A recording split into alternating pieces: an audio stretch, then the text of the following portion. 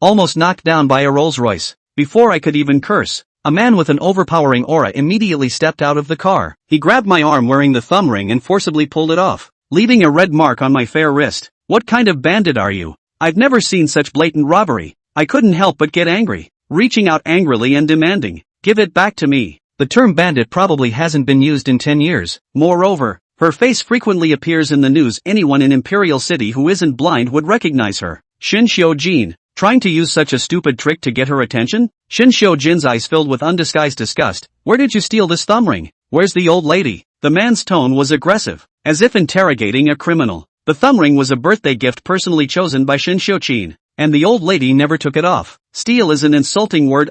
Su Xian, never engage in sneaky, underhanded things, I retorted with a frown. Shin Xiao-jin lowered her lashes and let out a soft hey of laughter. The next instant, she suddenly struck, gripping my throat and slamming me against the car. My back hit the cold, hard door with a heavy thud, the pain contorting my face. Was this man a violent maniac? The last man who tried to use the old lady to get close to me ended up minced and fed to the dogs. You'd better confess honestly, maybe I'll leave your body intact. I hooked her pinky with my fingers and forcefully pried it open, then immediately bit down on it. Don't push me to fight back, I warned coldly in return. Shin Xiao-qian glanced at the bleeding bite mark on the inner side of his thumb, his lips curling into a cold and dangerous smirk. Threatening me? She pulled out her pistol, pressing the dark muzzle against my kneecap. With a click, she released the safety. I'll break both your legs first, then interrogate you slowly. I knew this man was serious. Normally, I wouldn't bother with ordinary people, but this man needed to be taught a lesson. Without a sound, I reached into my cloth bag and felt for the silver needles.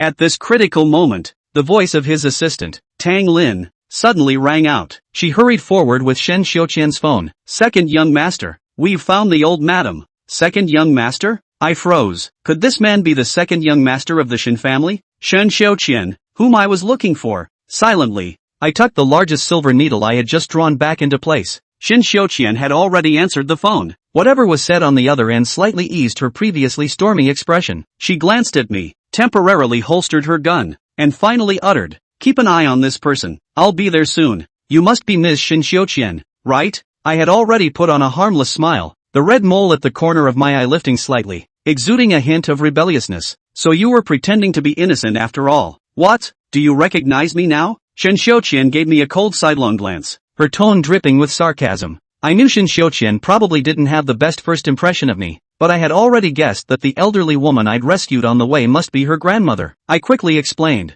Ms. Shin, the elderly lady had a sudden heart condition. I administered acupuncture at the time, and she should be fine for now, but to fully treat it, she'll need another session within 24 hours. Shin Xiao-qian didn't respond, clearly not believing me. Her gaze fell on the cloth bag I carried, and the black-suited bodyguard standing nearby immediately rushed over to restrain me, snatching the bag and handing it to Shin Xiao-qian. Lock her up, Shin Xiao-qian coldly uttered before turning to get into the car, speeding away right before my eyes. This was downright bandit behavior. That bag contained the tools of my trade. In the car, Shin Xiao-qian glanced disdainfully at the cloth bag in her hand, its rough fabric resembling a dish rag. She casually tossed it aside. Just now, I secretly reached into my bag to feel around for something, and Shin Xiao-qing saw it all clearly. She was convinced that the bag contained tools for burglary, planning to wait until she could question the old lady to get to the bottom of it. With both witnesses and evidence in place, she intended to make sure I spent the rest of my life behind bars. At the hospital, Shin Xiao-qing headed straight for the old lady's ward. As soon as she reached the door, she heard the old lady's excited voice. I told you I'm fine. Don't stop me. I need to go find my savior. That's the grandson-in-law heaven sent me. The doctor was practically on his knees begging her, Madam, you mustn't move around right now. If anything happens to you, and that person finds out, our entire hospital will be finished. Grandma, you'd better listen to the doctor. The ward door was pushed open, and Shin Xiao-qing strode in confidently. When the doctor saw Shin Xiao-qing, instead of feeling relieved, his forehead broke out in a cold sweat, and he cautiously said, Second young master, the old madam, she's not seriously hurt, but she needs peace and quiet to recover properly. Shin Xiao-qian cast a fleeting glance and said lightly, Since you need rest, why are you still here chattering away? The doctor was so intimidated by that look that he didn't dare breathe loudly and hastily retreated. Only the grandmother and grandson remained in the ward. Shin Xiao-qian looked at the elderly woman, frowned, and spoke up. If you're not comfortable at the nursing home, you could always call me to bring you home. Why go through all this trouble? With your heart condition, if anything had happened on the way. Bah! Old Mrs. Shin glared at him indignantly. Don't you jinx me. I won't rest in peace until I see you married with children, living a normal life. If you really care about me, hurry up and find me a grandson-in-law and give me a chubby great-grandchild. Shen Xiuqian remained unmoved. Enough, I'll agree to anything except marriage. Shen Xiuqian had always carried an aloof and domineering aura, and when her expression darkened, it was downright intimidating. Yet the old lady was never afraid of her. Clutching a pillow, the grandmother began wiping her tears. I promised your parents to raise you properly into adulthood, but now you're obsessed with nothing but work, cold and unfeeling, skipping meals when busy, not even a warm bite to eat, with no one around to care for your well-being. The blind dates I arranged for you, you refuse to meet any of them. The men who come knocking, you look down on them all. Fine.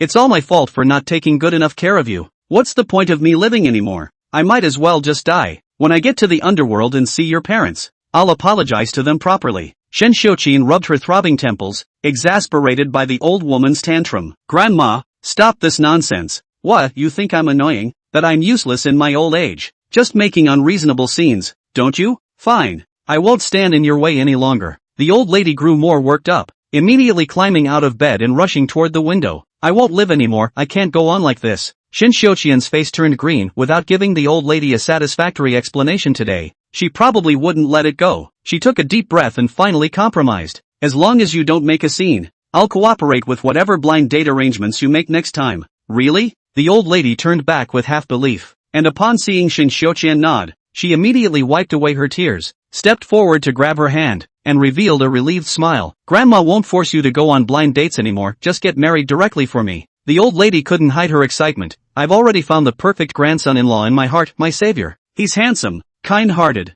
has a pleasant voice, knows medicine, and is a perfect match for you. As the old saying goes, for the kindness of saving a life, repay with your body, so you can repay it for me. Seeing Shen Xiuqian's displeased expression, the old lady immediately pretended to walk toward the window. If you don't agree, Grandma won't force you. The implication was clear. If she didn't agree, the old lady would take drastic measures. Shen Xiuqian rubbed her temples and reluctantly went along with her words. Fine, I'll listen to you. But your savior left no clues behind, so finding him might take some time. Of course, marriage was out of the question. Shen Xiuqing planned to find that man, give him a sum of money, and send him away from the imperial city, ensuring he would never appear before the old lady again in this lifetime. Unexpectedly, the old lady was unusually excited and smugly said, "It won't take long. Before I lost consciousness, I deliberately slipped the ring you gave me onto that man's finger. That ring is one of a kind, engraved with our Shen family's hidden pattern. It'll be recognized the moment it appears." Shen Xiuqing's expression froze strangely as my figure flashed through her mind. After a moment of silence, she asked, "Grandma,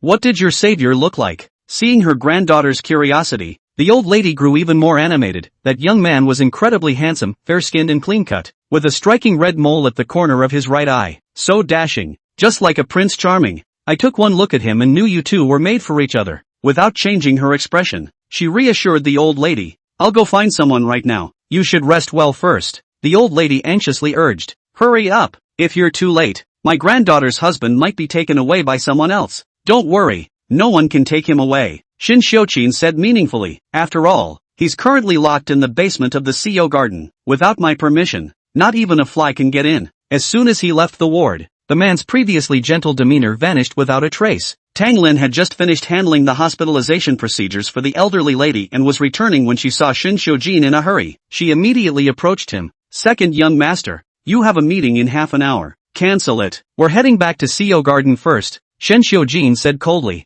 Just after saving the elderly lady, she coincidentally ran into him. What a suspiciously timed encounter. It seemed this man was more cunning than she had imagined. Shen Xiuqian made a phone call and issued a cold order. Investigate a man named Su Xian in Imperial City, around 20 years old, good-looking, with a red mole at the corner of his right eye. After hanging up the phone, Shen Xiuqian glanced at the cloth bag beside him, the one she had disdainfully discarded like trash earlier, and noticed something rolling out of it, revealing a dark corner. Shen Xiuqian hesitated for a few seconds, reached out, took the thing out and looked at it.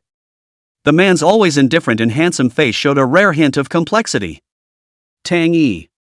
he asked, not quite sure. "What is this thing?"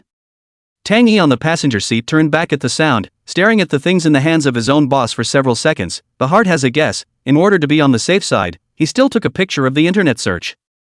"Second master," Tang Yi said with confidence, "this is the Taoist Bagua mirror, which repels evils and avoids the fury, and calms the house and protects the owner." It can also. Shut up. Shin Xiujin felt spicy ears when he listened to it. He threw the bagua mirror in his hand back into the bag. His heart already had a judgment that Bumpkin is a godly man with a deep heart. Returning to the Seiyu garden, Shin Xiujin just got off the bus, just in time to bump into the figure of the housekeeper, Fubo, who was in a panic and in a hurry. Second master. Uncle Fu did not expect Shin Xiujin to come back at this time, and his expression could not hide his panic. Shin Xiujin's dark eyes pressed over, his thin lips spitting out words, speak. Fubo only feels scalp numb, his heart across, truthfully said. Basement in the Tibetan Mastiff shut down the organs, do not know who opened, that Miss Su is still inside. If this isn't done quickly, Su Chao's little body could be gnawed to the bone, I'm afraid. Shin Xiujin's dark eyes sank, and his thin lips hooked up in a cruel and playful arc. He turned around and went straight to the surveillance room. Second master, is it really not necessary to turn off the mechanism? Fubo watched the monitoring screen, 3 snow mastiffs along the dark tunnel step by step approaching Su Qiao, who still knows nothing about it, nervously pinched the sweat. It's not too late to close the gates. But Shin Xiujin was unmoved. He sat lazily on a chair, lowered his head and lit a cigarette, and through the greenish-white smoke, looked at the center of the screen, Su Qiao, who was meditating, with interest, as if he was expecting a good show. You're not a charlatan and you're a healer? He wanted to see if it was her bones that were hard or the snow mastiff's teeth. Inside the basement. The tip of Su Zhou's ear twitched. She caught the sound of the beast's sputtering breath, coming from 3 different directions. Su Qiao rose alertly, and the chains locking her to her feet rattled with them. 3 giant snow mastiffs appeared from the depths of the darkness, surrounded Su Qiao. They stared at Su Qiao dead in the face, salivating at the corners of their mouths, obviously treating her as prey. At the moment she was empty-handed and unarmed, like a lamb to the slaughter indeed. Su Qiao took 1 step backward until her back hit the iron door with a crunch. Clang! The 3 giant snow mastiffs, as if they received a signal to go to war, fiercely attacked, opening their bloody mouths and roaring as they pounced on Su Qiao with the intention of tearing her to pieces and dividing her up. Inside the surveillance room, Fubuki could foresee the bloody misery that would follow, and averted his eyes unforgivingly. Shin Xiujin chewed on his cigarette, his dark eyes lightly narrowed as he stared at the small, seemingly weak woman on the surveillance screen. In a situation where she would be split up by the 3 beasts at any time, on her face, there was not a trace of fear or panic, and her eyes, which were originally like caged fog, were even biting cold in an instant. Heh, kind of interesting. The next image that appeared on the screen caused Shin Xiujin's original lazy expression to slowly converge. Only 3 snow mastiffs were seen pouncing towards Su Qiao with a ferocious momentum. And Su Qiao simply do not hide, slender pale small hand in the air pinched to decision, the dark red mole at the end of her eyes at this time actually like sucked full of blood, actually flashing ghostly red light. The long hair at the back of Su Qiao's head flew without wind, and an invisible wave of chi swept through the air, sweeping across to the 3 manic and violent snow mastiffs. The 3 ferocious beasts actually stopped in place as if they were bound. But it's not over. Su Qiao's hand gesture turned horizontally, while his lips moved lightly, wordlessly, and quickly reciting the spell. The heavenly gate is always open, my order is temporary, suck in the root, call out in the heart. Her eyes also gradually penetrated like a mirror, looking straight into the eyes of the snow mastiff directly in front of her, and gave a low reading, the trapped beast fights itself. Break! The moment her words fell, the 3 ferocious beasts resumed their previous violence, but the object they vented their offense on became the companions around them. The 3 beasts roared and hissed as they fought into a ball, attacking each other, and in a flash, blood and flesh flew everywhere. One had its nose bitten off and one had its tail bitten off. Ow! The snow mastiff's screams rose and fell, almost breaking through the screen. Shin Xiujin saw this bizarre scene happen with his own eyes. His eyes grew darker and gloomier, and he eventually got up, dropped his cigarette, stomped it out with 1 foot, and went straight to the basement. Chapter 6, What the hell is this robbery? In the basement, was bitten off the tail of the snow mastiff, twisted his head to die biting another throat, and was bitten by the snow mastiff, ate the pain whimpering. Next to the single one is also killed red-eyed, see it cannot move, rushed up in another mouthful, ruthlessly tearing off a piece of meat. Su Qiao stood aside, calmly watching the bloody scene. She didn't hold back, these 3 snow mastiffs had been trained to be man-eating beasts. If she hadn't saved herself in time, she would be the one being torn apart and divided by them right now. Su Qiao pinched her fingers and was planning to completely solve these 3. Stop! The man's low mellow cold voice suddenly rang out. It was especially clear in the empty basement. The hand in Su Qiao's sleeve slowly fell again. With a pale face, she slowly turned around and saw Shin Xiujin's tall and upright figure appearing outside the iron gate. The man's dark eyes were like deep, cold, frigid pools, and he frowned at her through the bars, scrutinizing her with the utmost scrutiny. "Who the hell are you?" However, Shin Xiujin did not wait for the answer, only to see Su Qiao, first two eyes closed, directly fainted.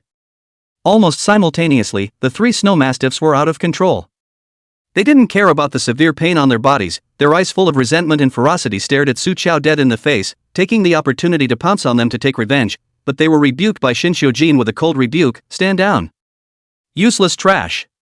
Snow mastiffs are extremely jealous of their master, do not dare to disobey his orders, then drag the bloody body, whimpering down the original path to climb back to the cage. Shin Xiujin swept his eyes at Fu Bo, the housekeeper next to him. Fu Buki's heart pounded with fear and he rushed to open the door. Shin Xiujin stepped in. The air was filled with the smell of blood, the ground was bloodstained, lying limbs and broken tails as well as two broken fangs. "Our snow mastiffs." Three snow mastiffs, Shin Xiujin 100 miles out of the purebred, and after harsh special training, they cooperate, can effortlessly tear the tiger. But this little woman in front of me can easily make them kill each other. "Second master, this." Fu Bo was about to open his mouth to ask what to do with this woman. The words didn't come out of his mouth, but he first saw a scene that made his jaw drop. Only to see his own high and cold ascetic, always not close to women's colors of the second master, actually took the initiative to pick up the woman on the ground, striding directly away. Halfway through, Sojo woke up. She opened her heavenly eyes many years ago after a serious illness, but every time she used her spiritual sense, her body would become abnormally weak. Passing out on the spot was considered light, and sometimes she would have a nosebleed. She usually passes out for 3 or 4 hours, but this time she actually woke up in less than 10 minutes. But Sojo closed his eyes and didn't move a muscle. Because Shin Xiujin's embrace was warm.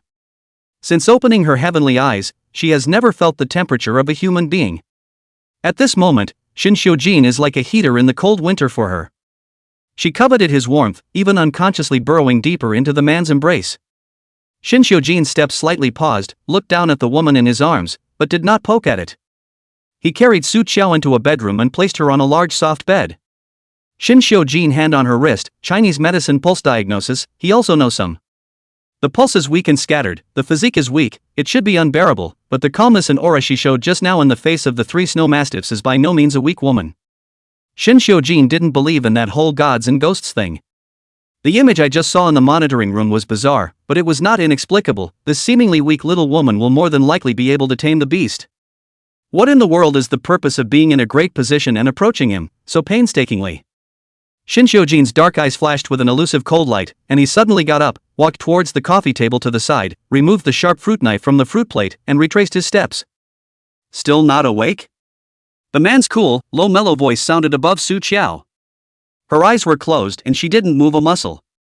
However, in the next second, Su Qiao felt a chill, a sharp, cold blade, pressed against her face. Shin Xiujin hooked his lips as he watched this little woman's eyelashes flutter under the knife. "Little thing, kinda packs a punch." He spoke carelessly. "Since he's unconscious, he'll be killed and fed to the dogs."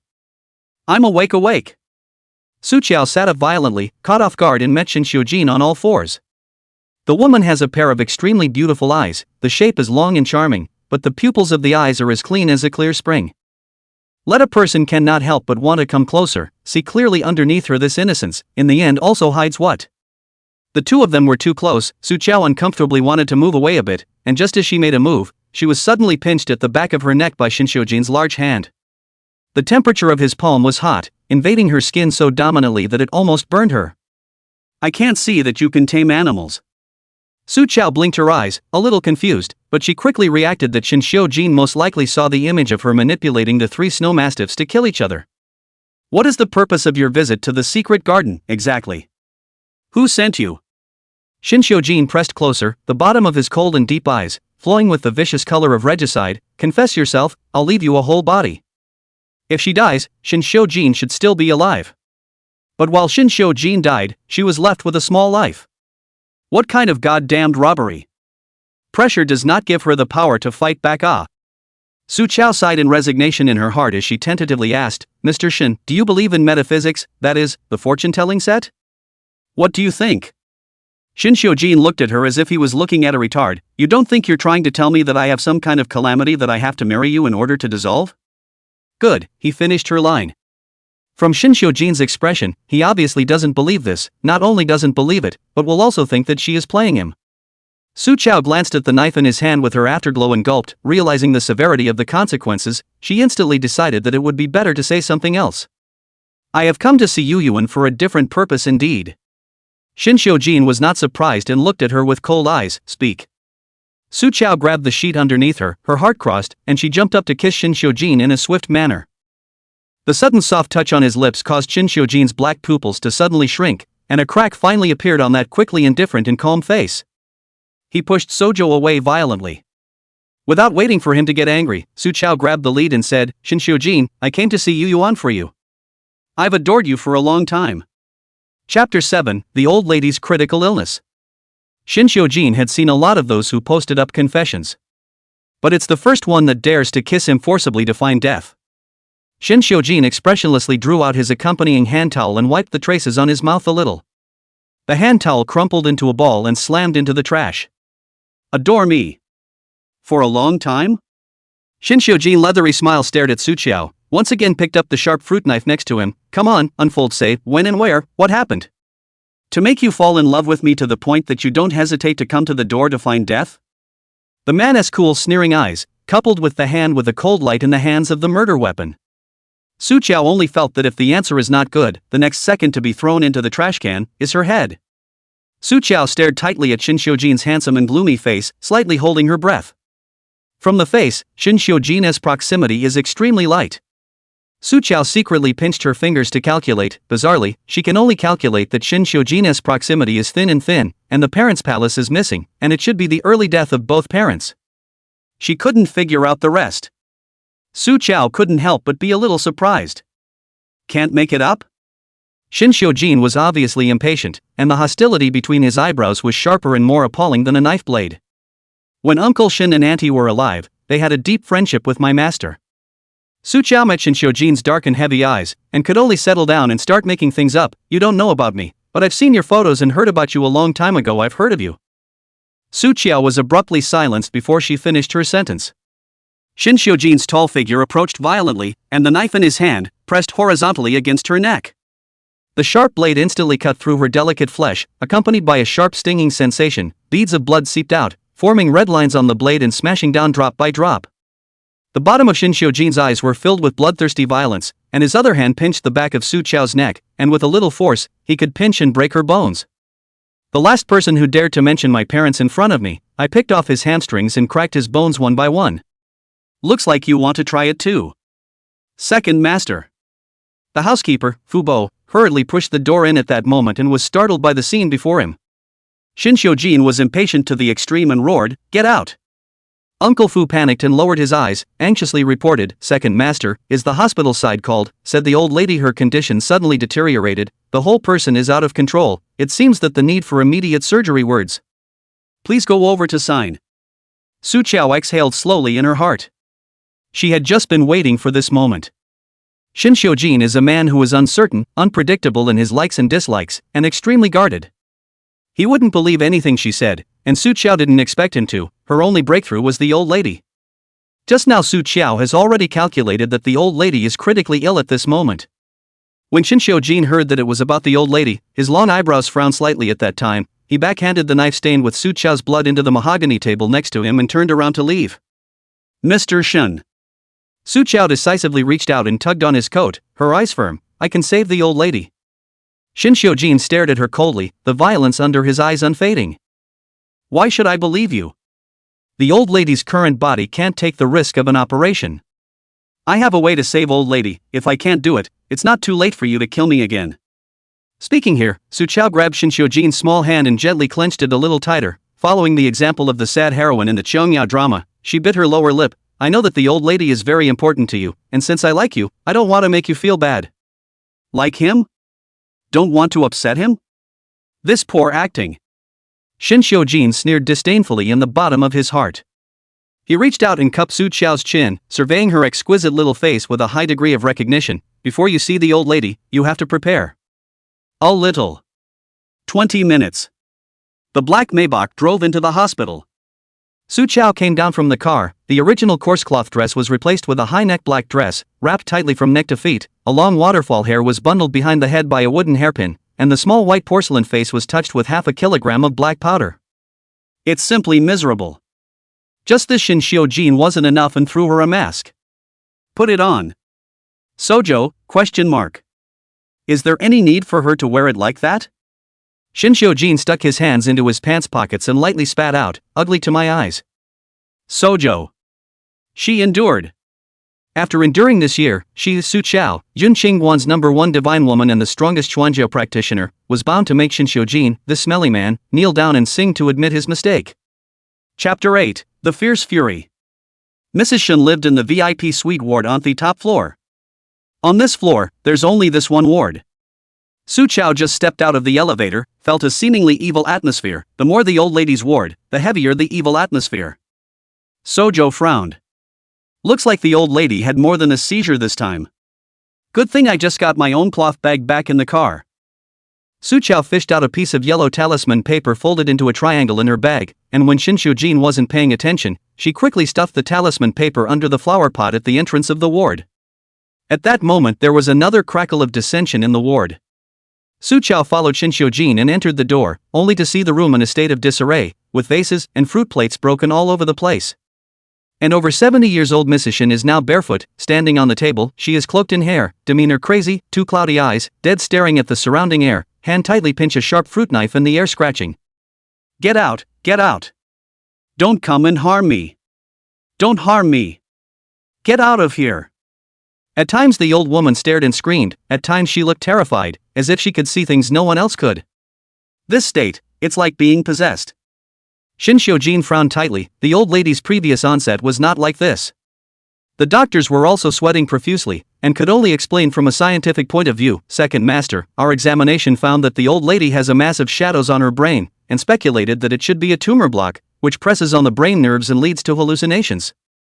It's best to operate to take it out. Speculation?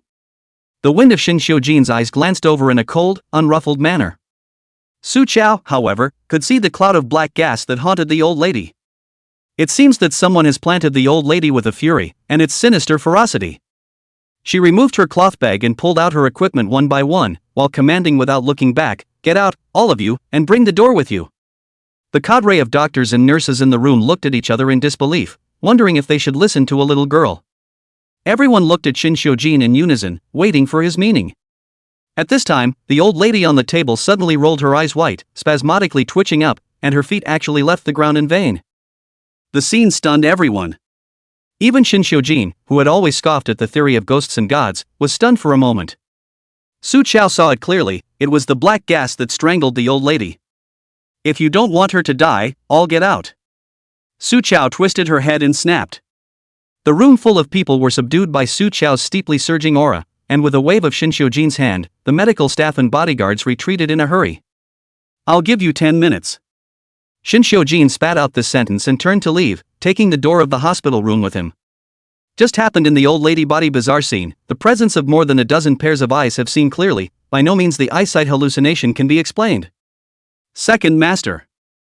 Assistant Tang Yi hurriedly arrived with a piece of information at this time. His expression was a bit intriguing. "This is that Miss Su's information. She was quite famous in Imperial City back in the day." Shin Xiujin reached out and took it, scanning over it with a glance. The Su family started out in the tile business, and at the height of their business, they had assets of $10 million, but they were not ranked at all in the Imperial City, which was full of tycoons. However, 20 years ago, when the Su family's second daughter Su Chao was born, it was a city full of attention. I heard that this Su Chao is the reincarnation of the heavenly fate Lone Star. On the day she was born, for old people, her grandparents and maternal grandparents passed away at the same time. And her mother also fell ill. The Su family business began to go downhill, until she was sent away at the age of 3. The Su family's situation has only improved. Until 7 days ago, Su Chao again to the Imperial City. Just the night before she came back, the Su family parents' car accident, both died. Tang Yi more and more said the more he felt the back of the spine cold, a little worried. "Second master, this woman is evil. Appearing to the death, she now seems to be staring at you again." Shin Xiujin lifted his eyelids at the words, "Do you think she can kill me?" Tang Yi had a taboo face. "Second master, this evil thing, we would rather believe it. Be careful, good. Before he could finish his sentence, the door to the hospital room behind him suddenly opened. Su Chao walked out. She took off her mask, her pitch-black face, lining her lips more and more pale. "The old lady is fine, I'll go wash my face." After saying that, she walked directly to the restroom, her slim back looking like a thin shadow that could fall when the wind blew. Shin Xiujin frowned faintly and invisibly as he withdrew his gaze and turned around to enter the ward to check on the old lady's condition. Only to see that the old woman who had just looked crazy was now lying on the bed, and her face had regained its blood color. Shin Xiujin checked the old lady's pulse, his eyes moved slightly, the person was indeed fine. "Ah, Jean."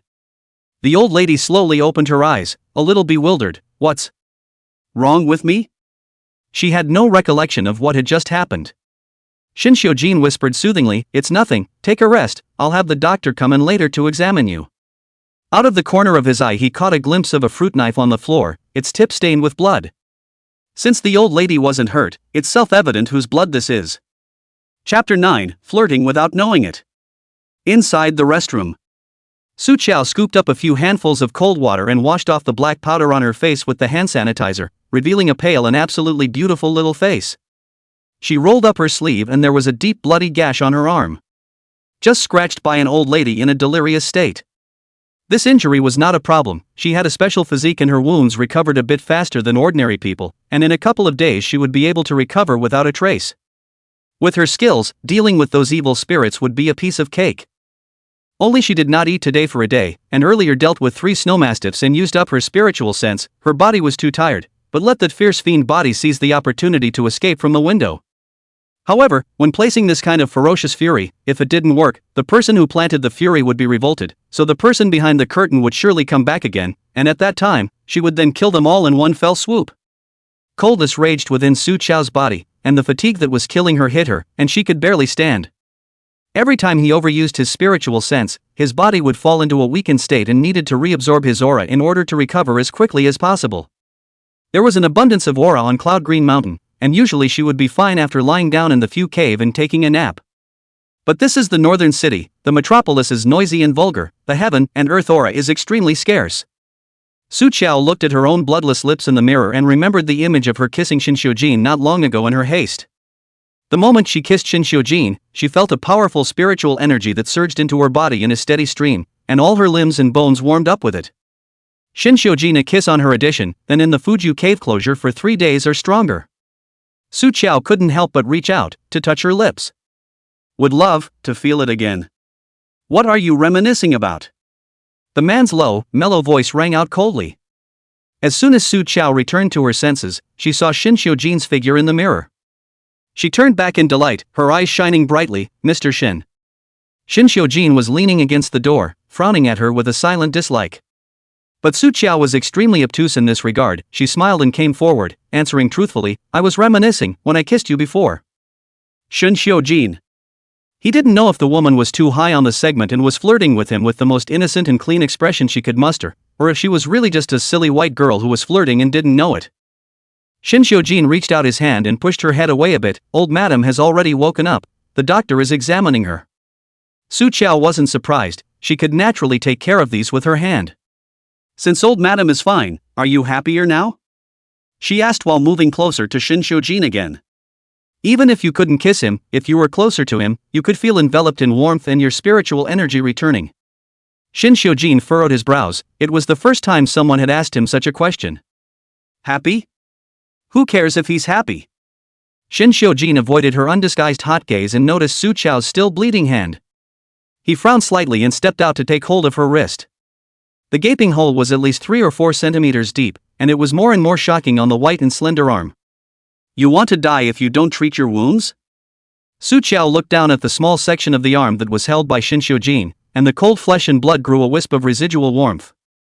"Mr. Shin."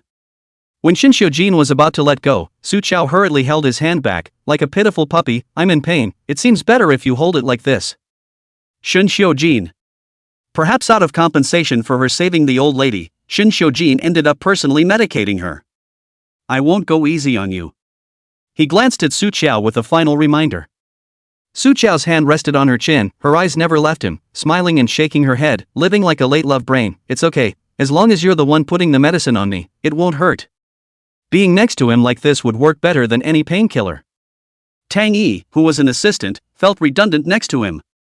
This Miss Su looks at her own second master with eyes full of joy are almost overflowing. Wait, she will not look at who died, right? Tang Yi was startled by this sudden thought. The doctor over there had already finished examining the old lady and confirmed that the person was fine, and specially came to report to Shin Xiujin. Second master, the old madam is clamoring to see you, saying that she has something urgent to tell you. Got it. At the same time Shin Xiujin got up, Su Qiao followed suit and was glanced at nonchalantly, sit down. Oh. Su Qiao obediently sat down, full of reluctance, then when will you come back Although he couldn't hug or kiss him, but being able to lean against him at a close distance, Su Qiao felt that his body was gradually regaining its strength. Shin Xiujin frowned in a faintly invisible manner. This little woman really does not know how to write the word reserve. He didn't bother to chime in and turned away.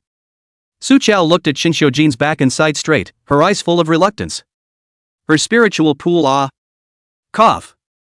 Tang Yi coughed from the side, frowning as he reminded, Miss Su, our second master has always had little interest in women, much less your type, you should be more sensible. Your name is Tang Yi, right? Su Qiao looked at him with a sideways glance, a completely different look from when she faced Shin Xiujin just now, indifferent and cool, a light glance swept over, there was an indescribable sense of oppression. Tang Yi was actually made to look at this little girl in his heart. Su Qiao faintly told him, your second master, I'll follow him. As for whether he is interested in women or men, I don't care. I advise you to worry about worrying about yourself. She lightly narrowed those good-looking fox eyes, scrutinizing Tang Yi, a wisp of imperceptible ghostly light trickling through the bottom of her eyes. Don't watch outside today, and also, this peace talisman you keep close to you. Saying that, Su Qiao pulled out a yellow amulet paper folded into a triangle from the cloth bag and placed it on the table. I don't. Tang Yi opened his mouth to refuse, but he saw the talisman drawn in vermilion sand on the yellow paper fluoresce in the sunlight and disappear in the blink of an eye. He swallowed back the words that came to his lips, his mind growing creepy. Tang Yi coughed lightly, reaching out to surreptitiously take the talisman paper and stuff it directly into his pocket. This gadget doesn't take up much space anyway.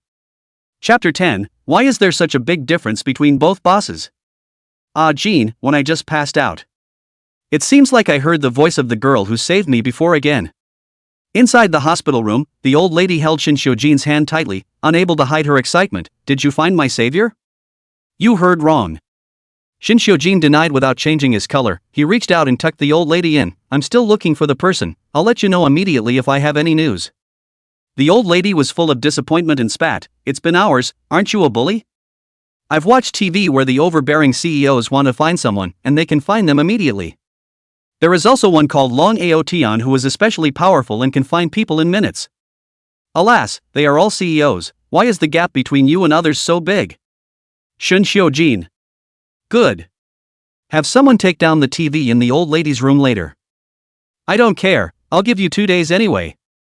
You're so capable, you should be able to find her for me in 2 days.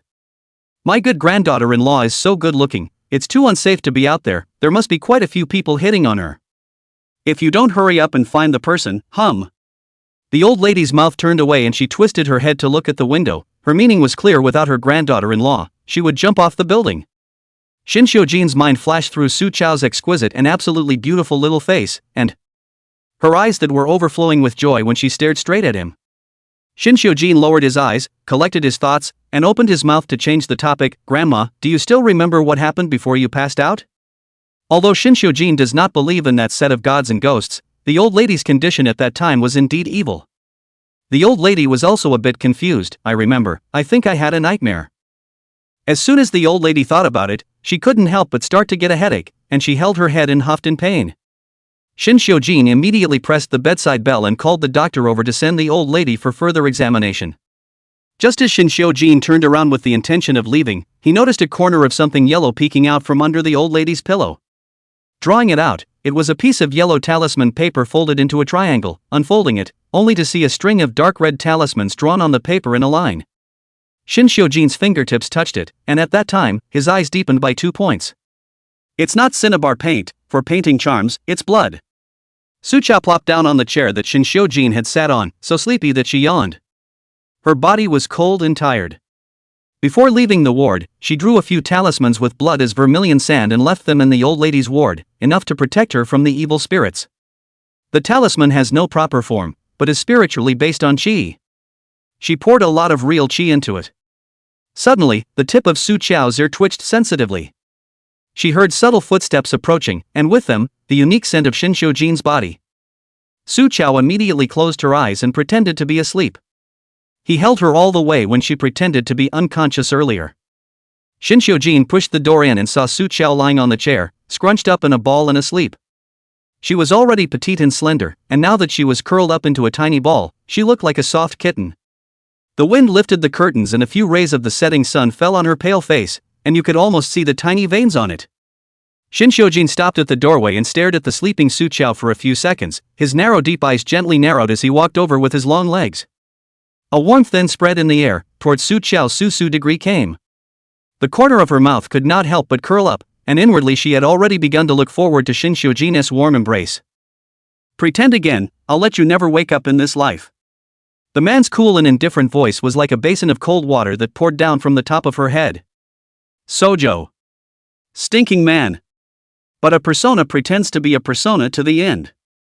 Su Qiao made a show of stretching her back, looking as if she had just been woken up, and looked up at the man in front of her, her somewhat disoriented sleepy eyes, her smile curving up. "Mr. Shin, you're back. This acting is too amateurish to run a drag queen." But it was as if her eyes could have blossomed when she saw him, and this happiness, however, did not seem feigned. "Shinshou Jin, or the first time I feel unable to see through a person, and the other party is still a little girl." Chapter 11, Is this so exciting? This elusiveness annoyed him and made him want to crush the little thing. There was no such thing as just thinking about it with Shinshou Jin. He reached out and pinched Su Qiao's jaw, his fingertips tightening violently, pinching her bones. "Who the hell are you?" Shinshou Jin took out the yellow talisman he found from under the old lady's pillow, his face unkind. Anyone else who dared to do that to her would be lying on the floor right now.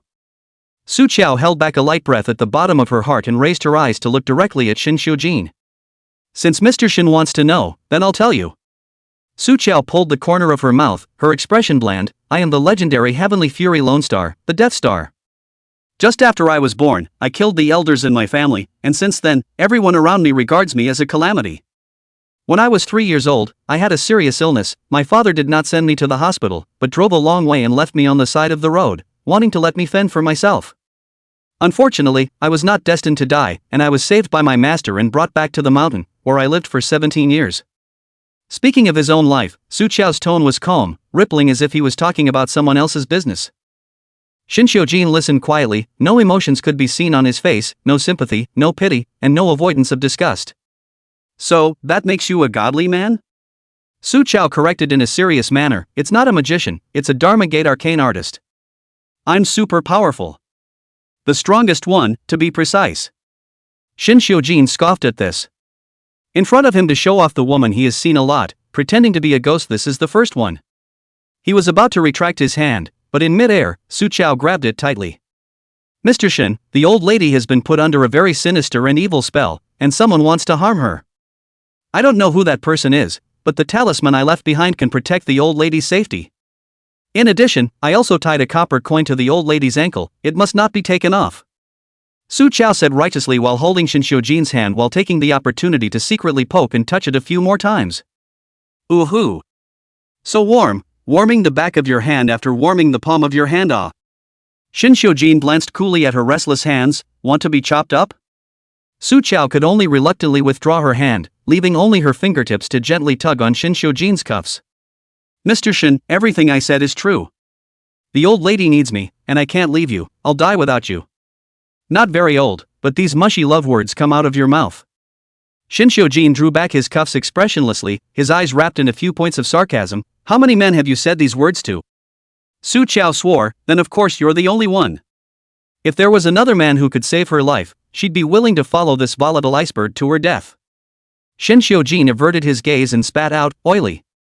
Seeing him turn to leave, Su Qiao panicked and went after him. "Mr. Shin, wait for me." However, her two legs squatting numb, jerked up and committed hypoglycemia, Su Qiao Deng Jian Black, the whole person uncontrollably toward the front flung down, and finally grabbed the life-saving straw as Shinshou Jin's trouser waist. Shin Xiujin pulled the belt around his waist with one hand in a somewhat wretched manner, and at that moment, his heart was in the right place to kill. He squeezed 2 words through his teeth, "Let go." Su Qiao slowed down, realizing what she was grasping in her hand. Her face got a little hot, and she was busy letting go of her hand. "I'm sorry, I didn't mean to. My feet are numb." At this moment, Tang Yi, who had just rushed here after handling his work, bumped into this bizarre scene. Only to see that godly little goddess kneeling between the legs of her own second master, who, in the meantime, was fastening his belt. In the hospital. And the doors are not closed? I did not expect that the second master, who has always been not close to women's colors, to play actually so exciting? Tang Yi tried his best to maintain his special assistant's quality. Even though his inner 3 views were crumbling from the sky, he always remained calm on the surface. By the time Su Qiao got up from the ground, Shin Xiujin's back was 3 meters away. She got up and went after him, not noticing a figure rushing out of the corner next to her and bumping right into him. I'm sorry. The woman apologized in a low, soft voice.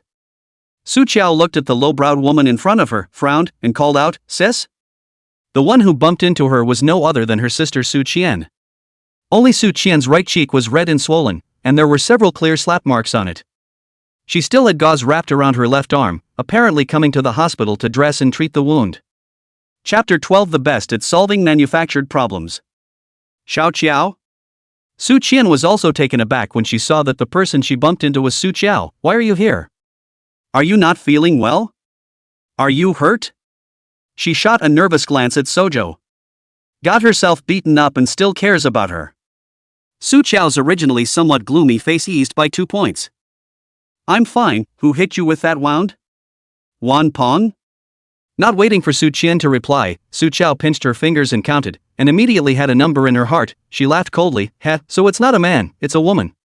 And, still an old woman. Your mother-in-law?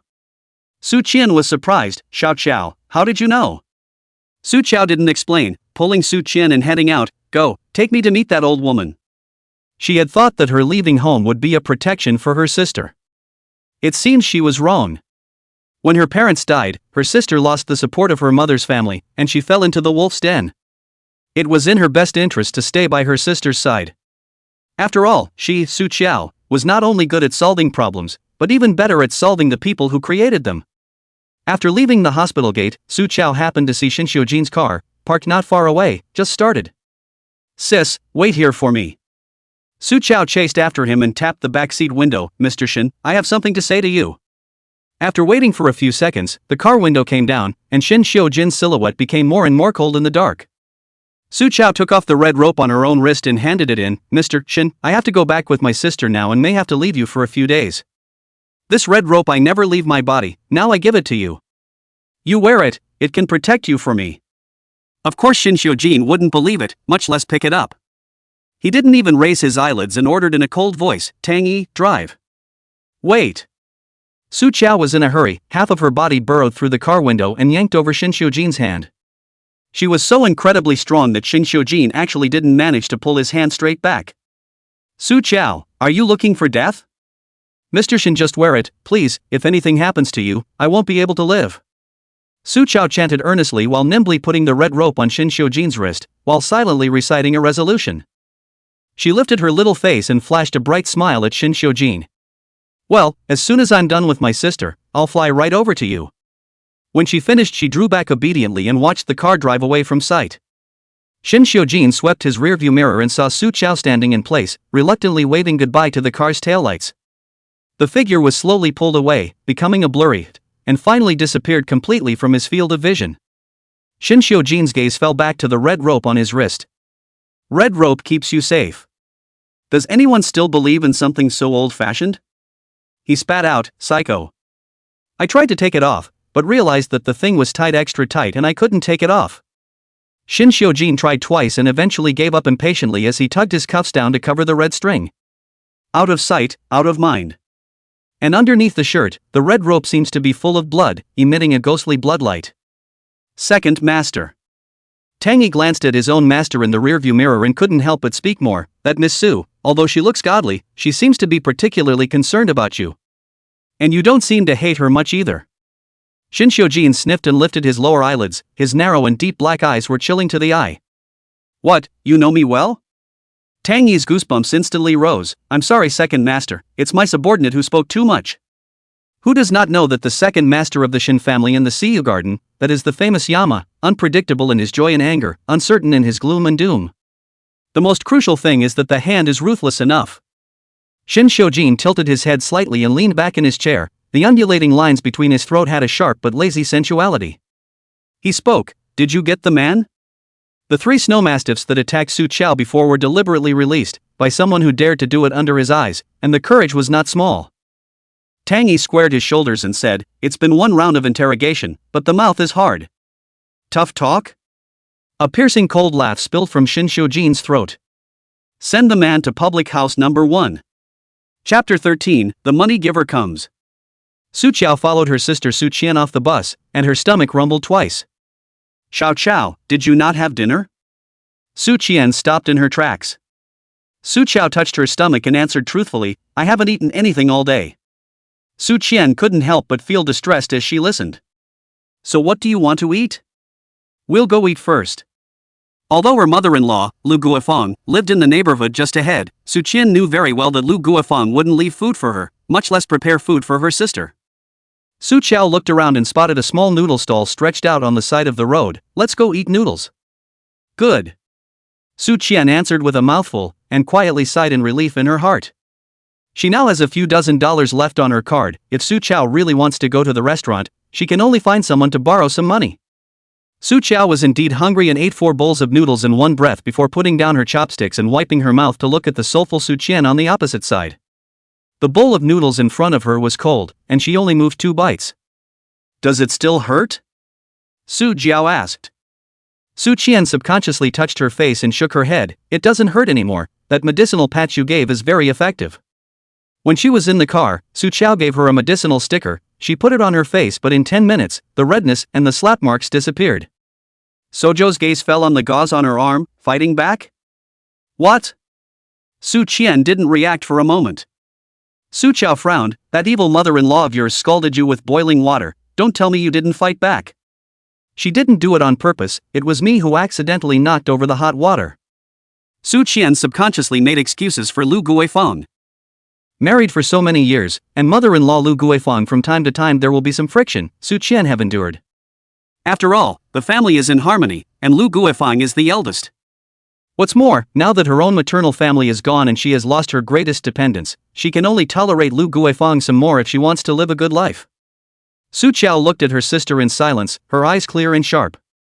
Judging from her face, she is covered with bad luck today, not to mention that she has broken her fortune and hurt her feelings, and then, there is a big disaster. Sis, whatever happens, you can tell me. I'll help you out. What can a 20-year-old girl do to help her when she can't even eat a meal away from home?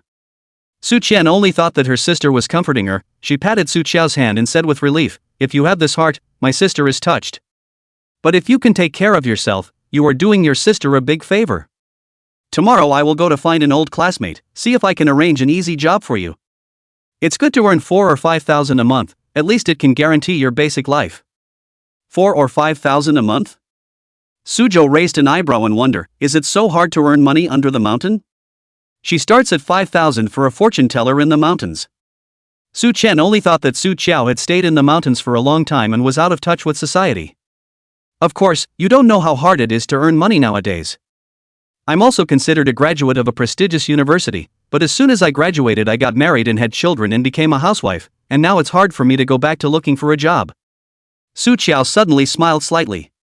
There's no hurry, the money delivery is coming. What? Before Su Qian could react, she first heard a piercing sharp break. Shout! A black van suddenly rushed by and stopped on the side of the road. From the car several menacing men descended, heading straight for them. Su Qian saw the face of the person who came, her face went white at that time, she stood up violently and rushed forward to protect Su Chao behind her without even thinking. What are you guys doing here again? I gave you all my money. This has nothing to do with my sister. Her voice was shaking. How vicious this gang of loan shark hooligans is, Su Qian has seen this morning. The leader of the scarred man smiled and touched a loan note from his pocket. On the loan note, there is also the signature and handprint of Wan Pang. Mrs. Wan, your husband Wan Peng gambled a few more times this afternoon and now owes us a total of $50 million with interest. In order to save his life, he offset the Su family villa to us. The scarred man's face suddenly became ferocious. Now he's in hiding, playing disappearance with me. Mrs. Wan, I'll just have to ask you for the house. Su Qian looked at the black and white note in Wan Peng's familiar signature, only to feel the sky spinning, 2 eyes black. This morning the gang came to the door. Su Qian realized that Wan Peng behind her back in the outside gambling, but also owed a debt. She had thought that Wan Peng was just a momentary misstep, but she never expected that he would even gamble with their matrimonial home. Su Qian clenched her back teeth and said in a trembling voice, "No, there is absolutely no way I can give you this house." It was the last legacy her parents left her. She grew up in that house with all the good memories. The scarred man was not slow to collect the IOUs. "That can't be helped, I can only take you back to talk slowly." He slanted his eyes at the little brother behind him. "What are you still standing there for? Ask Mrs. Wan to get on the car." Su Qian looked at the several big men who surrounded her, trembling with fear. "You guys stay back. I'm calling the police right now." Hurry up and report. I'll see which one who's not afraid of death dares to meddle." The scarred man didn't take Su Qian's threat in his eyes at all. He dares to do this business openly, so he naturally has a high-level cover in the police department. The owner of the noodle stall and a few passers-by around them ducked away. They are ordinary people, how dare they mess with these punks? Chapter 14, The Living God. A fat-headed little brother under the hands of the scarred man had already rushed to Su Qian. His big hand grabbed Su Qian's slender arm, and was about to forcefully take the person away.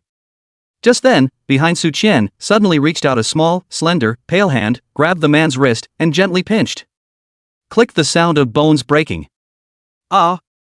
The little brother screamed in pain and fell to his knees on the spot.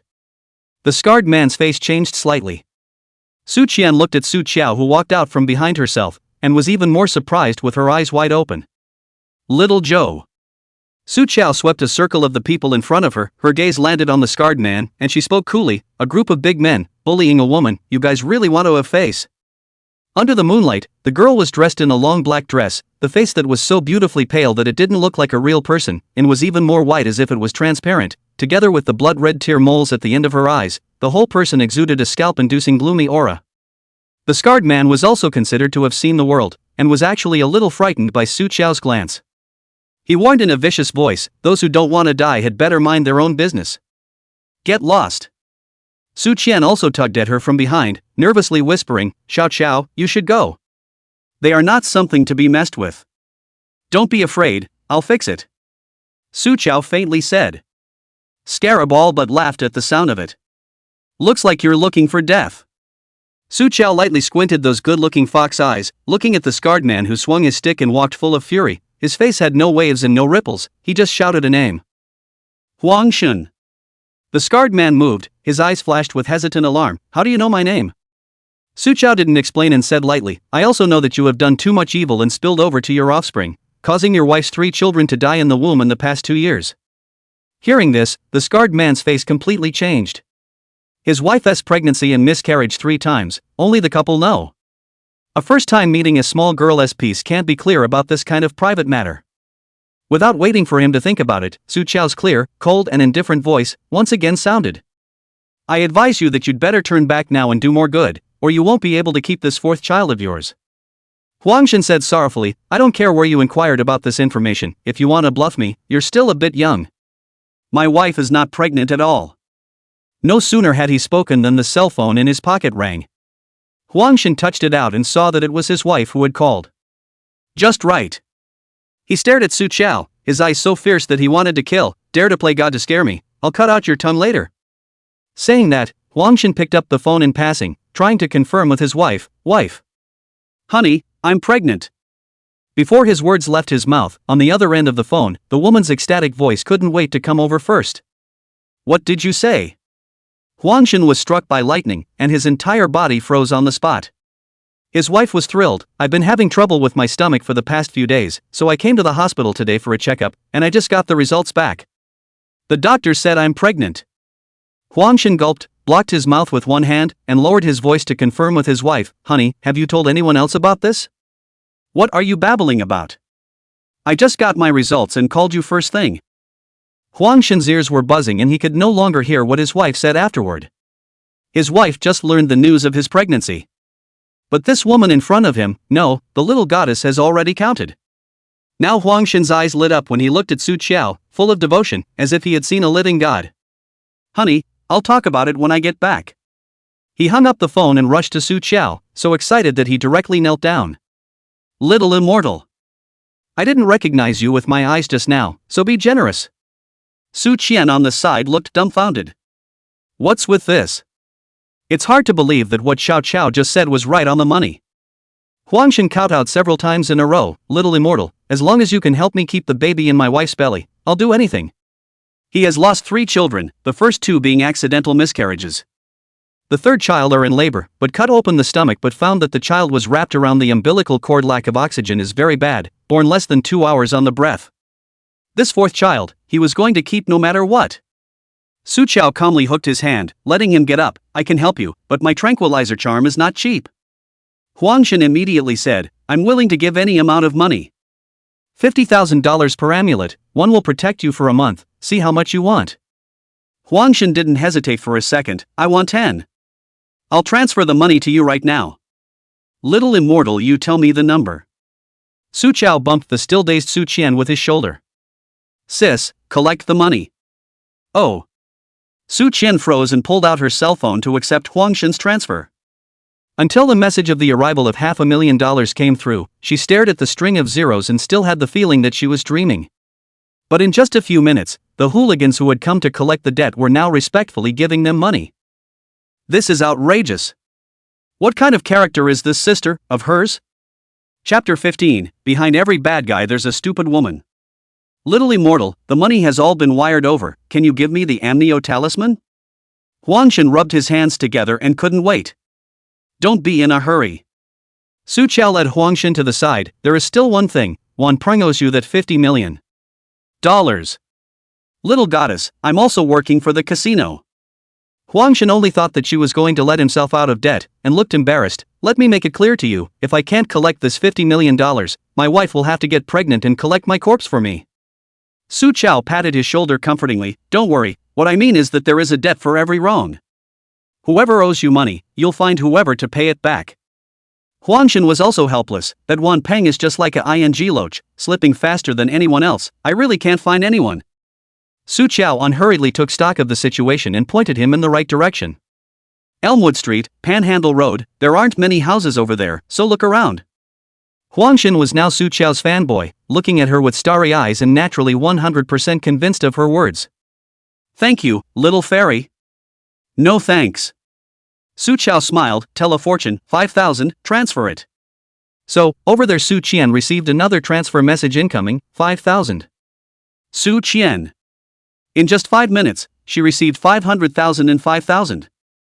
Sis, you've received all the money, right? Su Qiao had already folded back. And behind her, Huang Xin was leading a few juniors to bow at her back, and then the group got into the car and left. Su Qian's mood at this moment was difficult to describe in words. She suddenly thought of something, and as soon as she yanked Su Qiao up and turned to walk away, she only stopped when she walked to a place where no one was around. Little Joe, tell me honestly, where did you overhear the information about that hoodlum leader? Sojo. Hopefully the rogues bought it and her sister thought she was a liar. Su Qiao reached out and scratched the corner of his forehead, opening his mouth to try to explain, sis, actually that tranquilizer talisman of yours, what with the claim of evil deeds and retribution to the next generation, it sounds like the same thing as the charlatans in the TV series. Your sister, I'm at least a college student, of course I won't be fooled by the gods and goddesses. Su Qian frowned and said with a straight face, I don't care where you overheard the information from, but paper can't wrap fire. Before being discovered by Huang Xin, you have to find a safe place to hide. Or else, you'd better leave Imperial City. Sojo. Good, her sister would rather believe that she was a fraudulent goddess than believe that she was not an ordinary person if she could pinch a penny. Su Qiao rubbed her eyebrows and could only start making things up, don't worry, he won't find out. Huang Xin his wife went to the temple on the mountain before to worship the Bodhisattva, I talked to her, have seen Huang Xin's photo, also know that she miscarried 3 times. As for his wife this time pregnant. I just in the hospital, coincidentally saw her, see her symptom reaction like pregnant. Just casually said, and then guessed. So it is. This explanation, Su Qian really accepted. She palpitated and patted her chest. "You girl is also really bold. Thanks to your luck." "Yes, I'm lucky." Su Chao perfunctorily changed the subject. With a straight face, she advised, "Anyway, those people won't be looking for trouble from you for a short period of time. Sis, you'd better seize the time to get divorced from Wanpeng, so you don't have to care about all this crap in the future. $50 million is not a small amount." But more to the point, Wanpeng kind of accident let his wife take the blame for the scum is just can't change eat dog, not worth giving him a second chance. Su Qian sniffed but smiled miserably. "Xiao Xiao, you don't understand. Divorce is not that simple. In fact, Wanpeng was not like this before. He loves me very much, and also loves our daughter Jia Jia. We have been together since college." Thinking of the happiness she once had, Su Qian couldn't help but choke up and couldn't stop the tears from pouring out. This whole day of taut nerves suddenly broke. Su Qian embraced Su Chao, as if he had found a dependence, finally let himself cry out in pain. "I don't know how he became like this. This morning when the gang came to the door, he hid.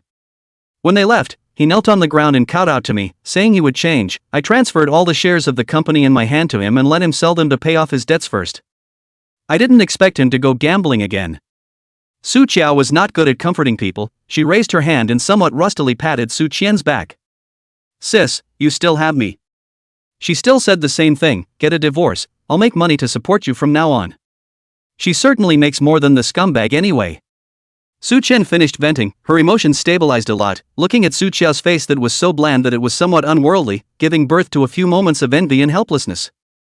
"Sure enough, it is still a little girl."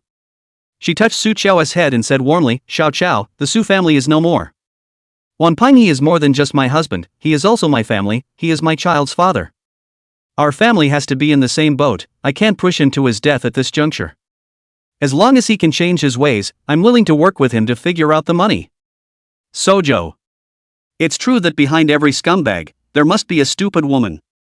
It seems that if you want your sister to completely die, you still have to let her see Wanpeng's true colors and be hurt through. Chapter 16, The Evil Woman and the 8-Woman Neighborhood. The Other Side of the Night. Neon is day. The black Maybach sped down the highway to public house number 1. Shin Xiujin sat in the back seat, his eyes lowered as he flipped through his cell phone, his gaze occasionally glancing at the red cord on his wrist. Ugly eyesore. Shout. The car came to a sudden stop. Shin Xiujin frowned slightly and raised his eyes as the front was congested into a mess. Tangy said, "Second master, I'll go see what's going on and if I can pass as soon as possible. This road is the fastest one to public house number 1. Shin Xiujin didn't chime in, which was considered to be an acquiescence. Tangy got out of the car and walked towards the center of the congestion, and there were also many cars and pedestrians around who stopped and gathered around to watch the fun. Holy, that's tragic. 4 cars rear-ended. I wonder how the people in the car are.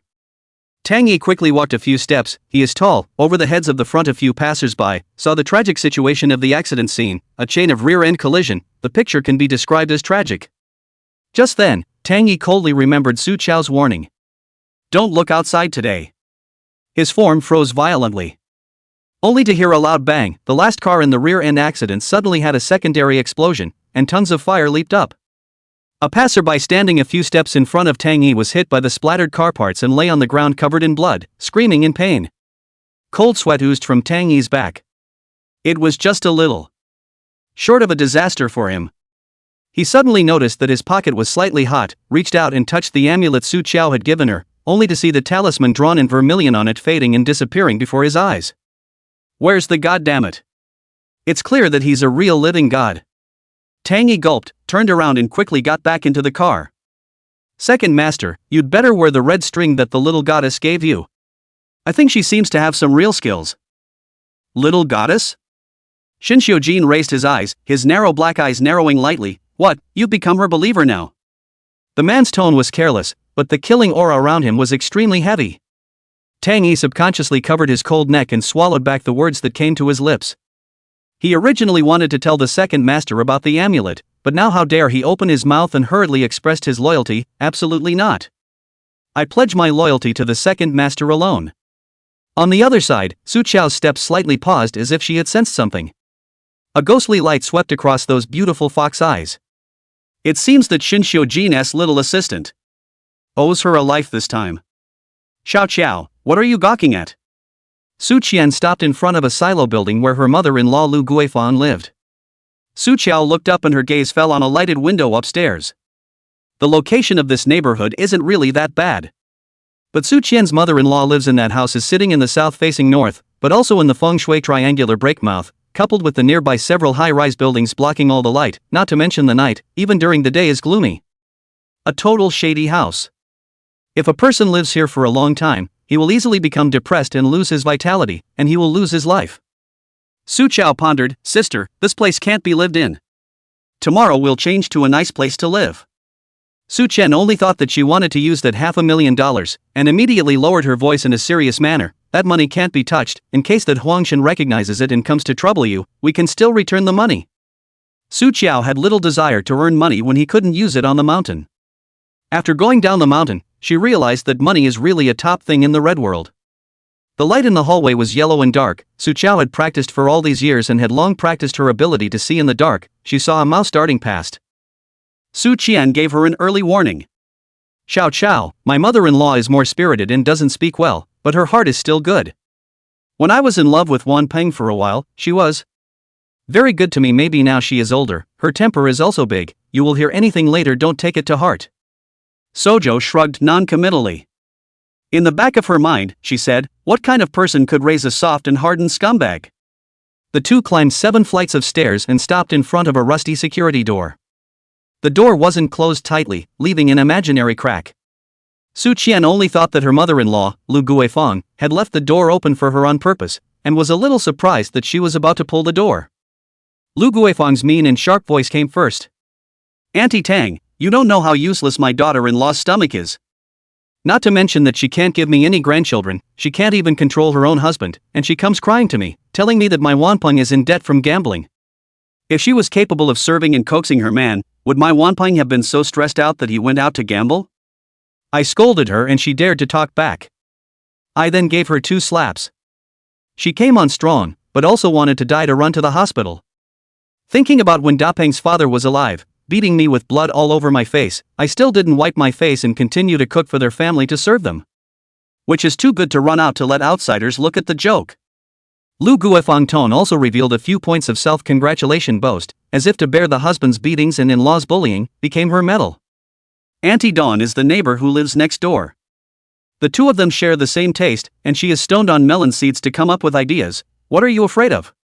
Now that her parents are dead, who would still treat her as a young lady? Anyway, there is no place to run. Hey, I say you just take this opportunity to see if she has hidden private money. I give you an idea. Su Qian listened to her mother-in-law discussing how to discipline herself with someone else outside the door, shivering with anger. She couldn't bear it and pushed the door in. Have you guys said enough? Chapter 17, Sister, get out of the way. Lu Guifang and Auntie Tang on the sofa were both startled and turned back in unison. Lu Guifang nonetheless did not have a weak heart, but instead cursed, to die ah, walking all noiseless, wanna scare to death Huna? Seeing Su Qiao following her through the door, Lu Guifang raised both eyebrows high. How did you bring a money loser back again? Su Qiao only took one look at Lu Guifang's twisted old face and knew that it wasn't something good. The forehead is low and the nose is crooked, the cheekbones are meatless and high and convex, and the chin is sharp and short, coupled with the pair of hanging eyes that are shrewd and mean, and her son is simply carved out of a mold. Sister Su Qian was originally a blessed face, but why did she run into this old woman and her mother and son, and all her blessings were drained away? Xiao Qian, this is that sister of yours, right? Auntie Tang's eyes lit up at the sight of the beautiful and white Su Qiao, smilingly saying, Egu, if you don't say it, you really can't tell that she's a village girl from the mountains. Auntie Dawn patted the crumbs of fruit peel from her hands and got up and came up. What's your name? How old is it? Have you talked about boyfriend ah? This little face can be really tender ah, is a little thin, turn around to let the aunt to see the chassis is not strong. Auntie Tang was like buying meat and looking at the goods, and wanted to get right to it. Su Qian slapped away Auntie Tang's outstretched hand and shielded Su Qiao behind her. She suppressed her temper and said, Auntie Tang, this is my younger sister Su Qiao, just barely 20 years old, still small. 20 is not young. You can even get a license to get married. Auntie Tang inserted both hands in front of her chest, looked askance at Su Qian, and spoke in a conspiratorial manner, Xiao Qian, don't blame Auntie Tang for speaking straight. Your sister was a disaster that everyone disliked at first, and now that she is uneducated and incapable, she can only take advantage of her youth to find a good family and sell for a good price. Lu Guifang heard good price 3 words, but remembered, Auntie Tang every day hanging in the mouth of the rich cousin of the business, recently played enough to play also cannot play, just want to find an obedient and beautiful wife to settle down. Right now the Su family parents are dead, the eldest sister is like a mother, if Su Chao can climb this marriage, then her dowry naturally belongs to Su Qian, then Su Qian's is not their one family. The more Lu Guifang thought about it, the more beautiful she felt, and she changed her face on the spot, singing along with Auntie Tang. Right. Xiao Qian, you can't take care of your sister for the rest of her life, finding a good husband for her is the right thing to do. Lu Guifang gave Auntie Tang a wink. Auntie Tang, her cousin, is especially rich, if your sister can marry him, she can be a rich wife for the rest of her life. Mom, what are you babbling about? Su Chen did not expect Lu Guifang to be able to say such shameless words, and she was so angry that her face turned green. Auntie Tang spent her days bragging about that rich cousin, and of course she knew what that was. Auntie Tang's cousin, he's almost 50. It's more than enough to be Xiao Chao's father. I say Xiao Qian, what you said. Auntie Tang was not happy and rolled her eyes. Being older will hurt you. If it wasn't for my friendship with your mother-in-law, do you think this kind of good thing could be your sister's turn? Su Qian sneered back, then why don't you let your own daughter take advantage of this great bargain? She could tolerate how others bullied her, but bullying her sister, absolutely not. Auntie Tang didn't expect Su Qian, who had always been like a soft bun, to fight back. What are you talking about? Trying to make my daughter incest? Auntie Tang was furious, reached out and pushed Su Qian. She was fat and strong. This palm pushed Su Qian stumbled. If not for Su Chao's support, she was going to fall out the door on the spot. Sojo glanced at the steep staircase behind him. A chill flashed under his eyes. If she is not there, Auntie Tang this slap pushed over. Su Qian, if you cannot stand steadily, I am afraid that will be pushed directly rolled down the stairs. Lu Guifang watched the play from the sidelines, high on melon seeds. Of course she wouldn't speak for Su Qian, on the contrary, she couldn't wait for someone to help clean up this dainty daughter-in-law piece by piece. Auntie Dawn came on even stronger. Yo, you still dare to glare at me? Uneducated thing, today I'll educate you properly on behalf of your dead parents. She rolled up her sleeves, revealing arms almost as thick as Su Qian's calves. Auntie Tang has seen how Lu Guifang slapped Su Qian. Her own mother-in-law did not give face. She is an outsider. The hand down even more. Do not need to be careful. She wheeled round and slapped Su Qian with a furious glare. Su Qian instinctively wanted to hide, but thinking of her younger sister Su Chao behind her, she decided to go out of her way to fight with Auntie Tang and not let her bully her sister. Sister, get out of the way. Su Chao suddenly spoke. Before Su Qian could react, she only felt that the back of her neck was being picked up, and when she came back to her senses, she had already been carried aside by Su Chao, who, with her other hand, easily pinched Auntie Tang's arm that hadn't yet fallen. She was surprisingly strong for a little one. Froze and held Auntie Tang immobile. Su Qian fiercely recalled that before, at the noodle stall, when Huang Xin's group was looking for trouble with her, Su Chao also easily restrained a big man like this, and it dawned on her this sister of hers, I'm afraid that she was born with godly strength. Chapter 18, You Won't Live to See Tomorrow. Agu, it hurts me to death. Aunt Tang's old face twisted in pain. Quickly let go, you little hoof.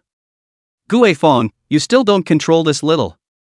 Lu Guifang also did not expect almost 200 pounds of Auntie Tang, can be as thin as a bamboo pole like a small girl to restrain. Returning to her senses, she busily put on her elder's stance and rebuked, Su Qian, tell your sister to hurry up and spread her hands. It's revolting, how dare you hit someone? Su Chao lifted her eyelids and swept her gaze coolly over. Lu Guifang was stared at by her eerie eyes, only to feel a chill running up her tailbone, and couldn't help but take a half step back. Bullying goons. Su Chao disdainfully retracted her gaze and looked again at Auntie Tang, who was held in her hands. Seeing as your seal is yellow and your face is green and black, you won't live to see tomorrow. Kneel down and kowtow to my sister and apologize, and I'll leave you alone. The main door was left open. The skylight on the opposite side of the building had a cool breeze pouring in, penetrating through the hall and lifting Su Chao's thick, ink-like black hair at the back of her head, and her whole person was beautifully demonic for a few moments. Those beautiful fox eyes stared wavelessly at Auntie Tang in front of them, their eyes indifferent as if they were looking at the same dead thing. Auntie Tang was drenched in cold sweat, reacting to the fact that she had actually been bluffed by a little girl. She jumped up and down in a fury, fighting with all her strength, rushing straight at Su Chao. Little you dare to curse me to death. I'll tear this mouth of yours apart. The whole building seemed to be shaking with her full of fat. The corner of Su Qiao's mouth hooked up into a cold smile, dryly letting go of her hand. Her figure was agile and swift, circling around behind Auntie Tang. A slapping leg kick lands directly in Auntie Don's kneecap. The 200-plus-pound Auntie Tang was kicked so hard that she directly knelt down, right in front of Su Qian. Su Qiao wasn't polite either, grabbing her head and smashing it into the ground. Apologize. Su Qiao's face was expressionless, but her hands were ruthless. Auntie Tang's head knocked against Su Qian's feet, a sound over a sound. Ouch, don't hit, don't hit. Auntie Tang's old face was twisted in pain, and she could only shout around, Miss Su, I'm wrong. You adults do not remember the small man, I am shameless dead fat pig. My mouth is cheap. This unexpected reversal made Lu Guifang almost drop her jaw. We must know that Auntie Tang is a well-known tough in the neighborhood, usually fight with men do not lose. Today was actually a small girl piece of restraint.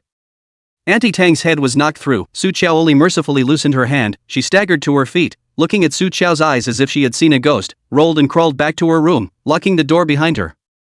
Su Qiao also closed the door backhandedly. Now, only Lu Guifang and the sisters were left in the living room.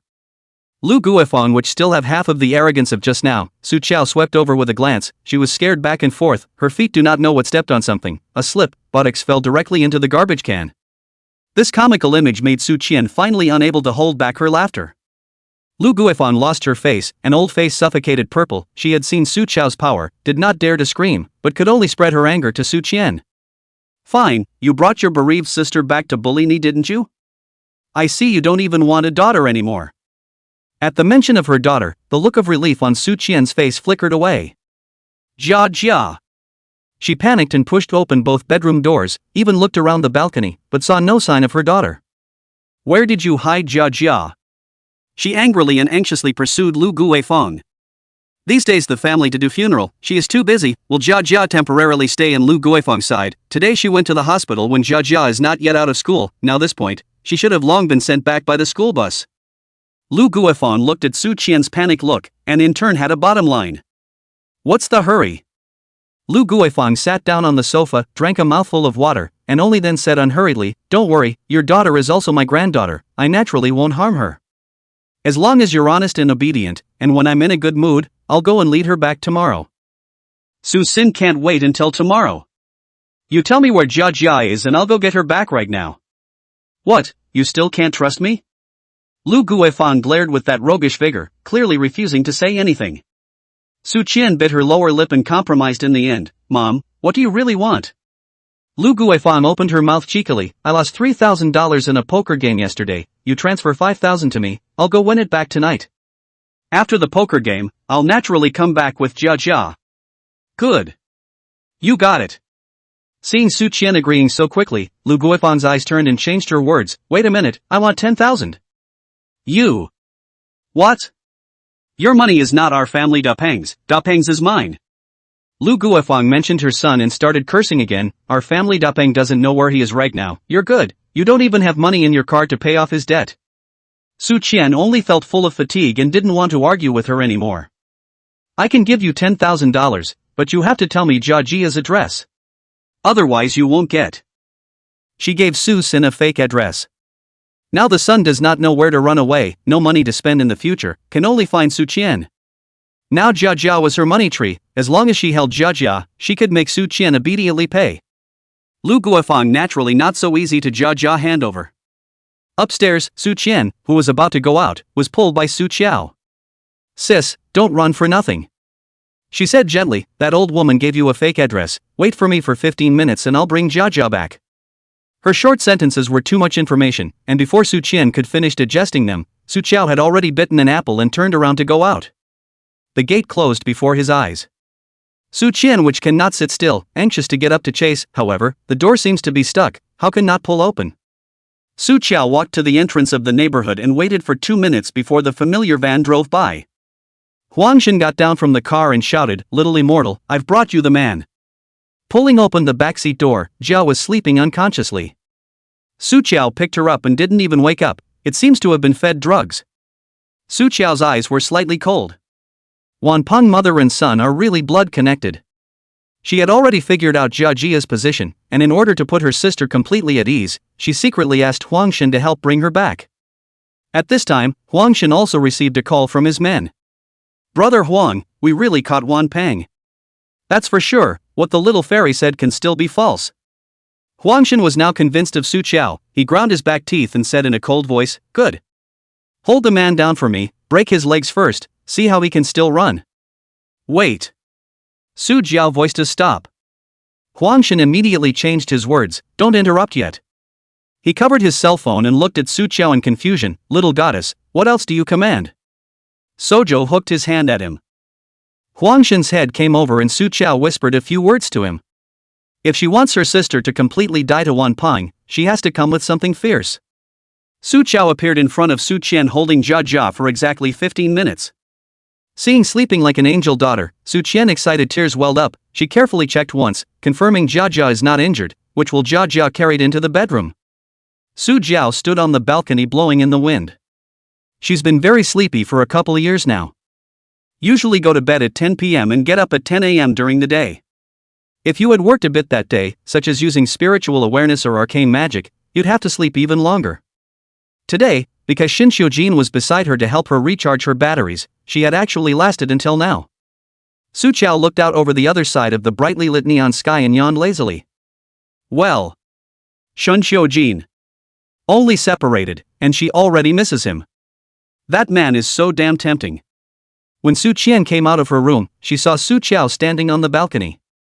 The night wind floated, her clothes flew, and her back looked faint and lonely. Su Qian looked distressed, picked up the blanket and walked over to put it on Su Qiao. "Why are you standing out in the wind? Don't freeze and catch a cold later." Su Qian held her cold hand and rubbed it. Su Qiao couldn't feel her sister's body heat, but she knew that she was good to her. Su Qiao couldn't help it and advised once more, "Sister, that Lu Guifang didn't see you and Jia Jia as a family at all. Why don't you divorce Wan Peng and take Jia Jia with me?" Su Qian laughed with mock bitterness and lamented, "How can divorce be so easy? And Wan Peng and his mom are different. In the past when I had some unpleasantness with his mom, he would stand on my side to coax me." Su Qiao was sharp and sober, "So in the end, is it you who compromises every time?" Su Qian was dumbfounded by the rhetorical question. Indeed, her ears are soft. Every time Wan Peng coaxed to coax, say something nice, she gave in. Su Qian pursed her lips and lowered her eyebrows, revealing the meek softness in her bones. "I know you don't like your brother-in-law, but we've been a couple for so many years, it's not something that can be ended with a single word of divorce. Even if we really want a divorce, I still have to see him, sit down and talk with him, maybe he has some bitter feelings." Sojo. Besides, Jia Jia also needs a complete family to grow up healthy. Su Qian looked back at the bedroom. The door was not closed tightly. From her angle, she could see her daughter lying on the bed asleep. For the sake of her daughter, she also had to hold up this family. "I understand Wan Peng, he is misguided, lifelong very. I am willing to give him a chance, I believe he will change." Su Qiao had a bit of a headache looking at Su Qian's self-congratulatory appearance. When women are stupid, they really do lie to themselves. All she can do is to help her sister wake up as soon as possible, and then go to Xin Xiujin to save her own little life. Chapter 20, I'm a pervert and I think you're a pervert. Under the shroud of night, the other side of the imperial city is brightly lit as day, rich neon colorful, everywhere fascinating eyes. This was one of the busiest sections of Imperial City. The legendary and mysterious number 1 mansion is located in the heart of the most prosperous area. To be precise, it's not above ground, it's below ground. There are 3 floors in total and the layout is extraordinarily large. There are everything from extravagant nightclubs with wine pools and meat forests to high-end casinos and clubs, and the 3rd underground level is the bloodiest and noisiest place of all, the underground wrestling hall. In the ring at that moment, 2 shirtless, well-muscled men were grappling. The bloodier the scene, the more excited the audience underneath, hissing and shouting, clamoring. This is not a rodeo, this is a bad taste game for the rich. Some people raise horses and bet on them, some people raise teams and bet on football, and here they race people and bet on their lives. There are no winners or losers on stage, only life and death. Specialized SVIP booths are available on the 2nd level of the grandstand. The one-way acoustic see-through glass not only cuts out the hustle and bustle, but also keeps everything inside the booth, airtight, out of the way. Xin Xiujin's tall figure was sunk on the dark red sofa, black shirt, collar casually open, the face with sharp contours and pen like a knife. Under the color of the misty lamp, it was indescribably demonic. He casually picked up the fresh, bloodied meat on the plate in front of him and dropped it into the fish tank beside him. Dozens of hungry piranhas are kept inside, the meat goes in, and it's split clean up. Second master. I really was cleaning and accidentally touched the organ. You go around me this time. The man kneeling at Shinshio-jin's feet couldn't stop kowtowing, his head smashed on the floor with a thud, and a puddle of blood was quickly left on the polished, mirror-like floor. One of the drops of blood splashed out and happened to drip on the surface of Shinshio-jin's shoes. Shinshio-jin's gaze faintly swept over. The man's body shook violently, shaking into a sieve. I'm sorry, second master, I'm sorry. I'll wipe it clean. He crawled on his knees to Shinshio-jin's feet, and before he could wipe, behind him, a lazy voice rang out. TSK. Shin brother, this pair of shoes, but I spent 3 million, find people with the best crocodile skin, pure handmade. A slender and lazy figure walked into the private room, the red sequin suit on his body was eye-catching. Tang Yi, who was on the side, called out, Xiao Xiao. Shaw delusion. The young master of the Xiao family, one of the 4 great families of the imperial city, counting 3 generations up, not to mention the imperial city, the position of the highest leader of the country of A has been sitting. Although there was now a new generation, the Xiao family was still an untouchable existence. And Xiao Deluxe, as his name suggests, is arrogant and cocky. In addition to being born with a good skin, he was flamboyant and handsome, and was pleased to mention the reputation of being the first dude in Imperial City. Shinshio-jin slightly lowered his eyes, his ink-stained eyelashes covering the emotions under his eyes. Looking at the man kneeling in front of him, about to shine his shoes, he kicked him right in the face. The man's nose was instantly broken by the kick and his face was covered in blood. Shinshio-jin slowly stood up, his tall and straight figure carrying a cold and oppressive feeling of its own. The man was gripped by invisible fear and twisted his head to escape, but he was grabbed by Shinshio-jin's collar and dragged directly to the fish tank filled with piranhas. Realizing what he wanted to do, the man was completely crushed and loudly begged for mercy. I confessed, second master. It's Shin. Late. Shinshio-jin, however, was not interested in listening and directly pressed his head into the fish tank. The smell of blood instantly attracted dozens of piranhas, who excitedly surrounded the man's face, became their meal. When Shinshio-jin let go of his hand, the man's face was gnawed to the point that only white bones remained. Tang Yi was used to all this, and after respectfully handing Shinshio-jin the disinfectant wipes, he arranged for his men to drag the already disfigured man out. Xiao Delusion on the side couldn't help but raise his eyebrows. Brother Shin, I'm a pervert who thinks you're perverted. Shinshio-jin finally raised his eyes to look at him. Why, do you want to try the taste of a piranha too? Don't want to. Xiao Delusion immediately honest, his brother Shin always do not like to joke, is really can take him to feed the fish. Xiao Deluxe took out the information he had found out and handed it over, saying with a straight face, Brother Shin, I've checked, and during this recent period of time, there's a goddess from out of town who often enters and exits the Shin family's main residence through the back door. When he heard the word godmother, Shinshio-jin's eyes rippled slightly, and his mind slid over Su Qiao's appearance, his eyebrows glowing as soon as he saw him. Shinshio-jin suddenly felt a little restless. He casually picked up the red wine on the coffee table, tilted his head, and drank the scarlet liquid in one gulp, drinking a few moments of grinding teeth and sucking blood. Looks like that little thing, it's really something. Brother Shin, there are quite a few people living in the main mansion, and I'm afraid it will take a bit more time to find out exactly who the godmother invited. If he were to do something else, Xiao Delu could tie people over and ask them one by one, but the Shin family's old mansion. Shinshio-jin said indifferently, you don't have to care about this matter. Shin family old mansion that a few, each are not oil lamps, but have the courage to reach out to the old lady, there are not a few. Brother Delusion, this month's debt. Outside the private room, Xiao Deluxe, a follower little brother with a ledger, pushed the door in, did not expect to look up and see Shinshio-jin is also there, was shocked for a moment. Shin. Master Shin. The person's legs were weak, and he subconsciously wanted to withdraw. However, Xiaoyao lazily opened his mouth and called out, what are you afraid of? Can my brother Shin still eat you? Xiao Deluxe usually plays with flowers, but his character is casual and doesn't take any airs, and he can even call himself a brother to the people under his hand when he's in a good mood. But Shinshio-jin, that is the Yama king who is difficult to determine his joy and anger. The little brother carefully eyed Shinshio-jin's face and stiffly handed the account book to Xiao Deluxe. Shinshio-jin is naturally clear about what debt Xiao Deluxe has collected. Uninterested, he skillfully pulled out his cigarette case, shook one out and bit into his mouth, lighting it with lowered eyes. And behind them, out the glass window, there's already one down in the ring downstairs, being dragged down like an animal by the staff. Xiao Deluxe suddenly cursed, Huangshan, that $50 million of debt is still his mother cannot be collected? You tell him, within 3 days, can't get the money, he and the debtor Wan Pang. Lousy a pit to them all buried. Hearing the name Wan Pang, Shin Xiujin's narrow black eyes narrowed lightly. White smoke blurred his features. He spoke quietly, the one called Wan Pang, his wife is called Su Qian? Chapter 21, Who's more pathetic? Xiao Ya was unsure. Yeah brother, you recognize it? As a debtor, of course, has long been Wan Peng's family. 18 generations of ancestors have been investigated clearly. But he didn't expect that Shin Xiujin actually knew about this kind of small role. Mei.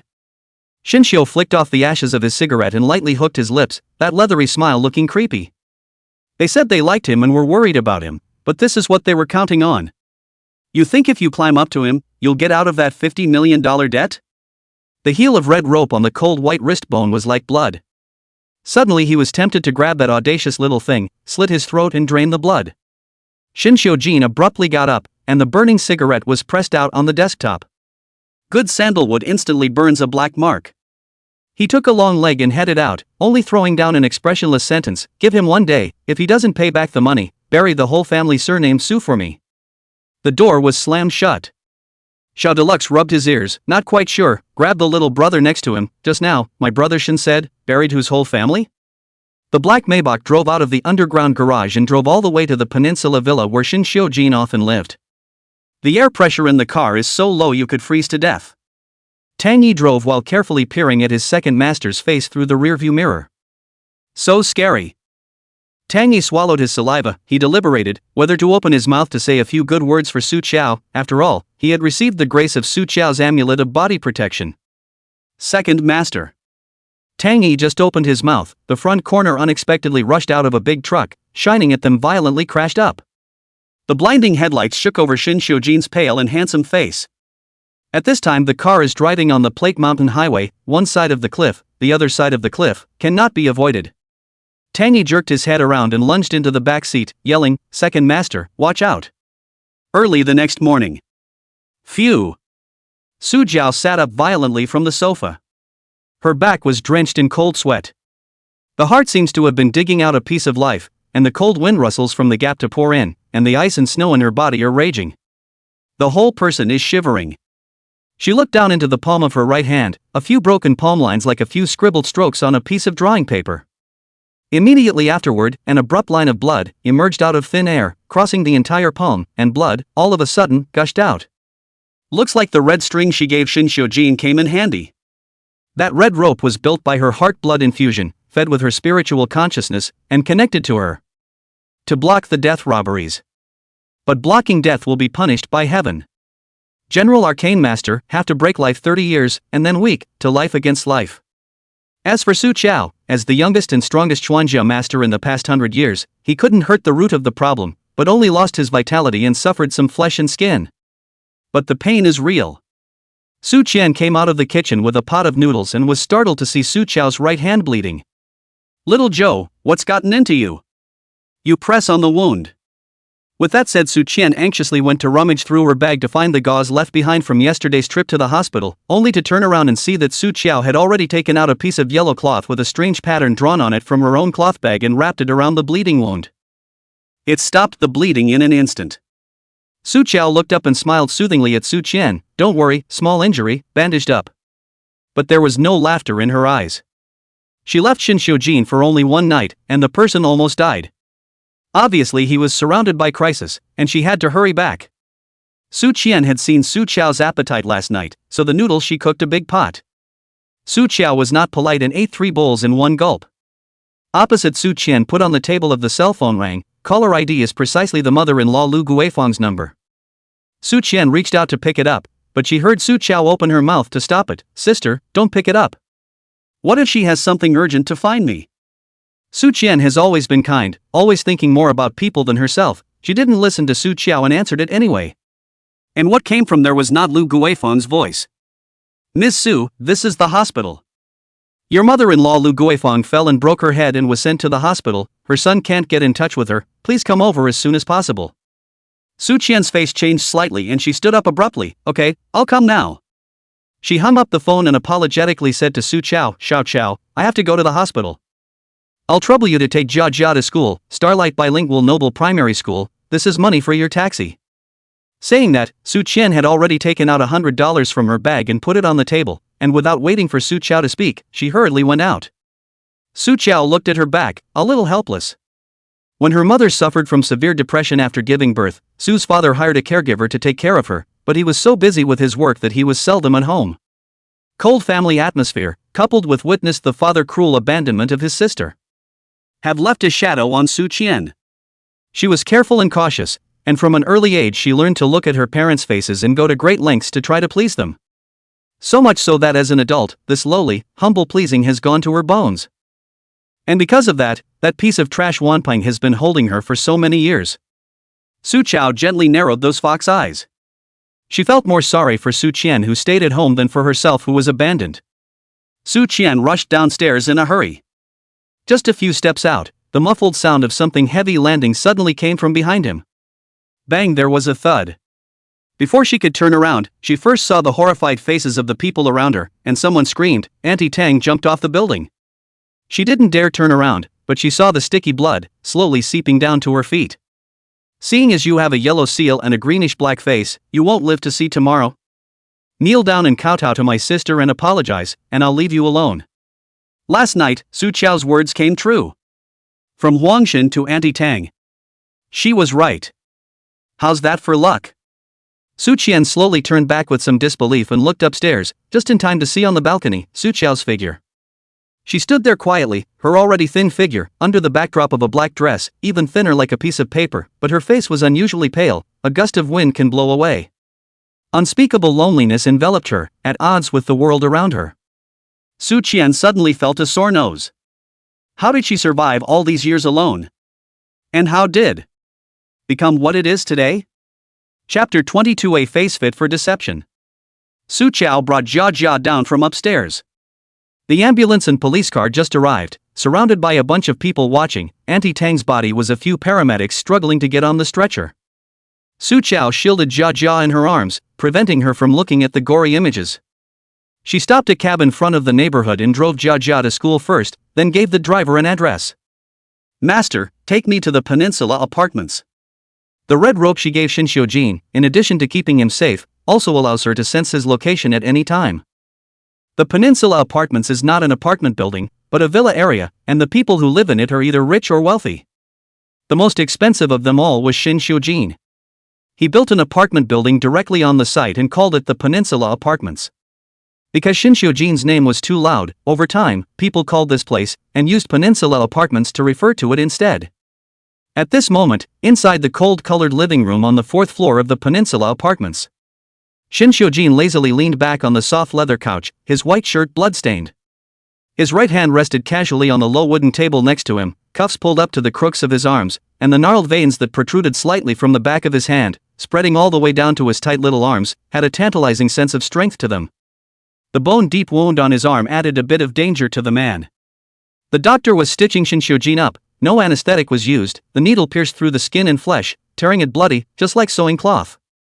Tang Yi on the side felt pain as he watched.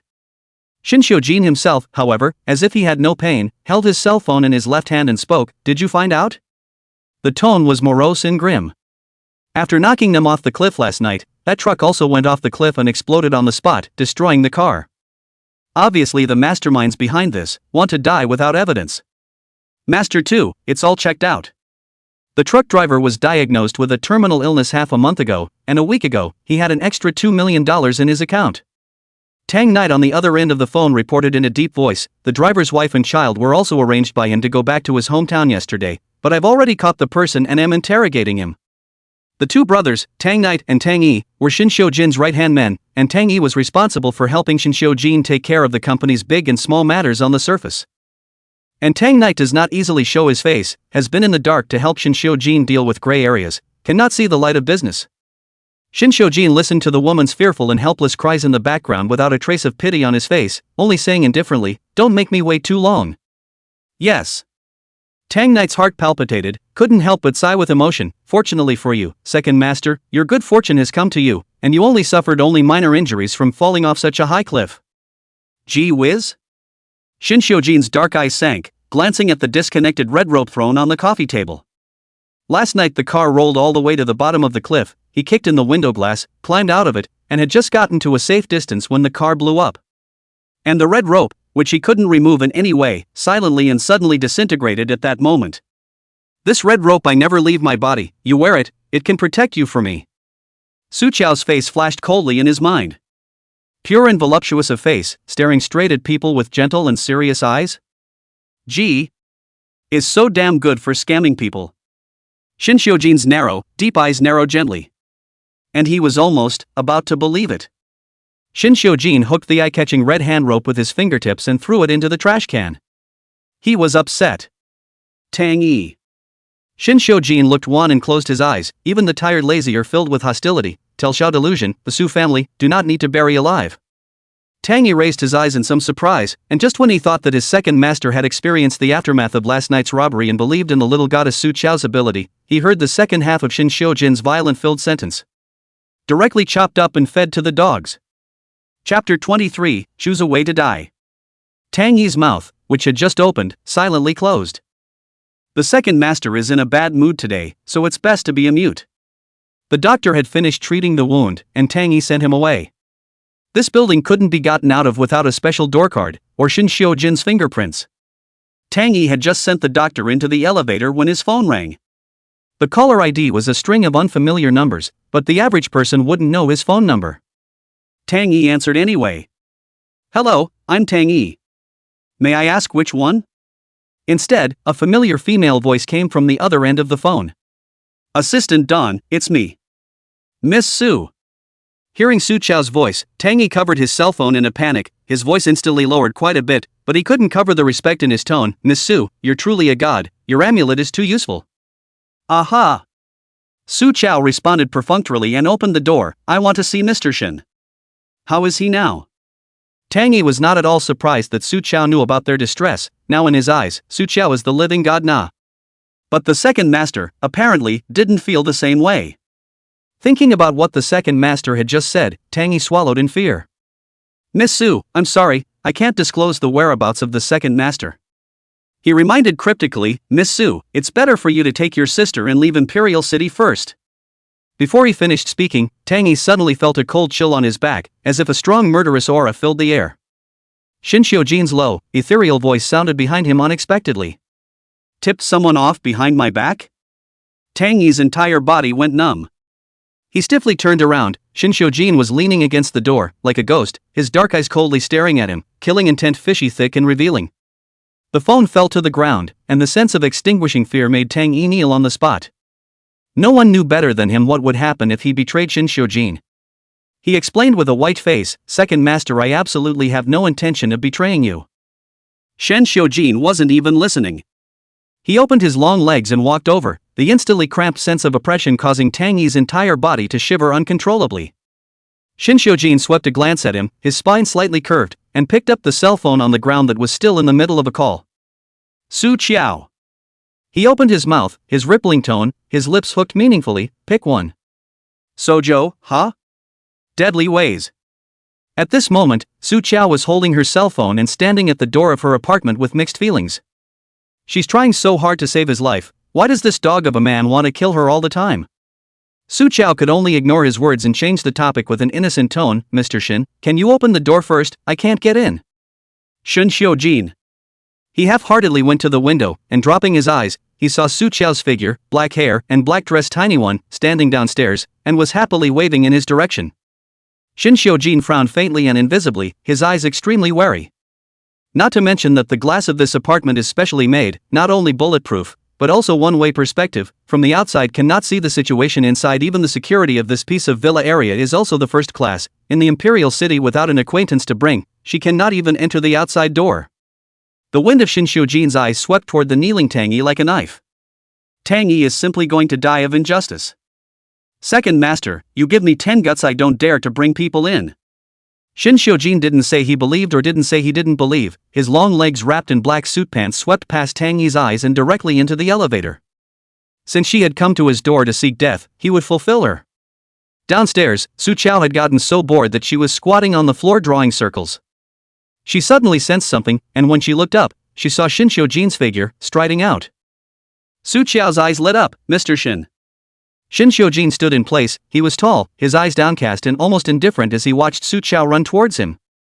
In the morning light, she was full of leaps and bounds, as if she were happy at the sight of him. But who in the world would be happy to see him?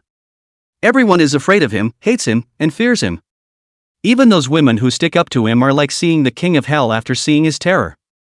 Chapter 24. Now I'll send you on your way with my own hands. Shin Xiujin's dark eyes grew cold. He wanted to see how long she could act. Mr. Shun, you. Ah. Su Qiao had just reached Shin Xiujin when her right hand was clutched by the man.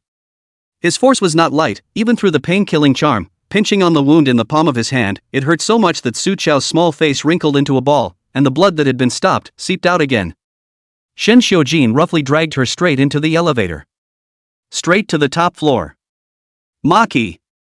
As soon as the elevator door opened, Su Qiao was shocked for a moment by the image that appeared in front of her. 3 walls were covered with torture devices of all colors, almost to the point of being described as a dazzling array. Even if all the torture instruments have been cleaned and shined, Su Qiao can still smell the residual smell of blood in the air. Su Qiao, at this moment, realized with incomparable clarity that Shin Xiujin, this man, in every sense of the word was perverted. He wasn't kidding when he told her on the phone to pick a way to die. He really wanted her dead. Seen enough? Shin Xiujin was sitting on a black chair in the center of the room, and he was playing with a short knife that he had fished out from somewhere. The look he gave Su Qiao was colder than the blade of a knife. Didn't you say that you loved me so much that you would rather die? Shin Xiujin's tone was sarcastic. Now I'll fulfill you and personally send you on your way. The door had closed the moment they entered. Shin Xiujin had no intention of letting her get out alive. He hated deception in his life. Now upset to the core. Su Qiao stood in place, head down, long and thick eyelashes blocking her eyes, not knowing what she was thinking. Finally she sighed softly and walked toward Shin Xiujin as if she had made a decision, burying her head in her cloth bag and rummaging through something as she walked. Shin Xiujin was unconcerned, his fingertips absently caressing over the sharp tip of the knife. He was faster with a knife than a gun, and at this distance he could stab her through the neck in half a second. Found it! Su Qiao fished out a bunch of amulets from the bag and piled them in front of Shin Xiujin. Mr. Shin, these are all the amulets I drew with my own hands. All of them are for you. Shin Xiujin's hand, which was touching the knife, paused slightly. The little woman in front of him looked straight at him. It was that look again. Earnest and tender, as if his heart and eyes were full of nothing but him. Mr. Shin, I don't know why you must kill me, but if you can really be happy. It's fine if I die, but I want you to live well. The red string I gave you yesterday is the best amulet to protect you from death. After it saved you last night, it can't be used anymore. I originally wanted to make a few more for you. Su Qiao lightly bit her lower lip and smiled down, as if she had infinite regrets and was full of grievances, but smiled bravely, telling him without haste, but the red rope has to be nourished with my blood for a long time before it has any effect, and I don't have the time. These amulets, you must wear them well. After saying that, Su Qiao lifted her head, her eyes red, more and more obvious against her pale complexion. She sniffled hard to hold back her tears and grinned at Shin Xiujin. It didn't matter if he wanted it or not. She stuffed the pile of amulets into Shin Xiujin's arms with a brain, then turned around and walked righteously to the pile of torture devices, her slightly trembling back all radiating bravery. All right, Mr. Shin. She looked at Shin Xiujin, who was a few steps away, with red eyes. I can die now. She's out of ideas. Shin Xiujin was too wary and couldn't just get him killed. That would be the same as really sending himself on his way. You can only spam the bloodstain. After all, her body's self-healing ability was much stronger than ordinary people, and she had just hidden a pain-relieving talisman on her body, so she should be able to carry the torture of that pervert Shin Xiujin. Su Qiao secretly vowed that when she survived this year, she was bound to let Shin Xiujin know what it meant that a gentleman's revenge was not 10 years too late. Shin Xiujin swept the pile of oddly shaped yellow talismans in his hand in silence, his mood a bit indescribable. And Su Qiao had already taken off the cloth bag on his body, standing obediently and harmlessly next to a pile of cold torture instruments, obviously so afraid that his eyes were red and trembling, but still smiling at him. Chapter 25. What do you really want? Su Qiao was indeed shivering, not from fear, but from cold. She had blocked Shin Xiujin's death for him and suffered a backlash, and at the moment, the coldness in her body was extremely heavy. Originally could endure, but just now with Shin Xiujin physical contact, feel the warmth, and now from luxury to frugality, it is more difficult to endure. Instead, she was kind of looking forward to Shin Xiujin coming over to torture her. Compared to the torture of the cold inside her body, the pain of the flesh could be ignored, not to mention that she had a pain-killing charm. Thinking of this, Su Chao smiled even more brightly at Shin Xiujin. The smile made Shin Xiujin frown. Clean and pure, no pleasing, no fear. It was as if the woman actually saw him and felt happy. Before he died, he begged him, hated him, and cursed him. He had seen a lot. Giving him the amulet and smiling at him like a flower. What the is this operation? Shin Xiujin was annoyed in his heart. He got up suddenly, and the amulet he hadn't intended to collect fell to the ground. Shin Xiujin expressionlessly dragged up the chair underneath him and walked towards Su Chao, a nameless fire burning out of his originally gloomy and cold black eyes. Okay, I'll send you on your way. He raised the chair and slammed it hard at Su Chao. It's amazing that she really doesn't hide. Just closed her eyes and waited for him to slam them down. The only thing that gave away a little of her fear were the two small hands that had a death grip on the corners of her coat. Shin Xiujin's raised arm paused in midair, the crazy look under his eyes slowly solidified, and finally, with a low curse, the chair fell out viciously. Bang! It smashed beside Su Chao and split into pieces. Su Chao opened her eyes somewhat blankly. Mr. Shin. Can't you kill me or kill me quickly? Get out! Shin Xiujin growled lowly in annoyance. Sojo. She had kind of seen how temperamental the dogman could be. But she couldn't leave. Su Chao stepped forward and carefully pulled down the cuff of Shin Xiujin's right hand. There was blood penetrating his shirt. It was a freshly stitched wound that had split open. Mr. Shin, you're bleeding. Is it okay if I treat your wounds before I leave? She asked softly. As soon as she got close to Shin Xiujin, she could feel her damaged yuan qi slowly repairing itself. It would have been nice to have more physical contact with him before I left. However, Shin Xiujin just stared at her coldly, his dark eyes devoid of any temperature.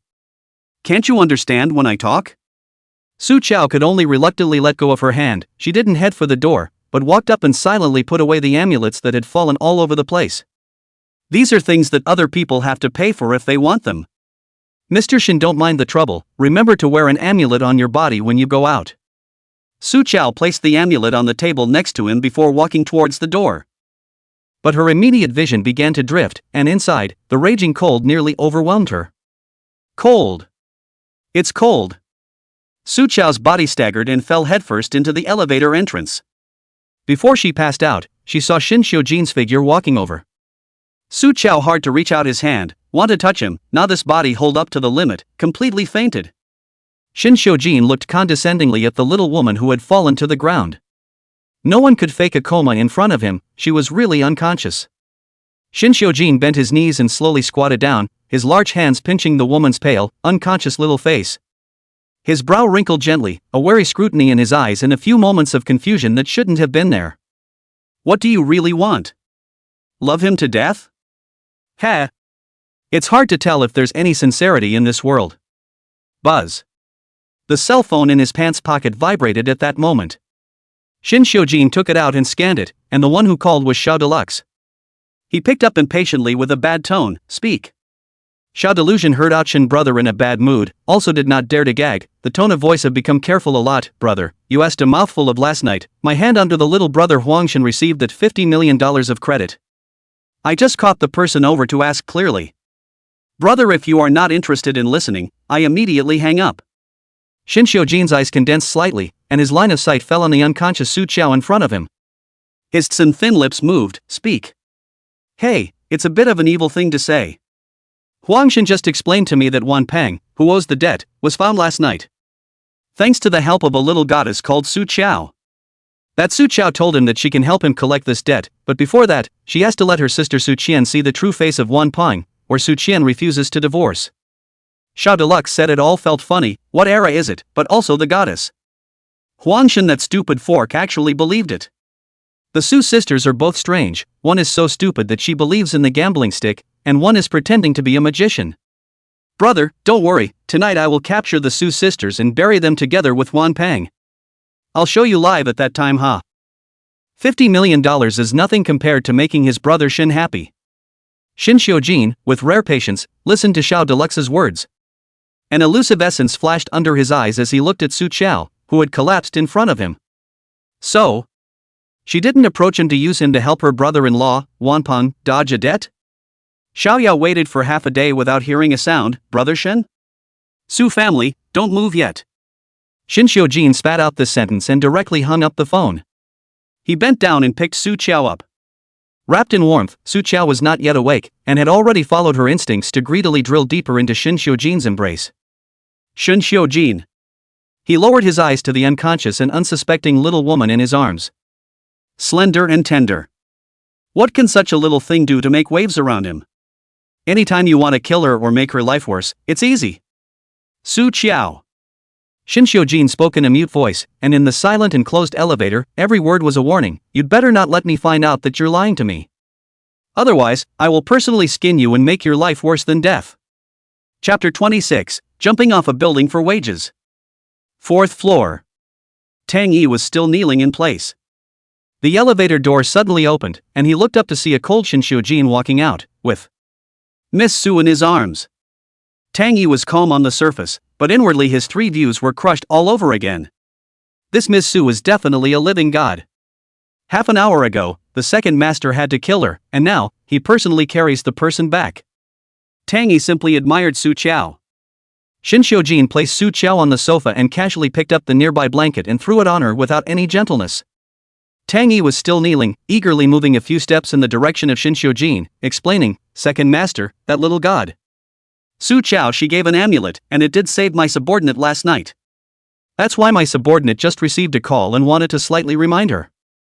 That my subordinate is by no means a traitor. The traitor's hat was worse for him than death." Shin Xiujin finally gave him a glance. "Get up."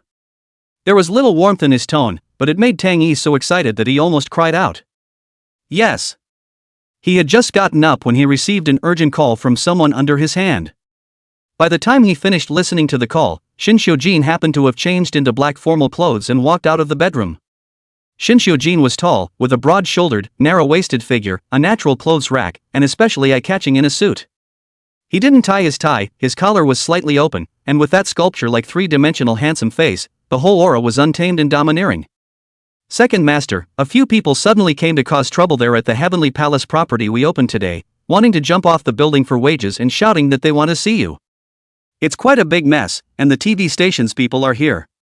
Tang Yi stepped forward and reported in a deep voice, unable to resist frowning, "I'm responsible for the money, second master. I guarantee with my head that there are absolutely no delinquencies. Someone must have done something about it." Before Shin Xiujin could say anything, he received a phone call first. As soon as he saw the number, he was physiologically disgusted. Finally picked it up. He lazily shouted, "Shindong." The pretense of a respectful tone added to the irony. The one who called was no one else but his eldest uncle, Shin Changzong, now the head of the Shin family. Shin Changzong's voice was majestic, carrying the aura of an elder, and he coldly said, "You know all about what happened over at the property, right? Go and deal with it cleanly. Delinquent civil workers' wages. This kind of thing that cannot be on the stage, only you can do it. Net to the Shin family disgrace." Shin Xiujin smiled indifferently, his tone flippant and diffident. "How nice, just let them dance and see red at the opening." Asshole. Shin Changzong was exasperated and choked. He paused, didn't know what he remembered, his tone was permeated with disgust. "If it wasn't for the old lady's insistence, pitying you for your parents dying too tragically, how could I let you pass on to my name? This matter, if you can't handle it, your father's shares in the group, you're even less capable of taking over." After that, he just hung up. I don't know whether it was the parents, or the shares that stimulated Shin Xiujin. His face obviously changed, his black eyes bursting with a lurid cold light, and the cell phone that had been hung up was still parked in his ear. The murderous aura on the second master was too heavy, and Tang Yi didn't dare to open his mouth for a moment to ask Shin Xiujin what he meant. Until, a soft, sleepless voice interjected. "Mr. Shin, where are you going?" Su Qiao rubbed her eyes and sat up from the sofa, locking onto Shin Xiujin's back with a single glance.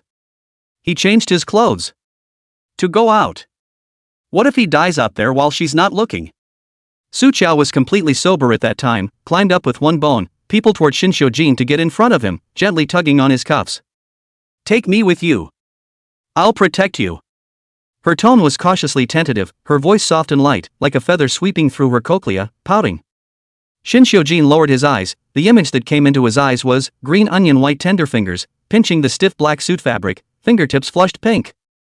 The violence that he was originally full of was actually faded a bit as if it was appeased. Let go. His tone still didn't count for much. Su Chao obediently let go of his hand. Shin Xiujin took a step and left, and she cheekily followed directly to the elevator. Tang Yi followed him in with trepidation, just waiting for the second master to get furious in the next second and kick Su Chao out. However, nothing happened.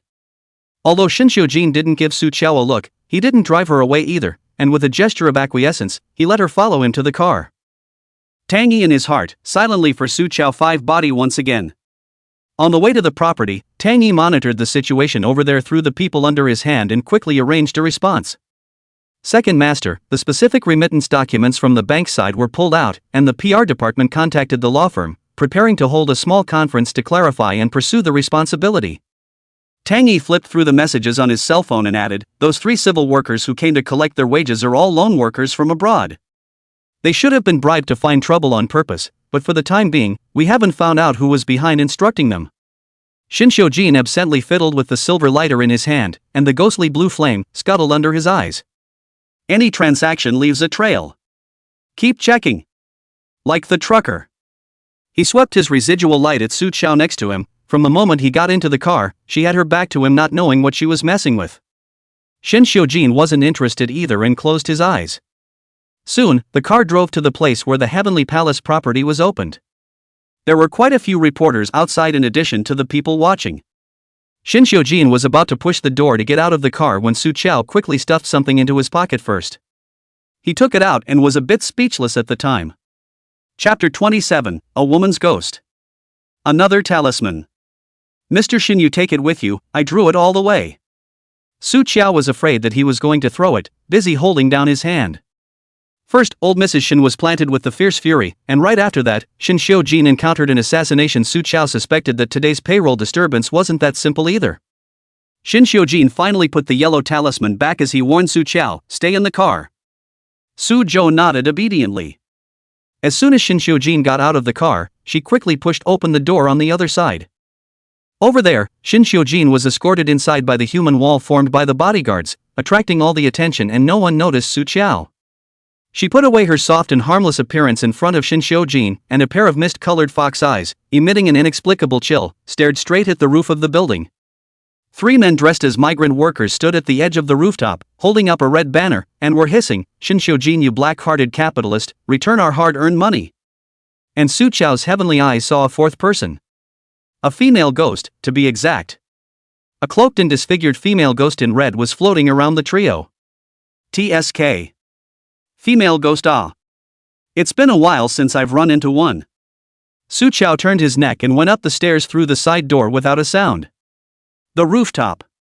The 3 men had shouted their mouths dry. They came from the same village, both surnamed Wang, and worshipped brothers long ago. The youngest, named Harry, sat on his butt and drank water. Second brother, big brother, that Shin Xiujin, what kind of person is he? Why do we have to call him over? He couldn't figure it out. Who the hell cares?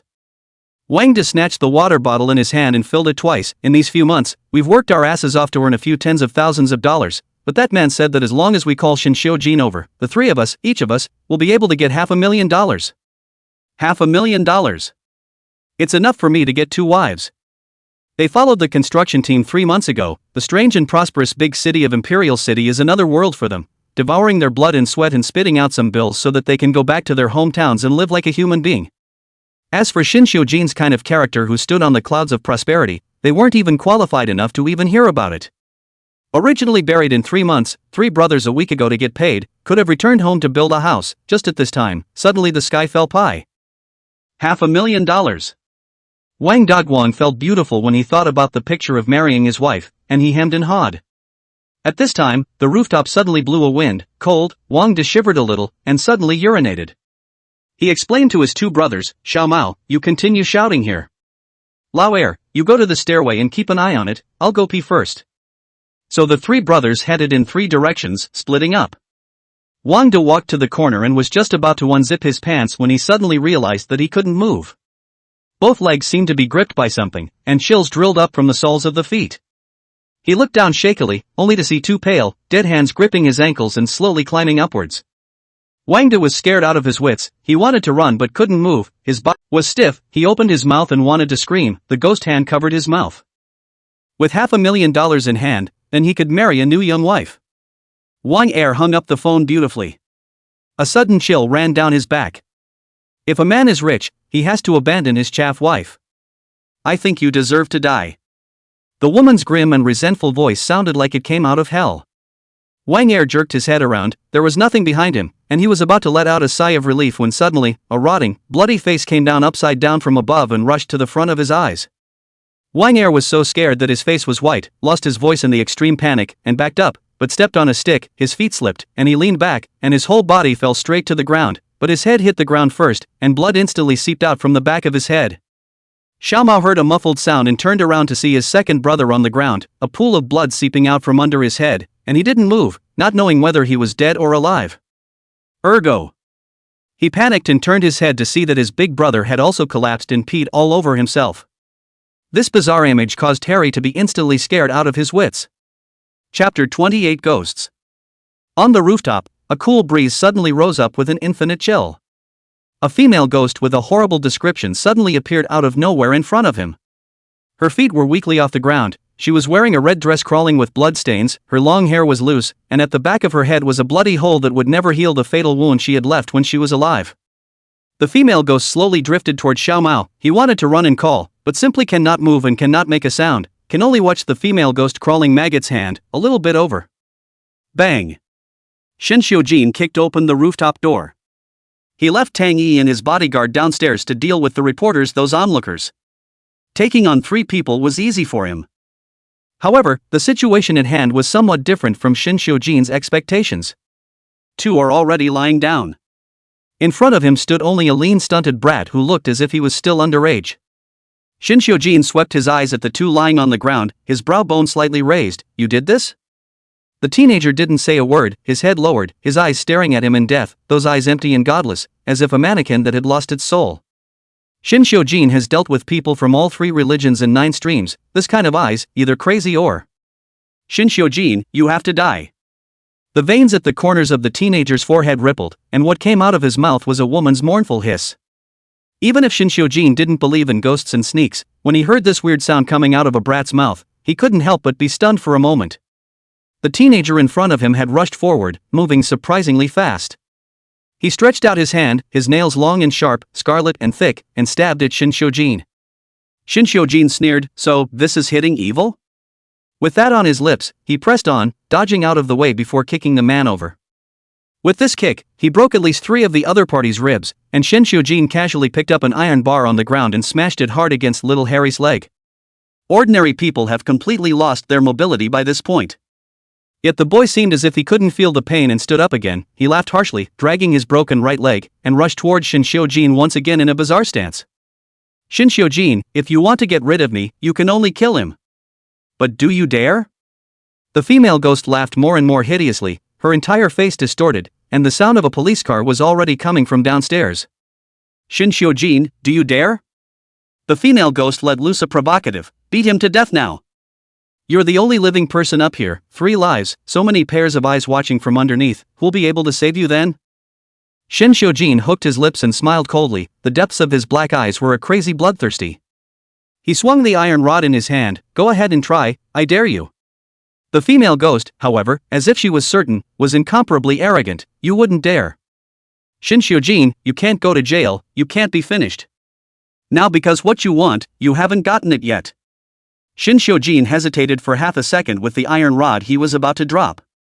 It was this half a second that gave the female ghost an opportunity to take advantage of. She revealed a ghostly evil smile, Shen Xiujin, you have to die. The female ghost's fingernails instantly lengthened another section and stabbed at Shen Xiujin's throat. However, at the moment she was about to touch it, she was first directly bounced off by a nameless force. The female ghost was almost shaken out of Harry's body. Her dead eyes flashed with a hint of fear-like emotion. She saw a faint golden light emanating from the pocket on the side of Shen Xiujin's suit. Obviously someone high up is protecting him. How dare you bully my people? It seems like you're tired of being a ghost and want to go down in flames. A familiar voice sounded quietly behind Shen Xiujin. He turned around and saw Su Qiao's figure silently appear in the doorway. Those fox eyes, which always looked at him with a smile on their face, seemed to be filled with a thick fog that could not be melted. Her entire being exuded an unspeakably eerie aura. Strange as another person. Shin Xiujin was inexplicably a bit offended. However, in the next second, Su Chao met his gaze and revealed a sweet smile again, so well behaved that it was harmless. Mr. Shin, I kind of missed you, so I came to look for you. He answered faintly, still an expressionless face, but with a noticeable loosening of his frown. Apparently being smoothed out well. The thoroughly ignored female ghost was so angry that she almost vomited blood and died again. Who are you? She rose from the ground in a heap, her hoarse, eerie voice, like a cold wind blowing over a broken gong, enough to give one goosebumps. This surrounding 20 meters, but wherever there is someone out, it is impossible for her not to feel it. But this little girl who looks weak, came up so silently. Chapter 29, The Fabled Expedition Period. Sojo pressed on. How dare a mere ghost ask for her name? Her eyes were full of Shin Xiujin, and she took the opportunity to brainwash him. Mr. Shin, in the future, you must wear my amulet well. There are many bad people and many bad ghosts. Stinky girl. You seek death. The female ghost was thoroughly annoyed and charged towards Su Chao. Su Chao didn't even return his head, and with a wave of his hand, he swept out an invisible wave of qi. This time, it directly knocked the female ghost out of Xiao Mao's body and nearly went up in smoke. Terrified and realizing that this little girl was someone she couldn't afford to mess with, she rushed to hide inside the wall and disappeared with it. The temperature on the rooftop, too, returned to normal. Harry's sanity returned, and he collapsed on the ground in agony and wailed twice, directly passing out from the pain. Although Shin Xiujin hadn't dealt a death blow just now, it was enough to take half his life. At this time, Tang Yi, who had dealt with the onlookers and reporters downstairs, also arrived. Second Master. Looking at the three lying on the ground, he was not surprised. Dare to threaten the Second Master, it's strange that they didn't lie down. He went up and checked, confirming that all three people had not gulped their breath. Tang Yi's expression completely relaxed. As long as the person isn't dead, everything is fine. Second Master, the police are here. I'll handle this side, you and Miss Su leave first. Shin Xiujin was not afraid of the police. He was about to open his mouth when Su Chao's stomach beside him rumbled twice first. Gar. Extraordinarily clear on a quiet rooftop. She covered her stomach, a little embarrassed. Mr. Shin, I'm hungry. Shin Xiujin glanced at her and turned around. Su Chao pointed at Xiao Mao, who had fainted in pain on the ground, and said to Tang Yi, keep this person, I'll be useful. Okay. Su Chao. Shin Xiujin stood at the elevator entrance and turned back, his tone impatient. Coming. Su Chao hurriedly jogged to catch up and entered the elevator with Shin Xiujin piece by piece. Tang Yi watched as the two's figures disappeared into the elevator, his gaze becoming otherworldly. The woman who can follow the Second Master and still let the Second Master take the initiative to wait. For so many years, this Miss Su was considered the first one. Tang Yi's eyes lit up. It's hard to believe that. The 10,000-year-old iron tree is finally going to blossom. Su Chao followed Shin Xiujin in the elevator down to the first floor. As soon as the elevator door opened, a large number of media reporters shouted Mr. Shin. Wildly swooped up, long guns and short cannons surrounded them, flashbulbs shook. Su Chao's eyes hurt. She was about to raise her hand to block it when a black suit jacket fell down first, covering her entire body. Shin Xiujin's large hand pressed the back of her head and pressed the person into his arms.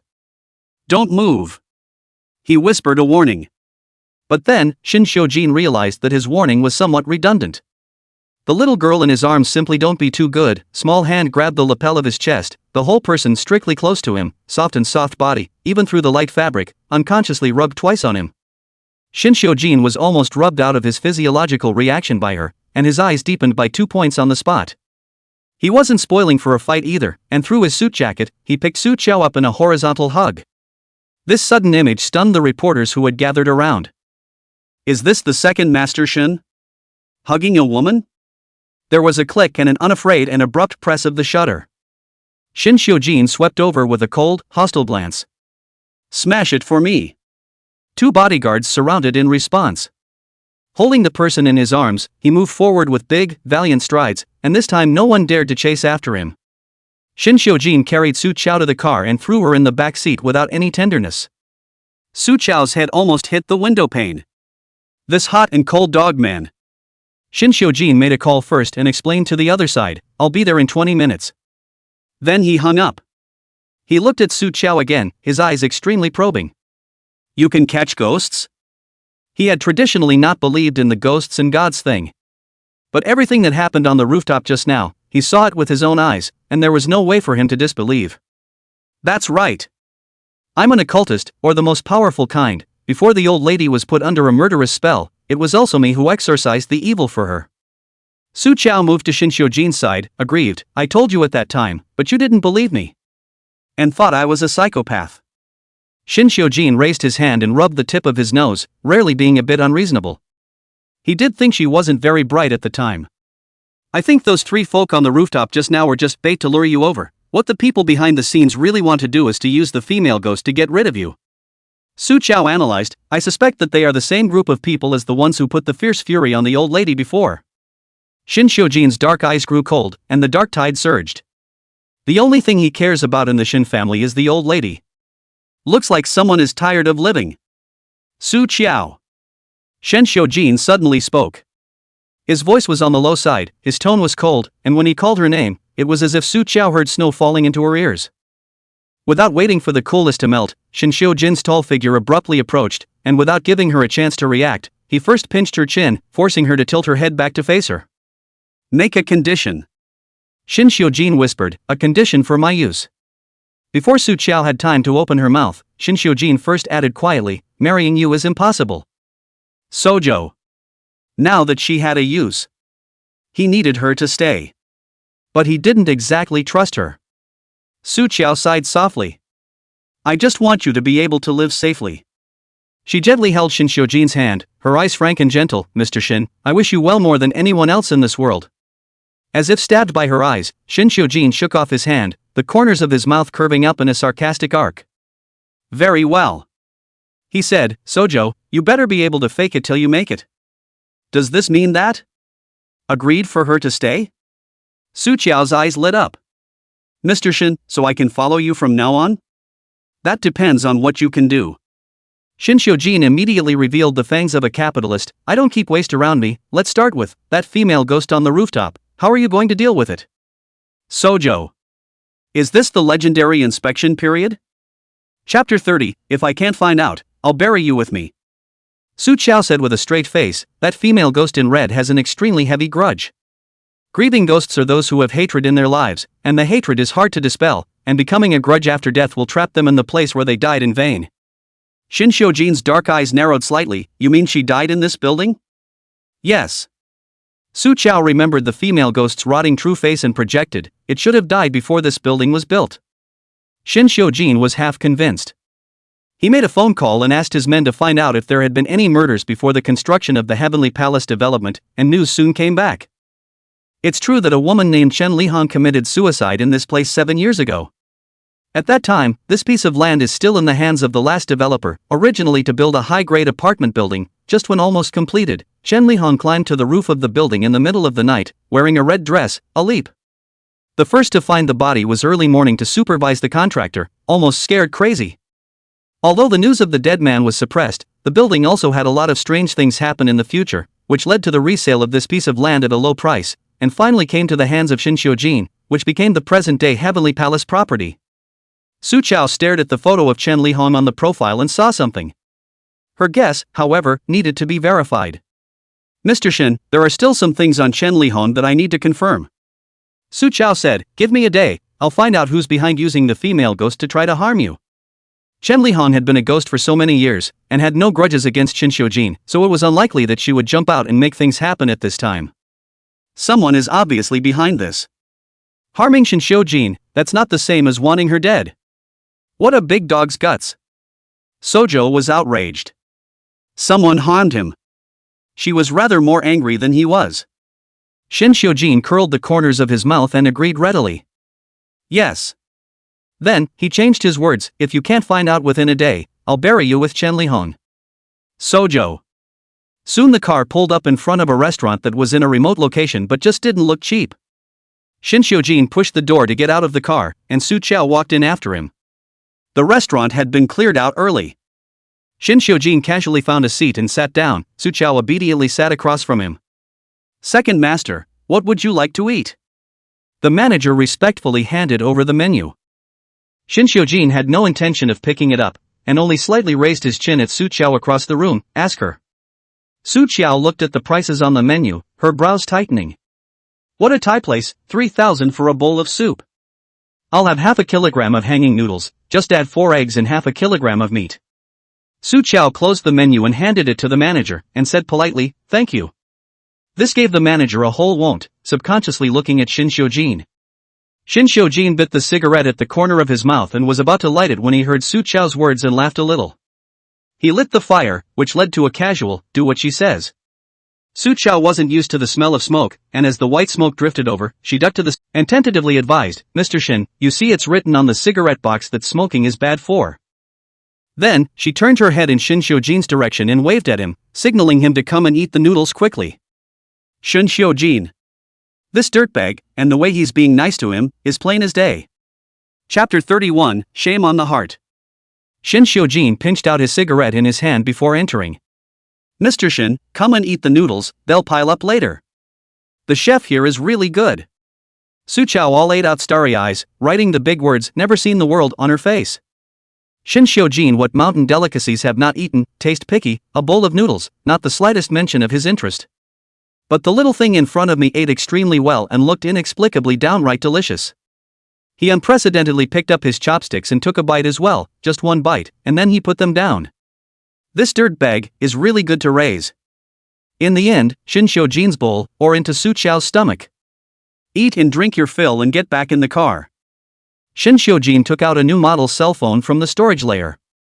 It has my number stored in it, and my people have to be on and available 24 hours a day.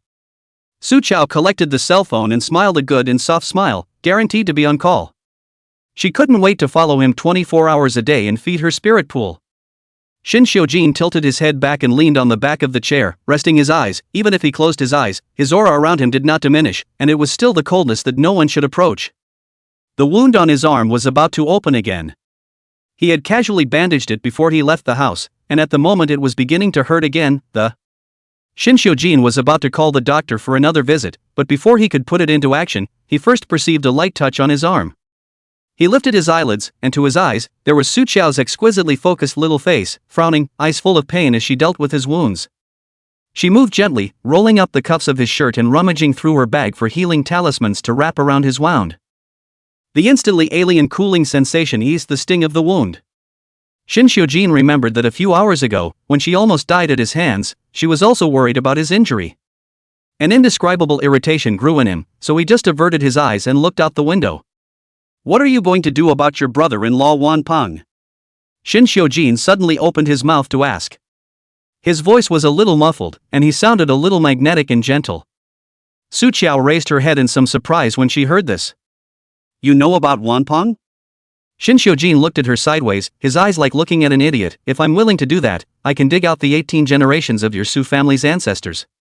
This man is either digging up people's graves or burying them. What's his fetish? Su Qiao silently ignored his words. Wan Peng doesn't count as my brother-in-law, he's my sister's robbery. I have to help my sister through this. Shin Xiujin's eyes showed sarcasm. The Su family regards you as a calamity, and you still want to help the Su family cross the tribulation? It's really a flood of motherly hearts.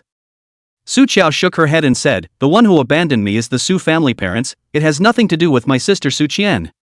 And really want to get to the bottom of it, she came to this point now, I also have a responsibility. Shin Xiujin frowned slightly and listened to her continue.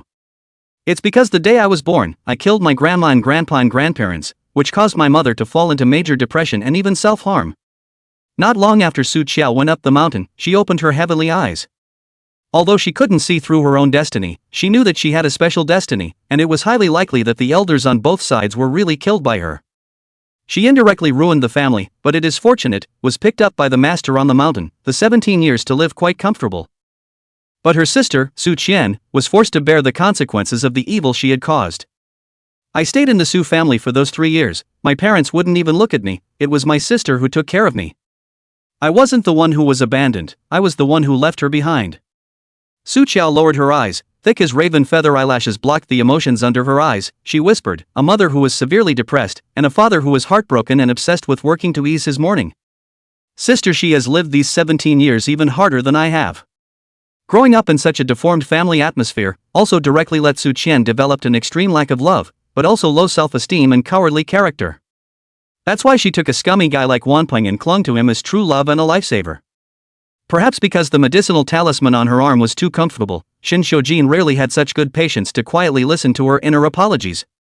Sojo. The car was extremely quiet, and Shin Shoujin's indifferent voice was so clear that it was almost cool. He said, from the moment of birth, everyone's path is chosen. This is the case with him. The weak are caught in hell, and he climbed back up, one step at a time, on his own.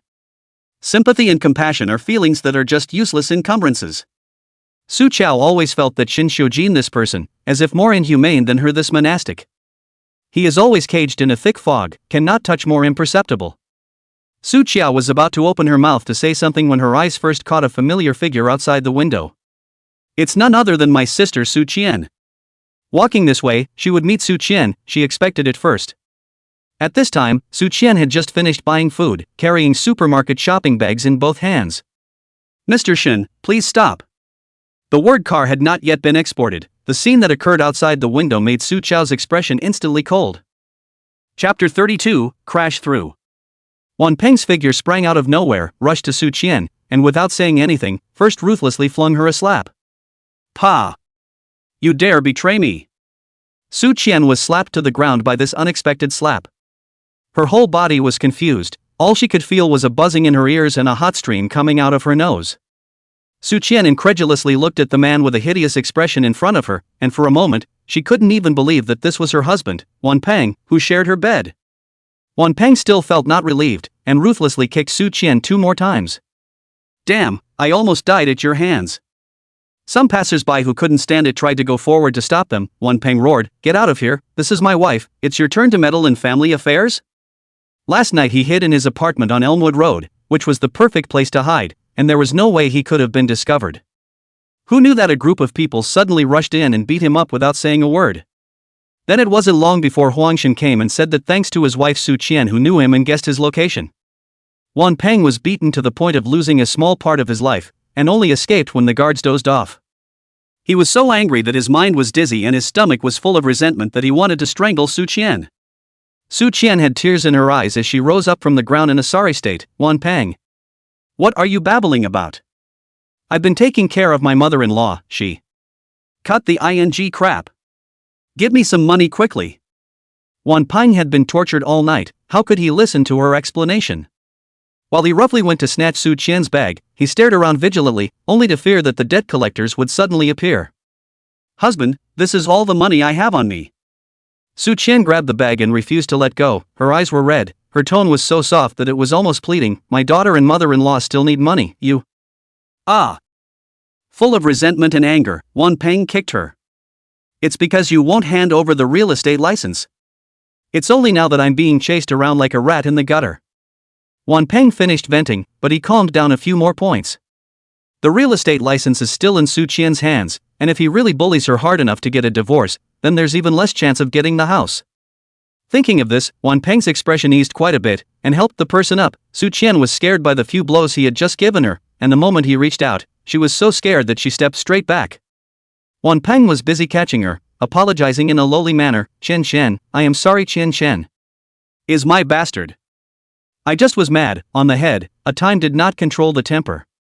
You are not aware of how those people treated me last night. Or you also hit me to vent the fire. Saying that, he grabbed Su Qian's hand and greeted his face. Su Qian forcefully drew back her hand, her whole body shaking, her teeth chattering. Don't you touch me. She still had his slap mark on her face, a few footprints on her body, and her stomach was now sore from the kicking she had just received. She wasn't even this desperate when she was beaten by her mother-in-law. Wanpeng was afraid that the debt collectors would come looking for him, and he didn't dare to stay long. He wrapped his arms around Su Qian and even kissed him. Qian. Listen to me, now only you can save me. You hurry to find out the real estate license, I will come back to you later, wife. I only have you now. You must save me, don't worry, this is absolutely the last time, I won't go gambling again. At this time there are a few men across the street look like debt collection. Wanpeng as a bird of prey, panicked and ran, still holding Su Qian's bag. Su Qian, who was left behind, staggered in place for a while. She slowly squatted down, shrunk into a ball, buried her face into her knees, and cried out silently and helplessly. Inside the car, Su Qiao watched the tragedy in silence. She expected it to happen, but couldn't stop it. Only so cut through the pain, heartbroken, Sister Su Qian can see the true face of the scum. Mr. Shin, I'll see you later. Su Qiao spoke to Shin Xiujin and directly pushed the door to get out of the car, walking towards Su Qian. Shin Xiujin silently watched Su Qiao walk over to Su Qian, squat down, and gently hug her. Sisters, on this street where people come and go, have a sense of dependence on each other. Shin Xiujin withdrew his gaze. Drive. On the other hand, Wan Ping turned out the bank card and cash in Su Qian's bag, and when he went to the nearest self-service bank, the card actually still had $500,000. Maybe he can use the money to flip. Wan Peng was excited, and cursed again. It really is that cannot be raised. Behind the back of the old man saved so much private money, are not willing to take out to help me pay off the debt. He cursed as he walked up the sidewalk.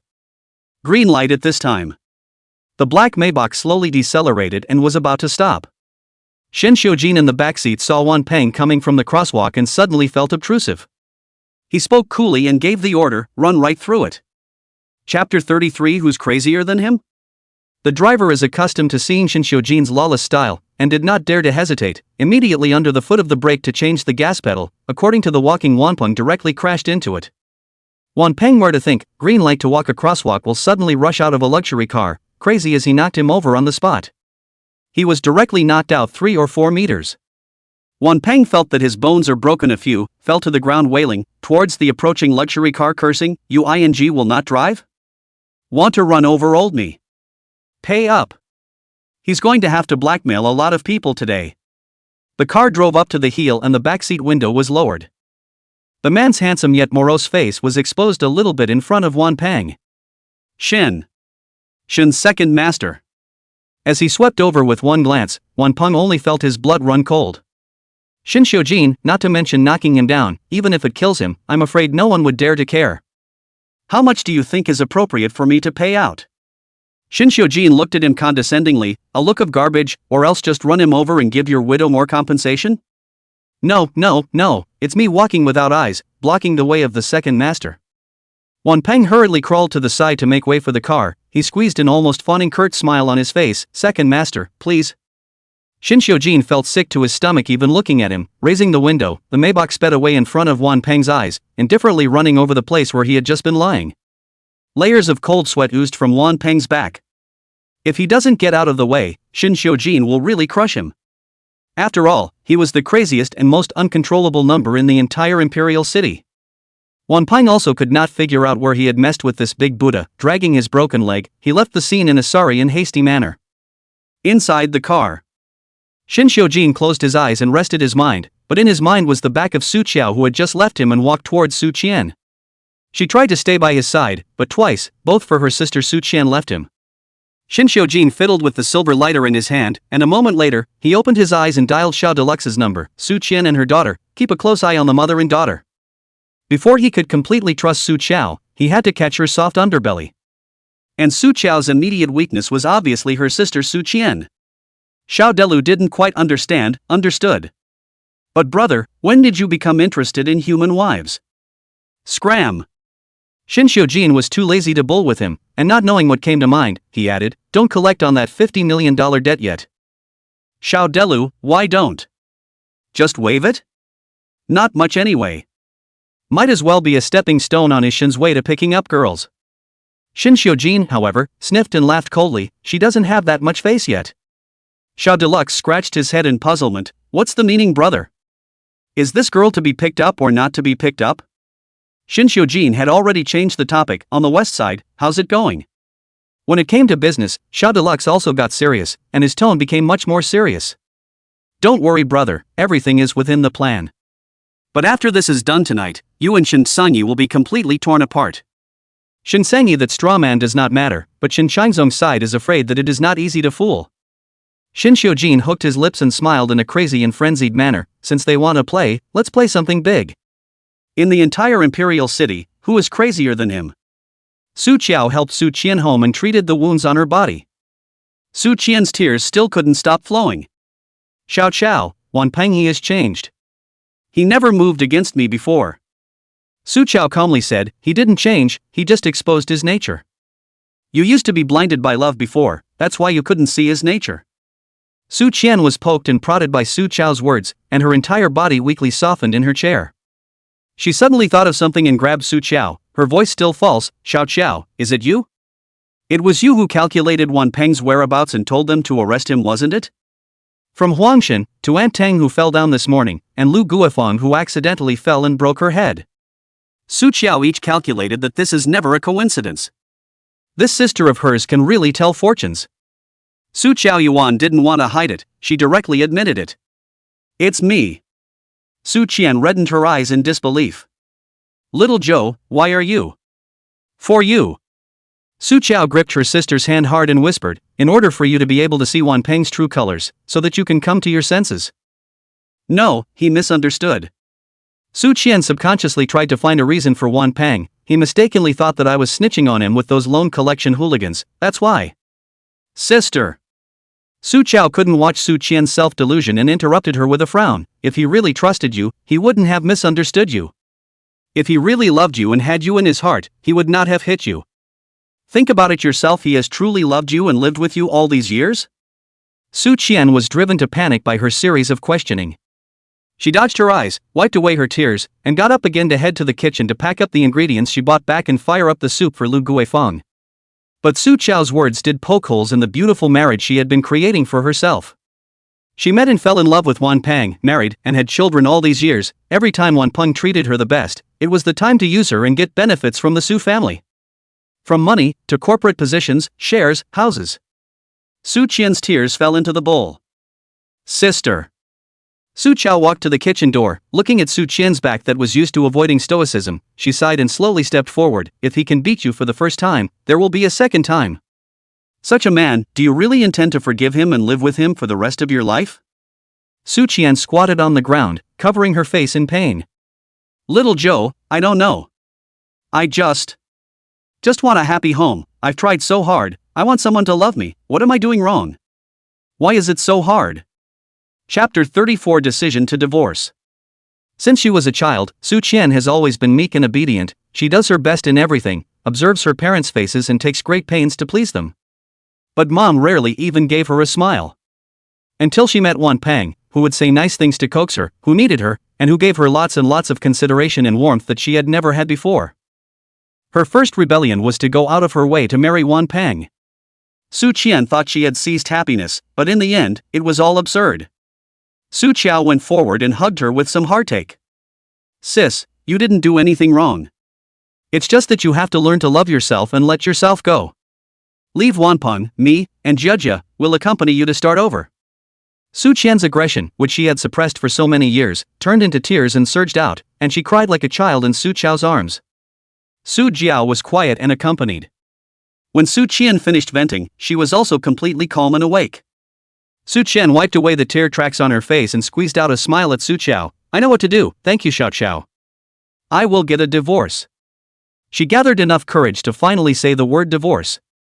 The weight that had been pressing on his heart seemed to have been lifted a few points. Sojo respected her decision. Good. Don't be afraid, sis, the sky is falling, I'm here. Silly kids. Su Qian was so moved that her nose turned sour. She touched Su Chao's delicate, bloodless little face, and her heart felt bad. 20 years old, flower-like age, should have been in the university carefree enjoy youth. Xiao Chao, all these years, did you have a hard time in the mountains? Are your master and the others treating you well? Su Chao smiled and said, it's okay, I'm not starving to death anyway. Most of the ones master picked up on the mountain were orphans, and Su Chao was no different from them. Having never felt the warmth and love of a family, it doesn't matter if it's good or not without comparison. Su Qian was hard to listen to. Sister will take care of you from now on. Xiao Chao, you have a family, you don't need to go back to the mountains. Su Chao was hugged tightly by her, but could not feel a bit of warmth. From a long time ago, inside her, perennial winter, from time to time blizzard rages, and Su Chao has long been cold to numb. Sister. She lightly patted Su Qian's back, warmly comforting, don't worry, I'm alive and well. No matter how many people abandoned her, how many people wanted her dead, she survived. She, Su Chao, earned this life on her own. If the heavens do not allow her, she will change her fate against the heavens. Su Qiao had cleaned up the female ghost today, using up some of her spiritual sense, and her body was a bit tired. She sat on the couch and fell asleep without realizing it. When he woke up, Su Qian had already carried the stew to the hospital. A note was left for her on the table. Xiao Qiao, the soup is hot in the pot, remember to drink it. I'm going to see a lawyer to prepare the divorce papers. Su Qiao smiled gratefully. My sister is finally willing to turn the page. After finishing the soup, Su Qiao touched the smartphone Shin Xiujin gave her and fiddled with it. She had also seen her master use it in the mountains, and she had gotten the hang of it quickly, playing it thoroughly in less than 10 minutes. There was only one Shin in the cell phone contacts, so naturally it was Shin Xiujin. Su Qiao sent a message over, reminding him, Mr. Shin, I'm not by your side, the peace talisman, remember to keep it with you. Oh. Not to sound too cold, she even sent a love emoji. Message read, but no reply. Forget it. Just see it. Seeing the time is not early, Su Qiao back on the cloth bag on the door, by the way to Huang Shin made a phone call, her tone of voice and kind, Xiao Wang ah, is there any time? Looking for you to do a small favor. Nightfall. A van pulls up to a suburban cemetery. This place is a decorated mass grave. Those who can't afford a cemetery are buried here, one grave next to the other. The dead air was so thick it overpowered the night. Huang Shin followed Su Qiao from the car and looked around, gulping in fear. Auntie, what are we doing here at night? Su Qiao lifted the trunk and carried out a few shovels from it to distribute to Huang Shin and a few of his minions. Come on, dig a grave with me. Huang Shin the minions. Listen to us. Thank you. When she fought with Chen Lihong today, Su Qiao purposely left a strand of ghostly qi from her body, and with a wave of her hand, the ghostly qi drilled out of her sleeve and went to find its master. Su Qiao and the others followed this wisp of ghostly qi and soon found Chen Lihong's tomb. But her grave had obviously been moved not long ago, and the earth was refurbished. Dig in, just this one. Su Qiao spoke. Huang Shin and the others could only go hard. The coffin was buried deep, and they dug it up in a sweat, well, at least they dug it out. As a token of appreciation, Su Qiao gave them a peace talisman each. Seeing a corpse in an open casket is detrimental to mean virtue, so you'd better recuse yourselves. Huang Shin and the few of them immediately ducked back into the car. Su Qiao lifted the lid of the coffin with one hand, and a stench of rotting corpses instantly rushed out. She looked unchanged, fixed her eyes. Chen Lihong's body has long turned into white bones, but the abdomen is empty a piece of. It seemed she had guessed correctly. Chen Lihong was pregnant when she committed suicide. The fetus dies and becomes an infant. To manipulate ghosts required extremely strong mana, but it was much easier to manipulate unformed infant spirits. As long as they hold the infant spirit hostage, they can make Chen Lihong willingly do their work for them. Su Qiao's complexion went cold. When people are shameless, they are worse than ghosts. But with her own child in someone else's hands, Chen Lihong was afraid that she would go out of her way to try to kill Shin Xiujin. Looks like this female ghost will have to be dealt with tonight. And Shin Xiujin has to go together. Chapter 35. His brother Shin has a woman.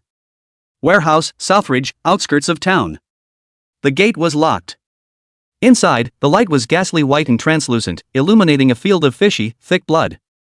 In the corner, a man was hanging upside down, several holes had been cut in his body to bleed out, scarlet liquid, crawling along his disfigured face to the top of his head, smashing drop by drop on the floor. This person was none other than Shin Sangyi's henchman, the one who had stepped in to contact the truck driver and create the crash. The several middle-aged men kneeling next to each other were all blue in the face and dared to speak out in anger, and they had a copy of the transfer of shares in front of them. These, Shin Sangyi's partners. Shin Xiujin was sitting across from them, on a chair a few meters away, and he was holding an apple in his hand, peeling the skin in a circle. Are you all done reading, bosses? He raised his eyes, and a few of his usual bosses shivered in unison. It only felt as if the knife in Shin Xiujin's hand was peeling their skin. Shin Sangyi's men are all useless. Shin Xiujin's tone was lazy, there's no need to be nervous. If you're not satisfied, just mention it, I'm a very democratic person. A mouthful of water almost spewed out from Xiao Deluxe next to him. Democracy? Come on, others are the people, his second master is the Lord. Several old bosses secretly exchanged glances, and eventually, Lu Xiaoyuan, the most senior, bravely spoke up, Shin Xiujin, the Xiqing Economic Zone was developed by us in cooperation with Mr. Shin Sangyi Shen. But today, you suddenly grabbed us over and forced us to transfer our shares. This kind of banditry is too disgraceful. The Westside Economic Development Zone WEDZ is a big-ticket item that was resolved internally by the government's top brass a year ago. Whoever can grab it and get the money is shallow, and having a say in this part of A's economy is the point. Shin Sang-yi used a lot of unseemly means to get this piece of cake in his pocket. These were the very partners that Shin Xiu-jin had pulled together. Now look at the Xiqing Economic Development Zone. Everything is finalized. At this juncture, Shin Xiu-jin emerged. They had long heard of Shin Xiu-jin's reputation as Yama. But they didn't expect Shin Xiu-jin to be able to be so crazy and go out and just grab it. Lu Xiaoyuan stretched his neck and said, Shin Xiu-jin, don't think that you can just cover the sky in Imperial City. We are not to be messed with either. Can you still kill us all? Heh, Shin Xiu-jin let out a low laugh. Mr. Lu said nothing. He rose from his chair, not a crease left in his black suit pants, straight and almost sharp. Shin Xiu-jin walked towards Lu Xiaoyuan slowly and methodically. The dagger that had finished slicing the fruit turned in a beautiful circle between his fingers. Here, Mr. Lu, taste it. He handed over the peeled apple, his face, which could be described as stunning, smiling in an extremely friendly manner. Lu Xiaoyuan's scalp was numb from his laughter, and he opened his mouth just to refuse. Shin Xiu-jin's eyes plummeted hard, and the apple was shoved hard into his mouth, followed by a handful of knives that stabbed through his thighs. Well, Lu Xiaoyuan, with an apple stuffed in his mouth, couldn't even scream, his entire old face twisted in the severe pain. The bloody scene scared the few old bosses next to him into trembling. Shin Xiu-jin's eyes with a hostile aura swept across. Either you sign and take your family and disappear from my sight from now on, or I'll send your family on their way after I've sent you off. He laid out the options clearly. Any other questions? No. No. A few of the old bosses were scared to death. How dare they have any other questions, rushed to sign. Xiao Deluxe tilted his head, to smile and intimidatingly added, helping Shin Sang-yi, you guys are really tired of living. He had just finished speaking when the cell phone Shin Xiu-jin had thrown on the table suddenly vibrated. Xiaoyao was close, and with a glance of his afterglow, he saw an unfamiliar and somewhat familiar name, Su Qiao? Oh, loan sharks that Wan Pang, his wife called Su Qian, a sister, it seems to be called Su Qiao. That's not the point. The point is in Shin's cell phone, save a woman's number? So it's not the man's wife that Shin is interested in, it's the man's wife, her sister. Xiaoyao's hand was faster than his brain, and he pressed answer on the spot. Mr. Shin, are you done? I'm looking for you for something.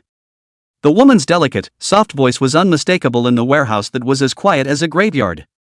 Xiao Deluxe was as excited as if he had discovered a new continent. Beauty, you are. Ouch.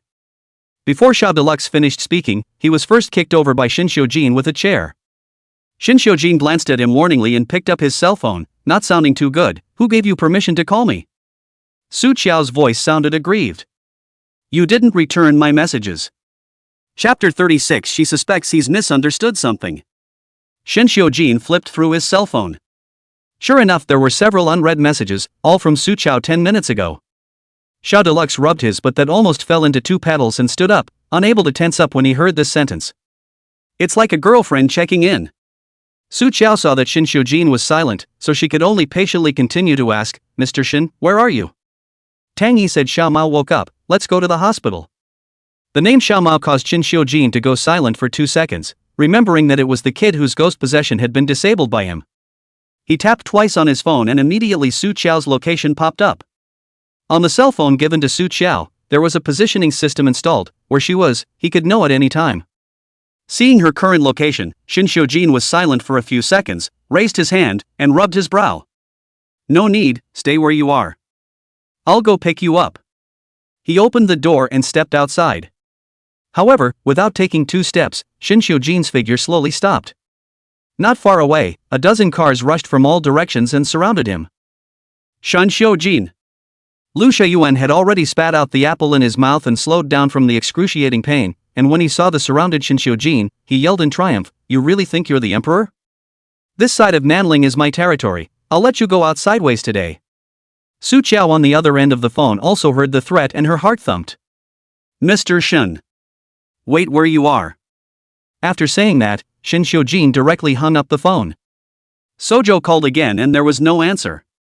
Her whole body was bad, and she immediately jumped into Huang Shin's van, saying urgently, Send me to Nanling.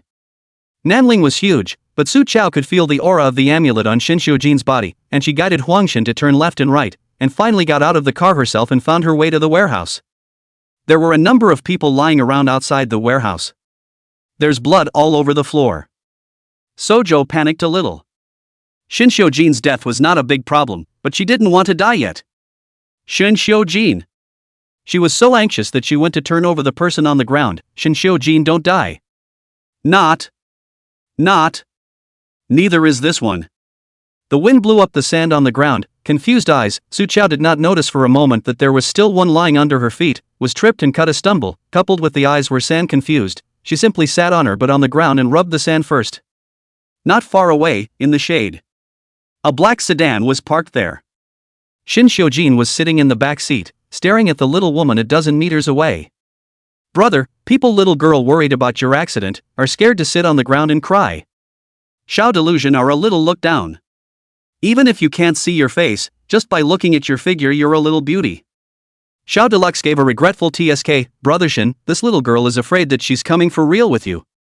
Crying like that mustn't be like miserable. Shin Xiujin frowned a little annoyed. The little girl seemed to be done crying, got back up, and continued to go over the man on the floor, with a cry of his name on her lips. Shin Xiujin. Shin Xiujin. One voice, as if it wouldn't give up until it found him. It's annoying. Stupid and annoying. Shin Xiujin suddenly pushed the door to get out of the car, slammed the door backhandedly, and the person walked towards Su Chao. Su Chao heard footsteps approaching. She subconsciously turned around, and saw Shin Xiujin's figure, stopped a few steps behind her. Under the silver frost of the moon, the man's posture was clear and elegant, and a few wisps of moonlight roamed across that handsome and highly recognizable face, with a kind of treacherous voluptuousness. Su Chao looked away for a moment. How can a man look good? Like a leprechaun? Mr. Shin. Su Chao froze for half a second, quickly ran toward Shin Xiujin, headlong into his arms, was really scared. I just couldn't find you, I'm so afraid that you're dead. Then I won't be able to live either. These are the words that have been coming out of her mouth since we first met. Shin Xiujin's hand pressed down on her shoulder and pushed the person away a little. Under the moonlight, the little girl's face was exquisitely beautiful like a porcelain doll, so the reddened eyes that had been rubbed became more and more obvious. Falling in Shin Xiujin's eyes, it became evidence that he had just cried hard. He was annoyed beyond words, and his tone was a little more menacing. Less curse me, I don't die that easily. And Shin Xiujin leaned over, leveled with her, reached out his hand, and not so gently wiped away the watermarks at the end of her eyes. Next time, don't let me see you cry. Or else bury you. Sojo. What is this dog man's obsession with burying her? Cough. Xiao Deluxe suddenly appeared from behind Shin Xiujin, who just couldn't listen anymore.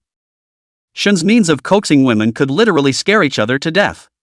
Xiao Deluxe smiled extraordinarily kindly at Su Chao. Miss Su Chao, right? It's my first time to meet you, I'm Xiao Delusion, just call me Brother Delusion. Don't worry little beauty, those little punks can't count on Brother Shin, they've already been cleaned up. As he spoke, he took the opportunity to sweep Su Chao from head to toe. He went to see what the little beauty who had the guts to stick to Shin looked like. Then, Xiao Deluxe's eyes lit up. This is not a beauty, this is a fairy. Chapter 37 Men's Hearts Under the Sea. Su Chao's eyes also lit up when she saw Xiao Deluxe. Ordinary people look at people to see the five senses. Su Chao occupational disease, look at people to see the face of the bone. Xiao Delusion is born with noble bones, the phase of great wealth, so outwardly noble is not rare, but even so, the monstrous wealth is not open, but was pressed head to head. Su Chao asked, Mr. Xiao, you have a brother don't you? And it can overpower him at every turn. Xiao Deluxe smiled, Ms. Su, it's well known that I have a brother. His brother, Xiao Shiyan, the orthodox heir cultivated by the Xiao family since childhood, the CEO of the Xiao Family Consortium, and the cover character of the Financial Weekly at the beginning of each year. Su Chao lightly narrowed her eyes and said, the body is weak and avoids wealth, and wealth and India are at war. He has been unwell for the last 2 days, don't invest easily. Xiao Yao, question mark. What's he, Shin, looking for a magician? After Su Chao finished speaking, she suddenly felt a cool chill on the back of her neck, and immediately afterward, she heard Shin Xiujin's voice, nonchalantly ringing out, you are worrying quite a lot. Su Chao turned back to say something, but saw that Shin Xiujin had already lifted his feet and walked away.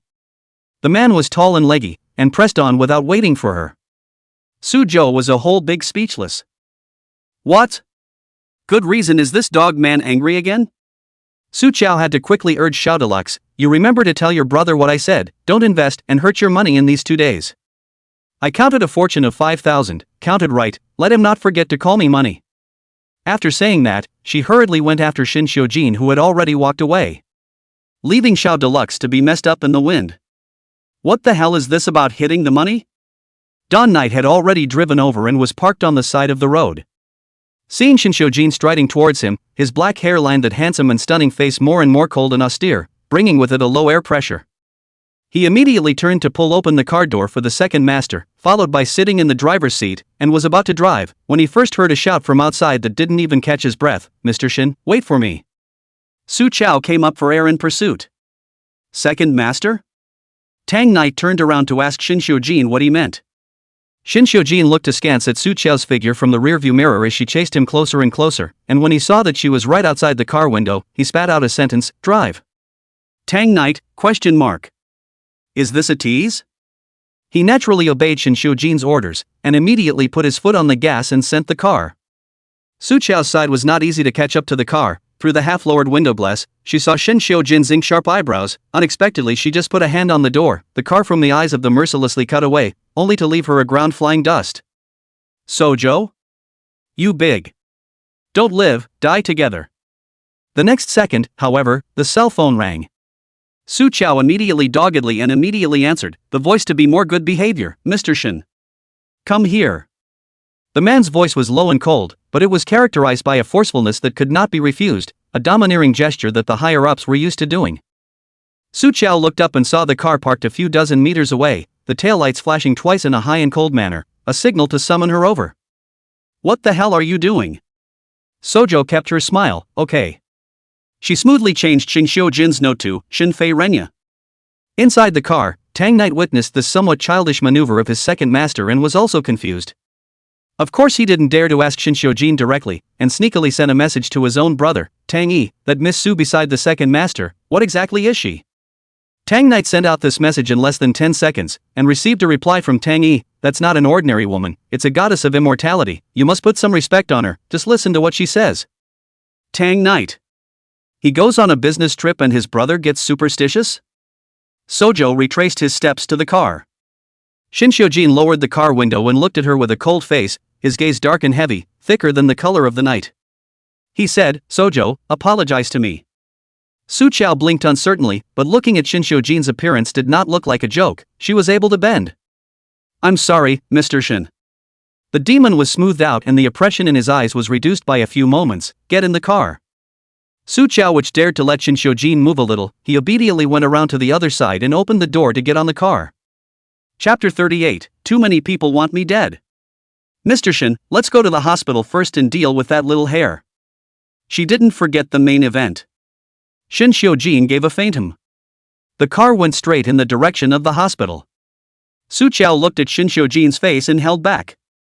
She moved her face over and asked cautiously, Mr. Shin, why did you get angry just now? She doesn't understand. This dog man is temperamental.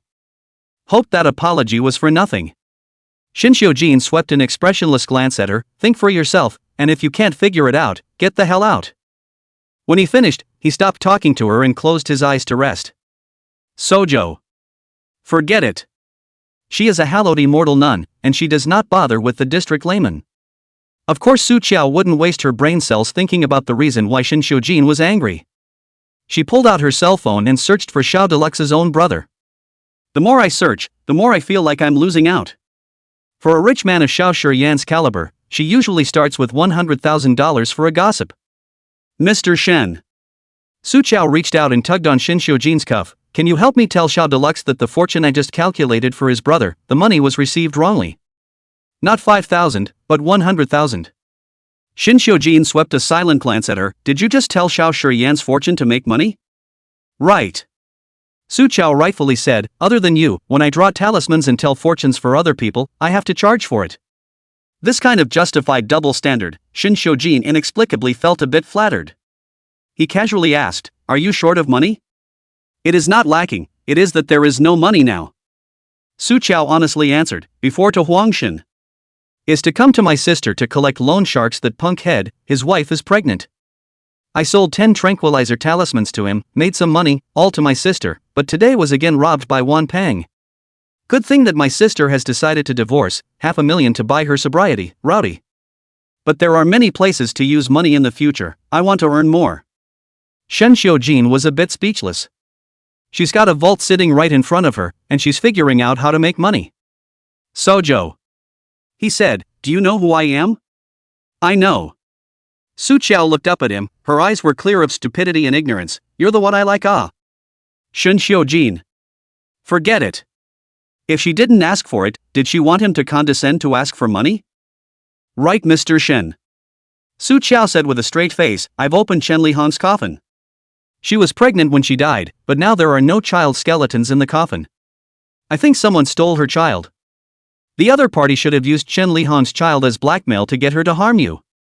Tang Knight, who was driving in front of him, had also seen the world, but these words still made his back chill. Shen. Xiujin looked at her with a faintly sidelong glance. Continue. I will find the baby spirit, and in exchange, Shen Lihong will have to explain who is behind this. Speaking of this, Su Qiao asked Shen Xiujin, Mr. Shen, do you have a suspect in mind? The man he hated so much that he would invite a ghost to kill him. Shen Xiujin is so wary, he should know in his heart, right? However, the man's long eyebrows raised slightly, but he spat out, not sure. Sojo, ? Shen Xiujin casually said, there are too many people who want me dead. Sojo. Gotta, she's afraid she's going to die of exhaustion this year. The car had driven into the hospital. Tang Yi was waiting downstairs, and Su Qiao followed Tang Yi just a few steps forward, realizing that Shen Xiujin didn't follow. She turned around and saw Shen Xiujin still standing in front of the car, explaining something to Tang Knight. Tang Knight nodded in response, and glanced at Su Qiao before getting into the car and leaving. Sojo? When Shen Xiujin walked up to her, she asked, Mr. Shen, were you guys just talking about me? Shen Xiujin stuck his hands in his pants pockets and sniffed, casting sidelong glances at her. Can you be any more self-absorbed? Sojo. On the other side, Tang Knight explained to the people under his hand as he drove, find a gambler named Wan Pang and lock him up first. He has a bank card in his hand, make sure the amount inside is $500,000, send it back to his wife.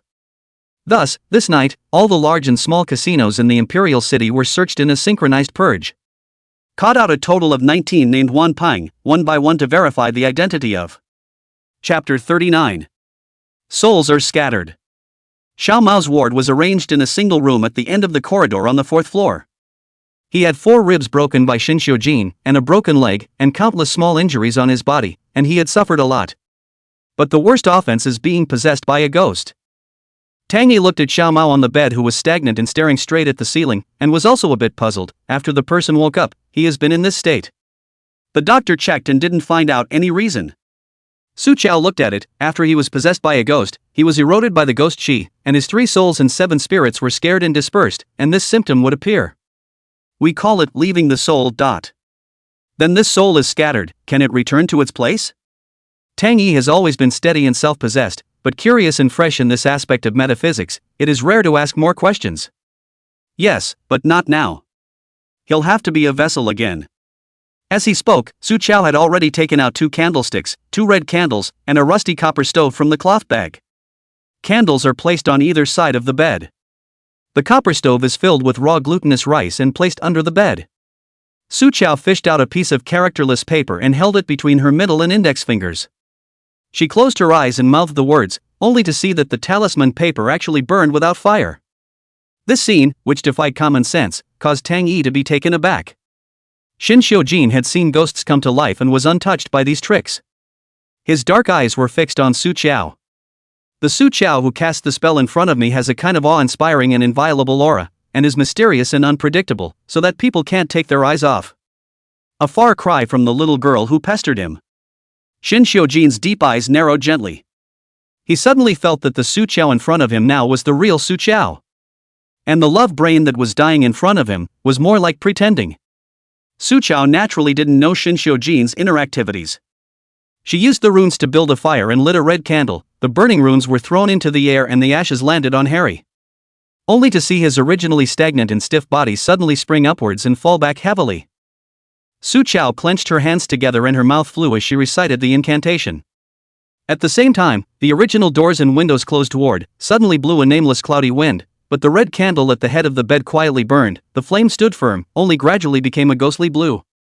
The little hair on the bed popped up and sat up violently, his eyes glowing red. He stared at Su Chao with some trepidation.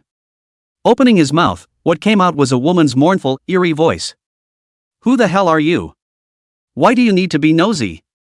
Tang Yi saw this kind of scene for the first time, and immediately became a little weak in the knees. Su Chao opened her heavenly eyes, and what she saw was Chen Lihong's rotting ghostly face. "A spiteful ghost like you is not worthy of inquiring about my name. I'll give you two paths. First, explain everything you know. I will help you find your child and transcend your mother in child. Second." Su Chao took out a heavenly thunder talisman, his complexion was grim. "I'll let you go up and smoke right now, and the mother and child will be separated, and you won't be able to transcend your life for all eternity."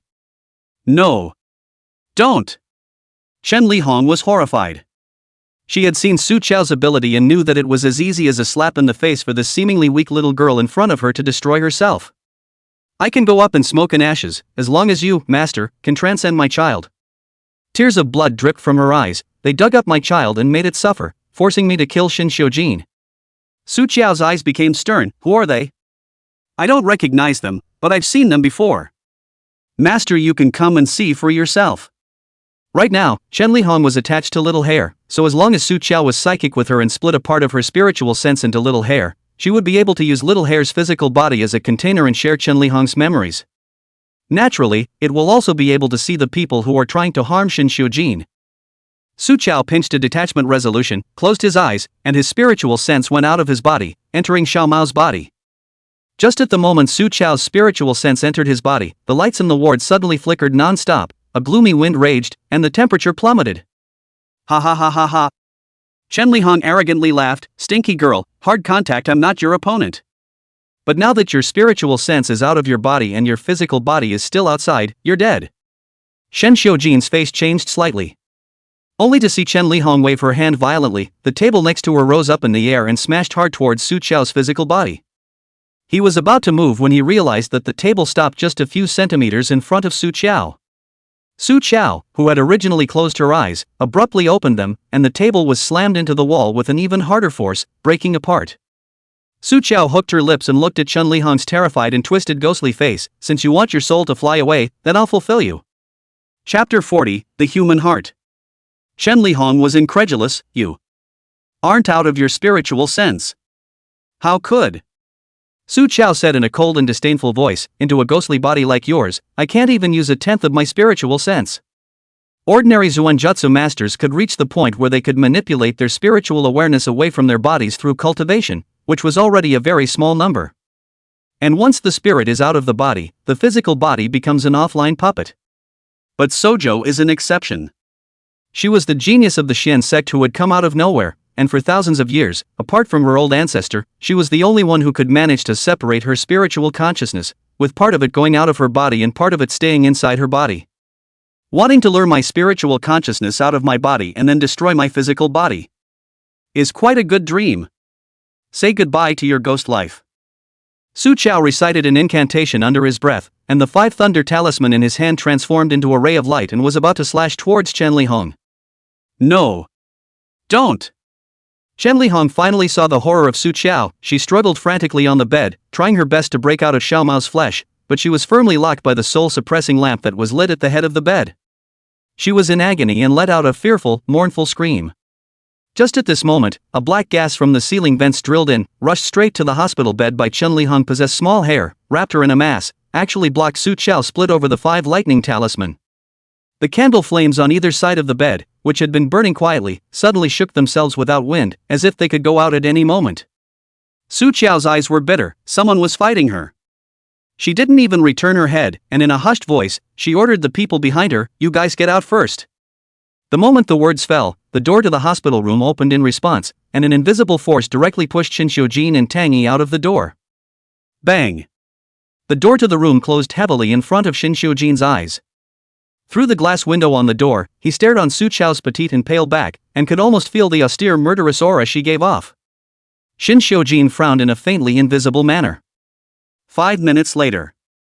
Sojo pulled open the door to the hospital room. Her face was frighteningly white, and the hostility and coldness around her body hadn't subsided yet, as she met Shin Shojin on all fours. One is dark and bottomless, the other is shrouded in mist. Chen Lihan's ghost was saved, but it's almost ruined. Su Chao reached out her hand. Give me a pen and paper. A clear, cold voice, cool through and through, like the first melting snow. Just now, she had invaded Chen Lihan's ghost domain and saw the woman who had instructed her to get rid of Shin Shojin through Chen Lihan's perspective. Tang Yi immediately brought a pen and paper, and Su Chao didn't talk about it, sitting cross-legged on the ground and started drawing. 10 minutes later, she stopped her brush and handed the drawn portrait to Shin Shojin. That's her. On the paper, it was a noblewoman with her hair in a delicate bun, dressed in Zen clothes. The iconic outfit made Tang Yi, who was next to him, instantly recognize it. It's the second mistress. He had a few surprises. What second wife? Su Chao wondered. This. Tang Yi a little snappy. This is, after all, the second master's family. He a due subordinate is not good to say. Shin Shojin, however, did not shy away from sneering. The young wife that my eldest uncle Shin Changzong brought home, Lin Xiaoyun. Nowadays, Shin Changzong, the head of the Shin family, not only has a childhood sweetheart, the original wife Zhao Fanghua, but also has a confidant Lin Xiaoyun. Lin Xiaoyun was also a red-hot singer back in the day, but 10 years ago she suddenly announced that she was quitting the singing world, and turned around and moved into the Shin family's old mansion. Externally, she only said that she and Shin Changzong had a good understanding at first sight and recognized him as her righteous brother, and that the two of them were a family without blood relations. But when she entered the door, she clearly still had an 8-year-old boy with her. Her eyebrows and eyes resembled Shin Changzong, and everyone knew that it was Shin Changzong's illegitimate son. The fact that Lin Xiaoyun was Shin Changzong's youngest wife was almost an open secret in Imperial City. In the Shin family, everyone also unofficially called her second mistress. In the eyes of the crowd, although Lin Xiaoyun is a junior, she is also gentle and sensible, and she usually eats fasting and Buddhist not to compete. On the contrary, Shin Changzong's original mate Zhao Fanghua acted arrogant and overbearing, and did not less in front of everyone to bully her. It is even more Lin Xiaoyun poor. Tang Yi couldn't help but frown. I really didn't expect that the one who lured the ghost to kill the second master this time was the most harmless-looking second wife. There's nothing to be surprised about. Shin Shojin looked at Su Chao in a different way and said indifferently, people are the most capable of disguise. Often the more pure and clean they look, the more mind they have under the skin. They have to be torn apart to see it. Sojo. No, big brother, why are you glancing at me when you're just talking? After tossing and turning tonight, Su Chao was already tired, and her body was getting colder and colder. She wanted to be closer to Shin Shojin to feel some warmth, but the man didn't know which one of his tendons was wrong, and he looked at her with displeasure, and he didn't even allow her to take the elevator on the same trip. When Su Chao went down, Shin Shojin had already left, leaving only a driver to take her back to see Yu Yuan. Su Chao got into the car and yawned, going to sleep or not, when she received a call from her sister. Xiao Chao, how did you get the money back from Wan Peng? Su Qian asked joyfully. Sojo, ? Chapter 41, The Yellow Lady. Su Chao couldn't turn her brain around too much now, so she simply showed her cards. Not me. Su Qian froze for a moment at the words. But just now a Mr. Tang found the house and sent me my bank card, which still has $500,000 in it. He put down the card and only said no one will harass you mother and son in the future and left. I thought it was your friend. Sojo. Mr. Tang, that should be Tang Night by Shin Shojin's side. Sojo was a little touched, but not much. In the Imperial City, Shin Shojin is really a handful of characters. He can catch Wan Peng in such a short period of time, and he can find out the whereabouts of his sister Su Qian. In other words, Shin Shojin is also in this way and remind her, Su Qian mother and daughter of the small life, now pinch in his hands. Sojo frowned. The man was even harder and softer than she thought he would be. It seemed like she had to be more careful around Shin Shojin. Otherwise, if he knows that she is now so clinging to him, just to use him to save his life. In accordance with Shin Shojin's perverted character, he will definitely want to retaliate back tenfold and 100-fold. Su Chao naturally wouldn't let Su Qian know this. Oh, I remembered. That man is my friend. I asked him to do me a favor. Sis, you put the card away. Su Chao strengthened his spirit and asked, Sis, how's your divorce counseling going? I waited at the law firm all afternoon today and that barrister was unavailable. I'll try my luck tomorrow. Su Chao wrapped her hands around herself and endured the piercing chill. No, he'll take the initiative to find you tomorrow. Shin Xiujin naturally wouldn't just stop at the step of sending the card, she had a premonition. What else? Su Qian said. She couldn't hear much anymore. Sister, I'm a bit tired, hang up first. She curled up into a ball. Body, cold as hell. The moon is full outside the car window, and today happens to be the 15th. Every 15th day of the past 2 years, Su Qiao would be so weak that she could only use 30% of her usual strength. The guy she fought with tonight was out of luck. On the other side of the imperial city, inside the small courtyard shrouded in night, Chen Lihong's ghost was dying on the ground, and in front of her was an old woman wearing a yellow Taoist robe and holding a yellow brass bell. Mother Huang, I've done what you ordered me to do, but the little girl beside Shin Xiujin is too powerful. Chen Lihong's body was nearly transparent at this time, and would annihilate at any time. Even if Niang Huang had stepped in time and blocked a large portion of the 5 Thunder Talisman's power for her, the remaining energy was not something she could withstand. Lady Huang snorted coldly, it's just that you know a bit of chicken scratch. It all boils down to you being useless, you can't even trap her spiritual sense. She didn't put Su Qiao in her eyes at all. She would naturally get rid of the people around Shin Xiujin. Yes, Niang Huang, you have a high level of cultivation, no one can defeat you. Chen Lihong didn't dare to argue, she floated to the feet of Empress Huang in vain and begged bitterly. Empress Huang, I've listened to you, you let me see my child. Chen Lihong begged bitterly. She's not afraid to go up and smoke, she just wants to see her children again. The yellow lady suddenly laughed a little, that old face mounted. She fished out a bunch of pockets and opened them. Your child is in there, go in and stay with it. Inside the pocket, the cries of an infant spirit did come out. Shen Lihong did not hesitate to drill into it. Huang Yangyan left to tighten the pocket, and soon, the screams of the female ghost came out of the bag. A sinister glint oozed from the bottom of Niang Huang's eyes. Stupid things, infant spirits plus spiteful ghosts, just the thing for me to practice the most ferocious mother in child bane. She had no intention of letting Chen Lihong go from the start. Huang Yangyang picked up the ringing cell phone and whispered to the person over there, don't worry, next time Shin Xiujin won't be so lucky. Don't worry, that little girl by his side, I'll find a chance to clean up altogether. Chapter 42, Too many people want to pounce on Shin Xiujin. Cun, inside the study. The scent of incense lingered in the air, diffusing a few percolating chills. Shin Xiujin's tall and clear figure sat quietly on the dark red leather sofa, and under his feet was the scarlet carpet, like a bed of dried blood. And he is Hades who crawled out of the pool of blood. Tang Yi stood in front of Shin Xiujin. Second Master, Miss Su's background has been investigated very clearly. She has lived in Yunqing for 17 years and has never come into contact with anyone from the Shin family. This time, when she returned to Imperial City, she was also in mourning for her parents, and for 7 whole days, she didn't leave the Su family's door. After leaving the Su family, the first person she went to see was you. Tang Yi cautiously said, Miss Su, she's unlikely to be Shin Sangyi and the others. Shen Xiujin was silent. In his hand, he was idly playing with a silver lighter, the blue firelight flickering on and off in his eyes, making the deep pools of his eyes more and more intriguing. Tang Yi analyzed, Second Master, I think Miss Su, as she clings to you, should simply like you. He lifted his eyes, you think she likes me? Anyway, she treats you as differently as she treats anyone else. Shin Xiujin's movement in his hand slightly paused, speak more carefully. There is a kind of indescribable sense of distance, as if all don't care, and all don't put it in the eyes, and the temper is not very good. Tang Yi carefully recalled, but in front of you is not the same. She likes to your side to get together, hate to be a pendant hanging on you, see you, eyes are bright, like. Tang Yi thought of a not so appropriate analogy and promptly stopped his mouth. Shin Xiujin's eyes were slightly cold, speak. Tang Yi could only say stiffly, it's like, a wolf that has been hungry for days sees meat. Shin Xiujin. What a broken, Second Master, I really don't have anything to do with it. I don't know anything about it.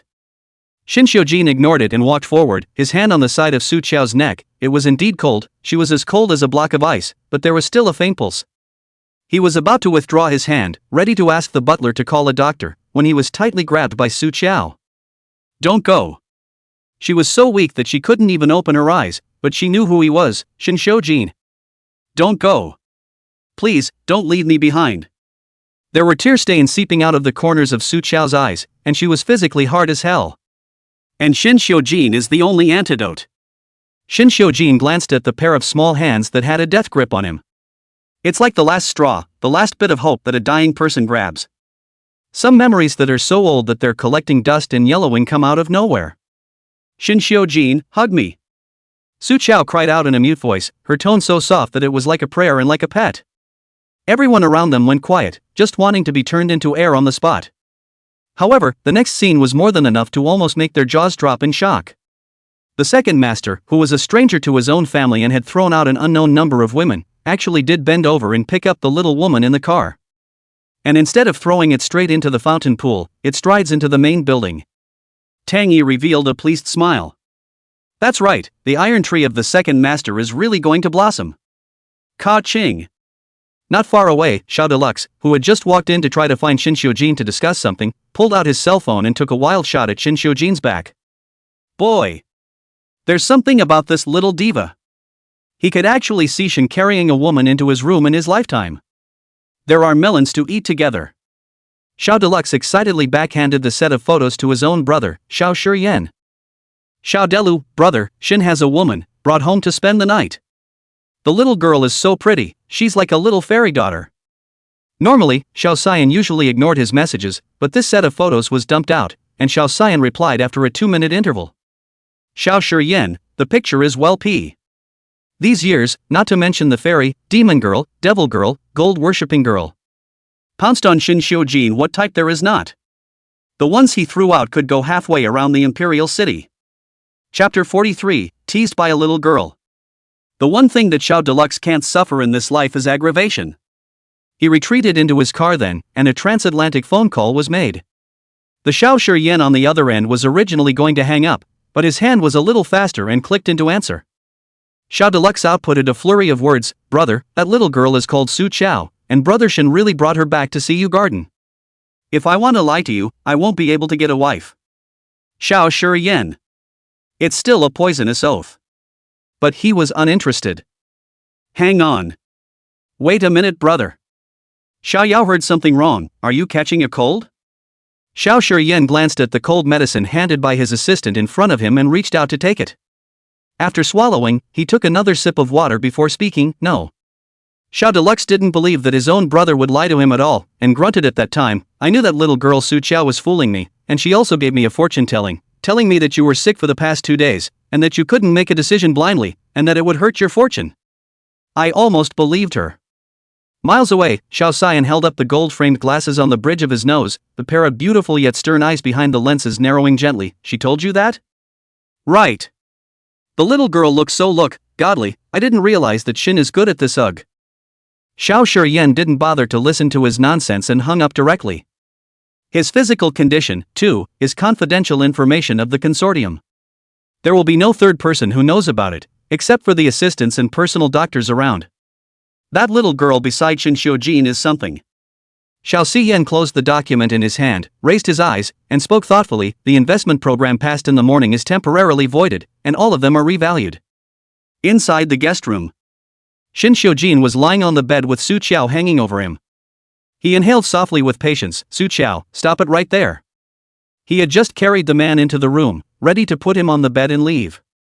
As a result, I didn't expect that this little girl, who looked as thin as a piece of paper, was incredibly strong and actually brought him directly to the bed. Shin-Shyo-jin. Su Chao experienced a double day of alternating hot and cold, her brain was so confused that it was like drinking fake wine, and even her always pale face was permeated with a bit of red. She lay on his chest, pillowed against his heartbeat, and murmured, you have to hold me for 10 minutes. Shin-Shyo-jin laughed back in anger, Su Chao, are you addicted to eating tofu? What right do I have? I did a lot for you tonight, ugh. I also saved the old lady, this is my due payment. Nope, 10 minutes of cuddling isn't enough. The little girl plopped down on top of him and dished out, feeling like she'd suffered a loss. She suddenly raised her head, her small hand propped up on Shin-Shyo-jin's chest, those beautiful fox eyes bright and seductive, staring straight at him, and finally her gaze fell on his lips. Shin-Shyo-jin realized what she wanted to do and his body tensed slightly. Sojo. He reprimanded lowly. The magnetic, slightly hoarse voice carried a hint of warning. Sojo doesn't care about that. She had been on the mountain for 17 years, and apart from Shenlin method, she had only watched a few dog-blooded Xiangya dramas with her master, and she was not at all enlightened about the affairs of men and women, not to mention any shyness. She only knew that she had just frozen to death. And Shin Xiujin was her heater. Mr. Shin, your heartbeat seems to be speeding up. Ugh. Su Chao blinked, like a small fox that had just cultivated into human form, exuding innocent seduction, slowly coming up towards him, but pressing no awareness of playing with fire, will burn itself. Shin Xiujin suddenly hooked his lips in a smile, and his large hand affixed itself to her unmanageable thin waist. Okay, let's have some fun then. Ah! Su Chao let out a light cry, the world in front of her eyes skyward. Shin Xiujin rolled over and firmly pinned her down. To stand tall, that's where he is. Shin Xiujin reached over and took out handcuffs from a nearby drawer, locking one of her hands to the bed. Sojo? Why are you talking about torture? You just said that you saved the old lady?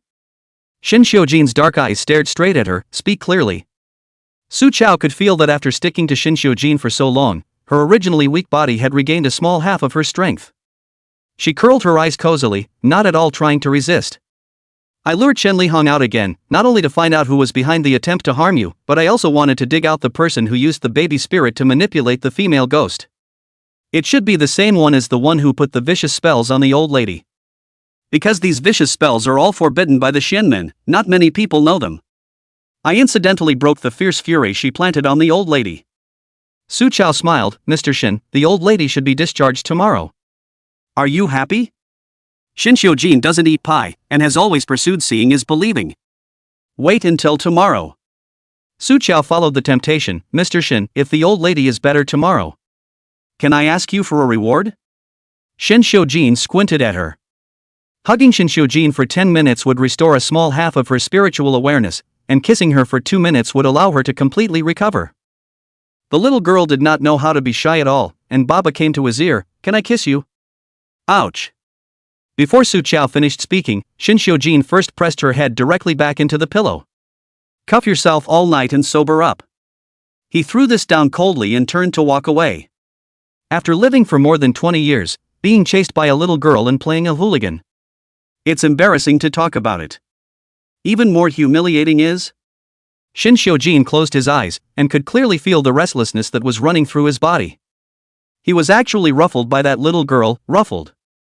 Shin Xiujin went directly into the master bedroom bathroom, turned the cold water up to the maximum, and poured it down head-on. Chapter 44, A Man. Not long after Shin Xiujin left, a small maid came in. Ms. Su. Seeing Su Chao's hands still locked in handcuffs, she busily said, I'll go find Uncle Fu to get the key. Don't bother. Su Chao grabbed the middle of the handcuffs with his other hand and just yanked, only to see that the stainless steel handcuffs actually disconnected from the center. Then, Su Chao easily split the one left on her wrist into 2 halves and threw it into the trash can with precision in front of the little maid. The little maid looked dumbfounded. Is this the kind of power a human being can have? Su Chao also looked at the little maid twice more. The little girl was born white and tender, her face is a standard small round face, her features are also round, delicate, and small. When she smiles, her eyebrows are curved, and there are 2 small paredes around her mouth, which is naive and cute. It's a very pleasant face to look at, and it's also very small, like a high school student. However, if you look closely, she is a weak parent, and her life is difficult, so she should have suffered a lot in her childhood. Su Chao, out of professional habit, opened her mouth and asked, What's your name? How old are you? Just turned 20, Miss Su, you can just call me A-Man. A-Man turned back and said with a smile, It is the name given to me by the second master. Uncle Fu asked me to take care of you, Miss Su. If you need anything, just tell me. Su Chao was a bit surprised. Shin Xiujin named you? Then your parents. I've never met my father. I heard that he used to be the Shin family's chauffeur, and back then, he was specifically responsible for driving for the second master's father. The bottom of A-Man's eyes flashed with a trace of sadness, pulled the corner of his mouth and said, 21 years ago, my mother had just gotten pregnant with me, and my father drove the second master's family to catch a plane, but there was an accident on the way. My father died, the second master's parents also perished on the spot, and the second master was 6 years old. He disappeared. Su Chao couldn't see Shin Xiujin's destiny and knew nothing about him. This was the first time she learned about Shin Xiujin's past. She asked softly, and then what? At that time, my mother, because of my father's death, mourning excessively, fell sick, so gave birth to me. 2 years later passed away. I was brought home by my aunt and uncle, and they renamed me Fu Di. A-Man mockingly pulled the corner of his mouth, meaning that they want me to support their son properly in the future, and I grew up as a little nanny for my brother, waiting for him to eat and wear clothes. If you don't do a good job, you have to be beaten. Speaking of this, Aman still had palpitations, and she pointed to her right ear. Once, because I was late in picking up my brother from home, I received 2 slaps from my aunt and uncle, and my right ear was deafened. So Miss Sue, in the future, when you talk to me, you have to speak louder or I won't be able to hear you clearly. There was no resentment on Man's face, and his tone was still loose when he said this. Those who are not entangled in the misfortunes of childhood are naturally treated kindly later. Sure enough, Aman's eyes quickly lit up. Not long after I was deafened, one day the second master personally came to the door and brought me back. He let me stay at home and also sent me to study. It's just that I'm too stupid and my grades aren't very good. Su Chao listened quietly, her eyes gradually condensing. A man grows up under the abuse of his aunt and uncle, and then meets a nobleman, Shin Xiujin. What about Shin Xiujin? Who took him when he disappeared at the scene of a car accident, and what did he go through all those years? When was it found? And who are his nobles? To Su Chao, Shin Xiujin's entire person is unknown. She didn't wait to think about it, but sleepiness hit her first. Su Chao yawned and explained to a man, I'm going to sleep, tomorrow, unless Mr. Shin looks for me, no one should wake me up. The next day. The sun was shining outside, but inside the room the curtains were tightly closed, not letting in a single ray of light. Su Chao's entire body was wrapped in the quilt like a chrysalis, sleeping soundly. Suddenly there was the sound of a car downstairs, followed by lively talking, and then a string of firecrackers actually went off. What about for New Year's Eve? No one can wake her up on the first day of the year either. Su Chao frowned impatiently, her eyes didn't even open, copied the pillow under her head and covered her head, intending to continue sleeping. Bang, bang, bang, the door of the room was, however, knocked loudly. Ms. Su, you have to get up. A man shouted anxiously outside the door, the old lady is back, waiting right downstairs, naming you. Su Chao fraudulently sat up straight from the bed, sank his breath into his dantian, and yelled at the outside, let her. The word roll slipped to her lips, her brain cleared first, and with a bite of her tongue, she swallowed it back hard and changed it to. Wait a minute. The old lady? She came to her senses. The old lady had already resolved the evil spirits last night, and with the nourishing talisman she had left behind, she should indeed be cured today. But how did people come back so fast? Chapter 45. The old lady is back. The old lady was currently the only relative Shin Xiujin cared about. It is also the thigh she must embrace if she wants to marry Shin Xiujin and live through this year. A strong desire to survive instantly overcame drowsiness. Su Chao got out from under the covers, rushed into the bathroom to wash her face with cold water, straightened her hair, changed her clothes and was about to open the door to go downstairs when she hesitated again. Shin Xiujin didn't want her to appear in front of the old lady before. Su Chao tangled for a few seconds and sent a message to Shin Xiujin, Mr. Shin, the old lady is back. Can I see her? After waiting 2 minutes, no one replied. Outside, a man came to urge again, Miss Su, you should hurry up. Su Chao had not yet come to respond. First heard downstairs in the living room, came the old lady's middle heavy voice, with excitement and uncontainable elation. Don't rush my little fairy daughter. The old lady sat on the sofa and tilted her face up, full of love, it's because I came back too early, she must not have woken up yet. I shall wait. Speaking here, she retracted her gaze and swept aside to Uncle Fu and the others, frowning unhappily, you guys serve Ajin every day, how come no one informed me of the extra girl in the house? If it wasn't for Wang Zai coming to visit me in the hospital today and telling me the good news, I wouldn't have known that my good grandson-in-law has been found. Xiao Deluxe was sitting crookedly on the small sofa next to him peeling oranges. When he heard the sound of Wang, his whole body didn't feel too good. He snapped and handed over the peeled orange. Grandma Shin, don't call me by my nickname in front of outsiders. That's right, the one who leaked the information was none other than Xiao Deluxe, who had been excited about eating a big melon all night. The old lady of the Xiao family and the old lady of the Shin family were handkerchief friends, and their feelings were as deep as they could be. Early this morning, Xiao Deluxe was instructed by his own old lady to carry a large bag of supplements to visit Mrs. Shin in the hospital. Xiao Ju, this person is usually arrogant and cocky, rampant, but in front of the elders are accustomed to playing nice, very pleasing to the eye.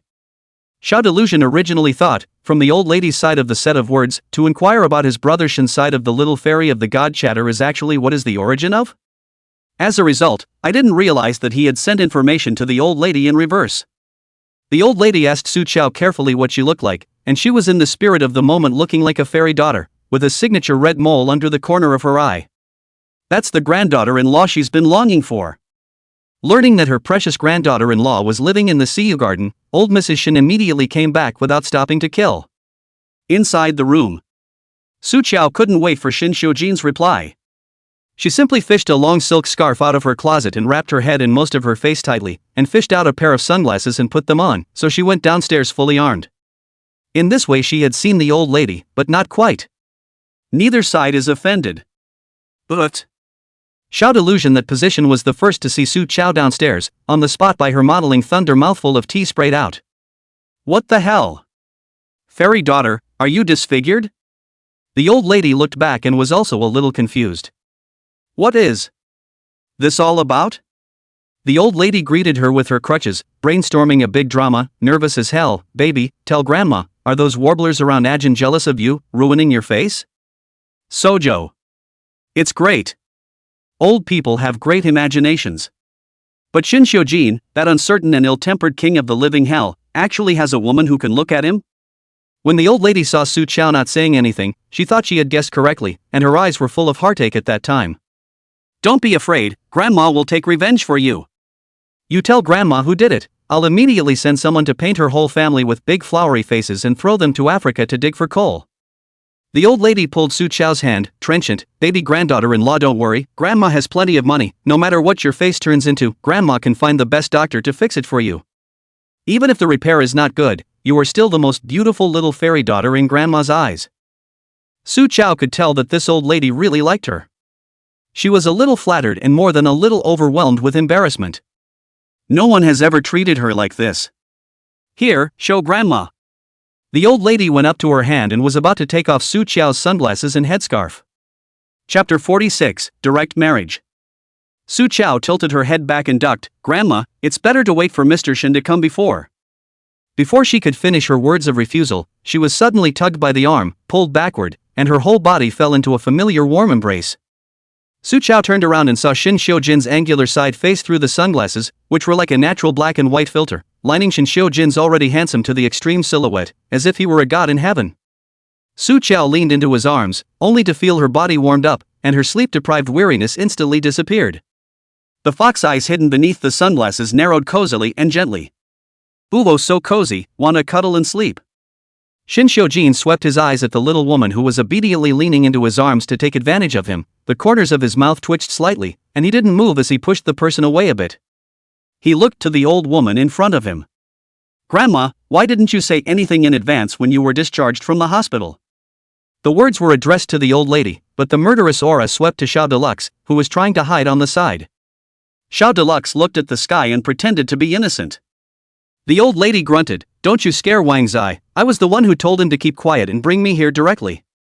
Why didn't you bring my precious granddaughter-in-law here when you found her? Speaking here, the old lady suddenly remembered something, her eyes glared up, puffing, before in the hospital, my precious granddaughter-in-law to come is not it? I told you that I heard her voice, you deliberately lied to me. Good, you brat. The old woman raised the cane in her hand in a gesture to strike. Everyone in the family knows that the old lady loves the second master the most, and every time she loses her temper, it's all thunder and no rain, so naturally it's impossible to really beat him. But Sojo doesn't know that. She subconsciously shielded Shin Xiujin behind her and blocked it herself without even thinking about it. Same as a hen guarding her brood. Grandma, don't hit him. The old lady also did not expect Su Qiao nursing to pounce on her. The walking stick in her hand was almost confiscated, and dangerously brushed past Su Qiao's shoulder.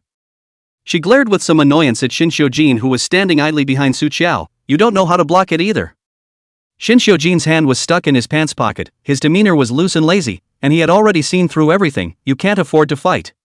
The old lady gasped. How can you get a wife with that kind of emotional intelligence?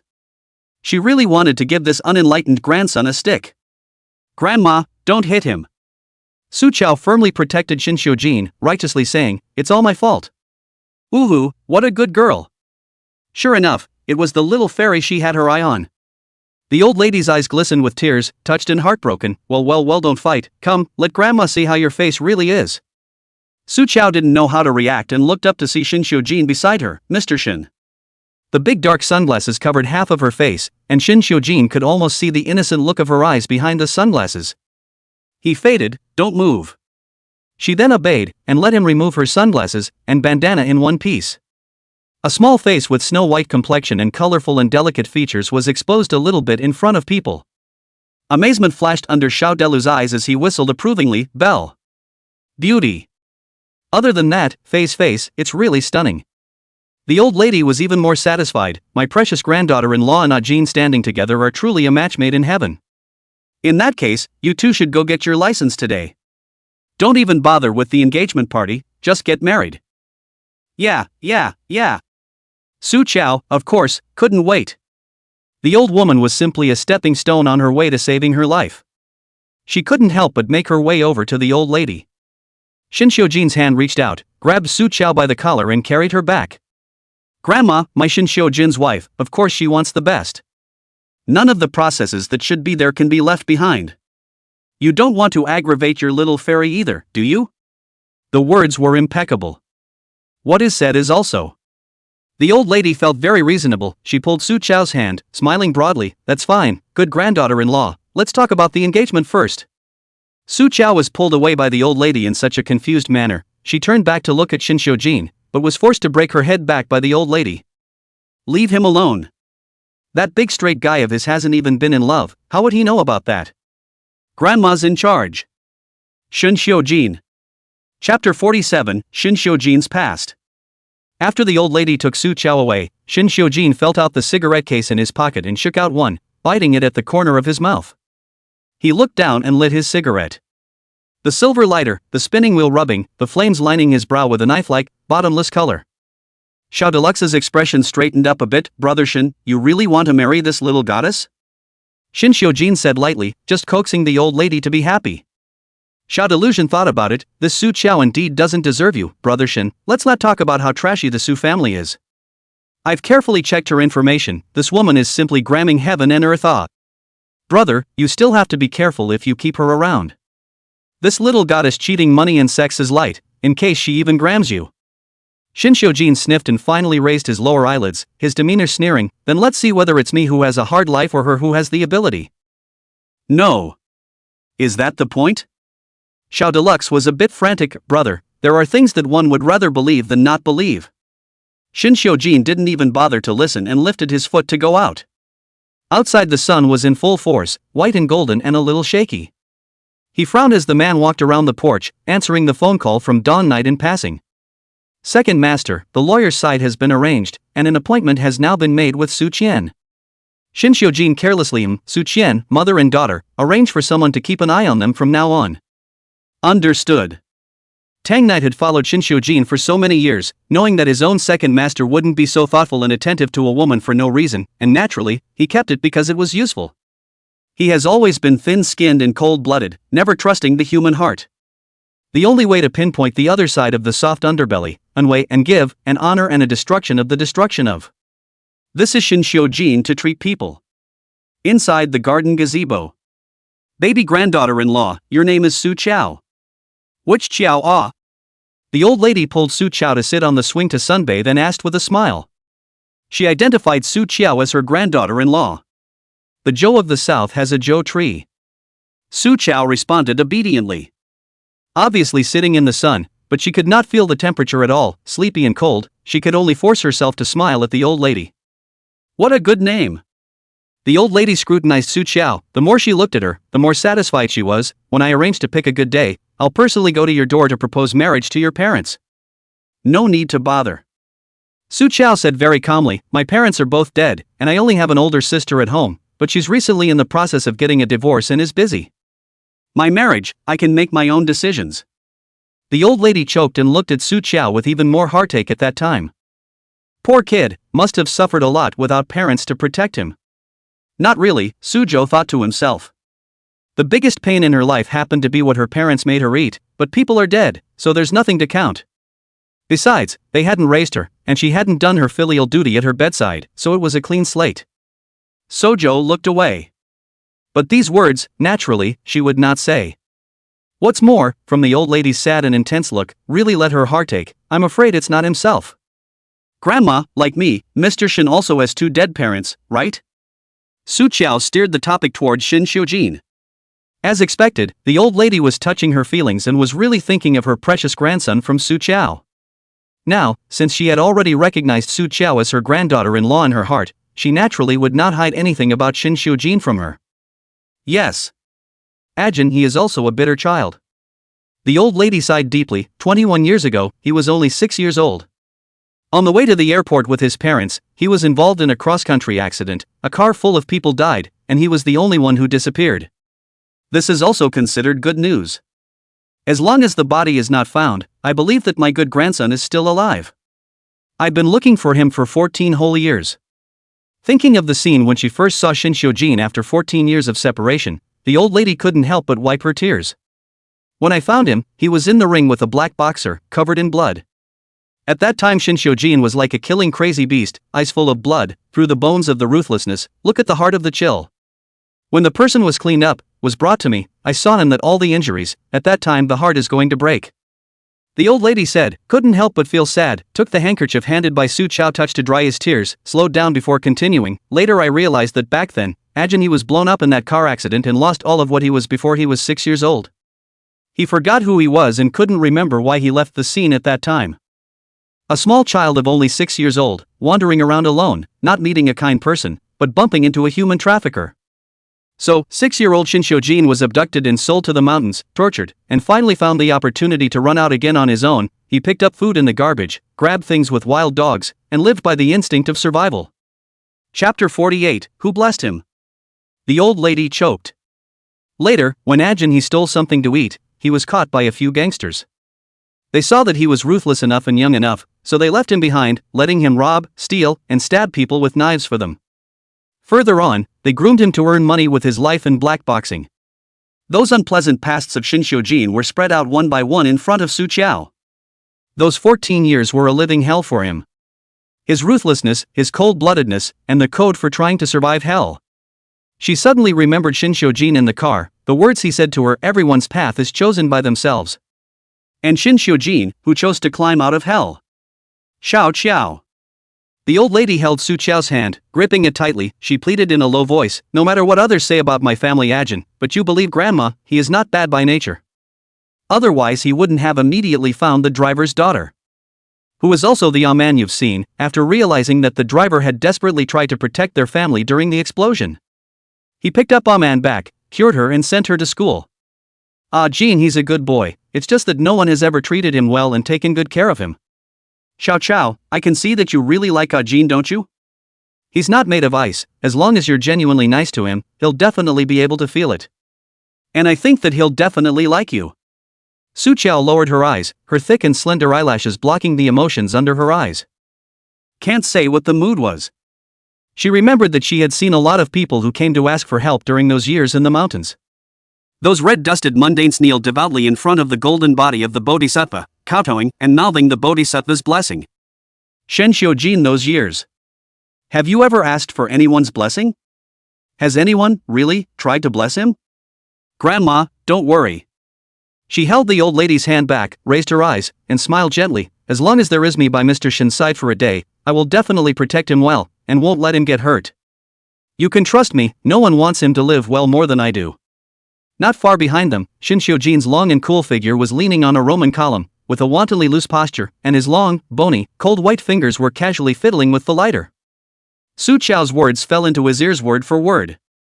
Shin Xiujin's gaze stared at the woman's back, so tiny that he could crush it with one hand.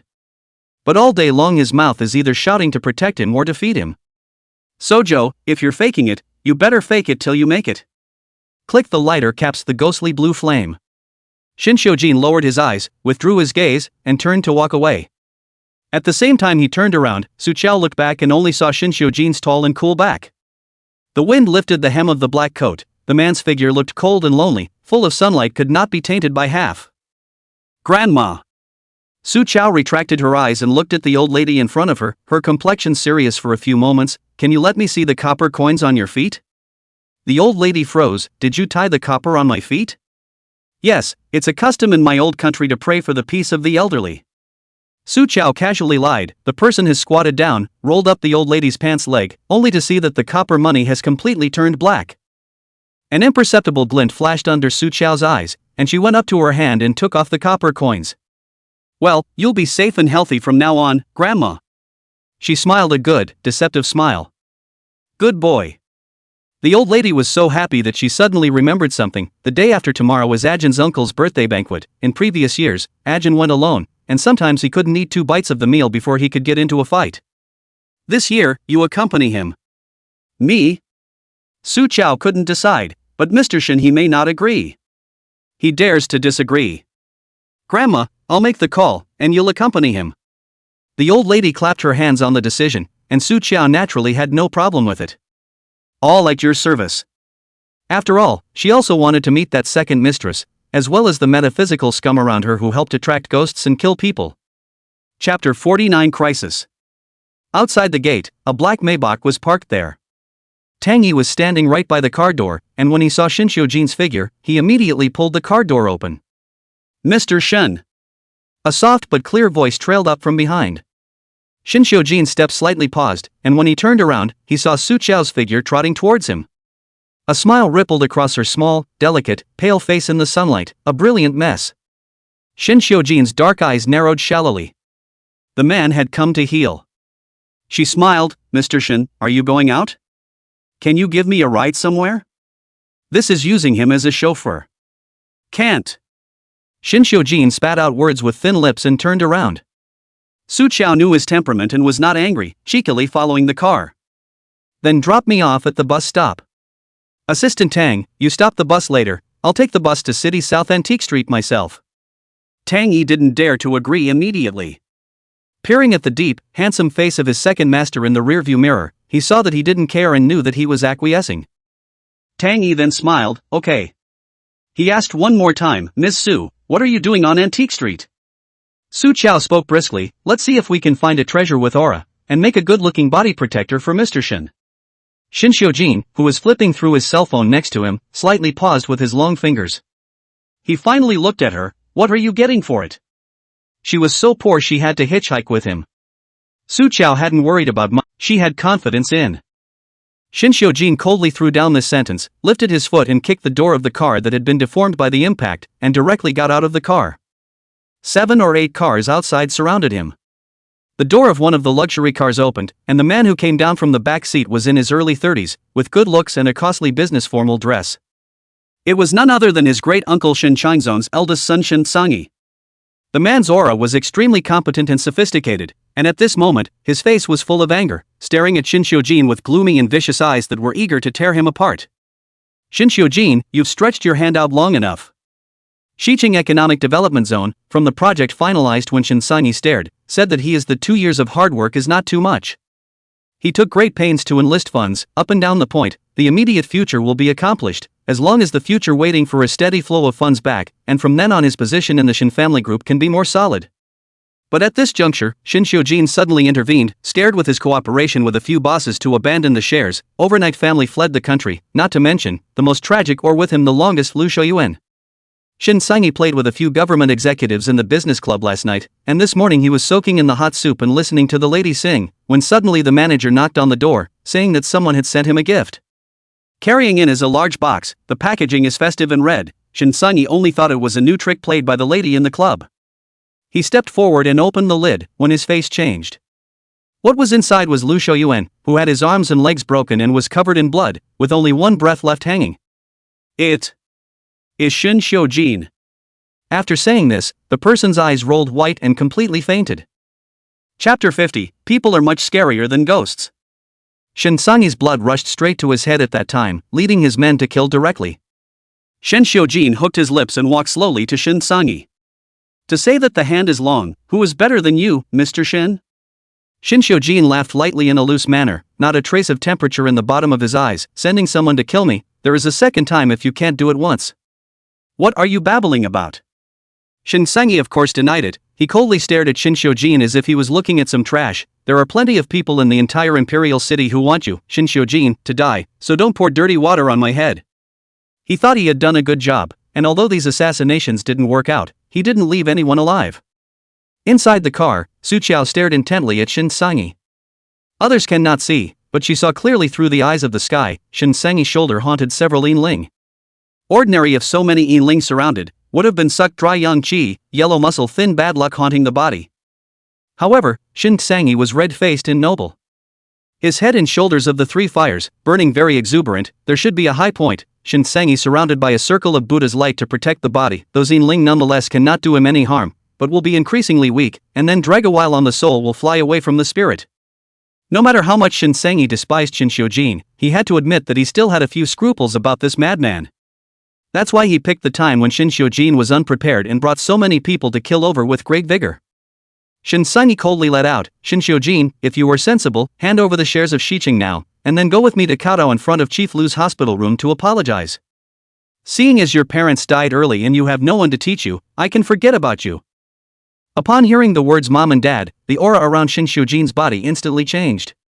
His eyes were dark and cruel, his killing intent skyrocketed, but the smile at the corner of his mouth was even deeper, and he laughed so hard that people's heavenly souls were cold. Shin Xiujin took half a step forward.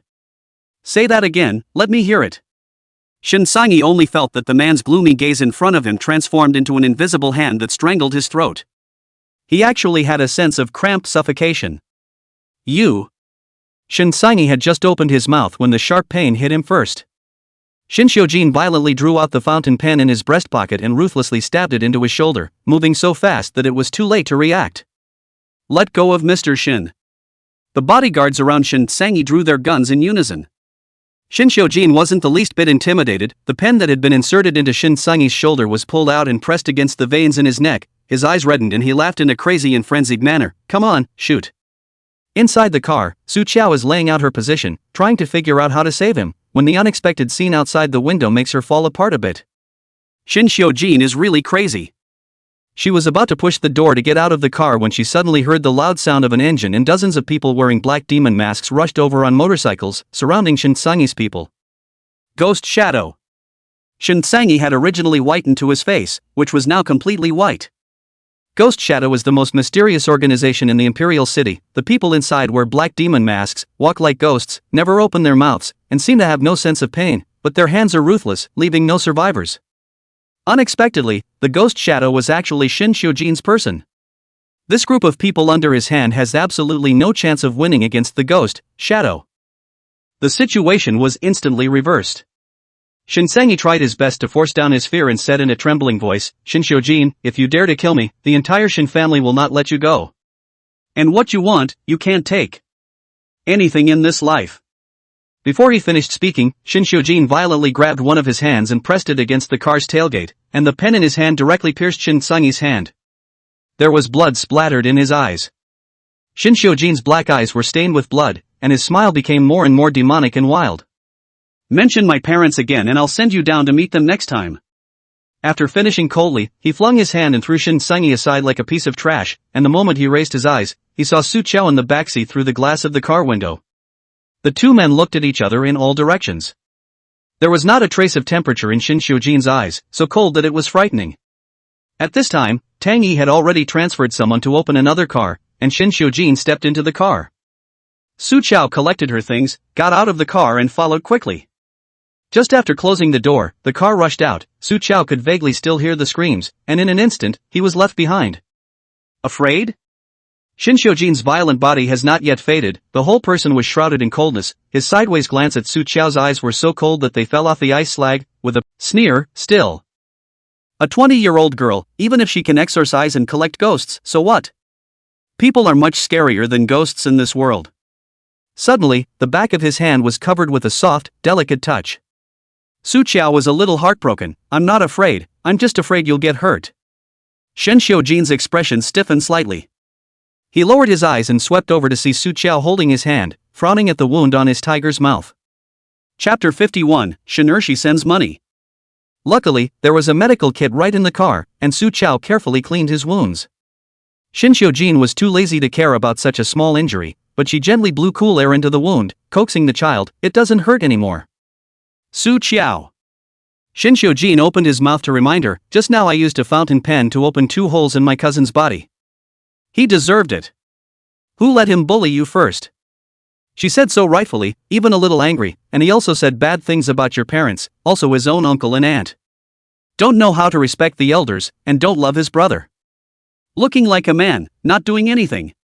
Su Qiao cursed while observing Shin Xiujin's face. The expression on the man's face didn't change much, but the aura around him had obviously eased considerably. Su Qiao's words turned, changing the way to begin to instill a sense of safety to Shin Xiujin. Mr. Shin, in fact, just now I almost set up a formation that can help us get out of danger. She said we. Shin Xiujin's patience, which was originally very little left, lengthened a little more, and the person leaned towards the back of the chair to listen to her continue. I saw several human lives transformed into grievous spirits following Shin Sanyi, only that he had the help of a high person, plus his ancestors' illustrious Yin virtue, and those Yin spirits were suppressed. But I can open the eyes of heaven for him, so that he can briefly see those Yin spirits, so that we can escape. Su Qiao spoke at length. Mr. Shin, can you promise me that you can't be so impulsive in the future? I'm afraid that if they really shoot, I won't even be able to stop the bullets in time if I want to help you. Take a bullet for him? That sounds exaggerated and ridiculous. But the little girl in front of her, her eyes were full of thick aftershocks and her voice was trembling. That inexplicable irritation was back. Just with that group of losers you want to move me? Shin Xiujin snorted disdainfully and coldly as he moved his eyes away and looked out the window, only spitting out, "Say any more nonsense and I'll throw you off the bus right now."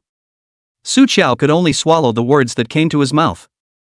After the car drove for a few more minutes, Shin Xiujin took out his cell phone and sent a message. "Don't make a big deal out of it." 5 simple words stayed the 2 arms of Shin Sanyi and those under his hands. You just said that Shin Sanyi has several lives on him? Shin Xiujin looked at Su Qiao beside him again and opened his mouth to ask, "Can you find out their identities?" "It's possible," Su Qiao truthfully said, "but you need to get close to Shin Sanyi first, get his hair, nails, and birthdate, and break the spell formation on his body before you can do it." Just now she saw clearly, those shadowy spirits are not want to go, but simply cannot go away. The car didn't stop when it passed the bus stop and drove all the way to Antique Street. "Mr. Shin, then I'll leave first." Sojo went to pull the car door and found it locked. She looked at the man beside her in disbelief. Shin Xiujin took out a black card from his wallet and handed it to her. "Take it."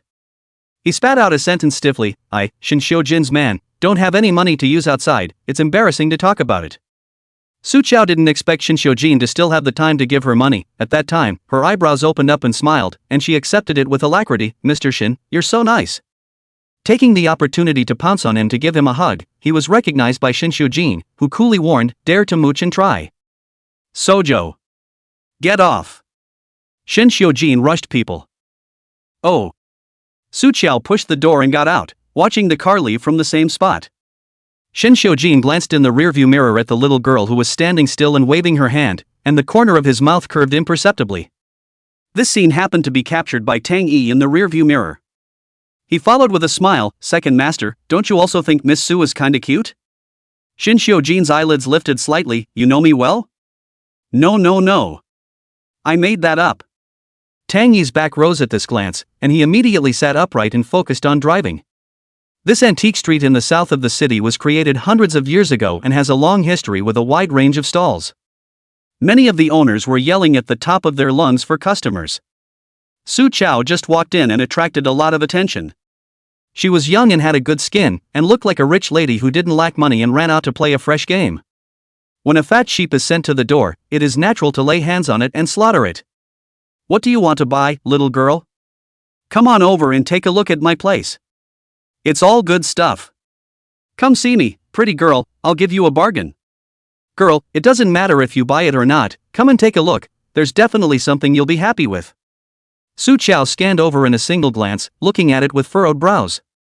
Not a single thing that catches the eye. Just as Su Qiao was about to lose interest, her eyes suddenly lit up. She headed straight for a stall in the corner. "Boss, how can I sell this stone?" The owner of the stall is a hunchbacked middle-aged man with an honest face. He sat empty all morning and was about to close the stall and go home, not expecting a customer. He looked up and saw Su Qiao's appearance, and was shaken by the shock. The man only came back to his senses, and saw that Su Qiao's finger was actually a rough stone that he used to press the red cloth on the corner of the table, and the man kindly said, "Little girl, this stone of mine is picked up by the river, not counting the antiques. You still look at other things." This person is honest, but he also lacks a wise eye and doesn't know that he has picked up a topaz spirit stone. To be on the mountain, this stone was not rare, but with the drying up of spiritual chi in the metropolis under the mountain, this topaz spirit stone was especially valuable. She planned to use this piece of jade to make a protective spell for Shin Xiujin. I just have my eye on this stone, you picked it up, that's yours too, make a price. Su Chao calmly said. Chapter 52, Not only can I see you, but I can destroy you. The eyed stall owner next to him spoke out in a conspiratorial manner, Hunchback Zhang, it's not easy for you to open a stall, and you're getting old, so don't look at the human girl and see that she's good looking and doesn't even make any money. It made the people around him laugh. Zhang Camel, face slightly red, did not dare to look at Su Chao, picked up the stone and handed it over. Girl, you see, well, this stone is really not worth money. If you want to buy a fun, why don't you buy another piece, the stone I will give you. But he's a real man. Su Chao swept around the contraptions on his stall, there really wasn't a single one that caught his eye. Eventually, Su Chao scrutinized the face of Zhang Hunchback, only to see his eyebrows locking the seal, green under the eyes, the black gas lingering in the sky hamper, is the face of bad luck. Su Chao opened her mouth and asked, have you been particularly unlucky these past few days? Hunchback Zhang froze, somewhat suspicious. Little girl, how do you know? First, I forgot to bring an umbrella and went out into the rain, and I couldn't catch up with the bus. It was hard to wait for the bus, but when I got off, I realized that I had lost my cell phone. He's had a bad break, but he's had a bad break. He fell into a pit on his way here this morning and almost broke his leg. And he hasn't opened his stall to sell a single thing in the last few days. Su Chao sighed and said, forget it, I'll take a loss. I'll draw a transit charm for you in exchange for this stone. At these words, a burst of laughter came from the crowd that had gathered around to see what was going on. Hunchback Zhang, this little girl is fooling you. Hee, the person has such a beautiful face, don't let her draw the talisman, you let her touch the bone for you is not a loss. Ouch. The person who was flirting suddenly had a pain in his face, as if he had been slapped by the air. Su Chao's hand that was pinching and casting spells under his sleeve relaxed. She didn't bother to pay attention to those people and took out a blank yellow talisman from her cloth bag, followed by a quill and a piece of sunken ink. Let Zhang Camel fetched some water, Su Chao moist pen grinding. She has a silent and dusty temperament, just standing there, with low eyes and hands focused on ink, just like a person in a painting, people do not dare to disturb. The crowd of onlookers gradually quieted down, and all eyes were focused on Su Chao. Su Chao, however, was as if she didn't realize that the gaze of the bystanders was nothing more than air to her. She lifted her pen and dipped it in ink, landing on the yellow talisman paper and drawing a string of flowing atmospheric and complex runes. There are those who know what they're doing, looking dumbfounded and sucking in a few breaths of cold air. Upper grade transit charm. This is a top grade transit talisman. I didn't realize that there were still such powerful talisman painters so young in Imperial City. This little girl doesn't look like a real person. If sold individually, this transit talisman would cost $30,000 to $50,000 at any rate. $30,000 to $50,000? Ha! You're dreaming. At least add another zero. Zhang Camel naturally heard the surrounding people's comments, at the moment a little confused. Could it be that he really stumbled upon a powerful high person? At that moment, the way he looked at Su Chao became awe-inspiring. Seeing Su Chao handing over the talisman paper, Hunchback Zhang hurriedly wiped his hands on his pants leg and went to receive it with both hands, terrified. Thank you, miss. Su Chao nodded slightly and put away the stone and turned around. The crowd of onlookers behind her automatically made way.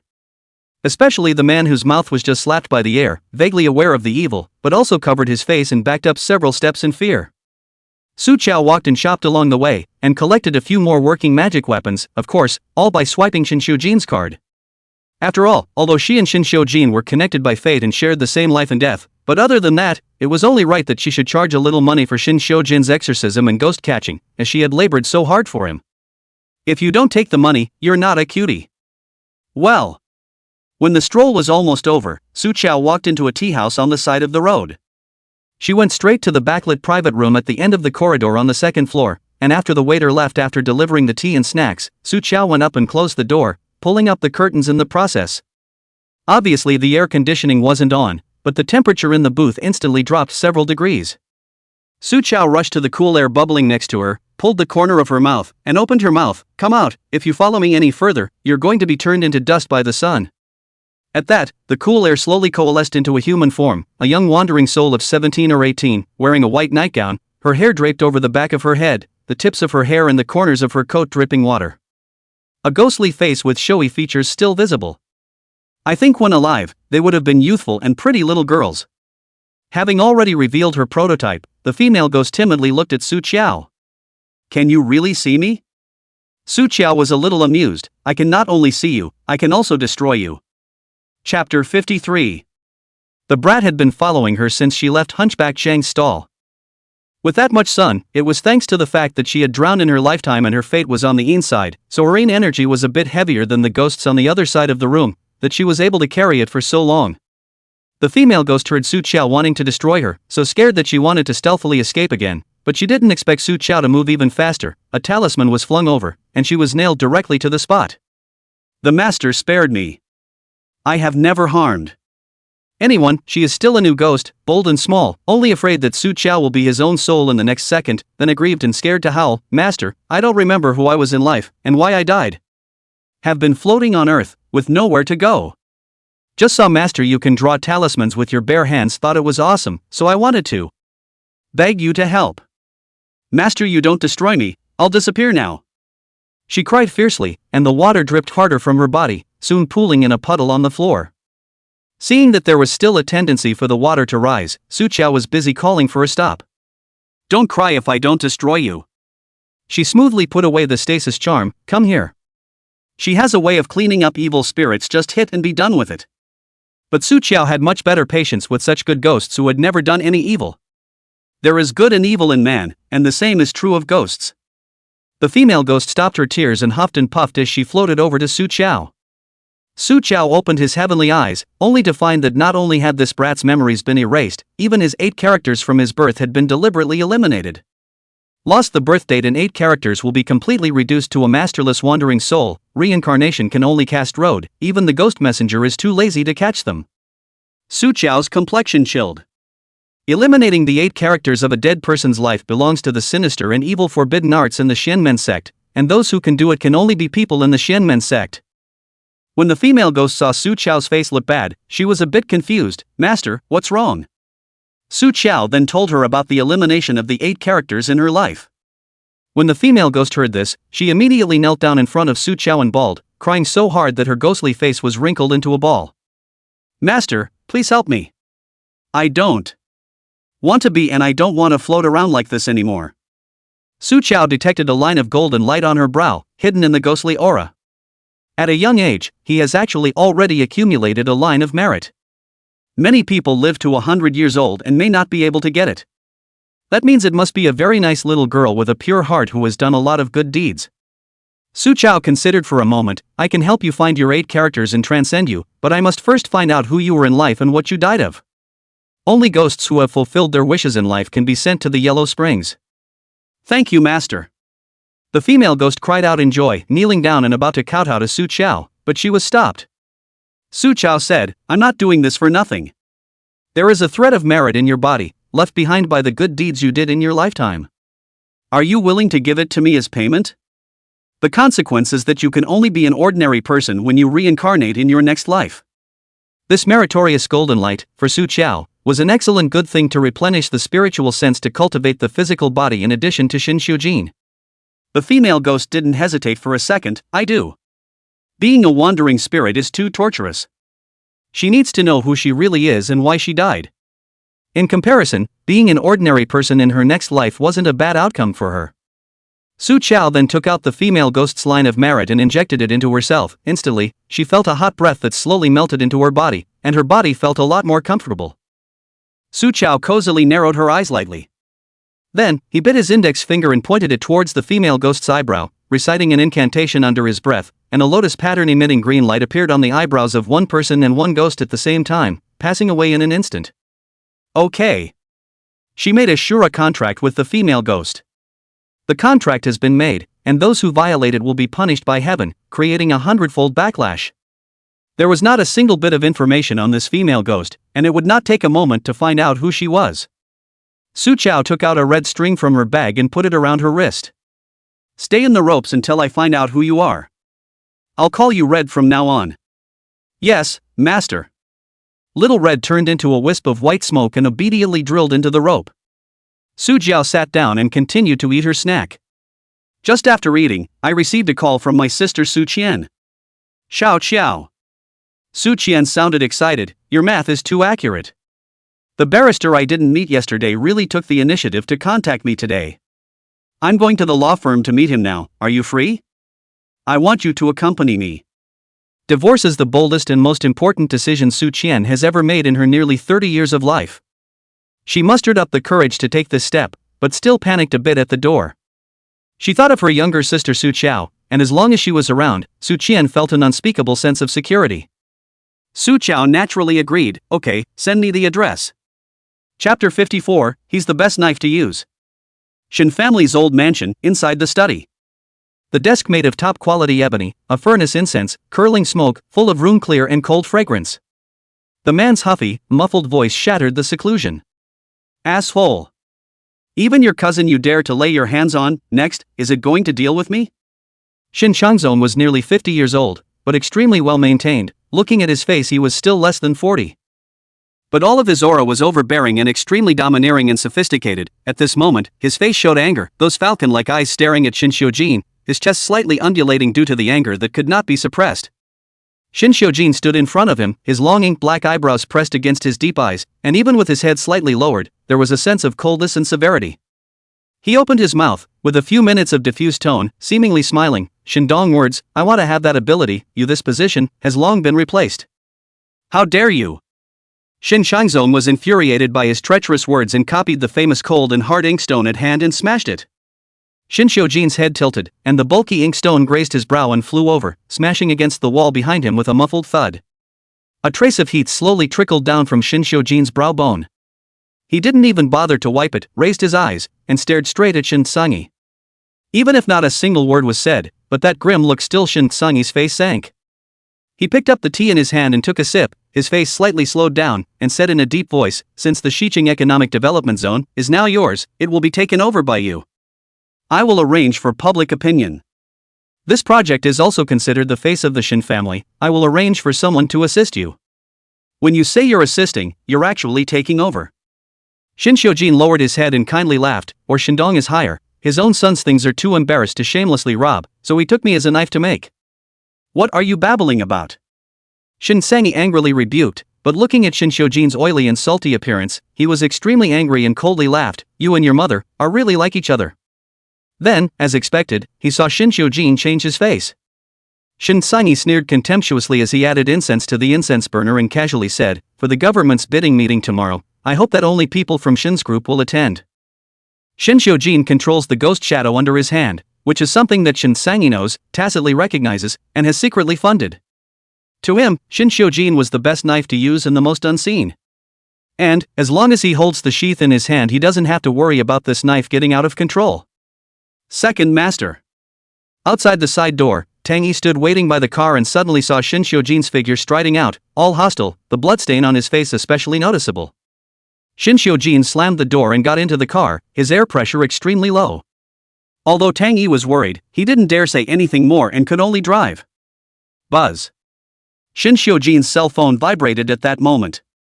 Tang Yi followed with his heart skipping a beat. The second master is in an extremely bad mood right now, and I don't know which one is not afraid of death to dare to harass the second master at this time. Shin Xiujin frowned coldly, pressing no intention to pay attention, his hand reached into his pocket and directly choked off the vibrating tone. However, the other party looked like they were determined to find death and continued to send. Tang Yi's cold sweat came down. Shin Xiujin was impatient to the extreme, and ground out his cell phone to see who he was going to send to heaven. The one that popped up was Sojo. 4 unread messages. Su Qiao, second master, I found a topaz spirit stone. I'm going to make it into a protective talisman for you, what would you like? A trigger, a necklace, or a pendant? Then just 3 photos of an ugly rock. Shin Xiujin took a deep breath, not intending to care. However, the person on the other side of the room clearly didn't have the slightest desire to live, and seeing the message status become red, a phone call came through. Shin Xiujin. He had the urge to kill someone. Picked it up after all. The gentle familiar voice with a smile then rang in the ear, Mr. Shin, you saw the picture I sent, right? Take your time to think about what you like, but don't think about it for too long. I'll make it into a magic weapon earlier, so you can carry it on your body as an amulet earlier. Su Qiao said in one breath and waited for a few seconds. Just when she was about to think that no one was across the street, she finally heard the man's voice. Su Qiao. Shin Xiujin's voice line was low and slow, word by word bubbling with cool air. call me casually again in the future, and I'll bury you with your sister." After that, he just hung up. The phone was casually tossed to the side, and 5 minutes later, another message was drilled in, and only one. Shin Xiujin took it over and looked at it. "Su Chao, Mr. Shin, thank you for helping my sister find a lawyer. You remember to eat well." Followed by a pink love heart, the corner of Shin Xiujin's mouth twitched slightly. She never seems to know what moderation means. Shin Xiujin simply pulled the person into the blacklist, out of sight, out of mind. He leaned back in his chair and closed his eyes to rest. After 10 minutes, Shin Xiujin opened his cold black eyes and pulled people out of the blacklist again. Tang Yi. Yes, second master. Find a place to eat. Chapter 55, A Rabbit Will Bite When It's Angry. Jun Chang Law Firm, Parlor. Su Qian is talking to her lawyer about divorcing Wan Pang. Su Chao, on the other hand, sat in the corner, swiping her cell phone with her head down, eating up the fruit plate brought by her secretary in the meantime. In those years in the mountains, in addition to the metaphysical books, she read thousands of books. Other aspects, have not been exposed to, is considered a parochial semi-literacy. The conversation between Su Qian and the lawyer was more than enough to make her doze off. Might as well do some work of your own. The message sent to Shin Xiujin turned into a red state, and Su Chao didn't expect this cloudy man to return the message. She withdrew and began searching the internet for news stories about the drowning death of the teenage girl. Based on the state of Little Red's coast, the time of death should be more than half a year. But the weird thing is, in today's internet age, she didn't find out anything. "Little Joe, we can go now." Su Qian's side has finished chatting. She pinched the drafted divorce agreement in her hand, her eyes are red, and she put on sunglasses to hide it. Su Chao didn't poke her either, got up, and after nodding at the lawyer, followed Su Qian.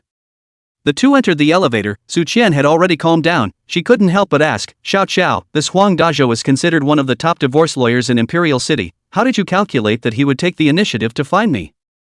"Oh, it wasn't a count. It was a friend of mine who helped make the connection." "A friend?" Su Qian was a bit skeptical. "Where do you know such a powerful friend?" "I'll have to come to the door someday to thank him in person." "No need, he's busy." Su Chao casually perfunctory, "I'll just pass on the thanks for you." She wasn't willing to let her sister meet up with that god of killing, Shin Xiujin. Walking out the door of the law firm, the sun was warm outside. Su Qian tilted her head up to look at the sky, and underneath her sunglasses, traces of water spilled out. She squeezed the divorce papers in her hand and muttered, "Xiao Chao, I feel like I'm having a nightmare." Su Chao reached out and wiped the watermarks off her face, whispering, "It's okay, it's not too late to wake up. No matter what time it is, it's never too late if you're willing to wake up and stop fooling yourself."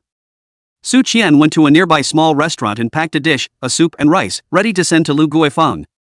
Now that Wan Ping doesn't know where he is, she can't be cruel enough to really leave Lu Guifang unattended in the hospital.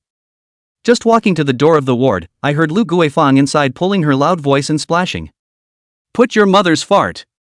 What kind of elixir is so expensive? I think your hospital is just trying to make black money. Don't think I'm easy to cheat just because I'm old. Get lost, I won't eat it. I'll give you back the medicine and refund my money." Su Qian stood in the doorway and listened to the shame. She pushed the door in and somewhat apologetically took the medicine tray from the hands of the angry red-faced nurse. "Nurse Wang, please, just give me the medicine."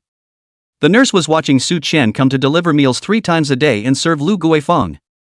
Such a good woman, it is a pity that she has fallen into the hands of such an evil mother. In-law. The nurse shook her head and turned to go out. Lu Guifang had just not finished spreading her fire, and when she saw Su Qian come in, she immediately shifted her fire and started cursing again. "Heartless. Why do you only come to deliver the food now? Want to starve your mother-in-law to death, is not it?" Lu Guifang hangs her eyebrows and says with a sour face, "It's all because of your sister's bad mouth that she caused me to fall like this. You have to pay for all my medical expenses. When I get out of the hospital, I'll tell Da Peng about this, and see how he'll clean up your sister." Su Qian was able to ignore Lu Guifang at first, when she was barking. But she couldn't bear to hear her curse her sister. "What else does he want to do to my sister? Do it to Xiao Qiao like he did to me?" Su Qian flung the divorce agreement in front of Lu Guifang's eyes and said excitedly, "I'm telling you, I've decided to divorce Wan Pang. In the future, if he dares to touch me, or a finger of my family, I will send him to jail." Su Qiao was right in the doorway, leaning against the wall and listening to her sister's comeback, and couldn't help but smile with some relief. "Good. Rabbits bite when they're anxious. Lu Guifang froze on the spot when Su Qian yelled at her. She never thought that her daughter-in-law, who was as soft as a persimmon, would dare to mention divorce. But in front of the black and white divorce agreement is not a joke. Su Qian has even signed the word. She in addition to her daughter do not want anything, now waiting for Wan Peng. Lu Guifang's eyes were obviously a bit flustered, but she quickly calmed down and took out her set of theories, wanting to continue to mentally suppress Su Qian. Qian, don't be encouraged to do something stupid. You're almost 30, so old and divorced with a drag bottle, not so good to find the next family. Seeing Su Qian unimpressed, Lu Guifang rolled her eyes and changed her face. She reached out to pull Su Qian. Qian, your mother's family is gone. Da Peng and I are your family. I know that rock hit you has hurt your heart, but I and rock his father young time to live when there is no less hands. Wow, men hit you, but not because of care for you. Besides, there's no such thing as a husband and wife. During the hospitalization, Lu Guifang also received a message from Wan Peng, who owes 50 million yuan for gambling. Now only that big villa of Su's can save him. Su's parents are also human. Put the house in Su Qian's name, is her premarital assets. Divorced, Wan Peng won't get a penny. Before the house arrived, he and Su Qian could never be separated. Chapter 56, Upside Down. When Su Qian heard these words, she only felt that Lu Guifang was ridiculous and pathetic. Obviously, he was also a victim of an unfortunate marriage, but his daughter-in-law turned herself into an evil spirit. Hitting me because you love me? Ha! Save your breath, no 3-year-old would believe such nonsense. If it were usual, Lu Guifang would have already slapped her. But now she didn't dare to make a move, afraid that if she really beat Su Qian away, she wouldn't be able to get anything. This way, Qian. Lu Guifang coaxed nicely, if you really can't get over this hurdle, when Da Peng comes back, I'll let him kowtow to you to make amends, and you'll hit him hard a few times. In the future, don't say such nonsense as divorce, let's live a good life as a family. A vicious glint flashed in the bottom of her eyes. When the man comes back, can't you be restrained? I will divorce this marriage even if you say so today. Su Qian struggled a little Lu Guifang's hand, but did not break free, but was Lu Guifang grasped more tightly. Lu Guifang, although older, but rural women, strength than Su Qian, this city girl many times larger, 2 hands with iron clamps like dead hold Su Qian. Just at this time, the door suddenly rushed in a person. Lu Guifang followed the eyes bright, as if there is a backing in backbone. Rock, you're finally back. The visitor was none other than Wan Peng. At this moment, he was covered in bloodstains, emitting a smoky stench and was in a sorry state. His eyes were full of blood, filled with anger, glaring fiercely at Su Qian. You dare to find someone to arrest me? That day after he robbed Su Qian's money, straight to the casino, just started to lose too, finally transit, won a big one, not yet had time to be happy, suddenly was used a cloth bag over the head cover, directly dragged away. He was thrown in a broken warehouse and beaten severely, with the other man not saying a word from start to finish.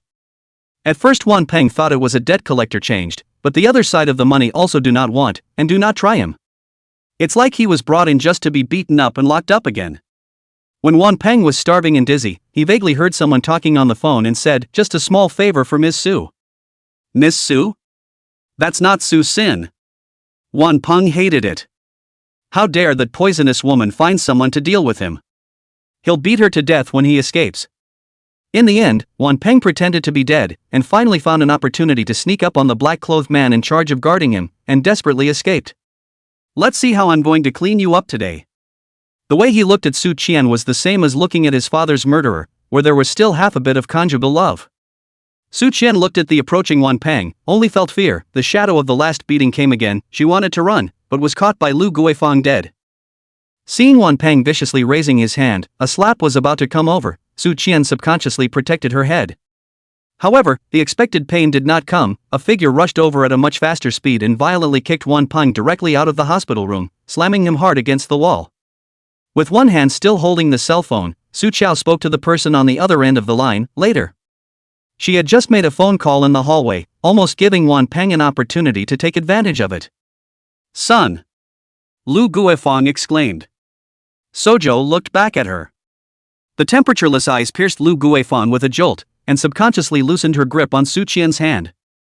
Su Qian came back to her senses, picked up the divorce agreement next to her, and walked to Wan Peng. Her eyes were never before resolute. Wan Peng, I want to divorce you. Good, wow, I know. It must be you who hooked up with a wild man outside and let him deal with old me. Want a divorce, no door. Wan Peng grimaced and tried to get up, but was stomped back to the ground again by Su Qiao's foot. Splashing dirty water, or you will. Su Qiao looked at him condescendingly, not even bothering to say more, sign. The commotion was so loud that the doors of the wards on this floor were open, and many people came out to eat and watch. Lu Guifang knew that she couldn't fight Su Qiao. Seeing this, she sat on her butt on the ground, tearing her clothes while crying and selling her misery. Everyone judged the reasoning. This daughter-in-law of mine is stealing outside, beating my son like this and forcing him to divorce now. What are you babbling about? Su Qian, who had ever seen such an upside-down black and white shameless person, so angry that her face was red. Eaters, however, are incited to emotion.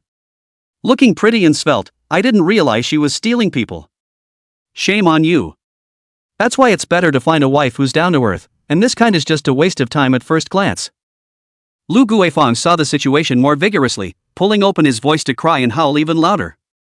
Elevator entrance. Xin Xiujin's long and clear figure stood there, carrying its own low air pressure. He had just received 3 stitches in the corner of his forehead, and the scars, which were originally considered broken, on his face, in turn, added a bit of wild flavor. The sound of wailing coming from the other side of the corridor made Xin Xiujin frown impatiently. The old woman was making so much noise he wanted to cut her tongue out. Second Master. Tang Yi had just taken the medicine and walked over quickly. We can go now. He also couldn't figure out how the second master suddenly wanted to come to this hospital to treat his wounds. Just after going to the restaurant to eat, Tang Yi had already arranged for the doctor to go to the Peninsula apartments to wait, and on the way, he passed by this hospital, but Xin Xiujin suddenly opened his mouth to call a halt, and he pushed the door to get out of the car, and walked directly into the hospital door. Tang Yi of course didn't dare to ask the second master why he suddenly changed his mind, and could only run forward and backward to make arrangements. But Tang Yi followed his second master's gaze, raised his eyes, and actually found a familiar silhouette through a gap in the crowd. Ms. Su? Chapter 57, Do you really consider yourself Mrs. Hua? Su Qiao, who was surrounded in the middle of the crowd, rubbed her ears.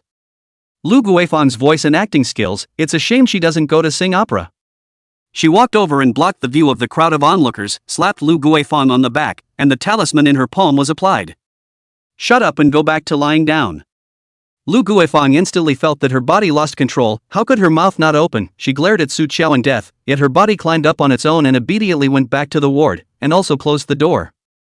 It's finally clear. Su Qiao straightened up, but suddenly had a premonition of something, and a chill ran down the back of her spine. The circle of people watching behind them also shrieked. Wan Peng climbed up from the ground, a twisted face gloomy and vicious. He suddenly took out the spring knife in his pocket and rushed towards Su Qian. Nobody lives today. Su Qian was so frightened that she lost her voice and screamed. Su Qiao thought nothing of rushing over and shielding Su Qian. She shouldn't have much trouble taking a cut. The pain of the knife stabbing into her body, however, did not come, and she felt warmth, close at hand. Su Qiao was slightly stunned and jerked her head back. Mr. Shen. Xin Xiujin stood beside her, his large, cold white, slender hand holding the sharp knife that stabbed at her. The blade cut through his palm and blood smashed down drop by drop. He was protecting her? Su Qiao's pupils tightened slightly. Is this man crazy? Without hesitation, she immediately went to break Xin Xiujin's hand.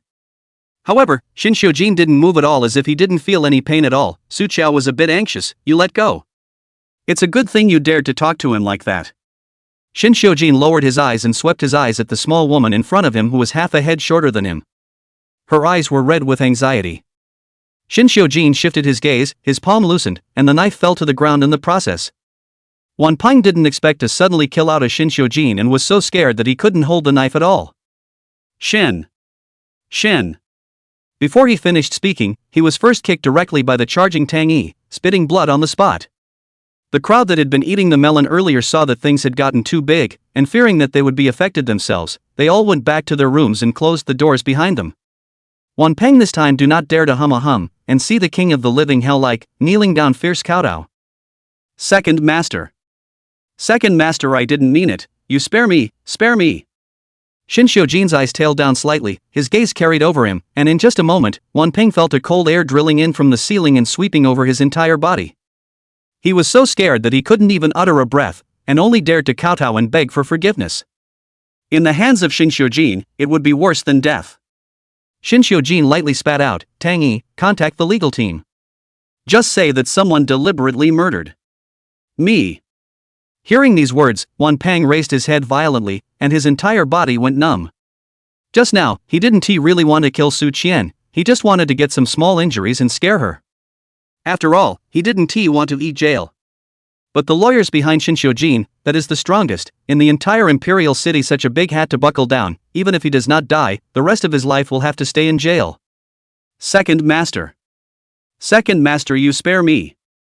Wan Pang had her knocked through. See, Shinxiujin does not take care of him. He kneeled and crawled to Su Qian's side. Qian Shen, you know with the Second Master, is not it? You help me beg the Second Master. Like this, I am willing to divorce. I'll sign it now, and you'll serve the Second Master well in the future. He took Shinxiujin as Su Qian's concubine. Su Qian was ashamed and indignant. Wan Pang, don't think everyone is as shameless and nasty as you. Shinxiujin directly pulled out his gun, turned around and shot the surveillance. Then the blackened muzzle of the gun was pressed against Wan Pang's head, and he was impatient enough to pull the trigger in a second. Sign. Sign. I'll sign it now. How dare Wan Pang hesitate, grabbed the divorce agreement on the ground and signed it. Just after signing, Shinxiujin's gun moved down and directly broke his other leg. Tell the legal team that he'll see the sun outside the prison for the rest of his life, and I'll fire them. Throwing down this sentence, Shinxiujin put away his gun, turned around and left. He'd admired his own patience in managing all this crap to this point. Su Qiao saw this and wanted to follow, but was pulled back by Su Qian, who was now filled with shock and confusion. Little Joe, how do you know? Sis, I'm leaving first. I'll explain it to you later.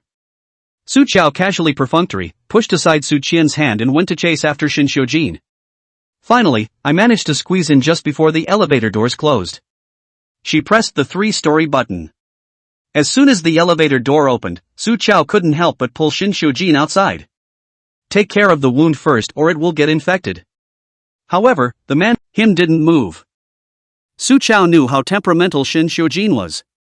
She met the man's dark eyes of murderous intent and hostility, but there was no fear. She wasn't afraid of him. She's just afraid he'll die. Su Qiao sighed very softly. I'm sorry, I'm just worried about you. She softened her tone and raised her hand, touching the stitched-up wound at the corner of his forehead, unable to stop herself from frowning. How did you get it? Does it hurt? It's obviously a new injury. Just in the few short hours since they parted ways, he's hurt himself again. Shinxiujin's body stiffened for a moment. The touch between her forehead was hard to ignore, and her fingertips were soft and cool, carefully touching his wounds. Those beautiful eyes were looking straight at him as always. There is no fear, only heartache. Heartbroken for him. This woman never remembers a thing, apparently having forgotten that the last time she gave him that look, she was nearly abused by him in the Peninsula Apartment's torture chamber. Shinxiujin's tone was unkind. Su Qiao. I know I made you unhappy, I apologize to you. Su Qiao pulled up his injured hand, the wound she had just treated with a hemostatic charm, and now the surface had solidified and formed a layer of blood scab. She looked at Shinxiujin, revealing a gentle and harmless smile, and discussed with him, if you don't want to deal with the wound in the hospital, then buy the medicine, let's go to the car, and I'll help you deal with it, okay? Wan Pang, he's so dirty, the cut is still a bit rusty, I'm afraid that the longer you delay the easier it will be for you to get infected. She was kindly, as if she were coaxing a tantruming child. Shinxiujin snorted coldly, his large hand pinching her chin. You're coaxing me like a child? Su Qiao said, really can pretend to be young. How can there be such a big and scary child? But she still had a helpless and doting smile on her face. Mr. Shin, you're still several years older than me. Shinxiujin's eyes slightly paused. He was 7 years her senior. Rounding up is a decade. Maki, the elevator doors finally opened. Tang Yi, who was guarding the outside, raised his eyes in fear of seeing some bloody scene. However, the image in front of him was unusually harmonious. Su Qiao pulled Shinxiujin and headed out, a smile on her face. Mr. Shin, you're going to fetch the medicine yourself anyway, so why don't we just take care of it here, okay? Don't you give an inch. Shinxiujin warned. Although his expression was still cold, the hostility around his body subsided by half, and at this moment he was like a tiger that had its fur smoothed out and became a big cat with a bad temper. Tang Yi quietly followed behind, looking at Su Qiao's back and feeling solemn. He would call the little goddess a master tamer. In the end, Shinxiujin stayed at the hospital to deal with the injuries on his hands.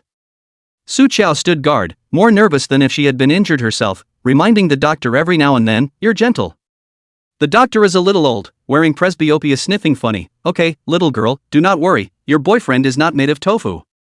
Shun Xiu-jin. The old doctor took out the attitude of a man who had been there before, and a man can't be hurt so much, the more you hurt him, the less he'll cherish it. Sojo retorted in all seriousness, he's different. Shin Xiu-jin couldn't bear it. All shut up. Sojo dutifully shut up. Suddenly remembering something, she turned to go out, took the door with her, fished her cell phone out of the cloth bag, and called back the number she'd hung up on earlier. The other side picked up quickly. I say, fairy daughter, you're the first woman to hang up on me, besides my mom. The lazy and flirtatious tone was none other than Xiao Deluxe. Sojo apologized a little. Sorry, just had an emergency. She pulled the conversation back to business. Can you help me find out if there were any young girls who drowned in and around Imperial City 6 months ago? Chapter 59, The End of the Line. Su Qiao couldn't find any news related to the drowned schoolgirls 6 months ago on the internet and suspected that someone might have deliberately suppressed the news. To be able to silently erase a human life.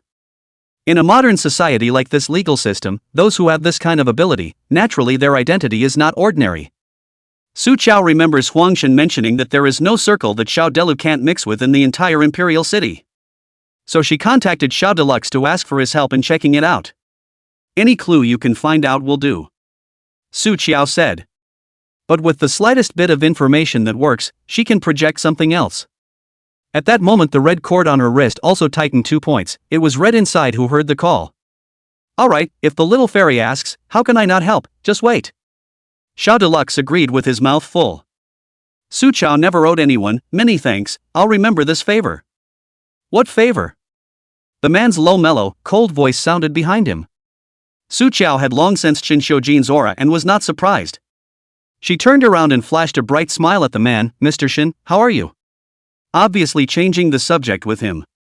Shin Xiu-jin didn't bother to ask more questions and took a step away.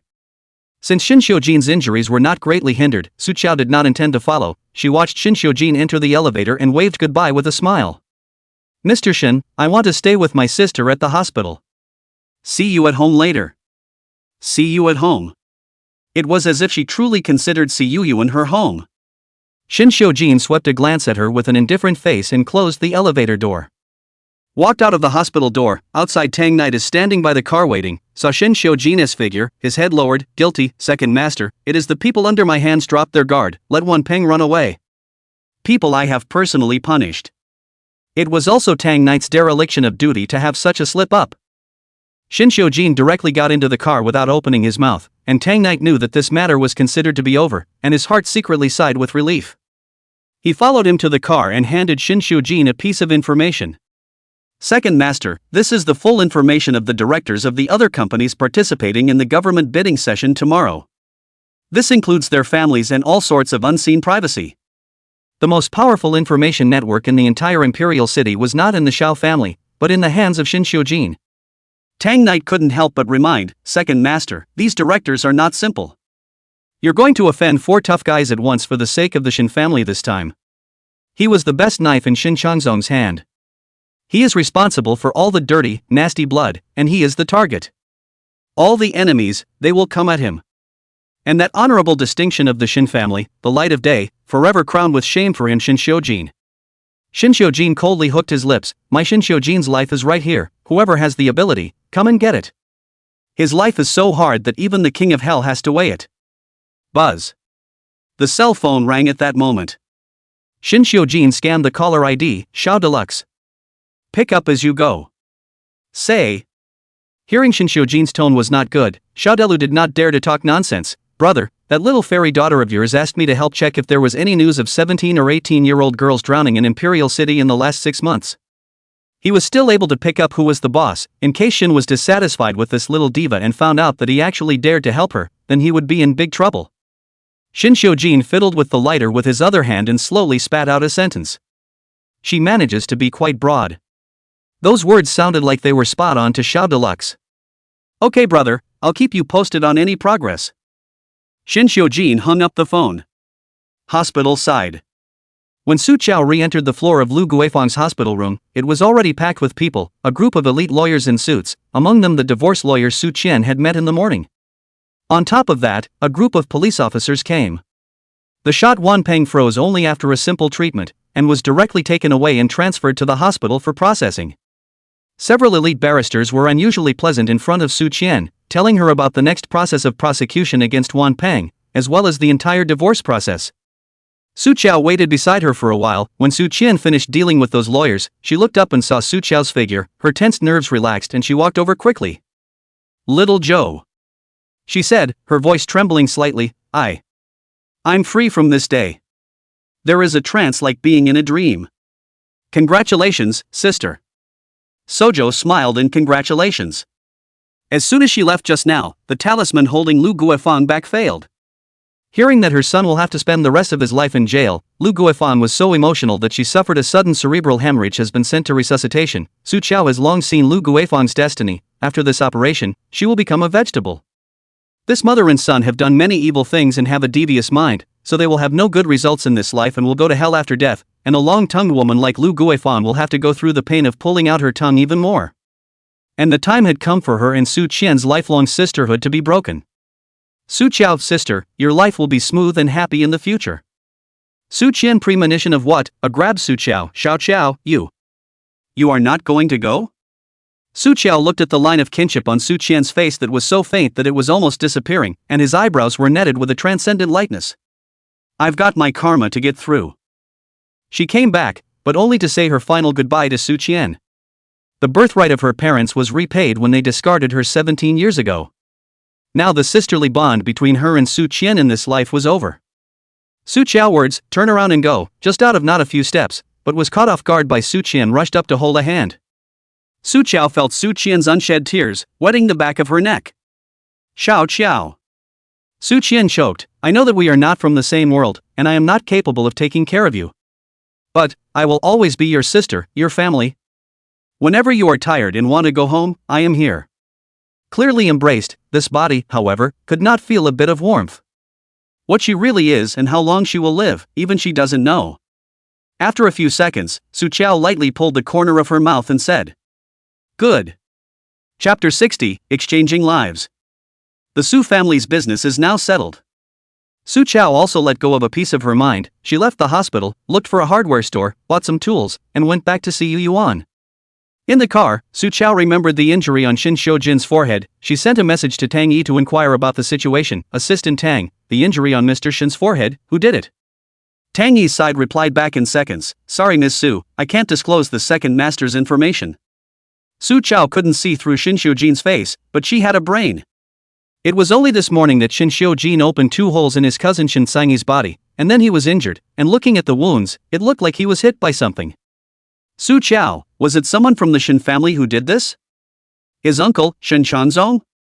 Tang Yi returned a sweat-wiping expression. "Ms. Su, you'd better not ask. Looks like a good guess. Shin Chanzong." Su Qiao silently recited the name once and sort of memorized it. Returning to Siyu Garden, Su Qiao explained in advance to a man, "Just put dinner in front of my room, I have something to do, don't bother me." When she finished, she went back to her room and unlocked the door. After drawing the curtains, Su Qiao summoned Little Red. After being nourished by Su Qiao's spiritual breath, Little Red's original ghost that was so weak that it was nearly transparent deepened in color. Su Qiao smoothly lit 3 more incense sticks for her to eat. Little Red was so moved that she began to run water all over her body again. "Master, you are so good to me. After I became a ghost, you are the best person to me." "It should." Su Qiao smiled as she pulled out the piece of jade she had found from the antique street, as well as the tools she had bought back from the hardware store, and placed them in front of Xiao Hong. "Help me grind the topaz out of this stone when you're full." Red. Sure enough, there are no freeloaders. Su Qiao put a talisman on Little Red so that it could temporarily touch the entity. After the drudgery was arranged, Su Qiao turned on the computer in the room. Previously, when she was in the mountains, she occasionally participated in some Xian sect conferences, and she also heard some Xian sect disciples spouting about how nowadays, in the era of technology and the internet, Xian studies were declining, and they had begun to make a living through the internet in order to satiate their stomachs and keep up with the times. Like online fortune telling or something. Su Qiao searched the internet and really found a lively metaphysics forum. It's mostly metaphysical enthusiasts, with a few certified metaphysical professionals who charge to answer questions for people in it. But Su Qiao wasn't here to make money, she was here to find clues. Su Qiao patiently, page by page, eventually found a cold post. The title is, Kneeling to Give Advice, How to Use the Metaphysical Arts to Change Fate Against the Sky. The one who asked the question is obviously a layman in metaphysics, a loser in reality, dreaming of getting rich overnight and trying to get rich through crooked ways. Most of the comments at the bottom were mocking as well. One of the comments, however, caught Suzhou's attention. The destiny of heaven is determined, cannot be changed. You can only change your fate, take someone else's fate and exchange it with your own. In order to be sure, you have to erase all the traces of that person's life and death, said you do not understand, like you poor people in this life do not want to change their fate. Go to sleep now, you can dream of anything, ha ha ha ha. The other party's avatar was an arrogant middle finger, and the ID was called, Kneel to Me. Message left exactly 6 months ago. Su Qiao's eyes were slightly cold as she looked up at Xiao Hong across the room, who was fully focused on grinding the stone. People have 3 souls and 7 spirits, and the 7 spirits are under the management of the 3 souls, and when a person dies, the 7 spirits return to heaven and earth. The 3 souls, in turn, are divided into the heavenly soul, the earthly soul, and the human soul. Heavenly souls will return to their loved ones to receive their sacrifices. Earthly souls will guard the graves of the deceased, and human souls, what are often referred to as ghosts. Usually it will be hooked away by the underworld and go to the underworld to be judged by the judge, who will decide whether the ghost will enter the cycle of reincarnation or go to hell according to what it has done in its life. Usually the 3 souls sense each other. So, seeing the ghost, Su Qiao could sense where the other person died and who was in the family. But Little Red's heavenly soul and earthly soul, Su Qiao couldn't feel them in the slightest. Now it seems that the other party not only dominated Xiao Hong's destiny, but also, with an evil way to erase the traces of her existence in life, so that Xiao Hong's family around her forgot about her existence. There is no way to sacrifice, and cannot keep her heavenly soul. It's really insidious. Su Qiao lightly inhaled and clicked on that, Kneel to Me, homepage. She realized that this person was still diving in this forum, although he hadn't posted any new messages. Because his message was overly arrogant, every now and then someone would pop up to dislike him, and this person would jump right back in to scold him. Extremely grumpy. Su Qiao also left a message, at, Kneel to Me, who wouldn't brag on the internet. Taking someone else's destiny is punishable by heaven. Which occultist dares to do that? After waiting for a while, the other person was still not online. Just as Xiao Hong's side was finished, the stone was ground off, revealing the topaz spirit stone inside. Chapter 61. Quite a lot of tricks. Su Qiao closed the computer and went to light another incense burner for Little Red to eat next to him. And she herself began to carve talismans into the jade. Compared to drawing talismans on talisman paper, carving talismans into jade was more mind and spirit consuming. Su Qiao held his breath, one stroke carved down, and when it was over, the night was extremely dark outside. She glanced at the time, it was 11 o'clock at night. Suzhou got up and moved his tingling arms, his stomach rumbling after him. She pulled the door open and saw the dinner that Amon had left outside the door as ordered. It's already cold. Su Qiao was originally a hungry person who didn't eat a meal, and just now carved talismans and wasted a lot of energy, and now she was so hungry that her feet were a bit weak. At this hour, the family is asleep. Without turning on the lights, she carried her dinner plate downstairs to the kitchen, where she heated it briefly, and the aroma of the meal instantly overflowed.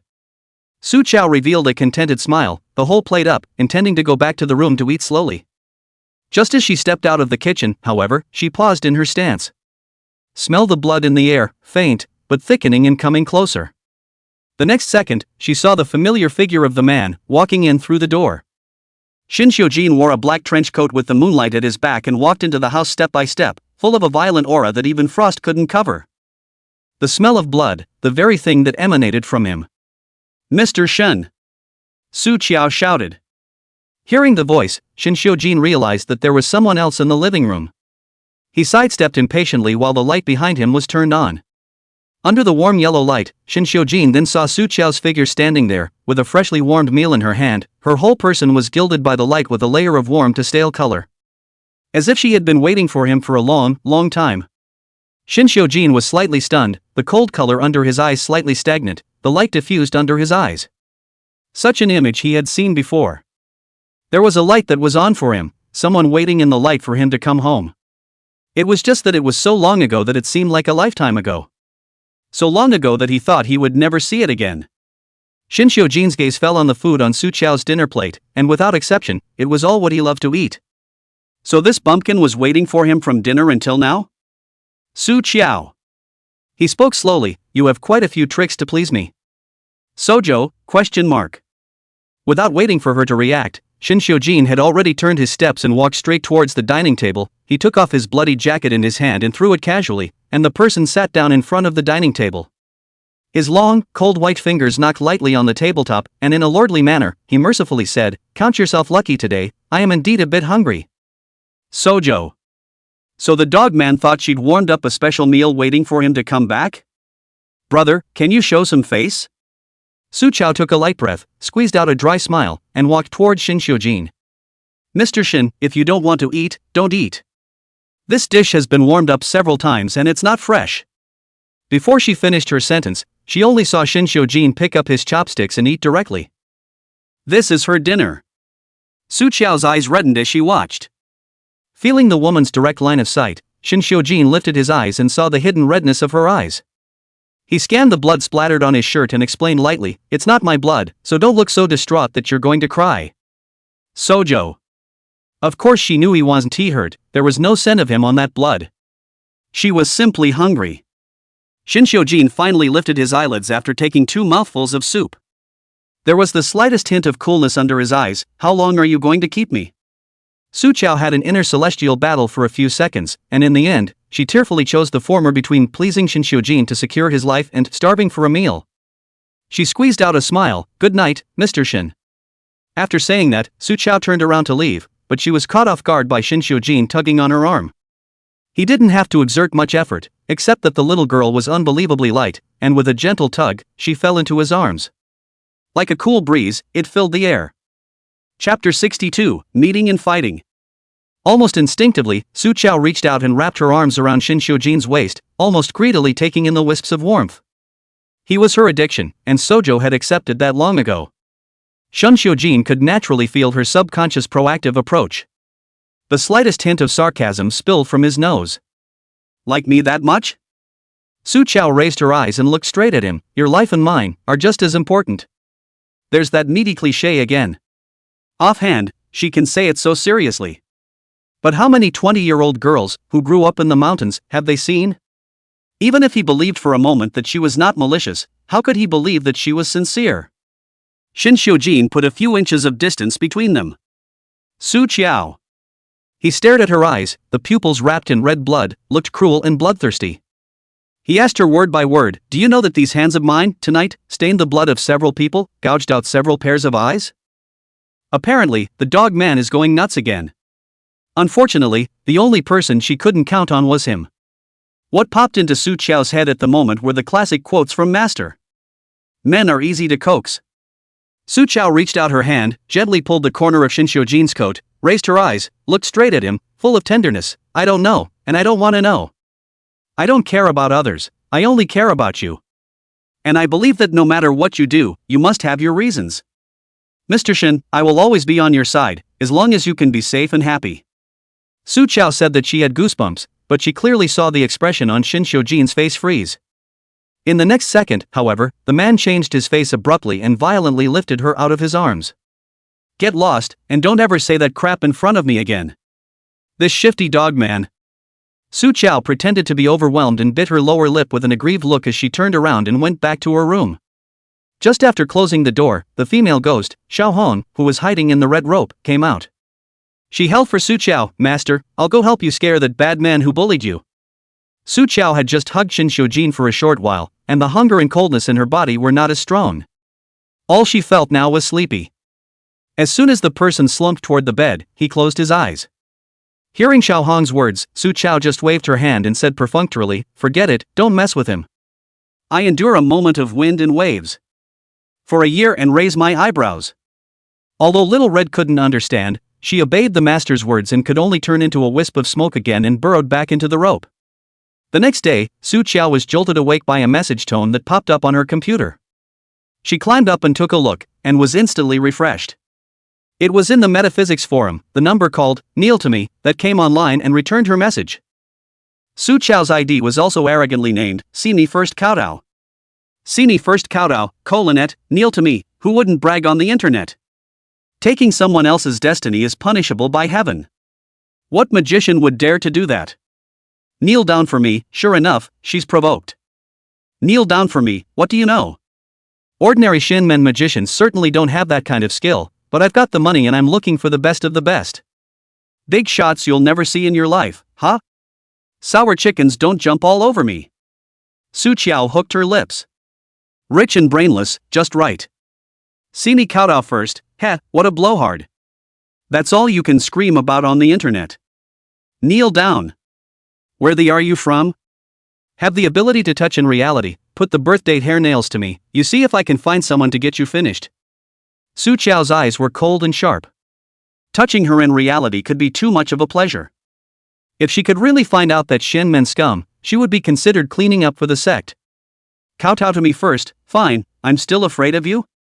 I'm in the Imperial City, don't say I'm bullying you, you set the time and place to meet, whoever doesn't show up will be a grandson. Kneel down for me, okay? You've got guts. I'm going back to Imperial City for a birthday party tomorrow at noon, so wait, I'll clean you up tomorrow night. Seeing me kowtow first, ouch, I'm so scared. Su Qiao added a mocking emoticon. The other party was so exasperated that he jumped to his feet and immediately sent a private message with the time and place, about 9 o'clock tomorrow night, giving an address near a cemetery. Sojo raised an eyebrow. 9 o'clock at night, exactly the time when the yang energy of the daytime dissipates and the yin energy of the night begins to coalesce, and it is about to be next to the cemetery. It seems that the other party really intends to teach her a lesson. Knock knock. There was a sudden knock on the door outside. Ms. Su, are you awake? It was Ah Man's voice. Chapter 63, not 1, but 5. Sojo closed the computer. Wake up, what's up? Ah Man pushed the door and poked in a round head. Ms. Su, you should come down and choose your clothes. Sojo, question mark. Unsure, she descended the stairs and was dazzled by the splendor of the living room. There were 8 models of her size standing in a row, and behind them were 2 rows of hangers with hundreds of women's clothes of different styles. Some are ornate and cheap pricey, some are simple and gentle. But without exception, they all reek of money. Baby granddaughter-in-law, are you awake? The old lady was sitting in the middle of the 2-meter-wide sofa, and when she saw Su Qiao coming downstairs, she beckoned her over with a smile. Tomorrow you're going to go back to the old mansion with Ajin to celebrate his uncle's birthday, and it's kind of the first time you're going into the Shin family to meet the parents, so you have to dress up properly. Although in old Mrs. Shin's opinion, her little fairy daughter looked good in everything she wore, but there were quite a few other celebrity daughters who would be there tomorrow, and they were all wearing high-luxury new models. What others had, her precious granddaughter-in-law naturally had to have as well. Look, these are all the latest ready to wear from major luxury brands. I'll have the models try them on one by one for you to see. Which ones we like, we'll keep. Old Mrs. Shin said trenchantly, anyway, Grandma, I have nothing else, but plenty of money. Sojo. Feel it. She really didn't have much clothing, basically black. It was indeed unlucky for her to go all in black to someone's big birthday. Su Qiao then accompanied the old lady to sit on the sofa, eating while watching the delightful clothing show. The life of a rich man is really unpretentious. Su Qiao has never been interested in dressing up. For her, clothes are just an external object to keep her warm and shield her body. Instead, hidden in the red rope Little Red was hooked out. The little girl naturally loved beautiful clothes, lying on Su Qiao's shoulder excited to pick. Master, this blue one looks good. That white dress looks good too. You can keep it. Sojo was a bit speechless. Little Joe, gotta look in? The old lady was beside her eagerly asking for her opinion. Su Qiao didn't want to let the old lady down, so she casually pointed out a few pieces according to what Xiaohong said. Just then, a call drilled in. It's Xiao Yao calling. Seems to be checking out the clues. Grandma, I'm going to get a phone call. Su Qiao got up after saying that and hurriedly went to the outside terrace to answer the phone. Did you find out? She asked in a low voice. At the same time, he raised his eyes to the living room, where Red's ghost was weaving in and out of all those beautiful clothes, a simple yet delighted smile on that ghastly white ghostly face. A pretty dress for a 17 or 18-year-old girl is enough to keep her happy all day. Su Qiao's eyes flashed slightly. If Little Red hadn't died in vain, she would be in the sunshine right now, enjoying the innocence of her age. Haven't found out yet. The Xiao delusion on the other end of the phone said truthfully, but I did come across a strange thing. I don't know if there is any connection with the drowned little girl you were looking for. Sujo, you said. Xiao Delu originally didn't believe in the ghosts and gods thing, and only regarded Su Qiao as a godly man, but today his brother, Xiao Shiyan, came back, and he overheard the conversation between Xiao Shiyan and his assistant. I did not expect Su Qiao that they just looked at him two eyes, projected that Xiao Shiyan is not well, and there are problems with the business investment, actually counted all the things. I'm afraid I've run into a real master. Xiao Deluxe's trust in Su Qiao instantly deepened, and when he stumbled upon a weird and strange incident, he called to report it at the first opportunity. When the maid at home was cleaning yesterday, she accidentally knocked over the photo album I used to play with photography, and when she was organizing it, she found a photo that was very weird. At this moment, that weird photo was in Xiao Deluxe's hands. Xiao Deluxe swallowed his saliva as he looked at the photo, the 5 figures in school uniforms, and only felt creeped out. Little fairy daughter. Has 5 students and no face. Sojo, ? Chapter 64. The second Master Shin, who is not to be messed with and is protective of his shortcomings. There's a Tiran High School in Imperial City. It is the top aristocratic school. Godlan High School are basically all kinds of second generation. Xiao Delusion and his brother Xiao Xian are graduated there. 3 years ago the Board of Trustees of Thailand High School decided to establish a financial aid program, taking into account the overall evaluation of the community, to select students with excellent grades but from ordinary families and allow them to attend Thailand High School free of charge. At the time, this move was also praised by major media reports. Xiao Shiyan, as an honorary alumnus, was invited to give a speech at the freshman commencement ceremony 3 years ago. And that year, 5 students from ordinary families entered Daland because of the financial aid program. These 5 students, because they were the first batch of lucky ones from ordinary families supported by the financial aid program, were invited on stage to take a group photo with the school directors after Xiao Xian's speech. Xiao Deluxe was obsessed with photography at that time, so he took several shots off stage and washed and left the most satisfactory one of them. But now, in the photo, the faces of all 5 students were twisted into a twisted, extraordinarily bizarre mess. Su Qiao also saw the photo sent by Xiao Deluxe. She looked at the 5 twisted and disfigured faces, and an elusive cold light flashed under her eyes. Turns out it's not 1, it's 5. I looked for a specialized photographer and asked, and I can't see what's wrong with it. The most outrageous thing is that there is actually no file information of these 5 people in the school. Even the people from the school and the students in their same year said that they don't remember these 5 people. The more Xiao Delu said, the more he felt cold at his back. If it wasn't for this photo as evidence, I would have thought I was out of my mind. Su Qiao listened to him and spoke calmly. If you don't find this photo, in 2 more days, the 5 of them on this group photo will also disappear, and you'll forget them like everyone else. Xiao Yao? His whole body was bad. Fairy daughter, what the hell is going on here? These 5 people had their lives exchanged by someone else. Not only that, the person who did this to them wanted to erase all information about their lives, and even after they died, they didn't intend to let them reincarnate. Xiao Yao only felt that his 3 views were going to be shattered. Huh? How can 5 completely forgotten people be considered people? The other side has used more than this tactic to escape justice. And with insidious and evil techniques, so that the 5 of them became lonely ghosts after death, unable to go to Hades to redress their grievances. In life and in death, these 5 ordinary people whose lives have been exchanged are doomed to have no revenge. In the eyes of some powerful people, how can the lives of ordinary people be considered human lives? It's just an ant. A wave of anger leaped up in Su Qiao's heart. Xiao Deluxe, help me organize the information of the students from the class 3 years ago at Dilan Middle School. That said, she suddenly realized the information she had missed. Su Qiao hung up the phone, sprinted back to the living room, pulled the old lady, and asked in a somewhat serious whisper, "Grandma, who are the guests who will attend Shin Changzong's birthday banquet tomorrow?" She remembered that stupid bastard called Neil for me, had said that he happened to be going back to Imperial City tomorrow to attend a birthday banquet. Since the other party was rich and powerful, and his status was not low, what he was attending was most likely Shin Changzong's birthday banquet. Looks like we won't have to wait until 9 o'clock tomorrow night. She could have cleaned up that scum in the old Shin residence. Old Mrs. Shin was rather startled by the coldness under her eyes and was a bit bewildered. What's wrong, Xiao Qiao? Why suddenly ask this? The guests, in addition to the relatives of the family, are naturally those people he has business dealings with. Mrs. Shin has never asked about those things in the Shin family business world, and is not too clear. It's okay, I want to know who I'm going to meet, so I can do a little more preparation. Sojo pulled out a smile. She naturally wouldn't say this to old Mrs. Shin, scaring her in vain. Old Mrs. Shin didn't suspect anything and said with a smile, "Don't worry, no one will dare to give you a look if you go with Ajin tomorrow. Who in the entire imperial city doesn't know that Jin is not to be messed with and is protective of his shortcomings? No one will dare to bully you." Su Chao, however, remembered the scar on Shin Jin's forehead, as well as the large and small wounds all over his body. It seems that the Shin old lady, pressure fundamentally do not know Shin Jin and the Shin family in what position, more do not know Shin Jin explicitly and secretly actually suffered how much danger. No, to be precise, it should be that Shin Jin would not let the old lady know about this. He deliberately wanted to conceal it, so he could naturally drip it. Just as he was thinking, Amon suddenly shouted towards the door, "Second Master." Chapter 65. Su Chao felt the warmth emanating from Shin Jin's body, miraculously soothing the hard anger in her heart.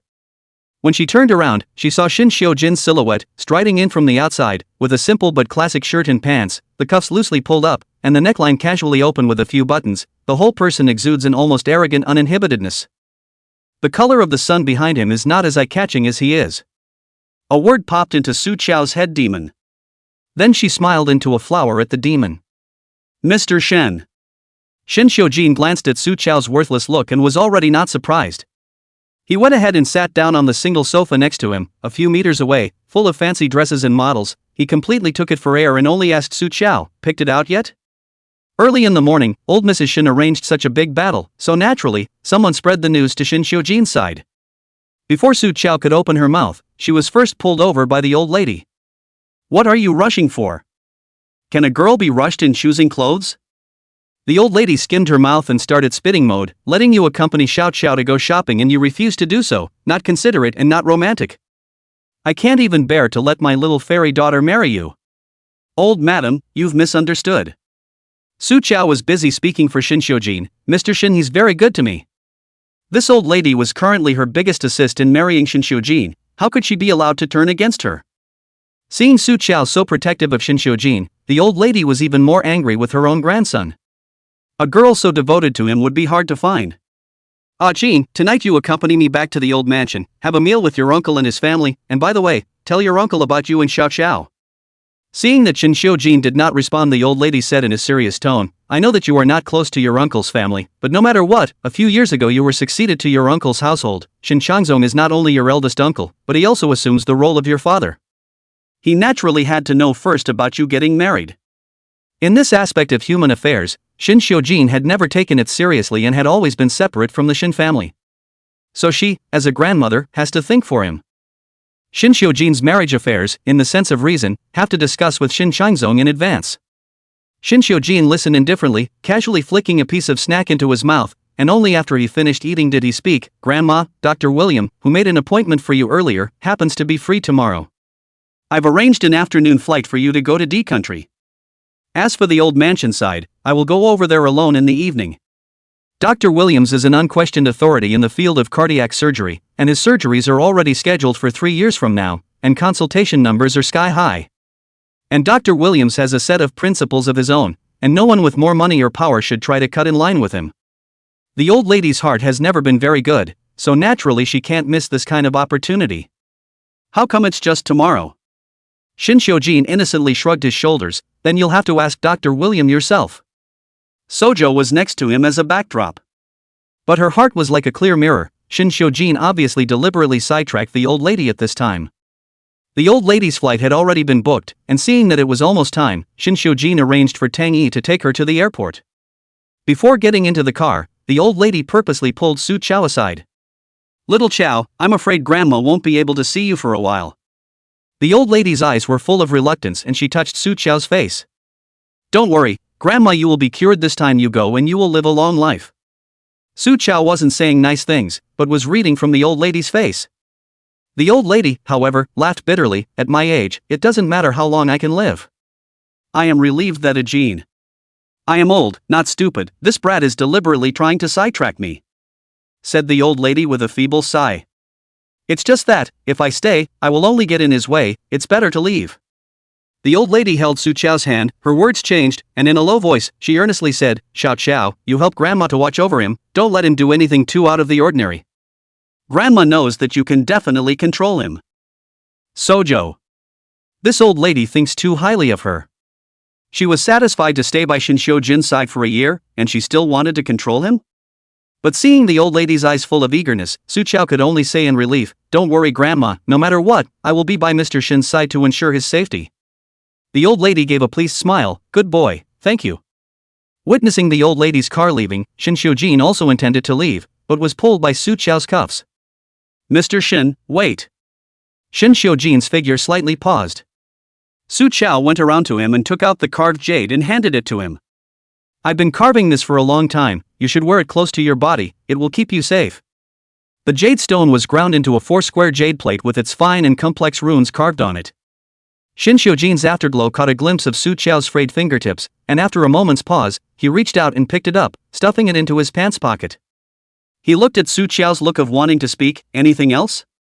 Su Qiao didn't squirm and went straight to the point. "Mr. Shin, can you give me a list of guests who will attend the birthday banquet tomorrow? I want to find someone." Before Shinshou Jin could say anything, he received a phone call first. He picked up the phone, brushed past Su Qiao, and went straight to the car. Su Qiao had thought that he wouldn't help in this matter. But 10 minutes later, she received a file from Shinshou Jin, and clicked inside. It was exactly the list of guests attending Shin Changzong's birthday banquet tomorrow. At the same time, Xiao Deluxe's side also sent all the information of the students from the class of 3 years ago at Dilan High School, as Su Qiao had requested. 2 profiles, rows and rows of densely packed names. Su Qiao used her spiritual sense to open her heavenly eyes and swept over with a torch-like gaze. Soon, her eyes lit up and stared at one of the names, sneering, "Found it." Chapter 66 Abuse. Nightfall. A 6-star hotel penthouse is hosting an open-air pool party. "Today is our young Mr. Huang's 20th birthday, come on, throw a few beauties down to cheer up young Mr. Huang."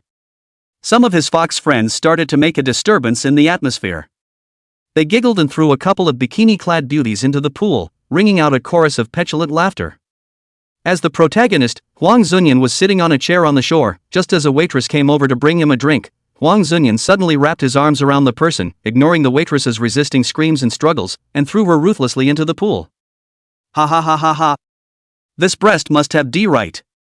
Huang Zunyan laughed with pleasure, watching the waitress redden her face and pulled her skirt up in a sorry state. He pulled out a wad of bills from his wallet and slammed them on the waitress, saying in disgust, "Just a little ugly, get lost. Tell your supervisor to bring in a pretty one." The waitress bit her lower lip in humiliation, much less pick up the money that had trampled on her, and turned away with tears in both eyes. The others were not surprised by Huang Zunyan's behavior, and no one cared about the dignity of a waiter. "Young Mr. Huang, your old man doesn't have a problem with you not going home today?" A rich young man with dyed yellow hair asked as he wrapped his arms around a beautiful woman and groped her. Before Huang Zunyan could say anything, a follower boy spoke for him. "Are you kidding me? Our Huang Dishao was admitted to one of the top 3 schools in the world half a year ago with near-perfect scores, and the Huang family's old man was so happy that he gave him 5% of his company's shares as a reward. Now, Huang Dishao's status in the family was very high. Elder Huang has said that as long as Mr. Huang can maintain straight A's until he graduates, he'll be able to join the company directly." Huang Zunyan's originally excited and arrogant face was gloomy for a few moments. He kicked the speaker into the pool. "Who the hell gave you permission to blindly push my personal business?" The whole pool went quiet. Everyone looked at each other in disbelief, not knowing how they had stepped on this playboy's thunder point, causing him to suddenly change his face and become furious. Although the kicked person is annoyed, but also do not dare to attack, their family also rely on the Huang family under the hand to discuss some leakage of gold and silver to fill the broad. He could only compensate with a smile. "Big young kick is right, you see my mouth is just cheap," he said, and gave himself a couple of slaps. Huang Zunyan shook his face and walked straight away. Waiting for the people to go far away, the man in the pool only climbed up. He was full of gloomy face and went to the bar to ask for a glass of wine. The more he thought about it, the more unhappy he became. The wine glass heavily smashed on the tabletop, and cursed, "What a thing. The day I get pissed off, that little, I'll give you all a poke out." A sudden chill ran down his back as a cold hand rested on his shoulder. The man was jolted, but his body couldn't move, as if something was controlling him.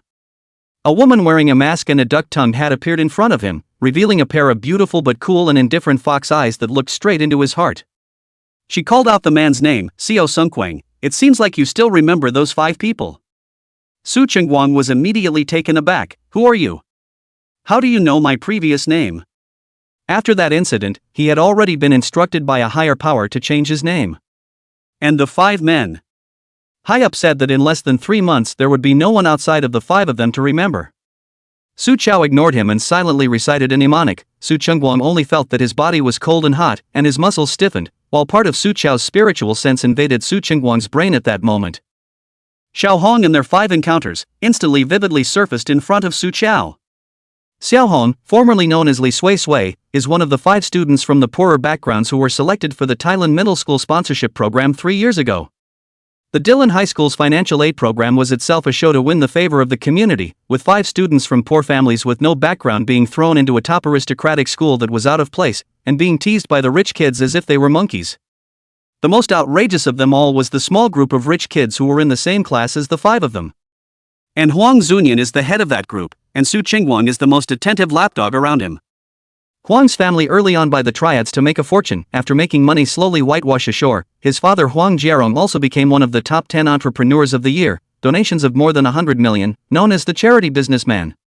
But Huang Jiarong young sins are too heavy, even if the woman countless, froze without a child, until the age of 50, only gave birth to Huang Zunyan. The oldest son, Huang Zunyan is favored and has a wild personality and is a bully at school. However, to be able to enter Dillon High School, the family is more or less a little bottom. Huang Zunyan usually bullies do not dare to really do things to the end. But it was not the same for Li Sui Sui and the 5 of them. They were poor and had nothing to fall back on, just good brains and good grades. And good grades, in this case, are their original sin. They became servants to the uneducated rich kids, slapped, burned with cigarettes, and made to crawl around the classroom like dogs while making dog noises. Chapter 67, Then Grab It. Seeing with her own eyes that these 5 teenage children were being bullied and humiliated and tortured by a group of their peers for no reason, Su Chao almost went out of her mind with anger and clenched her fists. At first, Xiao Hong, also known as Li Sui Sui, they also thought of resistance, reacted to the teacher for help, and even secretly reported to the police. But no one cares, they may not want to care, or they may not be able to care. In any case, the adult world closed the help channel to the 5 of them.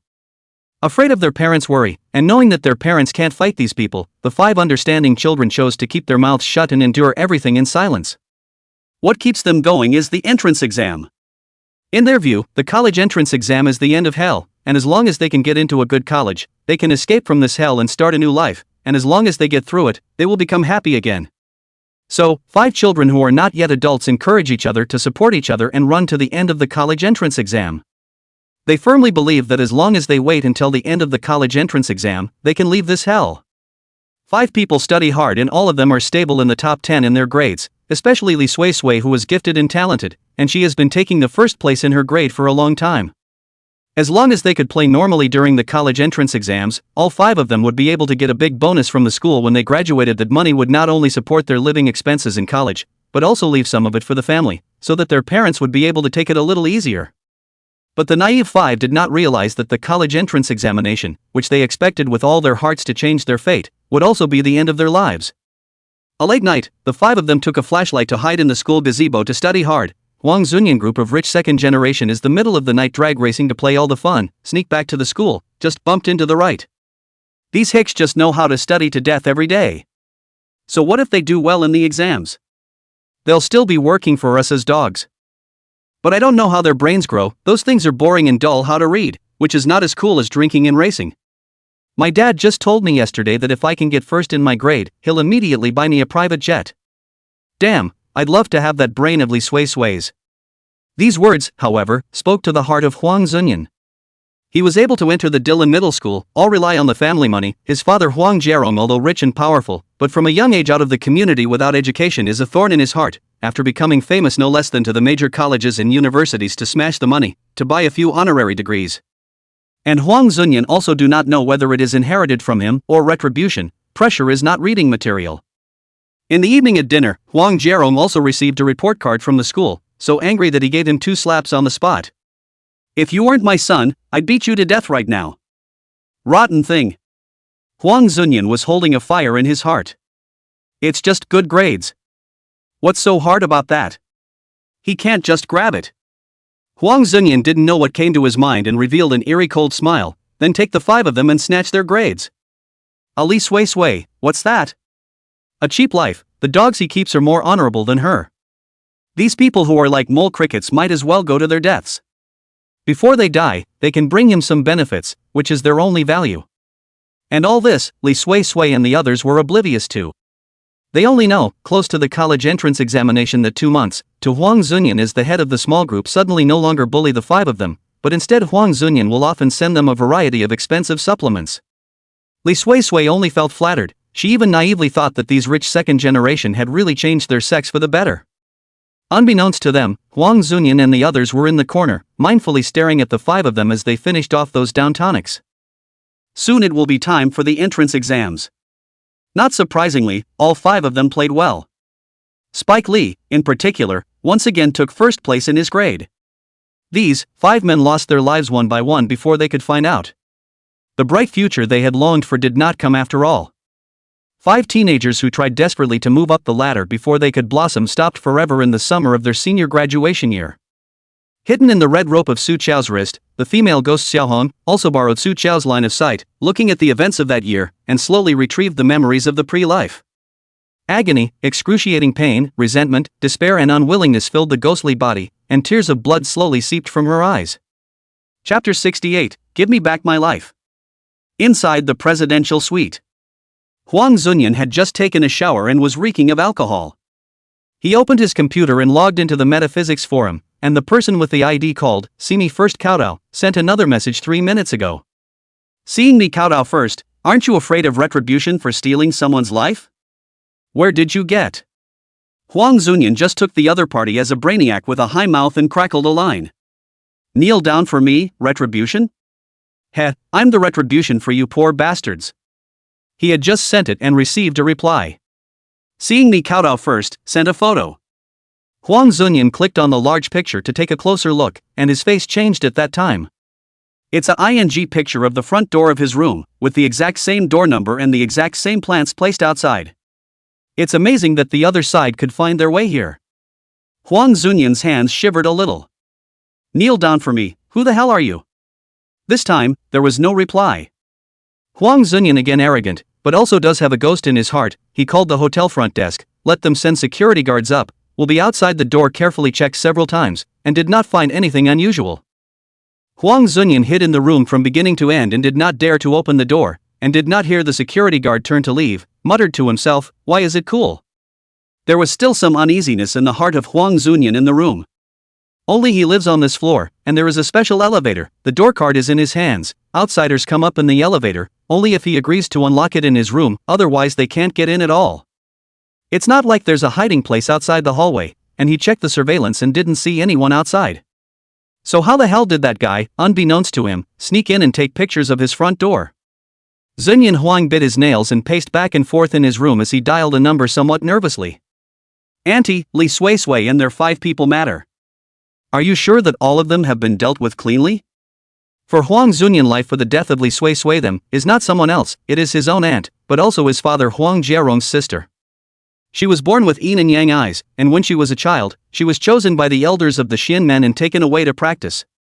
Now that several decades had passed, she had indeed learned something, and in the current era of the Xian sect's decline and the sharp decrease in spiritual energy around the globe, her status in the Xian sect had risen even higher. Outsiders all honored her with the name of Huang Yangyang, instead of remembering her real name and family. Huang Zunyan told Huang Yangyang about the strange thing he had just stumbled upon. "Auntie, what exactly is that person's origin? It couldn't be someone from the Xian sect like you, right?" Nyang Huang thought highly of herself and said with disdain and cold sarcasm, not to mention the fact that my yin and yang life-changing technique is extremely secretive and unlikely to be discovered. Even if someone from the same path did notice it, who in the Xian men sect would dare not give me Nyang Huang face?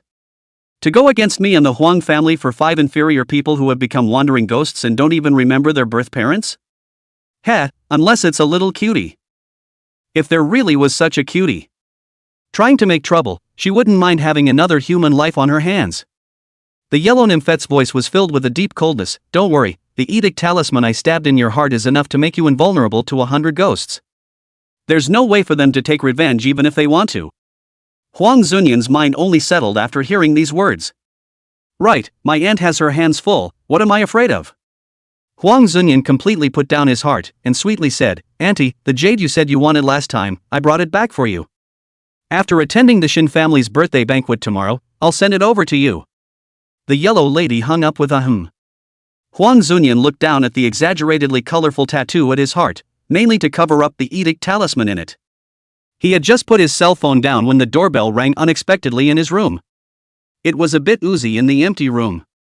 Huang Zunyan swallowed and walked to the door, only to see that the site doorbell was a snowflake. He pretended to have the guts to look through the cat's eye to see the situation outside the corridor, but it was so dark outside that he couldn't see anything. Bang bang bang. The sudden slamming sound instantly scared Huang Zunyan a shiver, legs soft, the lights in the room, but at this time all the lights went out, the surroundings into pitch black. The temperature in the room lowered as well, and Huang Zunyan clasped both hands around his arms and rubbed them twice, staring around with a few moments of fear seeping out of his eyes. Is it hard to believe that? Has tripped? He was made to feel a little bit of a rush in his heart and reached for the door to leave the room. However, just as he pulled it open a crack, the door was closed heavily by an extremely strong force. In the darkness, the woman's mournful and horrible voice rang out, "Huang Zunyan, you. Give me back my life, give it back to me." Chapter 69. With a hiss of desperate rage, the entire space shook. Huang Zunyan was so frightened that his face was colorless, his 2 feet softened, and he finally fell to the ground. Boundless coldness and fear crawled all over his body. It's Li Spike.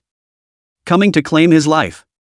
A cold and piercing chi overturned the sofa. Huang Zunyan stared in horror, only to see a body dripping with water. The face of a hideous horror of ghosts rushed towards him.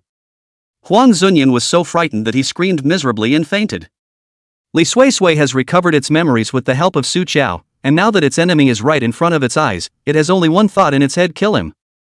However, Li Sui had just approached Huang Zunyan's body and stretched out his sharp claws, when his chest suddenly emitted golden light, and a majestic and stern golden edict talisman appeared out of thin air, and its tremendous power instantly suppressed Li Sui's ghost.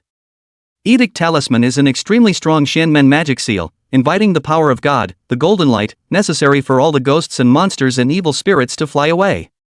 Li Sui only felt that the soul body as if it was being burned by the fire, the pain, miserable screams. And in the corner opposite the hotel building, Su Chao saw the golden light coming out of the presidential suite through her heavenly eyes, and at the same time, she sensed that it was about to go up in smoke because she had received a thread of merit and golden light from Li Sui's life.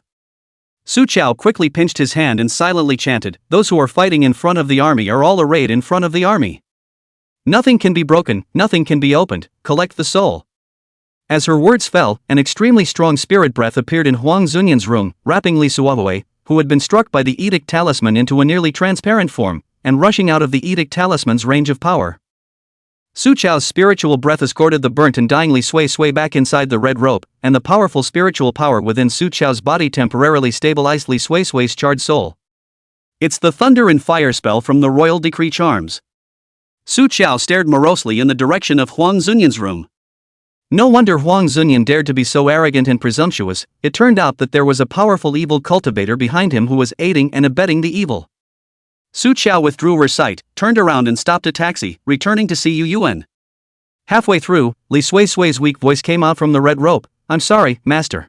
Hearing Su Chao's words, the hostility of Li Sui's soul body slowly calmed down. "Thank you, master. Unfortunately, I only have a thread of merit. If I have more, I'll give it all to you." Su Chao couldn't help it. Even if she became a ghost, she was still the simple and kind 17-year-old girl. But that, most sadly. Those who don't deserve to die in vain, but those who don't deserve to live, enjoy riches and wealth, and the blessing of the talisman. Spike, I need to know exactly how you died, can you remember? During the life-swapping murder of Li Sui, the evil practitioner who swapped lives for her and Huang Zunyan would have been there to personally implement the life-swapping technique. But Su Qingguang's perspective is limited. He didn't see the process of Li Sui being killed by the life swap, so she needs to borrow Li Sui's memories to find that evil cultivator. Spike Lee struggled to recall the memories of his life, and there were many fragmented images that flashed, eventually piecing together a tale. In the sound of her hoarse and horrible incantations, the red rope wrapped around Li Sui's neck got tighter and tighter and tighter and tighter. Eventually she suffocated to death. She didn't drown, she was strangled alive. Su Chao, on the other hand, saw what happened to Spike Lee after his death through the eye of heaven. When she died, her body was thrown into a large tank where a pool of piranhas was kept, and her flesh was gnawed down to her skeleton, which, thwarted by them, was flushed down the toilet. From then on, there was no more Li Sui in the world. The Ministry of Education's computer system, Li Sui's name slowly disappeared and was replaced by Huang Zunyan. Su Chao closed her eyes and suppressed the anger under her eyes. Through Li Suasua's perspective, she had gotten a good look at the face of the evil cultivator, who was related to Huang Zunyan, so the next step was good. However, in order for Li Sui to be reincarnated successfully, she had to break the other party's life-changing technique first, and switch back the fates of both Huang Zunyan and Li Sui. After returning to the Sea Garden, Su Chao immediately prepared to open the altar for magic. She took out a compass to divine the best location to open the altar, walked around, and finally the compass pointer stopped. Sojo followed suit and stopped. She looked up at the closed door of Shin Xiujin's study in front of her, her mood a little complicated. Shin Xiujin himself is inside at the moment. Through the door, she can feel his breath. Inside the study, Shin Xiujin on the sofa sensed something and lightly raised his hand, interrupting Tang Yi's report. Tang Yi gave a slight lurch, then understood Shin Xiujin's meaning in seconds. Someone was coming from outside. Sea Garden security is tight, near the study is heavy monitoring, not to mention outsiders. Even a fly cannot fly in, can be close to the study, only the second master trusted people. Is it possible that it's man who delivers snacks? Tang Knight frowned while turning to open the door. It shouldn't be. He practiced martial arts since childhood, his 5 senses are far superior to normal people. If someone is close, he can certainly detect. But just how did he not hear anything? Tang Knight fell into self-doubt, and as soon as he pulled the door open, he stared out with a deadpan stare. And standing outside the door was Su Chao. He subconsciously went to look at the shoes on Su Chao's feet. Did this woman walk with floating? How come there is no sound at all? And how did the second master know she was here? Tang Knight's head was full of question marks. Su Chao had already squeezed past him and went straight to Shin Xiujin on the sofa. Mr. Shin, you are still working so late? Really hard. Su Chao smiled as she pulled out a fried chicken leg from her pocket and placed it in front of Shin Xiujin. I brought you a snack. You're tired, right? Let me massage you, it'll help you fall asleep. Tang Knight. He realized that this little goddess always exuded an aura similar to that of a dog licker in front of his own second master. And the second master. Tang Knight to look at the sofa. Shin Xiujin, his body shape lazy, leaned back, completely not active and not reject the scum dua. Realizing that it would be impolite for him to stay any longer, Don Knight had the good sense to take the door and go out. Su Chao rolled up her sleeves and went around behind Shin Xiujin, obediently massaging his head while rubbing the hot breath from his body to warm her own body that was as cold as an ice cellar tonight after depleting too much of her spiritual sense. She calculated that after she had pressed Shin Xiujin comfortably, a talisman paper would send him to sleep. Next, she could open the altar in the study for the spell. Moreover, with Shin Xiujin present, her spiritual power could be more solid. Su Chao sneakily put one hand into his pocket, took out the yellow talisman, and was about to stick to Shin Xiujin's brain. Try posting one if you dare. Shin Xiujin's cool voice rang out without a hitch. Su Chao heard the second half of what he didn't say. I'll rip your head off. Chapter 71, Cracking the Life-Changing Technique. Shin Xiujin was the one who noticed her small movements through the marble coffee table in front of her. He reached up and clasped the small hand still resting on his temple, rising and slowly turning his face away. It was a face that was so handsome that it could attract all eyes, but the aura was so harsh and shadowy that it made people feel scared just by looking at it. He stared at Su Chao, his long eyebrows slightly raised. Explain. Su Chao innocently held up the yellow talisman in his hand. This is a meditation spell, I just want to help you quickly go to sleep. However, Shin Xiujin didn't believe her at all. He laughed coldly, his tone not quite good. Come to the study in the middle of the night to lull me to sleep? You might as well get naked and go wait in my bed. As soon as the words left his mouth, Shin Xiujin actually regretted it a bit. That's too heavy a word. The humiliation speaks for itself. She's so weepy, she's afraid to shed a tear. Shin Xiujin was thinking about finding a remedy. But she found that Su Chao's expression was not quite right. She didn't know what she associated with, and her eyes were a little bit excited. Mr. Shin, you have a good point. Su Chao was so excited that she grabbed him. Shin Xiujin. His native language is speechless. Su Chao's brain was thinking that at the moment, it seemed that the fastest way she could be healed from Shin Xiujin's spiritual breath was through kissing, followed by hugging, and finally other large and small physical contact. From this, she summarized the rule: the closer she was to Shin Xiujin, the better the healing charge would be. If she stripped naked and then kissed and cuddled, she might be able to completely cure the cold sickness in her body. Thinking about this, Su Chao's eyes lit up with anticipation. Mr. Shin, let's go to bed now. She pulled Shin Xiujin around and was about to leave.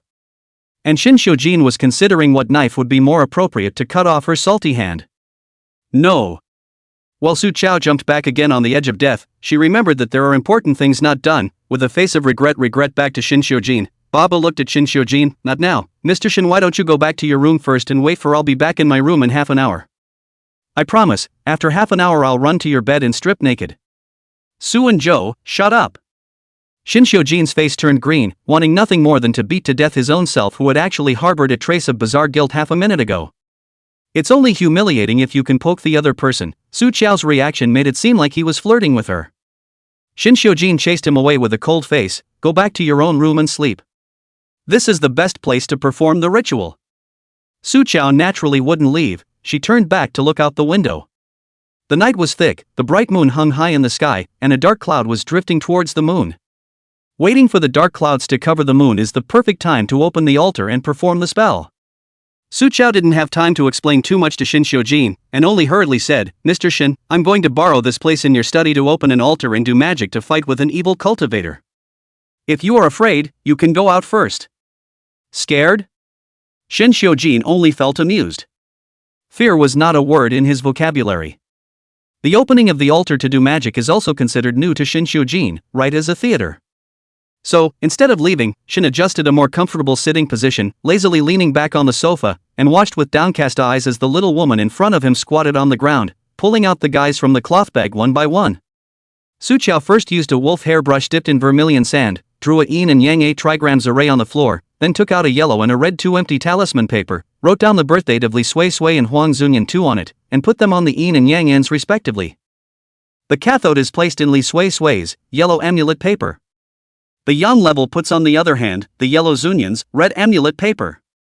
2 pieces of talisman paper with the birth date written on them were again pressed with separate red and white candles. After doing this, Su Chao sat in the 8 trigrams formation. At this time, the window happened to be dark clouds covering the moon, and suddenly the wind was fierce. Su Chao closed her eyes, her hands made a seal, extremely fast, and her mouth also recited words. Along with the incantation, an invisible and powerful air current surged around her. Meanwhile, on the other side of the night, a bizarre layout of the courtyard, Huang Yangyang sensed, violently from the dream. Startled to sit up, she opened her mouth to call the disciple, but first Wow Sound spit out black blood. Chapter 72, The Stuntman's Death. Master. The apprentice on watch outside the door heard the commotion and rushed in. Nyang Huang wiped off the black blood around her mouth in a sorry state and shouted, Someone has broken my 9 conversion life formation. Quickly bring the elixir. When the disciple heard this, he was busy fetching a black gourd, and was about to pour a grain out of it, but Huang Nangyang snatched it over, aimed it at the mouth of the gourd, and swallowed all of the remaining 9 grains of the elixir inside. These elixirs were of great importance, and just after Nyang Huang swallowed them, her originally bruised and grayish face improved a lot, and her body's spiritual energy surged. But did not wait for her to slow down. The window suddenly flashed with electricity, followed by a shock of thunder in the sky, split in the yard on a 100-year-old tree. 2 people embraced. The tree was instantly split into 2 halves, the center of the black scorched. The yellow lady's face changed. Life exchange is a forbidden Shinmen technique. Once broken, the Zuanjutsu master who set up the formation to exchange lives will be subject to an extremely strong backlash, attracting heavenly thunder, which will not only scatter the cultivation, but also seriously kill them on the spot. Boom! Another thunderbolt struck overhead, shaking the ceiling with a rustle of powdery dust. A flicker of panic flashed in the yellow lady's eyes. You can't hide from this heavenly thunder unless... She rolled her eyes and her sinister gaze fell on the young apprentice who had just come of age before her. Master, where did this heavenly thunder come from? What do we do now? The disciple had just been initiated less than half a year ago. How had he ever seen such a battle, and was frightened to the point where his legs went limp. He turned back to seek his master's help, but he only saw a hand as thin and dry as firewood reach out and slam a substitute talisman onto his head. The poor little disciple has not yet reacted. A heavenly thunder split the ceiling, straight on his ceiling. The powerful current instantly made him lose consciousness, but a few seconds of work, just now still alive, became a piece of charcoal, fell to the ground. The lightning and thunder have stopped outside the house. Huang Yang exhaled a cloudy breath, her heart still scrupulous. It was able to break her life-changing technique, and it also attracted the heavenly thunder to clean up her. It seems that it ran into a hard opponent. The yellow lady bit her back teeth. She had to strike first. She didn't even look at the apprentice on the floor who had died for her, got up, opened the secret door in the wall, and walked in. A long, narrow, cramped passageway, with long red lamps lit on the walls on either side, and a floor so red underfoot that it seemed to ooze blood. At the end of the dark passage was a temple of ritual gods. In the center, a red cloth covered an idol half a man high. Huang Yang knelt in front of the statue of the evil god of worship, with a pot of black dog's blood in front of her, and she shook the bell while chanting the incantation to open the eyes of heaven, staring at the water with a deadly stare, waiting for the other side's face to appear. But what Nyonya Huang waited for was a slender, curdled white palm that came out of the basin of blood and water and threw a hard slap at her face. Lady Huang was caught off guard and received a slap in the face, while the hand, which gave her the middle finger, instantly turned into white smoke and dispersed. "You wait for me." Nyang Huang was so angry that she spilled a pot of dog's blood. "Cun, inside the study." Su Chao slowly opened her eyes were like thousand-year-old amber, morose and indifferent. So it's the same guy. Just now that evil cultivator wanted to use black dog blood as a mirror to shine out her appearance. Su Chao then used it as a trick and separated a strand of her spiritual sense to find her and returned a slap to that evil cultivator. At the same time, she also felt a trace of familiar ghostly aura on the evil cultivator. It's the female ghost that possessed the workers and tried to kill Shin Xiujin in the first place, Chen Lihong.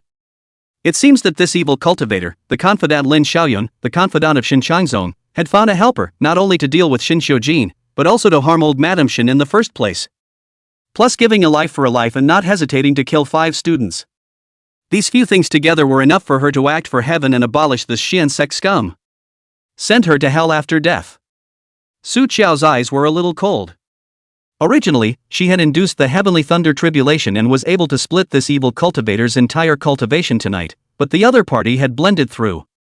The heavenly thunder robbery can't be avoided, and the only way to break it is to find a substitute. It seems that in the hands of that evil cultivator, another human life has been added. Chapter 73. Let's go to bed together. Su Chao propped her hand on the ground and slowly stood up. Breaking the life-changing technique wasn't difficult for her, it was just that this body of hers, it was just too useless. If she were to do it normally, she would have been so cold after doing the spell that her breath would have carried ice slag, and she would have been so tired that she would have been paralyzed directly where she was, and she would have had to sleep for at least 24 hours before she could recover. But today, her exhaustion is not so heavy. Su Chao then figured out why. She turned back and looked at Shin Xiujin on the sofa behind her. The man leaned lazily and casually against the couch, curling one arm up to support his forehead, his eyes closed as if he were asleep. He was like her very own son, her very own charger, and by being near him, she was healed. Su Chao gently walked toward Shin Xiujin and squatted in front of him, fearing to wake him up. Her breathing was lightened. There was a nice scent about him, like a bit of aroma from the warm winter sun baking on valuable sandalwood, cold and subdued. Su Chao dragged her hand on her chin, leaned her body forward, and slowly came up to Shin Xiujin, warming her face. This was the first time she had seen Shin Xiujin's sleeping appearance. Obviously is so bad-tempered a person, waking up when people do not approach, but this moment asleep, unloading the body of the ice knife-like aura, a circle of tired light green color under the eyes, through a few points of fatigue. It was only at this moment that Su Chao felt that Shin Xiujin was like a human being. A normal person who gets tired. He didn't know what he was dreaming about, and his brow furrowed slightly. Su Chao ghostly stretched out her hand, wanting to rub away that little wrinkle for him. However, just as her cold fingertips fell, Shin Xiujin suddenly opened his eyes, and at the same time, his big hand grabbed her wrist dead center and rolled over to press her dead center on the coffee table. And with his other hand, he fumbled for the gun under the coffee table, the blackened muzzle poking at Su Chao's head. The whole set of movements is done in one go, completely by instinct. What kind of experience could make a person this alert in their sleep? Su Chao looked at Shin Xiujin's eyes that were wrapped in red blood, which were filled with cold wariness and endless violence. And a hint of fear. "Mr. Shin, it's me." Until this moment, it was as if Shin Xiujin could not see her face clearly. Pulling the safety off the pistol and removing it from her head inch by inch, Shin Xiujin collapsed back onto the sofa, his long fingers pinching his brows, his face not looking good. "Don't ever come near me in my sleep again." His eyes were bitter, "or I'll put a hole in your head." Su Chao rubbed her waist, which was pained by the cold and hard edges of the coffee table, and sat beside Shin Xiujin without any fear. "Mr. Shin, did you just have a nightmare?" The dream that scared him. She was a bit curious as to what someone like Shin Xiujin would be afraid of. Shin Xiujin naturally did not intend to tell her. He ignored her words outright, scanning the bagua left on the floor and casually asking, "Is the fight over?" "Well, it's a pity that I wasn't able to kill that evil cultivator with heavenly thunder." Su Chao regretted, his face became serious. "Mr. Shin, fighting with me, that evil cultivator, and that little wife of Shin Chang's own Lin Xiaoyun invited to harm you and the old lady, should be the same."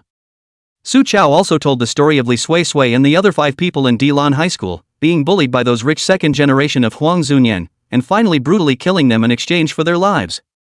Shin Xiujin listened indifferently, playing with the lighter in his hand, the firelight lining that sculpted face with indifference bordering on cold blood. There was no such thing as sympathy, and he had long since lost it. However, having revenge and eliminating the roots has always been Shin Xiujin's style of doing things. He won't spare any of them.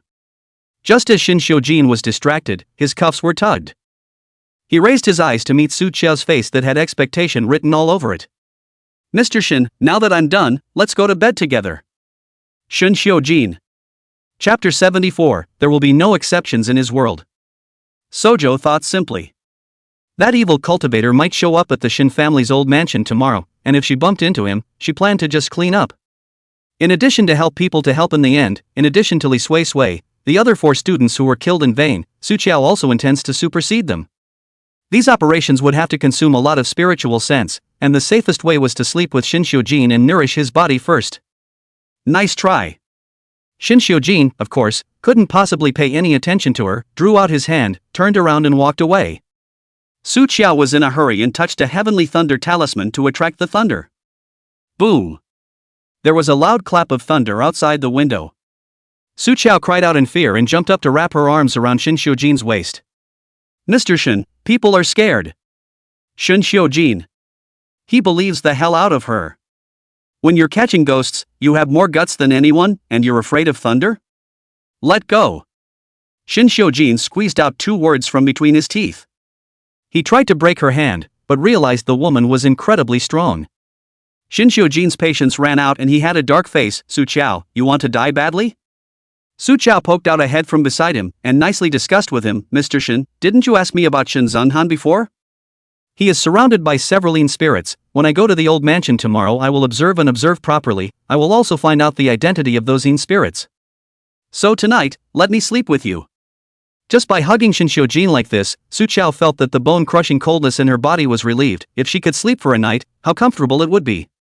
Shin Xiujin was almost exasperated. "Do you want to listen to what you're saying to yourself?" It wasn't as if he hadn't seen women who coveted his flesh. But she was definitely the first one to be so eagerly colored to this extent. In the end, each side gave in reach. Unity. The main thing is that if Shin Xiujin doesn't give in, he will be held back by Su Chao to the inch. Who would have thought that this little thing that looked as skinny as a bamboo pole had amazing arm strength? 5 minutes later, Su Chao had hit the ground running next to Shin Xiujin's bed. She made a dying struggle. "Mr. Shin, can I really not sleep on the bed with you? It's okay if I don't get naked." Shin Xiujin's ears felt spicy even as he listened. "Any more bowl and you'll pack up and go back to your room." Sojo reached up and zipped around his mouth. Then she got into the bathroom with her pajamas. Shin Xiujin listened to the sound of water coming from the bathroom and only felt his brain hurt a little. How did he come to be so tolerant of her? In Su Chao perseverance, all kinds of pouring mooching under, his patience for her seems to be getting better and better. And just now, in the study, he had actually fallen asleep defenselessly, knowing that another person was present.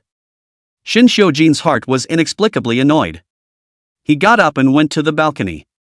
With the dialed cell phone wedged between his shoulder and the side of his face, Shin Xiujin pulled out his cigarette case and shook one out familiarly, biting it at the corner of his mouth, and lowered his head to light the cigarette. The curls of white smoke blurred the night before them. The man's voice came from the other end of the phone as he woke up in his sleep, panicking before the man woke up. "What happened to the second master? Have you been shot or stabbed? Is the wound deep? I'll be right over." "No need." Shin Xiujin's voice, which was heavy with smoke, was a bit magnetic. "When Ting Xian, I just fell asleep in front of the second person." Dr. Wan, who is Shin Xiujin's personal doctor and psychotherapist, also got serious at the words, and he analyzed, "It should be that you felt in your heart that the other party could be trusted, and that's why you fell asleep defenselessly." Trust? The cigarette between Shin Xiujin's fingers paused, his complexion obscure. When Ting Xian was happy for him, second master, the quality of your sleep over the past few years has been terrible. Maybe this person can be a breakthrough in treating your insomnia. This body of Shinshou genes was extremely depleted. One of the most serious of these is the sleep problem. He can only sleep 3 or 4 hours a day at most, in addition to the endless intense work. In exchange for the average person has long collapsed.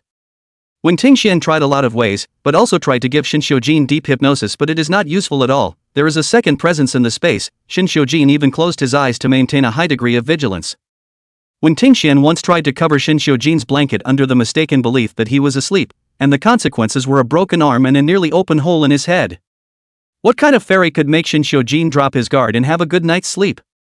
Wintering's curiosity dried what little drowsiness there was to a fine pulp. But gossiping about Shinshou Jin is not the same as looking for death.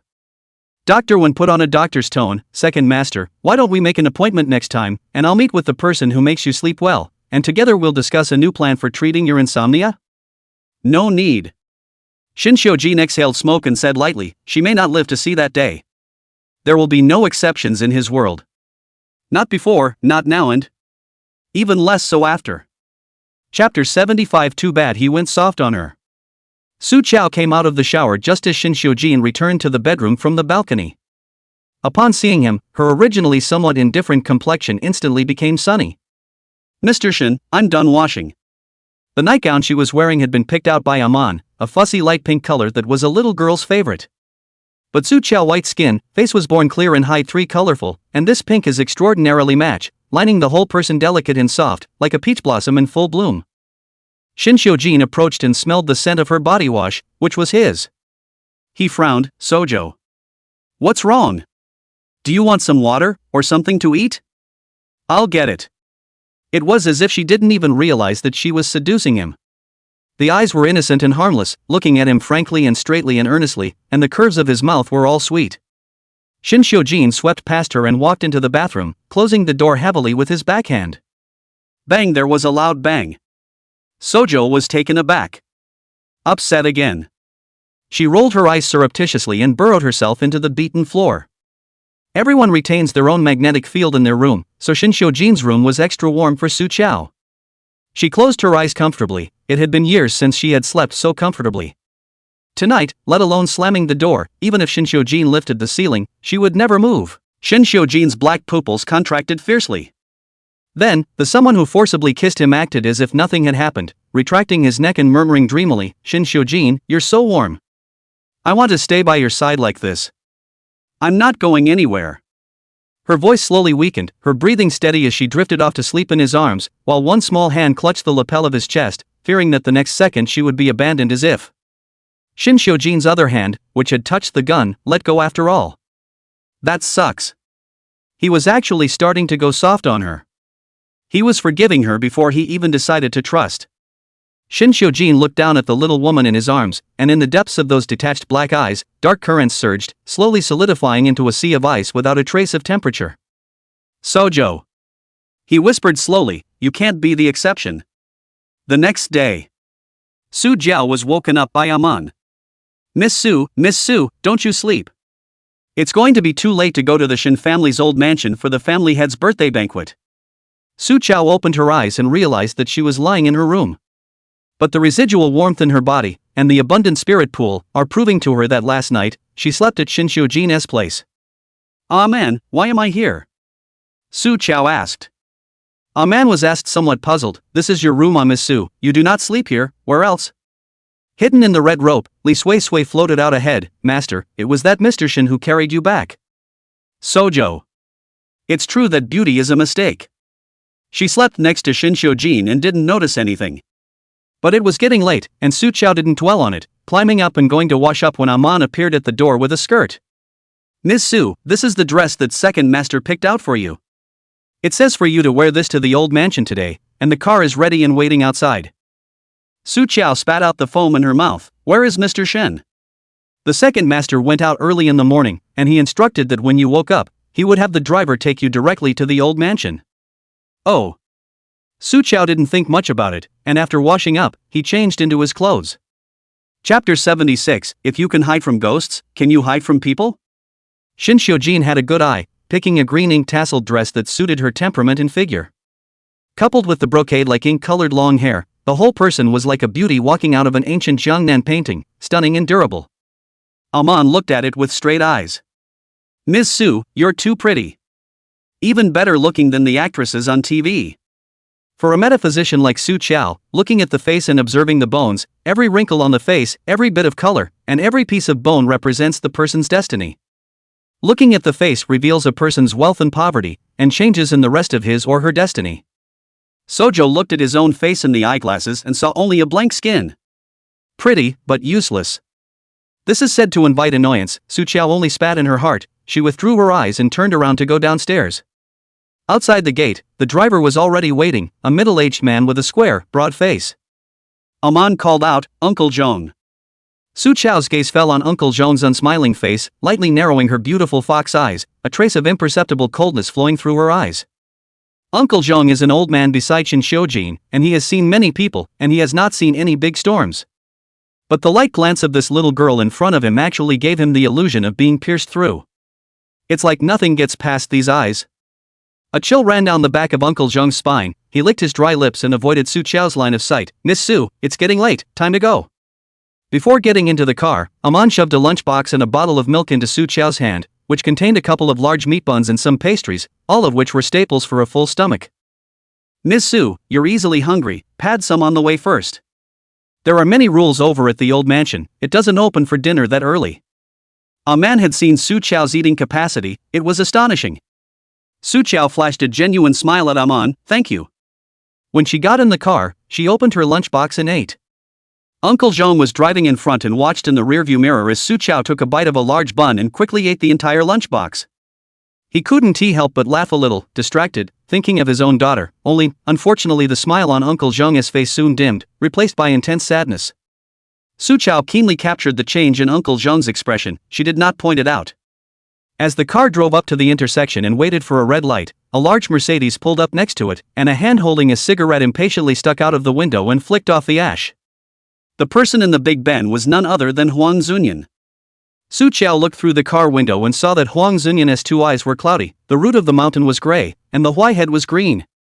It is the face of qi deficiency and yin weight, and it is most likely to see ghosts.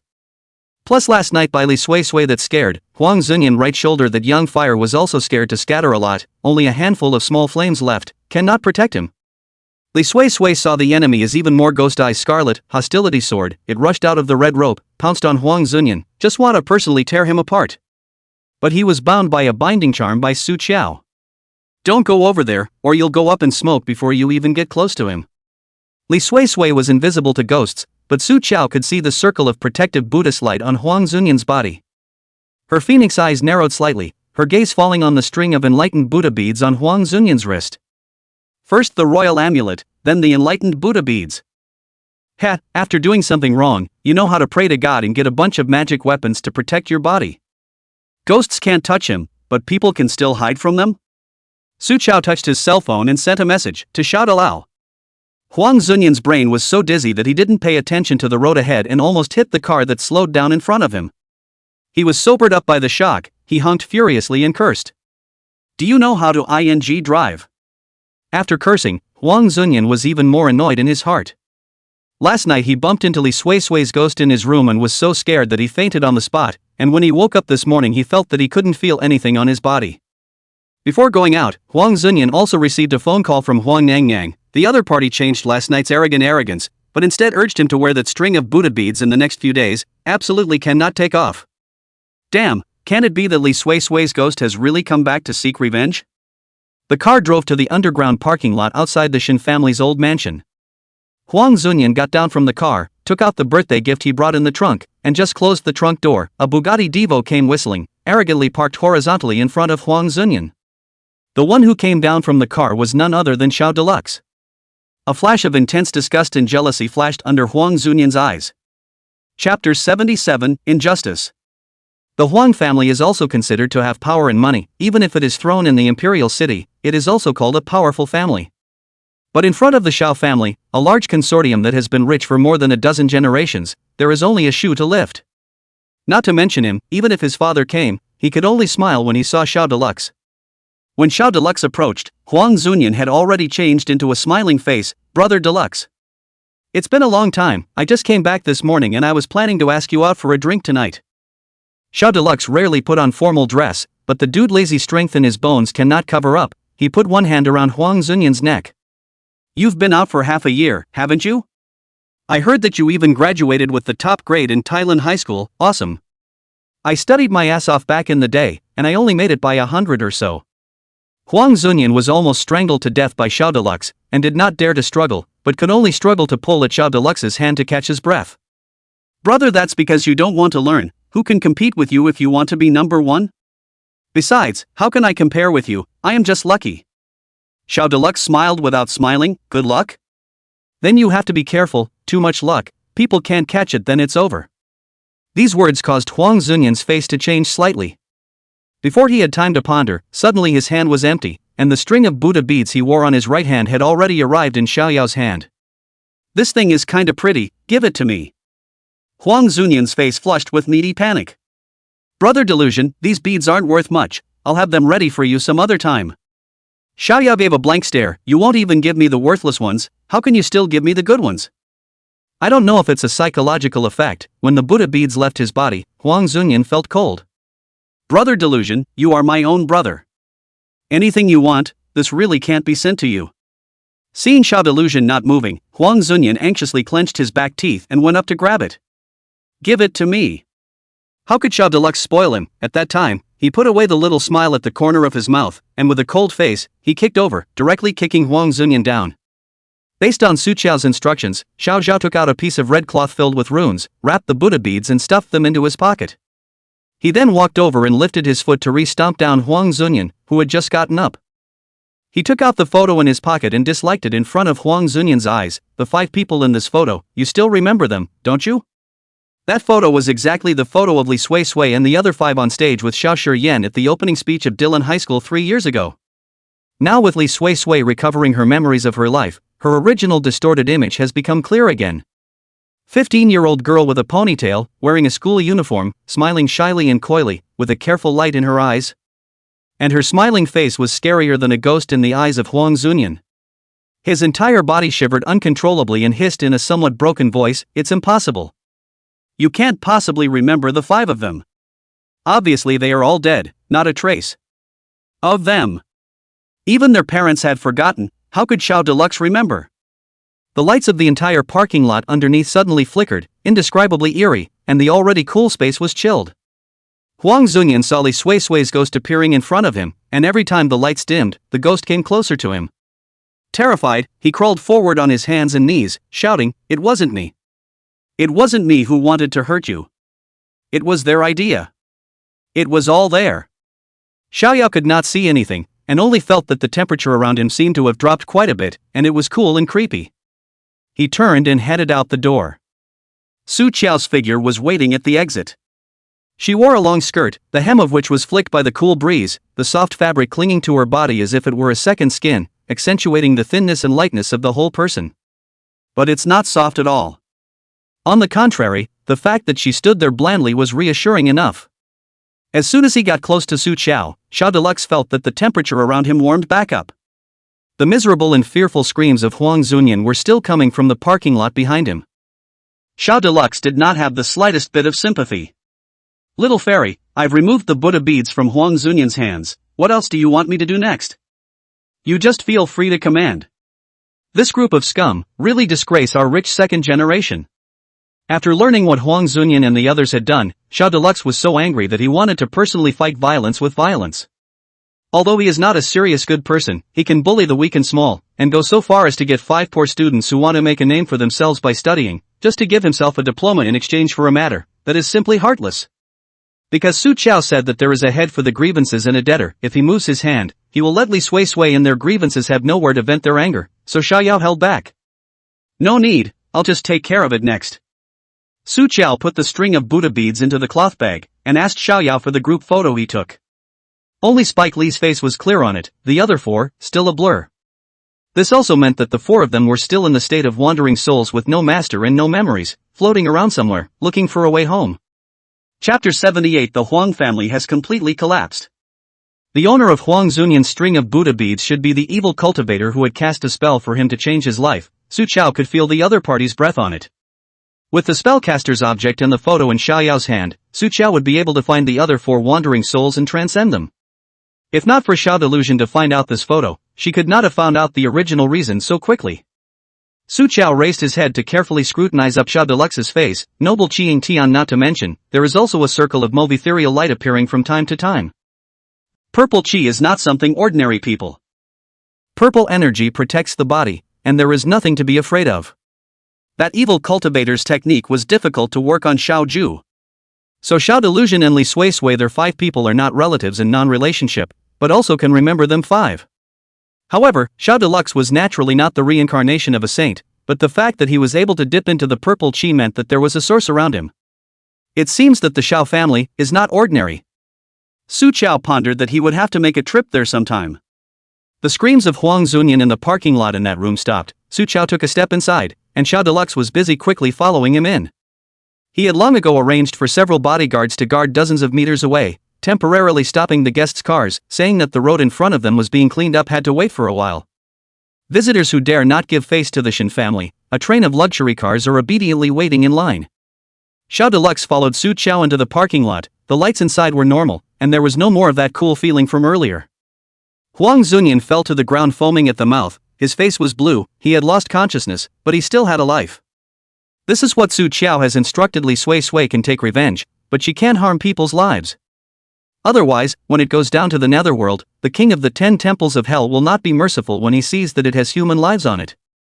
At this moment, Li Sui Sui's ghost was floating beside Huang Zunyan. She now had her grievances dispersed and returned to her pre-birth appearance. Flower girl, still wearing that school uniform and high ponytail. Sadly, there is no more tomorrow. Master, thank you. Su Qiao said, do you have any unfinished wishes? With such a pure ghostly aura, it naturally attracts the ghostbusters very quickly. Li Sui Sui eyes with tears, I want to see my parents again. Want to know if they are doing well? Just take a look at it. Su Qiao's own kinship is thin, abandoned at the age of 3, her parents for her, more like to collect debts, she paid back than to clear. But seeing Li Sui Sui in this state, he still couldn't help but feel vividly tolerant. After a moment's consideration, she agreed, good. With a wave of his hand, he made Spike Lee re-hide in the red rope. Xiao Deluxe couldn't see anything, but he could feel a cool breeze passing through his body and shivered then. Little fairy, is that ghost gone? Xiao Deluxe looked around and asked warily. Su Qiao was a little amused, don't worry, no ghost can harm you. He was protected by his purple energy, so what kind of ghost rushes up to seek death? Xiao Deluxe, however, would be wrong. Okay. From now on, little fairy, you're my boss on the nether side, and on the yang side, I'll cover you. Except for the Shen family, you can go anywhere else, just say my name. He kicked Zunyan Huang on the ground in disgust. What do we do with this one? Su Qiao faintly said, call an ambulance to send him to the hospital, just say that he had a sudden seizure. There is surveillance video here, and the Huang family can't trace the blame back to you. The surveillance can't capture the ghost, and we can only see Huang Zunyan going crazy here alone. Xiaoyao was a bit indignant, letting him off just like that? It's too cheap for him. The corner of Su Qiao's mouth hooked up into a cold smile, spare? His retribution is only starting now. With a little deduction, she could see Huang Zunyan's next fate. He could only live for another half a year at most, and within this half a year, he was subjected to the backlash of the life-changing technique. Not only was he sick and in pain every single day, but he would also drag the entire Huang family into the process, and his relatives within the 3 suits were either killed or injured, and his family's wealth was dispersed. All of the Huang family can have today, this is all because of the ancestor accumulated virtue in harbor. His father, Huang Jiarong, who made his fortune in the underworld and did a lot of harm, is now cleansed and instructed to build a large number of Buddhist temples, schools, and engage in charitable public service to accumulate virtue. This point of virtue is considered to have been lost by Huang Zunyan. The Huang family, in this generation, completely collapsed. Chapter 79 Shen Family's Birthday Banquet. After dealing with Huang Zunyan's matter, Su Qiao walked towards the Shen family's old mansion together with Xiao Deluxe. Along the way, Su Qiao had already noticed the feng shui of this area, the terrain undulating and rolling. Feng shui art on the thousands of feet for the potential, 100 feet for the shape, and Shen's old house this piece, potential is heavy house, lush grass and trees, mountains and water. Mountains and water was embracing the situation. The old house is located in which, layer by layer tread noble. Su Chao couldn't help but praise in his heart, what a feng shui treasure. But the in-residence is a pity. If the ancestral tomb is moved here and offered up, the Shin family can still be rich for another dozen generations. Little fairy, do you want to wait for Brother Shin at the door first? Xiao Deluxe scratched his head. Su Chao was considered to be the granddaughter-in-law that old Mrs. Shin had identified, and the fact that Brother Shin had agreed to bring her to attend the birthday banquet of the family head, Shin Shangzong, could be seen as a sign that he was going to formally and publicly recognize Su Chao's identity to the outside world. However, now Shin himself didn't show up. What was the meaning of having the driver transport her alone and directly here? Can't let him, a man of the Xiao family, take Shin Xiujin's future wife and enter the door of the Shin family. Su Chao looked at her cell phone, the message she had sent to Shin Xiujin half an hour ago, asking him where to meet up, no reply. She called and there was no answer. What a difficult ancestor. It wasn't a good idea for Xiao Duo to stand at the door with her, so Su Chao let him go in first. She waited at the door for 20 minutes, and there was still no sign of Shin Xiujin. Is it Ms. Su Chao? A servant appeared beside Su Chao, revealing a standard welcoming smile. The head of the family asked me to bring you in. Su Chao glanced at the surveillance monitor on the slant. It seemed that she was being watched as soon as she appeared. So Su Chao sent a message to Shin Xiujin, Mr. Shin, I'll go in and wait for you. Then he followed the maid right through the door. She came here today, mainly because she wanted to see what kind of people the Shin family really was. Cousin Shin Zonghan wants to kill Shin Xiujin, has passed over the uncle Shin Shangzong and give Shin Xiujin hit to the stitches, as well as Shin Shangzong that little wife Lin Xiaoyun, but also do not hesitate to spend money to hire people to use ghosts to kill Shin Xiujin. If you want to harm Shin Xiujin, doesn't that mean you don't want her to live? Just kidding, her Su Chao's life is not something they can miss. The Shin family's old mansion covered 100 acres and was ridiculously large. Under the servant's lead, Su Chao walked to the main floor hall. Before the official opening of the banquet, several elders and close relatives of the Shin family, as well as the major shareholders of the Shin group, are gathered here. Everyone pushes the cups and exchanges, complimenting each other. The scene is very lively. On the other side, behind an 8-stack mahogany screen, pushing open the soundproofed glass door, was the dining room and guest lounge area, with 6 round tables, where the juniors and distant relatives of lower status in the Shin family, as well as the other guests who had come to celebrate the birthday, were all over there. Seemingly happy and harmonious, but it is a clear distinction between near and far, close and distant, high and low status. To say that it's still Changzong who has the ability, being the head of the family all these years, our Shin family is flourishing, Yesterday, the tender, hundreds of billions of dollars of projects, who was not greedy, But Changzong's hand, a few other old bosses were scared. I heard that they didn't attend the bidding meeting. That's right, as long as the family head makes a move, there's no project that can't be taken. Now the group's market value has doubled, right? It's all because the family master led us well. Today, family master, you have to drink a few cups without getting drunk, wow. Shin Shangzong was surrounded by the crowd and held up like a star, and he was also red-faced. This is also thanks to all of you for your help. This family head of mine is just everyone lifting up and giving face. AI, Shangzong, you're being modest. Shin family's third uncle put down the teacup in his hand and pretended to be fair. Back then, when big brother had his eye on your younger brother, Shin Xingyi, I felt that he wasn't suitable to be the head of the family. To put it nicely, he was gentle. To put it bluntly, he was cowardly. Forget it, the dead are gone. Today is your birthday, let's not talk about that. Shin Chengyi is Shin Xiujin's real father. Third granduncle that year is standing in Shin Shangzong. This faction, Shin Master's only fancy Shin Xingyi, originally by him to take over, become the new head of the family, is the nail in the coffin. Who knows out of that car accident? Su Chao sat in the corner, drinking tea in silence. She wasn't interested in all this hoity-toity gossip and grudges, and one eye was recognizing people. Shin Shangzong sitting next to the noblewoman, full of luxury, wearing gold and silver, a set of hundreds of millions of emerald jewelry set in the body, but does not show vulgarity, but rather a little rich and powerful but light flavor. She was born with a bejeweled face and an open heavenly court, a face of deep fortune. Not Lin Xiaoyun, who was a singer, but Zhao Fanghua, Shin Shangzong's real wife. Where's Lin Xiaoyun? And Shin Zonghan isn't here either. But Shin Qingyi and his wife, how did they give birth to such a son? Someone read out a sentence, the tone heavy with dislike. Sojo's stone hand stopped for a moment. When Shin Xiujin was mentioned, as if he had spoken of some obscure hidden disease, the large main hall was strangely quiet for a few seconds. Chapter 80, It's just a bad word. The third granduncle grunted contemptuously. According to me, people lost for more than 10 years, find back almost also waste. I would have arranged for him to be kept in an idle position. But the old lady loves this grandson too much, not to mention passing him on to the eldest son's name, but also letting him into the company to do his job, clearly wanting to train him as the heir apparent. But that Shin Shou-jin's performance in the past few years, everyone has seen, from the root of the bad, rotten mud cannot help the wall of things. Shin Changzong sighed out worriedly. What third uncle said is true, I was so busy with my work that I neglected to discipline him. Su Qiao's eyebrows jumped as she heard this. Shin Changzong's words on the surface sounded like the elders were regretting and blaming themselves for their lack of teaching, but in reality it was a tacit acknowledgement of the third uncle's assessment that Shin Shou-jin was rotten to the core. Everyone present is a human savant. Seeing that Shin Changzong has expressed his stance, one of them stepped on the head of Shin Shou-jin, who was not present. AI, how can I blame you for this? Shin Shou-jin has been living in exile for more than 10 years, and he's been crooked from the roots, so how can he break it back? A few days ago, a servant in the Sea Garden upset him, and he threw him into a fish tank and fed him to piranhas. If it weren't for the protection of the Shin family, he would have had an accident one day.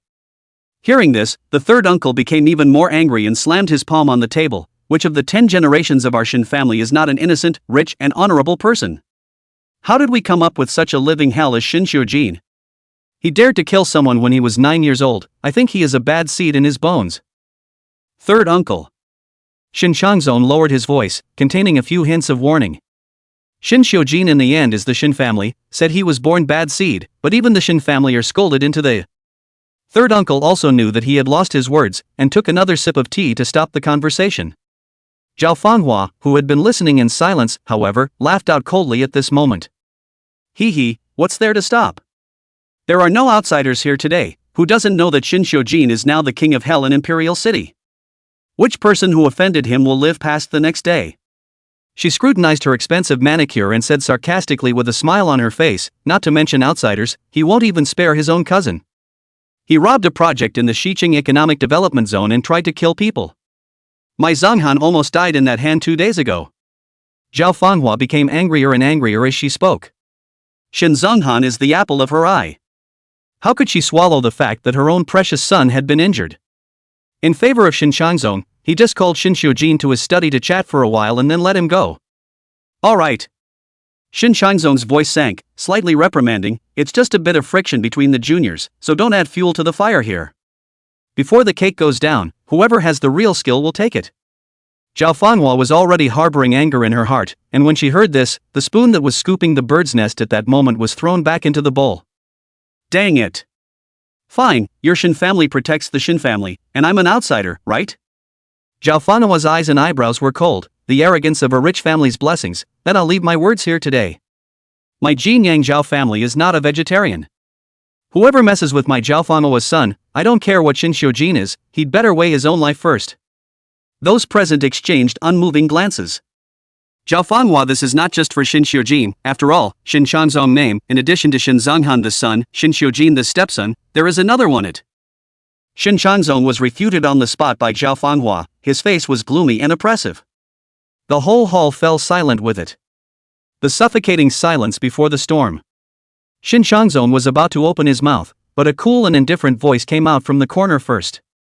Mrs. Shin, then my words are also put here. Su Qiao rose unhurriedly, attracting everyone's attention. Those mist-colored, chilly fox eyes swept over every face in the room, and wherever his gaze reached, cool air suddenly grew. Su Qiao said word by word, Shin Shou-jin is my life, whoever touches him, I have 100 ways to make his life worse than death and regret it. It's just a tough talk, like anyone wouldn't know. If you want to scold Shin Shou-jin, just scold Shin Shou-jin, say that he is bad, say that he is stupid, and say that he is not a man. Why are you trying to kill him? If he's dead, she won't live, so what's the point of going to all this trouble to play? Outside the open door, one could see the corner of the entire hall, where Shin Shou-jin's long and slender figure stood. Dark, heavy eyes locked onto the slender, pale, weak back. Shin Shou-jin is my life. He could almost imagine the look on her face when she said it, serious as hell, as if every word came from her heart. Whoever touches him, I have 100 ways to make his life worse than death and repent. Ha! And threatening people too. Thinking that knowing a little about metaphysics and being able to catch ghosts makes you able to deal with those in the house who are 1,000 times more ruthless than the evil spirits? Those people hadn't laid a hand on him yet, just a few nasty words and she couldn't stand it. For him, against the entire Shin family. Where the hell did she get the courage? Just how stupid does it have to get? Before you know to be afraid and stop at the right moment? Chapter 81, This man is allergic to romance, right? Zhao Fanhua stared at Su Qiao's face and narrowed her eyes lightly, her eyes going from anger to scowling, and in the end, only a touch of condescending disdain remained. Look at the mole crickets. You're the heavenly fairy daughter-in-law that the old lady found for Xin Xiujin? Ha, a plague god who grasps the whole family to death. I think the old lady is really blind in her eyes and heart. Su Qiao's background had been investigated cleanly long before she set foot in the old mansion. Zhao Fanhua didn't put her in her eyes at all. Do you have a right to speak here? You haven't even gotten married yet, and you don't know the rules at all. Today, I will teach you, my future daughter-in-law, the rules. Zhao Fanhua raised her voice and said, Someone come. Slap her mouth for me first, and only stop when I tell you to stop. Xin Changzong lowered his eyes and sipped his tea, clearly acquiescing to Zhao Fanhua's approach. To give Soju a run for his money. The two bodyguards guarding the corner immediately rushed up and pressed Su Qiao's shoulders left and right, while a maid picked up a bamboo stick board and went forward to make a move. The old maid behind Zhao Fanhua was facing the front door, and unintentionally glimpsed the silhouette walking outside the door, and shouted in a bit of panic, The second young master is back. The crowd brushed to look at the door. It was not surprising to see Xin Xiujin calmly stepped in, a black suit, more and more set off the long figure, aura of murder, obviously hooked lips, but cannot cover the body full of violent factors.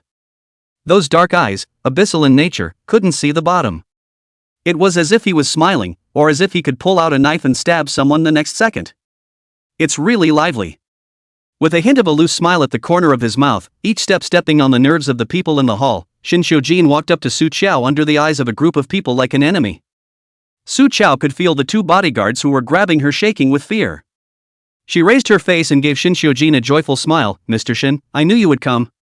Kidding aside, Xin Xiujin's aura, she could detect it from 10 meters away. How could she have been obediently held still if she hadn't known he was out there watching the show? Today, she was carrying the name of Xin Xiujin's fiancé, and she bet that he wouldn't let her get slapped even for the sake of his own face. And maybe it can also brush a wave of sympathy points here in Xin Xiujin by the way, and maybe it can continue to sleep with him tonight. Blood earns ah. Zhao Fanhua knew Xin Xiujin's bad reputation, but this was the Xin family's old mansion, so she didn't believe that he would still dare to turn against the heavens here. Her tone was cold, hard and strong. Now that you've succeeded me, I'll do my duty as a mother-in-law on your mother's behalf, and properly discipline you, the uneducated future wife. This was obviously not going to let Su Qiao off the hook. Xin Xiujin didn't pay any attention to her at all and lifted his eyelids carelessly, staring instead at Xin Changzong on the main seat. His tone was lazy, but he couldn't cover the vicious undertones.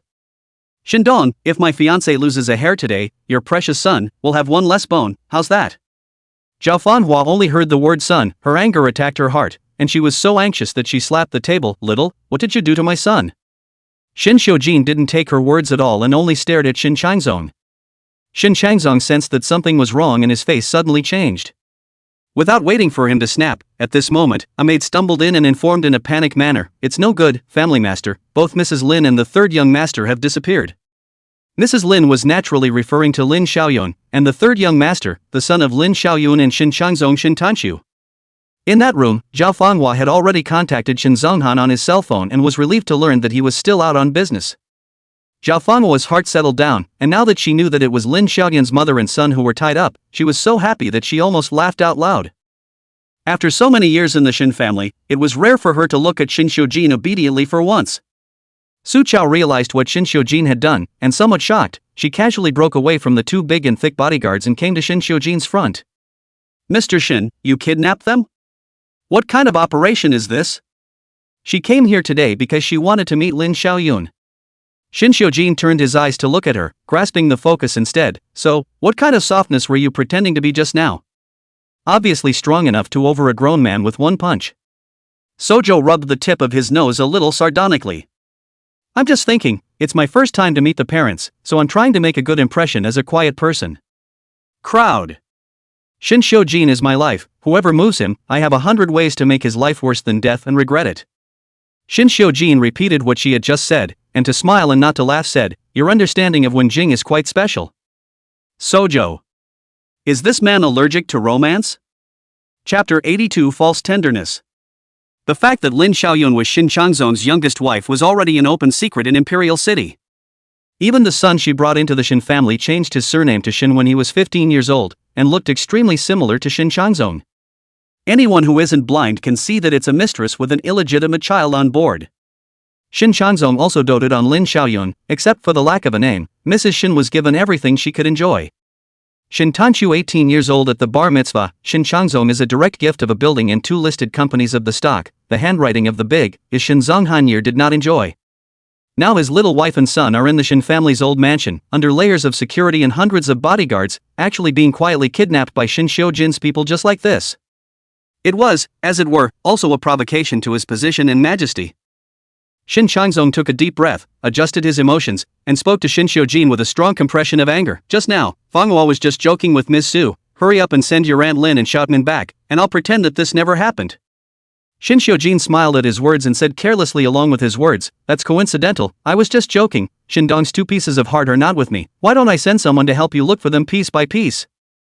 When had Shin Changzong ever been subjected to this kind of teasing? His face turned blue as he violently grabbed the bone china cup in his hand and smashed it hard on the ground. Bang! A furious crunching sound. The entire hall was silent, no one dared to make a sound. On the side, Zhao Fanghua had already quietly gotten up and whispered a few words to the butler, asking him to send the guests outside away first. Looking at Shin Xiujin's battle, I'm afraid he's going to make a big scene today. Watching a play was watching a play, but she and Shin Changzong were in the Inda couple in the same boat. The Shin family's family affairs should not be made to look lively to outsiders. Asshole. Shin Changzong glared fiercely at Shin Xiujin, pointed at Su Qiao next to him with one hand and gritted his teeth. For this woman who hasn't even gotten married yet, do you want to tear down your own family?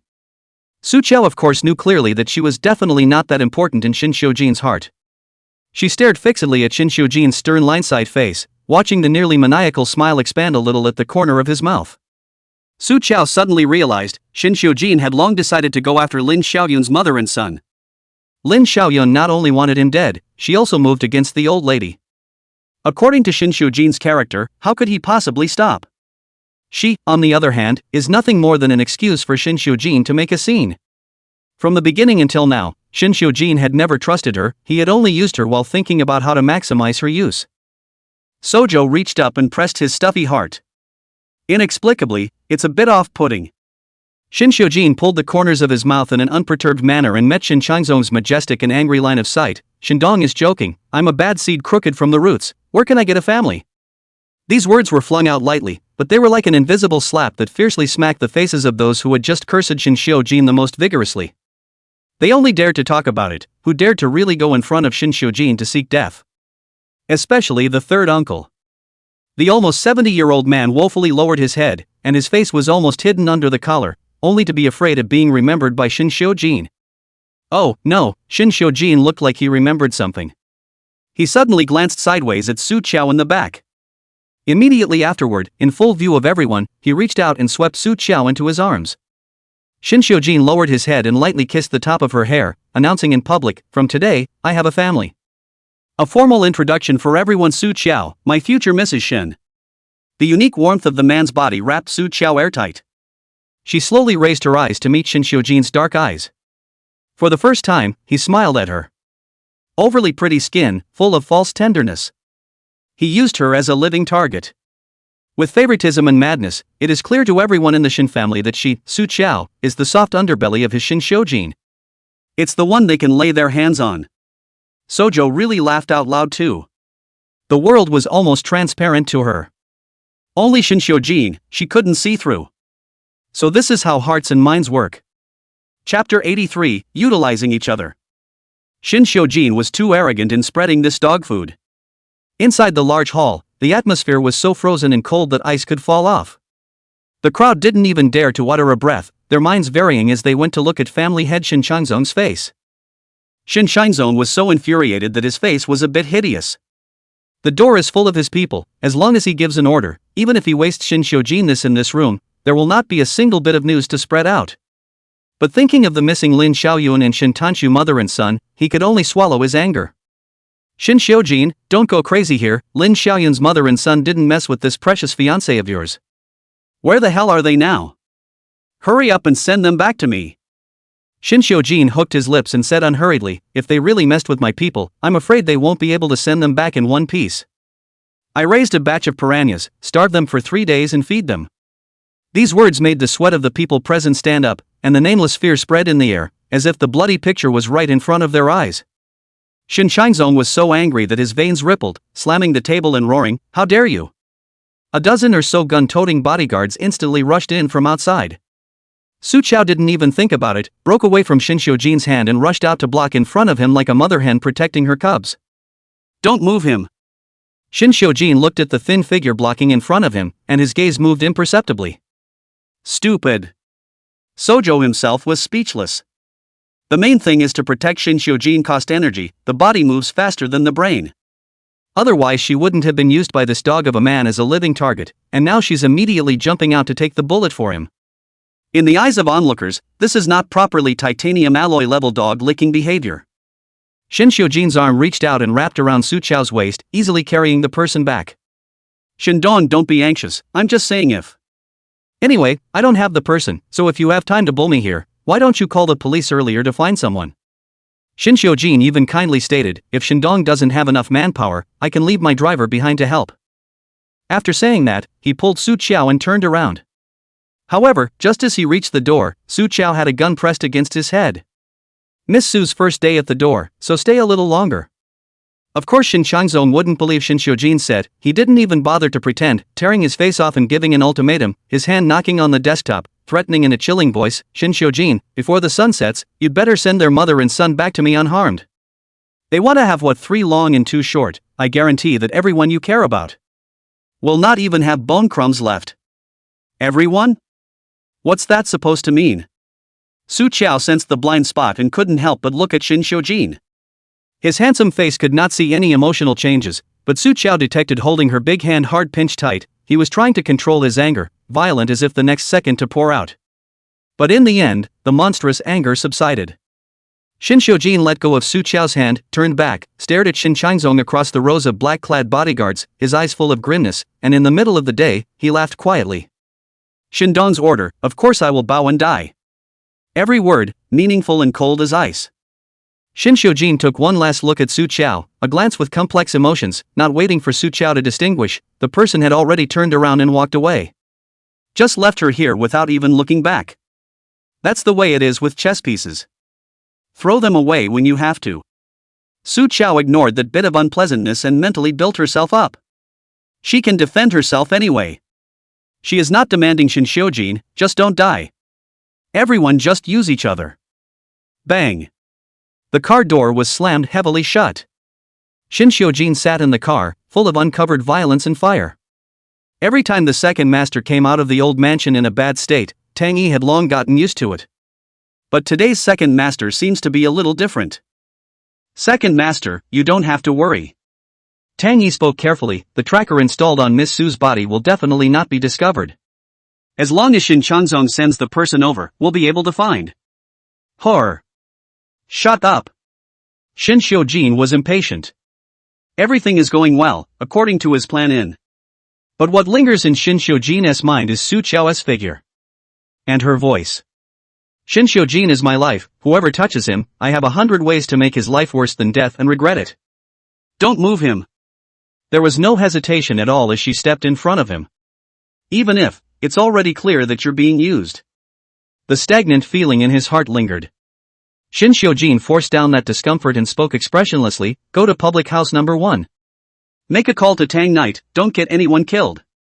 Lin Xiaoyun, mother and son are indeed in.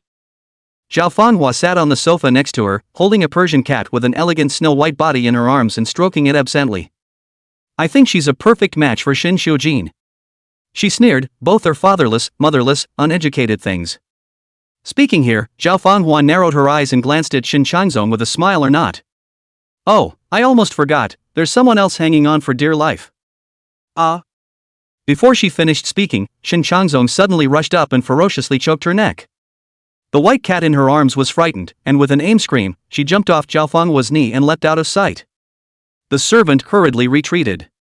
Shin Shangzong stared at Zhao Fanhua with a sinister look and lowered his voice to warn, keep your mouth shut and be your Mrs. Shin, the mother of the house, in peace. I can still provide for you and your nearly bankrupt family to continue to live in splendor. Otherwise, I want your Zhao family to be revealed and become the laughingstock of the world." When he finished speaking, he shook his hand off fiercely, turned and slammed the door.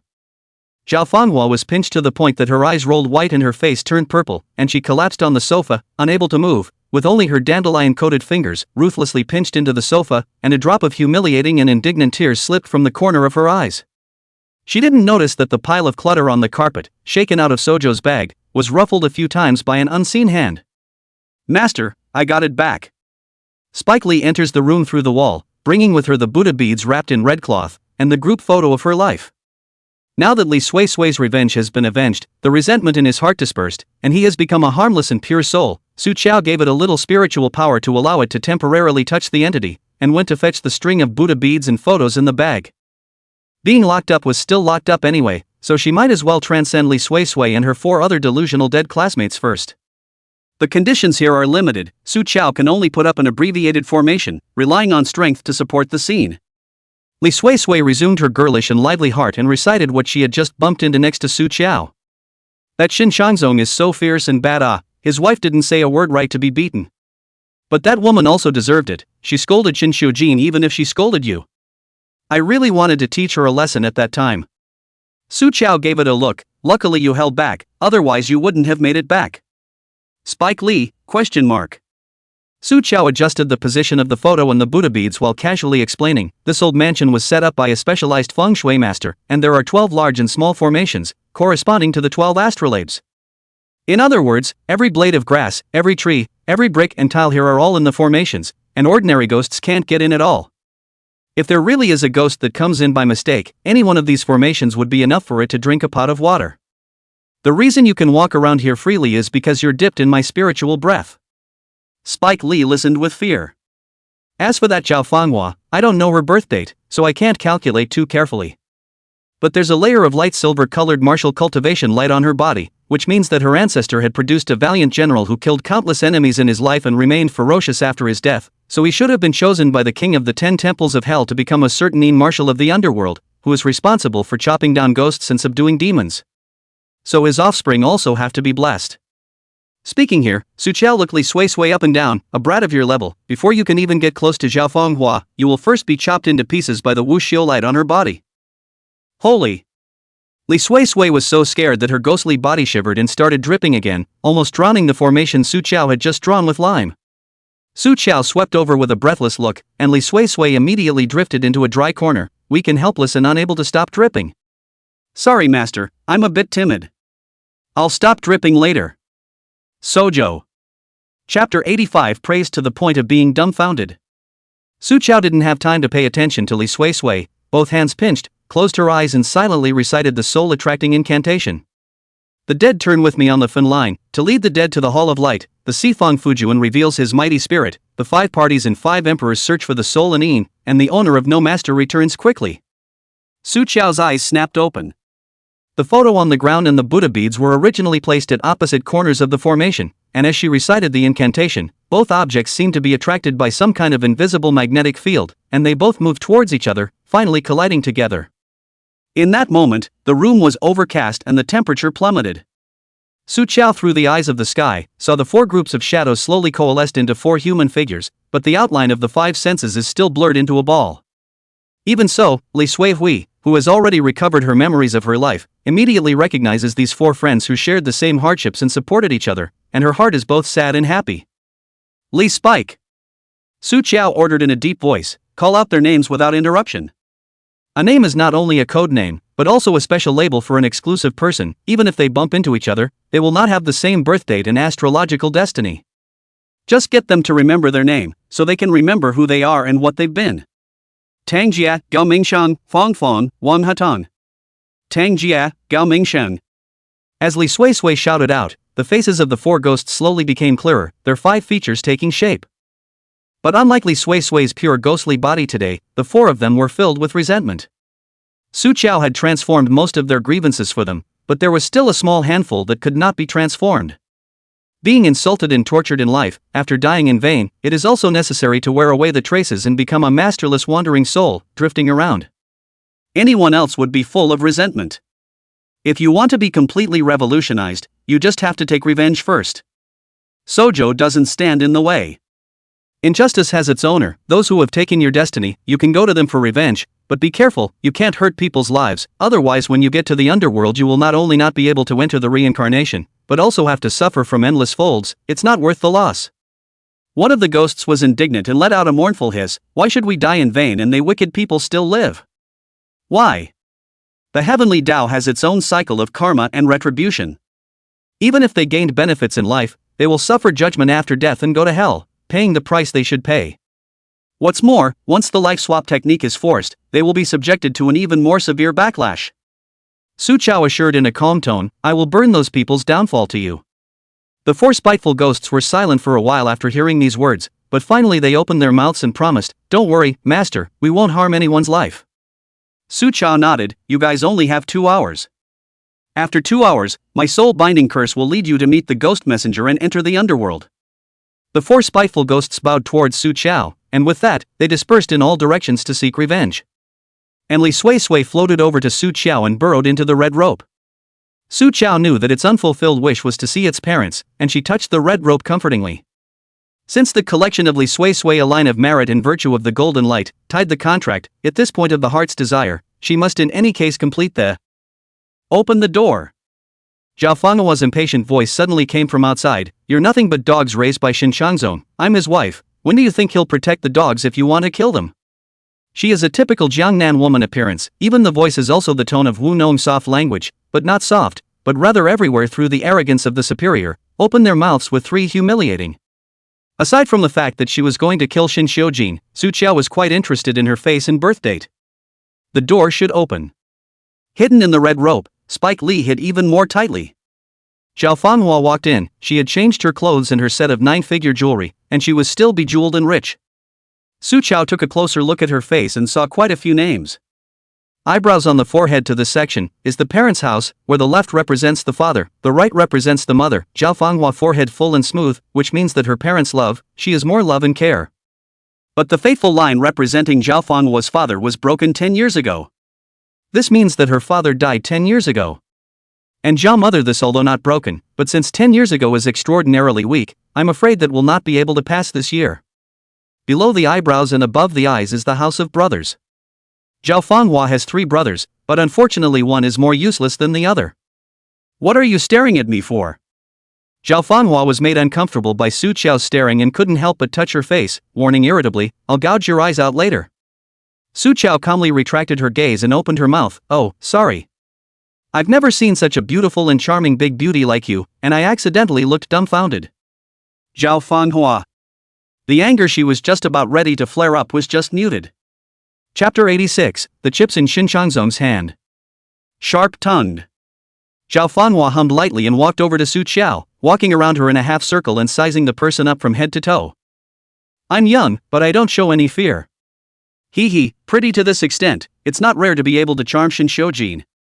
Zhao Fenghua reached out and picked Su Chao's chin, carefully balked at her face, tasted inexplicable. 20 years earlier, why wouldn't she have been beautiful?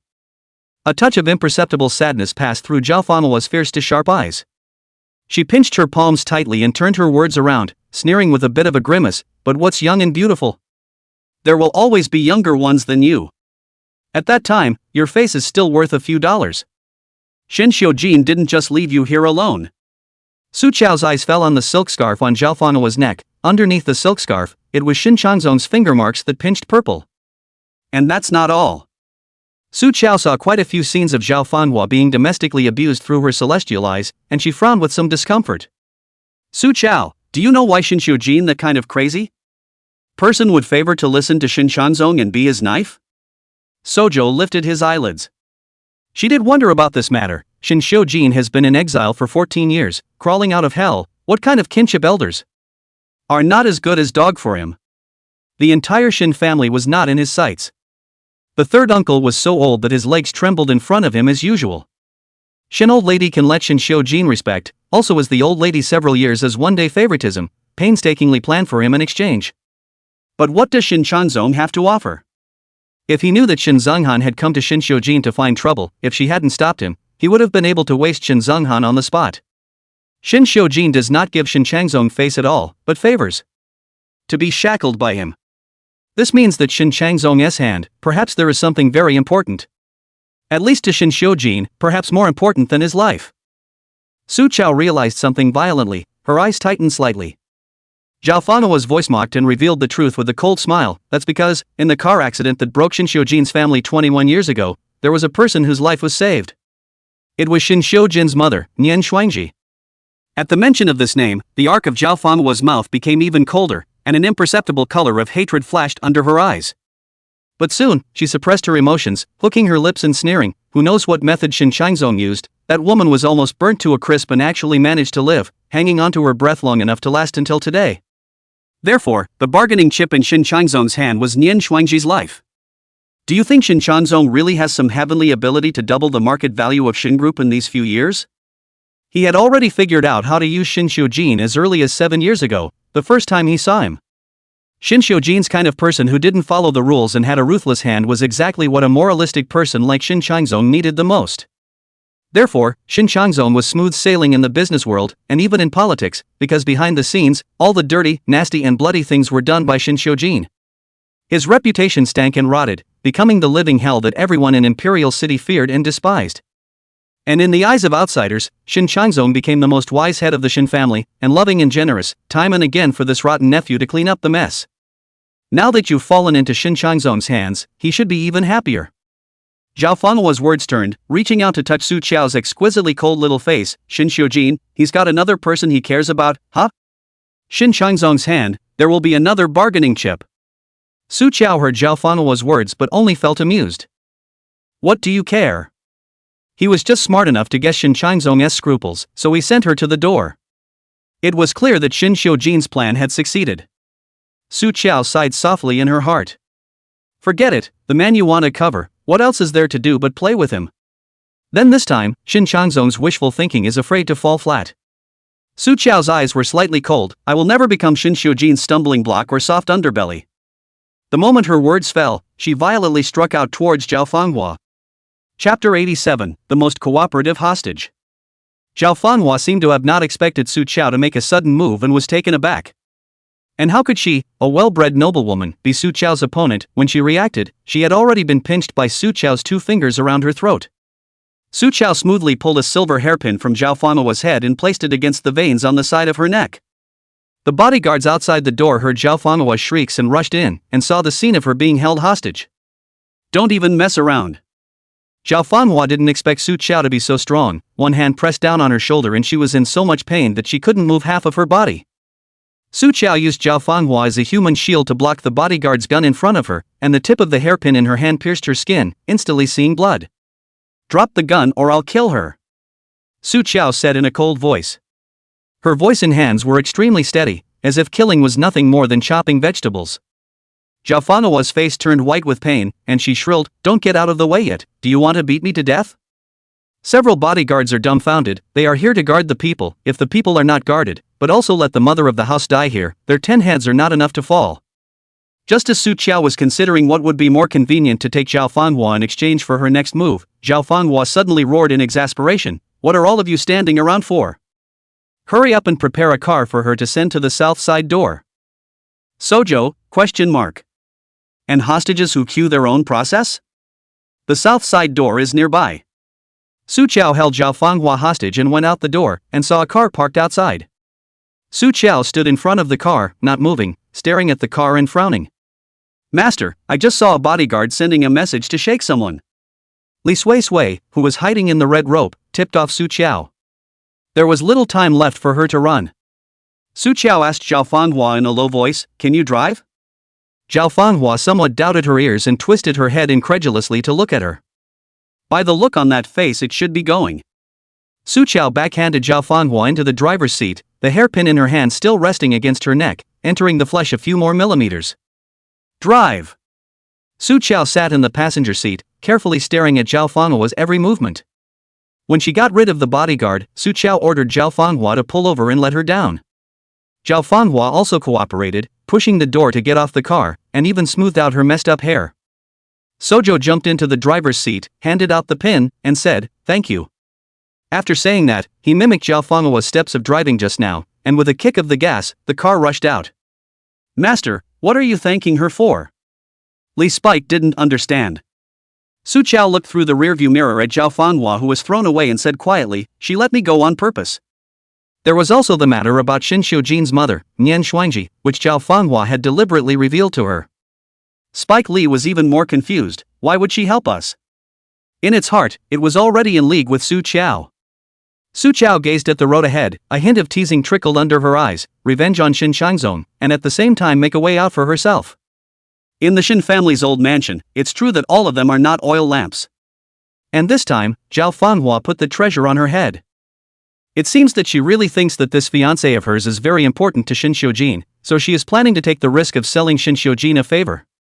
Zhao Fenghua had put in more harsh words, but in her heart, she knew better than anyone else that Xin Zonghan was not Xin Xiujin's opponent. In the future, if Xin Xiujin could not defeat Xin Shangzong, it would be best, and she would have nothing to lose as the head mother of the Xin family. If Xin Shangzong lost, the Xin family will have to reshuffle the cards, and Zhao Fenghua and Xin Xiujin here a little more sympathy points, she and her son Xin Zonghan, a little more chance to continue to stand in the Xin family. The math is good. Unfortunately, she had misjudged Xin Xiujin. That man, who could personally push her into the Xin family's den of wolves and tigers, how could he care whether she was dead or alive? Shout!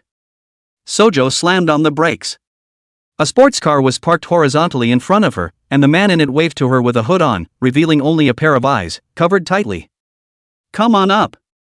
Chapter 88. How could you forget your own daughter? Looking at the faint purple aura lingering on the other party's body, Su Chao instantly recognized the person as Xiao Deluxe. Without hesitation, she got out of the car, walked quickly over to it, and jumped right in with one hand on the door. The sports car went straight out like an arrow from a string, and the roof of the shed closed immediately. At this time, the entire Xin family range was already alarmed. The barricade barrier at the front exit was closing, and a couple of black-clad bodyguards rushed out to try to block it. Sit tight. Xiao Deluxe's tone was vaguely excited, and the bottom of his foot throttled down, crashing straight through. Flesh body of people, how dare to fight with the steel car hard, a few bodyguards at the last minute in the end or concede to dodge. The sports car ran through the barricade in a gust of wind, its body scraped with a long streak of sparks. In the end, there was a surprise escape. Xiao Deluxe took off the headgear, revealing that young, handsome face, the excitement from earlier still fresh. It's too good to come to the Xin family's old mansion to abduct someone. My brother would break my legs if he knew. Sojo. She didn't understand the excitement of having to get her legs broken. Fairy daughter, where are we going next? Su Chao didn't answer immediately, her fingertips caressing the red rope on her wrist, and only said after a while, drive in the southwest direction. She's going to find Li Sui's parents and fulfill her dying wish for her. Unfortunately, the few magic weapons that were brought out were in the cloth bag, which was withheld by the Xin family, and without the aid of the compass, it was difficult to pinpoint Li Sui's parents. Fortunately, Li Sui now regained her memory. Su Chao knew her birth date in 8 characters, and was able to deduce the Li family's field house and migratory palace, and roughly calculated the location of the Li family's parents. Having personally experienced the strange incident of Huang Zunyan changing his life against the sky, Xiao Delusion has long treated Su Chao as a little fairy, naturally obediently acting as a driver. By the way, why are you still at Xin's house? Su Chao remembered to ask. The pile of guests on Xiaoyao's side should have been sent away by the butler a long time ago. I saw that Brother Xin didn't come out, and I was afraid that Brother Xin would get into a fight with Xin Shangzong, so I secretly stayed behind. If the fight is next to Brother Xin can also have more helpers. Xiao Deluxe somewhat mixed up casually explained. He glanced at Su Chao, still the same heartless look. I didn't think that Brother Xin I didn't pick up, but I did pick up you. But little fairy daughter, how did you get detained by the Xin family? It must be Xin Shangzong, that old thing playing dirty, isn't it? With that, he smoothly pulled out his cell phone and gave her a serious idea for her. Little fairy daughter, hurry up and call Brother Xin to tell him off. There's nothing a pout won't solve. Anyway, he eats it up the most himself. Su Chao thought that Xiao Deluxe's brain was so simple that it was kind of cute. She closed her eyes and said, I'm sleepy, get some rest. Next, Su Chao did not open his eyes throughout the whole process, only coldly reminding Xiao Delu to turn around at a few forks in the road. The car drove for almost an hour. Sojo finally opened her eyes. Pull over.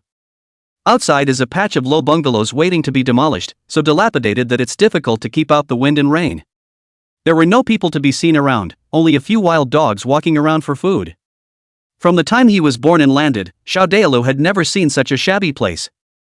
He covered his nose in disgust and followed Su Qiao.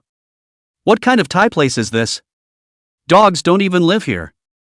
He didn't finish his sentence and abruptly closed his voice.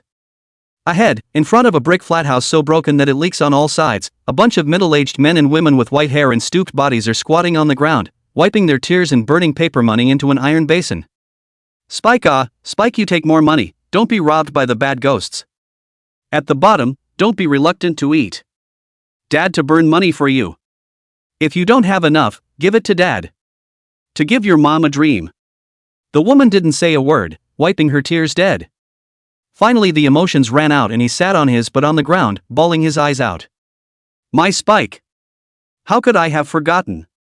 Forgotten my Spike! The woman desperately tore at her clothes and smacked herself hard in the face. Blaming herself to the core, she cried so hard she broke down and lost her voice at one point, with only tears raging. How could they forget the daughter they raised? How could you forget? Chapter 89 Attracting a Soul.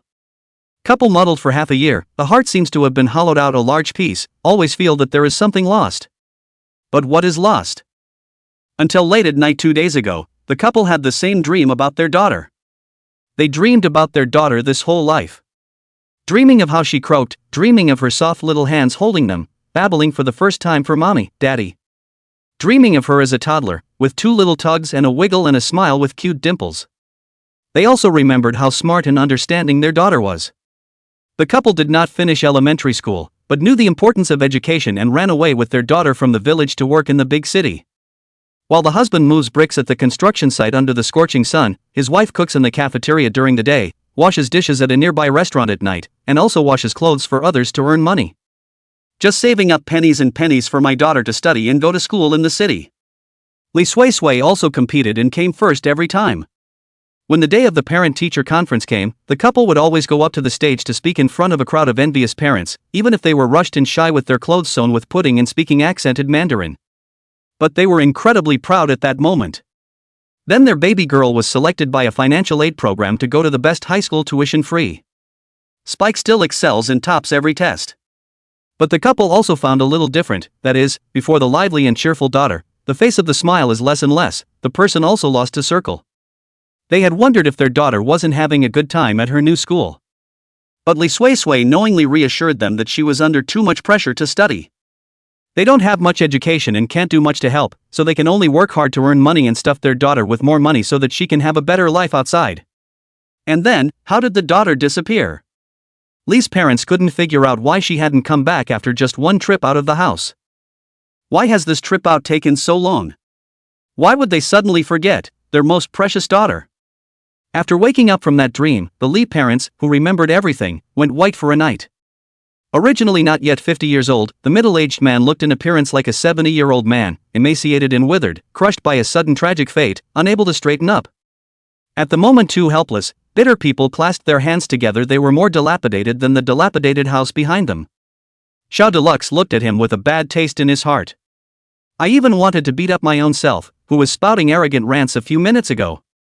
The 2 of you. Su Qiao stopped in front of the Li family's parents and said in a low voice, the deceased has died, so I am sorry for your loss. When Li Sui Sui sees you guys like this, it will also be very sad. The Li family's parents froze for a moment as they looked at the young girl who suddenly appeared in front of them, somewhat alarmed. Who are you? How do you know our daughter's name? Su Qiao said, my name is Su Qiao. Your daughter used a threat of merit from her life to make a deal with me, asking me to send her back to meet you. Hearing this, Li's mother stumbled up from the ground and looked around, a heartbreaking hopefulness born in her gray eyes. Spike. Is my Spike here? At this time has become a ghostly Sui Sui floated next to his parents, but unfortunately the ghosts and humans are different paths. It pounced on his parents, but can only pass through their bodies. Can't even touch it. It cried so hard that its entire soul trembled. Mom, Dad. I'm here.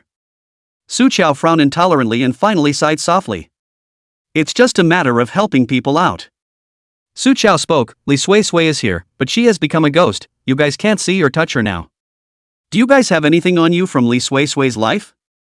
Yes, I do.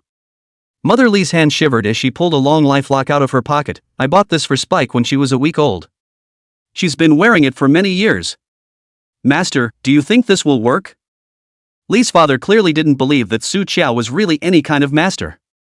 But seeing Lee's mother's look like she was grasping at straws to save her life, he couldn't bear to shatter her fantasies and wrinkled his eyebrows beside him without saying a word. Su Qiao took the lock and looked at it carefully, nodded and said, "It's okay. I will now perform a spell to let Li Sui Sui temporarily get into my body, but remember, you only have 10 minutes. After saying that, Su Qiao bit through the belly of his right hand's finger and scratched a soul-inducing talisman on the palm of his left hand with blood and water, temporarily suppressing the thick aura in his body and making his body a vessel. She dropped another drop of blood onto Li Sui Sui's long lifelock and recited the incantation silently. Li Sui Sui's ghost was immediately sucked directly into Su Qiao by a powerful suction force. When Sojo opened her eyes again, she became Spike Lee. Chapter 90, The Bitterness of Human Parting. Dad, Mom. Spike Lee excitedly jumped up and hugged her mother tightly, tears welling up in her eyes. Lee's mother touched the completely unfamiliar face in front of her, but she knew that it was her daughter. She could feel it, it was the flesh that had fallen from her October birth. Spike. Is my Spike. My bitter daughter. Lee's mother was heartbroken, her hands trembling with that care as if one push would thump her daughter's soul to pieces. In the end, who harmed you, you tell Mom. Even if I give up my life, Mom will avenge you. That's what Spike Lee was afraid of. She smiled and shook her head. Mom, I fell into the lake by my own accident. No one harmed me, really. Now her revenge has been avenged. If Mom and Dad knew what she had suffered, they would have lived the rest of their lives in remorse and pain. She looked to her father next to her, knowing that he still refused to believe it. Li Sui Sui walked over with Su Qiao's body, forced back her tears, and blinked at her father with feigned displeasure. Dad, it's so hard for me to get a chance to talk to you guys. If you keep ignoring me, you won't be able to cajole me even if you buy strawberry cupcakes in the future. Father Lee shuddered. The strawberry cupcake was his little secret with his daughter. It was when Spike was in elementary school. She got first place in the exams and he promised to take her out, but a job came up at the last minute and he had to let his daughter off the hook. Spike was huffing and puffing, calling him a bad father. Lee's father apologized and coaxed her for a long time before she relented. Then I'll forgive you if Daddy buys me 2 strawberry cupcakes. The past muddled his eyes. Lee's father finally reddened his eyes, his big rough hand shivered and wanted to touch his daughter's face, but he was afraid of hurting her. Spike. Silent father, a man who has bled all his life without shedding a tear, his back crushed by life, this moment finally bent completely. He cried like a baby.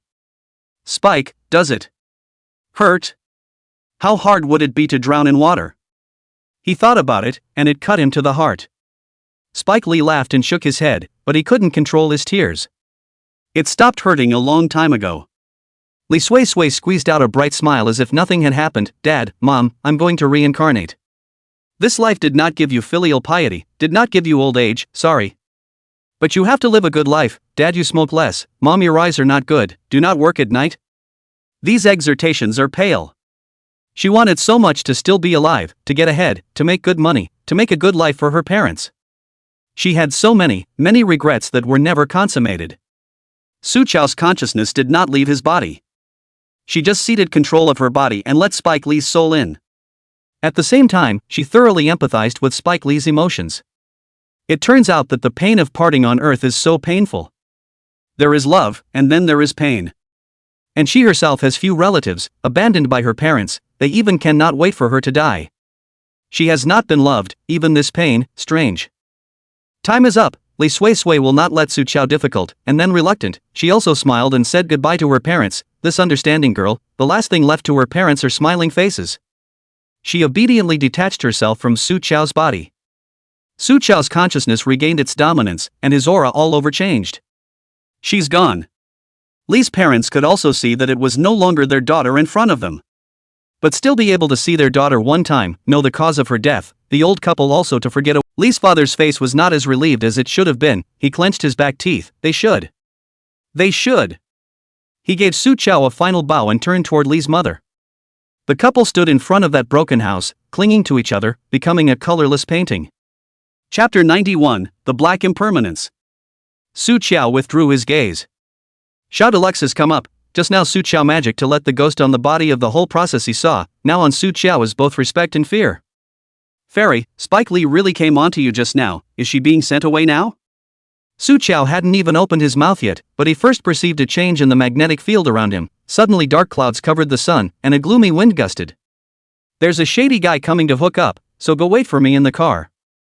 Ian Messenger? Xiaoyao's tongue was a bit knotted, looking left and right only fearing the emergence of a TV cow head and horse face. I've disturbed Big Brother. I'll get out now. He immediately got into his car and locked the doors and windows. Su Chao stood in place, through the eye of heaven, saw that the gate that connects the young world and the underworld appeared out of thin air in front of him, and the one who came out was Black Impermanence wearing black and green robes and holding a hand with a soul-piercing hook. Su Chao's eyes narrowed lightly. This Black Impermanence usually haunts at night and hooks women's shadowy souls. Today, for the sake of Li Sui Sui's ghost, he even covered the sun during the day and ran this trip himself. Black Impermanence walked straight towards Su Chao. It was 2 meters tall, together with the black high hat on top of its head. It was even more ponderous and lurid, emitting a morosine chi, with an extremely heavy sense of oppression towards living beings. Even Li Sui, who had already become a ghost, shivered with fear as she was frozen. It was Su Chao, on the contrary, who looked calm. Su Chao? Black Impermanence pronounced her name, her voice with its own reverb. Su Chao also hadn't directly dealt with the underworld's ghost differentials. This was the first time, suddenly being named. She raised her eyebrows in wonder. It's me. Black Impermanence looked her over from head to toe and drew a ray of white light from his soul-piercing hook. I just collected 4 resentful ghosts who had not yet finished their yang life but were killed by evil outlaws who exchanged their lives for theirs. After you have transcended them, the 4 of them are willing to exchange their unexpired lifespan for a thread of virtue, gifting it to you as payment. Su Chao looked at Black Impermanence's wide cuffs, which were containing Li Sui's 4 classmates. Now that the 4 people's grievances had dissipated and they had become pure ghost bodies, they threw grateful glances at Su Chao. Su Chao also saw the 4 brats through his celestial eyes and didn't waste all his time on revenge. They just went to their enemies to mess with them and terrorize them, and immediately afterward they went to see their families without a second thought. Hate is certainly difficult to eliminate, but in the hearts of these few kind children, family is the real let them cannot let go. Su Chao was quite emotional in her heart and did not push back, arching her hand to Black Impermanence and saying, "Thank you." Then he accepted the line of yin and yang. The white light was injected into the center of his eyebrows, and Su Chao only felt that his body was instantly refreshed and permeable.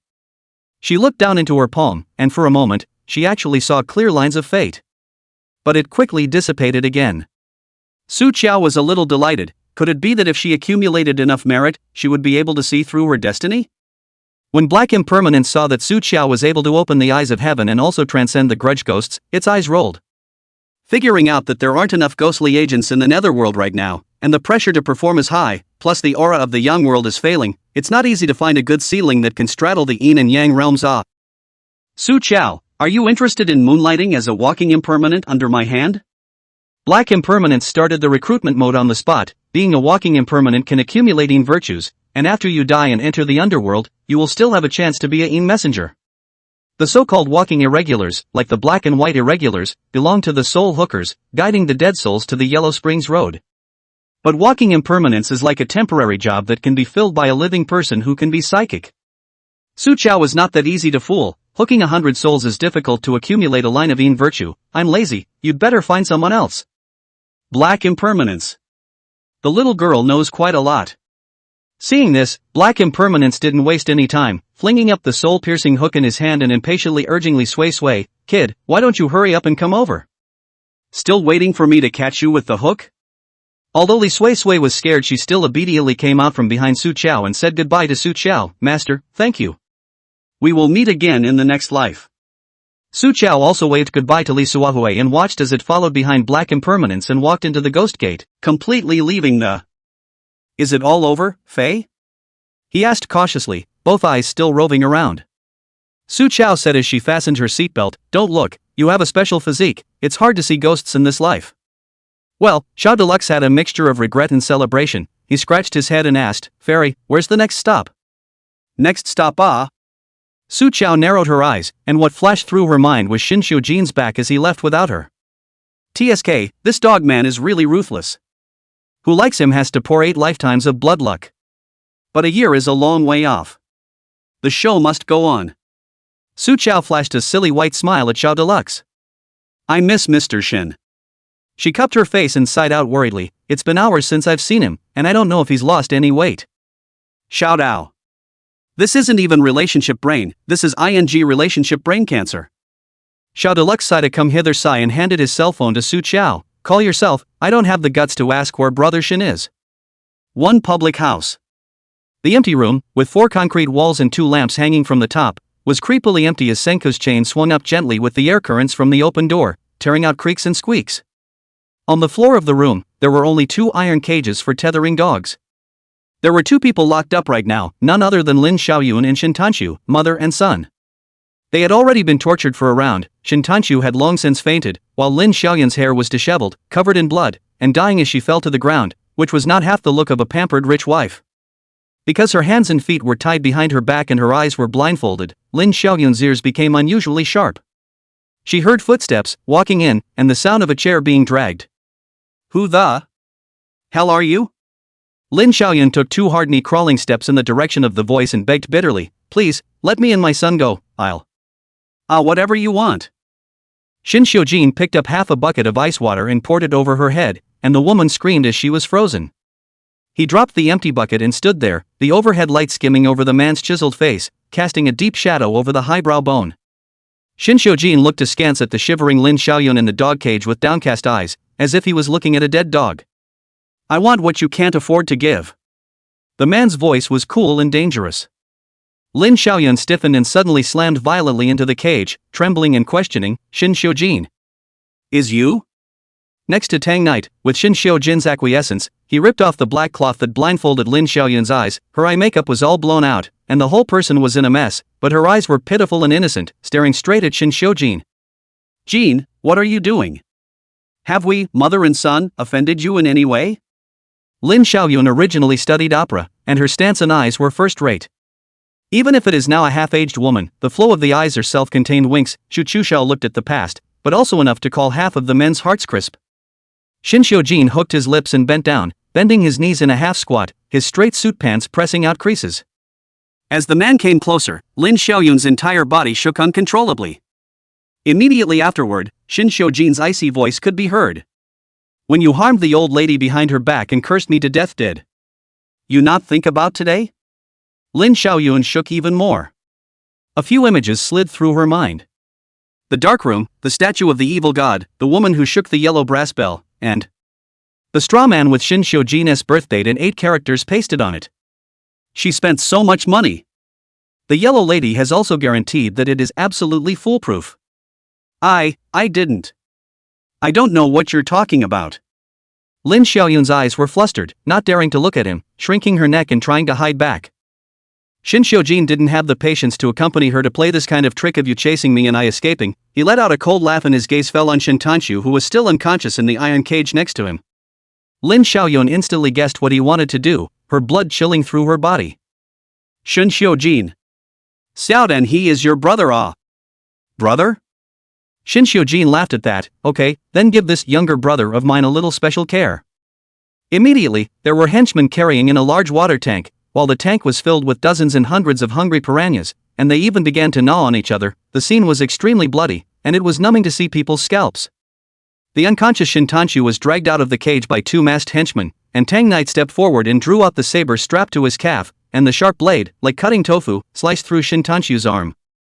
Shin Tanshu woke up screaming in excruciating pain. Still not knowing where he was or what had happened, he was so stunned that he cried, Mom, help me. Don't be afraid, little Tan, don't be afraid. Mom's here. Shin Xiujin sat on a chair, playing with the silver lighter that came with him, his tone casual to the extreme. I'll give you 3 seconds, if you can't remember, I'll throw your son to the fish. 3, 2. Seeing that his son was all lifted above the fish tank, he was only waiting for Shin Xiujin to read out the last number before he was directly fed to the fish. Lin Xiaoyun was finally crushed. I say everything. Chapter 93, Forced Kiss. Lin Xiaoyun was only afraid that one of those black-clothed men would have an unsteady hand and really feed her heart and soul to the fish. You put my son down first. Shin Xiujin seemed to have heard a joke. You're making a deal with me? As his words fell, Shin Tanshu over there let out another miserable scream of pain. Tang Knight's knife slashed open his thigh, leaving a bone-deep bloody mouth, blood drop by drop smashed into the bathtub. The piranha inside was stimulated by the blood, excited straight out. Lin Xiaoyun knew of Shin Xiujin's notoriety, but it was the first time she had personally experienced the cruelty of this living king of hell. She was heartbroken and anxious, but she clenched her back teeth and dared not say any more nonsense, or her son would have another gash in his body. What? Want to see something more exciting? Shin Xiujin's impatient gaze condescendingly pressed over. That box Tang Knight's knife has reached the middle of Shin Tanxu's legs. Stop! I said. Lin Xiaoyun was scared to death. This knife goes down, then it is better to directly kill Shin Tanxu. Shin Xiujin is a madman. She clenched her back teeth. I looked for a metaphysical mage and asked her to perform a spell to try to make the old lady die of illness in the hospital. Lin Xiaoyun had to harden his heart and pour out the nasty hooks he had done. I also paid off 3 folk to use a female ghost to possess me to kill you. Shin Xiujin drew out a sharp knife, his cold white fingers brushing against the even colder blade. He lowered his eyes slightly, his raven-feathered lashes blocking out the emotion in his eyes, and spat out a rippling reason. The reason for wanting to kill him is rather simple. Those who were qualified to compete with Shin Tanxu for the position of the head of the family also included him, Shin Xiujin, and it was only natural that a child-favoring fiend like Lin Xiaoyun would want to pave the way for her lousy son. But the old lady. Shin Xiujin lifted his eyelids, killing intent surging under his eyes. Lin Xiaoyun's face underwent a subtle change, but it quickly dissipated. She met Shin Xiujin's cold eyes, her expression was a bit hideous, and she sneered and said in a hateful voice, that old woman, she has always disliked my family Xiaotan, and has never looked at him correctly since he was a child. Since she favors you so much, she might as well die with you. That reasoning, it sounds flawless. Shin Xiujin lowered his head and sneered, and in the next second, rushed up and grabbed Lin Xiaoyun's collar, and the tip of the knife in his hand violently stabbed her neck artery, and blood instantly gushed out. Mr. Shin, no! The unclosed door behind her was violently pushed open and Su Qiao rushed in. The scene in front of her made her face go white. She rushed up without even thinking and hugged Shin Xiujin from behind in a deadly embrace. Don't kill anyone. She practically begged him, you can't get your hands on any more human lives. She didn't know how many lives Shin Xiujin had in his hands, but from what she saw so far, he hadn't given birth to karmic obstacles yet, but if he were to get his hands on any more lives, it was possible for him to shorten and break his life at any time. It's a small matter that he's dead. How precious is her life? Let go.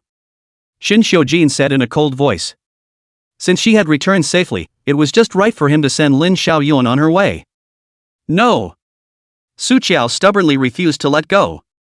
The entire cell was silent. No one had ever dared to stop Shin Xiujin like this and challenge his authority. Shin Xiujin's face sank suddenly as he violently kicked Lin Xiaoyun out a few meters, hitting the iron cage hard and spitting out a mouthful of blood with a wow. Before Su Qiao could breathe a sigh of relief, she herself was choked by Shin Xiujin's neck. The murderous intent in his dark eyes hadn't faded, and he stared at her with a chill that pierced his bones. Sojo, I gave you face, didn't I? Su Qiao's small hand held the back of his hand. She did not struggle at all, against his dark eyes, just difficult to explain to him in a warm voice, your hands are stained with human life. Die, will go to hell. Will suffer greater pain and suffering? There was no light at all in Shin Xiujin's eyes, and it was morose and cold to the end. So? He quirked his lips in a sneer, I'm afraid of going to hell? He was already living in hell, and he had nothing to fear in life, so what retribution was he afraid of after death? But I'm afraid. Su Qiao breathed a little hard and still looked at him obstinately. At this juncture, she was actually still heartbroken for him. Her eyes flashed with watery light, and she said in a mute voice, Mr. Shin, I only want you to be safe and happy in life, and to enter the reincarnation properly after death.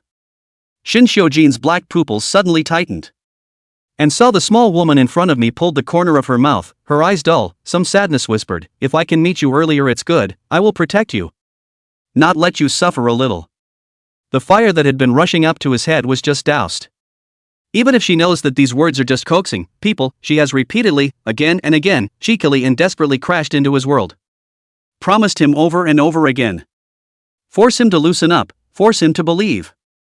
The ifs that come out of her mouth. The large hand around his neck slowly loosened. Just when Su Qiao was planning to breathe a sigh of relief, Shin Xiujin's breath violently approached, and he pressed her hard against the wall and lowered his head to kiss her. Chapter 94. This sudden scene stunned Tang Knight, who was used to seeing big scenes. He scrambled to lower his head. The style of the second master is really wild and not according to the routine as usual. The soft lips were crushed and destroyed by the violence. Lips are bitten and the taste of blood melts between them. It wasn't even a kiss, it was more like a ferocious, anger-inducing bite. Shin Xiujin was venting some kind of raging emotion, that feeling of uncontrollable uneasiness that made him just want to vent it with violence. He really wanted to break her, to destroy her.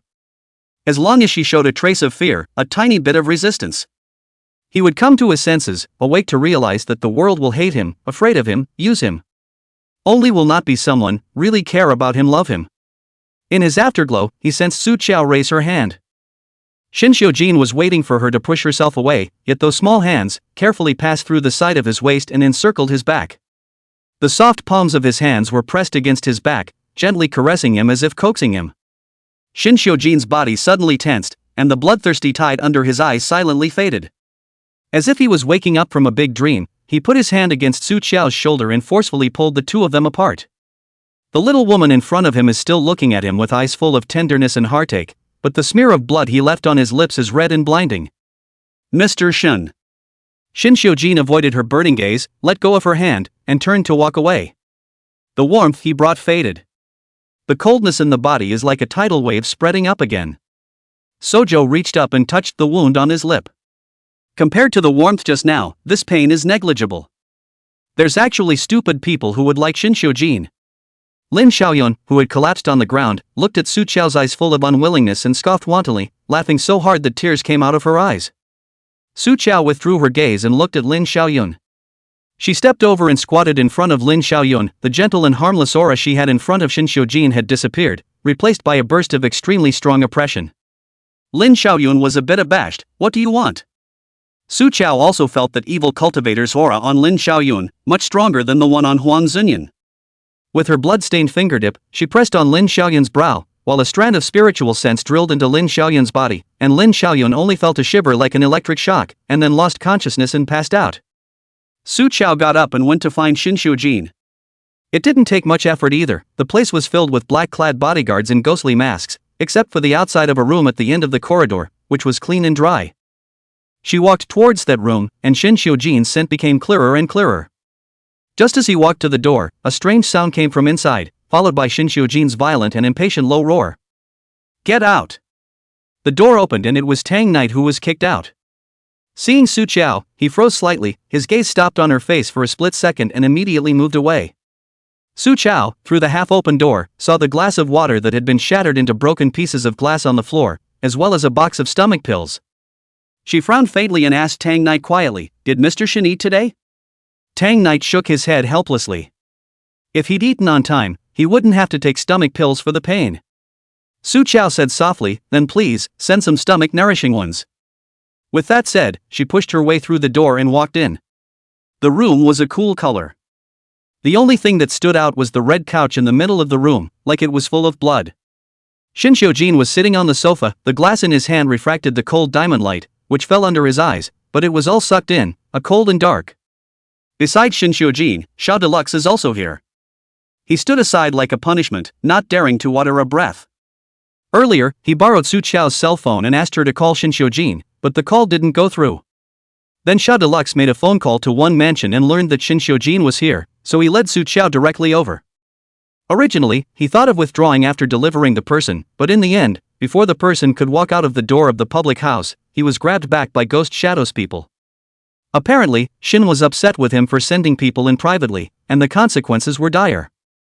In the face of Shin Xiujin's aura that can freeze people to death, Sha Delusion now only want to kneel down and kowtow and sing to admit their mistakes.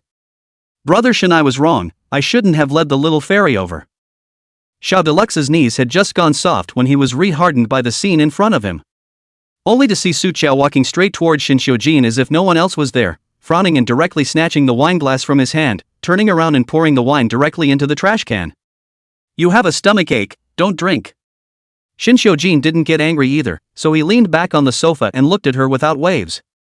Su Qiao picked up the stomach pills on the floor, went to pour another cup of warm water, and once again returned to Shin Xiujin. The white pill fed to Shin Xiujin's mouth. Take your medicine first, or your stomach will be upset. Her brow was still furrowed, her tone worried. Shin Xiujin was impassive, his dark eyes staring silently at the little woman in front of him. Traces of his recent violence still lingered on her mouth. He bullied her like that and she's concerned about whether he's going to have a hard time with his stomach. Chapter 95, She Knows Everything. On the side, Xiao Deluxe's ears went numb. Ordering Shin Xiujin to do something, this little fairy really doesn't know how to write the word death. Xiaoyao was only afraid that Shin's violent temper would draw his gun and kill her in the next second. He laughed dryly, trying to ease the tension. So what, little fairy, I don't like to eat. Before the word medicine was even uttered, Xiao Deluxe was slapped in the face on the spot. Shin Xiujin on the sofa suddenly leaned over, his eyes still staring at Su Qiao's face as he slowly lowered his head and swallowed the white pill in her palm. Thin, soft lips brushed past Su Qiao's palm. He clearly bowed his head in front of her, and the aggression in his dark eyes was even more dominating and intense. Like a hunter stalking his prey.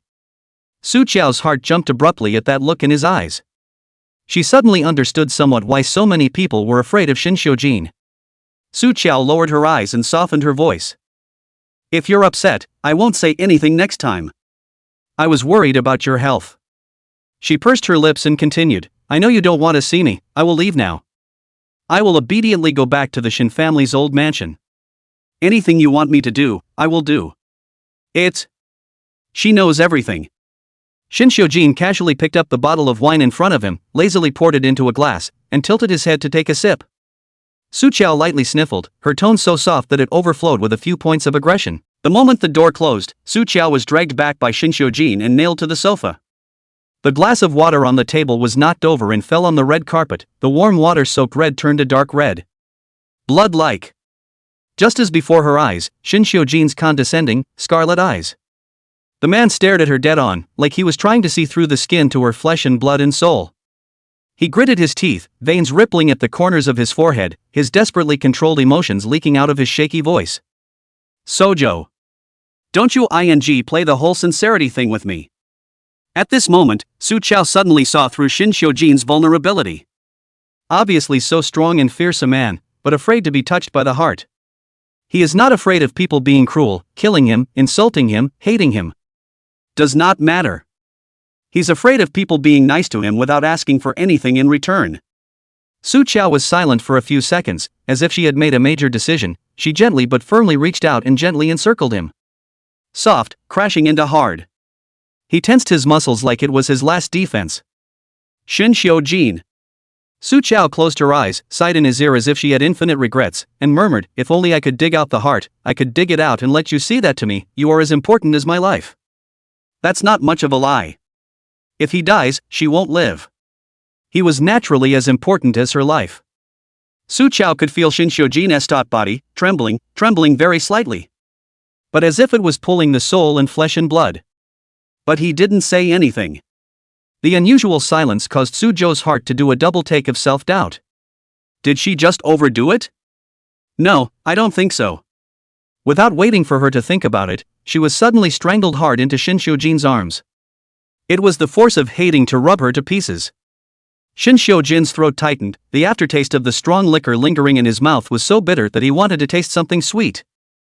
He let go of the person in his arms, and Su Qiao fell back onto the couch, the person still a little confused. Shin Xian. She had just opened her mouth when Shin Xiujin lowered his head and kissed her. Chapter 96, How many pieces have they been broken into? Unlike the violence earlier, this time, Shin Xiujin kissed with urgency and restraint. When he touched the wound on her lips, his movements obviously paused for a moment, and in the next second, Su Qiao only felt a warm and soft touch fall on her lips. His tongue gently licked her wound, the taste of blood still present. Shin Xiujin's eyes were extremely deep. Su Qiao, your blood is sweet. Su Qiao silently replied back in his heart, Big brother, you're obviously perverted. But there is a bargain not to be taken, anyway, it is his initiative. Su Qiao raised her hand and very consciously wrapped it around Shin Xiujin's waist. The mooching is obvious. A muffled laugh spilled out of Shin Xiujin's chest. Su Qiao, you're not comfortable until you take advantage of me, are you? Su Qiao's arm still wrapped around his waist and didn't let go, retorting in a small voice, You're the one who kissed me first. Shin Xiujin was thoroughly amused. Okay. He simply let go of her and made a trip back himself, opening his arms wide, Here, I'll let you kiss me back. Really? Su Qiao's eyes lit up. The little girl was truly unaware of what it meant to be shy, and the man lunged at him. The lips that had just been watered down by his kisses were coming together. Shin Xiujin's throat knots rolled a bit. He apparently overestimated his self-control, so blatant and tactless initiative, but his body actually reacted. The moment before Su Qiao kissed him, he reached up and pushed her head away. Color girl. Sojo? No. Can't you afford to play? Never mind, I've kissed enough just now anyway. Su Qiao straightened her skirt, got herself up from the sofa, and turned around to leave, but she was called by Shin Xiujin. Where to? Back to the Shin family's old mansion. Su Qiao turned back and winked at him, and also patted the skirt on her body smoothly. Her tone was still a little bit smug. The locator is installed here to face the wrong? She found out this morning when she put on her dress. The dress has 2 layers, the locator chip is loaded in the center, and the outer layer is made of a special material that avoids electronic scanners. Shin Xiujin looked at her uncomplaining face and his mood was a bit complicated. You know what I'm up to, and you're still getting in my car? I told you, I'll do anything as long as you're happy. She returned so deservedly. No hate, no resentment. Even when she knew he was going to send her to her death. Shin Xiujin's heart surged with an agitation that had nowhere to vent, and Su Qiao in front of him was obviously the bucket of oil poured on the fire. Buzz. The call came just in time. Shin Xiujin didn't even look at the caller ID, picked up the phone and answered it. The other side didn't know what was said. He didn't move his expression. The person went outside. Stop.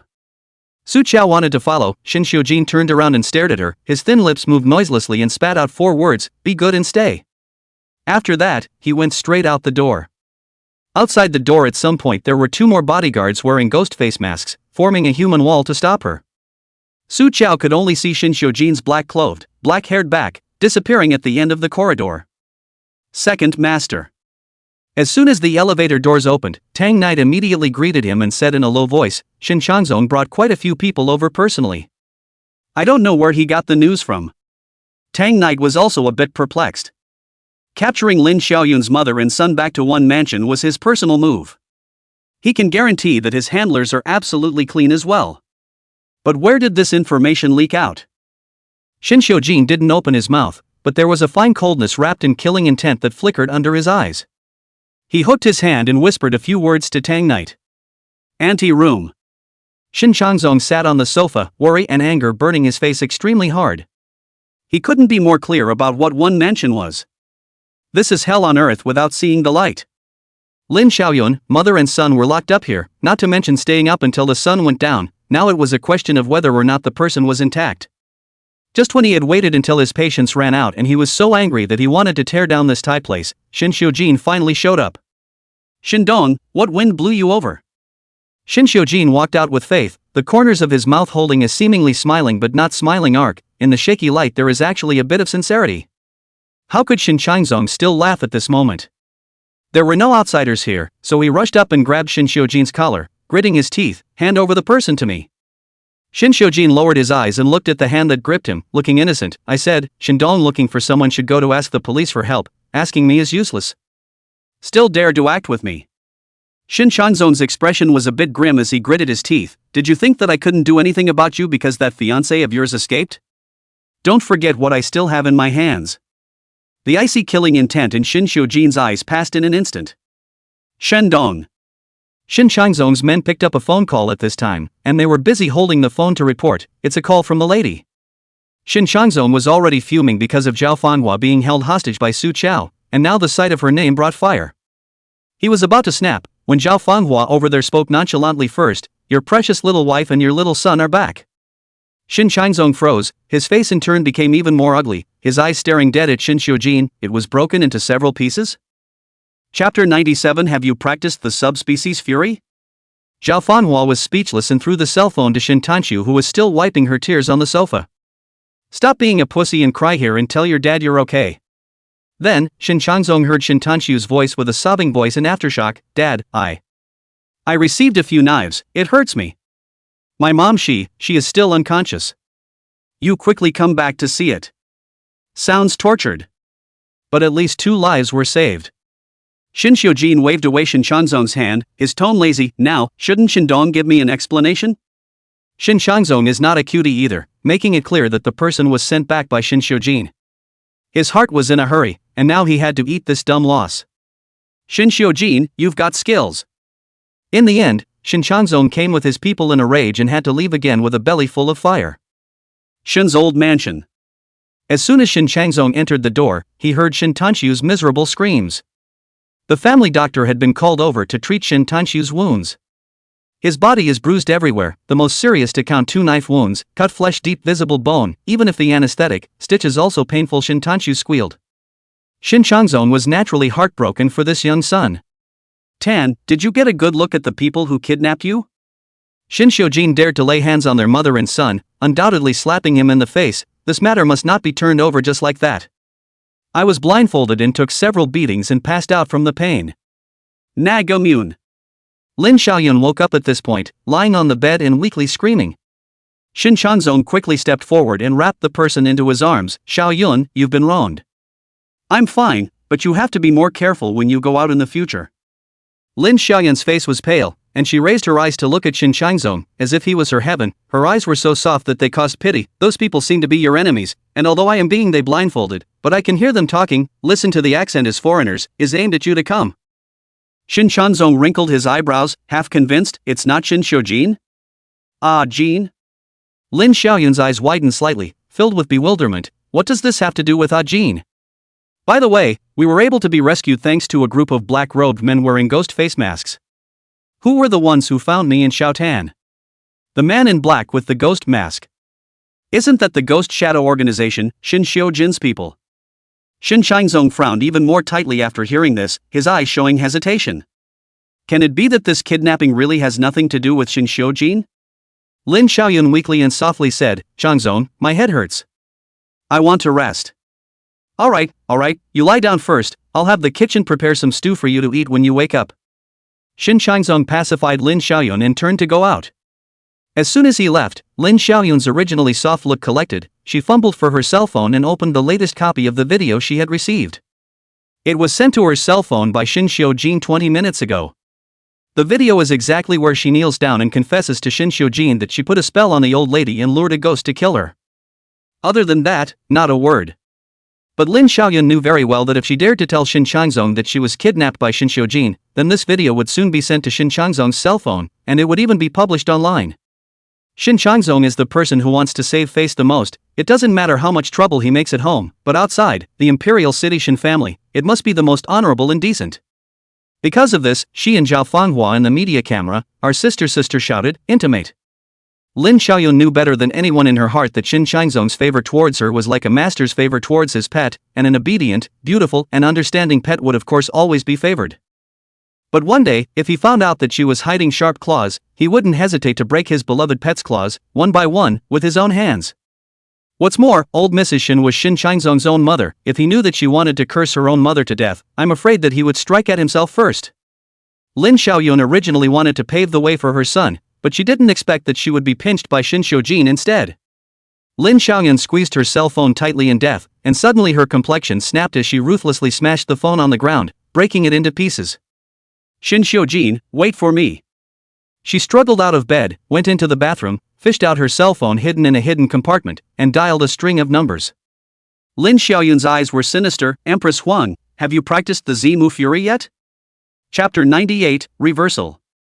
That night, Huang Zunyan was on the evening news.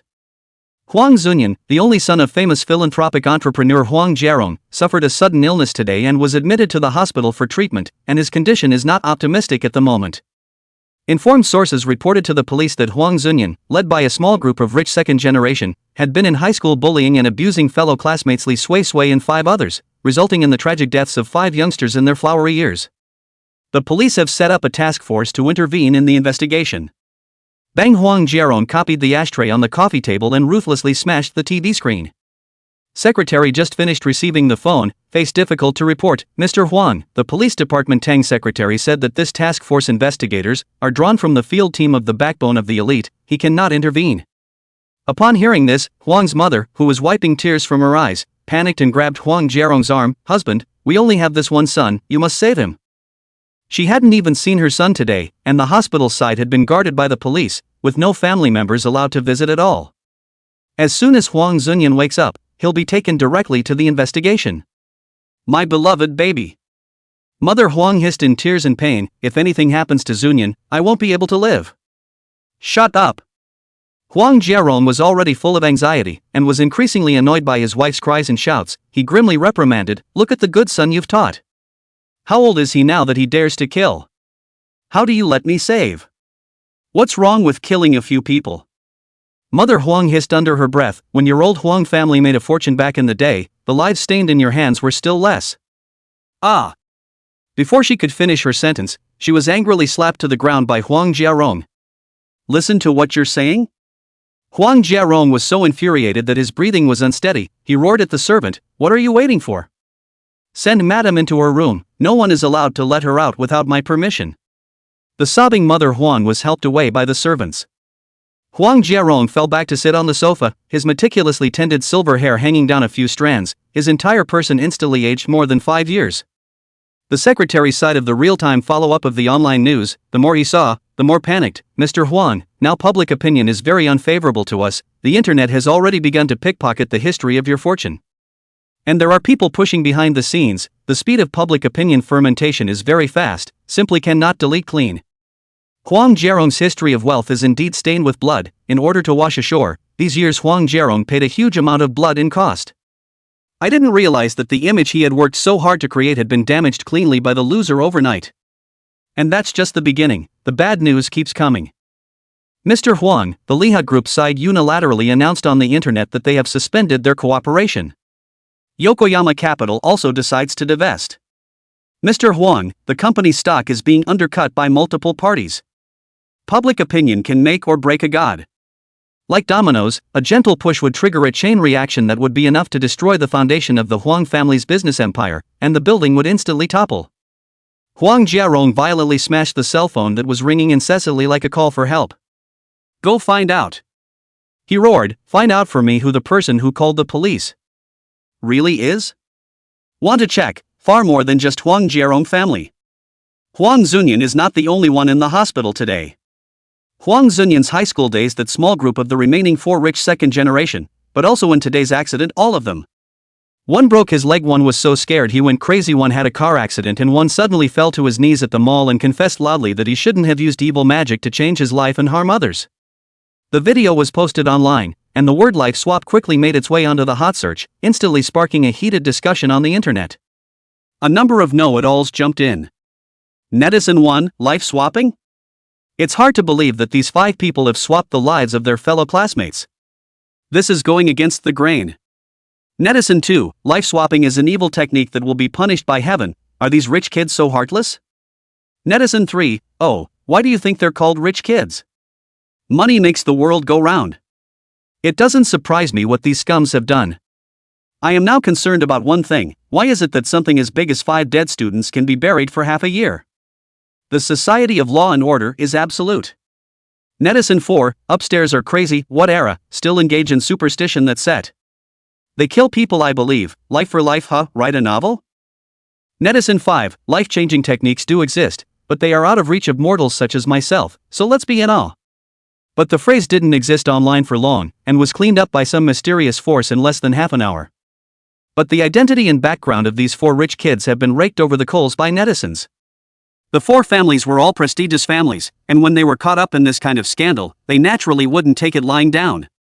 They banded together to start digging behind the whistleblower. Inside a private club in Imperial City, Xiao Delusion lazily lay on the sofa and swiped his cell phone. Looking at the news coming from his men, he raised his eyebrows in some amusement. Brother Shin, the Huang family is joining forces with the other 4 in checking on you, alas. Chapter 99, sending Shin Xiujin and Su Chao on the road together. Shin Xiujin stood in front of a tank of piranhas and threw bloodied raw meat into it. He quietly admired the gory sight of the vicious fish showing their fangs and ripping out flesh and blood. Another message came into Xiao Deluxe's cell phone. He boarded up and sat up straight. Brother Shin, my sister-in-law thought I had called the police and sent a special message to thank me. Should I tell her the truth? Xiao Delu crackled this string of words into the ears of Shin Xiujin, just 2 words. He turned his head, his dark gaze fixed on Xiao Deluxe. Who are you calling sister-in-law? This gave Xiao Delusion whole not confident. He scratched his head, his tone is weak, that little fairy Su Qiao. Is not sister-in-law? In the room of the one mansion, the light bulb, was thrown out. Shin Xiujin's mind flashed through Su Qiao's face, the corner of his mouth curved up in an arc he didn't realize, and the words he spat out were, "She's just a pawn in my hand." But Xiao Deluxe didn't believe it at all. He saw Shin smile. Not the leathery kind of smile, or the excited bloodthirsty grin when he wants someone dead, he's really smiling. What a pawn, a wife is more like it. Ha! Mouthy man. The little fairy was indeed his future sister-in-law. Xiaoyao immediately changed Su Qiao's note from little fairy to embraced golden thigh. Then he held his cell phone and reported back to Su Qiao with a fart, "Sister-in-law, don't thank me. It's all because brother Shin did it for you." Inside the CU garden. Su Qiao was sitting in the gazebo of the garden, fully concentrated on playing gluttony snake, with a snack in his mouth, when a message suddenly popped up to block the line of sight, and the snake crashed into the wall, directly crashing to death. Game over. A little speechless, she clicked on the message and nearly choked on her snack when she saw the word sister-in-law. Cough cough cough. Su Qiao was busy taking a sip of juice to smooth out her breath. Xiao Deluxe's second message came again, "Sister-in-law, I'm telling you that Shin was smiling when he mentioned you just now. Steady, steady, he has you in his heart. Sojo." She brainstormed the image of Shin Xiujin smiling and felt creepy no matter how she thought about it. Before she could reply to the message, a cool breeze blew in. Su Qiao sensed something and his face sank. She raised her eyes to the moon in the sky, not bright white, but a few shades of blood in the dusk. Tonight, it's the night of the blood moon. The yellow lady stood in the courtyard, looking at the blood moon above her head and smiling with satisfaction. Like a voice on fire, the laugh was coarse and eerie.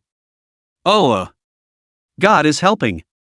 The blood moon has been the most ean and cold phase since ancient times, and when it appeared, it was the time when the aura of heaven and earth failed. At this time, the positive energy on earth is weak, the evil energy is strong, the grievances are abundant, and the hostility is strong. Empress Huang, this time it must be a success. Lin Xiaoyun was behind her, gritting her teeth, "I'm going to make Shin Xiujin die tonight." Huang Yang sneered, and burned 3 more incense sticks to the evil god on the altar in front of her, which was placed in front of her, the very same bundle of pockets that had subdued Chen Lihong's mother and son. The pregnant woman who died with a grudge is itself a fierce spirit, and then combined with the unformed baby spirit in her stomach together to practice as a mother and child bane, the grudge is overwhelming, plus the blood moon is simply the right place, right time, and right person, and all the buffs are stacked up. Naturally, you can practice the fiercest and most vicious night fury. Nyang Huang said conceitedly, "Don't worry, even if the Xuanmen's current sect leader Tianji comes tonight, he may not be able to protect him." And that woman named Su Qiao by his side. Thinking of Su Qiao's face that was extremely clear and raw and colorful, hatred surfaced in Nyang Huang's cloudy eyes.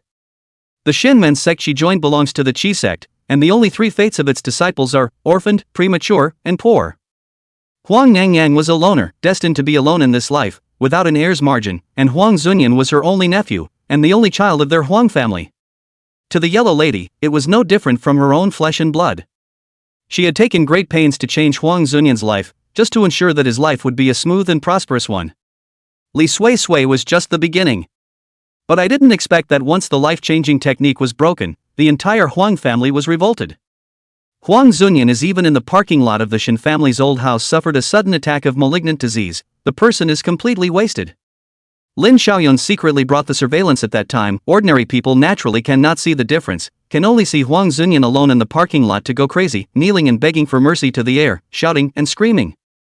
But Huang Nangyang was born with yin and yang eyes, and with her acquired training, she could barely open her heavenly eyes for a while, and she saw Li Sui Sui's ghost on the monitor. In addition, she saw Sojo. Lin Xiaoyun told her, Su Qiao is Shin Xiujin's fiancé. No wonder she would strive to protect Shin Xiujin before, and now she has broken her life-changing art. 3 times to break her good thing, tonight, she will send this with Shin Xiujin a piece of the road. Immersed in the emotions of revenge, Huang Yangyang did not even notice that behind her Lin Xiaoyun's eyes slowly fogged up. Chapter 100, Ghosts Hit the Wall. The black Maybach sped through the night. Tang Yi drove while driving around the road, vaguely feeling a little weird, but couldn't say where it was wrong.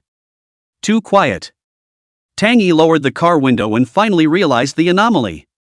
The hands gripping the steering wheel stiffly loosened one, and with incredulous tentativeness, slowly reached out the window. There is no wind. His face swished white. How could the sedan not feel the airflow when it was clearly speeding along at 70 miles per hour? This is so weird. Even weirder, Tang Yi noticed the familiar road sign next to him. This seemed to be the third time they had passed by already. Second master. Tang Yi swallowed his saliva and looked through the rearview mirror at Shin Xiujin, who had his eyes closed in the back seat, and his voice line was a little shaky. It seems like we ran into a ghostly wall. Shin Xiujin opened his eyes, and no trace of panic showed in his dark eyes. Long before Tang Yi noticed that something was wrong, he first noticed something strange. The blood moon in the sky, so red that it shook the eyes, stopped there, motionless and cold, watching them spin around on this head highway that they couldn't drive.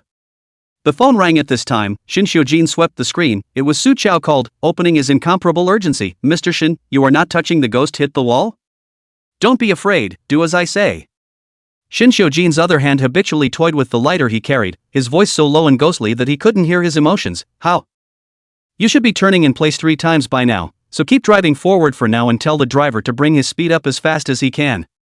When I tell you to turn, make a quick swerve to the right. That way you'll be able to sprint out.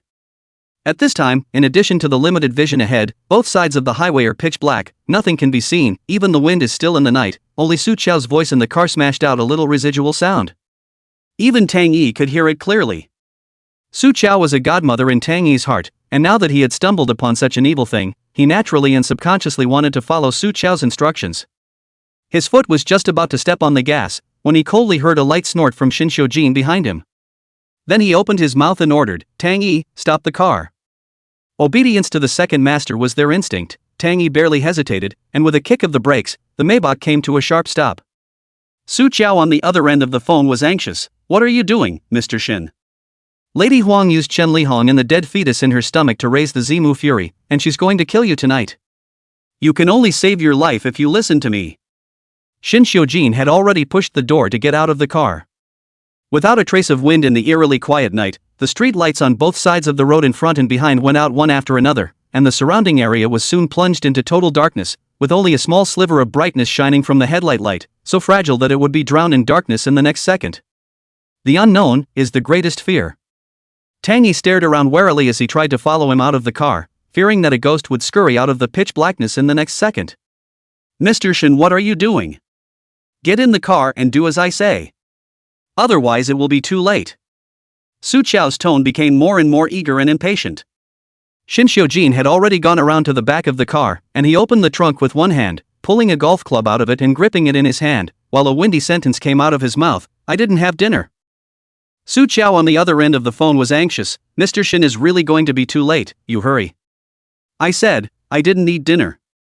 Shin Xiujin repeated again, only this time his tone had gone completely cold, killing intent showing in his dark eyes, impatiently sneering, pretending to be a little girl is not like pretending to be a ghost, how do you become a ghost?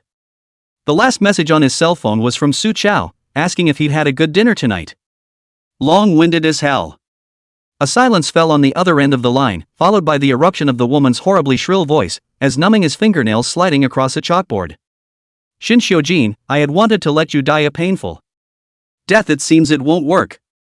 This is Chen Lihong's voice, also accompanied by a baby giggling, cannot say bizarre. Bang! The headlights blew out and the eerie, piercing darkness completely engulfed everything. Be careful, second master. Tang Yi was eager to protect his master and ran towards Shin Xiujin's side, but he felt something in the darkness rushing towards him. Come here. He swung for a punch, but it came up empty, surrounded by the cries of babies mixed with the shrill, piercing, maniacal laughter of women. Tang Yi only felt that his eardrums were about to be pierced, blood flowing out from his fingers as he covered his ears in pain. At the same time a ghastly whine through the chest, Tang Yi only felt that the 5 viscera and 6 bowels instantly freeze, even the blood is solidified, the whole person straight down. Shin Xiujin, I'm going to tear you to pieces. In the endless darkness, the woman's and the baby's voices screamed together. Shin Xiujin didn't even take half a step back, the corner of his mouth hooked up in a cold mocking arc. You were a waste when you were a human, but you think you're good when you're a ghost? He felt the direction in which the cloudy wind was coming from, and at the same time, the club in his hand slammed over. Chen Lihong, who had already fused with the infant spirit and had been refined into a Zimasher, did not put Shin Xiujin's strike in her eyes at all. It laughed and pounced on it. A broken club is trying to take on. Ah! Swinging the club over and hitting it on the head with unerring precision, the female ghost and the infant spirit let out simultaneous screams of anguish. Chapter 101, Smiling Like a Faint King. Along with the ghost body taking a heavy blow, the black mist around it dispersed quite a bit. Under the blood moon, the female ghost reveals its frightening true face, a female ghost dressed in red, with its stomach hollowed out, and its face, half of which belongs to a heavily made-up woman, while the other half is the half of a baby's face. Zimu break, completely fused Chenlihong and the unformed baby spirit in her stomach into one. At this point the horribly bizarre head had been knocked askew, with only the small half still attached to its neck, shaking as it roared out of control. "No way! You can't possibly hurt me!" It stared at Shin Shojin dead in disbelief. "Who said that?" The woman's bottom-colored, clear and cold voice, however, coldly sounded behind it. "My Mr. Shin can fight whichever ghost he wants." Chenlihong's terrifying ghostly face twisted to the back of her head, and she saw Su Qiao's figure appear 2 meters away. Su Qiao was wearing pink pajamas, on her feet were pink rabbit ear slippers, she was still pinching the remaining half of the yellow talisman in her hand, and the other half, she had just clipped Chenlihong's head. Ha! Ugly as hell. Even Su Qiao, who was accustomed to seeing ghosts, was rendered speechless by Chenlihong's uncharacteristically ugly ghost face. She skimmed her mouth in disgust, stepping on her rabbit ear slippers and darting toward Shin Shojin. And where she stepped, the Inchi fled in all directions, and the boundary was broken so easily. "Mr. Shin." Shin Shojin looked at the little girl running towards him, and a corner of his heart seemed to be softly bumped. Obviously just now the female ghost pretending to be Su Qiao's voice is almost exactly the same, but he just sounds awkward. Su Qiao popped up in front of Shin Shojin, revealing a bright smile, and the first thing she asked was, "Mr. Shin, did you eat dinner on time?" Shin Shojin faintly and invisibly hooked his lips. Aha! He knew that she would ask this first. Su Qiao got a satisfactory answer and smiled even wider. "Awesome, did you just get a good beating? Want some more?" As she spoke, she pulled out dozens of yellow talismans from her bosom and brought them to his eyes. "1 for 2 hits, as many times as you want." The tone of voice is quite like the ancient emperor. "Be can play the vassals, thousands of gold to get a smile of that flavor." Tang Yi, who had just gotten up from the ground, had an extremely wonderful expression when he heard this conversation. "So the second master relied on this. Have you had dinner yet and guessed that the person on the other end of the phone was not Ms. Su at all? Gee, something's wrong. Something's very wrong." The completely ignored night ghost was so angry that it was about to explode at this point, and it wrenched its head upright, wrapping itself in a rushing resentment and soaring up into mid-air. "Little, you think a few pieces of talisman paper can deal with me? I want you all to die here together today." The blood moon and the sky hung overhead, and the severe ghosts formed by the Zimasher also sucked in the evil and sinister chi from 100 miles around, and the Yin chi condensed into a thick black fog, surging toward Su Qiao from all directions. Su Qiao lightly narrowed those long eyes that were so beautiful that they dazzled, turned around, and protected Shin Shojin behind her. "Dare to touch my people, I see that each and every one of you don't think dying once is enough, do you?" She took a few steps forward, and the black mist that churned around her shrank back a few points as if burned. There was no need to even cast a spell to set up a boundary. Su Qiao was so powerful that just standing there was the boundary itself. Chenlihong's 2 eyes were crimson, resentment staring at Su Qiao and death. The woman and the baby's 2 mouths simultaneously emitted extremely piercing screams, and its ghostly body instantly fused with the churning Yin Qi. In an instant, the black mist became thicker, transforming into a massive monster that swooped down on Su Qiao. Su Qiao sneered slyly, her hands formed a seal, and her thin lips spat out a single word, "Break." Only a gust of wind rose up flat on the ground and swept towards the black mist that rushed towards her. All of a sudden there was a burst of ghostly cries and howls, and the hideous ghostly faces of Chenlihong and the infant spirit appeared and disappeared in the black mist, screaming in pain. At the same time, a wisp of red light loomed within the ghost, pumping Chenlihong's ghostly body backward in a hurry. "Still trying to run?" Su Qiao recited the incantation, urging the yellow talisman in his hand to turn into a ray of refined light to chase after him, piercing through the black mist that was barricading his eyes and striking the ghost body with unerring precision. "Aha!" The ghostly bodies were engulfed in flames, yet the 2 ghosts were screaming. "Child! My child!" At the last moment when the soul is about to be dispersed, the baby spirit and the mother body are finally separated, and Chenlihong in the flames of the fire, unhesitatingly pounced on her unformed baby spirit, and embraced it tightly in her arms. In that last glance towards Su Qiao, there were actually a few moments of gratitude. Su Qiao frowned slightly, watching Chenlihong, who had already been practiced as a Zimu Fury, go up and smoke along with her child, completely returning to nothingness. The Yin Qi dispersed, and the blood moon in the sky gradually regained its clarity. Su Qiao's body was as cold as ice at this time, but the last glance Chen Lihong left her with made her heart ache. Once a ghost is practiced to become a bane, the bane plus the grievances, and eventually become a severe ghost that violates the heavenly law and harms others and itself, even if it enters the netherworld, it will only be beaten to death. The one who forced Chen Lihong's mother and son to go this far was someone worse than an evil spirit.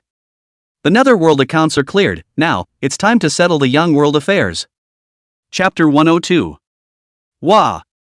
Nyang Huang collapsed on the altar and opened her mouth to spurt out a mouthful of blood staining the evil god statue in front of her. Her face was pale and full of shocked disbelief. How could it be? My sub-mother fury. In order to maximize her ability to manipulate the ghostly body of the sub-mother fiend, she had already merged herself with the ghostly body. Tonight, she expected the worst result, but only to let Chen Lihong die with Xin Xiujin in them. She didn't have half of her life to be able to cultivate again, and using her method to recuperate her body in less than 2 years, which is not a loss. But that woman actually even broke her son and mother break. Empress Huang, what's wrong? Lin Xiaoyun saw the situation from the side and anxiously asked out, is Xin Xiujin dead or not? The yellow lady wiped off the blood from the corners of her mouth and wrapped the evil god in a red cloth, her face somewhat eerie and frightening. She turned her head and admonished Lin Xiaoyun, Xin Xiujin has a high-ranking person beside him to protect him, and my life was almost put on the line tonight. You hurry up and leave, and don't come looking for me lately. Lin Xiaoyun was anxious. Empress Huang, I've spent quite a lot of money on you in the past few years. You can't just leave it like that. If Xin Xiujin he doesn't die, then wouldn't all my money be wasted? Nyang Huang destroyed the altar with nimble hands and cleaned up the aura left over from the spellcasting. Hearing this, she looked coolly at Lin Xiaoyun and reminded her with a cold smile, don't forget, second Mistress Xin, if you didn't have my help, what would you take to charm the Xin family head and gain a foothold in the Xin family? If you still want to remain in favor, you'd better not offend me. Lin Xiaoyun's face changed instantly. Nyang Huang didn't want to really offend this big gold master. After all, the money Lin Xiaoyun had given her over the past few years was almost 9 figures. She assured, don't worry, mistress, Xin Xiujin, he can at most live for a few more days. I will definitely take care of it for you. After hastily pacifying Lin Xiaoyun, Huang Nangyang quickly returned to her room and took out her savings over the years from the safe and packed them up, while contacting her disciples to immediately drive to the intersection to pick her up. Chen Lihong's ghost body was connected to her, and the one called Su Qiao was likely to follow the scent and find her. This place wasn't safe anymore, she had to pull out in a hurry. Where do you want to go? Lin Xiaoyun's figure, however, once again wrapped around like a dog's skin, blocking the doorway. Under the moonlight, Lin Xiaoyun still had that same face, but her eyes and demeanor were very different from usual, and step by step, she approached towards Huang Yangyang, and her aura actually pressured her to retreat back and forth. Sensing that something was wrong, the yellow lady was wary, and one hand sneaked into the package to pull out her yellow brass bell. By the way, ma'am, there's something else I want to give you, which can also take Xin Xiujin's life. You hold out your hand. There's this kind of good stuff? Lin Xiaoyun raised her slender willow leaf eyebrows, and to smile, she cooperatively extended her hand. When it was too late, a vicious color swept across the bottom of Nyang Huang's eyes, and her withered hand violently grabbed Lin Xiaoyun, her long sharp nails pinching into her flesh. In an instant, she felt the spiritual energy that existed in Lin Xiaoyun's body that didn't belong to her. Go to hell! With her other hand, the yellow nymphette raised the yellow brass bell high and shook it violently, reciting incantations loudly under her breath in an attempt to contain and obliterate that spiritual force. However, that spiritual energy surged steeply, following her arm that was in contact with Lin Xiaoyun and forcefully attacking into Nyang Huang's body, stirring up her spiritual pool and breaking her spells in an instant. The yellow nymphette was met with a backlash and was bounced out 2 to 3 meters, kneeling on the ground and spitting out blood. Lin Xiaoyun fainted to the end with it. I thought there is much ability to. The woman's voice of cold and low laughter, but at this time the ghost sounded, with a few points of disdain. District a bell ringer woman, worshipped the evil god to learn a few years of evil arts, dare to play the name of the Xian sect on the name of the Xian sect, and you dare to run amok in the human world under the name of the Xian sect? Really, when the Tao can't control you? Su Qiao's figure appeared in the courtyard at an unknown time. She walked out from the shadows, her clear and stunning face was exposed to the moonlight, it was even 3 times colder than the moonlight. Chapter 103, Don't Touch. From the moment she stepped into the courtyard, Su Qiao felt the extremely heavy smell of resentment and blood that filled the air, both new and old. Su Qiao closed her eyes, feeling the screams of the unjust souls whose delusional deaths would not be dispersed remaining in the air, feeling the fear and helplessness of their sacrifice and abuse for various reasons in life.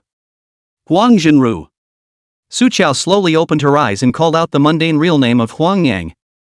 Her clear and cold eyes slightly drooped, and she came to ask for the crime with a trifle of pity. How many lives have you stained on your hands? Do you still remember clearly? Niang Huang's face went white as she looked up at the young woman in front of her, who was no more than 20 years old, and the shock in her eyes almost gushed out. What the hell are you? She tried to get up from the ground. Su Chao raised her hand and pressed her palm downward. Huang Jinru immediately felt an invisible and powerful pressure, which pressed her knees, which were originally off the ground, back hard, and smashed them on the cold and hard lapis lazuli board. Kneel and listen. Su Chao faintly reported his origin. Yun Qingshan, Ling Fengguan, Daoist Xuanchu is my master. Yun Qingshan, Ling Fengguan. And what Xuanchu Taoist? Huang Yang has never heard of it. However, the Xuanman's origins are complex and there are many sects, many of which have chosen to avoid the world and not enter it. Seeing that Su Chao has this body's ability, he should also be a teacher of the hidden high sects. Huang Yang spat out the blood in her mouth and rushed Su Chao to arch her hand in a cupped fist salute, changing her previous aggressive and decimating face. Since they are also Shin sect Dao friends, it was me who offended first. I will come to the door some other time to make amends to little friend. Make amends? Su Chao laughed, holding a five thunder talisman between her fingers. Her tone grew cold, as a person in the Shenmen sect, indiscriminately killing innocents, aiding and abetting the enemy, and being greedy for money and favoritism. I don't need you to make amends for your sins, just pay for your life. The moment her words fell, the yellow talisman between her fingers burned without fire. Rumble. A bolt of lightning ripped through the night in the sky, and thunder rumbled through the heavens. This is to invoke heavenly thunder. Huang Jinru was terrified and tried to escape, but she was pressed into place by Su Chao's powerful spiritual power that filled her body. She shouted in panic, Su Chao! As one of the Xianzong Alliance's 12 ambassadors, even if I am guilty, I should be handed over to the Xianzong Alliance to be dealt with. If you dare to kill a fellow disciple privately, the entire Xianzong Alliance will not let you go. Ha! Su Chao pulled the corner of her mouth, then let them come. I didn't expect the Xianmen under the mountain to be in such a mess. This kind of ill-intentioned goods can also take up important Xianmen positions. It's simply ridiculous. She was also too lazy to talk nonsense. Fingertip yellow talisman burned into ashes. Su Chao casually raised his hand and silently recited the incantation. The sky shocked, the thunder should be struck down. In order to protect herself, Huang Jinru scrambled to pull out the statue of the evil god she had enshrined and placed it in front of her, and she threw herself into the ground, shouting at her last resort, Lord Night Spirit God protect me. Boom! Heavenly thunder struck Huang Jinru's canopy. Ah! Huang Jinru collapsed and screamed miserably. The electric current drilled into the body, and rolled all over the ground in pain, and the decades of cultivation quickly dissipated into, and Huang Jinru had a head of withered hair blinking white, and his face quickly aged. Su Chao swept her eyes at the evil god statue on the ground, which had been split into pieces by heavenly lightning, and spoke mockingly, it seems that your Lord Night Spirit God can't protect you. She would not personally kill Huang Jinru, for this kind of scum, 2 hands stained with blood, is dirty her hands. Now that Huang Jinru's cultivation had dissipated, all the evil she had done with her evil arts would now backfire on her in full force. And those people who were killed by her into a resentful spirit, also always hovering around her, always waiting for the opportunity to take revenge. Huang Jinru every next day will be worse than death. Su Chao suddenly sensed something, and when she turned her head back, she saw Shin Xiujin's figure, standing a few meters behind her, his dark deep eyes silently watching her. He shouldn't have been here long, it was just that she was so caught up in the anger of cleaning house that she didn't realize it for a moment. Su Chao gathered her emotions and flashed him a smile. Mr. Shen. She walked quickly towards Shin Xiujin. Did I make you wait too long? Shin Xiujin came with her. She told Shin Xiujin to sit and wait in the car and handle it herself. Shin Xiujin's gaze fell on Su Chao's face as she came closer. Under the moonlight, he could almost see the fine fluffy hairs on her face, and those clear eyes were always carrying a smile when they looked at him. But when she turned her back on him, she could disable someone who could manipulate evil spirits with a light wave of her hand. It was this contrast that made Shin Xiujin feel out of control.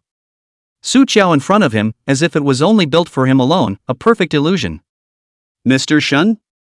Seeing that Shin Xiujin didn't say anything, Su Chao frowned worriedly, and her hand went over to his stomach. Is it another stomach ache? Let me help you press. Her hands were small and soft, landing on his abdomen through a layer of fabric that was extraordinarily lucid to the touch, not to mention the way she rubbed him in a flurry of unruly strokes, lighting fires all over the danger zone. This little thing is simply ignorant. Shin Xiujin's face darkened by 2 points then. He clutched the small hand that was making a mess on his body, his eyes darkened slightly, and he warned in a mute voice, "Don't touch." Chapter 104, Do you want to get out of the car and take a good look? Su Qiao felt that Shin Xiujin was looking at her strangely. But when he said he wouldn't let her touch it, she obediently let go of her hand. With the warmth from him still lingering in her fingertips, Su Qiao was a little reluctant to part with it. Shin Xiujin didn't miss the loss that flickered across her face, but he misunderstood her meaning and only thought that his tone was heavy. Like a porcelain doll made of glass, moving to shed tears to be difficult, heavy a little bit cannot. Shin Xiujin frowned impatiently, but when he clutched Su Qiao's hand, the force was removed by a few points. He softened his tone and added, "My stomach doesn't hurt." Next to him, Tang Yi simply didn't have the eyes to see, coughed lightly, and spoke out for instructions. "Second master, what about Lin Xiaoyun?" Shin Xiujin swept his eyes at Lin Xiaoyun, who was lying unconscious on the ground, and looked at him like garbage as he casually said, "Throw it in the lake in the back." Sojo? Where in the world did he get this casual air of asking for people to speak up and throw garbage? No need to move her. Su Qiao stopped Tang Yi. She squatted in front of Lin Xiaoyun and carefully surveyed Lin Xiaoyun's face, only to see that the charm that had originally lingered in the corner of Lin Xiaoyun's eyes and eyebrows to seduce people had now dispersed, and was replaced by a mass of greenish-black fury. Lin Xiaoyun's originally rich face had undergone a radical change. Now that Huang Zhenru has been wasted by me, the evil that Lin Xiaoyun has done in collusion with her over the years will all backfire on herself. Su Qiao looked towards Shin Xiujin. Under the moonlight, her amber eyes were filled with fine streams of light. "Next, we just need to wait to see her retribution." She said we. Shin Xiujin didn't chime in, but Tang Yi knew that the second master was listening to advice. Ms. Su is getting better at talking. Then, Ms. Su, what about this old hag? Fang Kai Tang Yi watched with his own eyes outside wearing pink pajamas, feet on the rabbit slippers. Su Qiao, how to attract the thunder to abolish that old demoness. Sure enough, the more pink you wear, the more ruthless you beat up the people. The respect he had for Su Qiao in his heart went up several levels. Su Qiao touched his chin. "We law-abiding citizens, of course we look for the police uncle." Tang Yi? He looked at the inhuman Huang Zhenru on the ground and was a bit unsure. "Ms. Su, the police can still control these strange forces?" Strange powers are out of their hands, of course. But Huang Zhenru should have quite a few murders on her hands, and if I'm not mistaken, there are a few bodies buried in this courtyard. Now Huang Zhenru is still carrying a huge amount of money on her body and is ready to run away, so it is also considered to be stolen. I don't think it's fair to say this isn't a death sentence.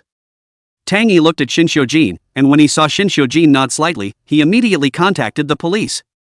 Turning back to see Lin Xiaoyun lying on the ground showing signs of awakening, Tang Yi drew out a handkerchief dipped in ecstasy and arrow stepped up, familiarly mesmerizing the person again before Lin Xiaoyun opened her eyes.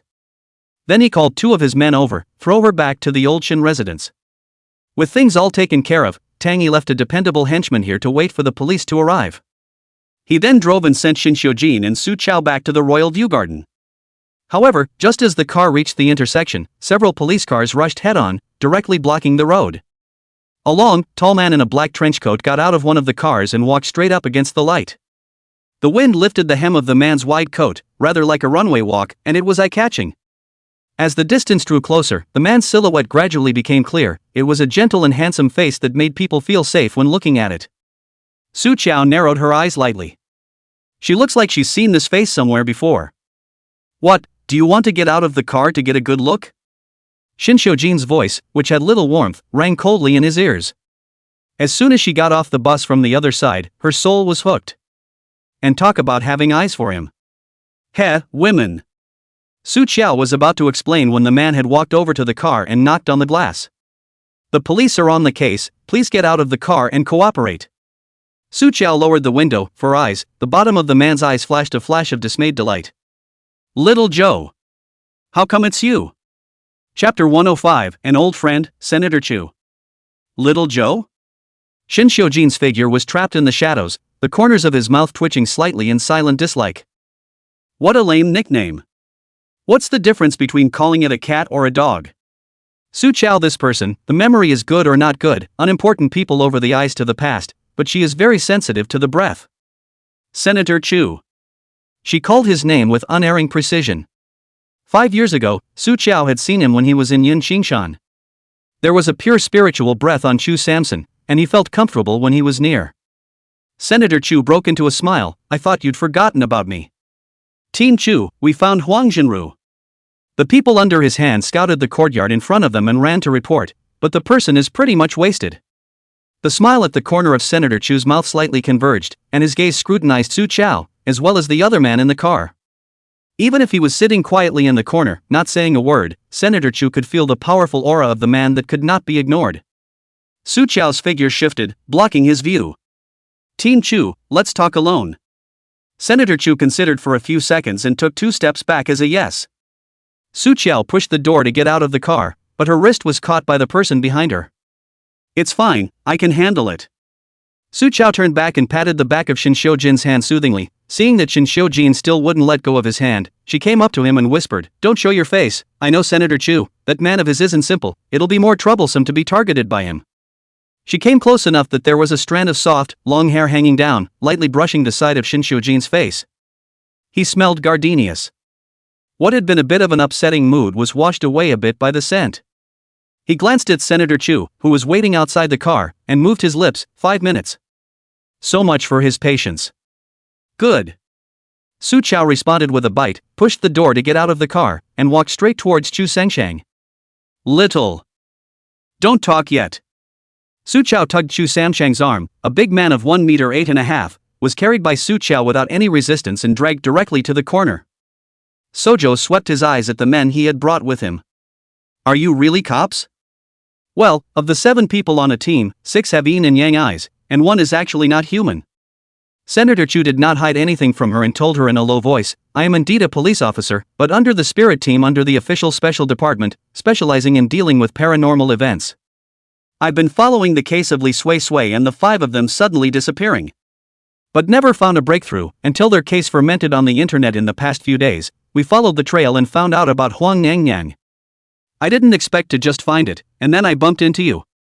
Su Chao heard and understood, slowly nodded. Li Sui Sui and the 5 of them have already been sent to reincarnation by me. That Huang Nyang's original name was Huang Jinru. She did do a lot of evil. She is also considered a member of the Xian sect. I will abolish her cultivation, you guys just do the aftermath. 5 years ago, Senator Chu had seen Su Chao's ability and was not surprised by it. He said sincerely, You've helped me once again. Not only is this lady Huang cunning, her skills aren't small, and there's the Xuanzong Alliance behind her. I've tried to arrest her several times over the years, but I've been stopped. Xuanzong Alliance? Su Chao's eyes were slightly cold. You mean, Huang Jinru is doing evil outside, and the biggest organization of the secular Xian sect, the Xuanzong Alliance, is harboring her? Senator Chu frowned slightly. The Xuanzong Alliance's internal forces are complicated, and they have been fighting very hard these past few years. Huang Yang also belongs to one of the factions, and is a backbone member. But don't worry, I will deal with it cleanly, and won't let the people of the Xuanzong Alliance find you in trouble. Su Chao didn't care. No need, they can come if they have the guts. I happen to have itchy hands when cleaning up the house. With the conversation almost over, Sojo turned to leave. Xiao Xiao. Senator Chu called out to her and opened his mouth to invite her. Would you be willing to be an outsider for our spirit team? Sojo asked directly, what about the paycheck? Senator Chu laughed, help once and settle 1 point of blessed golden light. Su Chao also revealed a smile, deal. Inside the car. Shinshou Jin looked through the glass and coldly watched Su Chao pull out her cell phone as she was exchanging contact information with what's-his-name Team Chu. There was a warm wave goodbye on the way out. Turns out she doesn't just smile at him, she can smile so brightly at other men too. Tang Yi in the front row only felt a burst of coldness in his back, and he could not cry, but could only pray in his heart that Ms. Su would soon stop laughing. At the same time, he silently adjusted the temperature inside the car a little higher.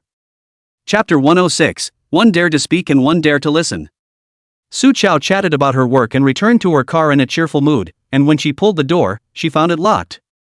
Sojo? The car window in front of him came down, revealing Shinshou Jin's unsympathetic and indifferent side face. Look at you being annoyed, sit in the front. Su reversed Joe. Oh. She consciously sat in the co-pilot seat. Anyway, Shinshou Jin had always been temperamental, and she was too lazy to guess his mind. Su Chao was in a pretty good mood at the moment. After all, blessed golden light is a good thing. Wow. Shin Xiujin's cold eyes looked askance at the corners of the woman's mouth that couldn't stop curling up in the rearview mirror, and his face became even more unsightly. Happy to be reunited with that Chu senator, the old man? Happy ah. Su Chao smiled and twisted her head. He just invited me to be an external staff for their group and even gave me a salary. Shin Xiujin only felt a choke in his heart. I'm shorting you money to spend? Sojo didn't even think about it. That's different. How can money be compared to the blessed golden light? Shin Xiujin's large half of his face was sunk into the shadows, his pitch-black deep eyes staring at her, and he suddenly let out a cold laugh, his voice so cool that it pierced the bones. Very good, Su Chao. Claims to love him, to like him, to love him enough to die for him. Twisted his head but told him that the other man was different. It's really good. Even if Su Chao was slow, she noticed that Shin Xiujin wasn't in a good mood, but she didn't figure out where the point of his bad mood was. She grasped the chair and turned back to ask, but saw that the man in the back seat had already closed his eyes, exuding a noble, cold and colorful people do not approach, or get killed aura of unreasonable.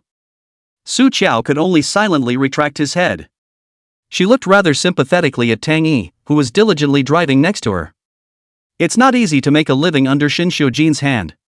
The car drove to see Yu Yuan. Su Chao just got off the car, turned back and was about to wait for Shin Xiujin, only to see the black Maybach behind him rushing out at a moment's notice. Su Chao could only take out her cell phone to call Shin Xiujin, and just after a ring, she was mercilessly cut off by the other party. Su Chao. Love to pick up or not. She also has a temper. Sojo stepped on her bunny slippers and huffed and puffed as she entered. Alman heard the commotion and came out of his room. Miss Su, didn't you go to look for the second master? Why did you come back by yourself? Su Chao happened to be upset, sitting cross-legged on the sofa, eating snacks while spitting it out from the beginning with Aman, of course omitting the part about cleaning up the yellow maiden for fear of scaring the little girl. Armin blinked his big, dark, round eyes after hearing this, and was also a little confused. You got a job, and then the second master was unhappy. Aman mulled it over for a moment, then suddenly came to a realization. I know. Sujo moved over to her side, her ear coming up. Aman stood in the perspective of a laborer and analyzed in a serious manner. Miss Su, think about it, you're living in Yu Yuan now, just like me, you're the person beside the second master, doing things for the second master, right? Now that you've suddenly found a new job, the second master must feel that you are dissatisfied with him. Then his dignity as a boss is challenged. How can he be happy? Su Chao listened attentively and nodded slowly. It makes sense. It's like she just acted a little too happy. Every boss wants to have people around him who are only devoted to him, an employee who will jump ship at any time. No boss will like that. Su Chao heard and understood. She patted Aman's shoulder. So, I have to show Shin Xiujin my loyalty. Aman was relieved. That's right. On the other hand, the black Maybach was speeding down the road at night. Inside the car, Shin Xiujin stared at the cell phone thrown next to him, motionless all the way. He hung up once, so she really dared not to call. She used to text and call and pester like a dog. Second master, are you waiting for news from Miss Su? Tang Yi felt like he could be frozen alive in the car if he didn't say something. He spoke tentatively. Should I call Miss Su? I'm waiting for news from her? Shin Xiujin lifted his eyelids, a ghostly chill under his eyes. What is she? It's my subordinate's nonsense. Tang Yi immediately closed his mic. Shin Xiujin picked up his cell phone, flipped out a number from his address book, and called it. It rang 3 times and the end picked up. What is it? Xiao Xian's voice, as always, breathed a businesslike calm. Shin Xiujin certainly wouldn't be bored enough to call to exchange pleasantries. Shin Xiujin's thin lips opened and closed, spitting out a sentence. Does Senator Chu know? The Xiao family has a deep connection with the police side, and Xiao Shiyan, as the successor of the Xiao family consortium, knows a lot of secrets that are difficult for outsiders to access. Xiao Shiyan on the other end of the phone stopped the pen in his hand and said after 2 seconds of silence, recognize, the head of the Special Department Spirit Group. How did you come into contact with him? Not waiting for Shin Xiujin to answer, Xiao Shiyan suddenly remembered something, and there were 2 more points of playfulness in his tone. Something to do with that little fairy beside you? What is her name? Su Qiao.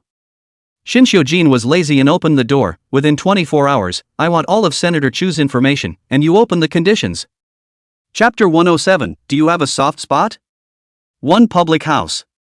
Tang Knight was already waiting at the door. Seeing Shin Xiujin's figure appear, he quickly greeted him, took Shin Xiujin's jacket, and walked towards the interrogation room while reporting in a low, rapid voice. The man has been interrogated for a round, but has a hard mouth, and bites the bullet and refuses to recognize himself as a traitor. Shin Shojin stepped into the interrogation room, and he glanced at the man who was hanging in mid-air, covered in blood and barely recognizable from his original face. Put it down. He lowered his eyes and undid the cufflinks with one hand. Bang, there was a muffled sound. Uncle Jean was thrown down heavily from a height of 3 meters. He just felt like all the bones in his body were falling apart, but he was in so much pain that he lost his voice and couldn't even cry out. In front of my eyes, a pair of shiny to unblemished black leather shoes, the line of sight further up, straightened the same color suit pants, fabric with its own luster, cannot see a trace of wrinkles. Second master, I am really not a mole. Uncle Jean let out his voice with difficulty. Shin Shojin bent his knees and half squatted in front of him, and when his hand reached over, Uncle Jean's entire body trembled uncontrollably. Don't be nervous. Shin Shojin straightened his collar, which was wrinkled with blood, and asked casually in an idle tone, how many years have you been by my side? 6. 6 years.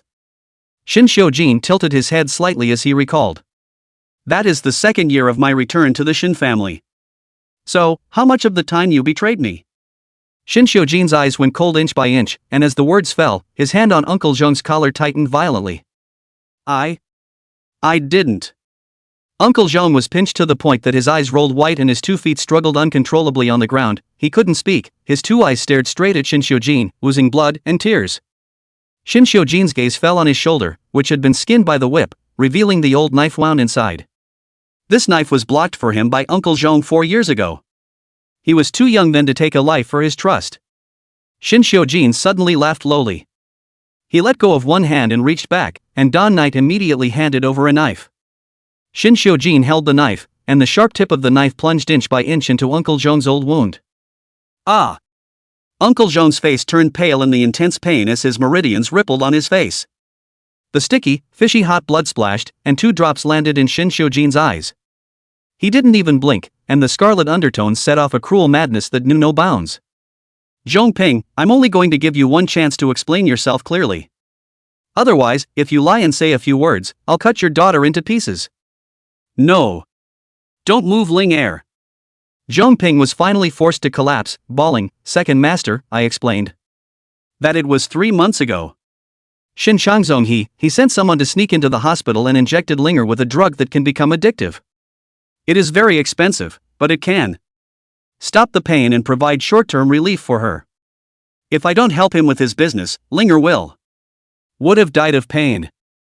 He cried so hard that his body jerked. Second master, I only have this one daughter. I can't just stand by and watch Linger suffer. Tang Knight became enraged and threw an aromatherapy device in Zhongping's face. Then you dared to poison the second master? And you also dared to reveal second master's whereabouts to Shin Changzong.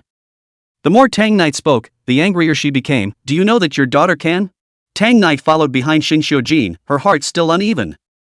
Zhongping, the daughter of his, has an aplastic anemia disorder, and the blood type is special. If not for you to go to give her blood transfusions on a regular basis, people would have died. He actually dared to betray you. Shin Xiujin suddenly stopped his steps and turned back. Tang Knight was filled with indignation, but also realized that he had really said too much. I'm sorry, second master. Tang Knight. Shin Xiujin's voice was light as she asked him, do you have a soft spot? Tang Knight was stunned and only felt goosebumps on his back. No. My brother and I both owe our lives to you, rather die, never betray. Saying this, he directly knelt down. Overhead, however, came the man's light, low laugh. Mei. When Tang Knight looked up again, he only saw Shin Xiujin's back, erect and slender, walking in the underground city where the lights are like daytime, like a piece of forgotten lonely eternal night. Chapter 108, Mooching to the End. It was already 2 in the morning when Shin Xiujin returned to see Yu Yuan. A floor lamp was lit in the living room. This was a habit the family had developed since Su Qiao moved in. Shin Xiujin had overheard her conversation with the housekeeper, Uncle Fu. Mr. Shin comes back late, leave a lamp. With a lamp waiting in the night, one won't get lost. Mei is just crap. How can he get lost in his own house? Shin Xiujin swept his eyes over the empty sofa, and the lowering of his eyes became more and more teasing and icy. What's the use of lighting a lamp when people don't come and wait? Fancy superficiality is not enough. He yanked open the button on his collar, annoyed to say the least, and made his way back to his bedroom. Then he stopped in the doorway. Shin Shojin lowered his eyes and looked at the doorway of his room, shrinking into a ball of sleeping little things. Pink pajamas, ink-like hair in disarray covering the small half of his face, like a reserved and roguish cat, dainty and soft, uninvited, he settled into a nest beside him. Shin Shojin stared fixedly for a few seconds. The person at his feet was sleeping senselessly, breathing evenly and peacefully. The window on one side of the corridor was not closed tightly, and the night breeze blew in, which was blocked cleanly by Shin Shojin. And Sojo slept in his shadow. He stared in silence, his taut nerves somehow loosening. For a long time, Shin Shojin slowly bent his knees and squatted down, intending to wake up the person, but the result was that his hand just reached over. The originally sleeping little woman did not know what she sensed, and unconsciously rubbed herself against his palm. Shin Shojin. A tingling itch that seemed to burrow all the way from his palm to his heart. Shin Shojin. The person in his hand didn't open his eyes and murmured dreamily, "I'll be loyal to you. Only to you, eh? I promise." Shin Shojin had heard similar words too many times. A seemingly loyal face, with its back turned, could betray him for any reason, even kill him. Su Qiao. With a thin calloused fingertips gently rubbing the woman's delicate cheeks, Shin Shojin's eyes floated on a layer of rare confusion. "How can I believe you?" His voice was soft, and he wasn't sure if he was asking himself or her. Shin Shojin bent down and picked Su Qiao up in one arm, walked towards her room, kicked open the door, placed the person on the bed and wanted to leave. But the little woman who didn't even open her eyes rolled over and put her arm around him, dreaming of taking advantage of him. "Shin Shojin, let's sleep together." Shin Shojin. "Can't draw. It's okay to, in your dreams, mooch to the end." Buzzed the screen of Su Qiao's cell phone, which she had thrown on the bedside, suddenly lit up, and a text message drilled in. Shin Shojin raised his eyes and swept them over, and saw the note of the person who sent the message, Senator Chu. He swept a glance at Su Qiao, who was still sleeping with her arm around him, and reached over with his other hand to fetch his cell phone. Sojo's cell phone had no password, and it was as if she was so open that she had no secrets. But there's no point in setting it up. He bought this cell phone, so it can't be deciphered? Shin Shojin clicked on the message sent by Chu Samsang, and a wisp of silent killing intent lifted from the bottom of his dark eyes. "Senator Chu Xiao, is the man you were with today Shin Shojin? Why are you hanging out with him? Shin Shojin is not a good person. If you're threatened by him, you must tell me. You protected me on the mountain, now that we're off the mountain, I'll protect you." A cold laugh spilled out of Shin Shojin's nostrils as he tapped a few times on the screen and knocked out a few words. "What are you?" Sent it straight through. Senator Chu seemed to be on the other end holding his cell phone waiting for a reply, and the message became read just as it was sent. "Quest Sing Shanghai? Senator Chu, you're not Xiao Qiao. You're Shin Shojin, right? Why are you holding Xiao Qiao's cell phone? It's not too stupid." Shin Shojin stared at the screen, his expression ghostly cold, the corner of his mouth picking up a temperatureless arc. When the phone call from Chu Samson came directly, he directly cut it off and pulled the number black in passing. As for the messages sent by Chu Samson, naturally all of them were deleted. Just after doing that, Sojo woke up. Half asleep, to be precise. "Mr. Shin," Su Qiao propped open her eyelids and saw the handsome and deep face of Shin Shojin, and the eyes she had just opened smiled again and disappeared. "I thought you wouldn't come back tonight." Shin Shojin put her cell phone back on the bedside as if nothing had happened. "If I don't come back, are you going to wait in front of my room all night?" "Aha!" She nodded without hesitation. "I have something I want to tell you." Su Qiao sat up from the bed, Shin Shojin's arm that was locked in her arms as she moved, the back of his hand inadvertently brushed against a soft area on her chest. Shin Shojin, of course, realized what it was, his breathing slightly choked, his back teeth clenched patiently, unable to say whether he was annoyed or what. Su, Joe. Chapter 109, How can someone be praised for not killing anyone? The woman in front of him was oblivious to the fact that her eyes were so clean and innocent that she looked straight at him, her pink lips closing and closing. "Mr. Shin, are you angry with me today? Because of Chu Sin Shang, right? I can explain." As soon as Su Qiao's words fell, Shin Shojin's tall figure pressed down unexpectedly, caging her tightly underneath. On all sides, Shin Shojin's aura covered the sky. In front of her eyes was Shin Shojin's face that was so handsome that it carried its own sense of oppression. He drew off the arm that was held by her and propped it up on the pillow, his dark and deep eyes staring at her. The aggression in those eyes was too strong, as if he was going to swallow her into his stomach in the next second. Su Qiao unprofessional gulped. "The person to the quilt shrink. mouth still intends to explain finished, Mr. Shin, I only have you a boss, only to you loyal. What the heck is she talking about?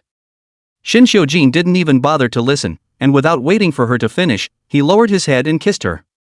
He kissed extremely hard, strong and domineering, not giving Su Qiao any room to resist. Lips and teeth mingling, obviously the most intimate and ambiguous moment, Shin Xiujin but still open eyes, deep eyes always awake, with the cold and vigilance, a moment do not dare to slacken. Su Qiao suddenly felt sorry for him. Before her brain realized it, her hand had already reached over and gently covered Shin Xiujin's cold but lonely to the core eyes. Shin Xiujin's body stiffened violently. The darkness in front of him amplified the uneasiness within him, the hostility and killing intent went crazy in an instant, and he almost subconsciously had to draw his gun. However, in the next second, a warm and cool but soft body pressed up and took the initiative to hug him.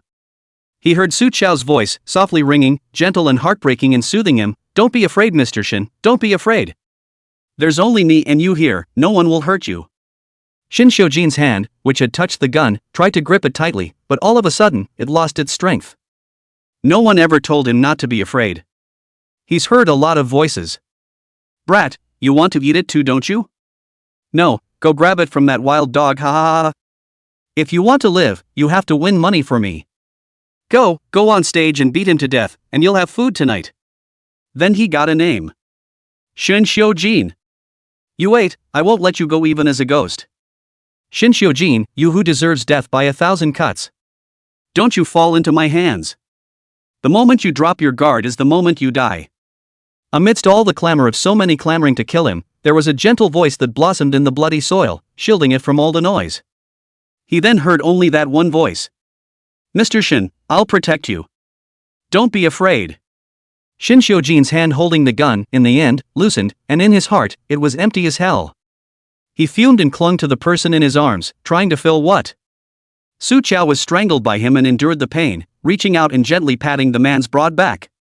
"Mr. Shin. Call me Jean," he said in a muffled voice. Sojo then changed his tune from good to great.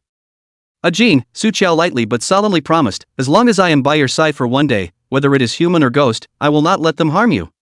Shin Xiujin listened in silence, saying nothing, but the arm holding her did not relax, and she could almost feel every one of his muscles that were so tense that they became instinctive. Sojo let out a few inaudible sighs. "It's been a hard life all these years, hasn't it?" she asked softly. She had known some of Shin Xiujin's past from old Mrs. Shun. Those 14 years in exile were worse than a dog's life. But what Mrs. Shin does not know is that Shin Xiujin returned to the Shin family days, even darker.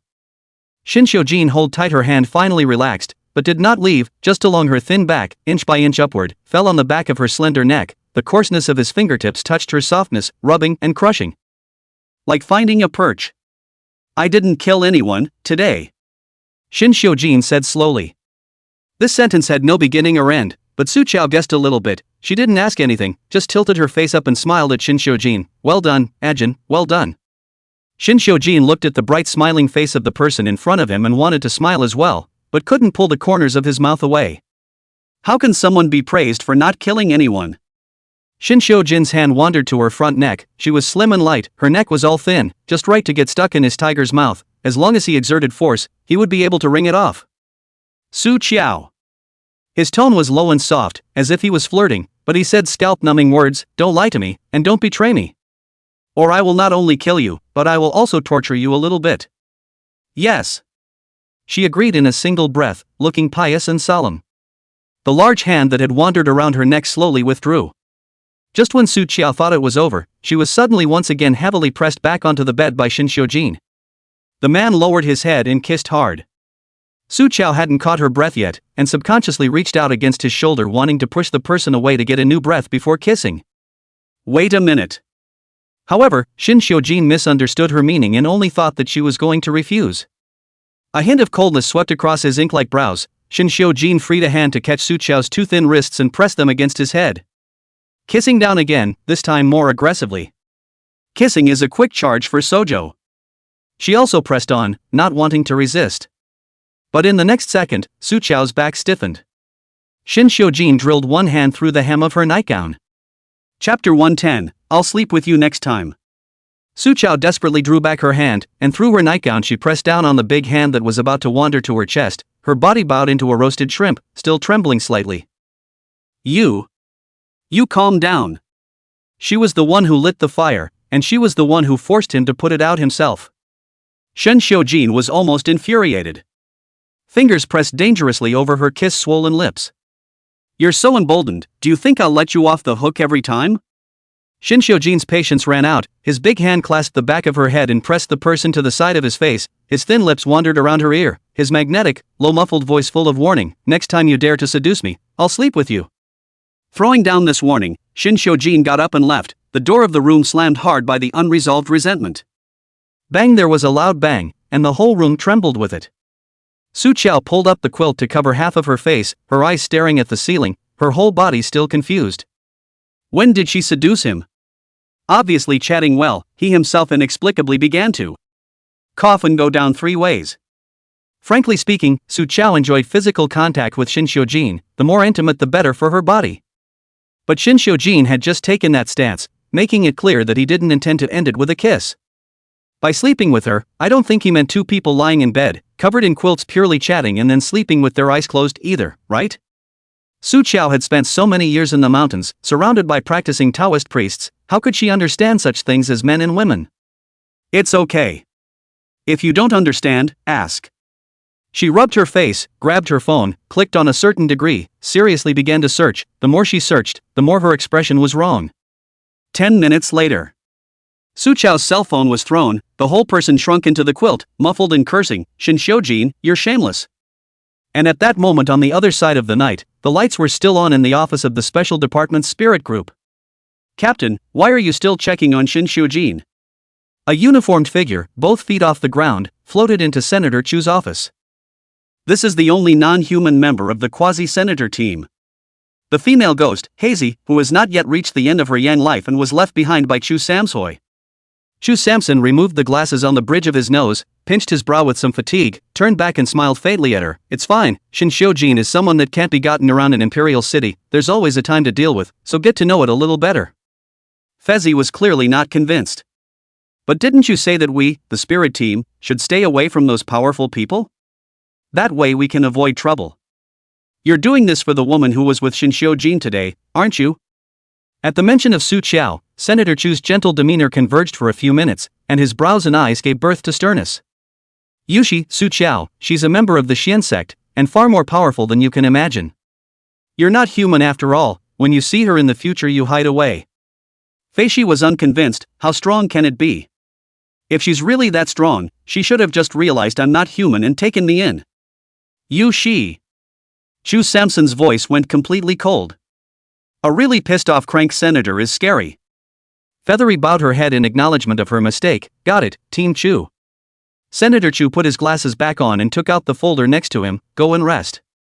I still have to study Huang Jinru's dossier again, and I'll go to the Xuanzong Alliance in a couple days. Good. Feishi drifted out again, looking back at Chu Samson's back with some heartache. Senator Chu flipped through the dossier for a while and couldn't resist checking his cell phone again. No new messages came in. Picking up his cell phone, he tapped on Su Zhou's string of numbers. His eyes softened down and he murmured, 5 years ago I said we were destined to meet again. Now it seems that God has treated him well. His gaze fell on the computer screen, a news story about Shen Xiujin. The man was surrounded by a group of bodyguards, walked out of the police station, covered in hostility, turned back and coldly swept to the camera. That one glance, through the screen makes the heart fear.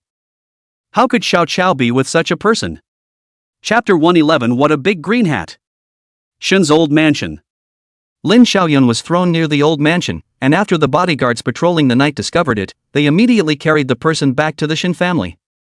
The commotion also woke up everyone within the Shen family's old mansion. Wearing a robe, Shen Changzong and Zhao Fanghua came out of the master bedroom together, and when they went downstairs, they saw Lin Xiaoyun, who had been carried back, collapsed unconscious on the sofa, and Shen Changzong wrinkled his eyebrows at that time, and the weariness that he had just woken up from sleep was dispersed by the nameless fire. His own little wife was carried back unconscious in the middle of the night. Shen Changzong's face turned green and he said in a deep voice, "What are you waiting for? Hurry up and call Dr. Tan over."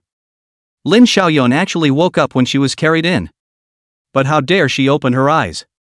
This trip to go out to see Nyang Yang Huang, originally as sneaky, Lin Xiaoyun only let the heart of the servant left the back door. She originally thought that she could God unknowingly do the job and come back, did not expect that now on the contrary by the whole family surrounded. She was thinking hard about what excuse she could make up to get away with it, when suddenly a cup of cold tea was splashed on her face, freezing her instinctively with a jolt. Zhao Fanghua put down her empty teacup and lazily said, "This is not waking up." She had a look of watching a good show, and she was so angry that Lin Xiaoyun's teeth itched, but now is not the time to get into it with Zhao Fanghua. "Where have you been all night?"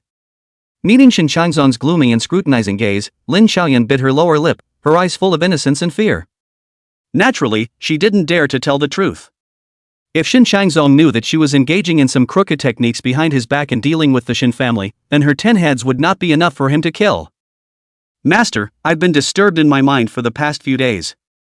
It should be the aftereffects left behind by Xiaodan and I having been kidnapped before, and I went to the Buddha hall to salute the Buddha because it was hard for me to sleep. And also prayed for the Bodhisattva to bless our Shen family's home and family peace. Lin Xiaoyun is worthy of being in the acting circle, some words to say how sincere is how sincere, 2 eyes sincere and innocent, living a harmless jasmine flower." Shen Changzong's face eased quite a bit at that time, but his brow was still furrowed. "Then how did you get thrown in front of your house?" "I don't know about this." Lin Xiaoyun's eyes widened slightly in a bewildered and fearful manner. "I had just left the Buddha hall when I was mesmerized, and when I woke up I was lying here. Anyway, it's just a matter of biting the bullet and asking questions," said. Not waiting for Shen Changzong to speak again, Lin Xiaoyun directly jumped into his arms, wailing and sobbing and admitting fault. "I'm sorry, master, I was too careless. I shouldn't have gone out alone for fear of affecting your rest." "Well, it's okay, I was so scared." Zhao Fanghua watched coldly from the side, her eyes filled with disgust.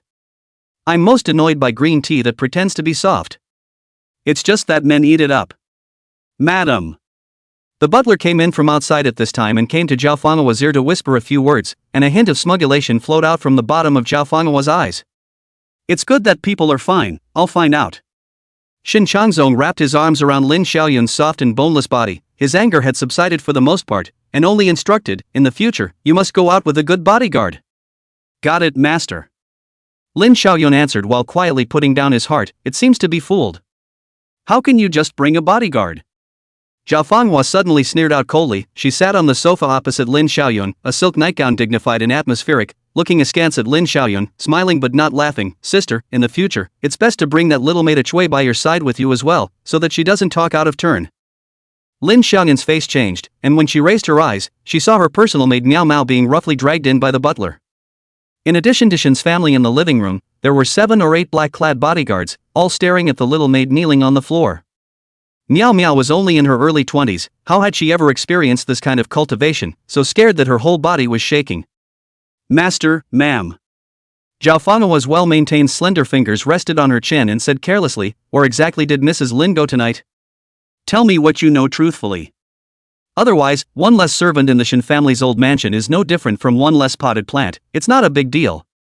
Miao Miao's face went white with fear and she looked at Lin Xiaoyun for help. Lin Xiaoyun's face flashed with obvious panic. She was about to open her mouth, but when she came into contact with Shen Changzong's beady eyes, a chill rose from the bottom of her heart. "Master, I..." "Shut up." Shen Changzong is not a cutie either, had long ago taken in the expressions of several women. His face was clouded with gloom as he strided over to Miao Miao, drew out the bodyguard's sidearm and pressed it straight against her head. "Where the hell did Mrs. Lin go tonight? If you dare to tell half a lie, I'll shoot you." In the middle of the night, his little wife sneaked out of the house. Shen Changzong's first reaction was to be green. In his life, he had fluttered the colorful flags outside and slept with countless women, but he would never allow the woman beside him to betray him and cuckold him. Chapter 112 Offering to the Fox Fairy. Niu was scared to death, her head knocking on the floor. "Master, spare your life, I said." She shivered and gave a full account of everything she knew. "Mrs. Lin said she had to go out for a trip, said she would be back in a couple of hours, and asked me to leave the door open for her. If anyone asks, just say she went to the Buddha hall. I don't know anything else. Master, I really don't know anything. Master, I have another video here." Zhao Fanghua suddenly spoke out, handing her cell phone to Shen Changzong. The video is a copy of the surveillance footage. The top left corner is also labeled with the time, which is 2 hours ago. The scene shows Lin Xiaoyun taking a wary step and turning back 3 times, finally walking inside a remote courtyard.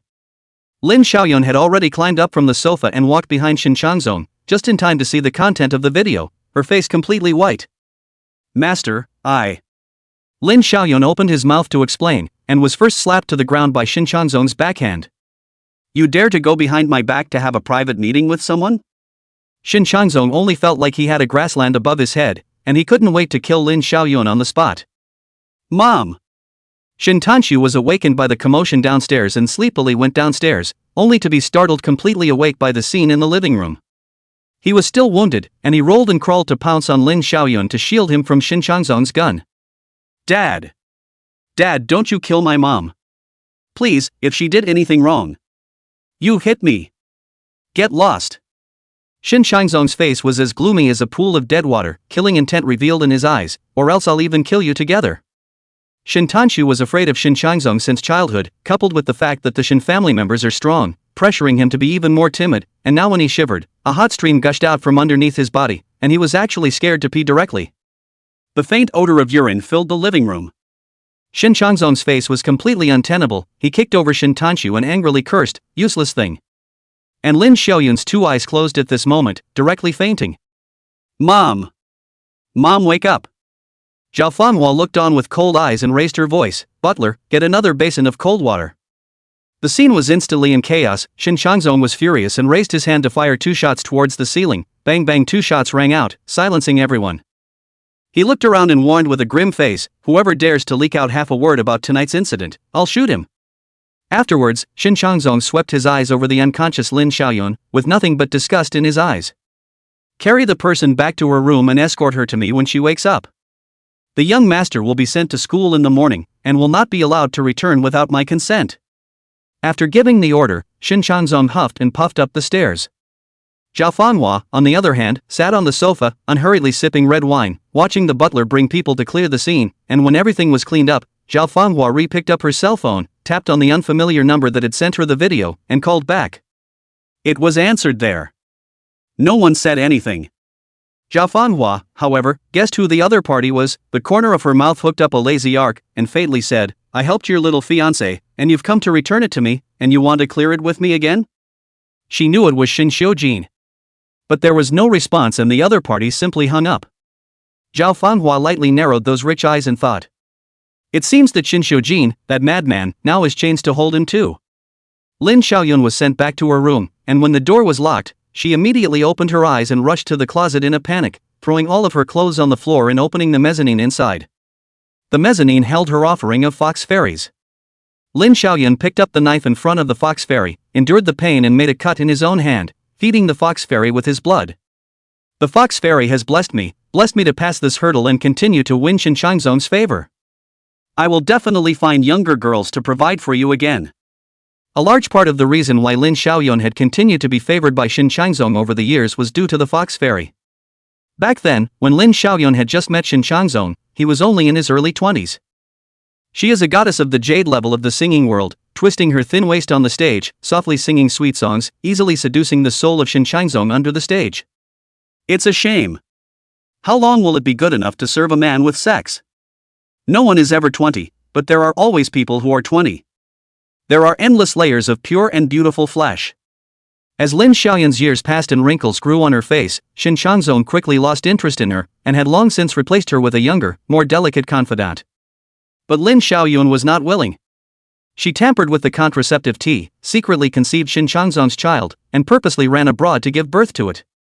At first, Shin Changzong was furious when he found out, feeling that he was being counted, but when he faced Lin Xiaoyun's pearly, charming, and seductive face, he suddenly felt like he was under a compulsion, and all his anger subsided, and he only felt that she was pitiful and lovely, and he not only didn't leave his son to go to his mother, but even spent a huge amount of money to buy a sea-view villa to let them live in his mother's son. This is all because when Lin Xiaoyun was raising her baby abroad, she was introduced to Nangyan Huang, and under the guidance of Nangyan Huang, Lin Xiaoyun invited a fox fairy to make offerings. Chapter 113, What does he see in this woman? The best way to offer a fox fairy is with the blood of a young woman. This was the reason why Lin Xiaoyun always had young maids with her, and she would take their blood in various ways to make offerings to the fox fairy. A fox fairy who has taken human blood will spit out a charm pearl. This charm bead can not only make people's skin delicate, will also emit a burst of charming incense. The user's every move with a stock of soul-stirring charm can be fascinated by the man to the soul. But now that he couldn't find a young woman for a while, Lin Xiaoyun could only use his own blood. When the blood dripping on the fox fairy statue was absorbed cleanly, Lin Xiaoyun couldn't wait to open the drawer under the base of the fox fairy statue, and another chimera bead was indeed formed inside. Only the color of this chimera bead is not like the former brightine, but instead vaguely black. But Lin Xiaoyun didn't think much of it and immediately swallowed it. How does she know? Now that the yellow nymphet's cultivation has been abolished, the fox fairy invited by her has also suffered a backlash, and what was spit out this time is not a charm bead at all. Lin Xiaoyun sat in front of the dresser again, carefully dressed up, painted a choo-choo delicate nude makeup. The soft light in front of the dresser mirror, which comes with a beauty effect, coupled with the fact that it was too late in the day and the light was insufficient, Lin Xiaoyun's face showed old lines and fine lines were beautified.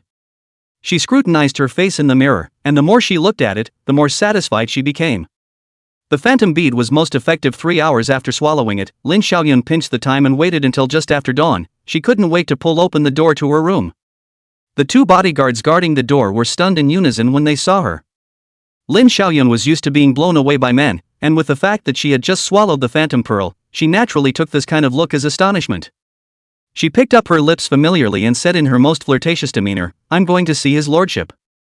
The bodyguards gulped and made a pleased gesture, sending Lin Xiaoyun to the door of Xin Changzong's study. When Lin Xiaoyun knocked on the door and entered, the 2 bodyguards then looked at each other and coincidentally revealed expressions of disgust. The 2 moved to a corner and muttered quietly. "Did you see that? Her face powder is caked? You're still pretending to be young when you've got meat hanging down to your chin. The wrinkles at the corners of her eyes could kill a fly, right? By the way, did you smell her odor just now? It smells like the odor from a rat that's been dead for a few days and stinks to high heaven. I want to vomit." "Hey," another bodyguard suppressed his voice and laughed lowly. "Your kid said before that she was still charming and had the flavor of a mature woman, but now she's still charming or not? People have just thrown winks with you." Thinking of Lin Xiaoyun's do-good or greasy expression just now, the bodyguard who was being snarked at felt a wave of revulsion in his heart. Get out of the way. In his heart, he could not help but mutter, "It's evil, how could he have been charmed by such an old woman before? In this view, Mrs. Zhao is much more beautiful." "Master." Lin Xiaoyun walked into the study. Xin Changzong was facing the bamboo forest behind the study to sit in meditation. The air in the early morning was fresh and new. He cultivated his body and mind, and the person was also quiet. But suddenly, a foul odor wafted over. Xin Changzong's stomach churned and his face turned his head, and he saw Lin Xiaoyun walking over gracefully in an emerald green cheongsam that showed off her figure extremely well. As she got closer, the stench got stronger. Xin Changzong's face instantly sank, frowning in disgust. "Don't come over, what have you sprayed? It stinks." Lin Xiaoyun froze, somewhat puzzled. "I didn't spray anything?" She couldn't smell herself. But she knew that after swallowing the charm bead, she would emit a charming fragrance, and usually Xin Changzong liked this fragrance of hers the most, and when she asked her what kind of perfume it was, she said that it was her own body fragrance. But now, as soon as she approached, Xin Changzong actually showed disdain. He rebuked impatiently, "Stand there if you have anything to say. Who did you go to see and what did you do last night? Speak up." In fact, right now Xin Changzong didn't even really want to listen. At this moment it is just the break of dawn, the skylight is bright, shining on Lin Xiaoyun's face, every slack line is clear, as well as the shadows that she maneuvered with force and exaggeration, making the whole face look like a white piece, together with a large area of blush that pretends to be tender. It is simply gaudy and vulgar to the spicy eyes. Coupled with that overly fitted green cheongsam, it showed the meat hanging down from her belly, which was trembling with every step she took. Xin Changzong couldn't help but wonder to himself, what exactly did he see in this woman? Chapter 114 Lin Xiaoyun's jumping to the top. Lin Xiaoyun was also confused by Xin Changzong's reaction. Undeterred, she squeezed out what she thought was the most seductive smile, and leaned over to Xin Changzong as if she was boneless. "Master, listen to my explanation. It is Sister Feng Hua. She deliberately framed me." "Ah." Before she could finish her sentence, she was first slapped to the ground by Xin Changzong. Lin Xiaoyun covered his face and looked up in panic. "How did you hit me, master?" According to her plan, at this time she should jump into Xin Changzong's arms, charm and seduce him to make his heart soft, and then dump the pot on Zhao Fenghua, saying that she deliberately found someone to frame herself. Under the effect of the charm beads, Xin Changzong will definitely listen to her, and finally make peace with the mud, and then put a good jealousy hat on Zhao Fenghua. After all, it had been her tried and true method for so many years. This was why she was able to stand in the Shin family without any background, and was on par with the daughter of the Zhao family, the richest family in Jinyang. But why doesn't it work today? Shin Changzong only wanted to vomit when he saw her do-gooder look with tears in her eyes.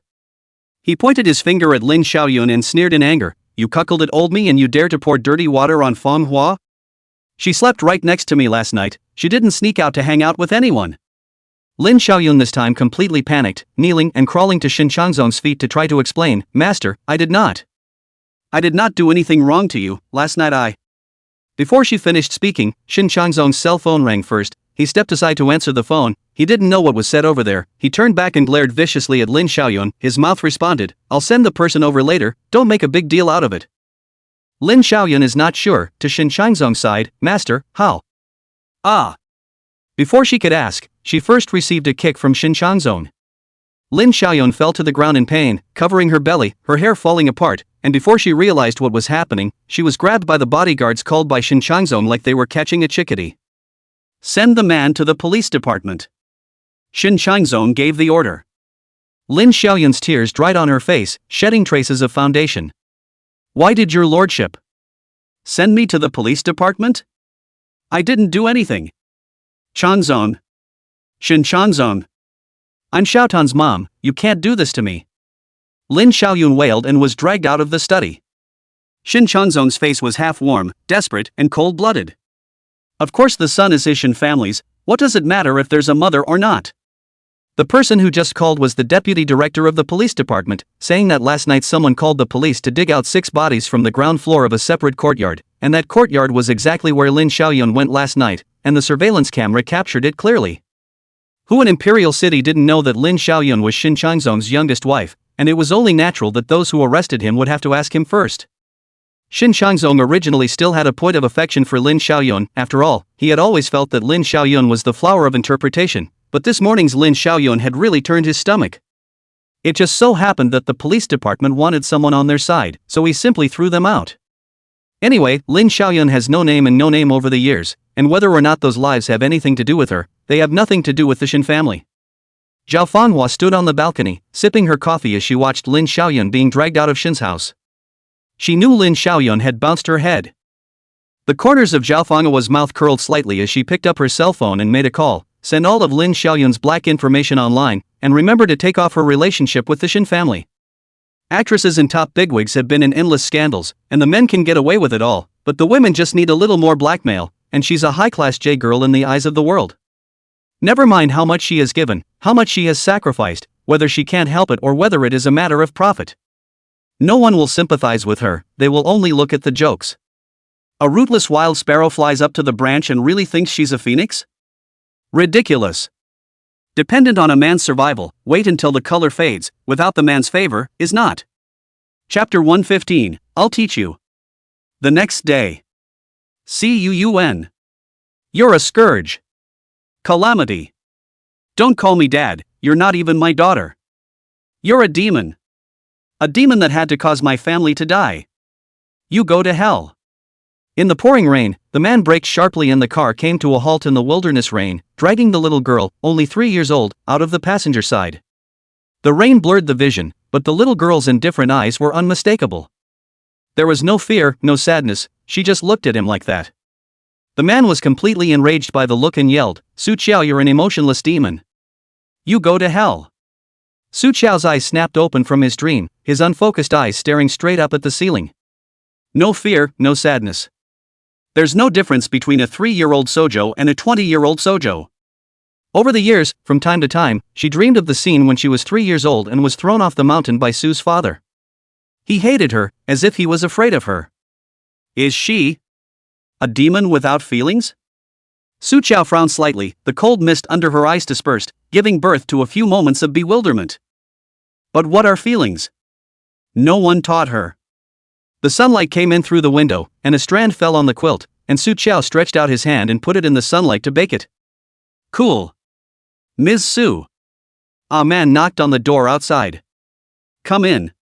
A man walked in holding a bouquet of flowers, sweat seeping from the tip of his nose, his face full of the invincible vigor of youth. Su Qiao narrowed her eyes lightly, and one word flashed through her mind vivid. Miss Su, I picked you a bouquet of flowers from the garden. Smell it, it smells delicious. She smiled brightly, her person was brighter than the flowers. Su Qiao sniffed it and nodded, it smells good.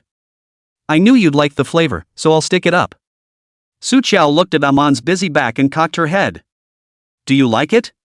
A smell is a smell, as long as it's not toxic, it doesn't matter if it's good or bad, what does it have to do with liking it or not? Aman. Su Qiao asked coldly, what's like? Aman looked back a little confused, like when you see something you like, you'll be in a good mood, and the same when you see someone you like. Speaking of which, Aman revealed an ambiguous and derisive bad smile. It's just like Miss Su, you like our family's second master. Seeing Su Qiao's expression a bit strange, Aman couldn't help but ask, what's wrong Miss Su? Don't you like second master? Man's voice was not small, and it drifted out through the unclosed door of the room. Outside the door, Shin Xiujin's step slightly paused, and his slender figure stopped behind the door. Don't like it. Su Qiao replied without hesitation. Shin Xiujin's grip on his coffee cup tightened, and a touch of ruthlessness crept into his seemingly unchanged handsome face. Is this a trick on his head? However, without waiting for the seeds of doubt to take root, Su Qiao's next words floated out. No, I should say more than just like. I love Mr. Shin. Her tone was certain and incomparably serious. Shin Xiujin. The cold white fingers that squeezed the cup tightly slowly relaxed. The corner of his mouth picked up a curve he didn't even notice, and he walked right down the stairs without leaving a trace. Inside the room, Su Qiao's line of sight was blocked and she couldn't see the situation outside the door, but she was extremely sensitive to Shin Xiujin's scent, and long before she opened her mouth, she realized that Shin Xiujin was right outside the door. Su Zhou quietly sighed in relief. This man is really godlike. Almost she showed her face. Guess I'll have to be more careful what I say at home from now on. When Su Qiao finished washing up and went downstairs, Shin Xiujin was sitting in the dining room eating breakfast, and there was a copy next to him, obviously prepared for her. Su Qiao smiled and went up, Mr. Shin, good morning. She had recently swiped a lot of small videos of women chasing men on the internet, and Su Qiao followed suit, placing both hands in front of her chest and comparing a heart to Shin Xiujin on the spot. It's a day of love for you too. Shin Xiujin. The black coffee I just downed was suddenly a bit revolting. Where did you learn this? Sojo. In your cell phone. Shin Xiujin looked at her, extended his hand, and hooked his fingers twice. Su Qiao silently turned her cell phone on and handed it to Shin Xiujin. Shin Xiujin swept the screen and was thunderstruck by the huge headline with red letters on a black background. 108 Ways to Take Down a Highly Desirable Man. The first video is a middle-aged woman with thinning flowing hair, who is teaching in broken Mandarin, in a serious manner. First of all, when you see someone you like, you can compare your heart first, with a big smile, to release your sweet charm. Shin Xiujin's veins at the corners of his forehead stoically jumped twice, and he had the urge to smash his cell phone. And the little girl in front of her still had a face of ignorant naivety. Mr. Shin, there's a second step, I've learned it too. Before Shin Xiujin had time to call a halt, the person had already come to heel, a stone's throw away. He could almost see his face in Su Qiao's clear pupils. Shin Xiujin's figure stood still, not flickering or avoiding, wanting to see what kind of trick she was going to pull. In the next second, Su Qiao stretched out her hand, her slightly cool and soft fingertips gently rubbing over his lips. Like the brush of a feather, it stirred a tingling sensation. The little girl revealed a smile, innocent and clean, looking straight at him, using the purest expression, playing the most vulgar routine with him. Mr. Shin, you got something on your mouth. Shin Xiujin's handsome face didn't have a trace of unnecessary expression, and his black eyes looked at her with a heavy gaze. The whole scene went cold. Su Qiao a little snappy, it seems that this routine is useless to you, then I'll learn some more. Don't. I'll teach you. Chapter 116, So Sweet. I'll teach you. Shin Xiujin interrupted her in a low voice, his eyes extremely deep. Su Qiao blinked in confusion, but saw Shin Xiujin take a bit of cream from the cupcake on the table and smear it on her lips. Without giving Su Qiao a chance to react, he pressed the back of her neck with his other hand and slightly pressed her head towards himself, while Shin Xiujin's body did not move, only lightly raised his head, and accurately and unerringly captured the cream on her lips. Creamy sweetness instantly transitions between the lips. Su Qiao's slightly opened lips in dismay gave the other party an opportunity to take advantage of the situation. She stared wide-eyed. In front of her eyes was the man's deep, deep eyes, which were full of bad smiles. As if the mischief had succeeded. He's laughing at her. laughing at her cheap routine. Shin Xiujin glanced at his wristwatch with his afterglow, letting go of his hand as he pulled back, the teasing smile at the corner of his mouth still intact. Don't look at those useless ones in the future. After he finished speaking, he got up and rubbed Su Chao's hair in a smooth manner, and the person drew away. The back against the morning light looked like it was in a good mood. Su Chao looked, but suddenly had an unreal sense of loneliness. Eyeing Shin Xiujin's back disappearing under his eyes, for some reason, his heartbeat was a bit strange. Su Chao sat back in her chair, the cupcake was right in front of her, she scooped a bite into her mouth, so sweet. After breakfast, Su Chao was meditating in the garden gazebo. These days, she had received several shares of merit and blessings, which for someone like Su Chao who practiced cultivation, was much more valuable than gold and silver money, and was very helpful in cultivation growth. But this bit of merit and blessing was still too little, and Su Chao was just thinking about where to find a place to pick up some more work when the job came to him. Miss Su, there's a man called Senator Chu outside who claims to be your friend and says he needs your help with something important. Housekeeper Fu Bo came to deliver the message. It's my friend. Send the meritocracy. Su Chao immediately got up and ran back to his room, carrying his own cloth bag on his back, and rushed to meet Senator Chu. Senator Chu was stopped outside of CUUN, and he leaned against the door of his car and waited, wearing a black punching bag, his whole body in style. Teen Chu, why don't you just call me? Chu Xinshang smiled helplessly and bitterly at his words, and was about to explain, Forget it, let's talk in the car. Su Chao didn't see eye to eye, pulling open the car door and sitting on the passenger side herself. Chu Samson was dumbfounded and got into the car as well, he glanced at Su Chao beside him. She wore a moon-white tunic, her ink-black hair was casually pulled up by two mahogany hairpins, and her whole person looked like she had walked out of an ancient painting, immortal and cold. Senator Chu recalled the scene when he first saw her 5 years ago. When I first met you, you wore white too. 5 years ago, Su Chao was like a piece of snow in the valley that had forgotten to melt. With a glance of a million years, he was in a trance and thought he had met a god. Sojo recalled, it's been too long to remember. Senator Chu laughed, you really haven't changed a bit. No one could get into those eyes that were as indifferent as fog. But Shin Xiujin, why is he the exception? Can I ask you a question? Senator Chu said, why? Did you live with Shin Xiujin? As the captain of the spirit team, Senator Chu could find out quite a lot of things. Sojo asked rhetorically, does this have anything to do with what we're going to do today? The despondency in Senator Chu's eyes flickered as he said, it's fine, it's just that I'm a bit curious. Curious about what? Sojo didn't understand. Your relationship with Shin Xiujin. Su Chao considered for 2 seconds and replied, I'm going to marry him. This light 5 words smashed Chu Xinshang brain empty for a moment, almost rear-end the sedan in front of him. He was busy turning the steering wheel in the last minute to overtake the car without any danger. Su Chao didn't pay attention to his loss of form, only gripping the handrail, spat out. You're not as good as me in this car.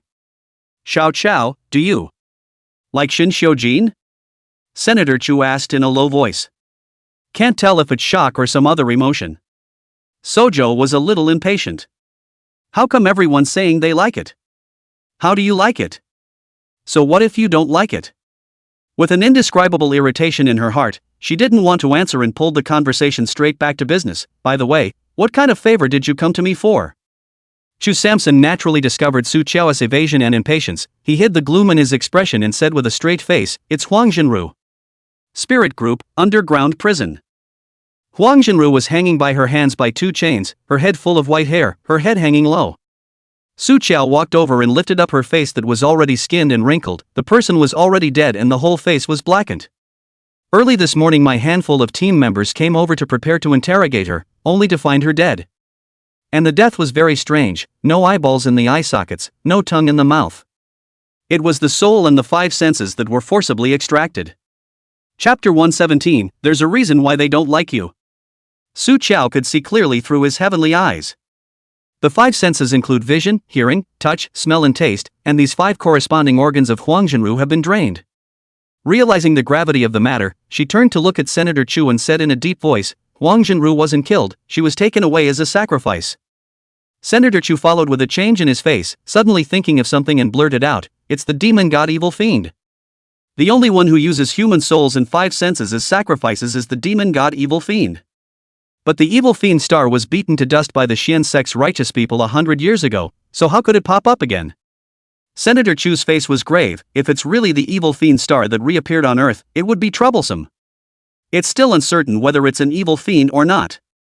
Su Qiao suggested, isn't Huang Jinru's position in the Xianzong Alliance not low? There should be someone in the Xianzong Alliance who knows a bit of inside information, so you can go check it out, and it will be considered a breakthrough.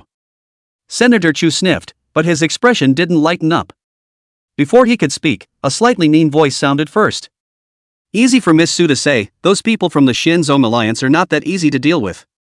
Su Qiao's beautiful eyes flashed with an imperceptible dark aura, staring at the young woman who had silently walked out from behind Senator Chu.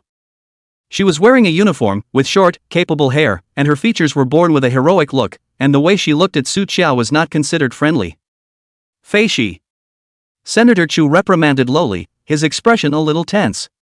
Su Qiao looked at the police license plate on the woman's chest and hooked her lips with a smile. Fei Shi? The name is quite nice. Feathering the Wind is quite realistic. Of course, Fei Shi didn't know that Su Qiao had seen her real body clearly, and was quite a bit proud. I heard that Miss Su is a very powerful metaphysician. I wonder if she can take a look at my face for me? Can't see it. Su Qiao directly refused. In someone else's skin, she's looking at a lonely not just a pretty straw man. What's the point of pretending to be a guru?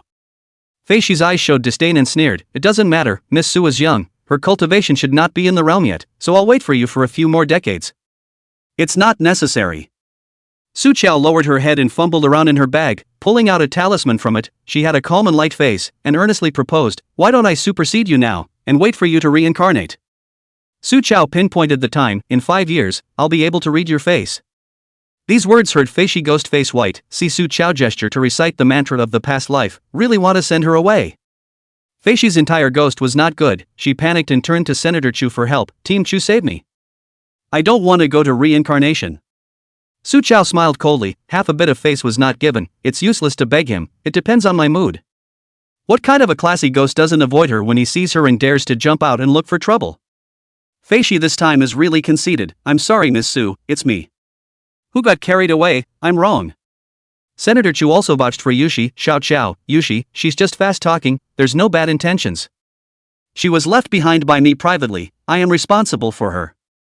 Su Qiao could see that this female ghost's life was not yet over and she had merits and virtues, and now she was working in the spirit group, traveling between the yin and yang worlds to maintain the order of yin and yang, which was also considered to be making merit and accumulating virtues. Plus, this little kid's attitude was quite sincere in admitting his faults, so Su Qiao also gave up. She collected the runes and took a step away. Fei Shi knew that he had escaped, which still had half of the arrogance of a moment ago, and was busy drifting to the side to make way for Su Qiao, his head tightly lowered. A humble, weak, and helpless female ghost. After leaving the spirit group, Su Qiao went to the Xianzong Alliance with Senator Chu, wanting to personally meet the largest Xian sect organization on Earth. However, the two unsurprisingly ate a closed door. Just as Senator Chu got off the bus and showed his face, the Xuanzong Alliance immediately closed its thick doors. There was also a sign at the door with a picture of Senator Chu, and underneath it, in big letters, this man and his dog are forbidden to enter. Sojo. She looked at Senator Chu, who had a frank and upright face, with a somewhat complicated mood. You dug up someone's ancestral grave? Of course not. Senator Chu was still full of candor. I just needed to investigate the case and invited the parents of a few elders of the Xianzong Alliance out of their coffins to sit for a while, but I buried them back in after my investigation. Sojo. Goddamn, please come out and sit down for a while. Su Qiao patted the shoulder of Chu Xinshang and said in a serious tone, in the future, find more problems from yourself and everything. There are reasons why people don't treat you well. Senator Chu, ? The matter of visiting the Xuanzong Alliance was considered to be out of the question for the time being, and seeing that it was getting late, Senator Chu took her to find a high-class restaurant in the neighborhood to eat.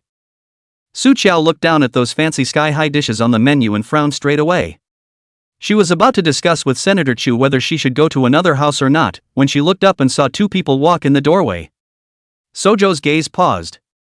The man walking in front of him, wearing a smoky gray casual suit, full of reserved and detached coldness that could not be covered. Who is it if not Shin Xiujin? And beside him, a woman. Chapter 118, Why Aren't You Angry? The same color high-grade gray suit, from head to toe exquisite meticulous, like the window out of the perfect doll. The only difference is that her eyes are overflowing, looking straight at Shin Xiujin, hiding all the love and sweetness cannot hide almost overflow. The two of them went directly to the second-floor private room under the attentive guidance of the manager. From beginning to end, Shin Xiujin didn't take more than a glance in her direction, probably didn't notice her existence. Su Chao's view was blocked by Senator Chu. He frowned, a little heartbroken as he advised her in a gentle voice, Shin Xiujin has a lot of lace news, Xiao Chao, he's not suitable for you, nor is he worth your liking. I have quite a lot of information about him in my hands, if you want to see it, I can. Then do you know who the woman next to him is? Su Chao asked directly, her expression not so good, her brows slightly furrowed. Just now, she could tell at a glance that the woman beside Shin Xiujin wasn't quite right.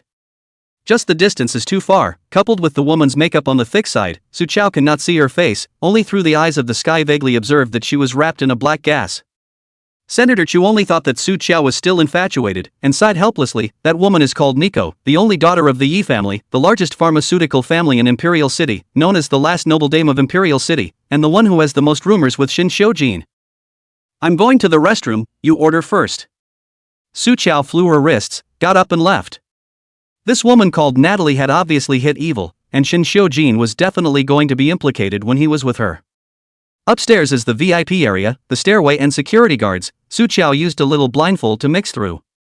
The second floor is even larger than the first floor. Su Chao temporarily cannot feel Shin Xiujin's breath, can only turn around, just walked around the corner, a familiar warmth instantly attacked, did not wait for Su Chao to react. First by the man reached out a big hand grabbed, the whole person was caught off guard and was dragged into the empty booth next to.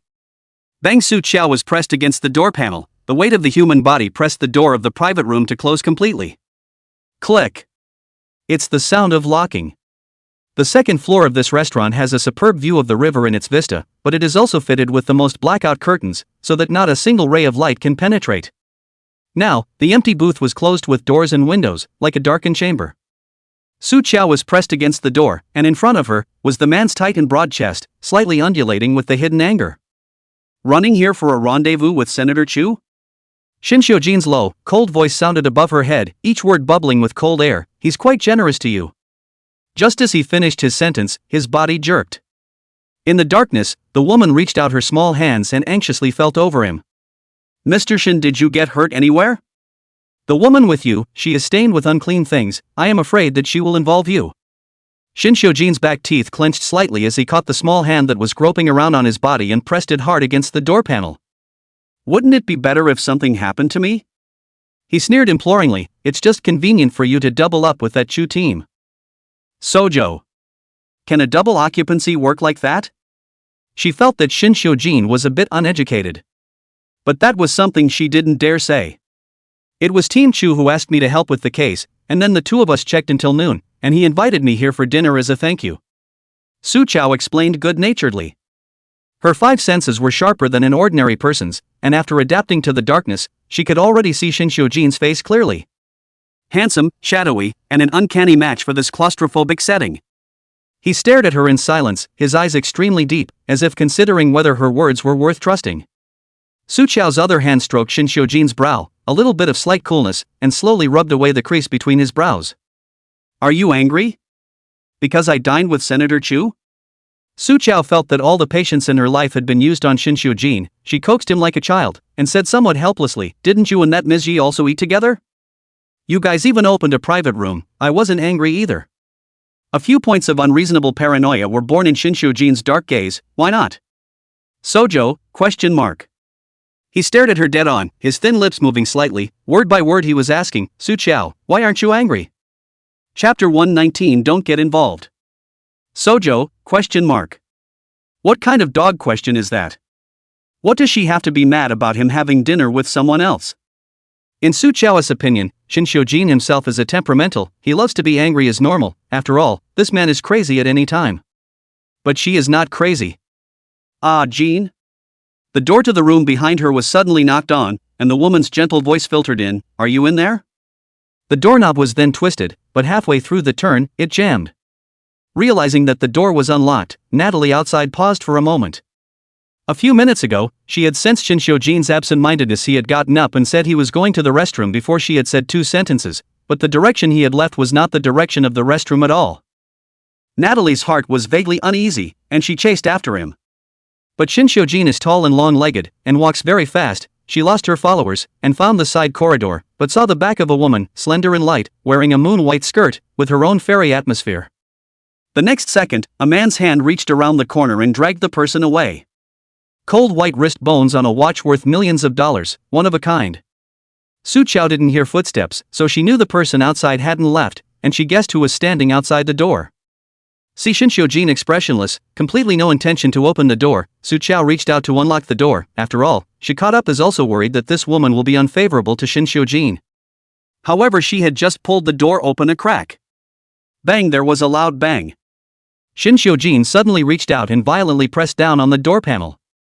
With a strong force, the door slapped up a cold wind, almost slapping Natalie in the face. Her elaborately made-up face froze, a hint of annoyance trickling through her eyes. Shin Xiujin's low, cold voice line penetrated through the door, word by word, bubbling with cold air. "Sojo, I'm asking you a question." Su Chao was a bit tired, but looking at Shin Xiujin's gloomy face, she knew that if she didn't make up a reason to satisfy him, this matter wasn't over. Just as Su Chao was racking her brain for a reason, Nico's voice, once again, filtered in through the door. "Ah, Jean, don't scare the little girl."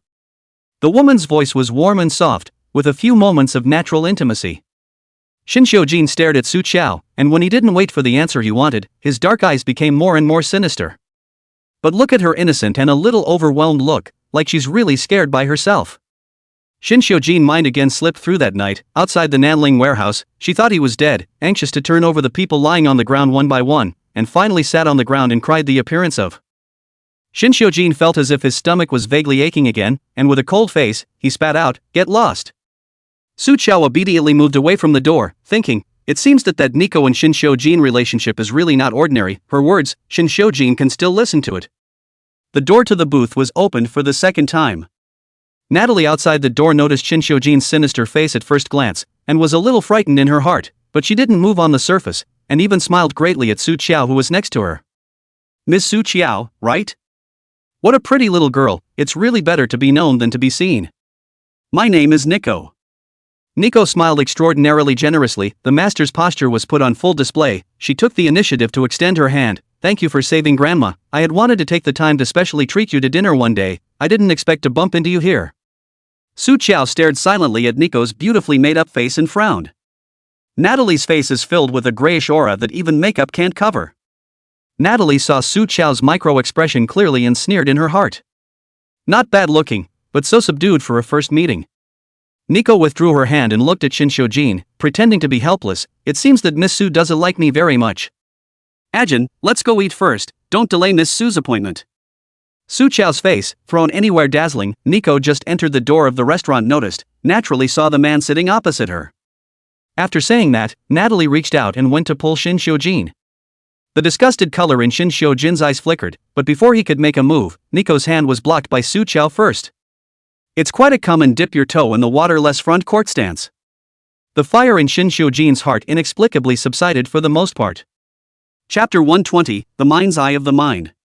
"Missy, have you been suddenly getting chills in your body lately, and are you particularly unlucky?" Su Chao shielded Shin Xiujin behind her, her eyes unkind. The smile on Natalie's face froze for a moment. She calmly withdrew her hand and didn't deny it. "Yes, I might be a bit waterlogged, things have indeed not been going well lately, and my health isn't too good either. But my father is one of the most prestigious doctors, he personally diagnosed me, there is nothing wrong with my body." "Then your father's diagnosis may not be quite right." Sojo stared straight up above Nicole's shoulder. Through her celestial eyes, she saw the black shadow that had been pestering Nico, lying on Nico's shoulder, slowly revealing its original form similar to a human baby, with a blackish-purple color, but with a head more than 3 times larger than its body.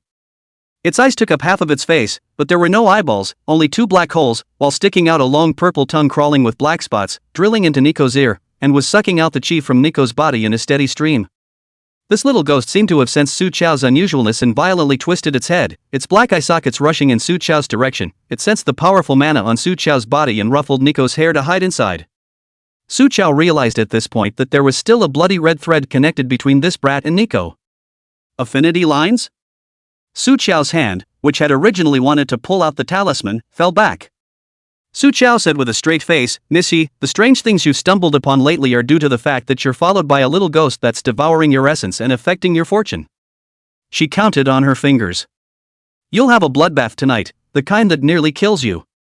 If you don't deal with this ghost soon, within 3 days, you'll be dead for sure. Natalie's face suddenly changed. Even the best upbringing was angered. Miss Sue, is it too much for you to curse me to death on our first meeting? She said, raising her eyes to look at Shinshio-jin, somewhat aggravated. Jin, you heard what she said, right? Shinshio-jin, however, just glanced at her faintly, interpreting the accusation as a question. She said you touched a ghost.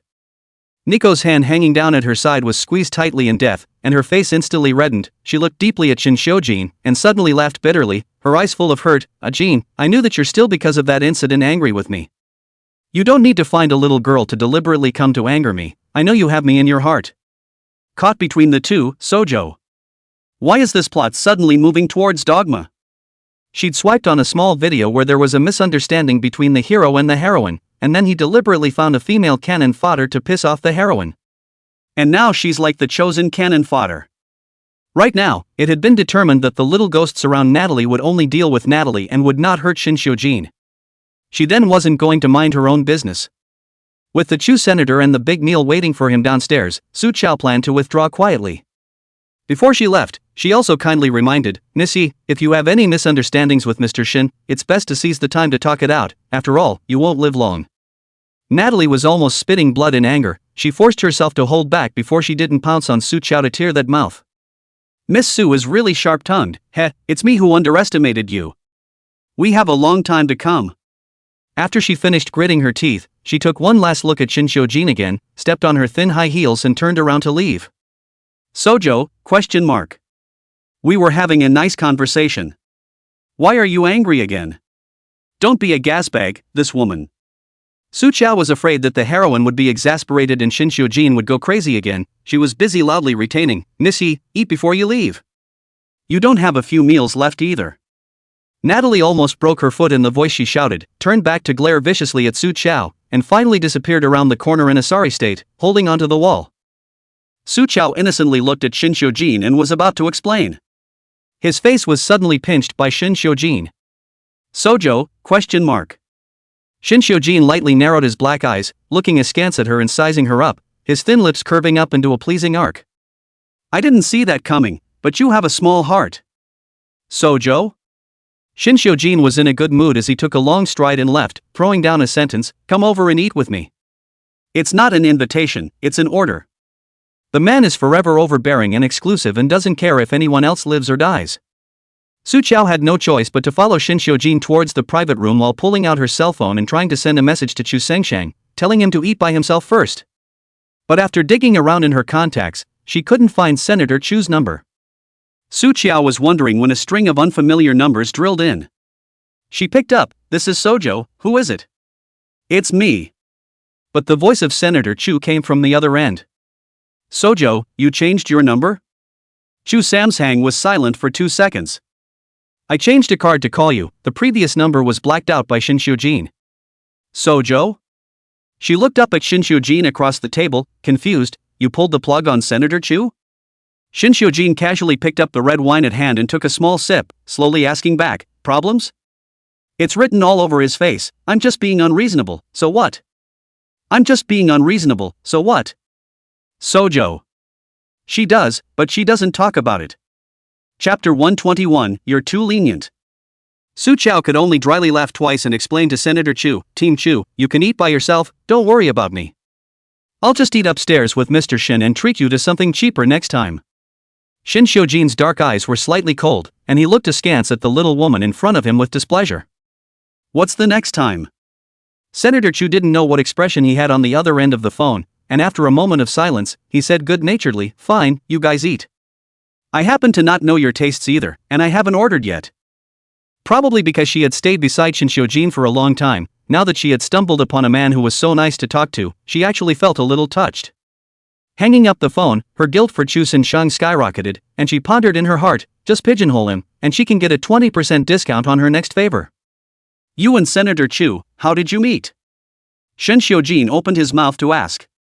Oh, I met him 5 years ago. He was wounded and collapsed at the door of the fjord cave where I was sleeping.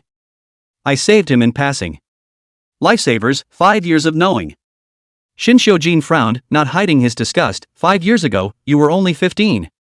That Senator Chu is 9 years older than Su Qiao and is interested in underage, pretty perverted.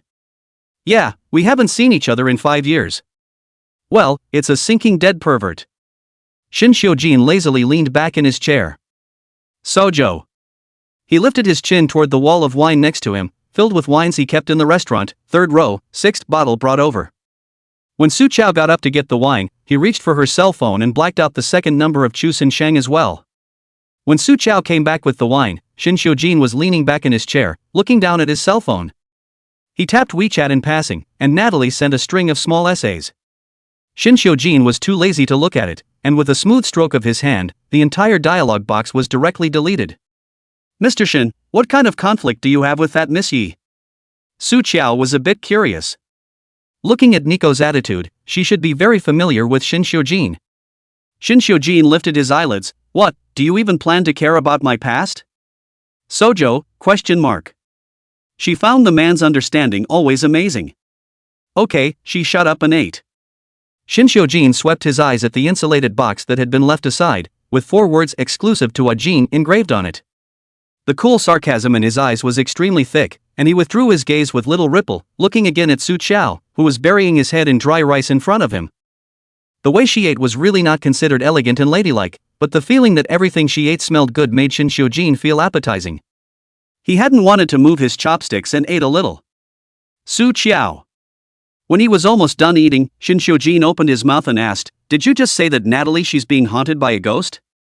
Well, what's haunting her is a little ghost, in a baby state, that's constantly sucking her essence. Su Qiao remembered the line of kinship between Nico and that little ghost. The relationship between that little ghost and Nico isn't simple, and it's haunting Nico. It's also considered to be some sort of sinful power backlash. The wheel of heaven is about karma. Those who are revolted are either those who have done evil things before, or those who have carried a sinful debt. Either way, they are a link in the cause and effect. Sojo wasn't going to care. She suddenly reacted to something. Mr. Shin, do you want me to save her? There must be a story between Shin Xiujin and that Nico. He probably doesn't want to see her die. Unexpectedly, Shin Xiujin just smiled thinly and coldly at the words, What does it have to do with me if she loves to die or not? It was good. Enough to be desperate and cold enough to deserve it. Before leaving the restaurant, Su Qiao went to the restroom. She had just come out after washing her hands, but she unexpectedly saw Senator Chu. Team Chu? Su Qiao suddenly understood something, took out his cell phone, clicked on the blacklist, and saw that both numbers of Chu Sin Sheng were lying inside. I'm sorry, Shin Xiujin, that person has a bit of a strange temper. He doesn't look at anyone. You obviously don't like Shin Xiujin. Chu Samson interrupted her with a certainty in his tone, frowning gently in disbelief. Why do you still want to marry him? Did he threaten you? Xiao Qiao, I can protect you. Su Qiao's complexion slowly chilled. You manage too much. Chapter 122, Jumping Off a Building. Chu Samson pursed his lips, and finally, he whispered, I'm sorry, I'm just worried that you've stumbled into some kind of trouble. Su Qiao tilted her head, a little confused. It seems like you're weaker between us. If it's troublesome for me, you're even more unable to solve it. Senator Chu smiled bitterly. You really haven't changed at all. 5 years ago she was like that. Before he left, he asked her on his way out what she wanted so he could repay her. And the young girl dressed in white with clear eyes asked back, You even need me to save your life, what can you take to repay me? Why would such a Su Qiao willingly stay by Shin Xiujin's side? Xiao Qiao. Senator Chu looked at Su Qiao's back and reminded out loud, that Shin Xiujin person is very dangerous. No matter what you stay by his side because of, you must be careful. Su Qiao didn't even return his head, raised his hand and casually waved it twice. She's only dangerous if she doesn't stay with him. Walking out of the restaurant, a black Maybach parked arrogantly in front of the porch. Tang Yi stood guard at the door and called out Miss Su, pulling open the backseat car door for Su Qiao. Shin Xiujin was sitting inside, listening to the phone, and he didn't know what was said over there. He gave a simple and blandly said, Email me. Then he hung up. He swept the rearview mirror with his remaining light, just in time to see the figure of Senator Chu coming out of the restaurant. A cold light swept across the bottom of Shin Xiujin's eyes. Did you just see Senator Chu? He ventured coldly. The original constant temperature of the carriage, the atmosphere instantly frozen. Driving Tang Yi felt this familiar low air pressure. Cold sweat is almost out. This song Sin Shang every time out of the second master of the minefield of bouncing. I bumped into it when I was coming out of the restroom. Su Chao didn't hide it. Shin Xiujin, however, did not intend to let her off the hook, his fingers resting on his knees gently tapping. What did you talk to him about? Just said something about work, related to the Xian sect alliance. Su Chao spoke naturally, without a single crack on her face, and even took the initiative to say, if you're interested in Xian sect matters, Mr. Shin, let me tell you about it. She answered whatever he asked. Honest to a fault. Shin Xiujin glanced at her, but did not pursue the matter any further, and the matter seemed to be turned over like this. At night, the Yi family manor. Natalie swallowed a sleeping pill and lay down on her bed, sleepy, when she suddenly jerked her whole body violently and was horribly frozen awake. Then she heard the sound of a baby's laughter echoing through the room. Gap of the quiet night, that laughter out of thin air is particularly harsh and eerie, making Natalie creepy. She reached for the bedside bell to call the maid in, but she couldn't move as if something heavy was weighing her down, and her chest was stagnant. Giggle, giggle, giggle. The baby's giggle came closer. It sounded sharper and sharper, like tears and laughter. Suddenly, Natalie felt cold through her chest, like a block of ice melting into her skin. She looked down, nearly maddened by the scene before her. Only to see a big-headed baby monster, covered in bruises and purple, lying on her chest, its mouth grinning at her, its long purple tongue spitting out, its black saliva wetting her nightgown. Ah! Natalie's strength erupted out of nowhere under the extreme fear. She screamed and pushed the strange baby on top of her, fell off the bed, not caring about the pain, and ran desperately to the door. Cluck, cluck, cluck, cluck. The baby monster laughed shrilly and strangely from behind, catching up on all fours. There's a ghost, there's a ghost. Somebody, help! Natalie fled in terror, heading straight for the door of her room. She didn't even realize that the door to the room, which was on the right side of the bed, became on the left, until she reached out with all her might to grab the doorknob, but steeply gripped an empty hand, and her entire body fell forward uncontrollably due to inertia. At this moment, a servant screamed in panic from behind him, "Miss! It's not good." Miss jumped off the building. Chapter 123. The next day, Su Chao slept until dawn, but went downstairs but unexpectedly saw a familiar silhouette. Grandma? Old Mrs. Shin's suitcase was still on the side, and the person had just returned from abroad. When she saw Su Chao coming downstairs, she went up with a smile. My little fairy daughter is awake from her nap. Grandma specially asked them not to disturb your sleep. Quickly let Grandma take a look. Have you lost weight? She pulled Su Chao around. During this period of time when I was away, did that brat Ajin bully you? Right, where is he? Su Chao was concentrating on looking at the old lady's chi, this crackling string of words she didn't go in too much. Next to him, a man snatched the answer for Su Chao. Old madam, the second master didn't come back last night. The old lady was not happy at that time. There is still a fiancé at home. What is the matter with him not moving and running out at night?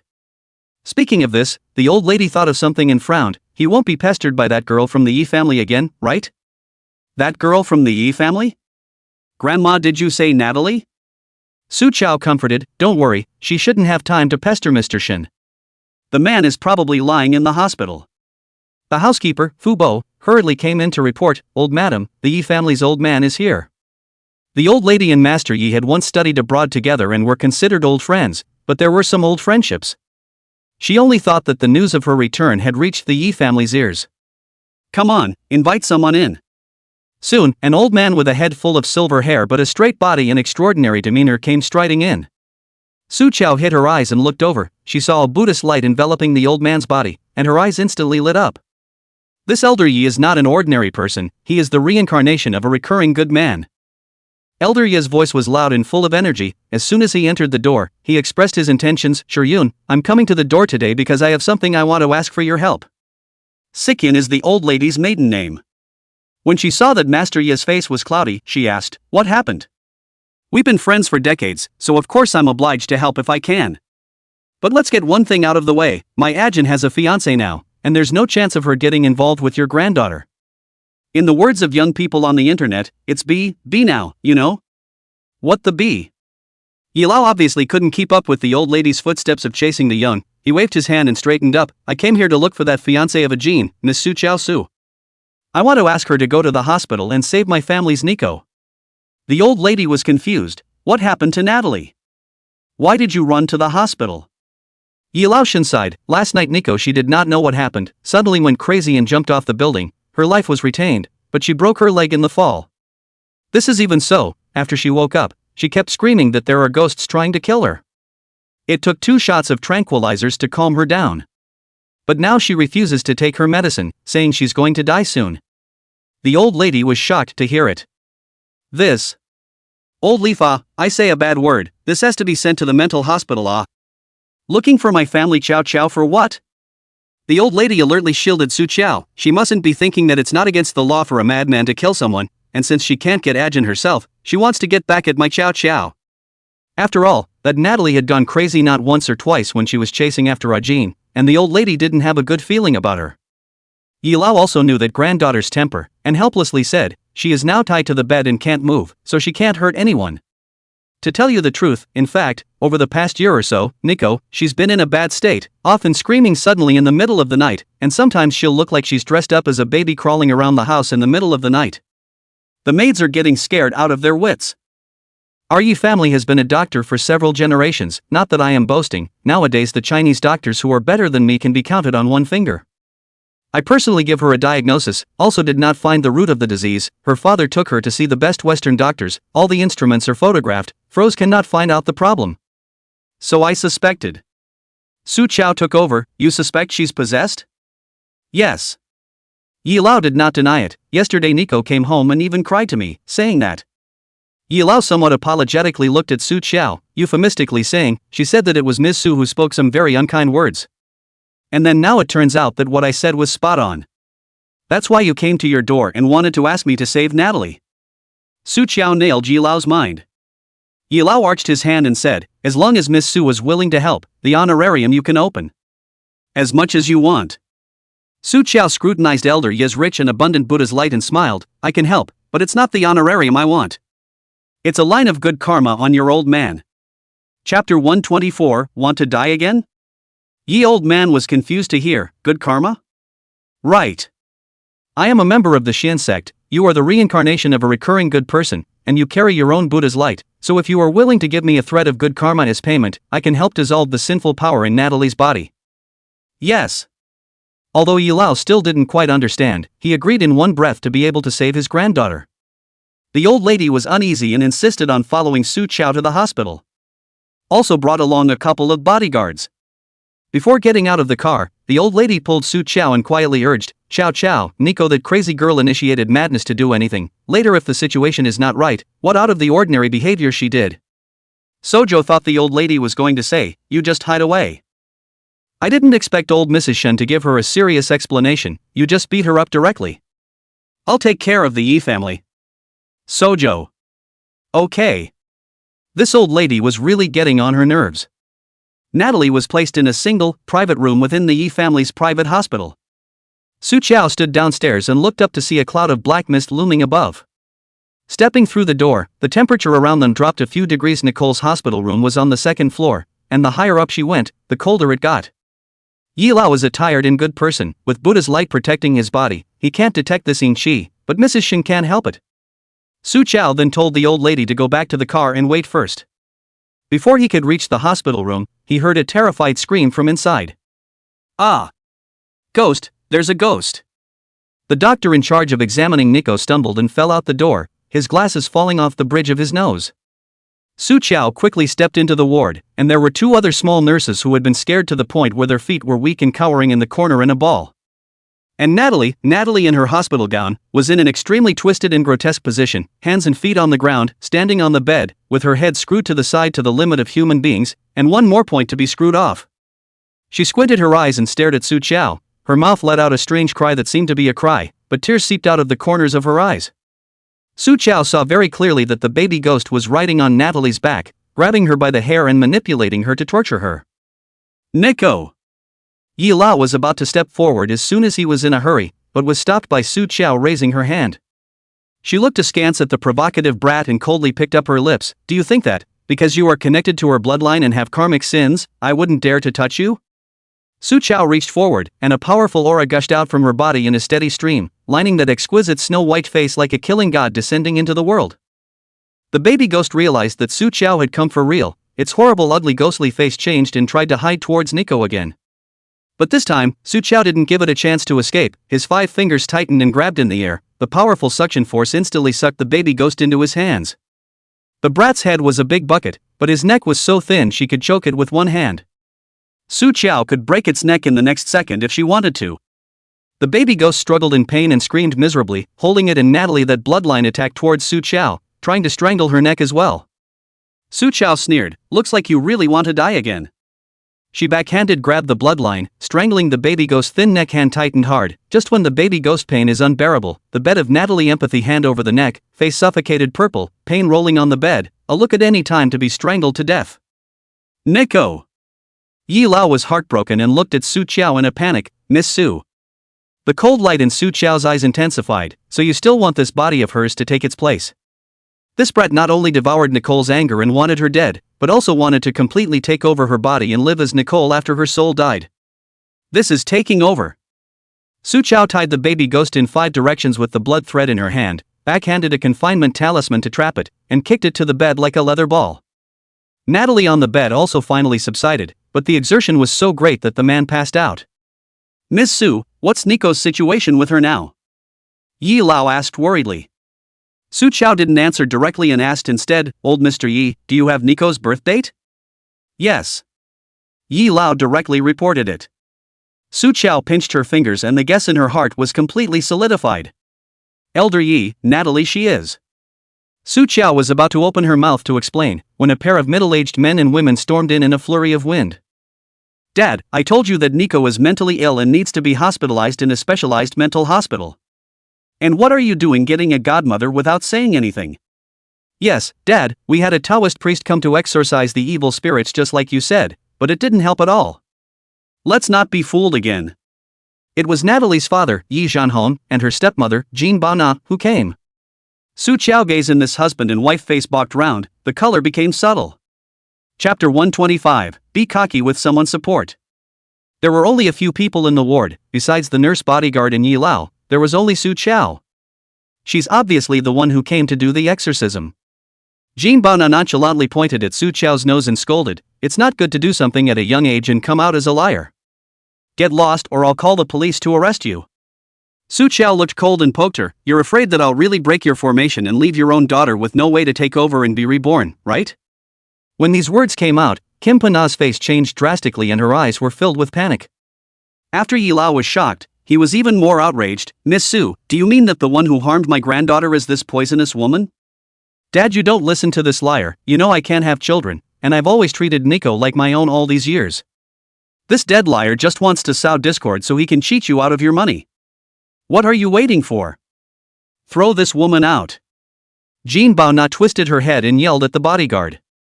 Yi Lao said angrily, "Who dares to move? Dad, you'd better go back to the manor and rest. Just leave this place to us." Jean Baona clearly had no intention of giving Yi Lao face. Yi Zhanhong was even more silent, apparently acquiescing to Jean Baona's behavior. Yi Lao was so angry that his eyes blackened. "Drag this woman out and give me another beating. Dare to go up to my Yi family to cheat money, I think you don't want to live." Jean Baona gave the order in a shrill voice. The old lady left Su Chao with only 2 bodyguards. Jean Baona brought 7 or 8 bodyguards, so there was an advantage in numbers. One of the 5 big and thick bodyguards went straight to Su Chao, reaching out to grab her. Su Chao's eyes were slightly cold and she was about to make her move when she first felt a familiar aura. When she jerked her head up, she saw Shin Xiujin's figure, appearing in the doorway. "Mr. Shen." Su Chao revealed her usual sweet smile, a far cry from the ferocious appearance of catching ghosts with her bare hands just now. Shin Xiujin paused for half a second and moved his eyes away. "Your Yi family, what a big show." He stepped in, and behind him, 2 rows of black-clothed bodyguards dragged the few bodyguards that Jean Baona had brought with her straight out like they were carrying chicks. Su Chao thought to himself, "Big brother, it's still your row that's bigger." Tang Yi respectfully brought a chair over, and Shin Xiujin didn't treat himself as an outsider, much less a junior, and sat down directly. "My Shin Xiujin's fiancé, cheating your Yi family's money?" He supported his long legs, to smile and not smile eyes, fell on Jean Baona's greenish face, straight to see her scalp numb. Who in the entire imperial city didn't know what a ruthless man Shin Xiujin was? Even if you offend the Shin family, don't offend this god of killing. Jean Bana wimped out at that moment and hurriedly shrugged it off. Mr. Shin, it's all a misunderstanding, a misunderstanding. The people under my hand spoke indistinctly, saying that a goddess had come to the hospital to perform a spell on our Nico, and I thought that the old man had been tricked again.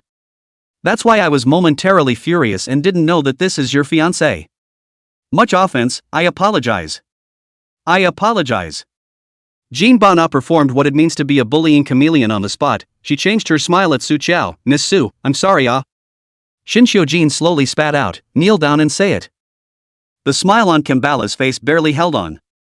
Yi Zhanhong finally couldn't help but speak out. Shin Xiujin, you're going too far. How can we say we're also your elders? Shin Xiujin laughed at the sound of it, and on that handsome and evil face was an unbeatable arrogance. You're only an elder if I recognize it. If I, Shin Xiujin, don't recognize it, what are you? Taking the frame of elders to pressure Shin Xiujin, this Yi Zhanhong is really not too smart. Su Chao silently moved toward Shin Xiujin's side, rubbing against the warmth of his body while sighing in her heart, is this what it feels like to be covered? Honestly kind of cool. At this time the cell phone vibrated. Su Chao touched it out to see that it was a message from the old lady. Baby fairy daughter, I saw that Yi Zhanhong came over with his mistress wife, so I asked Jane to bring someone to back you up. He's coming fast, don't be afraid, with Jane here, be arrogant. Chapter 126, Even Heavenly King Can't Save You. Shin Xiujin. Yi Zhanhong is also a dignified figure in Imperial City, which has been humiliated like this, so angry that the veins on his neck are bulging. Our Yi family is not something you can just bully. I'll call the police right now. I don't believe that there's still no king's law in Imperial City that can rule you. With that, he pulled out his cell phone and was about to call the police. Unconcerned, Shin Xiujin lowered his head and pulled out the gun from his pocket, loading the silencer unhurriedly. Then it depends on whether the police come fast or my gun is fast. As he spoke, Shin Xiujin had already aimed his adjusted gun at Yi Zhanhong. Yi Zhanhong swallowed fearfully and forced himself to calm down. I am the chairman of Yes Pharmaceutical Group, I don't believe you dare to. Without waiting for him to finish his sentence, Shin Xiujin pulled the trigger, telling him with facts whether he dared or not. Bang! The bullet grazed past Yi Zhanhong's ear and shot into the wall. Yi Zhanhong followed and shivered. The ward was dead silent. Shin Xiujin infinite regret, tch, biased Yi Zhanhong's face went white. Shin Xiujin is a madman, he really dares to shoot him. Second master. Jean Bana completely no afraid, busy with a smile to plead for her husband. It's my fault, I apologize to Miss Su, I kneel. Alright. Yi Lao had seen enough of this farce and finally spoke out, his tone netted with helplessness as he met Shin Xiujin's gun and slowly stepped out. Jean, can my old bones curry a few points at your hands? Shin Xiujin looked at the old man with white hair in front of him and didn't say anything, but the gun in his hand was lowered. Obviously this face, he gave. Today it was me who invited Miss Su here. Nico is my only granddaughter, and with her current state, I'm willing to try any method. Yi Lao looked towards Su Chao and pleaded, Miss Su, if you can save her, please try your best. Dad. Shut the hell up. Jean Bana still wanted to dissuade her, but was given a fierce glare by Yi Lao, either stand here and watch, or get the hell out of here. Shin Xiujin's bodyguards were beside him, each one was like a cold-faced killing god, so Jean Bana could only swallow her breath even if she was unwilling to do so. All obstacles cleared, Su Chao walked towards the unconscious Natalie in the hospital bed. She swept her eyes at the infant ghost bound into a dumpling in the corner and told Yi Lao, Nico has been haunted by the infant ghost for too long, part of it has already fused with Nico, forcibly destroying the infant ghost will also hurt Nico. I need to enter Nico's spirit stage first to get rid of the evil chi in her body. Good. Elder Yi naturally agreed with his mouth full. I will see her memories when I enter her spirit platform.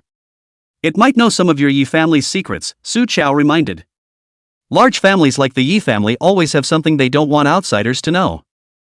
Elder Yi has lived a life of candor and fearlessness. It's okay, Miss Su, just follow your law. Su Chao nodded, her remaining light sweeping over Yi Zhanhong's face that had done something wrong. He wanted to stop, but he was crushed to death by Shin Xiujin's aura and didn't dare to move at all. Su Chao stretched out his hand and grabbed Nico's skull, and his spiritual sense flowed into her like gurgling water, opening Nico's spiritual platform. 2 minutes later. Wah! Natalie flopped down on the side of the bed and opened her mouth wide to spit out a large pool of black water. Yi Lao was too late to be horrified, only to see that the black water looked like it was alive, and swam quickly to the other side of the bed in full view of everyone where the pent-up baby ghost was. The baby ghost was terrified, twisting and turning to hide, but it was locked in place by the talisman, so it could only watch the puddle of black water burrowing back into itself, and almost at the same time, the line of kinship between it and Natalie was completely severed. Su Chao opened her eyes at the same time, and for a moment, the whites of her eyes were engulfed in blackness, quickly returning to normal. The baby ghost got all the power at this time. Knowing that Su Chao wouldn't let go of herself, she opened her mouth wide to reveal a mouthful of sharp teeth, and screamed miserably, "Mommy, save the baby." Su Chao snorted coldly, "The heavenly king can't save you even if he comes." She drew out a heavenly thunder talisman and was about to split the soul of this sinner.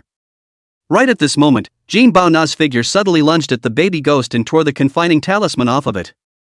Run! Apparently the mom this baby ghost is talking about is Kim Pa-na.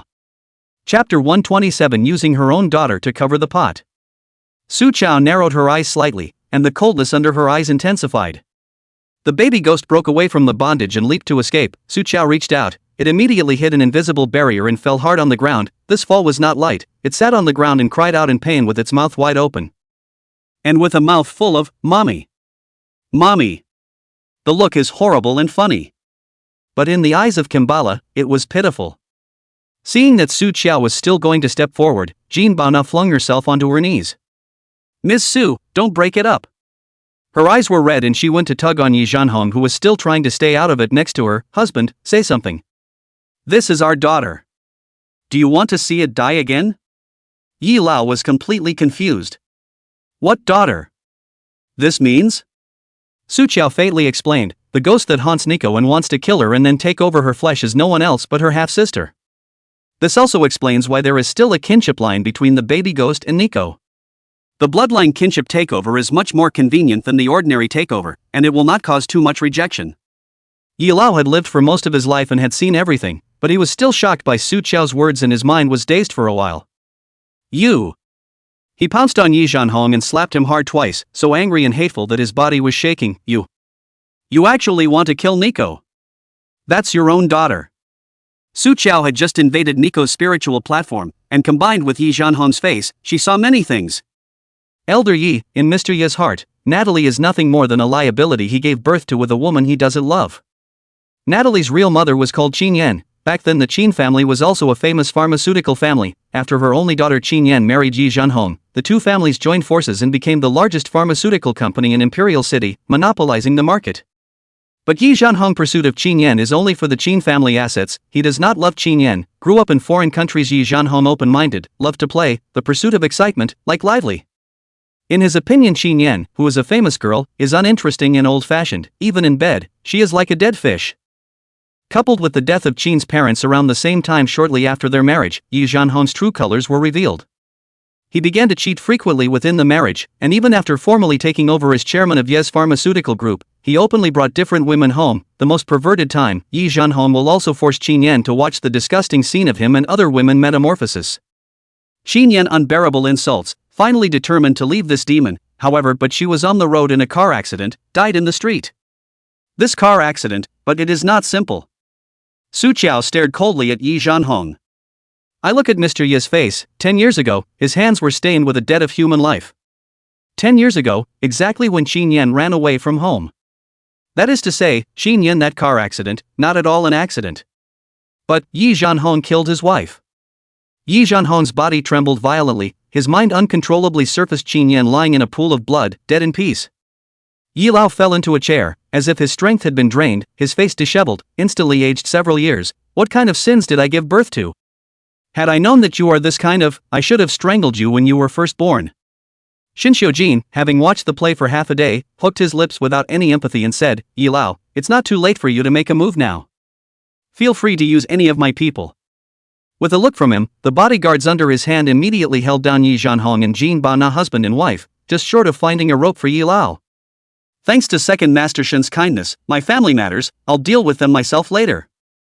Yi Zhanhong was already too lazy to look at this son who was worse than a pig or a dog one more time. He forced himself to calm down and only asked Su Chao, Miss Su, tell me what happened to that ghost that haunts Nico again? Oh, that's because Yi Zhanhong himself is a stupid person and is not right-minded and eager for success. In order to make the company's business prosperous and flourishing, he sought an evil prescription from the South China Seaside to raise a small ghost. Usually the newly formed fetus is refined into a child, placed in the home, blood, and various offerings. Letting the little ghosts help fulfill the wishes of the heart. It would be even better if they could use a fetus that is related to the original owner by blood. Speaking here, Su Chao glanced at Jin Ba Na, who was kneeling on the ground, her face deathly white, and coldly said, Mrs. Yu was able to successfully rise to the top from a pile of wildflowers precisely because she took the initiative to sacrifice the fetus in her stomach. The baby ghost behind Kimbala had crawled into Kimbala's arms and curled up into the position of a baby in its mother's womb. A monstrous and horrible look like that was still adorable to Kim Pa-na. She stroked her child and burst into tears. After all these years, why wouldn't she regret it? The then 9-month-old fetus, obviously healthy, was forcibly cut open and taken out, and she personally strangled her own child with the umbilical cord. Chapter 128 The 9 Good Men. Even without my child, Nico, she won't live long. Jinbana's hair was disheveled, and those scarlet eyes filled with hatred stared at Su Chao dead in the face. If it wasn't for you. In 2 more days, after Nico's death, my child would have been able to be reborn with her body. Yi family, not a single loss. Ridiculous. Su Chao rebuked angrily in a cold voice, do you think a ghost fetus can be reborn so easily? Even if it is reborn with Nico's body, do you think it can live like a human? A body that has lost its original owner's soul and is forced into another soul, even if there is a blood relationship, the two are hardly compatible, it will only suffer and die again. Originally, because of your children's tragic deaths, they would have the mercy of the heavens, and in their next life they would be able to be cast into a rich and noble fetus and live their lives in peace. Now you guys favor to go against the way of heaven, and for the rest of your lives, your children can only be reincarnated in the way. No. No way. Kim Pa-na had a hard time accepting this and screamed, no way, you're lying to me. My child won't be a. Su Chao only felt that this woman had gone crazy, but the culprit was Yi Zhanhong, who never dared to say anything to face next to her. How many fortunes that should not have been asked for, one has to pay the corresponding price. Logically, the backlash should have fallen on Yi Zhanhong, who would have suffered from an incurable disease and died in agony this year. But in order to protect himself, he forcibly switched his and Nico's 8 characters, allowing his own daughter to take the fall for him. Su Chao's eyes were cold, and she said word by word, so this year, Nico will definitely die. These words smashed down, so that people could not bear to look at the absurd and cruel truth as a loud slap, ruthlessly smacked in Yi Lao's face. You! I will kill you today. His blood rushed straight to his head, and he didn't know where to generate the strength to violently rush forward to take the gun in Shin Xiujin's hand. Shin Xiujin was more than cooperative and handed it to him directly, even thoughtfully opening the safety in advance. Su Chao's face changed slightly when she saw this, and without thinking she rushed up and grabbed the muzzle of the gun. Elder Yi, you can't be stained with blood.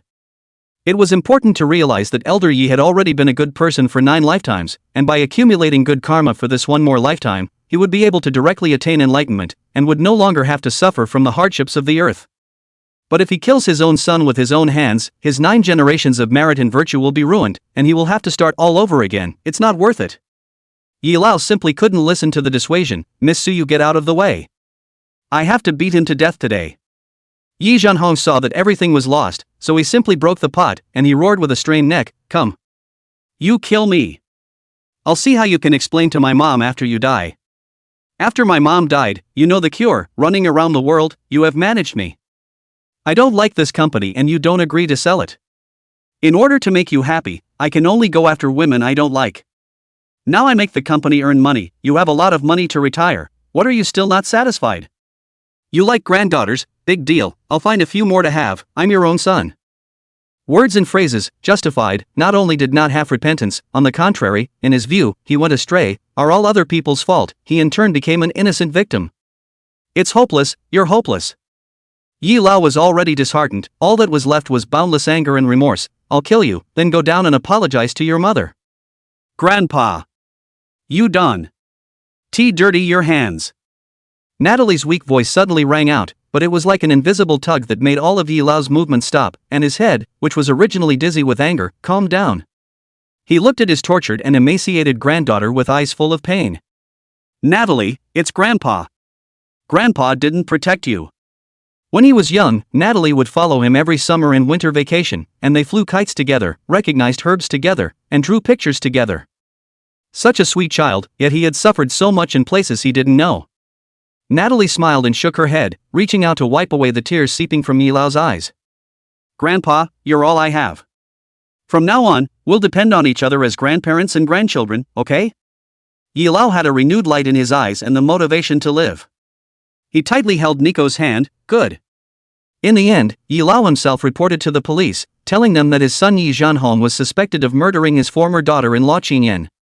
As for Kimbala, she refuses to let the baby ghost go, becomes insane and seizes the door, and as she descends the stairs, the baby ghost in her arms jumps up violently and pushes her down. Kimbala rolled down the stairs and broke her spine on the spot. And the baby ghost was lying on her stomach, scrunched up in a ball, with a cruel and innocent smile. Mommy and baby will never be separated. Chapter 129. Born Bad. In the eyes of an infant ghost, there is no good or evil, no distinction between life and death. All he knows is that he can be with his mom forever. Su Jiao stood upstairs and watched as Kimbala's body was carried away. Her hand was still in a bent position, shielding the baby ghost in her arms. Instead of resentment, there is a sense of relief in Campbell's. Su Chiao suddenly remembered the image from many years ago. The not quite 3-year-old toddled into a room that didn't see the sunlight and handed the woman on the bed the flower she'd picked, a smile on her little face. Then the flower was torn apart and fell on his face. The smile turned into a bemused panic. The woman's pale, haggard face forced its way into view and said viciously, "How dare you spoil the flowers? You should die." Heart, suddenly a little hard. "What are you crying about?" Shin Xiujin stood beside her, his voice low and cold. The hostility in his bones couldn't be concealed, and he never did. Su Chao turned back around, and as an afterthought, she raised her hand to touch her face and literally felt the watermarks. She actually cried? Su Chao stared at the bit of wetness on her fingertips and froze. She can pretend to cry and do drama, and force herself to shed tears through physical stimuli, but she has never really cried. Ever. Shin Xiujin. Shin Xiujin had just pulled out the cigarette case from his pocket and lowered his head to bite one in the corner of his mouth when he coldly heard this even-named bang. Pretty bold. Without waiting for him to snap, his hand was suddenly pulled by Su Chao and pressed straight to the left side of her heart. Shin Xiujin's expression froze for a moment at that time, and he coldly lifted his eyelids, only to be met with a pair of slightly reddened and overwhelmed eyes. "Here in my heart, it's suddenly a little hard. Can you feel it? What's happening to me? Am I dying?" Underneath the palm is a soft touch, and a heartbeat so slow it can barely be felt. Shin Xiujin. This woman's doing it again. Obviously seducing him, using the stupidest excuses, and, on the contrary, showing the purest expression. The annoyance and a certain evil fire in Shin Xiujin's heart was aroused, but it was quickly washed away by the surveillance images that flashed through his mind. He drew back his hand with a grimace. "You're going to die by my hand." Sojo? What had she done to piss him off again? Yi Lao walked out from the ward behind him. "Ms. Su, thank you for saving my Natalie. What kind of good karma did you say you would take as payment? How can I give it to you?" "You relax, I'll just take it." Su Chao stretched out her hand and used her index and middle fingers to draw a strand of good karma from Yi Lao's brow and put it into herself. The body, which had been somewhat exhausted, was instantly nourished. Her entire being was a bit more refreshed, and her eyes briefly added a couple of glints. "Many thanks. I'm the one who has to thank you." Yi Lao had experienced too much today and sent his black hair in vain. In just a few hours, he had emaciated quite a bit. He looked to Shin Xiujin. "Second master, can I take a step to talk? I have something I want to talk to you about." Shin Xiujin considered for 2 seconds and followed Yi Lao to the downstairs garden for a private chat. When the duo left, the warmth in Su Chiao's eyes faded, and she pushed open the door to the hospital room again. Natalie was drinking kanji, heard footsteps, raised her eyes, saw that it was Su Chiao. She softly said, "I have to thank you today, Ms. Su. Thanks to you for saving me." "I'm not trying to save you, I just want to get paid by your grandfather." Su Chiao stood at the end of the bed, her eyes cold as she looked at the soft Nico on the hospital bed. "You also don't even deserve to be saved by me." While invading Natalie's spirit stage, Su Chiao saw many things.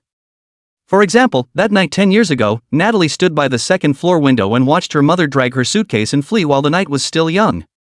And with a gesture that was so calm that it was scary, she took photos and sent them to Yi Jianhong, while calling him to tell him, "Dad, Mom is trying to escape."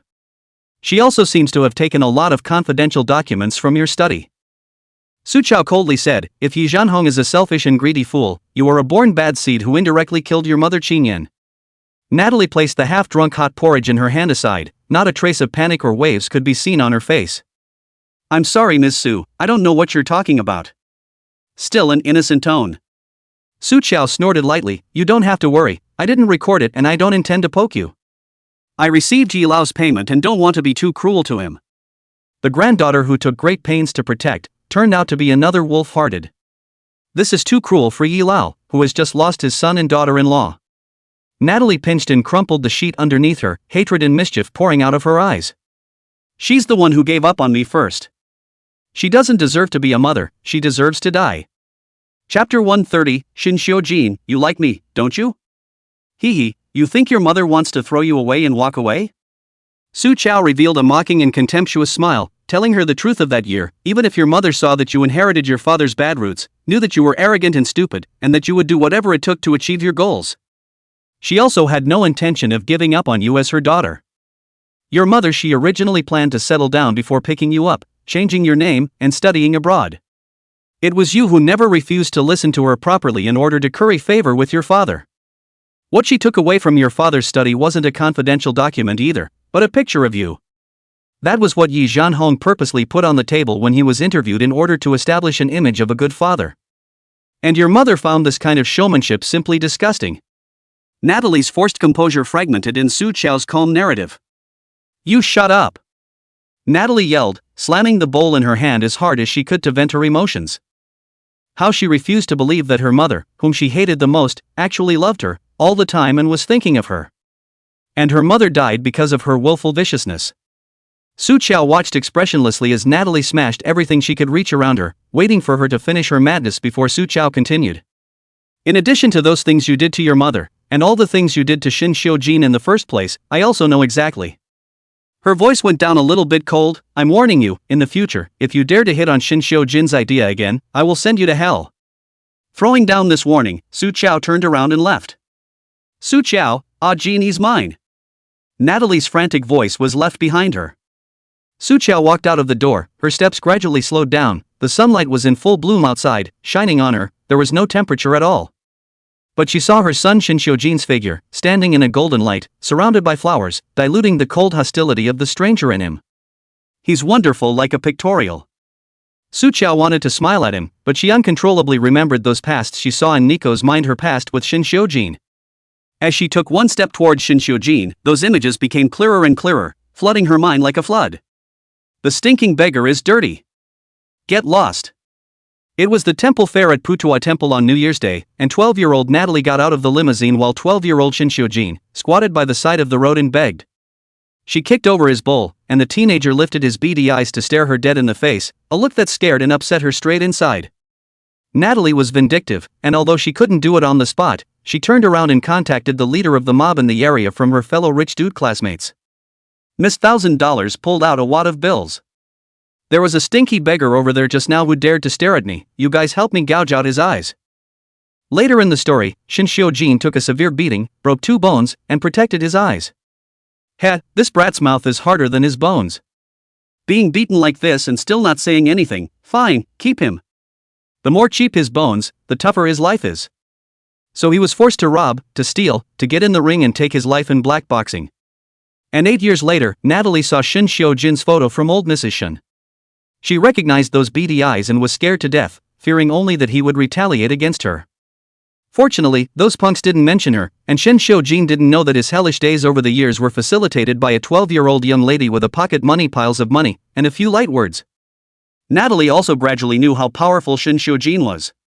She was obviously the only daughter of the Yi family, but she wasn't favored at all, so she needed Shinshio Jin, a ruthless character that everyone feared, as a knife in her hand. Natalie began to curry favor with Shinshio Jin, approaching him in all sorts of ways like a licking dog. She brought him boiled soup, deliberately revealing her scalded hand. It took her 3 years to finally get into Shinshio Jin's eyes. She tried to use this knife, but did not expect him than she imagined, more crazy and more horrible. On that night, she saw the darkest side of Shinshio Jin, watching how he personally tortured his former enemy. Natalie was scared to vomit. She was more afraid that Shinshio Jin knew the truth about that year, afraid that the next one to be skinned by him would be herself. She tried by all means to find those punks back then, but none of them. All seemed to have suddenly evaporated, leaving not a single message. Natalie had spent most of the year in fear, avoiding Shinshio Jin like a snake. Later, she found that Shin Jin also did not find the door, so she gradually put down her heart, and Shin Jin's power is getting bigger and bigger. Nico also want to get this man even more. Memories end here. Su Qiao also walked to Shin Jin. I don't know if it was because of that strand of good karma. Su Qiao felt that her heart, as if it had a trace of temperature that shouldn't be there, fried out 3 degrees of bitterness. Shin Jin. She reached out her hand, gently hugged him, and whispered, "Don't you like Nico, you like me." Chapter 131, It's Too Late. Shin Jin was standing under the sun, quietly being held by her. It wasn't until today that he finally realized the detail that he had overlooked. Her body seemed to be perpetually cold. Like someone who's been dead for days. The skin was also pale beyond recognition, and the eyes, which only glowed when they looked at him. I just don't know that light, is it for him? Or to use him? Shin Jin lifted his hand and slowly stroked it down from the top of her hair along the silky black hair, landing on her fragile neck. Su Qiao. He pinched her, hooked his lips and smiled, but there was no warmth in his eyes as he leaned over and asked lowly in her ear, "And what's the difference between you and Natalie? Are you better at pretending than her?" Su Qiao's body stiffened, vaguely realizing that something was wrong. Without waiting for her to think about it, Shin Jin suddenly yanked her and dragged her towards the car waiting on the side. He threw Su Qiao into the passenger side and got himself into the driver's side. Su Qiao hadn't fastened her seatbelt yet, and Shin Jin had already slammed his foot on the gas. The car rushed out as if it were flying close to the ground. Su Qiao was almost thrown directly on the car window glass. She pulled the armrest, looked at the higher and higher speed of the car, and then looked at Shin Jin's gloomy side face. Realizing the gravity of the situation. Shin. She just opened her mouth, the window next to her was lowered, the rapids filled her mouth, and the wind blew on her face like a knife. And the knives are getting sharper and sharper, and Shin Jin is getting madder and madder. The car in the road wildly, his face obviously no expression at all, that pair of black sunken eyes, crazy bloodthirsty nature but a little bit diffuse open. He was even smiling, like the most dangerous and demonic poppies. Su Qiao, die together. Ahead is the cliff. The car is not slowing down at all. Su Qiao's entire face stiffened by the cold wind, and her scalp was forced to tingle by Shin Jin's madness. Enough! Unable to resist, she unbuckled her seatbelt and lunged for the steering wheel. Shout! The car was finally spun around as it approached the edge of the cliff, finally coming to a dangerous stop less than a meter from the edge of the cliff. Su Qiao pushed open the car door, her stomach turned over, so hard that she wanted to vomit. The next second, however, she heard 2 familiar voices. Little Joe. Auntie. Su Qiao's entire body was bad. Stiffly turning around, he saw a row of black-clothed men wearing ghost face masks standing on the empty wilderness. And her sister Su Qian, whom she hadn't seen for a long time, and her daughter Jia Jia, whom she regarded as her lifeblood.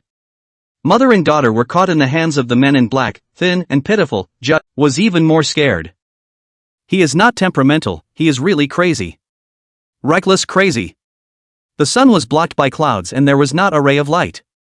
As soon as Shin Jin raised his hand, the sharp knife reaching for Jia Jia stopped and was replaced with 2 pieces of black tape, sealing the mouths of Su Qian's mother and daughter. Under the overcast sky, the man's entire being was cold, his temperatureless gaze like the sharpest of thin blades that was scraping her alive piece by piece. Su Qiao, I'll ask you one last time. Shin Jin's jaw tensed, his low voice was drenched in coldness. Why are you close to me? Before Su Qiao had a chance to speak, her cell phone rang first and a call drilled in. It's the number of the curved senator. But this was really not a good situation to answer the phone, and she cut it off, but the other side persevered and called again. Shin Jin opened his mouth word by word, answer it and turn on the amplification. Otherwise I'll chop up the mother and daughter now. Su Qiao could only answer it stiffly, while turning on the amplification. Senator Chu's anxious voice immediately came out. Xiao Qiao, there's something I have to tell you. The restaurant we went to yesterday, the owner is Shin Jin. I only just found out. Sojo. Is this the ing money power of the rich? Chu Samson is still over there eagerly reminding her, our conversation at that time should have been captured by the surveillance, the kind of surveillance with radio. I'm afraid Shin Jin will know. You stabilize Shin Jin, I'm going to deal with the surveillance now. No need. Su Qiao looked at the man in front of her, pulled the corners of her mouth, and said with a tired heart, it's already too late. Chapter 132 Don't live if you're dead. Senator Chu on the other end of the phone realized something and his tone became worried. Shin Jin has already approached you? Or is he just around? Don't be afraid, send me a location, I'll immediately. Sojo hung up straight away. It was as quiet as a graveyard all around, and the air was thick with death. This is the graveyard Shinshojin prepared for her. And Shinshojin stood in front of her, dressed in black, like a god of death descending to earth. What else is there to say to lie to me? Finish it before you die. He stared straight at her, clearly smiling, but Su Chao could feel his violent anger. That is the anger after being deceived and betrayed again and again. Piled up into a mountain and exploded at the touch. He was so wounded that he could no longer be wounded, and he had been grassed up. Su Chao didn't know why, but it was a little hard on her heart. Ye old man gave that line of good karma in the end. What in the end, let her whole heart become so strange ah. Su Chao held out her hand, can I borrow your lighter? Shinshojin stared at her in silence for a few seconds before finally taking out the lighter he had with him and tossing it to her. He wanted to see how many more tricks she had up her sleeve. Sojo rubbed the lighter, the flame came out and she put her hand on it. 1 second, 2 seconds, 3 seconds. The skin on her hands was burned red, yet Su Chao was unresponsive as if she couldn't perceive it. Shinshojin's face was slightly stagnant. I didn't lie to you about one thing. Su Chao looked into his eyes and slowly revealed a smile. I really, more than anyone else, want you to live well and need you more than anyone else. Because only by your side, I can feel a little temperature. Pa! Shinshojin's face was grim as he slapped the lighter out of Su Chao's hand, while the piece of skin on her hand was already on the verge of being burned. Body, so cold, so cold. Su Chao, under the trend of instinct, walked towards Shinshojin, towards the warmth she craved. Shinshojin, hug me before you kill me. It's so hard to live. The vision in front of her eyes began to drift, and before Su Chao closed her eyes, she remembered the old face of her master, Taoist Master Xuanxu. Stinky old man. Shinshojin, not at all good to get along with. She muttered and cursed, I wanna not die, go back to the raw and pluck your beard. She was so warm knowing that Shinshojin had caught her. Su Chao only felt tired. Just die and be done with it. It's too hard to be human. Don't live. Shinshojin stared closely at the unconscious little woman in his arms. Her face was so pale that it was as if she was transparent, and her body was cold. As if she was already dead. Second Master. Tang Knight took off the mask on his face and came forward to ask for instructions. Do we still have to continue to dig a pit to bury Su Qian's mother and daughter? Shinshojin coldly swept a glance at him and expressionlessly picked up Su Chao and directly got into the car. The black sedan turned around and sped away, leaving Tang Knight in a mess of dust. Brother Knight, are the people still buried? The men came forward for instructions. The pit is dug, it would be a waste not to use it. Tang Knight gave him a breathless glare, then refill it. The second master has carried the person away, that still can't show the attitude. This is the first woman who, on the brink of death, not only got her life back, but also brought her whole family to shore. Tang Knight stood in awe of Su Chao. Not bad for a woman in the metaphysical field, bull. Sojo had a nightmare. In the dream she was walking in the freezing cold. There was a fireplace just in front of her, seducing her, but she ran forward and reached her hand over to roast the fire, only for the fireplace to run forward as well, and she couldn't roast it in any way. And the reality. A sleepy Su Chao uncooperatively knocks over the medicine tray for the fourth time as the nurse treats her wound. The hand that was almost cooked stubbornly reached out to Shinshojin, who had his hands in his pockets and was as indifferent as the flower of the high ridge. She mumbled, bake me. Shinshojin. What the kind of bird language is that? He casually ripped off his tie and tied Sojo's arm directly to the chair, and tied it in a dead knot. That done, he stepped back in disgust, swept his eyes over the dumbfounded nurse, and spat out with thin lips, continue. Nurse. Okay. Come on, let me in. My baby apprentice is in there, she needs me wow. There was a sudden noise from an old man outside. Shinshojin frowned and opened the door to go out, just to see an old man with a Taoist priest's hair but wearing various big logo luxury hipster brands clamoring to come in outside. That picture is really hot. Shinshojin impatiently said, throw it out. The two bodyguards immediately picked up the old man's arm and were about to drag him out. Don't. Shinshojin. You are Shinshojin, right? Egu, you've grown so big, we've met before, I'm Taoist Master Xuanxu. Taoist Master Xuanxu rushed to climb the relationship. 20 years ago when your parents brought you to the mountain to burn incense, I was the kind and lovely Taoist master who sold you incense. Shun Xiujin. Daoist Xuanqiu laughed out of the folds of his face, thinking about it, isn't it? Shin Xiujin, throw it out and feed it to the dogs. Daoist Xuanqiu? Chapter 133, Playing Pure Love. In that car accident 21 years ago, his father was blown up on the spot, and he has no memory, living outside for 14 years. As for his mother Year Frost 2, do not know by Shin Shangzong that old thing with what method to keep the life, now do not know where to lock. This old man, however, said that he had seen the three of them as a family 20 years ago see the ghost. Since he was tired of living and looking for death, he didn't mind giving him a ride.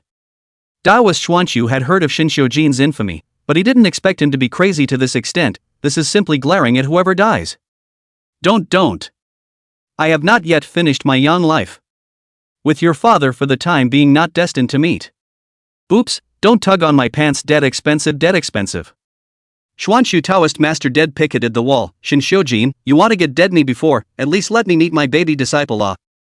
Shin Xiujin glanced sideways at Su Chao, who was still sleeping in the hospital bed behind him. Suzhou, is your disciple? Yes, and I'm the one who told her to come down to you. Shin Xiujin's cold and demonic face could not be seen to be happy or angry. He opened his long legs and walked step by step to Daoist Xuanqiu's heel, that overwhelming sense of oppression laying over his body. Shin Xiujin smoothly drew his short knife from the side of the waist of the bodyguard next to him. The sharp blade that glowed with cold light crossed the Xuanqiu Taoist master's neck, and even more deadly and colder than that, was the man's low and ghostly voice. Say, why did she come to me? Su Chao's eyes snapped open. After treating her wounds, the little nurse who was about to leave was caught off guard when she met Su Chao's eyes, but she screamed in horror and fell to the ground as if she had seen a ghost, retreating back and forth. Your eyes. Su Chao sat up. Her body was so cold that she didn't have the strength to comfort the suddenly frightened little nurse. She just turned her head to look at the mirror next to her. In the mirror, his own face is pale, his long hair is scattered, and the most bizarre thing is that the eyes were originally indifferent and clear as fog, but now they are all black and there is no white of the eyes. But only for a few seconds before Su Chao watched herself in the mirror return to her former self. She exhaled. Looks like he's being haunted by something unclean as well. Don't be afraid, I was born with this problem, I just woke up. I'm not a ghost, I'm just an ordinary person with a weak body. Su Chao perfunctorily comforted the frightened little nurse, and with a smooth tug, directly yanked off the costly tie that bound him. The little nurse, who had just climbed up, was so shocked by this scene that she sat back on her. But again, was this the kind of strength that a frail ordinary person could possess? Su Chao still remembers that before she passed out, her sister Su Qian and her daughter Jia Jia were in Shin Xiujin's hands. Since she didn't die into it, she had to protect them. Su Chao pulled open the door of the room and walked out not 2 steps before being blocked by 2 black-clad bodyguards wearing ghost masks. Su Chao was too lazy to talk nonsense. I want to find Shin Xiujin, either you guys take me there now, or I'll beat you guys up and you guys take me there. The 2 bodyguards exchanged glances, contemptuous and amused, clearly not taking this weak-looking woman in front of them seriously. Looks like you guys picked the second one. Su Chao moved his muscles and was about to make a move. Miss Su. Tang Yi's figure hurriedly arrived, and once he took a look at Su Chao's situation, he busily stepped forward and said, "You calm down. There's something to be said." The word "well said" hadn't even left his mouth. Su Chao took advantage of the 2 bodyguards being distracted by Tang Yi to slash one with one hand, directly splitting the 2 6'8" hulks unconscious with his bare hands. Where's Shin Xiujin? She raised her eyes to look at Tang Yi, who had arrived at her heels, her brows carrying a chilling aura of her own. Tang Yi looked at the 2 bodyguards who fell at his feet, knowing that the next one would have to be his turn. He swallowed his saliva and pointed his finger upstairs, but what came out of his mouth was, "Miss Su, we can't disclose the second master's whereabouts. Or the consequences will be very serious if the second master finds out." Sojo. Thanks a lot. She passed by Tang Yi and slashed him unconscious with a smooth slap as well. There's only 1 floor up there, the roof of the building. And on the entire roof, there's only 1 room. Su Chao could feel Shin Xiujin's aura, and the closer he got to that room, the heavier it became. No need to giggle at the sight of this dog man now that he's torn up. Su Chao broke the pot and thought, first forced Shin Xiujin to release Su Qian mother and daughter, then directly knocked out and tied back. House arrest for a year, forget. It's not like she can't fight it off if she gets a bit of heavenly punishment. Play some pure love play, this dog man is allergic to love. Thinking so, Su Chao kicked open the door of the room. However, the unexpected scene in front of her made her stop in the doorway. her expression becoming extremely complicated. Old man, what are you doing here? Chapter 134, The Lack of 7 Emotions. And at this moment, Shinshojin was sitting on the sofa, slightly tilting his head and resting his eyes with his eyes closed, his two long and tight arms resting casually on the backrest. Behind him stood none other than the doggy-faced Taoist Xuanxu, attentively pressing Shinshojin's shoulders for him. This gives Sojo the whole won't. What's the situation? Baby apprentice brother, you've come just in time. Taoist Master Xuanxu looked up at Su Qiao with a smile. I just explained the misunderstanding between you two to Mr. Shin. Sojo? She watched with a puzzled face as Taoist Master Xuanxu walked over, tugged on her arm, dragged her raw next to Shinshojin, and pressed her hand on her shoulder, forcing her to sit on her butt next to Shinshojin. Although the warmth of the man's body was extremely seductive, Su Qiao soberly restrained herself from pouncing on him and instead moved to the side, her entire body almost shrinking to the armrest of the sofa. She had to remember that she'd come to break the bank. Shinshojin swept his eyes at the growing distance between the two and snorted lightly. Aya, don't be grumpy. Taoist Master Xuanxu pestled in the middle of the two, at this time living like a matchmaker who protects the matchmaker. He glared at Su Qiao angrily. Silly apprentice brother, why don't you tell Mr. Shin that he's the one you're destined to be with? And only he can warn you. Sojo. She wanted to say that this trick was no longer useful and couldn't fool Shinshojin. However, before he could open his mouth, he was first secretly pinched by Taoist Xuanxu. Look, you have privately collected so much information about Mr. Shin, and you have written him so many letters that have not been sent out. Why won't you say anything? Sojo? She followed the direction of Xuanxu. Taoist priest signaled to look over. She saw the front of the coffee table spread out hundreds of handwritten letters, all of which are fleshy and incomparable, thinking of spring confessions. Taoist Xuanxu was serious. Do you dare to say that this is not written by you with lights and oil? Sojo. Indeed, she wrote it. But this is a ing Xuanxu Taoist master, that old man secretly in love with the Taoist nun on the next hill, and because of his own word is too difficult to read, coercion to let her help copy. The result is that in the end all the letters were returned. That above even punctuation are from the Xuanxu Taoist. Long to see the 1,800 books, the ancient early dog blood sadistic romance novels. Shinshojin casually picked up a page and playfully read out the contents of the above. Complained for a long time, hoped for a long time, waited for a long time. But still, thank God, let me have you. This love at first sight, can complain, can hope, can wait for the person. Otherwise, life would be like a dry well, uninteresting. Sojo. Thanks, toes are starting to get tired. The classic line of this doggerel mini language. Obviously, Shinshojin doesn't read romance novels. Because Su Qiao heard him ask suspiciously and disgustedly, what's in your head? Su Qiao, who originally wanted to break the can, suddenly felt that the can, it seems, is not so broken. She bit her lower lip lightly and instantly switched into aggrieved and helpless, but I won't say anything, stoic mode. Su Qiao tore up a strand of the pile of paper on the table and threw it all into the trash can next to him. It's safer now. Then she rubbed her eyes and looked at Shinshojin again, her eyes glistening with tears, soft and resigned. Mr. Shin, if you still refuse to believe me and really want to kill me, then you kill me. I will protect you even if I turn into a ghost, as long as you spare my sister and the girls. Sent it back. Shinshojin interrupted her inaudibly. Sujo half expected. Really? Shinshojin's long eyebrows were slightly raised. What? You wish to hear me bury them? I know you won't. I'll go check on them.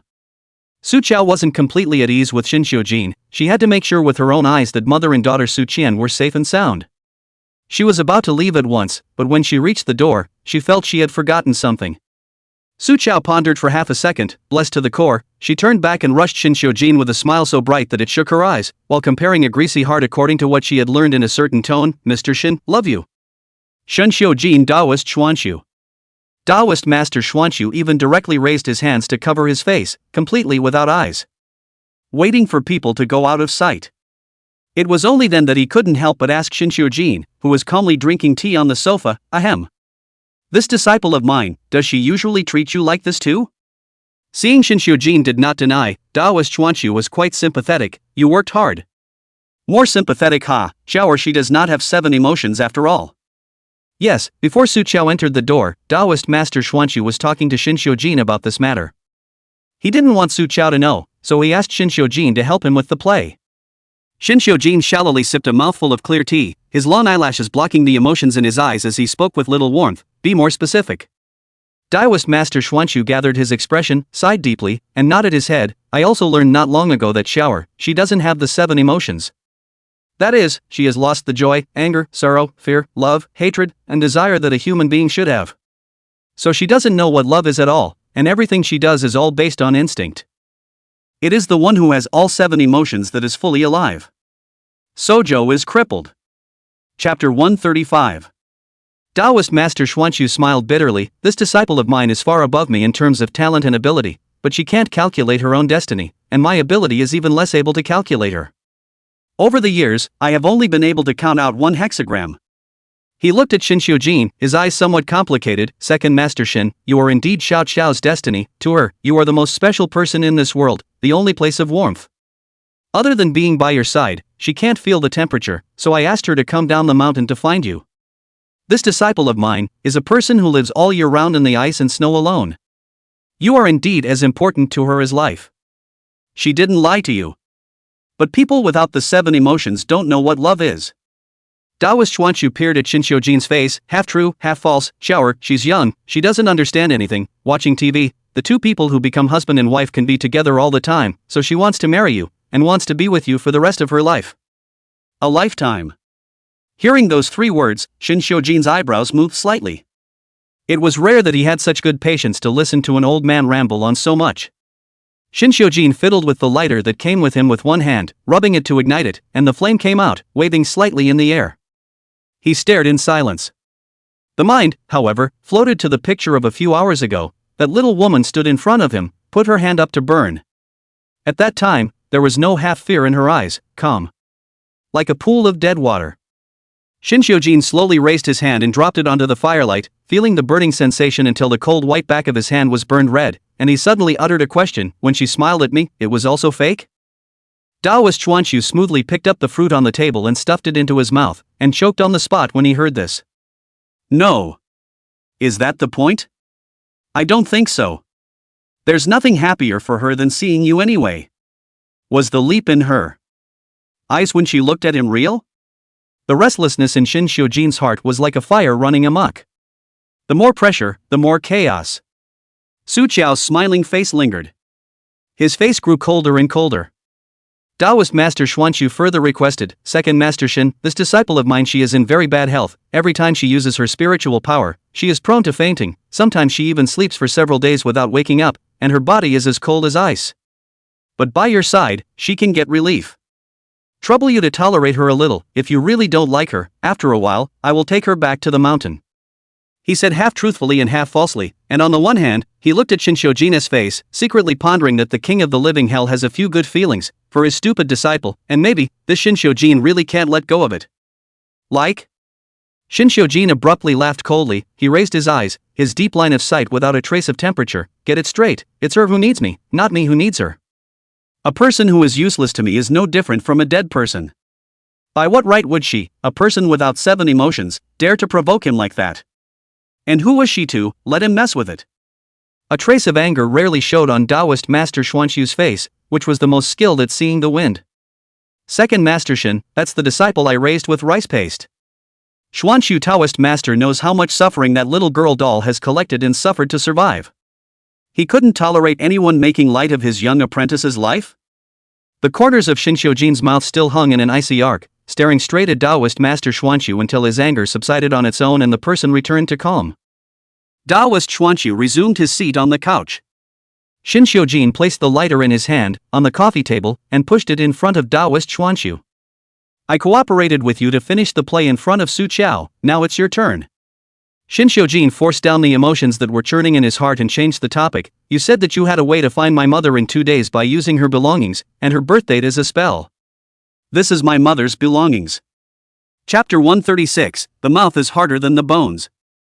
The old man had some skill, being able to accurately figure out that he had been in a feverish coma for one night on the night of June 4th, 20 years ago. According to Taoist Xuanxu, it was that night that Shin Xiujin burned his soul out of his body. At that time, Shin's father, who couldn't worry about his son remaining on earth, and his mother, Nianfenji, who had become a vegetable and whose soul had wandered out of her body, found him together. They then took 7-year-old Shin Xiujin on a tour and ended up on Yun Qingshan. So Taoist Master Xuanqiu had indeed seen the 7-year-old Shin Xiujin. Only see his soul. Shin Xiujin was born with a pair of thin eyes, the ruthlessness that he was raised with all melted under his eyes. He stared at Taoist Master Xuanqiu and slowly said, "I'll give you 48 hours, and if I can't find out, I'll bury everyone in that Taoist temple of yours. Along with your precious disciple Su Qiao, all of them will be buried in cement and sent to meet your bodhisattva." Sweat came down on Taoist Xuanqiu's forehead. He also counts people who have seen the powerful and noble, and he has not seen such a horrible Shin Xiujin than in the rumors. Before letting Taoist Xuanqiu leave, Shin Xiujin made him swallow a pill. Without an antidote in 48 hours, you'll die of intestinal collapse. Xuanqiu Taoist. Even Hades had to tattoo this kid on his back. Taoist Master Xuanqiu walked to the door and once again turned back, reminding in a tone of voice, "Second Master Shin, don't forget what you promised me, don't let Xiaoer know the truth."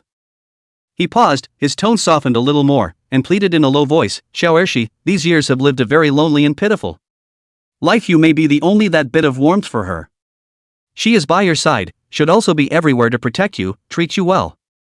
Count the old road, beg you, treat her also a little better." Shin Xiujin didn't speak up and watched as Taoist Xuanqiu's back disappeared out the door. His pitch-black eyes didn't let in a single ray of light, nor did they give away any semblance of a disturbed heart.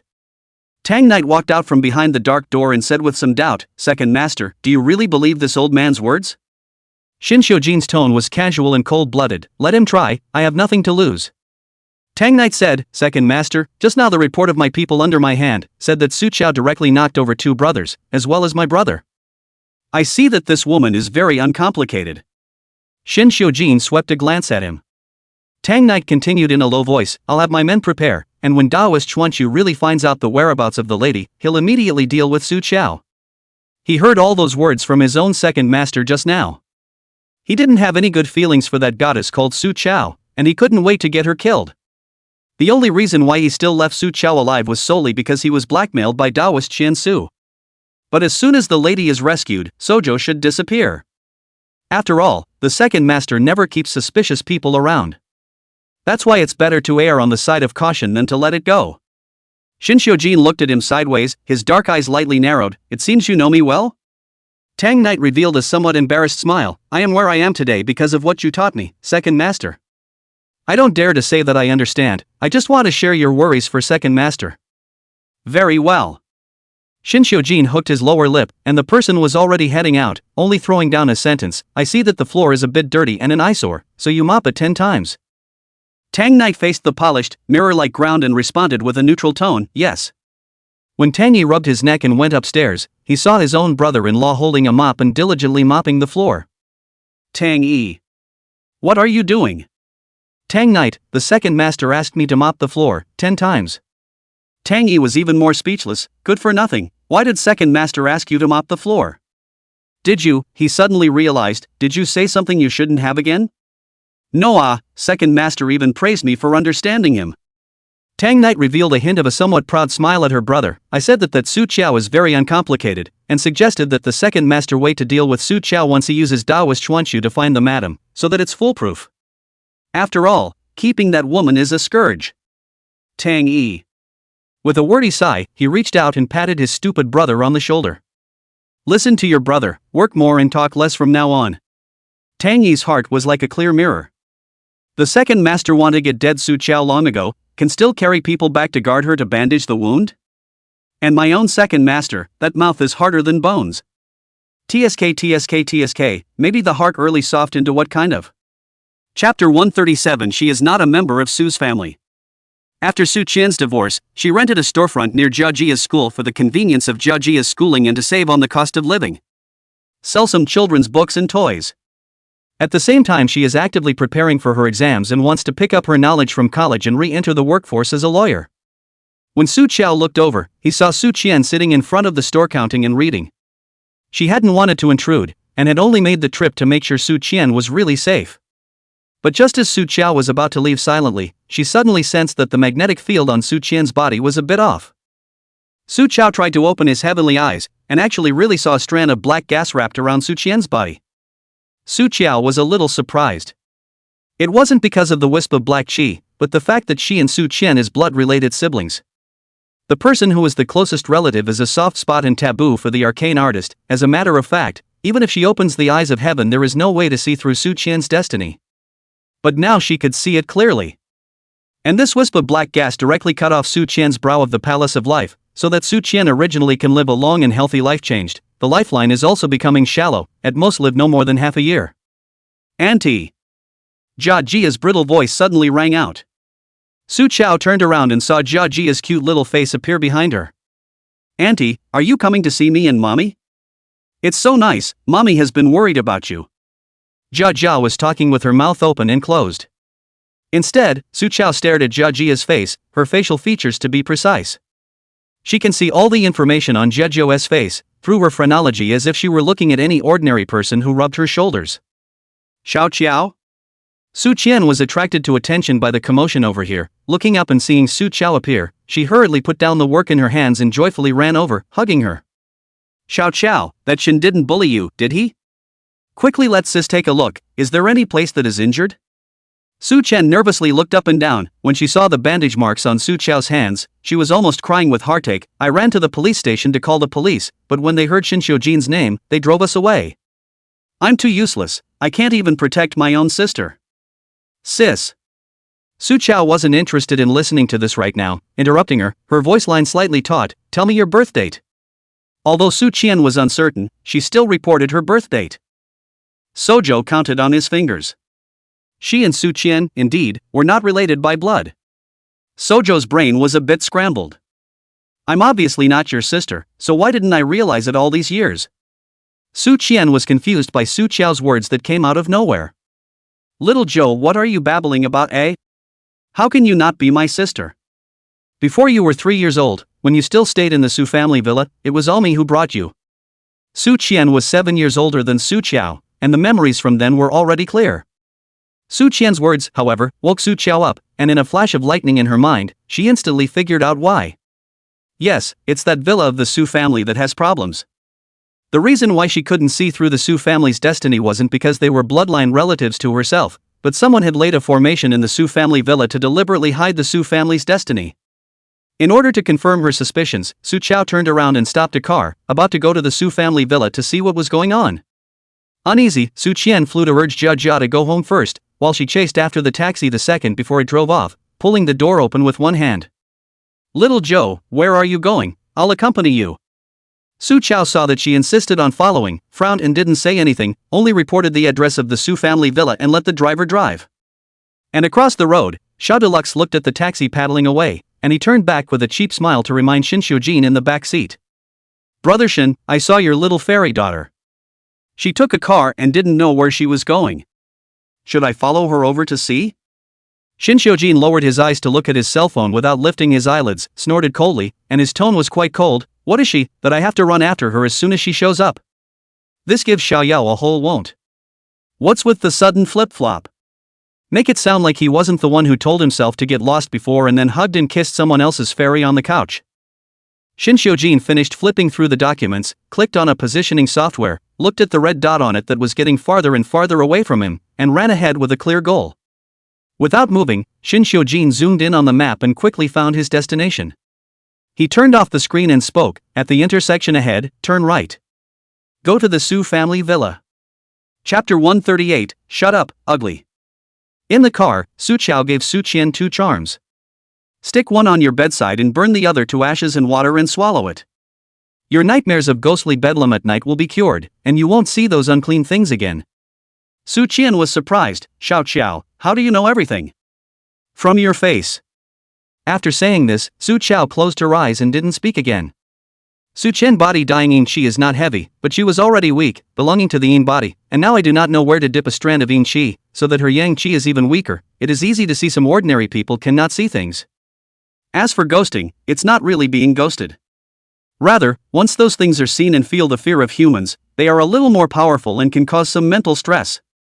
To put it bluntly, it's just a mental overreaction that acts on the body. Ordinary ghosts can't do any substantial harm to humans, and they are even afraid of people with hard yang qi or heavy killing qi. The car was parked outside the gate of the Su family villa. Back again, Su Chao was in a very different state of mind. She surveyed the seemingly rich but already dilapidated villa and pulled out the compass from her cloth bag, yet the compass needle remained still, not even a slight wobble. Too normal is not normal. Su Qiao's clear eyes narrowed slightly, scrutinizing the unseen magnetic field around her. The corner of her mouth hooked up a cold arc. Since you can't see it, then just break it. After saying that, she put down the compass and cut her palm. Using blood as ink and her fingertips as pens, she drew a talisman in the air, and the blood beads were actually condensed in mid-air by Su Qiao's chanting, presenting an atmospheric blood-colored talisman. Su Qiao's hands formed the extremely powerful heaven-breaking seal in the Xian sect, and a trace of blood seeped out from the corner of her mouth. Right now, her body hadn't fully recovered well, and forcing the heaven-breaking seal, coupled with the blood talisman, was too much of a loss, but Su Qiao couldn't care less about that right now. Dragging up the Dharma seal with one hand, Su Qian couldn't see anything, but she could also feel that the airflow around her had changed, as if she had been sucked into a powerful vortex. Duck out of the way, Su Qiao reminded in a deep voice. Su Qian immediately stepped aside, only to see Su Qiao kneeling on one knee and heavily smashing down the Dharma seal. Break! Words followed the law, and the formations that had been placed around the Su family villa were finally revealed, and in an instant, they were directly smashed by the powerful heaven-breaking seal. The invisible airwave swept across the area. Su Qian dodged 10 meters or was almost washed down. Su Qiao finally saw the original appearance of this villa through the eye of heaven. The spell formation was only auxiliary. What really worked was another force. Su Qiao stepped into the villa. The compass in her hand was spinning rapidly, and eventually the needle stopped when she was near the basement. With her bare hands, she ripped the chain off the doorway and stepped inside. Without the obtrusive formations, Su Qiao could tell at a glance this time that this basement had been meticulously arranged, and she utilized the Shin Menbagua technique to decipher the mysteries, and a secret door opened in front of her eyes. Extremely heavy Yin and Fury aura came to the face. Su Qiao slowly stepped into the dark passage, and the moment she stepped in, many bloody and cruel images flooded into her mind. There were old people, children, screaming, crying. Thousands of people fleeing for their lives, but no one survived. Su Qiao seemed to be in the scene, watching the floating corpses and rivers of blood slowly creeping up to her feet, staining her white shoes and the hem of her skirt. There was a bloody hand that grabbed her foot in a death grip. She looked down and saw a pair of eyes rushing with resentment. Su Qiao! You shall not die a good death. You shall not die. The sharp curses of Su's mother, which she heard when she was 3 years old, sounded at the same time. Su Qiao only felt her body, as if it had frozen. Her internal organs were frozen, her blood was frozen, and every step she took, her body shattered a little. Su Qiao! An eerie and grim voice resounded heatedly above the head. We finally meet. Su Qiao supported and raised his head, looking at the black mist with vitality. His eyes were cold and hostile. The wisp of black gas attached to Su Qian's body came from exactly here. So it was this thing that used Su Qian to deliberately lure her over. Where is the evil spirit that deserves to call me by my name? Delicacy, hear this. That mass of black fog violently forced to Su Qiao, suddenly released odd-oozing laughter, like crying like laughing. Ha ha ha. You actually forgot. The 7 emotions are extinguished, Su Qiao. You have forgotten. You have forgotten everything. The 7 passions are gone? Before Su Qiao could recall the meaning of these words, the black mist had already rushed over in a murderous rage. It seemed to be very angry. Then I'll help you remember. Su Qiao immediately cast a spell to block, but her body was too weak, and carrying this heart exhausted almost all of her remaining strength. Su Qiao could no longer support herself, and kneeled down on one knee, spitting out blood. Seeing that the baleful aura that she had forcibly dispersed coalesced into a ball again, it was going to charge up again. She was distracted by the thought of Shin Xiujin. Even if he's a dog and a bad contact, having him there will recharge her batteries. What are you staring at here? The man's low, ghostly voice sounded behind him unexpectedly. Before Su Qiao had time to turn back, she was first stopped by a warm and powerful arm and hooked into her arms. She looked up and saw Shin Xiujin's handsome and cold-side face. It was so warm, he was all warm. The corners of Su Qiao's mouth unconsciously rose, blooming into a smile. Mr. Shin. Shin Xiujin swept a glance at her and frowned in a faintly invisible manner. The lower half of her face was bloody at the moment, and she cracked her mouth and smiled like she was trying to eat someone. Shut up, ugly. Chapter 139, the CP he knocked was real. In Shin Xiujin's perspective, only a black mist could be seen, lingering above. He frowned in disgust. What the hell? There wasn't that much fancy stuff. Shin Xiujin directly drew his snatch and fired 3 shots in a row in the direction of that black mist. The bullets naturally couldn't hurt it and passed through the foggy body. It made a mocking, ghostly sound. What a dumbass. However, before the sentence was finished, a loud sound of collapse came from behind the black fog, and the originally sealed skylight shattered, and the piercing sunlight suddenly penetrated in. Shinshojin's 3 shots were never aimed at it, but the sealed skylight behind it. He aimed 3 shots at the weakest point of the skylight, and the cumulative impact managed to shatter the window. It's 3 o'clock in the afternoon, when the yang energy is in abundance. The black mist was illuminated and fled, hissing in annoyance, "You insidious and cunning human." The whole basement was shaking. Ugh! Obviously a resourceful male god. Su Chao immediately defended his son. I only saw that the evil mass was so enraged that it rose up and said angrily, "You're blind.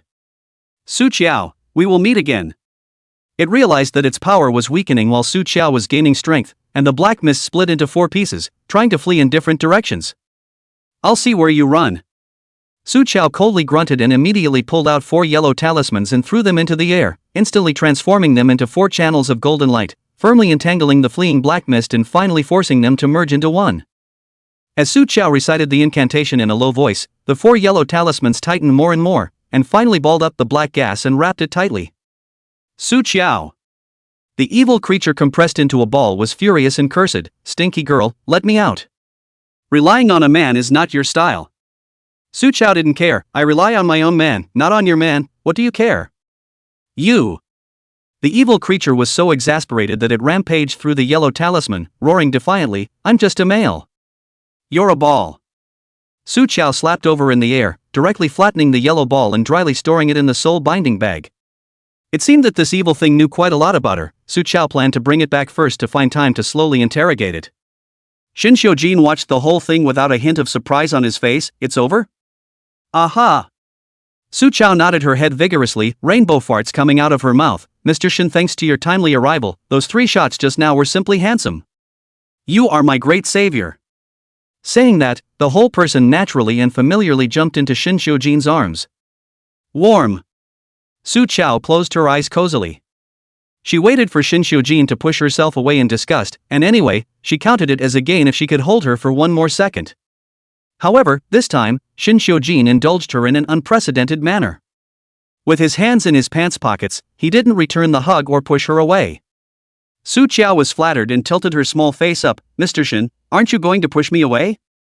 Shinshojin didn't answer, and looked at her with lowered eyes, pitch-black deep eyes, which seemed to have a lot of emotions pressed into them. Su Chao couldn't see it, but that didn't stop her from being greedy. "Mr. Shen." She stood on her tiptoes. Shinshojin is tall. Even if her tiptoes were numb, she only reached his chin. She blinked, her gaze fell on Shinshojin's lips. "I'm going to count to 3, if you don't push me away, I'm going to have to give an inch." Shinshojin knew that in her eyes, he was a heater. He was so upset that all he could think about was waiting for her to count to 3 before he pushed her head away and showed her what it meant to be in heaven for a second and in hell for a second. 1. 2. Before he even exited, Su Chao raised her arm in a lightning-fast manner, hooked her arm around Shinshojin's neck, and without giving him time to react, she tilted her head and kissed him. The soft, cold touch on his lips caught him off guard, and Shinshojin's face instantly turned green. Without waiting for him to get angry, Su Chao saw fit to withdraw, sloppily dropping a kiss on Shinshojin's lips before withdrawing in flames. "Su, Joe." The man's coldly chiseled jawline tensed, his eyes capable of freezing a man to death, while an eerie hint of red crept up to the base of his ears. Su Chao can yield and can stretch, and goatish and well-behaved shrunk his neck and apologized in a small voice. "I'm sorry, I can't hold back. You can only hug but not kiss. Who can resist this?" She put her face over. "Why don't you kiss back, Mr. Shin?" Shinshojin was almost infuriated. He'd never seen such thick skin, and reached out to pinch her little face as she delivered it to him, ravishing it without pity. "Nice try." Xiaodua waited outside for half a day without seeing Shinshojin come out, so he ran in to look for someone, and was lucky enough to just bump into the scene. He was growling inwardly. He knew that the CP he was knocking around was real. Chapter 140, A Bellyful of Melons. Xiao Deluxe numbly pulled out his cell phone. Ka-ching. The sound of the shutter caught me off guard and was extraordinarily clear in the basement. Xiaoyao was so scared that he almost dropped his cell phone. Caught red-handed stealing a picture. Shinshojin's slightly hostile eyes swept over. Xiao Deluxe revealed an awkward yet polite smile and stiffly snorted. "What's that? I see that this basement decorating style is quite special, huh? Look at that hole broken in the wall, it's very artistic, huh? With that, he pretended to take 2 more shots. When I turned around, I realized that I was alone, surrounded by dusty old furniture, and it looked strangely oozy. Suddenly a mouse leaped past, and Xiao Yao jumped up in place in fear. Brother Shin, fairy, wait for me. Outside the villa gate, Su Qian waited anxiously, and had already walked back and forth in an unknown number of circles. Just as she pressed on to rush in and find someone, she finally saw Su Qiao's figure come out. And Shin Xiujin, that living hell that made her scalp numb just looking at him, was right now next to her sister. Su Qian forced down her fear and rushed up to pull Su Qiao aside. Xiao Qiao. Su Qian nervously checked on her. After noticing the blood around Su Qiao's mouth and on her collar, her face suddenly turned white. You're injured? Where is the wound? Does it hurt? Go, sis will take you to the hospital for a checkup. She doesn't ask why Su Qiao is hurt, she only worries about her body. Su Qiao looked at the hand that was pulling at her, so thin that it was only bones. Obviously during this period of time Su Qian was tainted with that bit of yin qi, tormented by sleepless nights, her spirit was very poor, and her body was on the verge of collapsing, but she didn't take the initiative to come to find her for fear of giving her trouble. But she was so nervous whenever she was the least bit different. Why? Obviously she said they weren't sisters anymore. Su Xin doesn't have the obligation or responsibility to take care of her anymore. Confusion floated in Su Qiao's eyes. Su Qian. She opened her mouth, but what she called was no longer her sister, but Su Qian's full name. Su Qian froze and turned back. What did you call me? Her eyes were filled with sadness and loss. Su Qiao, however, was calm and almost cruel. I'm fine, you don't have to worry about me because I'm not your sister. Although I don't know which program went wrong, I can be sure that I am not your sister. As for this villa, you find a Taoist priest to come over to chant scriptures and perform spells to clean up the residual yin qi, then resell it. If there's anything you need me to sign, you can come back to me. Su Qian looked at her blankly, tears falling straight from her eyes. Xiao Qiao, what are you talking about? I was the one who brought you up. From the time you were first born until you were 3 years old, how can you not be my sister? Then it looks like it was held wrong when we were in the hospital. No way. Su Qian categorically denied. You were born at home, and the midwife came to the door to deliver your mom's baby. How is it possible to carry the wrong one? Hearing this, Su Qiao raised her eyebrows in wonder. But she believed that her fortune-telling would never be wrong either. She is not related to Su Qian, and she is not the daughter of the Su family. Su Qiao's mother's pale, haggard and maniacal face suddenly flashed in her mind. Maybe she knows why. Looking at Su Qian's reddened eyes, Su Qiao didn't call her name again after all. Sis, there's something I want to ask you. Sure enough, Su Qian immediately revealed a smile. You say. Where is your mom buried? She had come down to the mountain in the first place to keep watch over the spirit, and had kept watch in the spirit hall for 7 days, but Su Qiao had yet to visit the graves of Su's father and mother. Su Qian then told her where Su's mother was buried. Su Qiao silently noted it down. Shin Xiujin was already waiting impatiently in that room, and the person headed for the car. Su Qiao hurriedly said goodbye to Su Qian and quickly chased after him, rushing to the last second before the car started, pulling open the backseat door and drilling in. Ouch! With a fake fall, she flung herself into Shin Xiujin's arms. Ooh, so much to cuddle and sleep with. Shin Xiujin looked unkind. Either sit still or I'll throw you down. Oh! Reluctantly, Sojo sat up straight.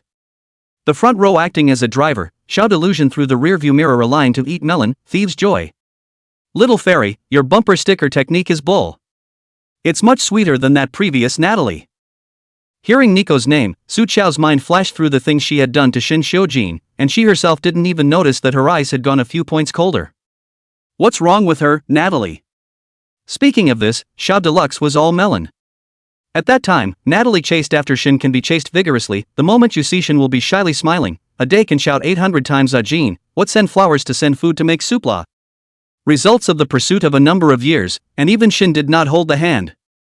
Ha ha ha. Xiao Deluxe mercilessly scoffed, while comparing a thumb to Su Qiao, squeezing his eyebrows, or the little fairy you're good. Shin Xiujin was impatient to hear this and kicked him in the back of his chair. If you don't want to drive, get out, where's the bull? Xiao Delusion immediately shut up and zipped up nicely over his mouth. Shin Xiujin leaned back in his chair and closed his eyes. The man's facial lines are exquisite to the point of sharpness, handsome to the point of self-contained aura, living people do not approach the flowers of the high ridge. Just when Su Qiao thought he was asleep, the man coldly spoke. What was that in the basement just now? What was it? Chapter 141, You're just another Natalie. Su Qiao wasn't really sure. It's not a ghost or a demon, but the yin qi is extremely heavy. She said with a straight face, I suspect that it is the evil creature that guards the Su family villa's formation. I am not the Su family's biological daughter. But someone didn't want me to know this and deliberately set up a formation to confuse me, but this evil thing intentionally led me back. It probably knows my true identity. Wait for me to find time to interrogate it. Shinxiujin lightly lifted his eyelids and swept a glance at her with little warmth, somewhat skeptical. Are you sure you can deal with it? Just now in the basement, she was beaten until she vomited blood. Of course I can. Su Qiao had a feeling of being questioned. The basement is the home ground of that evil thing. There are some things in there that affect my play. When we return to the Seiyu garden, there will be your scent everywhere, Mr. Shin, and I will definitely be able to clean it up and convince it. Shinxiujin snorted lightly, clearly disbelieving. He was about to say something, but blushed first. Su Qiao quickly responded. Mr. Shin, is your stomach hurting again? Without even thinking, she reached up to his stomach to rub it for him. Just like Natalie before her. Attentive to the extreme, care for him in every way. Know that he has an upset stomach, make soup for him, boil medicine, come rain or shine to deliver food. It's all the same. Shinxiujin's expression went down cold inch by inch. Pa! He batted away Sojo's outstretched hand. Don't touch me.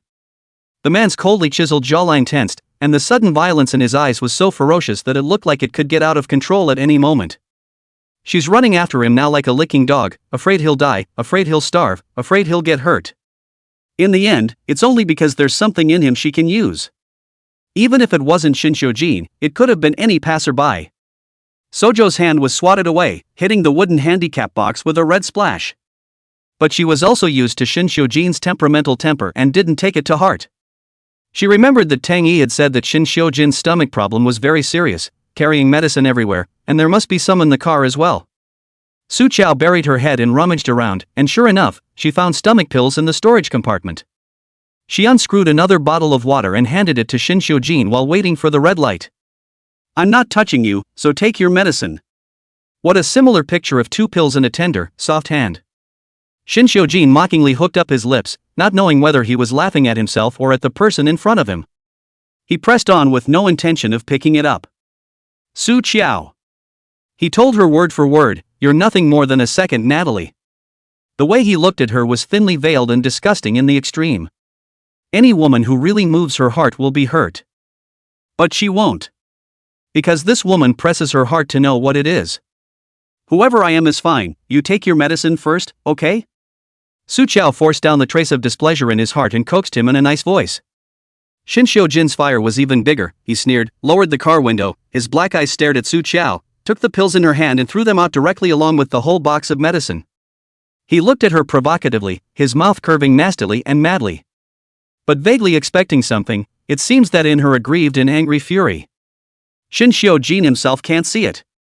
However, Su Qiao just silently tightened the cap of the water bottle. When the car drove out a little farther, she told Xiao Deluxe to pull over.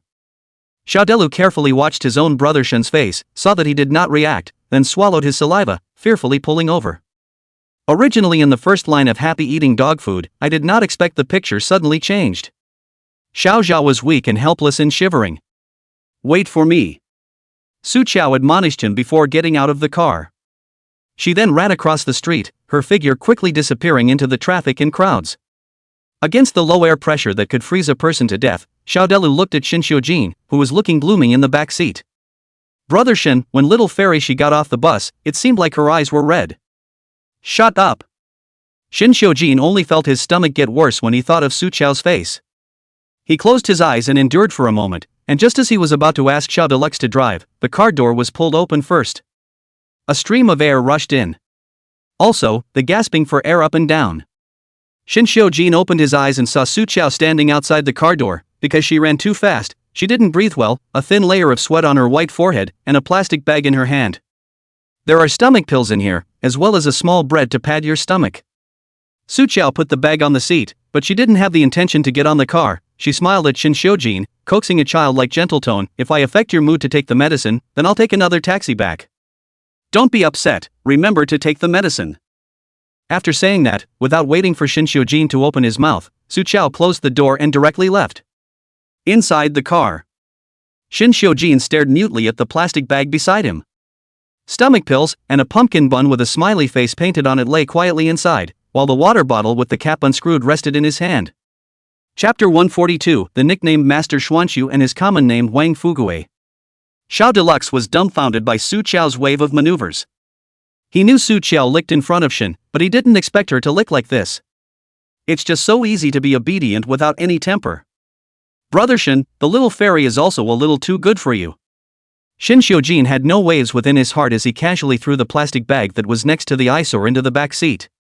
Remember your ex-girlfriend? Shin Xiujin threw out an unprecedented question.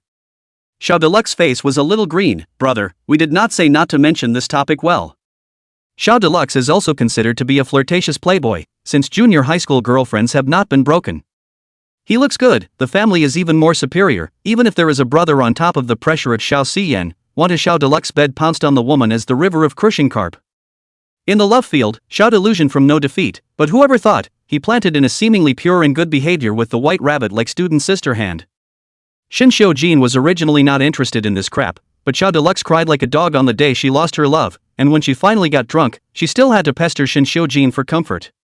Shin Xiujin took off his tie and wrapped it around his hand in a circle before dryly punching the man unconscious and then informing Xiao Shiyan to carry him. He had a vivid memory of the part where Xiao Deluxe had taken the microphone and yelled at him at the time. All of you, listen to me. When you meet a woman in the future, keep your eyes peeled. Anyone who acts obediently in front of you, without any temper, and can't be kicked out or scolded. If there is one of them, it's all for another reason. I kind of see, women. Don't get jealous, don't have a temper. That's just unloving. Don't think you picked up the treasure. In the future to be sold by people are still in the silly music. Xiao Deluxe also recalled his own impassioned speech at that time.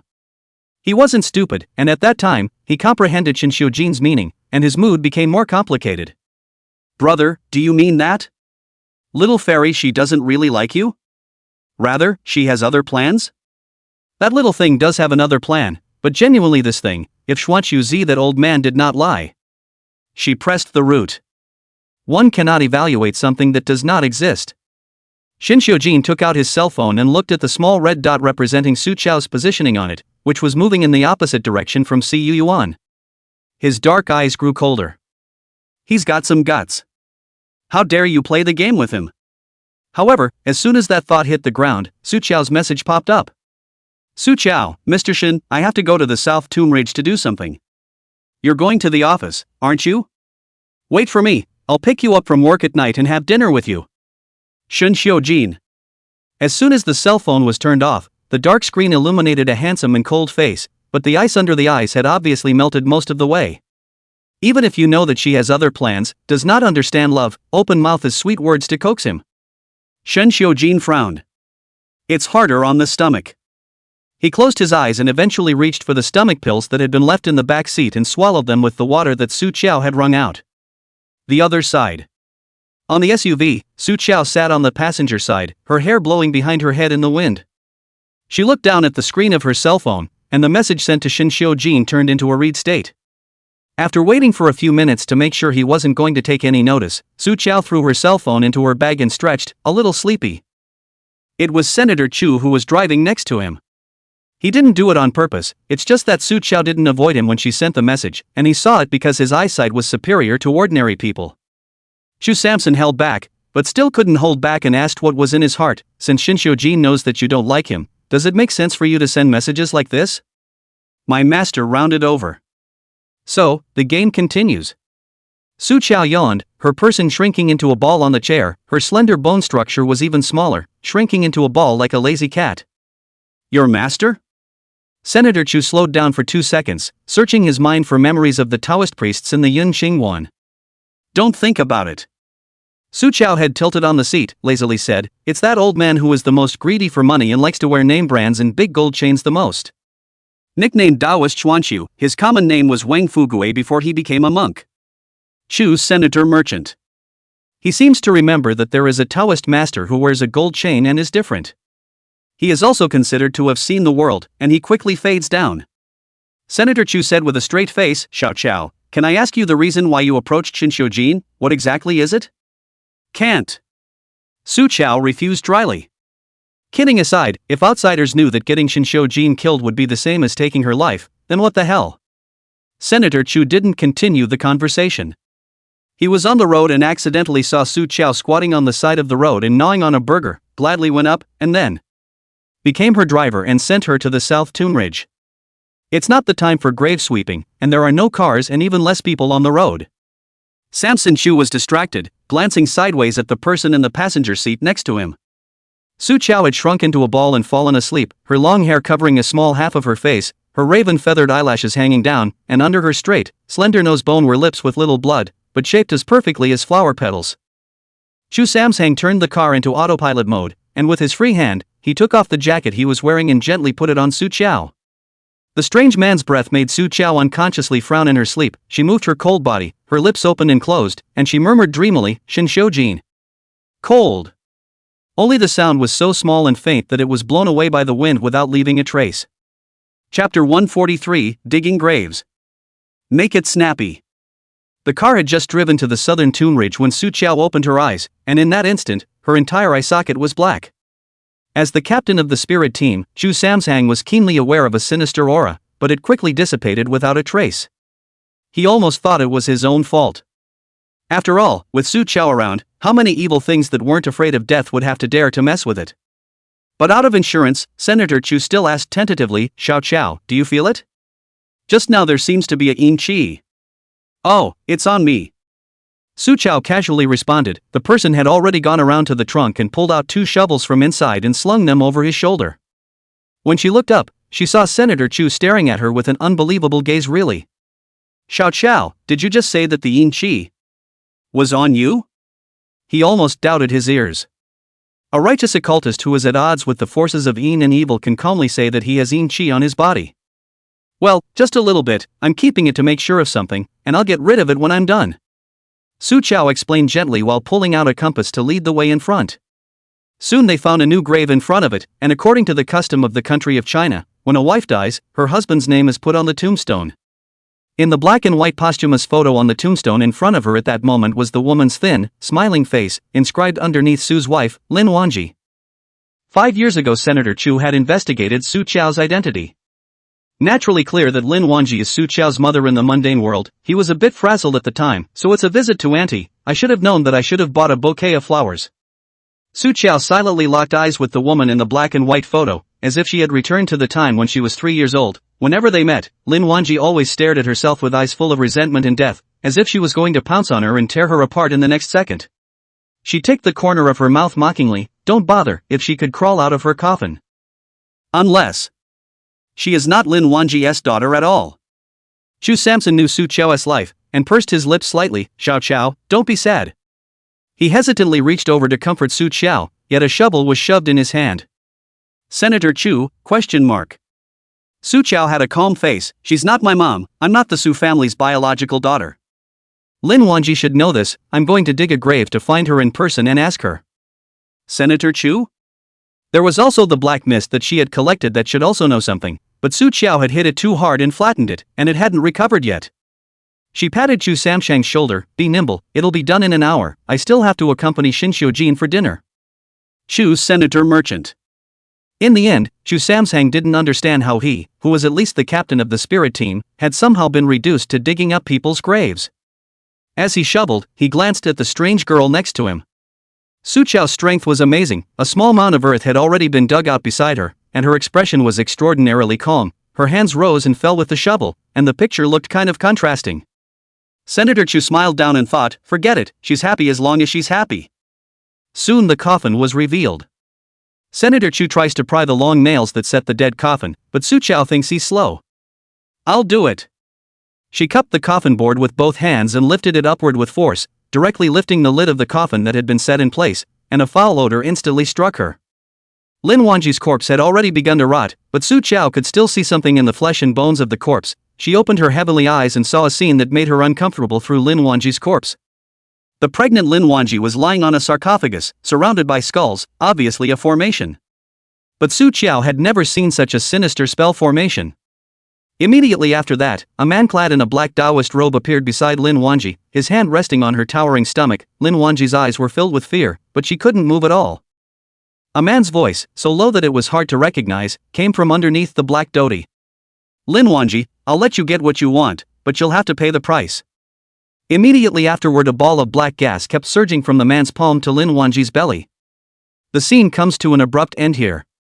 Sojo tried to look again, but couldn't see anything. Xiao Qiao, be careful. At this moment, Senator Chu suddenly spoke out in horror, while the person had already pounced on Su Qiao. Chapter 144, Amazing Understanding. Only to see a ball of black gas drilling out from underneath Lin Wanji's corpse, Chu Samson subconsciously shielded Su Qiao into his arms, a gesture of total protection but which caused Su Qiao to frown. She doesn't need this. It's in the way. Decisively, he slashed his palm on Chu Samshang's shoulder and pushed the man away. The other hand has pulled out the yellow rune into a golden light to chase. The black gas escaped extremely fast, yellow rune dead bite, and finally both dissolved in the corner of the sky. After a while, the yellow talisman that was burned only halfway floated back to Su Qiao's hand, and the talisman was even stained with a bit of purple gas. Su Qiao raised her eyebrows slightly, following the breath left on the talisman paper and pinching her fingers. What is the Imperial God Mountain? She turned back to ask Senator Chu. Senator Chu rubbed his shoulder, which was nearly split open by her slap, and replied, it's the location of the Shao family's ancestral home, and the entire Imperial God Mountain has been bought by the Shao family. Shao delusion of Shao? Senator Chu smiled helplessly and said good-naturedly, there is naturally no second Shao family that has the ability to buy a mountain that is in the terrain of a dragon vein in a place like Imperial City. Seeing that she has to take the time to run to the Royal God Mountain. The key to solving the mystery of her birth may be in the Shao family. When Su Qiao looked back, he saw Senator Chu across the room pressing his shoulder with a pained face. She went straight up and felt it, and it was dislocated. Bear with me. Good. The word hadn't even finished, only to hear a click sound as Su Qiao settled his shoulder back in place. Senator Chu was caught off guard and his face went white for a split second in pain. Sojo reclosed the coffin, sputtering in disbelief in the process. What did you just swoop in to block me for? There was an obscure sentiment under Chu Samson's eyes that flickered as he stepped forward to help bury the coffin. I'm worried about you. No, that thing can't hurt me. Senator Chu frowned. Xiao Qiao, it's easy to hide from open fire but hard to guard against dark arrows. You'll always get hurt. You can't protect me when I really can't hide. But I want to. Chu Xinshang looked at her, rigid and handsome face, but his eyes are gentle and firm. Even if I cannot completely protect you, at least, I can help you share a little. I would rather be hurt myself, but I don't want you to hurt. Do you understand? Su Qiao was silent for 2 seconds and nodded in understanding. Understood. Chu Samshang's eyes lit up with some delight. However, in the next second, he heard Su Qiao summarize in a serious manner, after all, I'm your savior, it's normal for you to want to return the favor. It shows that you are a person who knows how to repay. Chu's Senator Merchant. The coffin was refilled and buried. Su Qiao saw that it was getting late, so she planned to go find Shin Xiujin. Senator Chu wanted to send her there, but he got a temporary call from work. Over there, I don't know what was said, and Senator Chu's face turned serious. Tell them to wait, I'll be right there. He hung up the phone and apologetically said to Su Qiao, there's something going on with the team, saying that they've found traces of the evil fiend. I have to go over there. That evil thing that's been dead for 100 years has really appeared? Su Qiao raised his eyebrows in a natty manner and said, contact me if you need help, just pay. Got it. Samuel Coin laughed and reached out to rub her head, but just as he raised it, he restrained himself and withdrew it. Finally he drove Su Qiao to the intersection where he could get a good taxi and left in a hurry. Su Qiao took a cab and went directly to Shin Xiujin's company. She sent a message to Shin Xiujin on the way, Mr. Shin, are you off work? Unread. After 2 minutes, Su Qiao continued to send, Mr. Shin, shouldn't you be hungry now? Why don't I buy some food and pack it over? What do you like to eat?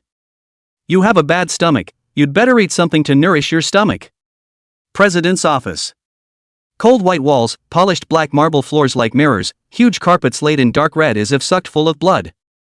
Shin Xiujin sat in the boss chair, his 2 long legs folded wantonly, resting on the front of the expensively built desk.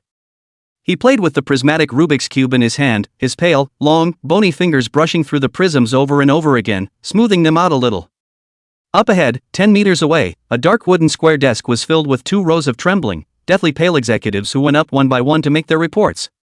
Behind them were a dozen or so bodyguards wearing ghostly masks, like the coldest air frozen there, just waiting for their master's order to transform into life-sapping ghosts. Mr. Shin. Shin, it's all been reported. Before Shin Xiujin had a chance to speak, he only heard the sound of his cell phone vibrating and suddenly ringing. It was like a bomb dropped in a cold, dreary space. All the executives were scared and trembled in unison, panicked and touched out their cell phones to confirm whether they were off, followed by the boss's chair on the living king of hell, through the spelled Rubik's Cube, picked up the phone. Chapter 145 compelled Shin Tanshu. A message stuffed the screen. Shin Xiujin just looked at those words, as if he could hear Su Chao chattering in his ear, matching that smiling face. He felt annoyed, and when he was annoyed, he kind of wanted to kill someone. Sit back down. Shin Xiujin moved his lips expressionlessly. The invisible pressure of the 2 rows of executives who had just gotten up, pressed to sit back in their original positions in a regular manner, each staring at the documents with their heads buried in their hands, not daring to come out of the atmosphere. The report just now, do it again, no comments? Shin Xiujin flung out a sentence lightly. No. Who does not know that this master is famously ruthless, under his hands to make a living? It is truly accompanied by the king is accompanied by a tiger. Which still dares to have an opinion? The messages Su Qiao sent to Shin Xiujin were all read and not returned. She also knew that he was in this foul temper, so she directly bought dinner at a nearby restaurant and carried a large bag to Shin Xiujin's company. Just as he reached the door, he saw a teenager in a school uniform being carried and thrown out by the bodyguards. Hurry up and get lost, our Shin is the one you can see whenever you say so? I want to see Shin Xiujin, Shin Xiujin. Where did you hide my mom? Give her back. Shin Tanshu hissed like a madman and pounced on him again, but he was so used to being pampered that he couldn't carry on his shoulders or his hands, and was pushed impatiently by the bodyguard and fell into a butt squat. Shin Tanshu was so angry that his tears flowed, his eyes were full of indignation. He climbed up again and shouted hysterically, "This company is the Shin family's and mine. You a few watchdogs dare to stop me, wait for me later. Wait for me later when I become the old boss, beat you all to death. Beat your whole family to death." Su Qiao was watching from the side and had already recognized that this teenager was the son of Shin Changzong's youngest wife, Lin Xiaoyun, and had once been the youngest son most favored by Shin Changzong. Grown up in favor, has been raised wasted. Su Qiao looked at Shin Tanshu's face of snot and tears, the fate of mediocrity, but was splashed with the rich and powerful hostage. Virtue is not worthy of the position, this life, doomed to live bad. He should never have been born. It was his mother Lin Xiaoyun who left him behind in order to seek riches and wealth, pushing Shin Tanshu into the abyss of the Shin family. But the riches and wealth that come by force can't be retained in the end, and Lin Xiaoyun's foxy art of seducing Shin Changzong broke. Not only was she backfired on, but she, the son, wouldn't have been better off. Sojo didn't feel sorry for them. It is retribution to reap the consequences of evil. Su Qiao carried her lunchbox and went in low from the corner. What Shin family's young master? Our company's surname is Shin. It's Shin of the second master Shin. It doesn't matter what Shin family you are. Anyone who could work as a security guard in Shin Xiujin's company was not a good person. Staring at Shin Tanshu impatiently, he warned, "Hurry up and get out. If you dare to come again, I'll break your legs." With that, he raised the electric baton in his hand. Shin Tanshu could only flee back to the car in a sorry state. He pulled out a picture of his mother, Lin Xiaoyun, and cried in an aggrieved and cowardly manner. "Mom, I'm no good. I can't save you." When his mother Lin Xiaoyun was taken away by the police department to investigate for a few days, he knelt in front of Shin Changzong's study for a few days. Finally begged Shin Changzong to soften his heart and go through some connections to get the person out. After all, Lin Xiaoyun's hands did not really stay in human life. Shin family Empire City's first big family, the police department side naturally sold Shin Changzong face, put people released. But the man was robbed before he reached home, and his whereabouts are still unknown. But Shin Tanshu had overheard the conversation between Shin Changzong and Shin Zonghan, and knew that the person who had kidnapped their mother and son in the first place was Shin Xiujin, and the one who had taken their mother now must be him as well. But he was too weak, and his father refused to stand up for him. Shin Tanshu's eyes were bloodshot and he gritted his teeth. "Shin Xiujin. Sooner or later, one day, I will kill you." "Want to kill Shin Xiujin, is it?" A wisp of black gas, however, drilled in from outside the car window, straight into Shin Tanshu's brain, and it whispered in his mind to compel, as long as you kill Shin Xiujin, you can save your mother. Your father, Shin Changzong, has also long regarded Shin Xiujin as a thorn in his side. If you get rid of him, your father will definitely be proud of you. Shin Tanxiu's eyes slowly colored black, murmured like he was hit by evil. Yes, I'm going to kill Shin Xiujin, father will be proud of me. The ghostly voice laughed eerily in his brain. Good boy, let me help you. Chapter 146 Rainbow Farts Don't Work Anymore. Su Chao walked into the company's door, out of professional instincts, swept a circle of feng shui and decorative arrangements in the hall, but as a gathering of wealth disc. It would be nice to add 2 more bamboo scenes in the southeast. No sooner had she landed on that thought than a sudden sound drifted in her ear. Mrs. Shin. Su Chao looked back in bewilderment and saw the smiling face of the receptionist. What did you call me? Mrs. Shin. The receptionist froze for a moment, not feeling that there was anything wrong with the way she called her. Just that she was afraid of recognizing the wrong person. She pulled out her cell phone, clicked on the company's internal eating group, and recognized the person against the photo. That's right. It's impossible to clash when you look like that. Look, this is your picture, right? Just to be on the safe side, the receptionist still handed her phone to Su Chao for confirmation. Su Chao lowered her eyes to see that it was a work group with 500 plus people. A person with the ID, "Call for my fairy storm," posted a picture of her in the group. In the photo, she is sitting on the living room sofa in Cuyun. The sunlight shines in from the window behind her, her whole body, even her hair strands, are glowing. Calling for my little fairy storm, everyone look carefully, this is your boss Shin Xiujin's wife. Front desk, get me this picture and post it in the lobby. Su Chao's mood was a little complicated. She tentatively asked. This, storming the phone for my little fairy, it wouldn't be old lady Shin, would it? Yes it is. The receptionist maintained her standard toothless smile. This group was also established by old Mrs. Shun. Sojo. No wonder a good work group is called the Eating Brigade. The receptionist busy said, Mrs. Shin, I've already arranged for someone to get the photo, framed in a gold frame. I'll hang it up as soon as it arrives. Su Chao. Shin Xiujin have no opinion? Old lady's words are usually fine with Mr. Shin. Seeing that her face was not quite right, the receptionist lady cautiously asked for instructions. Or do you prefer a silver frame? Sojo. Destroy it. Su Chao changed the topic. What floor is Mr. Shin on? It's in the penthouse office. Su Chao took a step and entered the elevator, directly pressing the top floor button. Shin Xiujin's office occupied 1 floor. Su Chao walked towards his office and was quickly stopped by the secretary outside. Sorry, Mr. Shin is still in a meeting. Please ask Ms. Su to sit over there and wait a bit. Shin Xiujin's secretary had naturally seen Su Chao's picture, but all of them were sensible when they could work beside Shin Xiujin. Su Chao then carried the takeout and obediently sat on the sofa next to her, and from her angle she could just see Shin Xiujin's figure through the glass window. He often wears black, but the collar is never tied. Such a cold and deep color in his body can always wear a few points of unruly wild. Arrogant as hell. Su Chao, who was outside, could feel the low-pressure atmosphere in the office and the fear that permeated it. Everyone in that office was afraid of him. This kind of trepidation seemed to be present in everyone around Shin Xiujin. There is only awe, but no. Or dare to have a grievance. Su Chao touched his chin, and could not help but think, Shin Xiujin has to be an ordinary person. If he also entered the Shenmen, then it shall not be the boss of the sky and he is the oldest Maybe it is still a big evil cultivator. Shin Xiujin's long fingers turned the fountain pen, his careless eyes, glancing out the glass window. At a glance, he saw Su Chao's thin and slender figure, sitting docilely and quietly on the sofa, her eyes staring straight at him out of focus, not knowing what she was thinking. She quickly noticed Shin Xiujin's gaze and met his gaze with her usual bright smile. Shin Xiujin. He averted his eyes expressionlessly. It wasn't long before the phone vibrated and a message drilled in. Shin Xiujin picked it up and scanned it, and as expected, it was really from Su Chao. Mr. Shin, you're also super handsome when you're serious about your work. I packed dinner. When are you going to finish your meeting? I'll wait for you to eat with me.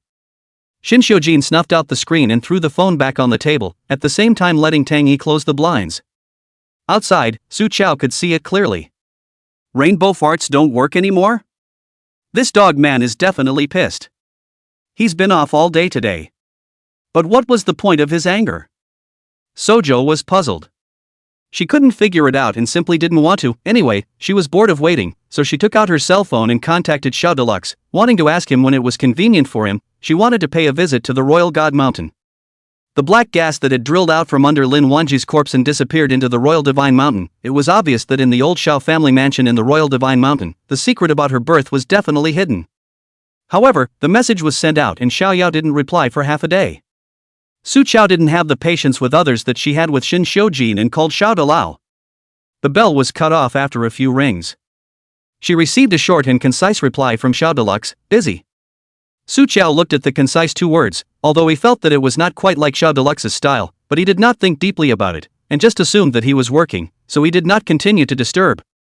However, even without Xiao Dou's introduction, the Royal Divine Mountain she certainly must go. Chapter 147 Caught Pretending to Sleep. Su Qiao sat on the sofa and waited until she was sleepy, while the meeting inside still had no intention of ending. She propped up her eyelids to send a message to Xin Xiujin. Mr. Xin, when are you going to finish? I'm hungry and a little sleepy. Xin Xiujin put his cell phone on mute, and by the time he saw it, it was already 20 minutes later. At this time, Tang Yi also received a report message from the secretary outside, and attached himself to Xin Xiujin's ear and whispered, "Second master." The secretary said that Ms. Su fell asleep waiting on the sofa, and shouted in her sleep that she was cold, so do we need to give her a blanket? Xin Xiujin's eyebrows did not move, and the pen between his fingers fell onto the desktop. He scanned the dozen or so executives in front of him, the desire to get off work written on every careful face. The executives' secondary reports are also over. A dozen pairs of eyes, eager to get off work, cautiously looked at the man in the boss's chair. Xin Xiujin finally spoke with great compassion, "It's been hard work, get off work." The executives were relieved and got up and were about to leave when they heard Xin Xiujin's light sentence, "Don't make a sound."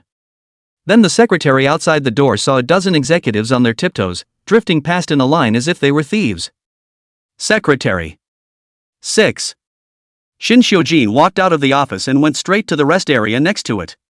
Then he saw Su Qiao's figure, shrunk into a tiny ball, asleep on the sofa, the already cold lunchbox held in her arms. She was pale, her lips were bloodless, and if she hadn't still been breathing, there would have been no difference between her and a dead man looking pitiful. Unsure of what she was dreaming about, the showy brow furrowed gently. Xin Xiujin looked at her in silence for a moment and couldn't help but reach over and try to smooth out the frown on her brow. But just as his hand reached out, he came to his senses. What's he doing? Do you feel sorry for her? Heartache for a liar who presses the 7 emotions, but claims to love him and like him in order to stay by his side? The little warmth in his eyes instantly dissipated. Xin Xiujin chilled his face and was about to retract his hand when the sleeping little woman reached out by instinct and tightened her grip on the heat source that she wanted to leave. Xin Xiujin.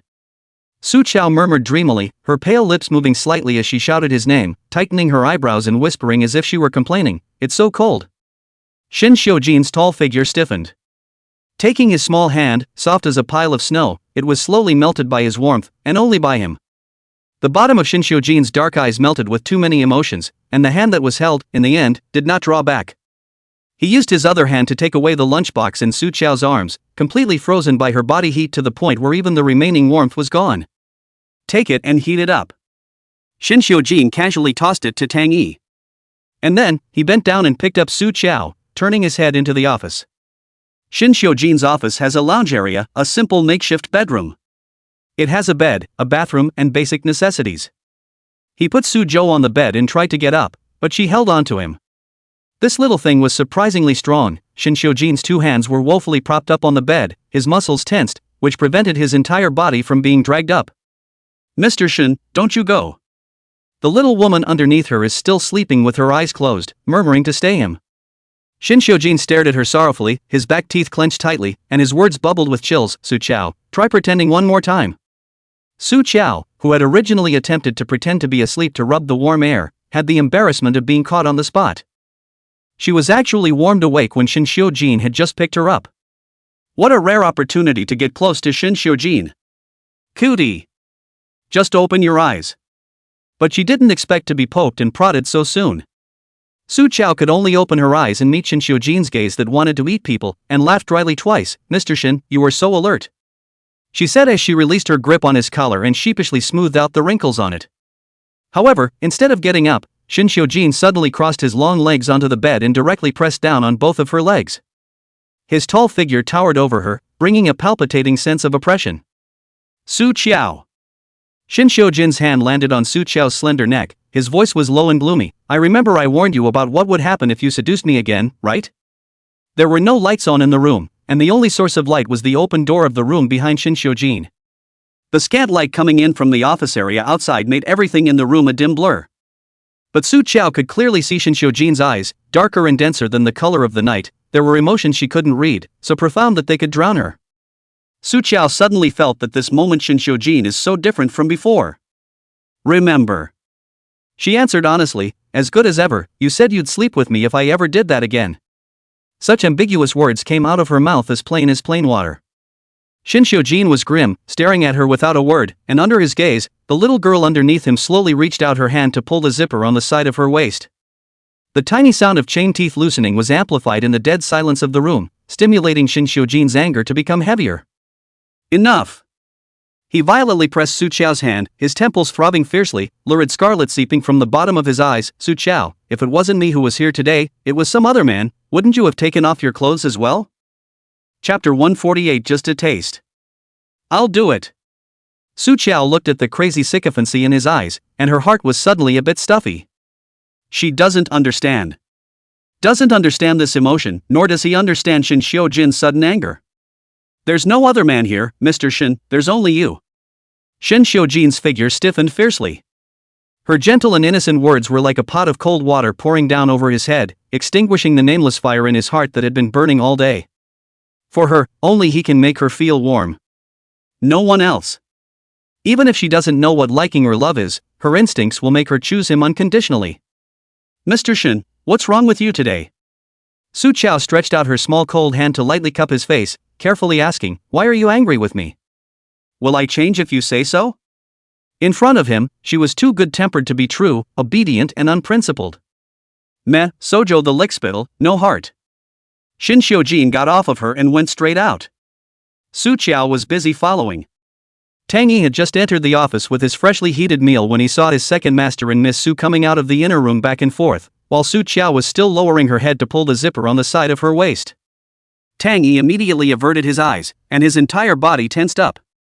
Boy, it's less than 10 minutes round trip for him to go heat up a meal, isn't it? No way, that's not enough time either. His eyes drifted uncontrollably towards a certain part of his second master's body. Don't you want your eyeballs anymore? Shin Xiujin coldly said, undisguised killing intent. With a jolt, Tang Yi was busy straightening his eyes and ears and setting the hot meal on the table. Su Qiao was starving, picked up the chopsticks, or first clamped a piece of ribs and fed it to Shin Xiujin's mouth. Mr. Shin, try it. I heard that these braised pork ribs are their store's specialty. Her eyes lit up with anticipation as she waited for him to savor it. Shin Xiujin's eyes were disgusted, and after a few seconds of stalemate, in the end, he still compromised and opened his mouth to receive it. Just then, a fracking gentle voice suddenly came from the doorway. Jane. Su Qiao felt annoyed when she heard that voice. She raised her eyes and looked over to see Natalie coming in on her crutches, physically disabled, with the insulated box engraved with exclusive to a Jean in her hand. Unlike the previous makeup that was exquisite, today Nico only drew a light makeup, wearing a simple white dress, and her hair was hanging softly at the back of her head. The whole person was alive with a small white flower. Combined with the crutches, it was even more tender and incapable of taking care of itself, and just standing there was enough to stir up most men's protective desires. But it obviously didn't include Shin Xiujin. He sat in his boss's chair and pressed on, not even intending to have someone move a chair for the broken-legged Natalie. What are you doing here? The tone was cold, the expression impatient. Sojo thought it was great. I heard from Grandpa that I was able to get out of trouble in the hospital before thanks to you arriving in time to help. I can already get off the ground, so I thought I'd make some soup for you and send it over. I remember you used to like it. Natalie gently said, placing the thermos box on the table. Her remaining light swept over the freshly warmed meal on the table, hiding the contempt under her eyes, and said without moving, you won't be able to get used to eating these meals from ordinary restaurants outside. Shin Xiujin choked out nonchalantly, have you forgotten how I used to live? Natalie's face changed slightly and wanted to open her mouth, but Shin Xiujin didn't give her a chance to make a sound. Also, I didn't go over there to save you. If you don't believe me, open the window now and jump from the 39th floor and see if I will stop it. Su Qiao was biting the chicken leg next to him, eating melon in a line, and it was a bit cool to watch Shin Yanwang dislike people online. Natalie's mental quality was also too hard, and froze to find herself a step down. Ah, Jean, don't joke around. She placed the thermos box on the table, unscrewed the lid, and gently pushed it in front of Shin Xiujin, a nostalgic smile on her face. Do you remember? The first time you were willing to drink my soup was the antler lamb soup. You drank it all that day, and I was happy for a long time. Shin Xiujin had little expression on his face and stared coldly at Nico's gently written face. Tang Yi, however, could see that his own second master was running out of patience and could strike at any time. This stupid woman is still nostalgic for the past and confesses deeply. Counting the days, it's been 2 years. Nico softly said, I thought that you might forget to eat again because of work, so I borrowed the hospital's kitchen and purposely stewed antler and lamb soup again to bring it over to you. Jean, try it to see if my cooking skills have regressed. Shin Xiujin's eyes were so cold and unsympathetic that he just wanted to throw this broken bowl of soup in her face. Before he could do so, however, a pair of small hands snatched up the entire bowl of soup and carried it away. Shin Xiujin inexplicably looked at Su Qiao. Natalie's expression managed to almost lose control. Miss Su. What are you doing? It's just a taste, I'll do it. After saying that, Su Qiao, holding a heat preservation box bigger than his face, tons and tons and tons and tons began to drink soup, slowly the bottom of the box higher and higher. The corner of Shin Xiujin's mouth picked up a hint of a smile. It's something she can do. Natalie's face turned green with anger. This unashamed crazy woman. If it wasn't for the inconvenience of being on crutches and the fact that Shin Xiujin was present and she couldn't spoil her image, Nico was about to pounce and hit someone. Chapter 149, Is this a human thing? Hiccup. Su Qiao finished her drink, put down the lunchbox, and drew a tissue to wipe her mouth in passing. She flashed a smile at Nico. The flavor is okay, not as good as the cook at home. The meat is a bit tough, so I won't eat it, you take it back. Tang Yi held back, but he couldn't hold back, blocking his face and twisting his head to laugh. Natalie was almost exasperated. Su Qiao. How dare you drink my soup? The word stings. Shin Xiujin mouth corner of the smile converged, his residual light glanced at the window, thinking that this size Nico should be stuffed in. Who is scolding? Su Qiao raised an eyebrow. The furious Nico pressed out of the trap and gritted her teeth. Of course I'm scolding you. Su Qiao laughed. Okay, just know what kind of goods you are. Realizing that she was being tricked, Natalie's face turned green and white, and the anger in her eyes was eager to spurt out and burn her to death. You? What me? Su Qiao's clear eyes looked at her coldly, only feeling that this woman's hypocrisy was sickening. She reminded with a leathery smile, by the way, the next time you want to make soup to fool the deceased, remember to look for the previous cook, lest you wear out your welcome. Natalie's face suddenly turned white, her eyes flustered as she darted a glance at Shin Xiujin and loudly refuted. What are you babbling about? I made all this soup myself. Before in the hospital, Su Qiao had seen through her celestial eyes that every time Natalie gave Shin Xiujin soup, it was made by the cook at home. The cook once made more than enough and prepared a special portion for Natalie, who poured it directly to the dog. Su Qiao still remembered her smile at that time, poisonous and bad. Shin Xiujin was able to grab something to eat from wild dogs in order to stay alive back then. Now it's only worthy of eating the same as my family's dog, ha ha ha. She obviously despises Shin Xiujin so much, in order to use him to deceive him, but she can be ruthless to burn her hand on purpose to play the bitter trick. Jean, don't listen to her nonsense. Natalie anxiously tried to explain to Shin Xiujin, she did it on purpose, deliberately stirring up trouble. That day at the hospital, she warned me to stop coming near you or she would send me to hell. Afraid that Shin Xiujin wouldn't believe her, Nico busily pulled out her cell phone. I even recorded it at the time. Sojo? She then said that at the time, Nico had just gone through the ghost possession thing and was scared to death, so how could she defend herself against recording in the first place? Turns out she's the one who likes to play this. Sojo's fists hardened a bit. Natalie had flipped to the recording, turned the volume up to maximum, and played it straight through. Su Qiao's icy and ruthless voice leaked out incomparably from the sound hole. I'm warning you, in the future, if you dare to hit on Shin Xiujin again, I'll send you to hell. Sojo. Is it humanly possible to leave this at the end of a pinch? Jean, I didn't lie to you. Nico, with tears in both eyes, moved toward Shin Xiujin's side on her crutches, while looking at Su Qiao shedding a look of fear. Miss Su can catch ghosts, so capable, I don't dare to offend her. But I really like you. Ajin, I know that you also have me in your heart, don't you? Otherwise, I can't be the only woman who can freely enter and exit your company. Sojo? Is she even a man? Seeing that Shin Hyojin had no intention of pushing himself away, Natalie's heart was delighted, and she leaned toward Shin Hyojin in a pitiful manner. Jane, let's make up, okay? I know, I overreacted that day. From now on, I'll stay with you, no matter what you do, I'll stay with you. Su Chao rolled up his sleeves, couldn't listen anymore, and wanted to just do it. However, before she could step forward, she heard Shin Hyojin's indifferent voice. Yeah. Two simple words. Su Chao had the feeling of being struck by lightning.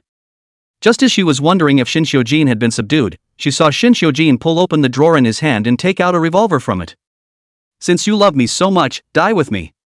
Chapter 150, You Just Don't Have a Choice. Originally full of joy, Natalie looked at the cold gun and her heart fluttered as she laughed stiffly. Jean, don't joke. Who's kidding you? Natalie's scalp went numb as she met the man's cold and bloodthirsty eyes, and the smile on her face finally couldn't hang on. No. I don't want to die. Natalie struggled to escape. However, he was roughly yanked back by Shin Hyojin by his hair, and his head was pressed directly onto the desk. He opened the rotating wheel with one hand, and with 6 bullet nests inside, Shin Hyojin poured out 3 bullets. Then the gun was pressed against Nick's head. The corner of his mouth curled into an evil smile. Come, let's see how lucky you are. This seemed to see Su Chao all lightly sucked in a breath of cool air. She knew Shin Hyojin, this crazy batch, must play very big. Natalie knew he was sure to shoot, and was so scared she was shaking like a sieve, and with a broken leg, she was pressed to the table and couldn't move. She was in tears under the muzzle of the gun, crying and begging for mercy. I won't play. Jean, let go of me, please. I am the Yi family's only sapling. If I die, my grandpa, he won't be able to bear it. She moved out Yi Lao as a get-out-of-jail-free card. Shin Hyojin snorted coldly. If he can't take it, I'll send you grandparents and grandchildren to the ground on the same day. The moment the words fell, Shin Hyojin directly pulled the trigger. Click, there was a hollow sound. Natalie's entire body followed and shook fiercely twice. Her last psychological defense was completely shattered, and she cried even more miserably. Second master, I'm wrong. I won't dare to show up again. Shin Hyojin was not the least bit moved and coldly picked his lips. Yo, good luck. Let's see you last a few rounds before you die. No. Don't. Natalie struggled desperately, and just as she raised her head, Shin Hyojin ruthlessly pressed it back, smashing it on the table with a muffled thud. It hurts to hear it. Just as Shin Hyojin turned the wheel for the second time and was about to shoot, a small, cold hand gripped his hand. Mr. Shin, the food is getting cold. Su Chao didn't plead for Nico, she just looked at Shin Hyojin, her tone so gentle that it was almost indulgent. Let's eat first.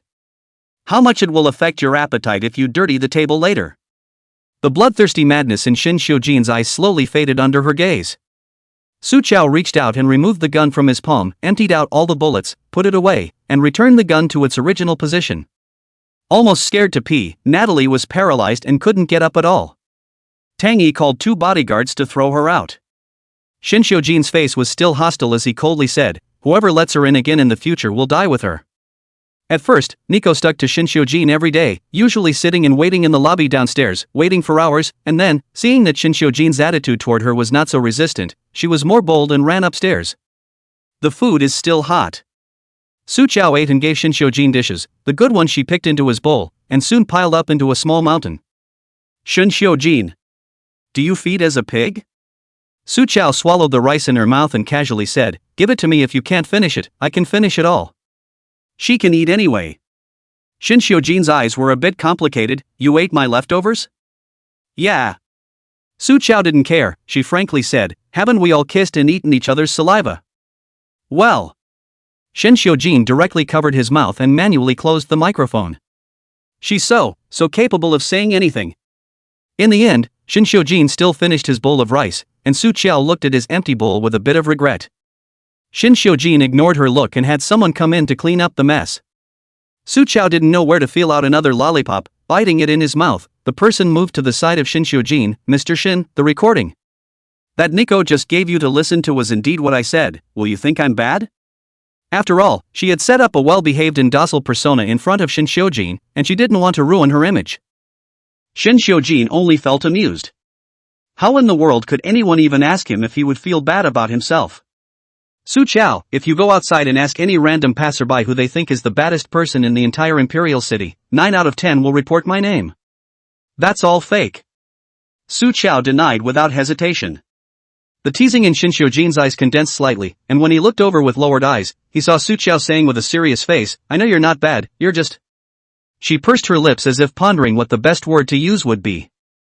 Shin Xiujin didn't retort for some reason and waited for her to continue. Then he heard her say with certainty, you just don't have a choice. Shin Xiujin looked at her clear to sincere eyes, and his heart felt like it had been gently torn open by invisible hands. Something was poured into it. Into the void, something was shoved. But that place, which was supposed to be cool and rotting, where nothing grows. You don't have. He knew all the truth long ago, knew that it was the Natalie of that year who pushed him into hell, knew her sympathy and hypocritical and sinister. But a little late. Su Chao suddenly remembered what old Mrs. Shin had said to herself at first. Ah, Jean, he's a good boy, it's just that no one has ever treated him well. His heart, it's not made of ice. Shin Xiujin really had believed that Nico was genuinely good to him. Mr. Shen. Su Chao gently hugged him and whispered, I won't harm you, I will protect you and treat you well. Embracing gestures are the most intimate and the most detached. Shin Xiujin didn't know with what kind of expression she was saying these words, and even more so, did a person without 7 emotions feel indifferent or feel needy inside when she said this? He doesn't trust her. But he seems to have to admit that he doesn't hate her. Walking out the front door of the office, the night breeze was blowing outside. Shin Xiujin had just drunk, and at this time the alcohol was returning up. He did not intend to drive, so he let Tang Yi go to the underground garage to get a car. He waited on the curb with Sojo. The streetlights lengthened the shadows of the two men, one standing there, the other bouncing around the other like they were on fake alcohol. The one who drank the fake booze was Sojo. Mr. Shin, do I look like I'm orbiting the earth around the sun? She raised her starry eyes and asked him fervently. Shin Xiujin didn't want to get involved. Su Chao suddenly changed her complexion, sensing a powerful yin qi accompanied by a prancing killing intent approaching. She turned around and saw Shin Tanshu's figure, rushing over, and in Su Chao's eyes, his entire body was wrapped in a cloud of black gas, and his soul had been controlled, falling into madness. Shin Xiujin, go to hell. The security guard at the door reacted quickly and immediately rushed up with an electric baton in his wheel when he saw this, you still dare to come? I think you owe me a lesson. Sojo snapped, don't go over there. Still a step too late, the two big and thick bodyguards were directly knocked away by the seemingly weak Shin Tanshu, spitting blood and fainting. Shin Xiujin, I want you to pay for my mom's life. Shin Tanshu's two eyes were scarlet red as he rushed straight towards Shin Xiujin. His monstrous hatred and resentment became the nourishment for that black chi on his body, and instantly the black chi doubled in size. Su Chao's face sank and she protected Shin Xiujin behind her. He's possessed by an evil spirit and is no longer an ordinary person. She originally wanted to directly use the 5 Thunder Talisman, but Shin Tanshu, even if possessed by an evil creature, it is still a mortal body, and it would be foolish to receive a heavenly thunder without dying, and she may not be able to destroy the evil creature if she goes down with this thunder, and it may directly help it to dominate Shin Tanshu's body. Thinking of this, Su Chao changed her mind and planned to forcefully yank out the evil spirit from Shin Tanshu's body. But there were still passers-by coming and going in the neighborhood, so for fear of hurting innocent people, Su Chao pulled Shin Xiujin around and rushed towards the company building. Shin Tanshu was in hot pursuit behind him. Su Chao drew a heavenly thunder talisman to scare him to delay him for a few seconds, and pulled Shin Xiujin into the elevator first. She pressed the 2 buttons on the 10th floor in the top rooftop, and Su Chao hurriedly wrote a talisman on the spot and stuffed it to Shin Xiujin, and then went up to his hands and directly stripped his clothes. Shin Tanshu is now controlled by an evil spirit, his mind is not clear, he can only track you by the scent you are wearing. This talisman can mask the scent on you, I'll wear your clothes to lure him to the rooftop and then clean him up. You go down first and wait for me. Shin Xiujin held her hand back, his tone unkind, where do I go? I have to listen to your arrangements. But I'll be distracted if you're there. The 200-pound bodyguard was slapped by Shin Tanshu just now, dead or alive. She's awesome, but Shin Xiujin isn't. What if she accidentally dies? Shin Xiujin sneered coldly, but if I hadn't arrived in time today, you would have died in the basement of the Su family.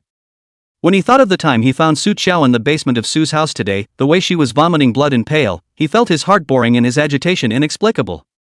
Chapter 152 Yamui. Seeing Shin Xiujin insisting, Su Chao had no choice but to take Shin Xiujin up to the rooftop piece by piece.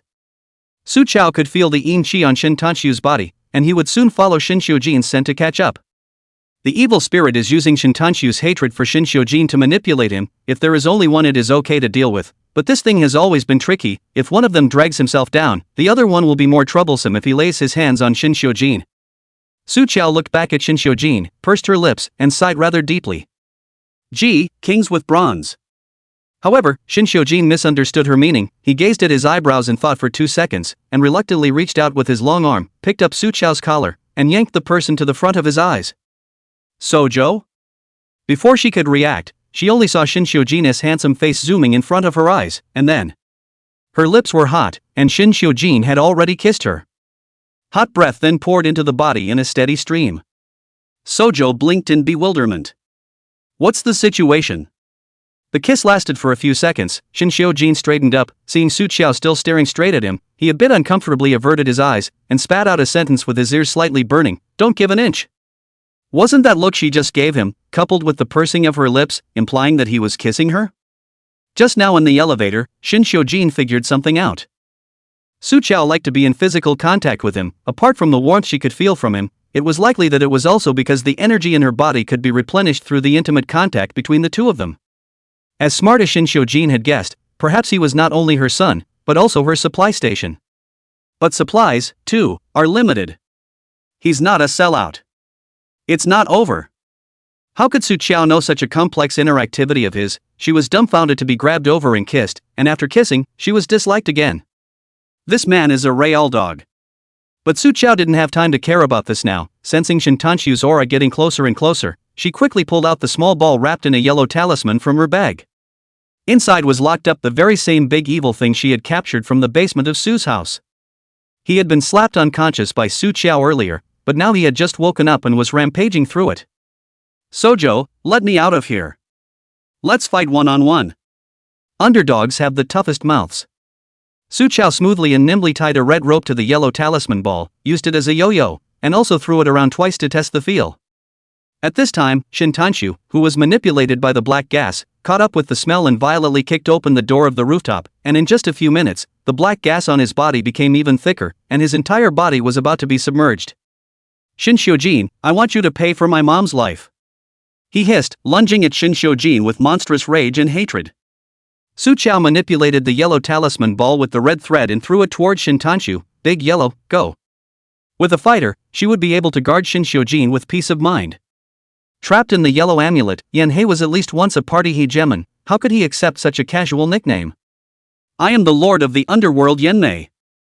The yellow talisman paper peeled off in mid-air, and the Yanhei trapped inside drilled out, transforming into an extremely thick and heavy black gas that stood right in front of the evil creature that manipulated Shin Tanshu. Comparing the two, Yanhei was simply a behemoth of a man with a great deal of momentum. The black gas scurrying around Shin Tanshu's head was scared and shrunk, just like a little ghost meeting the king of hell. The original furious and arrogant flames disappeared. The scene was a little awkward for a moment. The red thread in Su Chao's hand tightened and strangled Yanhei's lifeblood as she gave the order, Big Yellow, deal with it. Inferno. It cursed in its mind, but nay, its lifeblood was in the woman's grasp. The evil creature hiding inside Shin Tanshu's body saw this and said urgently, Lord of the Underworld, we're the ones who are on the same side. How can you listen to a stinking woman?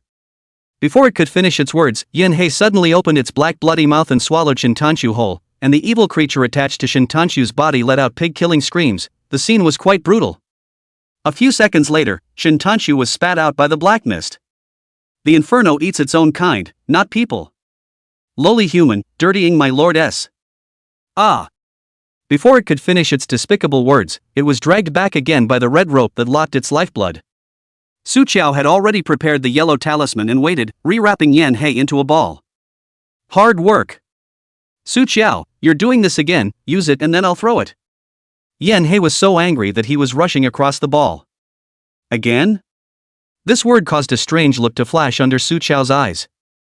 But now was not the time to delve deeper, as she slapped the squawking yellow ball flat for the second time and tossed it into the sack. Chapter 153, I'll give him a ride as his second brother. Su Chao walked up to check Shin Tanshu, who had just had his body overrun by an evil spirit, and his soul had been invaded by yin qi, and he was cold and extremely weak. Su Chao took out a yellow talisman and ignited it, incanting it on Shin Tanshu's brow. trying to dispel the residual chi in his body, but Shintanshu's original body was too weak, and he shouldn't have been born in the first place. It was Lin Xiaoyun who forced him to stay. Forced to seek a rich body, but it is a poor fate, the two collision, so that Shintanshu's soul is fragile. The energy in Su Qiao's talisman is too strong for him to absorb, and if it is forced into him, it will burn his soul directly. Dad? Shin Xiujin walked behind Su Qiao, his tone cool. Sojo said, "There's still a breath left." Shin Xiujin picked up the knife that Shintanshu had dropped on the ground in his hand, and his cold white finger bones flushed out a killing aura that was heavier than the blade of the knife. Fine, I'll give him a ride as a second brother. Since Shintanshu, this idiot, rushed up to come forward to find death. Then he will do something good and send him on his way. Su Qiao grabbed Shin Xiujin's hand with the knife. No way. You absolutely can't have human life on your hands, or you'll be tainted with sinful power. In front of him, she exuded a rare stubbornness. Shin Xiujin laughed disdainfully and coldly, not caring. Do you know how many lives I already have in my hands? Do you need me to dig them out for you to see? I don't know, nor do I want to know. Su Qiao blocked in front of Shin Xiujin, not giving an inch. She looked at the anger that was rising on Shin Xiujin's face, and her voice put on a much softer voice. I only know that you don't like killing people. It's just that your previous life made it impossible for you to choose. If you don't kill, you will be killed. But that won't happen again, Mr. Shin. If I'm by your side, I won't let anyone hurt you, much less let you do things that will hurt you. The backlash of sinful power is no joke. He must not die this year. Shin Xiujin. Su Qiao took half a step forward, tilting her head to look at the man's handsome and amazing face under the moonlight. She smiled slightly, her eyes shining. I want you to live well, to be able to live under the sun. You are as important to me as my life. Shin Xiujin suddenly remembered what she had persistently told herself over and over again. The murderous and bloodthirsty killing intent under her eyes slowly faded like a tidal wave under her warm pulsating gaze. Would there be such a look in his eyes if he was lying to him? Shin Xiujin couldn't help but raise his hand, wanting to touch her eyes, but in the end, he restrained himself and fell back to his side. Su Qiao tentatively went to take the knife in Shin Xiujin's hand, and seeing that he had no intention of getting angry, he immediately took it over and threw it farther away. She turned back to look at Shintanshu, but unexpectedly found that his vital characteristics were enhancing. His soul was actually greedily sucking the breath emanating from Shin Xiujin's body. Su Qiao was slightly stunned. Could it be that the unique scent of Shin Xiujin's body could not only help replenish his energy, but also purify the residual chi in Shintanshu's body? She decisively and suddenly grabbed Shintanshu's hand and placed it directly in Shin Xiujin's hand. This unexpected physical contact made Shin Xiujin's face turn green. Shin Xiujin was about to shake it off without even thinking about it. Don't let go yet. Su Qiao was busy stopping. You can save him. Saving someone's life can build up the yin virtues. Shin Xiujin was almost laughed at and shook his hand away cruelly, a little annoyed. Su Qiao, don't be too self-righteous. It hurts, Shintanshu but slowly came to his senses at this moment. Su Qiao saw through the eyes of heaven that the residual yin chi in his body had been purified cleanly. She could not hide her surprise. Shin Xiujin actually has this kind of function. Shintanshu had no idea what was going on. All he felt was cold and pain in his body, as if all the bones in his body were being crushed and put back together again. Then, he slowly realized that he was on a rooftop, and when Shin Xiujin's figure appeared in his line of sight, Shintanshu's entire body became emotionally agitated. Shin Xiujin, where did you get my mom? He hissed angrily, not caring about the pain in his body, and regardless, he slammed his head into Shin Xiujin. I'll fight you. Chapter 154, Transit of the Underworld. How could a pampered young master like Shintanshu be a match for Shin Xiujin, who had climbed out of the beast trap, stepping over countless corpses? The killing intent in Shin Xiujin's eyes was cold. His afterglow glanced at Su Qiao next to him, and finally relented and kicked Shintanshu in the knee, directly breaking his bones. Ah! Shintanshu screamed miserably and fell to the ground, rolling around in pain. But once he thought that his mother, Lin Xiaoyun, had probably already suffered at the hands of Shin Xiujin, the conviction to save his mother froze and propped Shintanshu back up on one leg. Shin Xiujin mockingly picked his lips. No more crying for mommy? Shin Xiujin, don't kill my mom.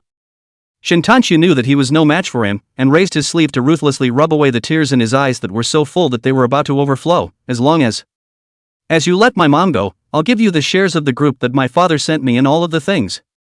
All to you. Shin Xiujin's dark eyes narrowed lightly as he listened to the momager in front of him continue. I'm already 18 years old. I don't need a guardian, I can sign it myself. I don't want anything, you stop hitting my mom. Speaking, Shintanshu could not stop his tears, and cried bitterly and sat on his butt. Mommy! Mommy, where are you?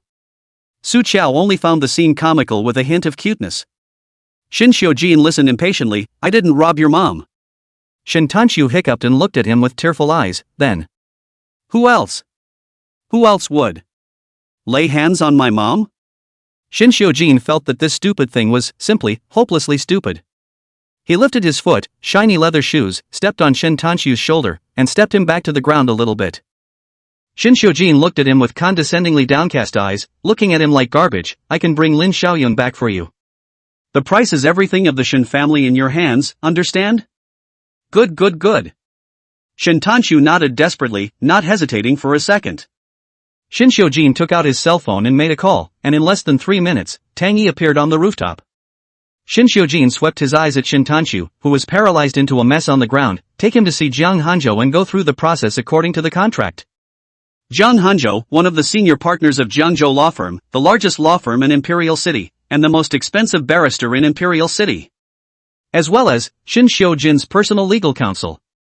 Shintanshu was taken away just like that. Shin Xiujin's next stop was to find Lin Xiaoyun. When he and Su Qiao descended the stairs and walked out of the company's front door, there were already 20 black sedans parked outside, and the black-clothed men wearing ghost face masks stood in 2 columns with a stern aura, and they bowed their heads neatly when Shin Xiujin appeared. All the members in the organization of ghosts and shadows, no face, no identity, they are the sharpest not, killing invisible, and at the same time, they are also shadows, they will not be bought, and moreover, they will. Go to CU Garden first. Shen Xiujin opened his mouth to command. Tang Knight couldn't help but look at Su Qiao through the rearview mirror. Gathered so many brothers ready to do things, and before that also had to send Su Qiao home. This woman's face is not a little too big. The black sedan sped down the road, followed by 20 others in a frighteningly large row. A little girl with crocheted hair in the back seat of a passing car poked her head out to look curiously, and was immediately fished back in by her parents covering her eyes and closing the window. It's like the transit of the Undertaker.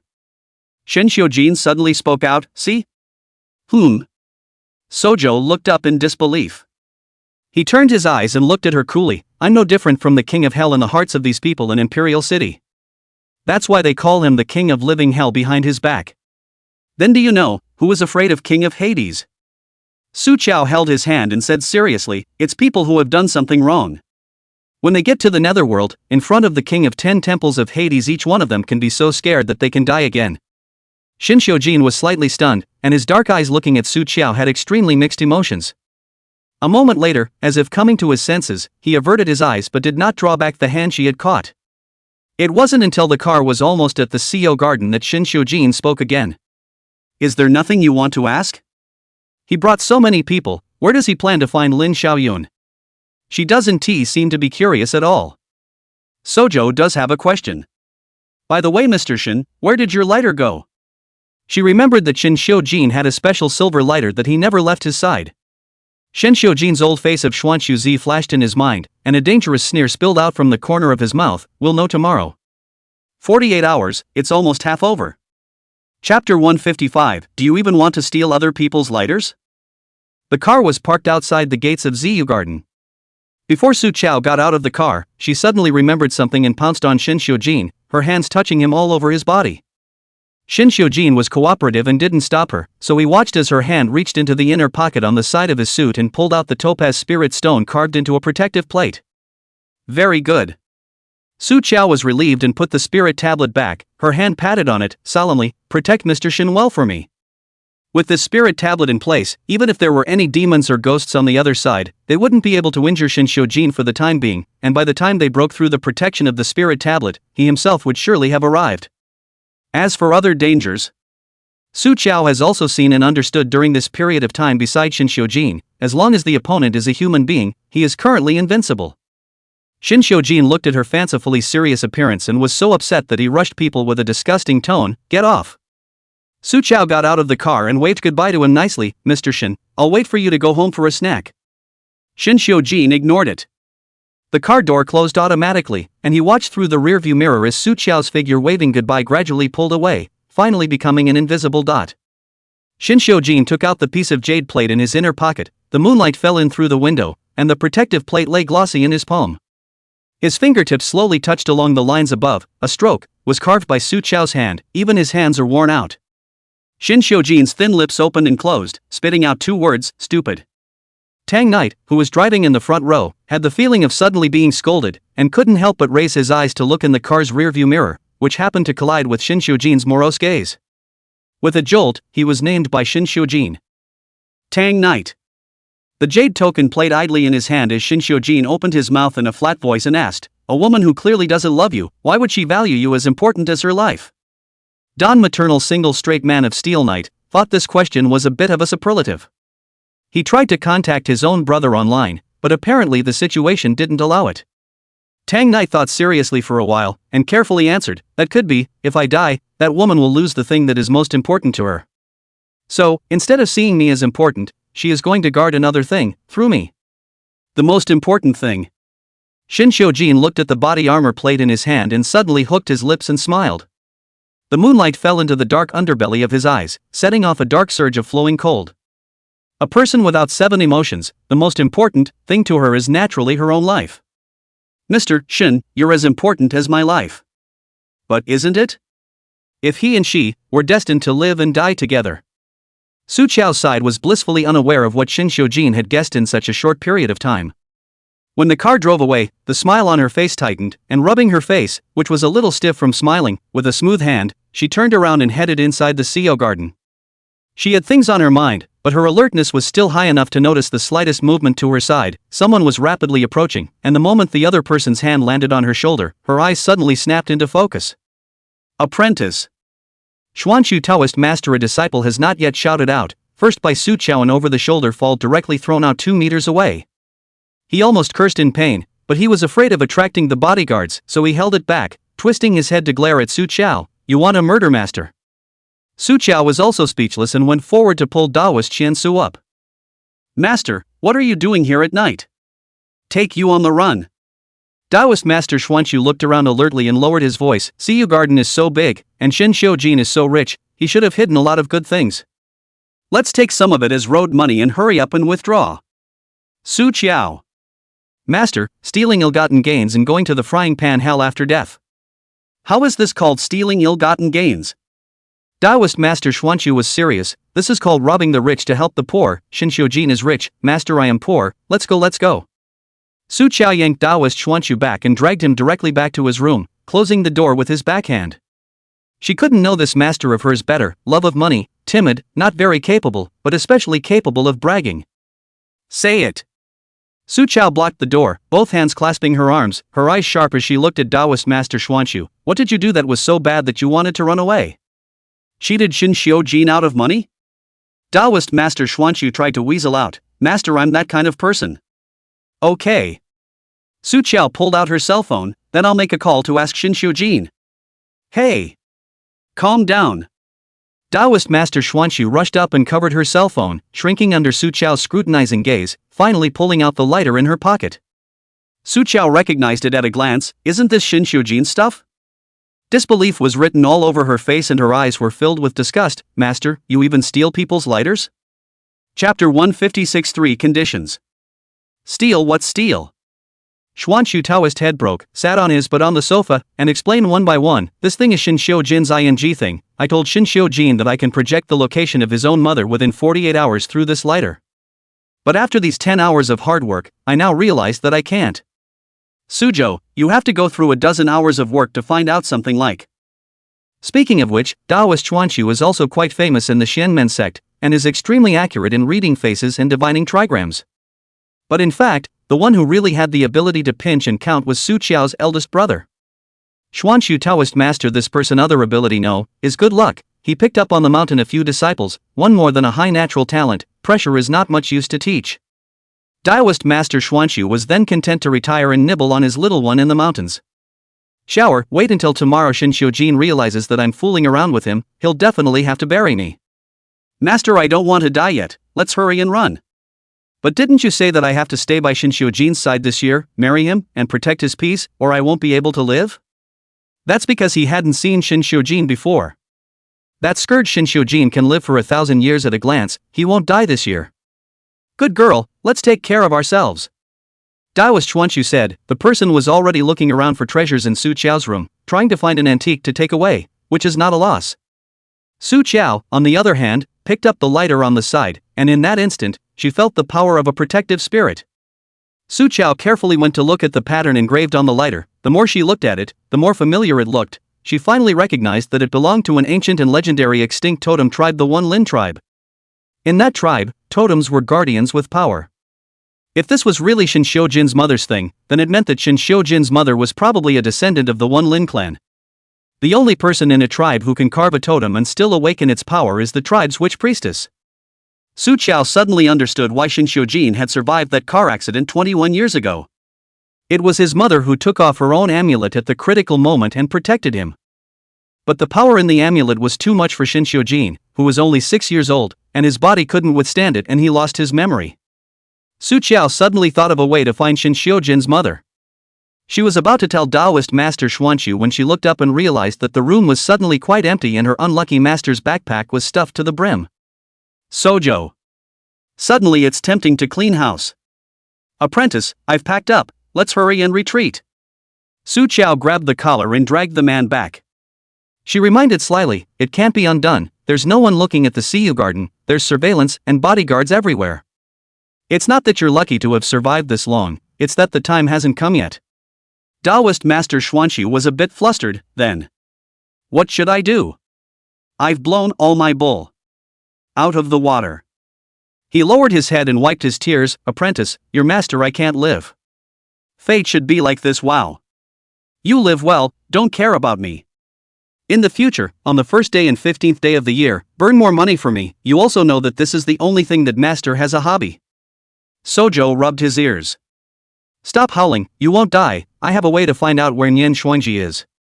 She told Taoist Qian Su about her discovery. Since Nian Fengxi is a witch priestess, there is a bond between her and the totem. As long as you find the ancient book to release the guardian spirit in this totem, it will naturally go to the witch. I remember that in your hidden gold cabinet, there is a book detailing the One Lin clan. But Su Qiao wasn't very interested in that and didn't look closely.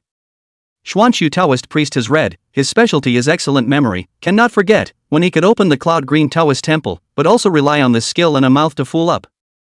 I remember that in order to release the guardian god in the totem, 3 conditions are needed, the Een time and the Ohio moment, the goat blood, and a wisp of the Een god of the underworld lord. Taoist Xuanchu sighed with difficulty, the Een hour and moment is tomorrow, and the goat blood is also good to find, but the spectral lord. TSK, where is the spectral lord? So good to see but also have to smoke a wisp of its Een god. Sojo. It doesn't seem that hard to see. Chapter 157. Hey, that smells good. She looked down at her pockets and asked, Master, what exactly does the spectral lord do? Oh, it's normal that you don't know. It's not in any of the books you've read, and I only heard it from my master. Taoist Master Xuanchu turned on the popularization mode. In the place where the Yellow Spring Road and the River of Forgetfulness meet, there's an underworld. The underworld is a space beyond another space, and there are always reincarnated ghosts who mistakenly enter it, and they'll be devoured by the underworld lord inside. No one knows the origin of the lord of the underworld, and no one has seen its body. It is not a ghost or a person, out of the 3 worlds, immortal. Legend has it that the spectral lord can devour some evil things and feed on them. The more Xuanchu Taoist master said, the creepier he felt, worriedly said, in short, it's not easy to find the lord of the underworld, you have to go into the ghost gate, and then go up to the Yellow Springs Road. And it feeds on ghosts and evils, so it must be very difficult to deal with. Doesn't seem that hard. Su Qiao silently pulled out a charm wrapped into a yellow ball from his cloth bag, inside which the newly awakened Yen He was roaring. Su Qiao! You insidious woman, I am the lord of the underworld, how dare you use me as a racket? Taoist Master Xuanchu? Even through a few yellow talismans, Taoist Xuanchu could feel the contraption inside Yin Qi rushing to the sky. He moved back 2 steps, is the lord of the underworld in here? Well, I caught it in the basement of Su's house. It was used as a formation eye entrapped in the basement. Su Qiao said lightly, unwrapping the yellow talisman with his hand, and all of a sudden, a black mist that could overturn the roof drilled out, directly topping the ceiling. Su Qiao! You dare to hit me! Yen He roared lowly, and the entire building trembled with him. Taoist Xuanchu looked dumbfounded. Sigh. Sigh, lord? He twisted his head and dove under the table. Su Chao hand out of thin air out of a red rope, the other end embedded in the black fog. She forced so a strangle, originally killing arrogant lord of the underworld pain in the air rolling around. Live like a pot of boiling water. Taoist Master Xuanchu was astonished beyond words. This is a blood contract? Disciple brother, you made a blood contract with the underworld lord? The so-called blood contract is the highest level in the contract. Once established, it represents the voluntary recognition of the master, sworn to die to protect the master, at the same time, will be their own death throws life gate also into the hands of the master. Su Chao herself didn't quite understand how this blood contract was suddenly formed. She was only trying to use the soul binding rope to manipulate Yen He, but she accidentally took a wrong contract rope, and somehow both parties succeeded in signing the contract. But that's not a bad thing. Inferno hurt from the sky to the ground, slowly shrinking into a ball, and finally transformed into a black hedgehog? On closer inspection, it's kinda cute. Taoist Master Xuanchu was considered an eye-opener. This spectral lord's true body is a hedgehog? He reached out to touch one and was almost bitten hard. Stupid Taoist, don't touch me! Inferno glared at him in annoyance. But not only had its body changed, even its voice had become milky, its aura was all but gone, and it was more like a sellout. Su Chao squatted in front of it and stared straight at it. It's kinda cute. Quoted. The original ferocious expression of the small hedgehog slowly converged, the thorns of the whole body slowly softened, and it arrogantly twisted its face and hummed, "This master is the only one who cannot." Ah! Su Chao suddenly reached out and plucked one of its thorns unawares. Borrow a strand of Yin God to use. The little hedgehog exploded with spines all over his body, rolling into a ball and slamming into Su Chao's leg.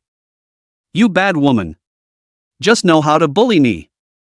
After the blood contract was established, it couldn't hurt its master, and the thorns on its body were put away when it crashed into Su Chao, just like a small ball of meat rubbing against her pants leg, which was not lethal except for a bit of itching. Su Chao handed the thorn to the Xuanchu Taoist next to him. Here. Go back and make preparations, and when tomorrow is cloudy time and the hour of midnight, open the altar and perform the spell to release the guardian god in the totem and go to Nian Xuanji. The Xuanchu Taoist priest was arranged in a clear way. It's still my precious apprentice who has the skills. He gave a thumbs up and turned to leave when Sojo reached over and yanked the hairbag from his head. Put back what you stole. Xuanchu Taoist. Su Chao just sat on the sofa with her legs crossed, eating snacks while staring at Taoist Master Xuanchu putting the antiques in the bag back into place one by one. She also gave a piece to the hedgehog next to her in passing. Inferno, yuck, low type of food, dogs don't even eat it. A few seconds later. It smells pretty good. Taking advantage of Su Chao's lack of ideas, the little paw cupped it and took a bite. Its big black eyes lit up for a moment, hesitated, and took another bite, muttering quietly as it nibbled, I didn't expect the low class to eat well. Chapter 158 Shin Kung Fu Shoujin. After waiting for Taoist Xuanchu to put everything back in its place, Su Chao pondered and spoke again, Master, let me ask you something. What? She originally wanted to ask Shin Suzi if he knew that she wasn't the daughter of the Su family, but facing her master's clear and from time to time stupid face, Su Chao finally gave up. Forget it, go back to bed. If he knew that she was not the daughter of the Su family, he would have blurted it out a long time ago. When Taoist Xuanchu left, Su Chao's gaze fell on the small hedgehog by her feet. Inferno had just swallowed 3 snacks and his cheeks were bulging. What are you looking at? Haven't seen this lord eating. It gave Su Chao a blank look and twisted its head to leave, being picked up by Su Chao. You knew me before? Su Chao stared at it, her clear eyes narrowing slightly. Who the hell am I?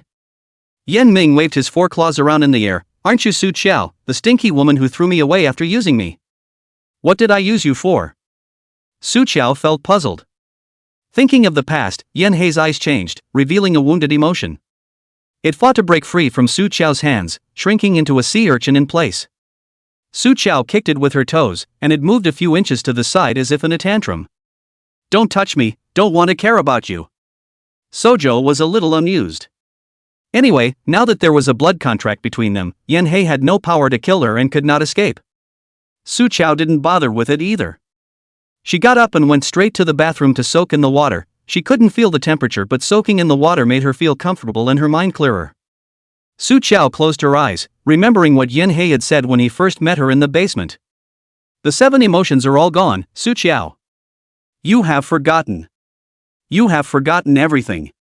What exactly did she forget? Obviously from childhood, all memories are clear. What does she have to forget? Wow. Su Qiao got out of the bathtub, put on her pajamas and walked out of the bathroom, and directly turned on her computer. She logged into the metaphysical forums again, changing her ID in the process. I kowtow to you first. How can I get my 7 passions back if they are all destroyed? If any of you know how to do it, please enlighten me.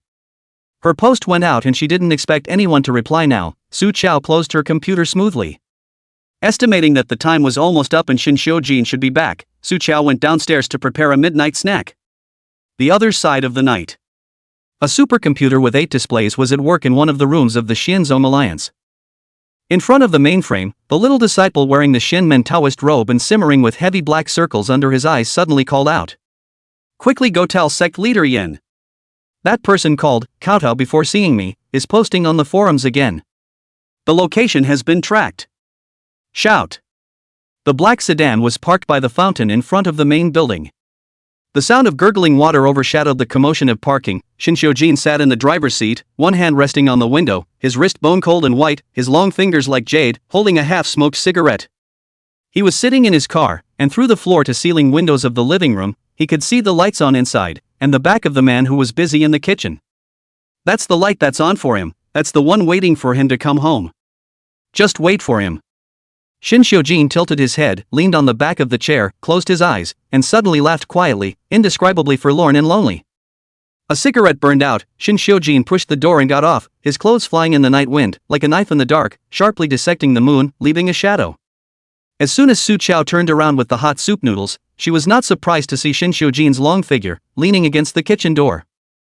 Mr. Shin, you're back just in time. I've just cooked a midnight snack and added meat and the only 2 eggs left in the fridge for you.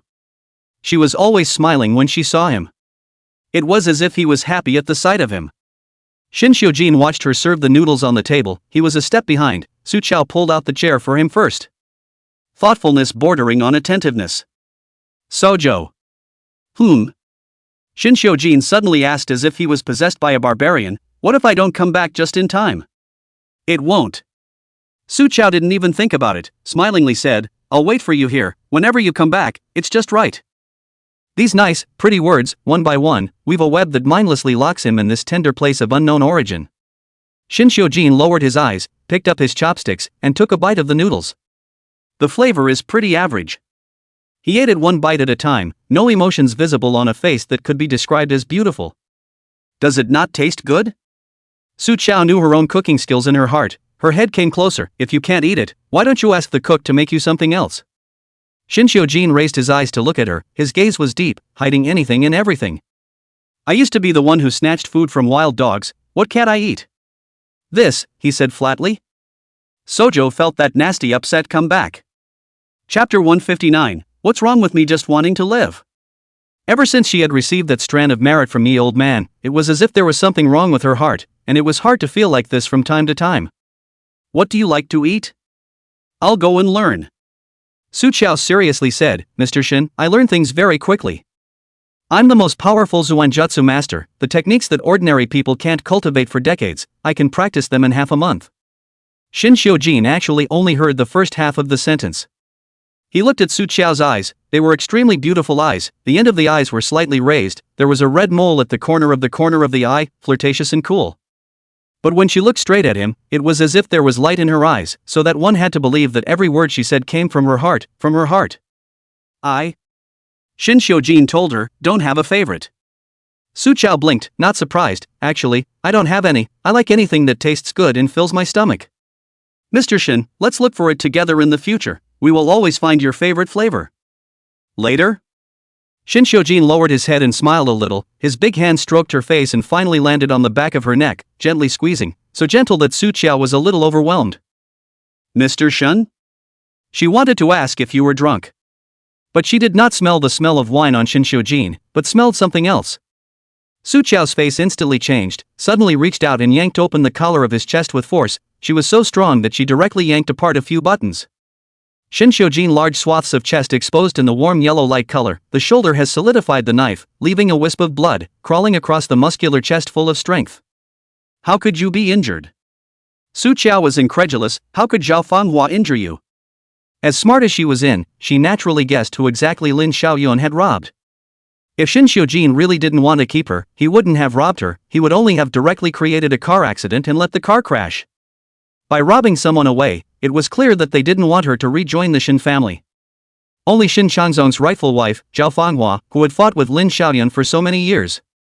She definitely didn't dare to let Shin Changzong know about this, so Lin Xiaoyuan wouldn't be locked up in the Shin family's old mansion. Even if Zhao Fanghua was the daughter of the Zhao family, the richest family in Jinyang, she definitely didn't have the ability to injure Shin Xiujin in the imperial city, not to mention the fact that Shin Xiujin had brought a group of his men with him to kill him at that time, so how could he be injured by Zhao Fanghua? Unless it's not Zhao Fanghua. Shin Xiujin said gently, it's myself. Sojo? Rarely did she lash out in front of him. Shin Xiujin, are you sick? Doesn't it hurt when you get hurt? Is your life so worthless? Why should you give yourself a knife? Su Qiao was genuinely annoyed. Today he can give himself a knife in the shoulder, tomorrow if he's a little crazier he might be able to stab himself in the heart. Her front defense, but also could not prevent this old sick self-mutilation.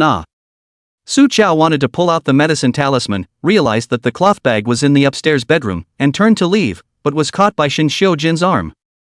This injury can't kill me, don't worry. Shin Xiujin raised his dark eyes and looked at her. The eyes were deep and sharp, giving Su Qiao a feeling of being pierced through. For the first time, she had the thought of trying to run away from Shin Xiujin. But Shin Xiujin grabbed her tightly, his voice low and magnetic, and continued, so? You don't have to worry about your life either. Su Qiao's body stiffened violently, as if she had received a heavenly lightning charm, and was struck and scorched on the spot. She met Shin Xiujin's eyes and was a little weak. Her eyes drifted away and she pulled the corner of her mouth stiffly. Mr. Shin, you. My life is as important as yours. Literally, actually. Shin Xiujin slowly got up, and the sense of oppression that came with his figure reportedly increased. He took her ambiguous lies with ambiguity and peeled them away in a cocoon, spreading them out in front of her with incomparable sobriety. Su Qiao, my life is tied to you. If I die, you will also die. Won't you? Shin Xiujin's hand that was squeezing her tightened viciously, the veins on the back of his hand almost bursting. He stared at her with a deadly gaze, his eyes bloodshot, beady, mad. And something else that spread out and almost drowned her in it. 2 bowls of noodles on the table, still steaming, curling and scattering in the color of the lamp, haloing a piece of. Su Qiao met Shin Xiujin's judgmental gaze and admitted, yes. But I've never betrayed you, I've never apologized to you. I saved you, took my life to protect you. As long as I don't die, I can stand in front of you for anything. She asked her heart to be blameless and said frankly, Shin Xiujin, except for that line about liking and love. I have not lied to you. I just want to live, so what's wrong with that? Chapter 160, Showdown. Su Qiao's tone was calm, but he didn't know why he was shedding tears. That's weird. She was calmly in Shin Xiujin's presence like that, and a single tear slid down uncontrollably. Shin Xiujin watched her fall into tears and watched the light in her eyes fragment. He raised his hand to cover her eyes. The movement seemed to take all his strength. Su Qiao, Shin Xiujin's throat was astringent, and his voice overflowed with exhaustion that had never been apparent, but as if he was smiling, what he whispered was, this is good. She and he, destinies linked. To her, he is the most important. No one. It's nice to be favored like that. Shin Xiujin slowly said, make a deal with me. Su Qiao was slightly stunned, her long eyelashes lightly swept over Shin Xiujin's palm, her touch was clear. She originally thought that Shin Xiujin such crazy bat, after guessing the truth, will go crazy rage, and even will be crazy enough to die. He squinted at her, gutsy and wild? All dare to call him by his first and last name.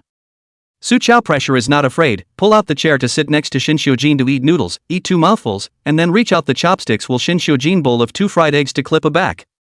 Shin Xiujin. Su Qiao, don't stomp on your nose. Su Qiao didn't even need to pretend now, reverting to her nature. You don't like them anyway, so what's wrong with giving me one? Shin Xiujin's expression was a bit cold. No one's talked to him like that in years. Then he heard the second half of Su Qiao's broken sentence, when we find something you like to eat later, I'll let you have it all. Shin Xiujin's fingertips, which were pinching the chopsticks, trembled with an amplitude imperceptible to the naked eye in the overflowing heat of the noodles. Whoever said that a lie repeated 1,000 times becomes true? But is it the listener who takes it seriously, or the speaker? After eating the noodles, Su Chao ran back upstairs to get a few medicinal charms and melted them in the water, and additionally found hot water and gauze. She let Shin Xiujin sit down on the sofa, squatted in front of him, used warm water to wet the towel before wringing it out, and carefully went to wipe the wound on Shin Xiujin's shoulder that had congealed into a blood scab. Shin Xiujin sat quietly on the sofa and let her clean up. His eyelashes were pressed low, his dark gaze falling on her face. For convenience, Su Chao opened the floor lamp next to the sofa. Dim white but not blinding light color fell on her face. Originally white skin, at this moment is more like sheep fat white jade glaze, transparent and fragile. At the moment, she was concentrating on cleaning his wounds, her pretty brows gently furrowed as if she was hurting for him. Shin Xiujin's gaze fell on her slightly pursed lips. The curves were beautiful, like flower petals. He tasted it, it was as sweet as a flower. The image of the kiss came into mind unexpectedly. Shin Xiujin felt that he was crazy and actually had the urge to press the person onto the sofa and kiss her. Shin Xiujin averted his eyes, and an imperceptible scarlet color flared up at the base of his ears. The air was so still it made him uncomfortable. Shin Xiujin forced a conversation. Do you know who was the first person in the Shin family to find me, 7 years ago? Su Chao blew gently into his wound without lifting her head. Zhao Fanhua. Chapter 161, Paid Off. Her tone was light, not a guess, but a certainty. But after waiting for a few seconds and not hearing Shin Xiujin say anything, Su Chao raised her eyes, but she just bumped into those black eyes that were as deep as an ancient well. The little thing is a little too smart for its own good. Shin Xiujin didn't say yes or no, lightly narrowing his eyes as his gaze fell on the top of Su Chao's head. There was a soft, small swirl of hair there, in the center of the long, inky black hair, like a drop of snow that won't melt. Sunk into his eyes. Shin Xiujin suddenly leaned back, his half-naked upper body lazily laying into the sofa. Su Chao was wrapping the wound for him with gauze in a circle, and when he moved like this without any warning, Su Chao was yanked by the gauze in his hand and flopped on his thigh. She looked up in disbelief. Shin Xiujin casually said, I'm tired of sitting, lie down for a while. Saying that, he smoothly patted the sofa beside him, signaling her to sit on it. Su Chao could only kneel on the sofa and continue to bandage his wounds. A strand of long hair inadvertently hanging down, fell in Shin Xiujin's hand. He looked down, curled his fingers, pale fingertips, ink-colored hair, a circle around up. When Zhao Fanhua found me, I was chained around my neck and locked in a cage like a dog for 3 days of starvation. Shin Xiujin slowly opened his mouth, not much of a rising and falling tone, flat as if he were telling a story that had nothing to do with himself. This is their punishment for me. They warned me to be obedient like a dog, that I could only win if they let me. But in that ring, those who can't win, only die. Shin Xiujin looked at his hand stroking Su Chao's black hair, bony and pale, but in his eyes, it had long been full of blood. He can't wash these hands, no way. When I was dying of thirst, Zhao Fanhua appeared and she threw me a bottle of water. She said, if I were you, I might as well be dead and have no face to go back to the Shin family. Sojo's fingertips trembled. She could think of that image. Zhao Fanhua, who was rich, wearing gold and silver, stood in front of the foul-smelling iron cage, looking at the dying teenager inside, who was chained up, covered in blood and dirt, covered in violence emanating from his bones. Zhao Fanhua decent and lightly said, if I were you. She wasn't trying to save him or pity him, she even wished that he would die on his own for the sake of the decency of the Shin family. But in any case, she threw him that bottle of water, was grasping the life-saving straw. Shin Xiujin gulped down. Shin Xiujin closed his eyes and laughed, sarcastic to the core. Face, what is that? He wasn't remembering Zhao Fanghua's favor, he only remembered his own indebtedness. Su Chao, do you know how much blood I shed tonight? Shin Xiujin looked at her, the corner of his mouth smiling madly and charmingly. It's the portion I drank down in the cage that day. That bottle of water, return it tonight. Su Chao was already immune to Shin Xiujin's madness. She pursed her lips slightly, said nothing, and silently tied up Shin Xiujin's wound for him. When she was done, she looked up and asked him with a frown. Do you owe anyone else? She looked so serious that Shin Xiujin found it funny. The uninjured hand reached over and rubbed her brow away as she had done to him. In the light, the man's long, raven-feathered eyelashes topped a gentle arc of shade on his eyelids, adding a bit of sass to that handsome, sinister face. He whispered, Sojo, smile for me. When she smiled, her eyebrows curved into a crescent moon and were clean. Su Chao gently slapped his hand away and stared at him without budging an inch, waiting for him to answer the question he just asked.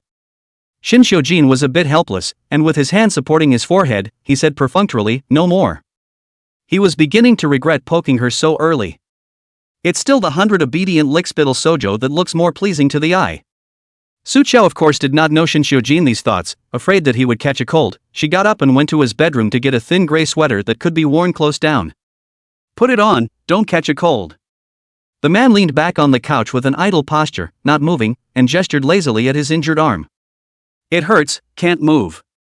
How can someone who doesn't even say a word when he gets stabbed be petulant like this? It was a clear excuse for her to serve. What a grandpa. Su Chao spat while helping Shin Xiujin put on his clothes as if he was taking care of a child. Shin Xiujin let her serve her, his tired and lazy gaze not moving from Su Chao's face. It was a face that seemed so real to him only today. Su Chao, who originally wanted to get up, was wrapped back by the large hand that suddenly came across her waist. She fell into Shin Xiujin's arms, inexplicably a little uncomfortable. Usually it is her deadbeat face that pesters him. How does it seem to be all reversed today? "Let me hold you for a while." Shin Xiujin's voice was slightly hoarse, and he looked down and sniffed the smell of her body, like the afterglow of a temple burning incense after it was burned out. "The smell makes you want to sleep." Shin Xiujin then literally closed his eyes. He was too warm, so warm that Su Chao didn't want to move, so she stayed like this for a while, so warm that she was about to fall asleep, when she heard Shin Xiujin's voice, coming from the top of her head. "Sojo." She answered, trailing off in a long, sleepy voice. "Lin Xiaoyun is dead." Sojo's eyes widened soundlessly. "When I looked there, the person was already dead, a suicide." Her condition for committing suicide was that she wanted Zhao Fanghua to spare her son. "Ha!" Shin Xiujin sneered meaningfully. "Who can be saved when people die?" Chapter 162. She's capable of anything when she's under his blanket. Su Chao suddenly remembered Shin Tanshu, in order to find Lin Xiaoyun, obviously scared to death, but still want to come to find Shin Xiujin to fight for his life. And Shin Xiujin's mother, at the time of the car accident, righteously gave him her amulet to keep him alive. Now Shin Xiujin is also subject to Shin Changzong because of the Nianshangzi. These are the causes and effects that are born out of the bonds. What about her? Giving up on her birth parents, and for what? She couldn't figure it out, so she just didn't want to. Anyway, there would be clues there at the old Shao family mansion on the Royal God Mountain. She had to make a trip there in a hurry. "Mr. Shin, is your friendship with the Shao family very good?" Su Chao raised her head and stared straight at Shin Xiujin with glowing eyes. Shin Xiujin didn't speak up, waiting for her to reveal her true purpose. "My master has already found a way to locate your mother, Nian Shuangji. The altar will be open tomorrow at the stroke of midnight, and after we find your mother, you can take me to the Shao family's old mansion on the Royal God Mountain." Shao family's old mansion, that was the place where the old man of the Shao family retired. Even Shao Delusion couldn't go in and out it will without a summons. Shin Xiujin asked, "What are you doing there?" "There are clues to my biological parents there." Su Chao answered truthfully, "I'm not the Su family's biological daughter, and I want to know who I am." She said this without sadness or anger at being abandoned, calm beyond belief. Shin Xiujin looked at her and remembered what that old man Shin Suzi said: she does not have 7 emotions, so she will not love. Likewise, she will not hate. A man without love or hate. What's the benefit of me taking you to the Royal God Mountain? Shin Xiujin asked rhetorically. A shameful capitalist face. Su Chao reluctantly said. Or, I go out and set up a stall to tell fortunes to earn money for you? Shin Xiujin was amused by her brain circuits. I'm short of money? So what do you want? He ran his hand over his chin, thoughtfully, sleep with me later. The smell of her did have a calming effect on him. Good. Su Chao didn't bring hesitation for a second, nodding her head repeatedly. I'll pack up my things now and move to your room, so I'll start sleeping with. He realized he was looking for guilt. This little thing doesn't have 7 emotions and doesn't understand anything. Kissing and hugging is just warmth to her. But he's at least a normal man. Half an hour later. Sleeping Su Chao followed her instincts and rolled back next to Shin Xiujin. The quilt was rolled away from her, her arm stretched out, very consciously wrapped around Shin Xiujin's neck. The whole little head was buried in his neck nest, unconsciously gently rubbing. Living like a kitten. Shin Xiujin woke up long before she rolled over. Now that she was rubbing against him, some part of him that shouldn't be awake was almost reacting. He couldn't stand it anymore, and was about to throw the person right off the bed when he heard the little thing buried in his arms, murmuring dreamily and calling out his name. Shun Xiujin. I'm cold. The anger in his heart was doused for the most part by this soft, dreamy sentence, without principle.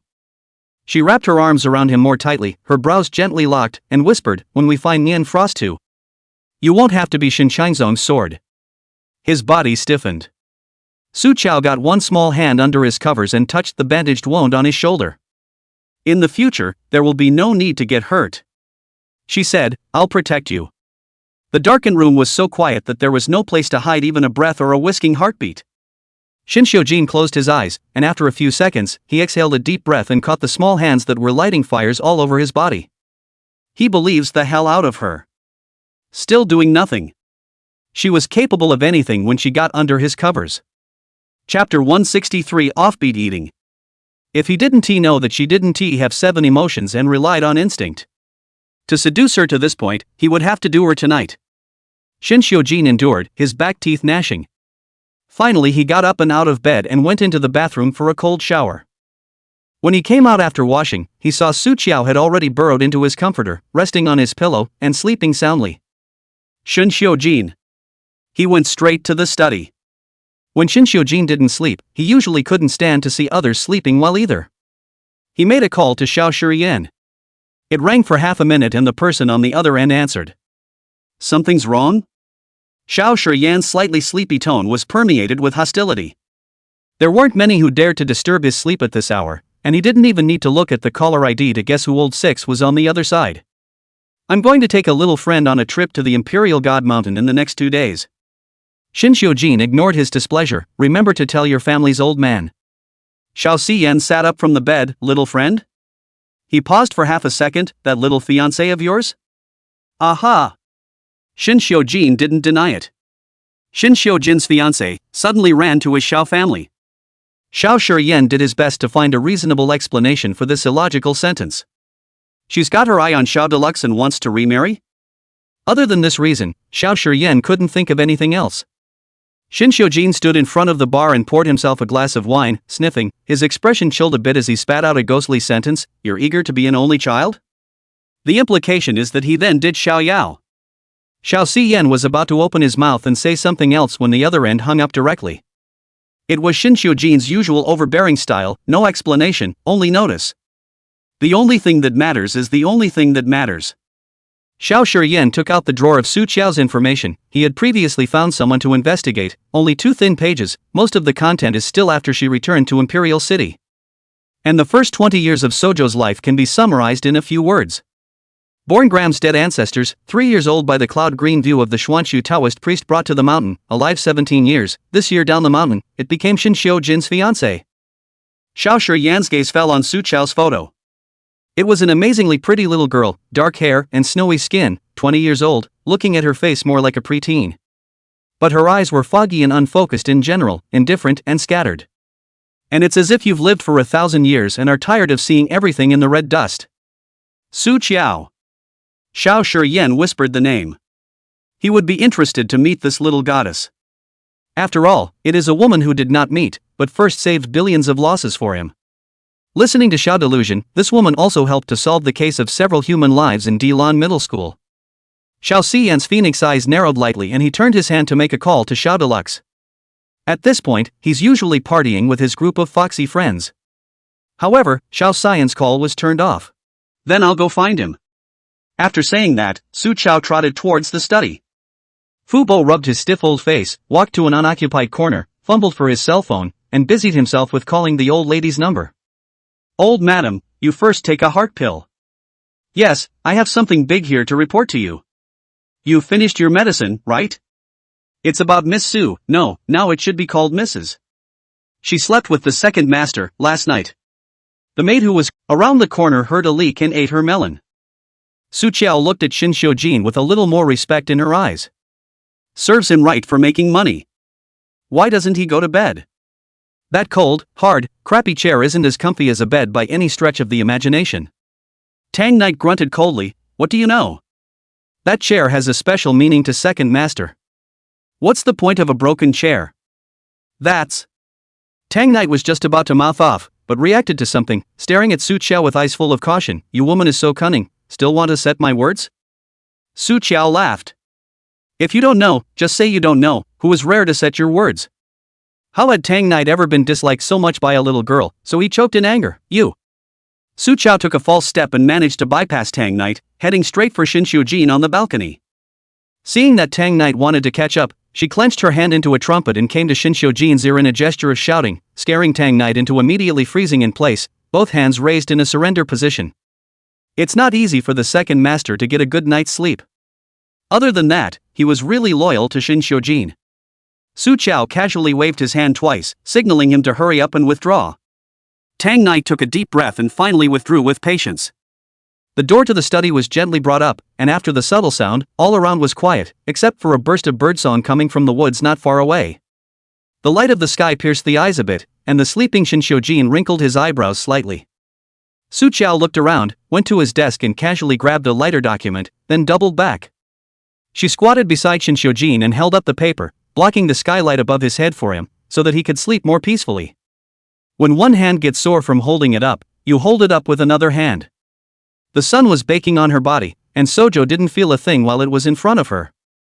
Su Qiao was originally drowsy, and now that she was slowly baked by the warmth of Shin Xiujin's body, the birdsong not far away became a lullaby, and her eyelids sank one by one.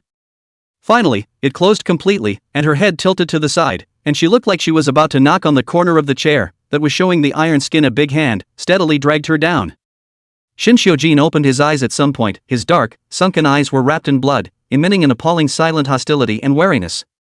His gaze fell on the small face resting in his palm. Her complexion is unusually white, even her lips are white, only her long eyebrows and deep eyelashes, inked general black, like painted. Coupled with a body temperature that is far below that of normal people, Shin Xiujin had a momentary illusion that he was like catching a snowflake that would not melt. There was still a cloud over her head even when people were sleeping through it. She didn't let go of her hand that was holding up the paper. The wariness and coldness in Shin Xiujin's eyes slowly faded. In its place was a flash of trepidation. Shin Xiujin finally realized so clearly that he was afraid. Reason was reminding him that this woman had no 7 emotions, and that what she was doing had nothing to do with liking. Today lying here, even if it is not him, she will still take care of each other. She gave it to him and could always take it back and give it to a second person at any time. Can be sensual, but let him drown in her thoughtless goodness again and again. Shin Xiujin. You're awake? Su Qiao opened her sleepy eyes and the first thing she saw was Shin Xiujin's scourge face. She usually looked at people by their looks and bones, but Shin Xiujin was an exception. On his face, Su Qiao could only see the purest beauty. This man is really good looking, brighter than those stars on TV, good looking not like a real person. Su Qiao had just woken up her brain, it hadn't been completely switched on yet, and for a moment she didn't control it. Her hand reached over, touched Shin Xiujin's face, and pinched it twice. She grinned, as if she were teasing a kitten or puppy. It's so cute. Shin Xiujin. What a heartless woman. He sank his face, and before he could snap, Tang Knight killed in first. Second master, Shao. This unexpected picture in front of him thundered Tang Knight to the outside. Through the glass, Su Qiao could see him in the pupil earthquake. His own second master, in being a woman pinching the face to play. And, he is not angry? Chapter 165 Master 2, This is too much. Tang Knight was crumbling inside, but on the surface, he forced himself to report calmly, Second Master, Xiao Xiyan is here, right downstairs in the living room. Said he has something important to find. Miss Su. The last 3 words, Tang Knight squeezed out from between his teeth. Shin Xiujin calmly slapped Su Qiao's hand away and got up to leave. However, before he could take a step, he was first hugged by Su Qiao. Shin Xiujin was wearing casual pajama pants that she almost yanked off. He grabbed the waist of his pants woefully and glared down at her with a bit of annoyance. Su, Joe. My legs are numb from squatting. She tilted her little face up, pitifully selling her misery, and my hands are also sore. Shin Xiujin took a deep breath. You don't want me to hug you, do you? She shook her head gravely. What are you talking about? You still have injuries, just carry me. Shin Xiujin. All he wanted to do now was throw her down the stairs. Downstairs in the living room, Xiao Shiyan on the sofa was reading the messages on his cell phone when he suddenly heard the maid behind him restrained and unable to hold down a small exclamation of surprise. Look, here it comes, here it comes. He raised his eyelids and saw Shin Xiujin coming down from upstairs with a woman in his arms. To be precise, there was a woman sitting on one arm, taut muscle lines holding up the thin fabric with a sense of hormonal eruption of power. Su Chao wrapped her arms around Shin Xiujin's neck and tried to stay as far away from his injured side of the shoulder as possible. Xiao Shiyan is used to big scenes, except for the teacup in his hand swirling a few water waves, everything else is flawless. The two small maids behind them with mosquito-like voices were more excited and ambiguous. Oh my god, have you seen the muscles of the second master? One-arm Princess Hug hey! Is this the legendary strength of 7 times a night? My god, Miss Su can't even walk, the second master this is also. Also to that. The tea in Xiao Shiyan's cup managed to splash out.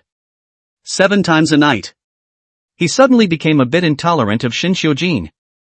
Xiao Xiyan lowered his eyes and calmly and elegantly drew a paper towel and wiped the tea marks on the back of his hand. Shin Xiu threw Su Chao on the sofa, and he sat across from Xiao Shiyan, his face and tone. Xiao Shiyan looked at the hand that was handed in front of him and was considering whether or not to politely shake it when he suddenly felt a cold air come over him. Shin Xiujin stepped forward without warning and dragged Su Chao back to her original position by carrying her collar in his big hand, while his own body sat directly between the two of them. Sojo? Xiao Shiyan. Shin Xiujin supported his long legs, his face bland. Continue. Xiao Xiyan held up the gold-framed glasses on the bridge of his nose. Considering that he was born a month after Shin Xiujin, Xiao Xiyan said, I came to ask sister-in-law for a favor. Before he could finish his sentence, he was first interrupted by Shin Xiujin frowning. What's all the yelling about? He suspected that Xiao Shiyan was possessed by Xiao delusion today, and that he was talking in all 4s and 6s. Su Chao explained to him good-naturedly, I'm not your sister-in-law yet. Mr. Shin said that he still has to think about the marriage. Still need to consider? Xiao Shiyan looked at Shin Xiujin with meaningful eyes. He originally thought that Shin Xiujin was not close to women. After all, over the years, a large number of women pounced on him, and none of them succeeded. Didn't see that coming. Now when you get on the bus you don't even want to make up the ticket. Chapter 166, Vertigo Formation. Shin Xiujin only felt that Xiao Shiyan had taken the wrong medicine today. He didn't bother to ask why, and looked impatient. If there's something to say, say it. If there's nothing to say, get lost. Xiao Shiyan did have something important to do on this trip. He said with a straight face, Miss Su, my younger brother, Xiao Yao, has been missing for a night. Xiao Deluxe was kidnapped once when he was a child, and since then, a chip was surgically installed in his body. No matter where he is, he can be tracked, and no outsider knows about this except for Xiao family. But this time, I used all the forces of the Xiao family, plus the help from the police department side, and after searching for a night, I couldn't find any trace of him. I came this trip to ask you to step in and help. Xiao Shiyan did not believe in ghosts and gods. But he had seen what Su Chao could do. This time, Xiao Deluxe's disappearance was so outrageous that Xiao Shiyan had to believe in metaphysics one more time. Su Chao's face stared slightly after hearing this. She also could not contact Xiao Delu yesterday, just did not think much at that time, did not expect from that time Xiao Delu disappeared. Su Chao asked Xiao Shiyan, do you have anything related to Xiao Deluxe on you? Is it okay to have a group photo? Could be. Xiao Xiyan pulled out a photo from his wallet, a group photo of 3 people, with a teenage Xiao Xiyan and Xiao Delao, and a girl. Su Chao focused his attention on the photo of Xiao Deluxe, concentrating on the sensory pinch. Shin Xiujin watched in silence. Whenever she activated the Xian academic method, the aura on her body would completely quiet down, her entire body powerful and detached. This kind of sojo is her truest side. Su Chao opened her eyes, her mind already made up. She looked at Xiao Shiyan, I can help find him, but I need you to give something in exchange, is that okay? Yes. Xiao Shiyan didn't even ask what it was, anything as long as I can afford it. These 2 brothers must be very close. Sojo smiled a little, it's just something very small to you. With Xiao Xiyan's golden light, it was nothing for her to draw a line. And if she took more than she should, she would only backfire if she received a blessing she shouldn't have, so Su Chao never took more than her fair share. Now that the deal is negotiated, the next step is to find someone. I can't count much with just a picture. I have to go to Xiao Deluxe's home first, where his scent is the strongest. Good. Xiao Shiyan naturally agreed.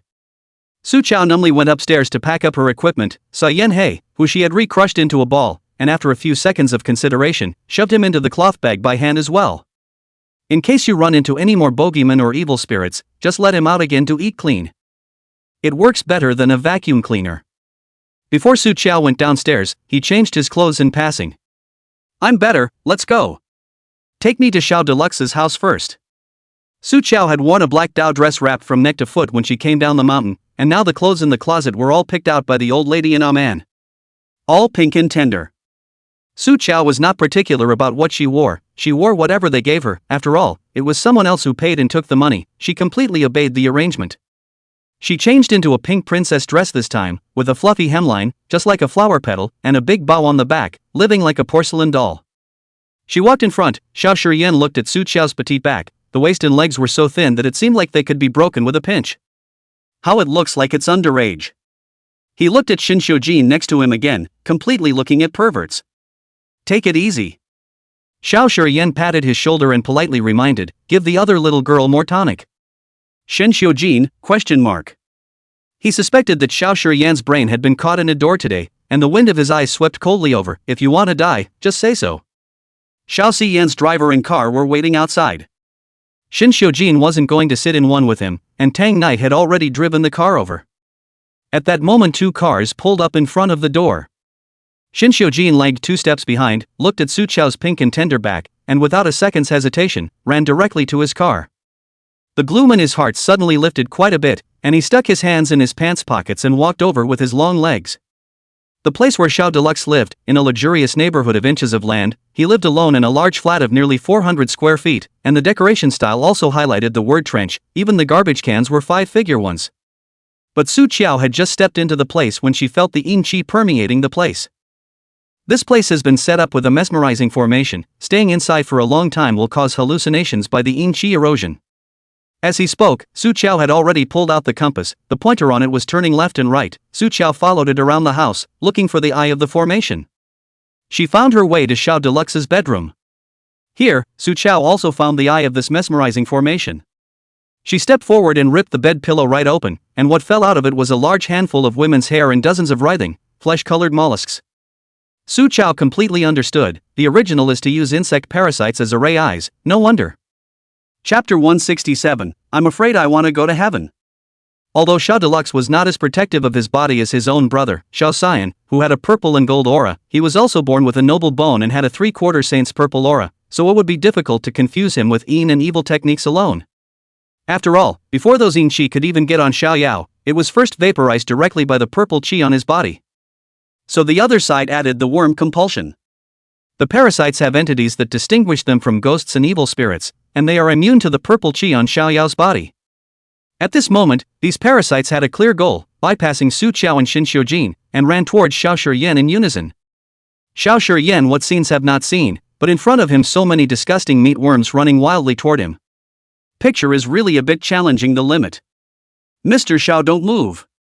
Su Qiao didn't panic, precisely aiming at the fattest and biggest worm mother in the middle. A talisman paper was thrown over, instantly burning it into a puddle of blood and water, directly evaporating. As soon as the bug mother died, the other daughter bugs blew themselves up. All of them turned into puddles of blood and water, and evaporated one after another, as if they had never existed at all, leaving only a smell of rotting corpses in the air. Xiao Shiyan took off his glasses and looked uncomfortable. What the hell is this? Su Qiao explained, this is called cartilage dreamworm, a very evil type of insect compulsion art. Their bodies can liquefy and they can silently drill into a person's brain and control the other person's thoughts. The person who placed the parasites should have used this method to take Xiao Yao away. And Xiao Xian and Xiao Deluxe were blood brothers, and the two of them had similar sense, which was why those cartilaginous dreamworms rushed towards Xiao Xian in a brainstorm, treating him as their new host. Thinking about how many of these disgusting things, I don't know how many of them drilled into his brother's brain, Xiao Shiyan's face became even more ugly. Ms. Su, how can I find my brother? And the person who put a spell on him. Xiao Shiyan's tone was calm and steady as usual, but the last 4 words were said with the flavor of grinding teeth and sucking blood. In the Imperial City, move his Xiao Shiyan's brother. Ha! He looks like someone who doesn't know how to spell death. Su Qiao had just observed the state of the parasites, and combined with the yin qi in the room, she surmised, this mesmerizing array was laid. The time of it should be 7 days ago. Check who entered Xiao Deluxe's room at that time and you should be able to find someone. 24-hour intelligence security in the district, 24-hour surveillance, and all of backup. In addition to the owners of the personnel in and out of the need to register identity, there will be no error. They soon found out through the surveillance and personnel registration lists that a woman named Peng Jia had indeed entered Xiao Zhao's home 7 days ago. And the property and security guards were familiar with this woman. The property manager said, "This Peng Jia is the cleaning aunt hired by Mr. Xiao Delusion, and she comes to clean every week." "Mr. Xiao, this is Peng Jia's information. The information shows that Peng Jia is 45 years old and is a gold medal cleaner of Ming Xin Cleaning Company, and all the information is complete." Su Qiao lightly narrowed her eyes and stared at Peng Jia in the surveillance screenshot. She was small and thin, wearing a fat janitorial uniform, a duck hat and mask, her back hunched over. Any way you look at it, she's an unremarkable middle-aged woman. Zoom in on her hand. Su Qiao suddenly voiced, "Turn up the picture clarity." Soon, Peng Jia's hand was cut out individually and became clearer and clearer as it continued to enlarge in front of everyone's eyes. Eventually, what emerged was a pair of polished, fine, wrinkle-free hands. At first glance, it belongs to a young woman. Xiao Shiyan's face changed slightly. And at this time, the henchman sent to find Peng Jia also called to report, "Mr. Xiao, Peng Jia, she had a car accident a week ago, both of her legs were broken, and she's still lying in the hospital." The henchman also sent a picture of the real Peng Jia. "I saw her hair white, weak and emaciated lying on the hospital bed, both legs in bulky casts, her hands exposed on the bedside were withered, crawling with wrinkles and calluses." The photo was not filtered by beauty. Su Qiao glanced over and saw something famous. The car accident was a robbery beyond her destiny. In other words, someone deliberately caused a car accident to break her leg.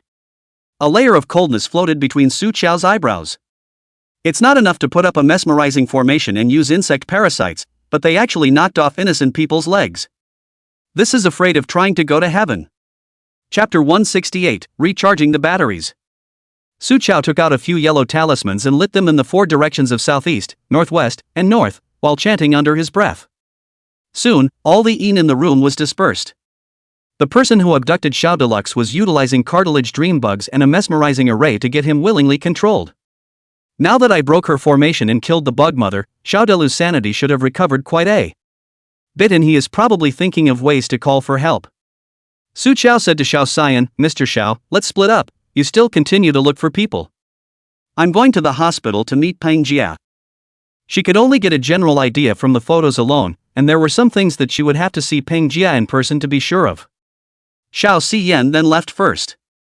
Su Qiao, on the other hand, got into Xin Xiujin's car and headed to the hospital.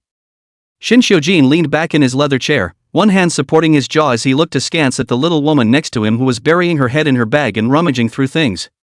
He pondered how he had become her driver. "Sojo," he was just about to say. "Found it." Su Qiao pulled out an ancient copper coin sword from her bag. She pressed down on the hilt, and the copper coin sword, which was originally only palm length, suddenly sprang forward a great deal. "Awesome, right?" Su Qiao turned around and smiled at Xin Xiujin with arched eyebrows, proudly saying, "This is my own modification, the copper coin sword that can bend and stretch, so I can cut whichever ghosts I want." It was written all over her face to compliment me quickly. "Xin Xiujin." She smiled again so brightly and hotly that it almost shook him. Xin Xiujin moved his eyes to look out the window, not really wanting to take care of it. "It's just that this little thing doesn't know the meaning of moderation." "Xin Xiujin, you haven't answered me yet?" Su Qiao's face came up to him, a stone's throw away. She was completely unaware of her shyness, looking straight at him like that, her eyes so clear that they reflected his face. Even the slightest bit of alien discomfort almost revealed itself. Xin Xiujin pressed down the fluttering in his heart and tried to pull away the distance between them, but Su Qiao caught him off guard and cupped his face. The palms of her hands were cool against his burning face, and Xin Xiujin stiffened slightly. The sunlight fell in through the car window and shone brightly under her eyes. She said, "Xin Xiujin, do you not know how to compliment people? Then read from With Me." Soft, bloodless lips, one in front of his eyes, soft in tone. "Just say, little Joe, you're awesome." Since he doesn't know how to boast, she'll teach him. Xin Xiujin. He kinda see, when that licking dog Su Qiao, back when he poked and prodded her, is gone, now the true face. Damn, not as good as that licking dog. She was truly not afraid of him. Xin Xiujin only felt his temples jumping. Complimenting him certainly isn't going to happen, not in this lifetime. Shinshojin reached out and pushed Su Chao's head away without any warmth, and by the way, threw down a piece of her thin leg that she took the opportunity to mooch off of his leg. Sit down. Su Chao skimmed his mouth and muttered, cheapskate. Later I still have to do practice to find Xiao Deluxe, let me charge for a while cannot. Shinshojin. There was only so much room in the car, and he suspected she was just reading it to him. Great, now the bad words are in your face. Soon the car drove to the hospital. Su Chao asked the nurse at the front desk about the location of Peng Jie's ward, which is on the 3rd floor. Su Chao wanted to take the elevator, but when she turned around, she saw Shinshojin striding his long legs, heading for the fire escape stairs. What a quirk, love climbing stairs. Su Chao had no choice but to follow his ass. I had just climbed 2 floors when the sound-activated lights in the hallway suddenly went out. Su Chao was about to stomp her foot to give it a wake-up call, but before she could make a move, she was suddenly stopped in her arms by a Thule force. The warm familiarity of the man's scent was overwhelming, engulfing every one of her senses. Su Chao blinked her eyes in the dimness, and after hesitating for only half a second, she decisively reached out her small hand and tightly wrapped it around Shinshojin's narrow and thin waist. She heard Shinshojin's voice, low and deep above her head. Charging will be. Su Chao raised his head. This angle could only see Shinshojin's knife-like jaw contour, and most of his face was hidden in the shade, unable to see the color of his face. Shinshojin, Su Chao stood on her tiptoes and moved toward his ear, whispering, "You're so nice." Her breath brushed gently against the sensitive layer of skin on the back of his neck, stirring an overcharged tingle. The knot in Shinshojin's throat rolled gently. The unlit hallway was so quiet you could hear a heartbeat. One by one, from calm to out of control. Su Chao face gently pressed against his chest. Shinshojin, your heartbeat is so fast. Is it sick? She doesn't know anything and she's asking him stupid questions like that. Soft little hands loosened from his waist and even worriedly went toward his chest. Well. Shinshojin's large hand around her waist pinched tightly. Su Chao let out a soft cry as she was pinched in pain. Delicate and soft, from body to voices. Infinitely amplified in such a quiet and dark environment. The string that was taut in Shinshojin's mind was crushed just like that. He breathed a few times heavier, the aura of danger amplified infinitely in the quiet, private space. Su Chao. His voice was pressed extremely low, like it would collapse at any moment, word by word, gritting his teeth, "You're the one who provoked me first." Su Chao hadn't reacted to what had happened when suddenly the sky spun in front of her eyes, and she was held down by Shinshojin against the wall. Only his big hand held the back of her head, so that she didn't crash directly into it. She looked up in bewilderment as the man's dark eyes stared dead at her, a dark tide raging within them, almost swallowing her up. Shin. She just opened her mouth. Shinshojin suddenly kissed down. Chapter 169, Light is also available. Su Chao was confused by the kiss. An unlit stairway is extremely poorly lit, and when vision is obstructed, the other senses are magnified. The touch between her lips and teeth was too clear. And in front of her eyes was Shinshojin's dark eyes, like a bottomless abyss, but with magma churning and boiling at the end. Hiss. There was a pain on his lips. Shinshojin seemed to be dissatisfied with her absent-mindedness and punished her with a heavy bite. Close your eyes. His voice was low and magnetic, with a compelling undertone. Su Chao is like a person who has been compelled. Her thick eyelashes tremble slightly and she obediently closes. It was then that the exit door was violently pushed open with a loud pang. The lights in the entire hallway came on, and all of a sudden the white light was blinding. Yo, what's going on in the middle of the day? It's a fat man who comes in for a smoke, leering eyes drifting over. Shinshojin's large hand clasped the back of Su Chao's head and pressed her entire body into his arms. His petite body was blocked tightly. Only then did he turn his head, his handsome and shadowy face, his pitch-black eyes as stern as knives. This glance had an appalling aura and carried a piercing killing intent. The fat man smoking was shaken to the spot. Shinshojin escorted Su Chao to the outside and passed in front of the fat man. He pretended his hand slipped and the lighter fell in front of Su Chao. Ouch, my hand slipped, the fat man muttered while bending his stomach to pick it up. The pair of lewd and bubbling small eyes took the opportunity to stare at Su Chao. Just one look gave him eyes. So pretty that it doesn't look like a real person, especially the red mole at the end of the eye, seductive to the extreme. It's just a little demon that hooks the soul. Su Chao pressed Shinshojin's leg that was about to kick, coldly swept that fat man a glance, and pulled Shinshojin directly away. Waiting to walk out of the stairway, Su Chao then patted Shin Xiujin's shoulder in a soothing manner. Don't be angry, I can see that he'll have a bloodbath later, so you don't have to give him another kick and dirty your shoes. Shin Xiujin's dark eyes, nothing rippling, brushed past her face, no emotions could be seen. The one at the end of the corridor is Peng Jia's hospital room. Through the glass window on the door, there was only one patient inside, Peng Jia. You go in first. Shin Xiujin fished out the cigarette case from his pocket. I'm going to have a smoke. He had just charged this little thing, and he had seen what Su Chao could do. A middle-aged woman with a broken leg was more than enough for her to handle. Oh, good, Su Chao admonished, smoke less. Oh, smoking is harmful to health. She was scared to death and was extra attentive to his body. It's so long-winded.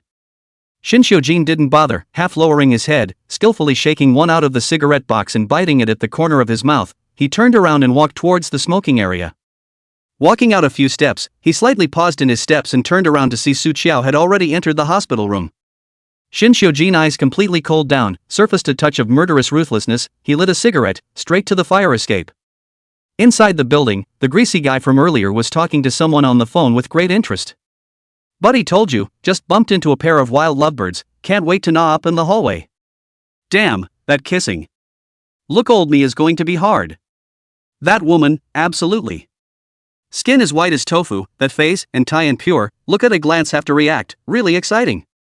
He smiled lewdly. If it is not that the man does not look too good to mess with, this hallway and no surveillance, I really want to do on the spot that girl doll.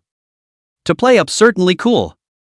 No sooner had his excited words left his mouth than the door behind him was suddenly kicked open with a vicious force and slammed directly into his back. The greasy man grimaced in pain and turned around and was about to curse when a lit cigarette flicked into his eye and he screamed from the stinging burn, unable to see the visitor at all. Shin Xiujin violently kicked him hard in the stomach, and the greasy man rolled straight down the stairs. He had several broken ribs from the kick, and his leg was broken from the fall, and the excruciating pain that killed him was so severe that he rolled around on the ground wailing as he covered his leg. Ahead, a large shadow fell. The man's handsome pale face was backlit, staring at him expressionlessly, towering over him, his eyes indifferent as if he were looking at a dead man, and covered in cold killing intent. The greasy man recognizes the face and sweats in fear, finally knowing fear. I am wrong. I have a cheap mouth, I should not say your girlfriend. I have a cheap mouth. You are not an adult. He cried and howled, his head hit the ground and knocked his head. Shin Xiujin's black eyes gently narrowed, dangerous and seductive, as he spoke faintly. My little girl said that you have a plague of blood today. Now that the blood is there, it's still almost light. The greasy man couldn't understand a word of it, and was still kowtowing and begging for mercy when suddenly the large shadow that pressed against his head moved. He looked up to see the slayer in front of him turn and seemingly walk away. The greasy man breathed a secret sigh of relief, thinking only that he had saved his life, when suddenly he heard the sound of a lighter rubbing on fire. Shin Xiujin's head did not return, the hand of the windproof lighter ignited, a beautiful parabola thrown directly behind, just burned and the greasy man fell off that leg, all of a sudden killed a pig like panic screams echoed in the building. It's good, and the light is there. Shin Xiujin's hostile aura faded slightly, and he walked out as if nothing had happened, smoothly bringing up the door to the soundproof building. Chapter 170, Aren't you funny when you listen to yourself? Inside the ward. Lying on the hospital bed, Peng Jia looked at the beautiful little girl who suddenly appeared with a wary eye.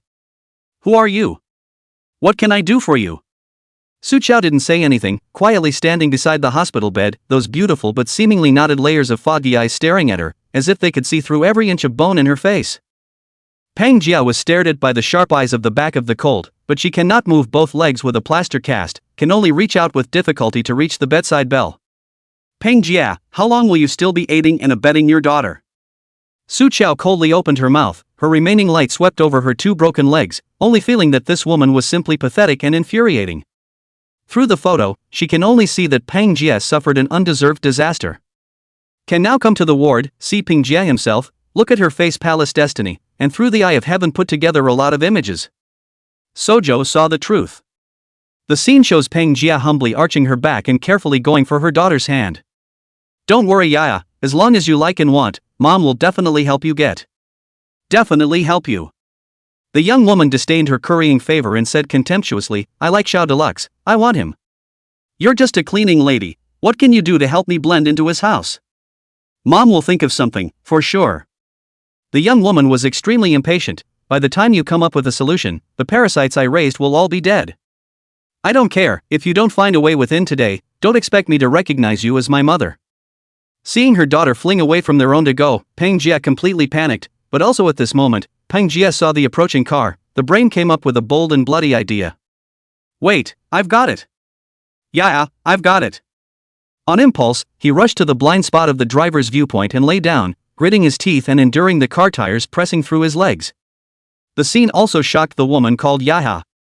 But then, a cruel sneer surfaced on the woman's playful yet thinly veiled and vicious face. You owe me anyway. Woman walks away without looking back at her agonized mother. Peng Jia naturally didn't know that Su Qiao had seen through everything.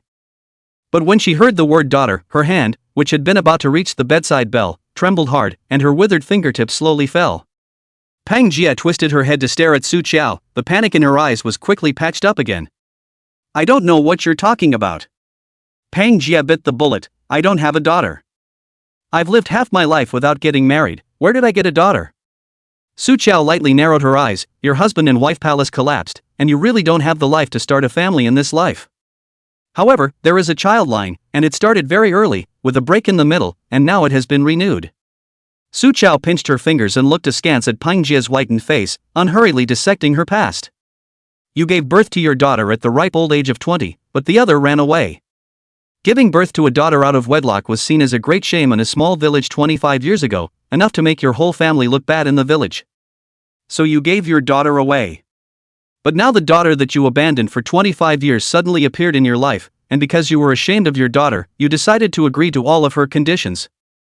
Su Qiao's tone grew cold, and what she wants is Xiao Deluxe.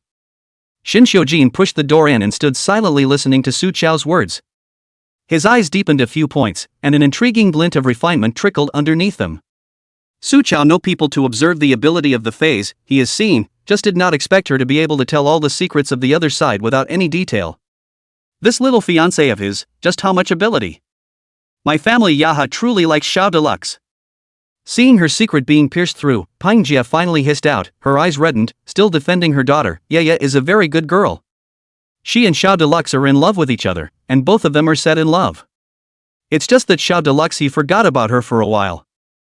Su Qiao even laughed at this. Two loves can still be forgotten?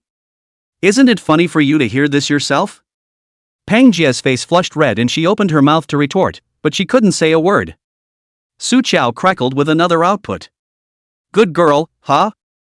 Which good girl uses insect parasites and mesmerizing formations to deal with her sweetheart? You as a mom's filter don't be too outrageous. Your daughter is just a witch who knows worm compulsion and has been exposed to a little bit of evil magic, and is not in the right frame of mind. Peng Jia can't stand to hear others denigrate her daughter, and at that time, she was so angry that she pounced on Su Qiao with a fierce face. You shut up. Don't you dare talk about my daughter. Chapter 171, Dry Rice for Rhubarb. Peng Jia has both her legs in plaster. She is small and thin, her range of motion is limited. Su Qiao doesn't even need to back up, she can't reach it anyway. Behind them, however, a familiar warmth surrounded them. Xin Xiujin hooked her waist with one hand and carried Su Qiao's entire body behind her with ease.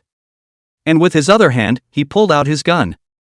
With the black hole of the gun against Peng Jia's head, Xin Xiujin didn't say half a word of nonsense. His thin lips spat out a sentence. Where are your daughter and Xiao Delusion? No one will destroy my daughter's happiness. Peng Jia roared lowly, her two sunken, cloudy eyes crawling with red to blackened blood. More than that, black veins appeared on her neck, bulging one after the other like the tentacles of some animal, as if they could break through the thin layer of skin in the next second. Su Qiao's eyes were filled with a hint of coldness. What about the bug compulsion and the evil aura? Stacking buffs here? You treat people like daughters, she treats you like an enemy. Su Qiao is not spoiled, rushed up and grabbed Peng Jia's hair, yanking her back face to the sky. She looked to Xin Xiujin and thoughtfully said, Don't look at it, Mr. Xin, the scene will be a bit disgusting later. Just now in the hallway rubbing people's bodies scent rubbed a full, how to say you have to know the favor.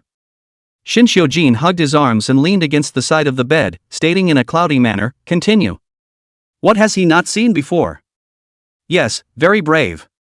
Su Qiao didn't care anymore. She took out a blackened copper coin from her bag and threw it into Peng Jia's open mouth, and then slapped her violently on the back of her head, only to see a big soft bug with tentacles being slapped out of Peng Jia's mouth directly by Su Qiao. Xin Xiujin. To be precise, it came out halfway. It still wanted to drill back in, and was grabbed by Su Qiao, violently and directly ripped out hard, threw it on the ground, and stomped on it with one foot to explode it. She looked up to see Shin Xiujin, still with that impeccably handsome iceberg face, standing there like a pictorial, pleasing to the eye. Su Qiao gave Shin Xiujin a thumbs up. This psychological quality can Ordinary people see the scene overnight rice can vomit out. Shin Xiujin reached out and vaguely supported the wall next to him at the same time Su Qiao's head turned back, and his stomach was not too comfortable. But not a big problem. After Su Qiao finished dealing with the insect parasites, the next step was to deal with the evil qi that was attached to Peng Jie's body. She originally wanted to let Yin He out to dry rice, but considering Peng Jie, this physical quality, and then into Yin He that Yin Qi deep black bowl to go back. Afraid to be able to directly account for it. So, Su Qiao pulled out her copper coin sword that could bend and bend, cast from a total of 20 pieces of the big 5 Emperor's coins and the small 5 Emperor's coins. She looked at Peng Jie's withered face that was slowly darkening, and reminded before she made her move, Peng Jie, I advise you that it's best if you don't darken. If you can repel insects, can you still repel evil? Peng Jie's voice had become ghostly, letting the evil aura take control of her body, and a rushing black aura emerged from the top of her head, screaming with teeth and claws.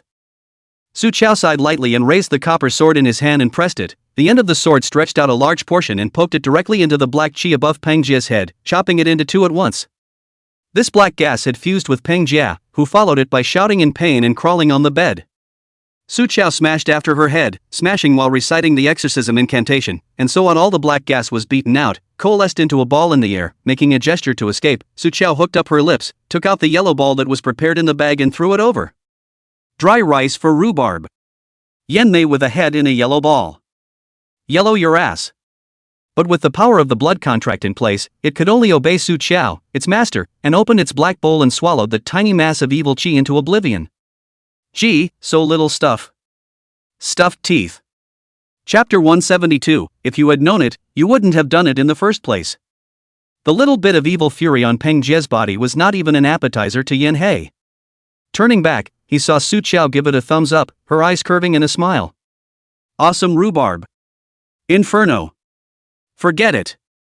Rhubarb is rhubarb. Before it shrunk back into the ball, it also stared at Shin Xiujin behind Su Qiao. What a classy stinking man, still hiding behind its owner. Ugh. And in Shin Xiujin's perspective, it was an extremely thick cloud of black smoke with 2 even blacker eyes emerging from it, glaring at him with a ghostly aura. Shin Xiujin. Peng Jie on the hospital bed was paralyzed as if her already weak body had been drained after the parasites and evil qi in her body had all been dispelled. But her face, which had been withered and blackened at the beginning, was now slowly regaining some of the color that a person should have. Su Qiao, that precious daughter of yours was afraid that you would ruin her good deed if you reversed in the middle of the day, so she used evil qi and insect parasites to control you. In that case, do you still want to help her hide it? Peng Jie's 2 withered hands gripped the bedsheet in death, and muddy tears seeped out of her eyes. It's me, I made her this way. I gave birth to her and didn't raise her, she hates me and blames me, as she should. The matter of giving her swaddled daughter away back then had always been a problem for Peng Jie, and now that the old disease had become a problem, her guilt over her daughter had allowed her to successfully brainwash herself. Little master, I beg you, please spare my daughter. She genuinely likes Xiao Deluxe, she just wants to be with him, they'll live happily ever after. Having seen Su Qiao's ability, Peng Jie knew that her daughter was not her match. She struggled to raise her upper body, her hand grabbed Su Qiao and begged bitterly, I'll kowtow to you. The second half of my life I can be a cow or a horse, please. Please please please raise your hand. Succeed them. Su Qiao didn't spoil her and coldly shook off her hand. Then have you asked Xiao Deluxe if he likes your daughter? Your daughter's happiness is important, but Xiao Deluxe's happiness is not? Won't his parents feel sorry for him? This series of questioning, so that Peng Jie dumb, she selfishly just want their own daughter can be happy as far as Xiao delusion. Xiao delusion. Peng Jie face rose red, stalking his neck to say crooked reasoning, Xiao delusion he. His life is so good, born rich, enjoying more than 20 years of blessings, and now for my bitter daughter to sacrifice a little, why can't it? Su Qiao are listening to laugh, also lazy with her more words, explaining karma blessing, repeated reincarnation of these things. Peng Jie, do you think you're doing your daughter a favor? Let me tell you, you are harming her. Originally, you owed your daughter, she came to collect her debt, and the insect parasites in bane that she planted on you, which was a karmic sin between your mother and daughter, had very little repercussions on her. But now, she's using this on the innocent Xiao Deluxe. Do you think she'll be able to live a happy life for the rest of her life? Pang Jia's face changed slightly at the words and she stared at Su Qiao half-heartedly. What do you mean by that? My daughter she will suffer retribution. Su Qiao told her in a cold tone, Xiao Deluxe has nothing to do with you guys, and he was born with noble bones and a purple aura, so he's even less of a person for her to mess with. Now, she will lose her life for 30 years. Pang Jia was shocked. No, it's impossible. You must be lying to me. Shut up. Su Qiao only felt noisy, reached out and grabbed Pang Jia's collar. The cold and powerful aura on her body suppressed Pang Jia, who was going crazy. Su Qiao looked into the bottom of her cloudy eyes and told her word by word, if you want your daughter to commit fewer sins, you'd better tell me right now where she's keeping Xiao Deluxe? Su Qiao reminded, you should be very clear about Xiao Deluxe's identity. His real brother is Xiao Shiyan. It's only a matter of time before he is found. Pang Jia's face is dead white. Of course she knows that Xiao Shiyan is the CEO of Zhao's consortium, the unattainable noble son of heaven. I said Panji, closing her gray eyes, and slowly uttering an address in a dry, hoarse voice. Sojo made a mental note to turn around and leave. Master. Pang Jia grasped her in death, like grasping the last straw to save her life. What retribution there is, all come at me. Please, spare my daughter's life. Please. If I had known, why would I have done it in the first place? Poor people have something to hate in the end. Su Qiao said nothing, broke away from Pang Jia's hand, and turned to walk away. Once out of the ward door, Su Qiao fished out a business card from her bag. This was Xiao Xiyan's personal business card with his number on it. Su Qiao was about to call him and inform him of the location where Xiao Deluxe was currently imprisoned when the business card in his hand was suddenly jerked away. Sojo? She looked up at Shin Xiujin in puzzlement. Shin Xiujin surveyed the business card that fell into his hand. When did Xiao Shiyan slip it to you? When I came out of Xiao Deluxe's house. The tip of Shin Xiujin's tongue rested sorrowfully against his back teeth.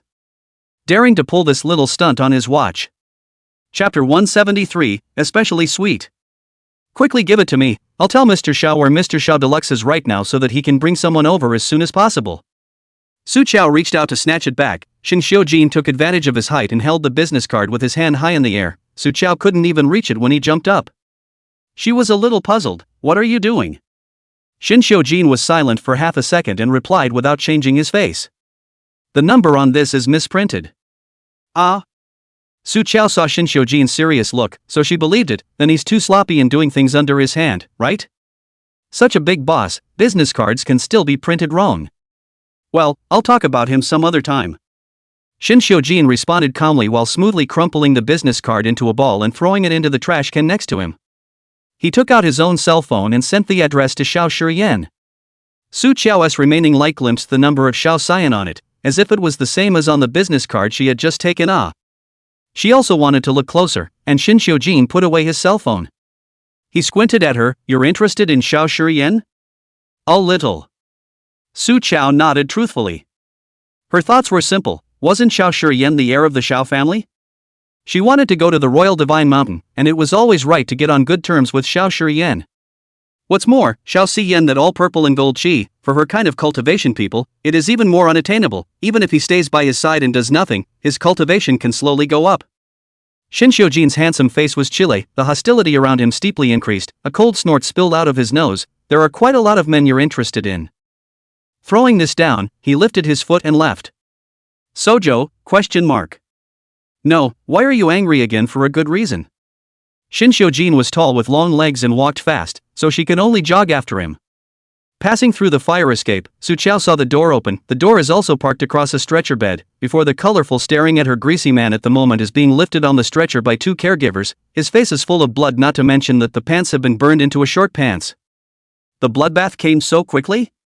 The greasy man was wailing and screaming, suddenly saw Su Qiao passing by. The wailing suddenly stuck in his throat. He shivered as if he had seen a ghost, his eyes dodged, as if she had a thorn in her face.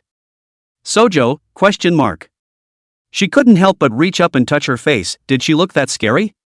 Looking up and seeing Shin Xiujin's figure, parked at the elevator entrance, waiting impatiently for her, Su Qiao jogged towards him. Mr. Shin, did you see that man? He got his comeuppance so quickly. Shin Xiujin raised his eyelids. The greasy man had already been lifted onto the stretcher bed and was being pushed by the caretaker towards the elevator entrance. Coldly sensing Shin Xiujin's line of sight, he was so shocked that he rolled straight off the stretcher bed. No. No elevators. He had half a life left, and if he stayed in an elevator with that living hell, he might as well just die. Shin Xiujin directly reached out and closed the elevator door. In the small enclosed space, there were only the two of them, and the elevator door was polished extremely brightly, so that it could clearly reflect Shin Xiujin's handsome face, and even the gloom under his eyes was clear. Shin Xiujin. The cuffs were suddenly tugged. Su Chao came closer, her head poking out from the side of his shoulder. Are you angry again? Who messed with you? Shin Xiujin's eyes were lowered, and in his line of sight were her greenish-white and delicate fingers, pressed against the cuffs of his gray shirt, the fingertips pressing out a bit of pink color. She should feel pity, right? Pity with her fate is linked, the same life and death is not Xiao Shiyan. The annoyance in his heart grew heavier, and his voice came out cold and harsh. Stay away from me.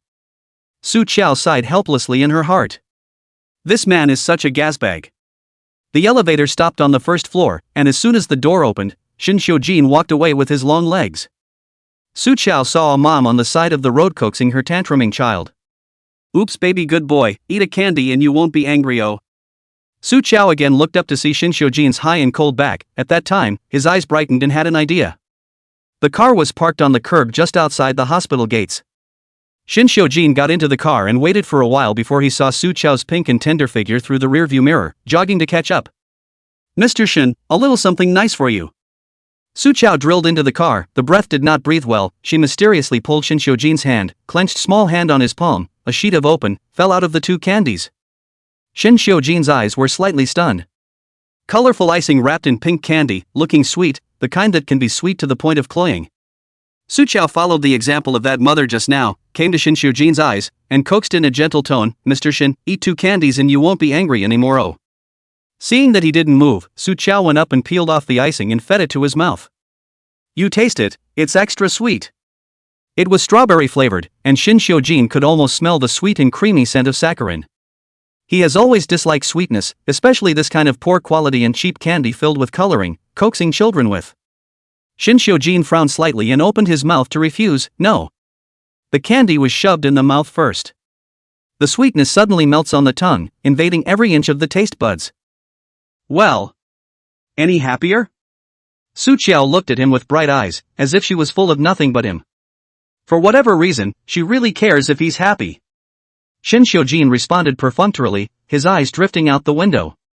Su Chao smiled, from now on, I'll bring candy with me, and when you're unhappy, I'll treat you to candy. A happy heart is the only way to live a long life. She can only live as long as he's healthy, physically and mentally. Shin Xiujin's thin lips pursed slightly, and only after a while did he open his mouth in a pretense of casualness. Su Chao. If people are unhappy, do you buy them candy too? Chapter, being beaten in. Xiaolang, what are you running for? A young woman wearing Miaojiang dress chased out, her eyes full of infatuation can only see Xiao delusion. Xiaolang, didn't you promise Yaya to accompany Yaya here to stay together for the rest of your life? Xiao Deluxe hung on to spit out, his face was white, who cares about the style or not, opened his mouth and cursed, Bah, I don't even know you, accompany your grandfather ah. God knows what he just went through. Like hitting the evil, he suddenly came to his senses and realized that he was tied to the bed with a rope, and in front of him stood this crazy woman who was taking off his pants. A hurt look appeared on Tuya's face. Xiaolang, you just said that you love me and that you want to marry me.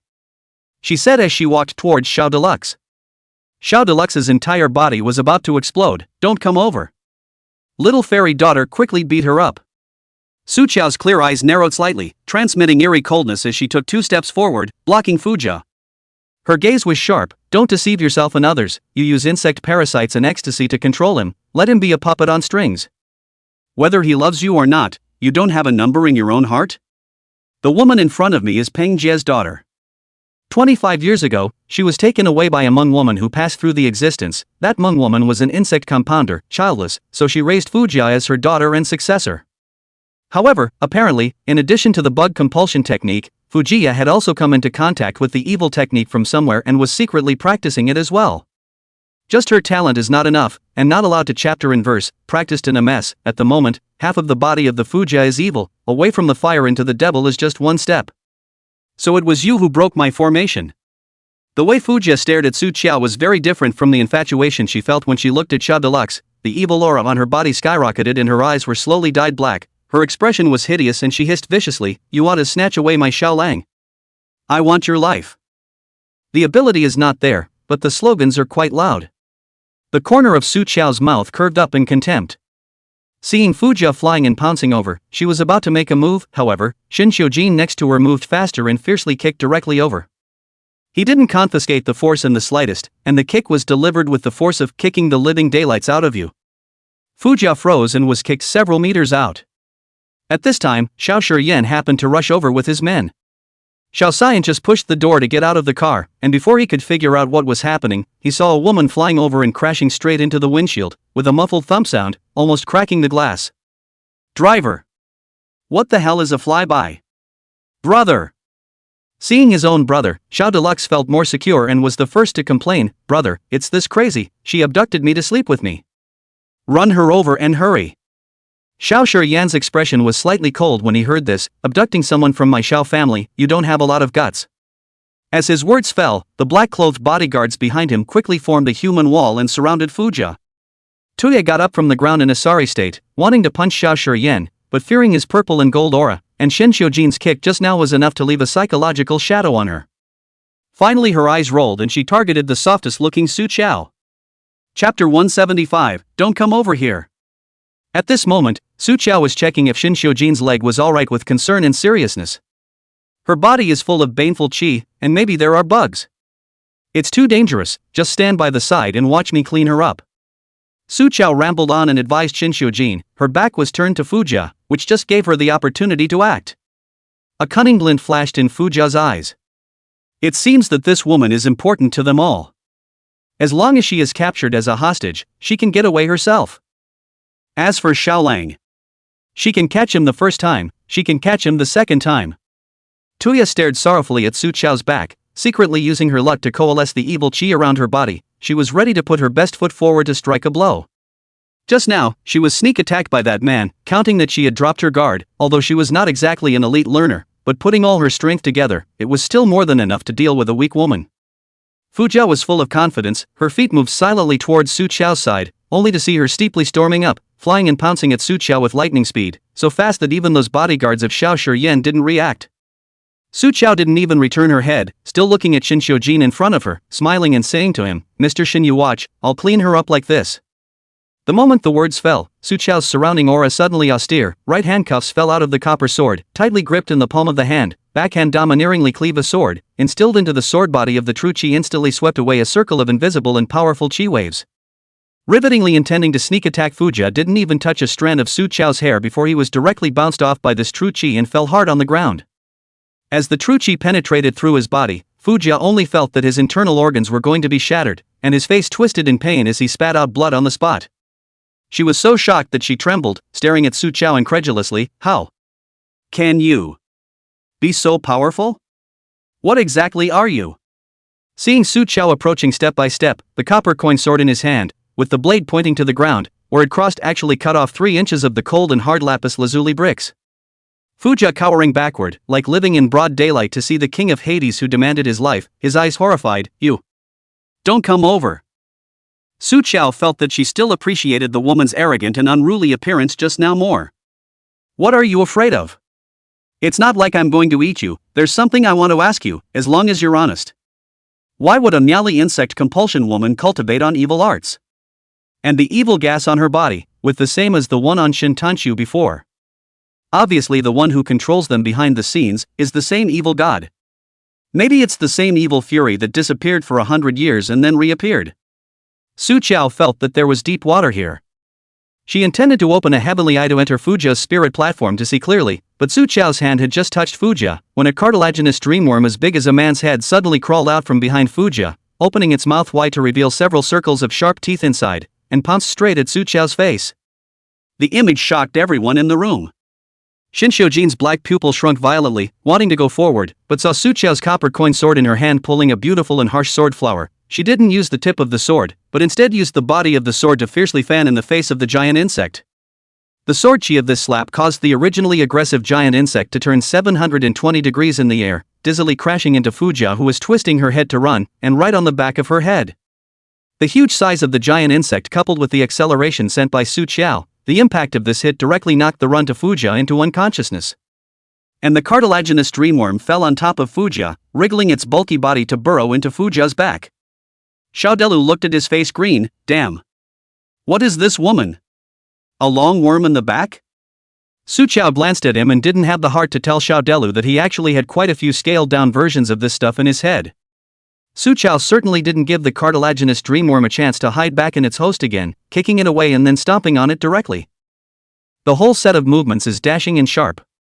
B. Xiao Shuriyen. This scene, although he had seen it once before at Xiao Deluxe's house, but seeing it twice in one day was indeed a bit of a challenge to bear. Shen Xiujin was incredibly calm. More disgusting he had seen.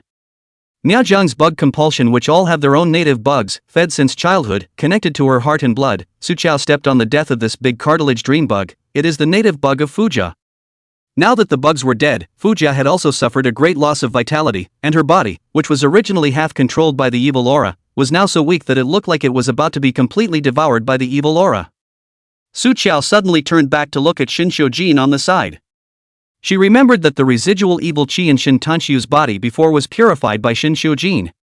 Chapter 176 Shin Crazy Green Tea Xiujin. This thought, however, was quickly eliminated by Su Qiao herself. Shin Tanxiu, at least with Shin Xiujin a bit of blood relations, but also the poor child of the dead mother, in addition to the stupidity of a little by the evil used to take advantage of the situation, but also did not do anything bad. But this Tuya was no good, purely self-inflicted. What if she let Shin Xiujin purify the evil chi in her body and get some after effects? It's not worth it. It's not worth it. This accounts Su Qiao internal calculations clearly. She took a yellow talisman from the bag, pinched open Fujia's mouth and stuffed it in, temporarily suppressing the evil chi in her body. She opened her heavenly eyes and tried to enter Fujia's aura to see the source of the evil aura on her, but strangely, Fujia's aura seemed to have been sealed by someone, and with the layers of mists inside, Su Qiao couldn't see anything. Tried it several times.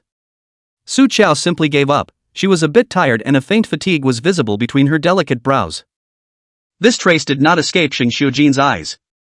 Or rather, his attention, always on her. Shin Xiujin did not move to Su Qiao's side. Ms. Su, please. Xiao Shuriyen walked forward, the pair of phoenix eyes behind the lenses, unobtrusively swept the unconscious Fujia on the ground. Even his anger was well hidden. I've contacted the spirit team, just leave it to me next. The spirit team? Isn't that the team of the quasi-senator? Su Qiao raised her eyebrows. She did not expect Xiao Shuriyen, such a businessman, actually have contact with the spirit group. She was about to ask something more when she first heard the sound of a car approaching. Su Qiao turned her head and saw a familiar black SUV driving over, parked a few meters away, and coming down from the car was none other than Chu Xinsheng, his two team members. Team Chu. Xiao Xiyan gave him a slight nod. Senator Chu's attitude towards Xiao Shuriyen was also very polite. Mr. Xiao, I'm sorry that I've been late lately as I've had a lot of things to do. The words were addressed to Xiao Shuriyen, but Chu Samson's eyes had already drifted to Su Qiao. Little Joe? Why are you here too? Seeing that Su Qiao was also there, Senator Chu was also a bit surprised, but more than that, he was elated and his eyes lit up. He received a message from Xiao Xian, that there is an incident here that is beyond the jurisdiction of the police department, and he needs to deal. Xiao Yao, who had just gotten down from the car to change his clothes. Hello? Doesn't anyone care that he's hurt? Su Qiao cared. There's an evil chi in Tuya's body, most likely related to the evil fiend, and I've sealed it for the time being. When the person wakes up, I want to talk to her again. Good. Senator Chu balked as he invited, why don't you come back to the team with me and wait? Before Su Qiao could open her mouth, she first coldly heard Shin Xiujin beside her hiss lowly. She looked back nervously. What's wrong with you, Mr. Shen? Shin Xiujin wrinkled his eyebrows a bit uncomfortably and pretended to be casual and cold. It's fine. It might be that kicking her that foot stained something unclean. Suddenly it's a bit hard. Where does it hurt? Su Qiao was anxious, her hands searching all over his body. Does it hurt here? Or here? Shin Xiujin's thin lips pursed slightly, a stoic look. All a bit. Then let's go back and I'll check you out. Shin Xiujin glanced at the green-faced Chu Samsang next to him, and an imperceptible flash of ghostly light trickled through the bottom of his dark eyes. He said slowly, "Aren't you going back to the team with Quo?" "Not going, you are the most important." Su Chao pulled Shin Xiujin and headed for the car, only hurriedly leaving a sentence with Chu Samson, "You can contact me again when the person wakes up, haha." Shin Xiujin was tugged along by Su Chao, half a step behind her, but he was cooperative. He also didn't forget to look back at Senator Chu and hooked his thin lips. His complexion was cool and dark, with so much innocence. "See you later, Team Chu." Chu's Senator Merchant. Xiao Deluxe, who had watched the whole thing, couldn't help but reach out his hand and lightly tap his own brother Xiao Shiyan's shoulder with an unbelievable expression. "Brother, have you ever felt that Shin is now acting like a crazy green tea?" Chapter 177, It Blew Up. Shin Xiujin was pulled into the car by Su Chao. He looked at Chu Samshang's frozen in place but helpless figure through the rearview mirror, and hooked his lips in a good mood, and there was nastiness in that little arc. And in front of him was Su Chao's anxious and worried face. "Shin Xiujin, where do you hurt?" Nervously, she reached out and pressed her hand carefully on his body, trying to find a wound. He was the only one in those clear eyes. There can only be him. Here. Shin Xiujin caught her hand and pressed it against the location of his heart, his dark eyes staring at her for an instant, extremely aggressive. He said in a mute voice, "It's a little hard on the heart." Her hand was cool, and through the thin layer of fabric, she could feel Shin Xiujin's temperature, as well as his powerful heartbeat, one by one, vibrating right in her palm. For a moment, Su Chao even had the illusion that he had put his life in her hands. Su Chao didn't realize that Shin Xiujin's body was tainted with evil chi through her heavenly eyes, and she wrinkled her eyebrows. "Then let's go to the hospital?" "No need." Shin Xiujin didn't have an opinion, lazily leaning back on the leather seat and letting the driver drive to the Peninsula apartments. "Actually go anywhere, as long as you don't see anything annoying." "Quiz counselor?" Su Chao's small hand remained in his heart, gently rubbing it, being as serious as he wanted to be. Shin Xiujin narrowed his dark eyes slightly. What a gullible little thing, blank slate when it comes to relationships, she'll believe anything he says. "Sojo."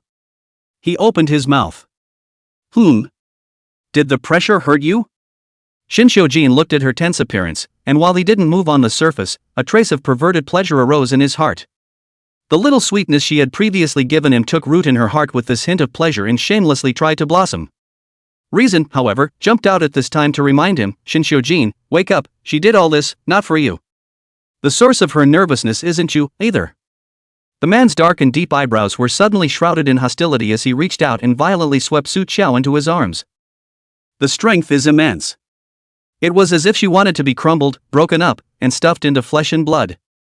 "Mr. Shin, what's wrong with you?" Su Chao was a bit confused. Afraid of crushing him, or for the first time, he put his hand against his chest and didn't let himself get too close. Shin Xiujin closed his eyes, forcibly suppressing the emotions that were raging in his heart to the verge of going out of control. What flashed through his mind was the dog cage that had held him captive in the first place. The rich smell of blood rushed up to his head, and deep within his eyes was a pool of Shura blood. For a moment, he thought vilely that he might as well just pull her in and drown in it with him. "Su Chao." Shin Xiujin's head buried into the nape of her neck, his hot breath slowly exhaling on her cool skin. "Don't be too nice to me." He knew it was all fake. But by the time he tried to take it seriously, it was too late for her to backtrack. The car drove to the Peninsula apartments and drove directly into Shin Xiujin's building. "This is Su Jiao's second time here. The last time I came, I almost died in Shin Xiujin's private torture chamber. But this time the treatment was obviously different." She followed Shin Xiujin into the living room, which was exaggeratedly large and empty. Sojo entered and went straight to the refrigerator. Inside, there are fruits and vegetables, beef and lamb chops, but it is complete. "Shin Xiujin, are you hungry?" She peeked her head out of the refrigerator door. Shin Xiujin did see through it at a glance. "If you're hungry, order takeout." This kitchen of his was just for show, and someone would come every 2 days to replace the things in the refrigerator with new ones, but Shin Xiujin hadn't touched it once. "What takeout? Isn't this a ready-made dish?" Su Chao became interested and said rather seriously, "Mr. Shin, I'll cook for you. I've learned from a man at home, I know how to use all these kitchen utensils." "At home? Cook for him." Shin Xiujin's hand that was holding the wine glass, his fingertips slightly paused. He was silent for a moment and faintly said, "As you wish." Su Chao had done a good job of calculating that it was now 5 hours before the hour of the cloudy hour. "Make a meal, eat your fill and then set out to meet up with Master's old man. and tonight find out the whereabouts of Shin Xiujin's real mother Nian Shuangji. An hour later. Shin Xiujin had just finished handling some work and came out of the study with his coffee in hand, and before he could walk to the living room, he first heard, bang, a loud bang. It's coming from the kitchen. He had a bad feeling then. Walked out to take a look. Sure enough, the original clean as a model room kitchen, at the moment as if it had just been swept by a tornado, cooked raw vegetables and meat fried all over the place. And Sojo stood there with his shovel in the air, hand over fist. She innocently turned back, confusion written all over her blackened little face. Shin Xiujin, you stewpot? It fried. Shin Xiujin only felt his temples jutting, and he patiently took a light breath. Because that's not a crockpot. How did she have the nerve to tell him with conviction that she knew how to use all these kitchen utensils? He thinks she can't even recognize all of them. Then. What about now? Su Qiao was gray and looked pitiful. My stomach rumbled uncontrollably at this time of the day.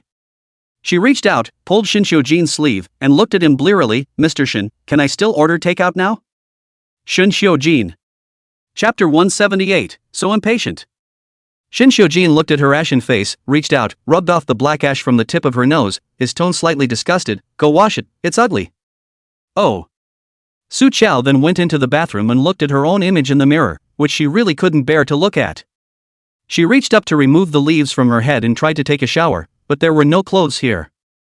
So Su Qiao made a call to Aman, wanting her to send a set of clothes over to the Peninsula Apartments. At this time, inside the living room of the Sea Garden, Aman's cell phone was a speakerphone, just sitting on the coffee table, surrounded by a circle of people, while Mrs. Shin bowed her back, her ears close. Uncle Fu drew out his arm that was almost pinched off by the old madam and politely reminded, Old madam, the engagement banquet for the second master and Miss Su hasn't even been held yet. The old lady instantly wrinkled her eyebrows, just about to count her grandson as a log, but then she thought that Ajin's efficiency was placed elsewhere, and smiled again with her eyebrows raised. It's fine, the young people have to do the right thing, the engagement party will be organized by me as an elder. Old Fu, go and make me invitations now, send out 1,000 or 800 of them, and organize the whole thing for me. The old lady's least bad thing is money, get me the most expensive of everything. I want all the women in Imperial City to envy my precious granddaughter-in-law. Although the old lady would like to directly let them directly pull the license to receive a red book, but her little fairy daughter is a poor child. From a young age, the father does not love, the mother does not love, and now it is even more fatherless and motherless, there is no maternal. If you rush to receive a license, spread the word, other people still think that her precious little fairy daughter in the Shin family is not favored it. No, what other women had, her precious little fairy daughter must have too. And it had to be the best. Anyway, it's not just money, she has so much property under her name that she can't bring it here or take it with her, and she spends it all for her little fairy. The old lady's side of the business was started with a great deal of fanfare. And the two parties involved were blissfully unaware of what was happening. After Su Qiao finished her shower, a man hadn't come yet, so she could only find a clean piece of clothing from Shin Xiujin's closet and put it on. Shin Xiujin is a meter 86, his shirt is a shirt dress to her, loose and loose. Su Qiao took another piece of his tie as a belt and tied it. When she went out, she smelled a meal. Su Qiao stepped slightly, the unanticipated picture in front of her, so that she froze in place. Only to see Shin Xiujin's tall figure caught in that side of the kitchen, cooking, his cuffs loosely pulled up, revealing a section of tight arm, spatula in his hands or incomparable obedience. He hadn't cleaned up, or was too lazy to do so, and had only cleared a clean spot in the messy kitchen to cook. That high and mighty, crazy batch of cold Shin Xiujin, and the kitchen full of fireworks, seems to be completely incompatible. But at the moment he stood in that mess of human fireworks, and inexplicably had an eerie sense of harmony. Chapter 179, Don't Turn Around Shin Xiujin. Shin Xiujin was long and tall, and probably never expected to use the kitchen someday. The kitchen table was a bit short for him, and he wasn't exactly smooth with it. Slightly arching his back, his face so handsome that it shook one's eyes, his long eyebrows and deep eyes that were invaded by smoke and fire were like nothing Su Qiao had ever seen before. Such Shin Xiujin. Mr. Shin, you can cook? She walked over and leaned against the wall. Shin Xiujin had heard her footsteps long ago and didn't raise his eyes. I learned it when I was 6. 6 years old. Wasn't that right after the crash when he first wandered off? Su Qiao's back straightened slightly, hearing Shin Xiujin's indifferent and slightly cold voice, casual as if he was talking about someone else's business. I walked for 2 days and 2 nights and came to the door of a hunting family. The old woman in their house saw that I was poor, so she gave me a steamed bun. That hunter came back and threw the bun into the driving rain bucket. He said that he had to work if he wanted to eat. What can a 6-year-old do? Sojo couldn't help but think. Shinshojin suddenly looked at her sideways, his sharp, detached gaze pausing for half a second on the shirt she was wearing. He averted his eyes, and as if peering into her mind, he slowly spat out, "One can do anything when one wants to live." Shinshojin, at the age of 6, became a servant in that family. He cleaned, fed the family's animals, and slept with them at night. Su Chao pursed her lips and asked softly, "What happened afterward? And how did he leave?" "That family had a son, about my age, a little fat boy. He goes to school and I carry his backpack. After school, I picked him up. One day after school, he and some kids took me to a waterhole. He wanted me to compete with those kids to hold my breath, and if I helped him win, he would give me 2 buns for dinner." Shinshojin had little expression on his face, serving the fried dishes out of the pot. His tone of voice was all as bland as a pool of stagnant water, without waves or ripples. He turned around and calmly looked at Su Chao, even smiled a little, the hint of an arc cool to the bone. He said, "Sojo, I won." A few simple words, lightly, but in Su Chao's heart hit a heavy hammer. Shinshojin's black eyes narrowed slightly, somewhat reminiscing like, "You know what? The more cheap a person's life is, the harder it is. When I felt I was holding up to the limit and was pressed back into the water, I really thought I would die. But I survived. In fact, I could have put up with it, but he said that he would play next time." Shinshojin hooked up his lips and smiled a crazy and evil smile. "So that night, I took advantage of the hunter's absence, smashed his leg, and ran away in the night. But I was still too young to run out of that mountain, and was caught on the second day." "Stop it." Su Chao couldn't listen. She didn't dare to think about what kind of abuse a 6 or 7-year-old child would suffer if he was taken back. She rushed up to hug Shinshojin and whispered, "It's all in the past, you're still alive. Shinshojin, we're all still alive. They will all live. Even if this heaven and earth can't accommodate them. This life, they earned it themselves." Su Chao raised her head in his arms, pale as snow, the red mole at the end of her eyes, like blood branded on it. "Shinshojin, don't look back." She reached out her hand, coldly, and gently pressed it against his face. Su Chao smiled at him and said, "This life of yours, no one can take it away. What I said, I will guard you in the future, and we will live. Well, okay?" She knows more than anyone else what it is like to desperately want to live. And she understands Shinshojin better than anyone else. They all say he's bad, he's ruthless, and has no bottom. But put those people in Shinshojin's position, maybe those people have long been dead. What's wrong with them just wanting to live? If you are not forced to go, who does not want to be a decent person? Who wants to live like in a brothel? Shinshojin looked at her deeply, and in the bottom of his dark eyes, all the emotions were so deeply hidden that not even a bit of light could penetrate. He brushed his large hand through her hair and said with cool sarcasm, "You know what? A lot of people have said these nice things to me before you. But without exception, all of them betrayed him." When he was almost about to take it seriously. Chapter 180, Maybe this is the taste of money. Su Chao only felt her throat tighten. She opened her mouth and wanted to say something, but the landline in the living room rang at that moment. She then thought of Aman, who was supposed to deliver the clothes. Su Chao smoothly picked up the dishes on the cooking table and turned to answer the phone. On the other end of the phone was the cell guard room, and as soon as it was connected, she respectfully called out, "Mrs. Shin, there's a little girl who said she called Aman to deliver clothes to Mrs. Shin." Sojo. As much as she wanted to accept the title, she really wasn't yet. "Ahem, it's not even Mrs. Shun. The person is here to bring me clothes, you let her in." Hearing that it was a woman's voice, the security guard on the other side of the room fell silent. "You are Mrs. Shun? I've never heard of Second Master Shin having a wife either." Sojo had a nodding head. "You can't get past the title of Mrs. Shin, can you?" "I." The earpiece in his ear was snatched away, and Shinshojin's voice was a bit cold and permeated with impatience. "Put it in." 3 simple words, and after that, he dropped the call, and the respectful yes on the other side was rudely slammed off before he could even finish his sentence. Sojo. Nice, simple, brutal, Big Brother style. Shinshojin naturally wouldn't let Aman into this building, and Su Chao went downstairs to get her clothes by herself. Aman was carrying 2 bags in his hands. When he saw Su Chao's figure appear, a bright smile appeared on that round little face, and he opened his mouth with a loud and clear cry, "Ma'am." "Sojo. What's with all the hyperactivity?" She felt oddly surprised, and when she reached for the bag, she saw that in addition to the clothes, there was a thermos box. What is it? Oh, this is the soup the old madam asked me to send. Man mysteriously lowered his voice. This is for the second master to replenish his body. It's transferred to the men to drink, so you shouldn't drink it. Su Chao agreed readily. Okay.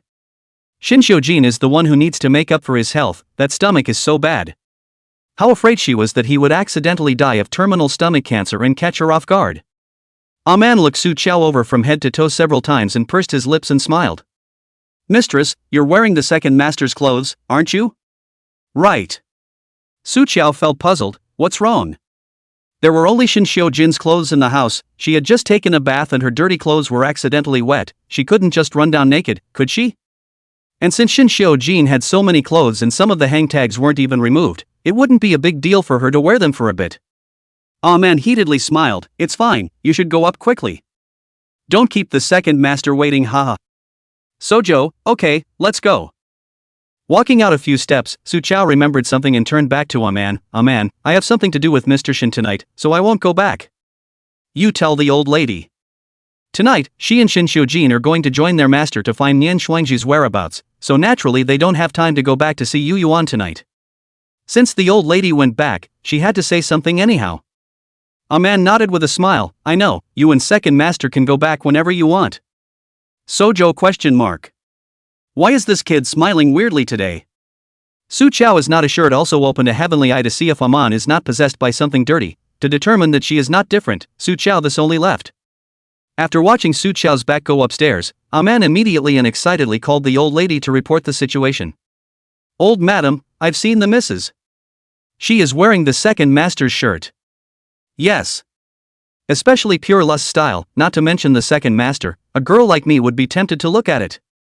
Aman was so excited that he stepped in place. By the way, old madam also said that she and the second master won't come back tonight. Your great tonic soup will definitely come in handy. What is this? Shinxiujin saw Su Chao come back, and in addition to the clothes in his hand, he was also carrying a thermos box. Old madam asked Aman to send this, saying it's a tonic soup for you. Su Chao said while nimbly serving Shinxiujin a bowl, it should be especially expensive, especially for you to drink. Shinxiujin swept his eyes straight at the dark soup, not knowing how many ingredients had been put into it, and wrinkled his eyebrows in disgust. Poured. Su Chao naturally disagreed. This is very expensive, and it was specially prepared by the old lady, the old man's heart. How can you throw it away? Shinxiujin didn't eat the moral abduction thing at all. You can drink it yourself if you want to keep it. I'll drink if I drink. Su Chao already had a big appetite, and after finishing her meal, she finished another full can of soup altogether. The flavor of the soup, it's a little strange. The more you smack your lips, the weirder it gets. Su Chao thought maybe this was the taste of money, which ordinary people couldn't taste. Chapter 181, That's not what you said in the dream. Shinxiujin cooks home-cooked food. He did not have much desire for food and let go of his chopsticks when he had eaten almost as much as he wanted, while Su Chao sat across from him and ate with gusto, and that look was appetizing to look at. 2 dishes, all of which she ate, not forgetting to give him a thumbs up and blow rainbow farts. Mr. Shin, your cooking is absolutely amazing. If you go and open a restaurant, you'll definitely make a lot of money. Shinxiujin had always had a clear perception of himself, especially in the area of cooking. Not awful, but just plain. But her expression was too sincere, so sincere that he was a little skeptical. Shinxiujin coldly asked, when you were in the mountains before, what did you eat? When I was a child, I ate rice pudding and pinched baklava rice. My master, he would not make much. Su Chao bit her chopsticks and said, when I can cook, it's just to get myself food. Anyway, if I can fill my stomach, I can't starve. Shinxiujin. He sort of understood what Xian Suzi's phrase, disciple who was fed with rice paste, meant. Not an expression of mastery, it turns out to be a statement of fact. Shinxiujin, can you cook for me more often in the future? Her eyes were bright and full of anticipation. This kind of request, only she dared to mention it to him. Shinxiujin, did the cook at home starve you? Not really, they cook well too, but I think you're better. No, you're the best. She pinched her chopsticks, her demeanor incomparably serious. Shinxiujin swept an imperceptible dark aura under his eyes, then snorted lightly, rainbow farts are quite a lot. Su Chao rested her hand on the table, her upper body moved towards him, seriously discussing with him, in the future, if you have time, stay at home and we'll eat together, okay? I can wash and cut the vegetables and help you clean up. Shin Xiujin's gaze balked at the face that was full of hope. What a simple little thing with the heart laid out. She was just afraid that he wouldn't eat on time and used this lame excuse to coax him. It's just ridiculous. But for some reason, the refusal that came to his lips froze in those eyes that melted as bright as stars. Shin Xiujin reached out, pushed away her head that had come up to him, and spat out a quiet sentence, depends on my mood. After eating, Shin Xiujin went to his study to deal with his work. 3 walls are stuffed with books, a wide range of books. Su Chao idle boredom, just randomly draw a few books to turn, but unexpectedly found that every one of them is Shin Xiujin has read, there are his notes on it. Leaving home at the age of 6, he was found back to the Shin family at the age of 20, and now has become the second master of Shin in the population of the imperial city. It only took him 7 years to bridge those gaps. This is not summed up by a simple statement that hard work makes perfect. Su Chao looked to Shin Xiujin, who was flipping papers behind the desk, a genius who worked so hard that he became perverted. Su Chao was not very interested in any books outside of Xuanxue methodology, and it didn't take long for her to fall asleep shrunk next to Shin Xiujin. She set her alarm clock before she went to bed so as not to delay the main event of the night. But Su Chao's sleep, this time, was extremely restless. The cold and restlessness inside her was a sensation she had never felt before. Su Chao hard to frown calling, in addition to physical discomfort, more bizarre, she had an indescribable dream. She dreamed of Shin Xiujin, but not quite like Shin Xiujin. After all, the real-life Shin Xiujin, most of the time, would only push her away when she pounced on her and tried to mooch off of her, or warn her not to give her an inch. But that Shin Xiujin in the dream, so proactive, he even took the initiative to undress. When Su Chao was woken up by the alarm clock, she was still caught up in that killing dream and didn't completely wake up, so much so that the way she looked at Shin Xiujin was a little bit disoriented. Even when Shin Xiujin was driving, her eyes glanced his way from time to time. Shin Xiujin originally wanted to ignore it, but the presence of this little thing's gaze was so strong that it almost stuck to him. He took a deep breath and relented, look again and I'll throw you off. From his face to his upper body, and now he's already looking at his lower body. Su Chao skimmed her mouth, averted her eyes, and muttered in a small voice, that's not what you said in the dream. The place for the opening of the altar was set in a suburban villa under the name of Shin Xiujin. Outside was an open clearing, perfect for a formation. When Su Chao and Shin Xiujin arrived, Xuanxuzi had already changed into a proper Taoist robe, holding his 7-star sword cast from the heavily Unity Tongbao copper coins, and was standing in a formation that had been set up ahead of time, while floating in front of him was precisely the strand of Yin God that had been drawn out of Yanhua's body. The wisp of Yin spirit of Yanhua was considered his little bilocation, and although it had no entity, it had a mind of its own. Xuanxuzi was reasoning with it bitterly, listen to me, little old brother, every strand of Yin soul has its value and mission, you have to go to the altar in the soul-seeking incense, burn yourself, glow and shine to find your mom for someone else, do you understand? Xuanxuzi's mouth was dry from talking, but this thing still fluttered around, not listening at all, and even sprayed a black gas towards his face. The equivalent of a fart. Xuanxuzi was also anxious, don't you honor me by refusing to take a penalty? Do you know that the underworld Lord Yanhei can only count as a ball in front of my disciple, don't force the old Tao to beat you up. Shin Xiujin couldn't see the wisp of the Yin God, and in his perspective, it was that crazy old man fighting the air with a broken sword. Shin Xiujin. He now questioned how reliable the old thing was. Master. Su Chao called out. Baby disciple. Xuanxuzi saw Su Chao instantly hardened his waist, this wisp of Yin God it does not obey, you come to clean up and clean up. Before the word it could be uttered, Xuanxuzi only felt a blackness in front of his eyes, only to see that unruly strand of Yin God doggedly running towards Su Chao and rubbing against her. Be as well behaved as you want to be. Xuanxuzi. Where is his dignity as a master? Su Chao made a blood contract with Yanhua, Yanhua's Yin God naturally obeyed her, Su Chao casually pointed to the soul-seeking incense in the altar, go in, good boy. The Yin God circled around Su Chao reluctantly and obediently drilled into the soul-seeking incense. Chapter 182, Hidden Under His Eyes. The hour of gloom and doom was fast approaching. Xuanxuzi stood in the center of the formation and began to perform the spell. As the incantation in his mouth became more and more urgent, the soul-seeking incense on the altar ignited without fire, and the wisp of Yin spirit of Yen in meditation transformed into a light golden stream of air, injected into the soul-seeking incense, and then transformed into smoke and surged to the silver lighter placed next to it. Engraved on the inside of the lighter, the otherwise dull and unremarkable pattern is instantly illuminated.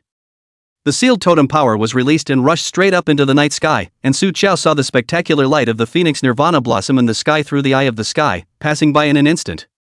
A rare flash of color swept across her pretty eyes. Legend has it that the One Lin tribe, which enshrines the phoenix as a god, has lived in the Phoenix Valley forever for generations. Their witch priestesses are also known as Phoenix women. It seemed that Xin Xiujin's mother Nian Xuanji was the last generation of Phoenix daughter of the One Lin clan. Su Qiao suddenly turned her eyes to look at Xin Xiujin beside her. As the son of the Phoenix woman, he has the blood of Nian Xuanji flowing in his body, and naturally he can also see that scene just now. This kind of anti-common sense and scientific phenomenon should have a great impact on Xin Xiujin. Don't be afraid. Su Qiao soothingly patted his shoulder and explained in a low voice, this Phoenix divine power is what your mother left behind to guard you in that car accident 21 years ago. The reason why you could survive unharmed was precisely because of its protection. However, at that time you were only 6 years old, your body was weak and young, you couldn't withstand this divine power, so you hurt your brain, and that's why you have no memory. This would make sense why Xin Xiujin, who was 6 years old at the time, came back from the dead and didn't wait for rescue, but instead walked farther and farther away on his own and eventually disappeared completely. Xin Xiujin lightly swept a glance at her and didn't say anything. That handsome, cold face was more silent than the night, impervious to the slightest emotion.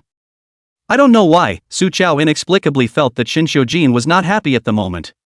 Disciple. Xian Suzi reached out and poked her, tilting his head to look up. Where did this totemic divine power go? Xian Suzi's lack of natural talent and mediocre cultivation caused the heavenly eyes to fail to work at times, and the totem divine power seemed to waver in front of his eyes before whooshing away. He searched around and found no trace. Su Qiao said, the released totem guardian god will go to the Phoenix Lady on his own. Xian Suzi had a big headache. Then how are we going to chase after it? This thing is faster than an airplane. Chasing it is of course impossible, but we can know where it went. Su Qiao said as she pulled out the familiar yellow ball from her bag. She smiled and patted the ball. Big yellow, out to work. Inferno. This bad woman is not going to change her mind. The strand of Yin God that was drawn from Yanhei was also a part of Yanhei. It melted into the totem divine power at the moment and followed a piece of it, and only Yanhei could sense its location. And Su Qiao signed a blood contract between her and Yanhei. Yanhei recognized her as her master and submitted unconditionally, which also included, her spiritual sense could enter Yanhei's spiritual domain at will, sharing its perspective and memories. Before Su Qiao went in, Yanhei first warned her in a twisted manner, no looking around later, no peeping into this lord's privacy. Sojo was inexplicably amused. Always a dark and unassuming hedgehog with a pretty heavy sense of privacy. After going in, Su Qiao also really found a part of the memory-heavy black fog wrapped in the spirit domain of Yanhei, obviously deliberately hiding, not wanting her to see it. Although a little curious, but right now looking for Nian Xuanji is important, Su Qiao only slightly paused for a moment, and then focused on the trace of the wisp of Yin God in Yanhei's spiritual domain. Soon, it was found. Su Qiao abruptly opened her eyes. She looked at Xin Xiujin with a serious expression, at the Changning orphanage. Upon hearing this, a smear of killing intent swept across the bottom of Xin Xiujin's dark and cold eyes. A cold laugh spilled from his throat, and his violence rose madly inch by inch, so it was hidden there. The Changning orphanage was the best-conditioned private orphanage in Imperial City. 5 years ago, Xin Shangzong funded the establishment. For this, Xin Shangzong also got the name of charity entrepreneur, even on the headlines of the news charity page for 3 days. That hypocritical face is the point where you can spit out your overnight meal. Xin Xiujin had stopped to take a look as he passed by. A few children of 5 or 6 years old, gripping the bars of the iron gate, looked out at the world, their faces devoid of hope and childlike innocence, only gray and gray. Xin Xiujin suddenly thought of the dog cage where he was kept. Doesn't seem to make a difference, just get a bigger one. He dropped the cigarette in his hand with a grimace, and walked away. This orphanage was built on the road that was the quickest way for him to get to the office. But after that, Xin Xiujin would rather take a detour than pass that way. Xin Shangzong knew where his shadow was, so he hid Nian Xuanji in the orphanage, under his nose. It's given him countless opportunities and countless times he's actively missed them. Xin Xiujin's finger bones pinched hard, his black eyes were gloomy, and a bloodthirsty cold smile spread at the corner of his mouth. Xin Shangzong, you are really tired of living. Chapter 183, I'll protect you as promised. In order not to frighten the snakes, Xin Xiujin arranged for his men to block the intersections of several roads leading to Changming Orphanage. In this car of his, it's just Sojo. Shin Xiujin didn't say anything all the way. He looked at the road ahead. His handsome and gloomy side face seemed to be covered with layers of frost. Shout! The car stopped 100 meters away from the Changming orphanage. Shin Xiujin's dark eyes were extremely deep and cold and gloomy. When he looked over with a glance, Su Chao could feel the cool air. There's surveillance further down the road, stay in the car. After saying that, Shin Xiujin himself pushed the door and was about to get out of the car. Su Chao didn't even think about it, undoing her seatbelt and pouncing up to wrap her arms around his waist in death. I'm coming with you. She saw from afar that the direction of the orphanage was cloudy, and besides the hidden year's frost arrival, there might be other problems in there. Shin Xiujin single-handedly killed in case of any accidents, she is still not alive? Shin Xiujin looked down at the small hand that was holding him tightly, and his tone became colder and colder. Su Chao, don't make me say it a second time. Su Chao simply didn't listen. It's useless for you to say it 20 times, I can sense Nian Shuangji's location, I can help you. Besides, if you go alone and something happens to you in there, how can I live? Knowing that the meaning of these words is not to worry about him, Shin Xiujin's heart still inevitably trembled. Sojo had squeezed past him. Before she had time to stand still, she was first pressed against the car door by Shin Xiujin, who had one hand protecting the back of her head and blocking the cold, hard car window glass. Su Chao raised her eyes. The man's tall figure blocked the light, the shadow sheltered her, it was warm. Shin Xiujin didn't look at her, probed into the car, took out a mask from the storage layer, and directly covered Su Chao's face. Keep it on, don't take it off. With his voice lowered, he whispered in her ear, there's a lot of surveillance here. After saying this, Shin Xiujin drew himself up and laughed, the hem of his coat flipping harshly in the night wind. Su Chao touched the mask on her face and reacted with hindsight. He was afraid that she would be captured by the surveillance? Afraid she'll be seen in the face by Shin Chanzong and hold a grudge again? But before, the one who sent her to the Shin family's old mansion to send her to her death was obviously also him. Su Chao looked at Shin Xiujin's back, and true confusion surfaced in her eyes. How? Did he suddenly become kind to her? Shin Xiujin walked in front of Su Chao, took out the pistol he had with him, and blew up the surveillance. In fact, to get to this point, he and Shin Chanzong between the early even torn face, not to mention by the surveillance camera face, even if Shin Chanzong over there to watch the live broadcast, he does not matter. It's better to be crazy. It's just a life. But now, Shin Xiujin realized that he seemed to really have scruples. Mr. Shen. Su Chao caught up from behind and took Shin Xiujin's hand, pulling him aside, don't waste the bullets. I'll do it. Sojo picked up some rocks and pulled out a slingshot from that ragbag of hers. Her eyesight was far superior to that of an ordinary person, and she was able to see those monitors clearly even at night. Su Chao aimed and fired, bang bang bang, a stone smashed a monitor. Beat to death. After she made sure that there were no leaks, she took off her mask and smiled at Shin Xiujin with arched eyebrows. Awesome, right? Her smile tightened a little, and looking into his eyes, she said to him, Shin Xiujin, I'm not just a fortune teller and ghost catcher. She's awesome. She can defend herself and protect him. Shin Xiujin's eyes were very deep, frowning at the little woman in front of him. She does not know the viciousness of the human heart, not to mention how deep the water is in this flamboyant wealth, and she does not know the tactics of those who sue. Shin Xiujin's thin lips just moved. Su Chao came up first and flew a light kiss on his lips. The gentle and brief touch between his lips caused Shin Xiujin's entire body to tremble uncontrollably.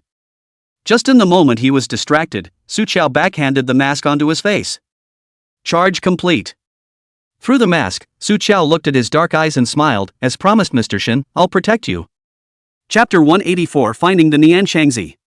Shin Xiujin face hidden behind a mask, the ancient well of black eyes, but into a ray of light. Su Chao's smile widened, a bit heartless, of course, if you're too touched then marry me. After saying that, she turned forward and led the way to Nian Shuangji while driving. Along the way, Sojo, slingshot in hand, hit everywhere he went. Mr. Shin, I'm out of gunpowder, pick some up for me. Shin Xiujin.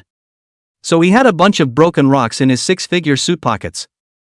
As soon as Su Chao reached out, Shin Xiujin pulled out one and handed it over. He was skeptical while cooperating with Su Chao. With this little thing, it seems like you can never be serious for more than 5 minutes before she turns the picture upside down. Su Chao relied on her sense of Yenhei's wisp of Yin God and found her way to the deepest part of the orphanage's dilapidated small building. At the same time, this is the place with the heaviest Yin energy. Su Chao wrinkled her eyebrows. She had already found out along the way, the layout of the entire orphanage was very weird. Between the buildings and the trees, it was connected as a yin gathering formation.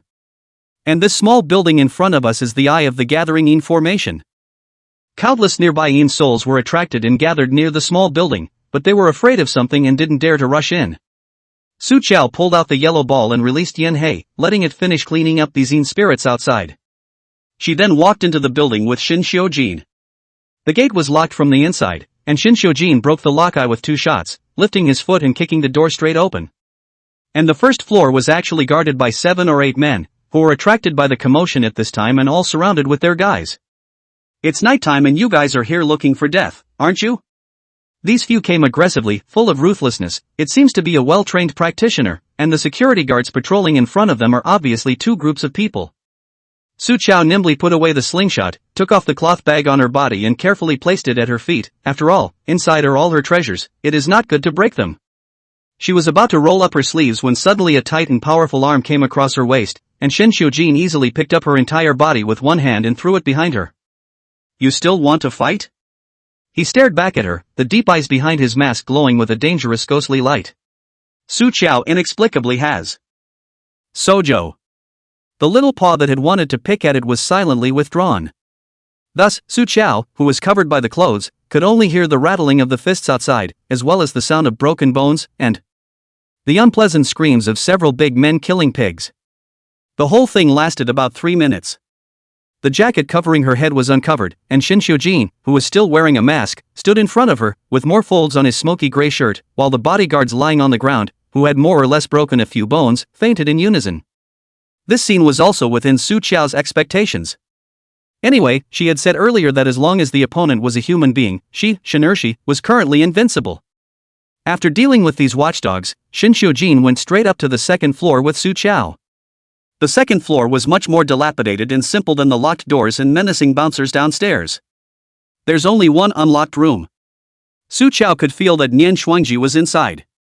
A vegetative man, who had been badly burned and was now left with one breath, naturally did not need to be defended at every turn. Su Chao couldn't help but look at Shin Xiujin. Unfortunately, his face was still masked and she couldn't see his expression. Shin Xiujin stepped on the moldy floor, walked step by step toward the room at the end of the corridor, and pushed open the door. Chapter 185, Tearing the Face Off Completely. Inside the room, the smell of disinfectant filled the room, along with a faint musty odor. There was only one bed in the center. The woman lay quietly slumbering on the bed. Even her breathing was so slight that she would have looked indistinguishable from a dead person if it weren't for the instruments next to her registering her faint vital characteristics. Her exposed face and neck were marked with implants, but no amount of perfected implant technology could completely smooth out the skin burned in that explosion. Even so, Su Chao could still see the woman's original astonishing beauty. She thought that a woman who could give birth to Shin Xiujin should look like this. It was a pity that Nian Shuangji's appearance had been damaged too much. The original face had been completely destroyed. Su Chao so roughly looked at it, but nothing could not come out. However, through her heavenly eyes, she noticed the faint phoenix golden light emanating from Nian Shuangji's body. This also explained why so many yin spirits outside that were attracted by the yin gathering formation, but none of them dared to rush in. The golden light of the phoenix can burn them all to ashes. The mask on Shin Xiujin's face never came off. Su Chao didn't know what kind of expression he had, let alone what kind of mood he was in to face the mother he hadn't seen for 21 years. He just stood stiffly at the edge of the bed, looking longingly at the bed. And then, Shin Xiujin reached out his hand and pulled out the instrument tube connected to Nian Shuangji's heart, as he picked up the withered and skinny woman in his arms and turned to head out. Su Chao followed him with a heartfelt sigh of relief. Now that he had retrieved Nian Shuangji, he would no longer have to be shackled by Shin Changzong in the future. But when they just walked out of the orphanage door, outside suddenly dozens of beams of car lights lit up in unison. The white light pierced Su Chao straight frowned, raised his hand to block in front of his eyes. As she looked against the light, it was hundreds of Shin family bodyguards, forming an unbreakable human wall. And Shin Changzong got down from one of the cars, his face full of anger, his eagle eyes staring at Shin Xiujin with anger and killing intent. Seeing Nian Shuangji in his arms, the corners of Shin Changzong's mouth twitched viciously for a few moments, eventually turning into a murderous, sarcastic smile. To be able to find your way here, I have underestimated you. But do you think you can stop me with just those few losers under your hand? Shin Changzong narrowed his eyes coldly and looked at the gate behind Shin Xiujin as he said with a leathery smile, "Ah Jin, do you know why I made this gate look like a dog cage? It's so that when you pass by every day, take a good look and don't forget your past. Don't forget your Ben.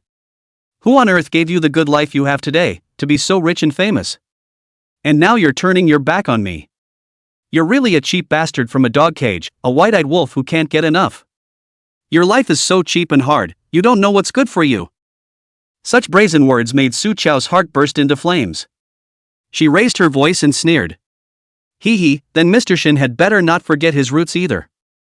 The position of Shin Group's first hand that you are sitting on today, whose leakage did you pick up? Su Chao took 2 steps forward and stood beside Shin Xiujin, looking straight at Shin Changzong's shameless face and sneering back, "Mr. Shin, with your villainous look, you seem to have forgotten.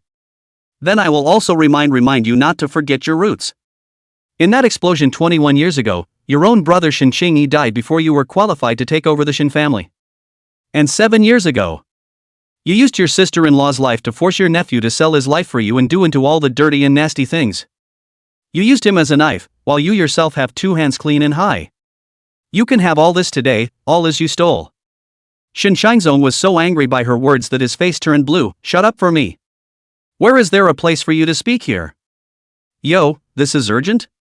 Su Chao disdainfully laughed sarcastically. "Then if I were to tell you about your earlier years, in order to hook up with the pearl of the Zhao family, the richest family in Jinyang, and get the support of the Zhao family, you abandoned your first love girlfriend who paid out all of her family's assets in support of you, and went to the Zhao family every day to be a lickspittle, and also gave the Zhao family's 2 old men to beat the foot washing water, wouldn't you be in a hurry to die?" Shin Changzong had become the helmsman of the Shin family for too long, so long that his mask of morality could no longer be peeled off, and he himself had almost forgotten the past when he had lowered his voice in front of people. Especially for the sake of the Zhao family, who was in the middle of the day at that time, he dignity-face humanity don't want anything. That was Shin Changzong's most humiliating memory and the one he was most reluctant to bring up. But now, it was just said as a joke by Su Chao in front of his countless men. Su Chao looked at Shin Changzong's look of being exasperated and ruthless and only felt pain. "You think you're so capable? Shin Group has been able to surge forward in the past few years thanks to Shin Xiujin. Without him, what are you? You're still rich and powerful, I don't care. Do you want it or not? Shin Changzong, the position you're in today should have gone to my Mr. Shin. He's 1,000 times better than you. You're not even worthy of his shoes. He's much more noble than you, and those so-called decent people around you." Su Chao cursed and completely let herself go at the end. She completely failed to notice when Shin Xiujin beside her sidestepped his face, and behind the mask, those deep eyes looked at her silently, with an unknown tsunami, drowning the high walls that had accumulated under his eyes over the years. Collapse, caused by multiple such moments. But what she had destroyed so easily, she herself did not know. "Stinky girl, shut up." Shin Changzong was so angry that his sanity was completely gone. He didn't even have time to think about how Su Chao knew all this, violently pulling out the side-armored gun of his men beside him. The muzzle of the gun pointed straight at Su Chao, and viciously said, "What a sharp-tongued. I will smash your mouth today." Shin Xiujin's tall figure protected Su Chao behind him, blocking the muzzle of the gun and the piercing white light. The ghostly mask was still hanging on his face, but it fit the man's eerie and biting aura perfectly. "Shin Changzong." The voice that came out from behind the mask was low and ghostly, like it came from hell. Shin Xiujin didn't even need to take off his mask, and once he opened his mouth, it was already oppressive. He said, "Do you want to look back before you put a hard word in?" The man's voice is very low. There are a few points to control the whole scene of laziness, the rest, all undisguised biting killing machine. Shin Changzong secretly winced, vaguely having a bad premonition. He turned back slowly and half-heartedly, and the unexpected scene in front of him startled him so much that his blood instantly cooled. Chapter 186, What a ing noble last name. In a way, if Shin Xiujin was the most handy and sharpest knife, then Shin Changzong was the one who opened the blade for him.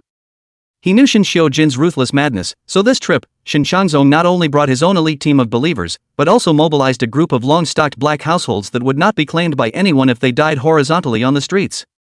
Tonight, he brought more than 200 people, and he has no intention of letting Shin Xiujin go. But today, Shin Changzong froze in place, his eyelid muscles twitching slightly, only to see that the 200 men who were originally supposed to stand behind him, without exception, all of them fell down. In its place, a group of black-robed men wearing ghost face masks stood silently in an encirclement, surrounding Shin Changzong. It was none other than the ghost shadow under Shin Xiujin. Shin Xiujin set Nian Shuangji aside, he lowered his head and took off the mask on his face, and when he met the piercing lights of the car, that handsome and gloomy face was as solemn as a kill. He stared at Shin Changzong's face, which was infuriated and vicious, and picked up the corners of his mouth slyly. The reasoning behind the lights, I remember, or Shin Dong, you taught me. He only put out a few baits. Then, taking himself as the biggest bait, standing here, he attracted Shin Changzong's entire attention. And the reason why he was willing to stand here and listen to Shin Changzong's nonsense for half a day was just to leave some time for his men to act. Black under the lamp. Shin Changzong almost crushed his teeth, swallowing hard that bloody flavor that returned up in his throat. He stared at Shin Xiujin dead in the face and laughed back in anger. Good, not worthy of being tempered by me. Good, dog. Su Chao's fire, which had just subsided, rubbed up. You old dog, who are you cursing?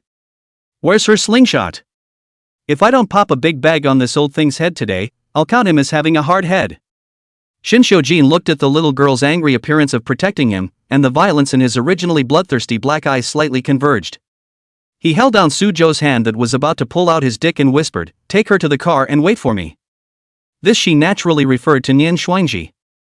Su Chao pursed her lips and raised her eyes to look at him, her brows slightly furrowed, obviously uneasy. The man's dark pupils stared back in silence. In the middle of the day, Shin Xiujin moved his thin lips, and in a voice that only the two of them could hear, promised her no killing. Even Shin Changzong's group of henchmen were merely put down by an extremely strong anesthetic. She said that he would be infected with sinful power if he killed again, and said that he would die and go to hell. Shin Xiujin is not afraid of these, but she is just afraid. The little thing is frowning and annoying and ugly, might as well make her life easier. Mr. Shin is awesome. Su Chao immediately spread her eyebrows and smiled. Tang Yi was guarding the car door. See the situation, want to go forward to carry away the ground Nian Shuangji, but his steps have not yet stepped out. Saw Su Chao's sleeves rolled up, easily will Nian Shuangji princess pick up, towards his side jogging. Tang Yi's pupils quaked. He originally wondered if Miss Su's little body was 90 pounds or not. Sure enough, a mortal like him couldn't just guess the weight of an immortal nun. Shin Changzong was now left with a few henchmen beside him, being pressed to death by Ghost Shadow's men, not to mention shooting, and one of his men turned his body in the direction Su Chao had left, when a shot of a powerful anesthetic flew over and lodged itself in his shoulder. The man didn't even grunt, and fell straight to the ground and lay dead on the spot. Shin Changzong could only force down his anger and looked at Shin Xiujin, who walked over step by step. 7 years. 7 years ago, when Shin Xiujin first appeared in front of him, he was full of viciousness and alertness, his eyes were cold, and his blood could not even be filled with heat, but he was vigorous in untamable wildness. That's the desire to survive in a desperate hell. Shin Changzong knew he was a monster that could be used for him. Now, this monster actually put on human skin. And has a trace of humanity. Shin Changzong suddenly laughed, his laugh was gloomy and weird. Shin Xiujin, I taught you that when you are strong enough, you should never have a soft spot. He looked grimly in the direction Su Chao left, and before he could take back his sight, suddenly a fist with twice-cold killing force smashed overhead on. Bang! Shin Changzong's body stumbled by this punch and took a few steps back in a lousy manner, holding onto the rearview mirror in front of the car next to him before he could barely stand still. A nosebleed gushed out. Shin Changzong spat blood on the ground, and when he looked up, he was met with a cold, hard muzzle against his head. Shin Xiujin's dark eyes stared at him grimly, and the bloodthirsty essence of madness overflowed a little bit where Su Chao could not see it. You know how many threats I've heard over the years? He was even laughing, the muzzle poking tighter. I've lit them all up. Shin Changzong had seen all the storms for so many years, and when he heard the last 3 words lightly, he still couldn't help but change his face slightly. Lighting the lamp is the black word. It means to make a man into a human skin lantern and hang it on his own family's porch night after night. Shin Xiujin's hand that had just given him a punch was stained with a bit of blood, and he wiped it off a little bit on Shin Changzong's chest. Shendong. His tone is cool, is careless, ruthless. If my people are missing a hair, I'll light both of your precious sons. And you care about the Shin group, the Shin family. I'll let you witness them destroyed in this generation. What's the point of killing him? Might as well kill him and let him watch what he cares about fall apart. That would be revenge. Shin Xiujin's patience ran out and turned around. Shin Xiujin. Shin Changzong inhaled heavily, hardly able to contain the violent rage in his chest. He yelled lowly at the man's unstoppable back, "Don't forget, your surname is also Shin. Shin of the Shin family." Shin. Shin Xiujin pulled the corner of his mouth sarcastically. What a ing noble last name. Chapter 187, This Familiar Routine. Su Chao, in the gap between waiting for Shin Xiujin in the car, also used her heavenly eyes to scrutinize Nian Xuanji's situation. Currently, her soul was inside her body, and with the power of the totem guardian god returning to her body, she was even more sinister. Su Chao frowned slightly. This also means that Nian Frost's unconscious state to this day is solely caused by the severe trauma to his brain in the car accident. There was nothing she could do about that. She can tell fortunes and exorcise ghosts, and she knows the art of fortune-telling, but she's not an immortal, and there's no way to bring the dead back to life. Nian Feng to today's condition can only be saved by medical science. Su Chao sensed Shin Xiujin's breath approaching. She raised her head, and through the car window she really saw Shin Xiujin's figure, stepping slowly in the moonlight. And behind him, Tang Knight led Ghost Shadow's men to start clearing the field. Tonight, the siege, which came and went, broke up again without leaving smoke. Tang Yi couldn't help but look at Su Chao twice more. He had followed the second master for so many years and had never seen such a situation. No deaths, no blood. It just fell apart. This Miss Su is really something. Does it hurt? As soon as Shin Xiujin sat on the car, Su Chao keenly realized that the back of his hand's knuckles had broken a bit of skin, and immediately knit her brows. Shin Xiujin leaned back on the back of the leather chair with wanton lethargy, letting her hold his hand and scrutinize it. His gaze fell on the soft yet delicate lines of her side face, sliding from the tip of her small nose to her soft lips. She unconsciously licked her slightly dry lips, leaving a very shallow watermark. Shin Xiujin's eyes dimmed as he moved his eyes away and also drew back his hand. It's not that delicate. Let me see if there are any other injuries. Su Chao came up and still wanted to inspect his body, but was caught by Shin Xiujin, who warned in a bad tone, "Don't touch it." She was ignorant and not at all enlightened, but he wasn't. Shin Xiujin glanced at Nian Xuanji next to him, only one glance. His nonchalant gaze could not taste any extra emotions. What's her condition?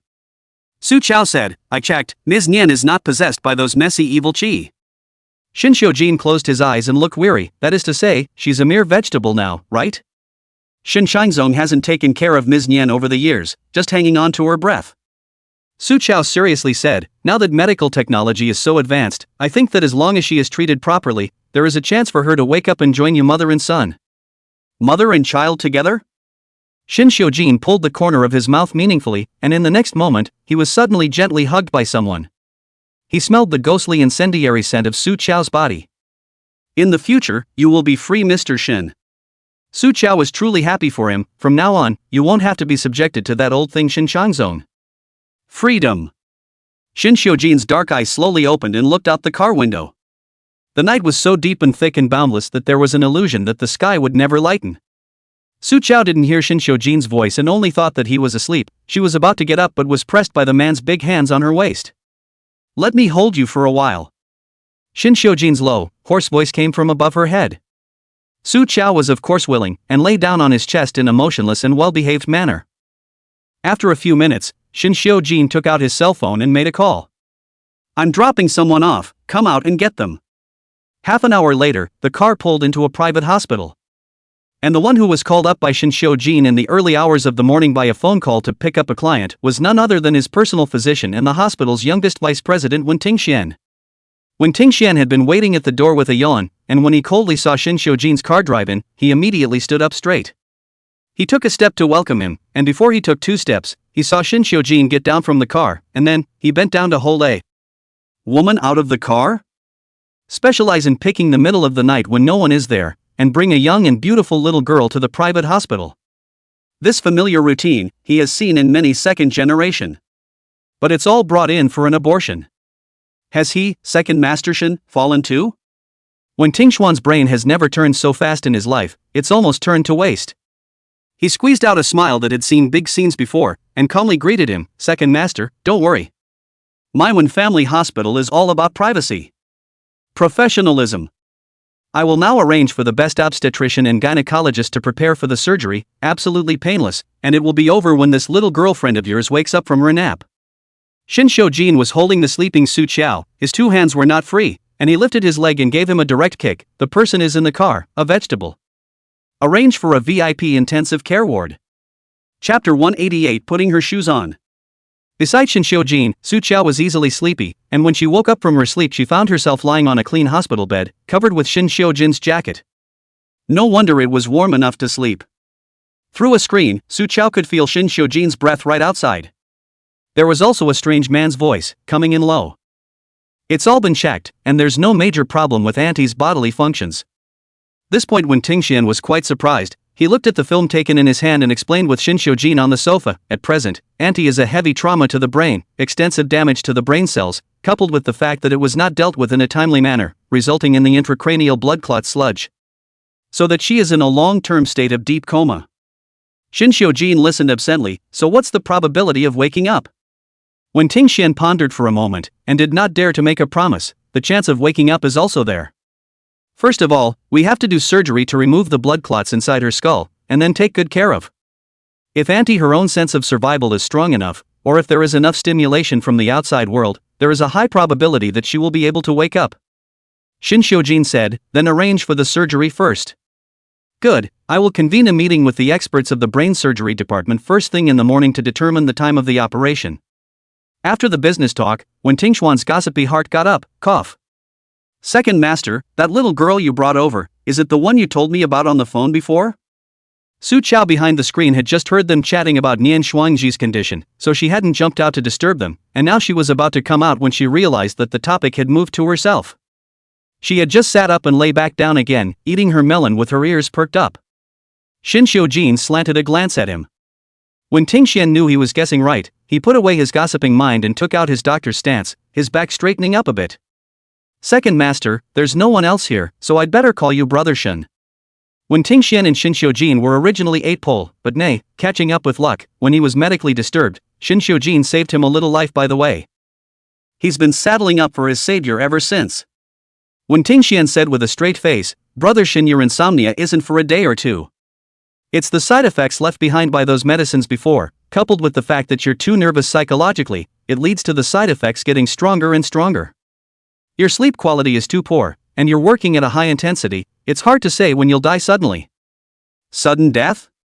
Su Qiao didn't even put on her shoes and drilled out from behind the screen, she nervously grabbed Wen Tingxian, did you just say that Shinshojin would die suddenly because of insomnia? When Tingxian was startled, wanted to break away, but found that this looks delicate and weak little girl, the strength is amazingly large, froze pinch him unable to move. Calm down, calm down. He's not saying she's going to die. What's all the excitement about? Before Su Qiao had time to speak again, she was suddenly picked up by someone, and a familiar warmth instantly wrapped around her. Shinshojin had a bit of a headache as he watched her death grip on Wen Tingshuan's hand. Let go. He whispered, I'm not going to die. Only then did Su Zhou let go of his hand. Shinshojin carried her to the sofa and went around behind the screen himself to bring her shoes. He bent his knees and half crouched in front of her. This image made Su Qiao a little surprised, subconsciously wanted to shrink inside the sofa, but Shinshojin reached out and caught his cold ankles. This scene stunned Wen Tingxian next to him. Is Shen Ershi going to put shoes on others now? Wen Tingxian's surface was calm as if he had lost his voice, but inside, 10,000 people were roaring. He secretly felt out his cell phone, and swore to record this scene against the risk of being thrown out of the window if he was found out. Su Qiao just stared blankly at the towering, unrivaled Shinshojin, squatting in front of herself and putting on her shoes with her own hands.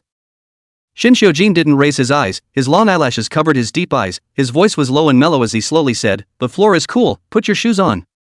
But he knows she can't feel the cold or the warmth. Has he forgotten? Chapter 189, How about sleeping with me? Su Qiao reached out and nudged Shinshojin's shoulder, reminding him, Shinshojin, I won't be cold. Shinshojin held her hand, his gaze fell on the scar on her hand that had been burned by fire, and after a few seconds' pause, he touched it with his fingertips. Just because you can't feel it doesn't mean your body won't be hurt. Shinshojin raised his eyes to look at her, his eyes so deep that he could swallow her. Su Qiao was a bit overwhelmed, or for the first time, she was in front of Shinshojin, but she actually had the desire to escape. Strange, so many horrible evil spirits she was used to. But Shinshojin didn't scold her or beat her now, just looking at her like this actually made her want to run away. Shinshojin, she barely managed to pull off a smile, drew back her hand, and told him, I really don't feel any pain. She's a pretty girl. Why does she look like she's missing a string? When Tingxian, aligned to eat melon eat anxious, really did not hold back, in the side of the unafraid to venture out a sentence, "Girl, you do not hurt someone heartache." Shin Xiujin coldly stabbed over with an eye stab. When Tingxian Winston chose to run away on the spot. Ahem, I remembered I have a patient to examine. You guys take your time talking, huh? When Tingxian ran off in a huff, and closed the door thoughtfully. Inside the room, only Su Qiao and Shin Xiujin were left staring wide-eyed. Su Qiao blinked, a little confused. "Mr. Shin, are you heartbroken?" Shin Xiujin. "No." He denied it, averting his eyes as he sat down next to her, the couch sinking in a piece after him. Shin Xiujin was so annoyed that he wanted to smoke. His hand touched the cigarette case, then looked at the small thing next to it and shoved it back in. He sank his breath, and after a long time, he stifled a sentence. "I can't see people not wearing shoes in front of me, and the next time, I'll chop off your legs." Hearing this familiar threat, Su Qiao was relieved that Shin Xiujin was still the same old six. Nothing went wrong. She put on her usual smile. "Got it. I'll wear my shoes properly next time." But Su Qiao remembered what Wen Tingxian had just said, and her smile disappeared again. "Have you been sleeping badly these past few years?" She came up to Shin Xiujin. "This man is gifted genetically good to outrageous, so stay up all night smoking and drinking alcohol. The skin is still so good that you cannot see the pores, coupled with deep eyebrows, under the eyes of the dark circles look like they have become a point of." She was too close, her soft and tender lips opening and closing in front of his eyes, and Shin Xiujin could smell the pervasive odor of the burning incense on her body. The knot in his throat rolled slowly and his eyes grew dangerous. The nasty factor in the body was screaming. "Aha!"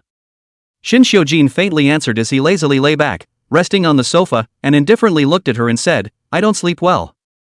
When I first came to the Shin family, I had too many things to learn, so I injected some medicine to stay awake. This had a side effect: he had a hard time falling asleep. Coupled with the fact that Shin Xiujin had experienced too many betrayals and plots, the slightest mistake could lead to a fall into the abyss and death on the streets. So vigilance is etched into your bones." This led to a long period of time when he couldn't rest at all without using strong sleeping pills. But now he seems to have found something better than sleeping pills. Sojo. Su Qiao was thinking about what methods in the books she had read to help people sleep, when she coldly heard Shin Xiujin call her and froze, raising her head. The expression is dopey and cute. Well. Is good for fooling. Shin Xiujin said quietly, "I can fall asleep, but I need help." "Who is it?" "I'm going to." The word "find" hadn't even left his mouth. The man's handsome face abruptly enlarged in front of his eyes, and Shin Xiujin just kissed him. "Sojo? ? Shin Xiujin's thin lips were against her, his voice was low and confusing, and every word that came out of his mouth was so sexy that it made people's heart tips tremble. "You." He looked deep into her blank eyes and made a deal with her. "How about I keep you warm and charged from now on, and you be a good boy and sleep with me?" Chapter 190, Is this scale something you can listen to without paying? Suzhou's eyelashes fluttered lightly. So close. She could almost see her own reflection in the dark pupils of Shin Xiujin's eyes. A pale, pretty, but bloodless skin. And Shin Xiujin's eyes were too aggressive to swallow her deep. "How?" His voice was confusing, low and magnetic, and he asked again. This kind of condition, Su Qiao originally couldn't wait, but she inexplicably felt that today's Shin Xiujin was not quite the same, but she couldn't say exactly where it was different.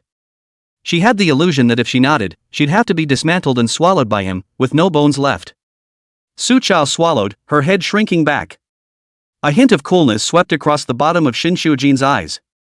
Instead of moving towards him and taking advantage of the situation, she's actually trying to run away? Shin Xiujin, are you alright? Su Qiao put her hand on his forehead. Although she felt nothing but warmth, she was still worried that he had a fever. She looked extraordinarily serious and said truthfully, "I think you're acting weird today. Did something hurt your brain? Why are you suddenly being so nice to me? Is that sleeping with him? That's clearly a benefit for her. Pie might fall from the sky, but not Shin Xiujin." He didn't even bother to paint a big picture. Shin Xiujin. People are not enlightened, but they are quite vigilant. Forget it, you can't push too hard. He retreated as in advance, leaned back with wanton lethargy, and cast a sidelong glance at Su Qiao. Being nice to you is naturally because you have value to utilize. Now that Shin Changzong and I have completely torn our faces apart, there will be plenty of places to use you in the future. Seeing that she had listened in, Shin Xiujin casually rested his hand on his forehead and continued to follow the instructions. Didn't you say that you saw his son, Shin Zhenghan, followed by several shadowy spirits? I want you to help find out. Su Chao patted his chest and promised, don't worry, I'll take care of the netherworld stuff for you. It turned out to be an equal exchange, and he had a request for her. Shin Xiujin really that dog man? The trace of hesitation and confusion in Su Chao's heart just now instantly dissipated. She smiled and moved toward Shin Xiujin, her two arms consciously encircling his waist. Then in the future, I'll help you work during the day and sleep with you at night. Outside the door, Wen Tingxian, who had gone and returned, had his ear pressed against the door, carefully listening to the gossip. The content of the dialogue inside was so jumpy that he listened to it with one sentence without another, only to feel clouded. What the heck is a yin spirit? But this last sentence, Wen Tingxian understood. And was greatly shocked. I originally thought that this was an unenlightened little girl, but I didn't expect to be so proactive in front of Shin. Gee, it's true that mastery usually comes in the form of licking dogs. Then he heard his Shin's voice, spitting out in a flat tone, well, you have to listen to me on how to sleep. Any more of her touching and rubbing around and he wasn't sure he'd get an innocent night's sleep. Wen Tingxian. Is this scale something he can listen to without paying for it? The little girl even smiled and answered, yes, you can sleep however you want. Wen Tingxian felt like his three views were going to shatter. He shivered and pulled out his cell phone, sent a message to the Fox friend group, heavy news. Shin has a woman by his side, there are pictures and the truth, is a licking dog, but also licked to the end, will soon have everything. There's just 4 people in this group. The Xiao brothers, and Zuotang Knight, who is far away in the military region. Zuotang Knight is perennially in a state of no signal. The first one to jump out was not the most active Xiao Deluxe, but was actually Xiao Shiyan. Xiao Shiyan, you said Su Qiao?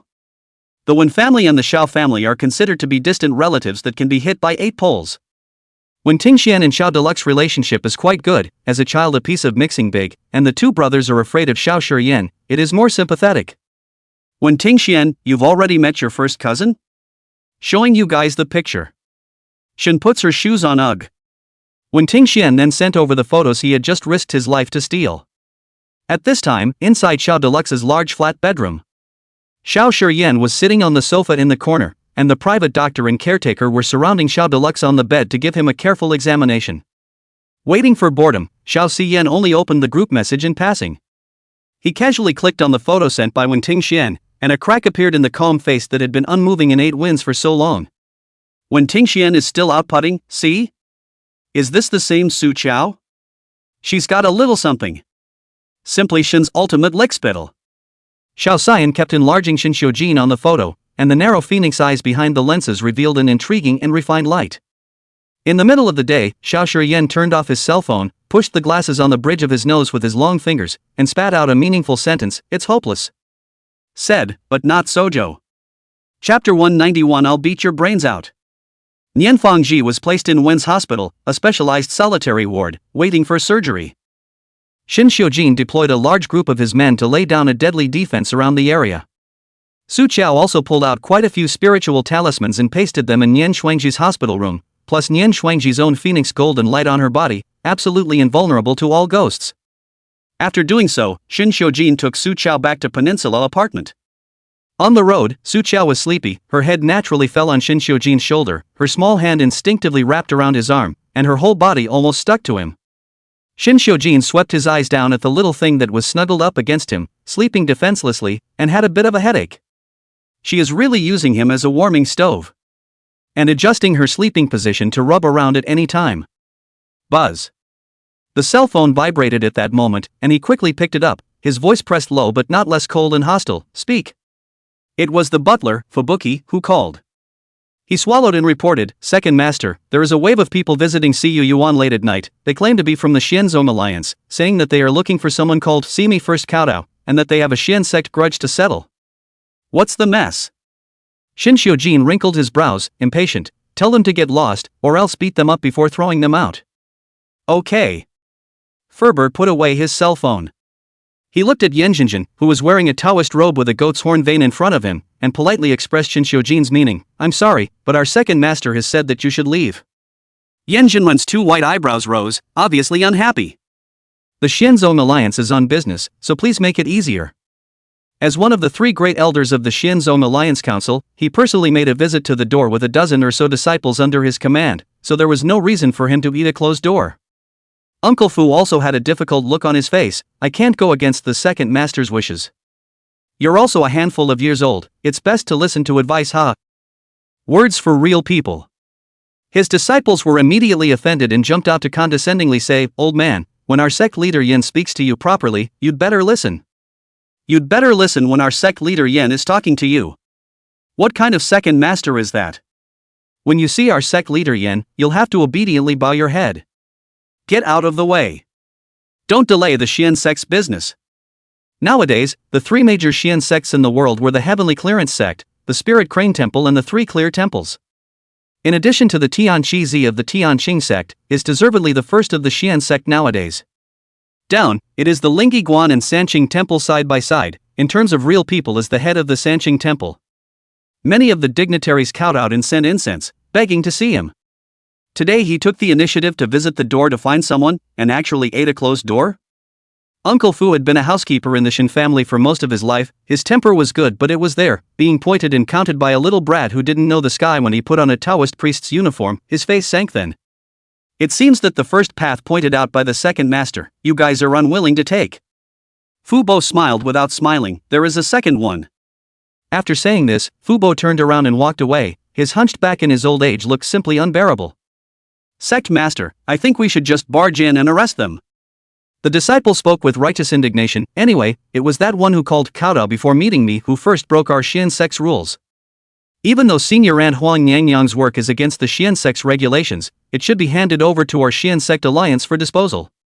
But she secretly joined with the spirit group to kill Niangyang Huang, with no bones left and her soul dispersed. With such a ferocious method, if we don't catch her and punish her, others will still think that our Xian sect is in decline, and that anyone can step on it. Yan Zhenwen looked around and didn't find any powerful formations here.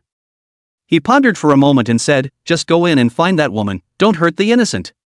Spreading the word is not good for the reputation of our 3 clear temples. Yes. A dozen or so disciples were about to charge in when they were commanded. However, they hadn't taken 2 steps when suddenly a large net woven of nylon rope came down over their heads and wrapped them in it. Dozens of black-clothed men wearing ghost face masks traveled like ghosts and surrounded them. Yan Zhenren was a bit furious. Insidious tactics. He raised his hand to pull out the palmist's matching sword behind him, when the nearest black-clothed man rushed in with a kick, followed by a flurry of forceful and chaotic kicks. Bold. We are the temple of the 3 pristine ones. Ouch. There were screams and screams. When the kicking was almost over, Yan Zhenjin and his disciples were dragged out with ropes and people, and thrown to the side of the road. A dozen guns were aimed at their heads. The black-robed man in the lead coldly warned, the second master said, if you dare to come within 100 meters of the CU garden again, I'll beat your brains out. Chapter 192. It's okay if you don't like me, just stay with me. Peninsula Apartments. Shin Xiujin placed Su Qiao on the large soft bed and smoothly took off his jacket and hitched it up. As long as there was his scent, she could feel warmth, but it was just a matter of how much. This was something that Shin Xiujin had recently discovered. He turned and went to the study. Inside the room, Tang Knight was already waiting. The temperature on Shin Xiujin's face had long since faded, and his deep eyes were caged with a cloudy, oppressive aura. Tang Knight hung his head and handed his cell phone up. Second master, as you expected, Shin Changzong just contacted me. Back then, Shin Changzong secretly helped Shin Xiujin establish the Ghost Shadow organization, intending to use Shin Xiujin's madness and ruthlessness to clear obstacles for him to move up the ladder. But Shin Changzong, who was suspicious and thoughtful by nature, also thought that Shin Xiujin's knife would go out of control at any time, so he also defended Shin Xiujin's hand. And the one he left behind was Tang Yi. Shin Xiujin scanned the message on Tang Yi's phone.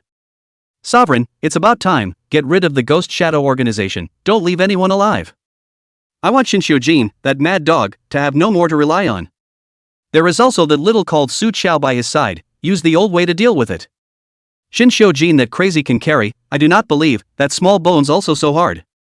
Shin Xiujin's gaze fell on the name Su Qiao, and his originally dark and heavy eyes were colored with extreme ruthlessness, cold and hostile as a knife. Tang Yi said, the so-called old method is to also secretly inject mandalas into Miss Su's body.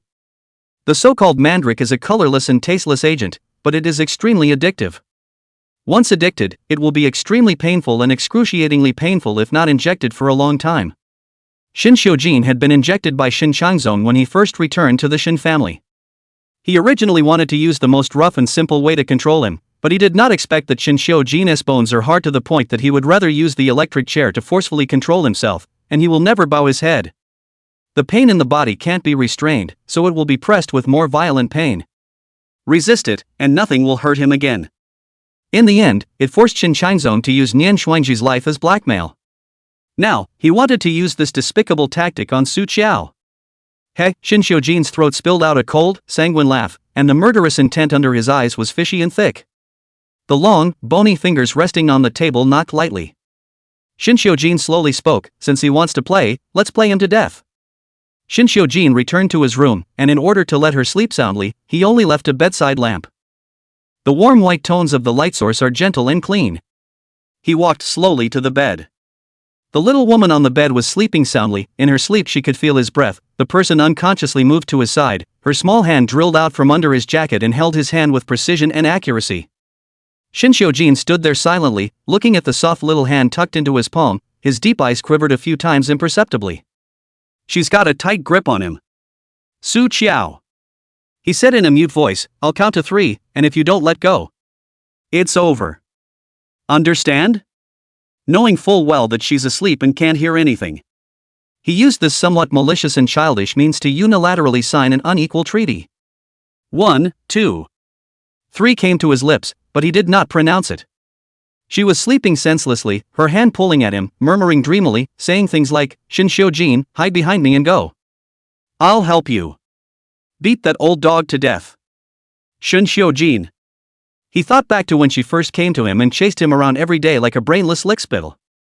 "Shin Xiujin, no one in this world wishes you better than me. Shin Xiujin, you're as important as my life. Shin Xiujin, I hope you live well. Shin Xiujin, don't look back, let's look forward together." She annoyed him with a single reading. But with each word, he remembered it more and more clearly. Sojo. Shin Xiujin's other hand gently stroked towards her sleeping face, ruffling the broken hair blocking her forehead. That face was clean and pure. He stared in silence for a long time and said softly, "It's okay if you don't like me. Just stay with me. And don't like anyone else." The night wind blew in from the balcony, and the words were blown to pieces, along with the little bit of humility that no one knew was there. Shin Xiujin felt his throat go dry. He tugged at the corners of his mouth in a mocking arc. Half looking at the person in front of him, he added unwillingly, "Naturally, I would never fall in love with you, either. Only it's not clear to whom it's addressed." Chapter 193, Is the second master so easy to coax now? Su Qiao hadn't slept so deeply and solidly in a long time. The warmth that haunted her never left. She wasn't lying in the freezing cold, like she was sleeping next to a warm fire. The only interruption was that she had a dream. The shadowy spirits of so many small children surrounded her in the dream, their empty, thirsty eyes pleading silently for help. Su Qiao abruptly opened her eyes, and in that instant both eyes were black, even the whites of her eyes were engulfed in blackness. But only for a moment, and then it was back to business as usual. Shin Xiujin was sitting on the sofa next to the bed and noticed the moment she opened her eyes, looking over just in time to see this scene. He wrinkled his brow lightly, and the paper he was about to turn the page in his hand paused. "Your eyes, what's going on?" Su Qiao knows that she retains a strand of black qi in her body, the specific source, she cannot say clearly. It seems to be the time to enter the Nico spirit platform stained. She had thought it was related to Yanhee, but now that Yanhee had made a blood contract with her, the wisp of black qi had not disappeared, so it seemed that the source of this had yet to be explored. But this mere wisp of black qi couldn't help her. Su Qiao kept it for the time being to make it easier to find the owner. "It's fine, when I sleep for too long and get up my eyes suddenly go black for a bit." She didn't want to explain too much to Shin Xiujin. He was an ordinary person after all. If she told him about these things, he wouldn't be able to help on one hand, and he wouldn't understand on the other. Shin Xiujin knew in his heart that this little thing wasn't telling him the truth, but he didn't dwell on it either. "Wake up and go wash up, come down and eat." Good. What a godly day to be able to dry out after a warm night's sleep. Su Jiao jumped out of bed nimbly. Shin Xiujin's gaze landed coolly on her bare feet. "Want to be cut up?" "Sojo. I'm not sure I can handle it." She turned back and dutifully found her slippers to step into and went in to wash up.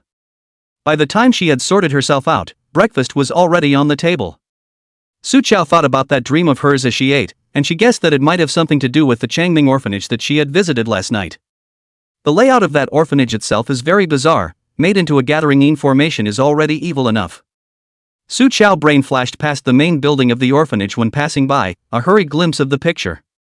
She remembers that the building was strangely constructed, high in the center and low on the sides, and that there were 3 flagpoles erected in front of the building. It's like... Su Chao's eyes changed slightly. It's the grave. 3 incense sticks at the grave. Mr. Shun, I have something I want to tell you. Su Chao then said what she observed, along with that dream. I wouldn't dream for no reason, it should be a in spirit trying to ask me for help. Su Chao frowned and took a bite of the meatloaf in her hand. That orphanage isn't simple, I want to go and take another look. Now that Nian Changzi is back, Shin Xiujin has no more scruples, not to mention going to see, even if the entire orphanage is demolished, it does not matter. He nodded in agreement, good. Su Chao didn't want to waste any time, and originally planned to go after breakfast. However, before going out, Su Chao received a call first. Su Chao looked at the incoming string of numbers, froze for 2 seconds. The more you look at it, the more you feel that this string of numbers is a bit familiar. How is it a bit like the string that is written wrongly on the business card of Xiao Shiyan? Without waiting for her to pick it up, Shin Xiujin's hand reached out and hung it up for her. Sojo? Shin Xiujin spat out a sentence without changing his color, fraudulent. He could remember the way this little thing's eyes glowed when it saw Xiao Shiyan. Su Chao half-heartedly. Is it? Then I'll try dialing one back, I'll curse him if it's a scam. Shin Xiujin. Little things aren't good for cheating now. Without waiting for Su Chao to call back, another call drilled in, this time a familiar number Xiao Deluxe. Su Chao immediately picked up. Before he had time to open his mouth, he first heard a flurry of ghostly cries from Xiao Deluxe over there. Fairy help! I'm dying. Wow! He didn't finish howling, he threw up again, and when he spoke again, he was already completely deflated. I'm dying. That 8 woman doesn't know what spell she put on me. Your cutest little brother, I have a headache that's hard to bear. Vomit. Sojo. This is throwing up on, again. The phone moved the main. Xiao Shiyan's somewhat headache-inducing voice came from the other end. Ms. Su, is it convenient for you to come over? The doctor examined Xiao Deluxe and didn't find any lesions. In fact, Xiao Deluxe can be fine even if she vomits, but Su Chao would like to go and meet Xiao Shiyan. After all, she hasn't gotten her payment yet. Moreover, the Xiao family's old mansion, the Royal God Mountain, was also a place she had to visit. Okay, I'm coming now. Su Jiao agreed in a hearty voice. Shin Xiujin's eyes chilled as he looked at her positive and enthusiastic appearance. On the way to Xiao Deluxe's house, Su Chao could clearly feel that Shin Xiujin didn't seem to be in a good mood. Why are you so angry all day long? Never mind, she's a big enough person to coax. Mr. Shin, want some candy? Su Chao pulled out a candy from her pocket. Shin Xiujin supported his forehead with his hand and gave her a nonchalant look. Candies that were so cheap that you could buy 5 of them for $1, coaxing a child? He didn't bother. The next second peeled candy fed to the mouth. Su Chao tugged on his sleeve and coaxed him. Try it, it's mint-flavored. Shin Xiujin. He was silent for a few seconds and opened his mouth to swallow, cool air rushing to his head. Tang Knight, who was driving in the front row, looked at this unbelievable picture through the rearview mirror, with "I don't understand" written all over his face. Is the second master so easy to coax now? Chapter 194, he wants to die if he can. The large bungalow where Shaw delivers is an elevator entry. Su Chao walked out of the elevator with Shin Xiujin, and the first thing she saw was Xiao Shiyan on the sofa. He was sitting there, gold-rimmed glasses on the bridge of his nose, his eyes downcast as he flipped through a document, the sound in the background being the wail of Xiao Deluxe puking her guts out in the bedroom. Xiao Shiyan had obviously just rushed in from a formal occasion of a business meeting, dressed in formal attire. A classic-style black blazer with a crisp white shirt. Just by sitting there, he exudes the calm aura of a superior person. Coupled with his naturally superior looks, he is even more eye-catching. Saying that he is a big star pulled out of the screen is considered to be a derogation of his old money's aristocratic temperament. But Su Chao didn't look at these. What she looked at was the blessed golden light on Xiao Shiyan. If she got a strand of it, her cultivation could rise quite a bit. Thinking of this, Su Chao smiled with arched eyebrows, rubbing her little hands together. She couldn't wait to run straight to Xiao Shiyan.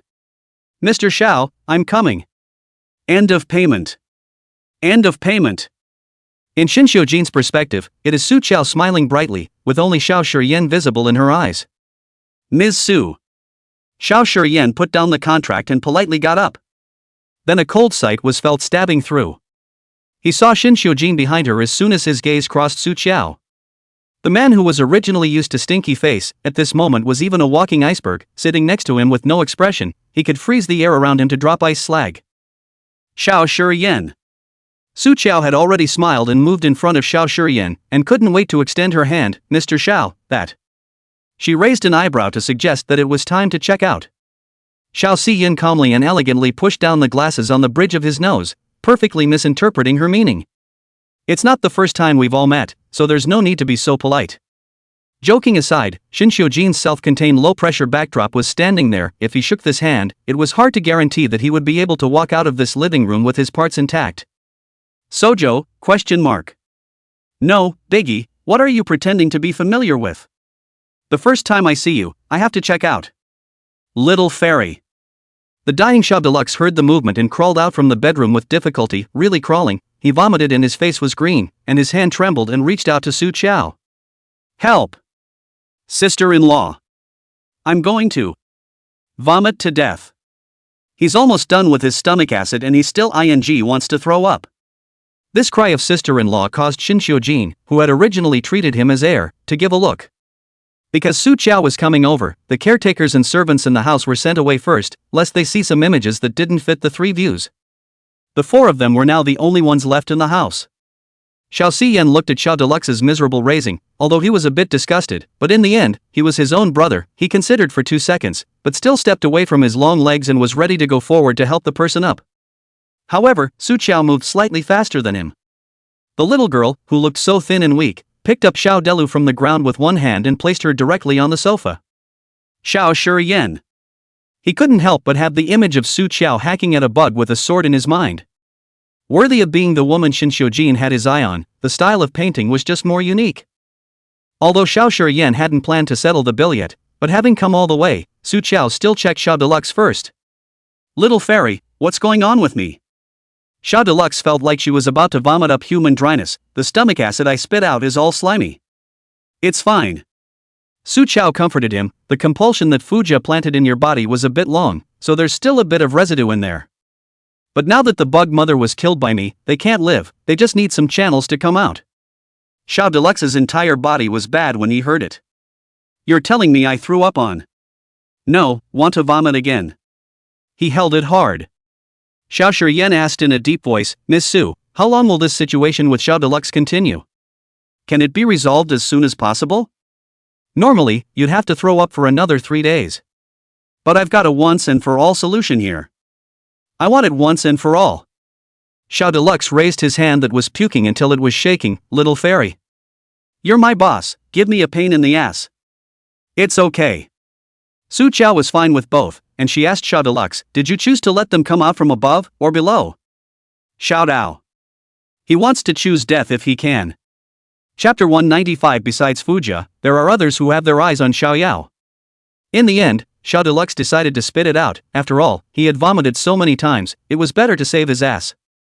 Su Qiao pulled out the 3 yellow talismans he had prepared, burned them into ash, and told Xiao Delu in water to swallow them. The talismanic water just went down. He immediately had a reaction, sitting up in shock from the dying disease, rushed directly into the bathroom, holding the toilet bowl while vomiting. This time it's not gooey stuff that comes out of the mouth, it's vomit. Xiao Deluxe cursed that crazy name Fujiya in his mind as he vomited. After vomiting this time, Xiao Deluxe was not vain. The talismanic water given by Su Qiao could help him replenish his essence in addition to making it possible to spit out the residual cartilaginous dreamworms in his body. He washed his face and walked out, rolling up his sleeves and cursing. Where is that crazy named Fujiya? I'm going to fight her, little master. Su Qiao stared at Xiao Deluxe's face, her eyes slightly condensed. The purple chi that protects the body on Xiao Yao's body is gone. She suddenly struck out and pressed Xiao Deluxe against the wall. Xiao Yao? The sudden wall thud blindsided him. Fairy, what? What? Xiao Xiyan stood up. Shin Xiujin, who was originally sitting in a loose and lazy posture, also adjusted his sitting position and looked over with a deep gaze. Think about it, How exactly did you invoke Fujia?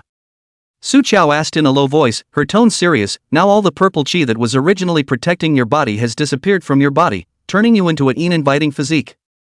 Inviting? Physique? Xiao Yao's tongue tied a bit and his scalp tingled. It can't be that. I'll be prone to touching ghosts in the future, right? More than that. Su Chao told him, you're also prone to hitting evil spirits, bad luck possessions, and being possessed by ghosts. Xiao Deluxe listened to the legs and stomach are soft, only to feel his body is cold, neurotic left and right. That there will be no ghosts in the house now, right? It won't.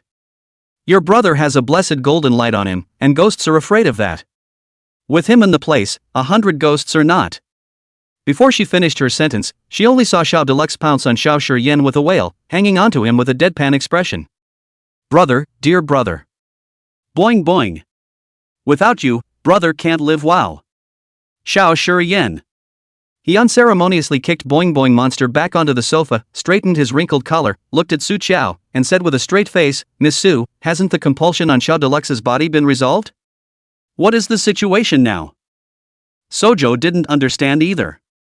Fujia previously used the mesmerizing array and the bug compulsion to confuse and control Xiao Yao, and now the mesmerizing array was broken by her, the bug mother was also stomped to death by her, and Xiao Yao drank her talismanic water, and the remaining bugs in his body were spit out.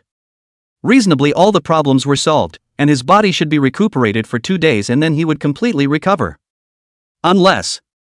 Su Chao stared at Xiao Deluxe on the sofa and asked after him, it's not like you've given your birth date and hair nails to anyone recently? Xiao Deluxe subconsciously tried to deny it when something suddenly flashed in his mind, and his face changed subtly then.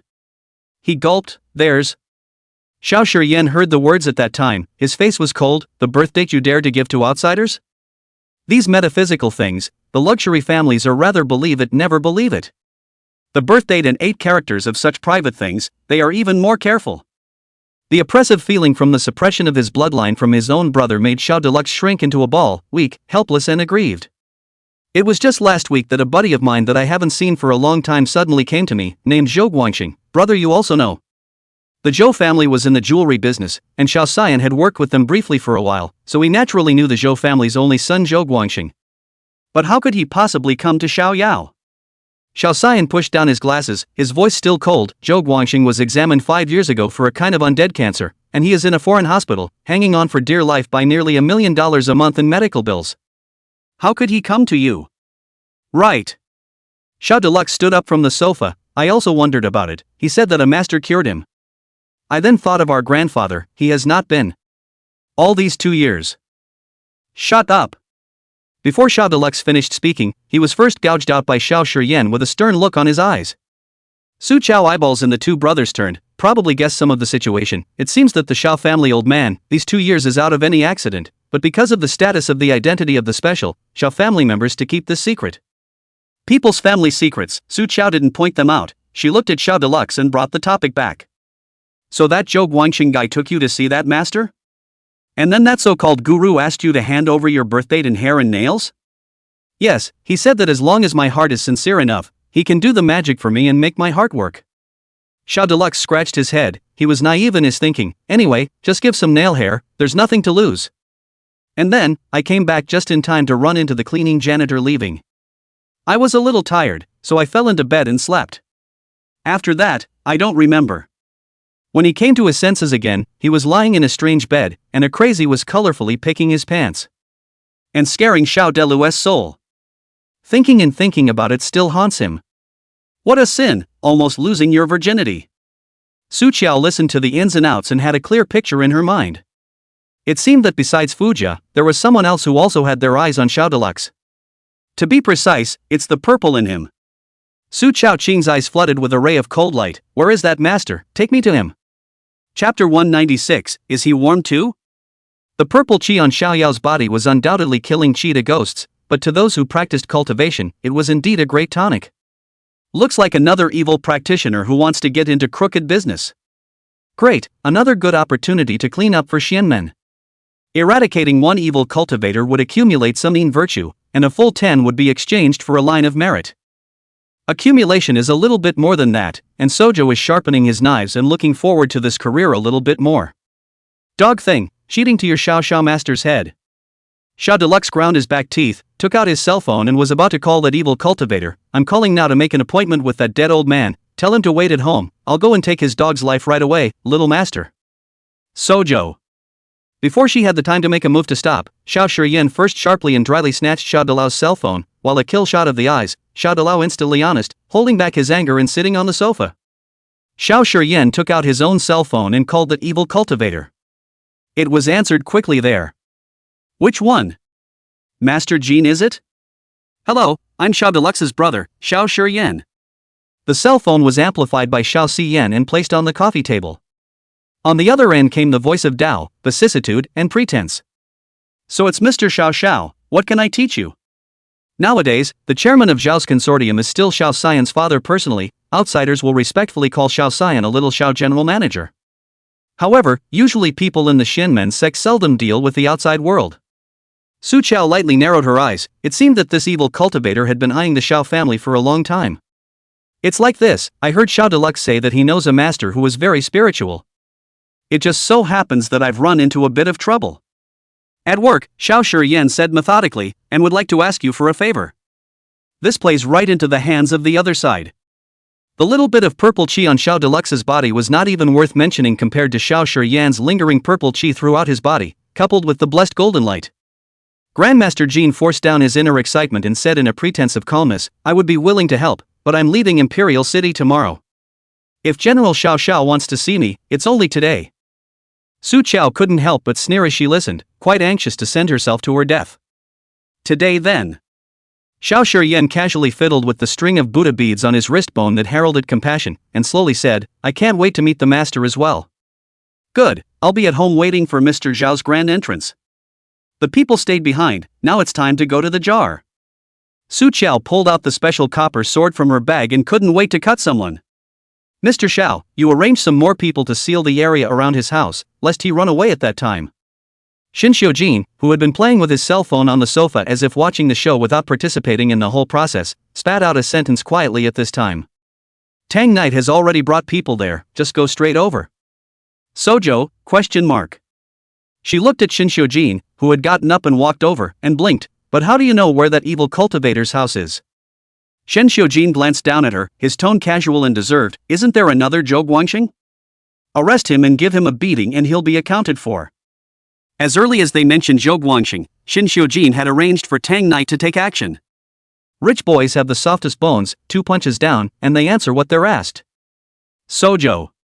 Xin Xiujin's style of doing things has always been like this, simple, rough and effective. He raised his steps towards the elevator, but turned around to see Su Qiao not chasing after him as usual, but following beside Xiao Shiyan, looking at him with 2 blear-eyed eyes, looking like she wanted to say something. Xin Xiujin's face turned a few points colder then. Mr. Xiao, we have also seen. For the 3rd time, Su Qiao rubbed his hands, revealing a fake smile in the face of the A. I just gave Xiao Delusion those 3 talismans, just collect a friendly price, you give 150,000 on the line. And that fuse gold. Hey! Before Su Qiao could finish her sentence, she was dragged away by Xin Xiujin by her collar. He threw Xiao Shiyan a line, just hit my card. Su Qiao was dragged directly into the elevator by Xin Xiujin. He certainly had no intention of waiting for the 2 Xiao brothers, and closed the elevator door with his backhand. Su Qiao was unable to stop it, and watched as Xiao Shiyan, who was covered in golden light, was shut out. What a final payment for her! Xin Xiujin, you. Su Qiao just wanted to open her mouth, but she was pinched by the man's big bony hands and pinched her face, and she was pinched alive into a bun. Xin Xiujin's dark eyes, staring at her, were filled with written displeasure. He looked into the bottom of her eyes, word by word, and asked in a chilling voice, on Xiao Shiyan, is it also warm? How come when you see Xiao Xian, your eyes are glowing like a dog that has seen a meat bun? Shouldn't a look like hers be directed only at him?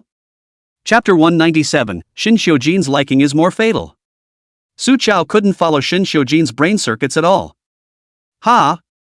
Her 2 eyes were blank, her face was pinched by him again, her appearance was innocent with a bit of natural dullness. Xiao Shiyan just has a blessed golden light, it's not warm. Su Qiao answered honestly, you're the only one in the world who's warm.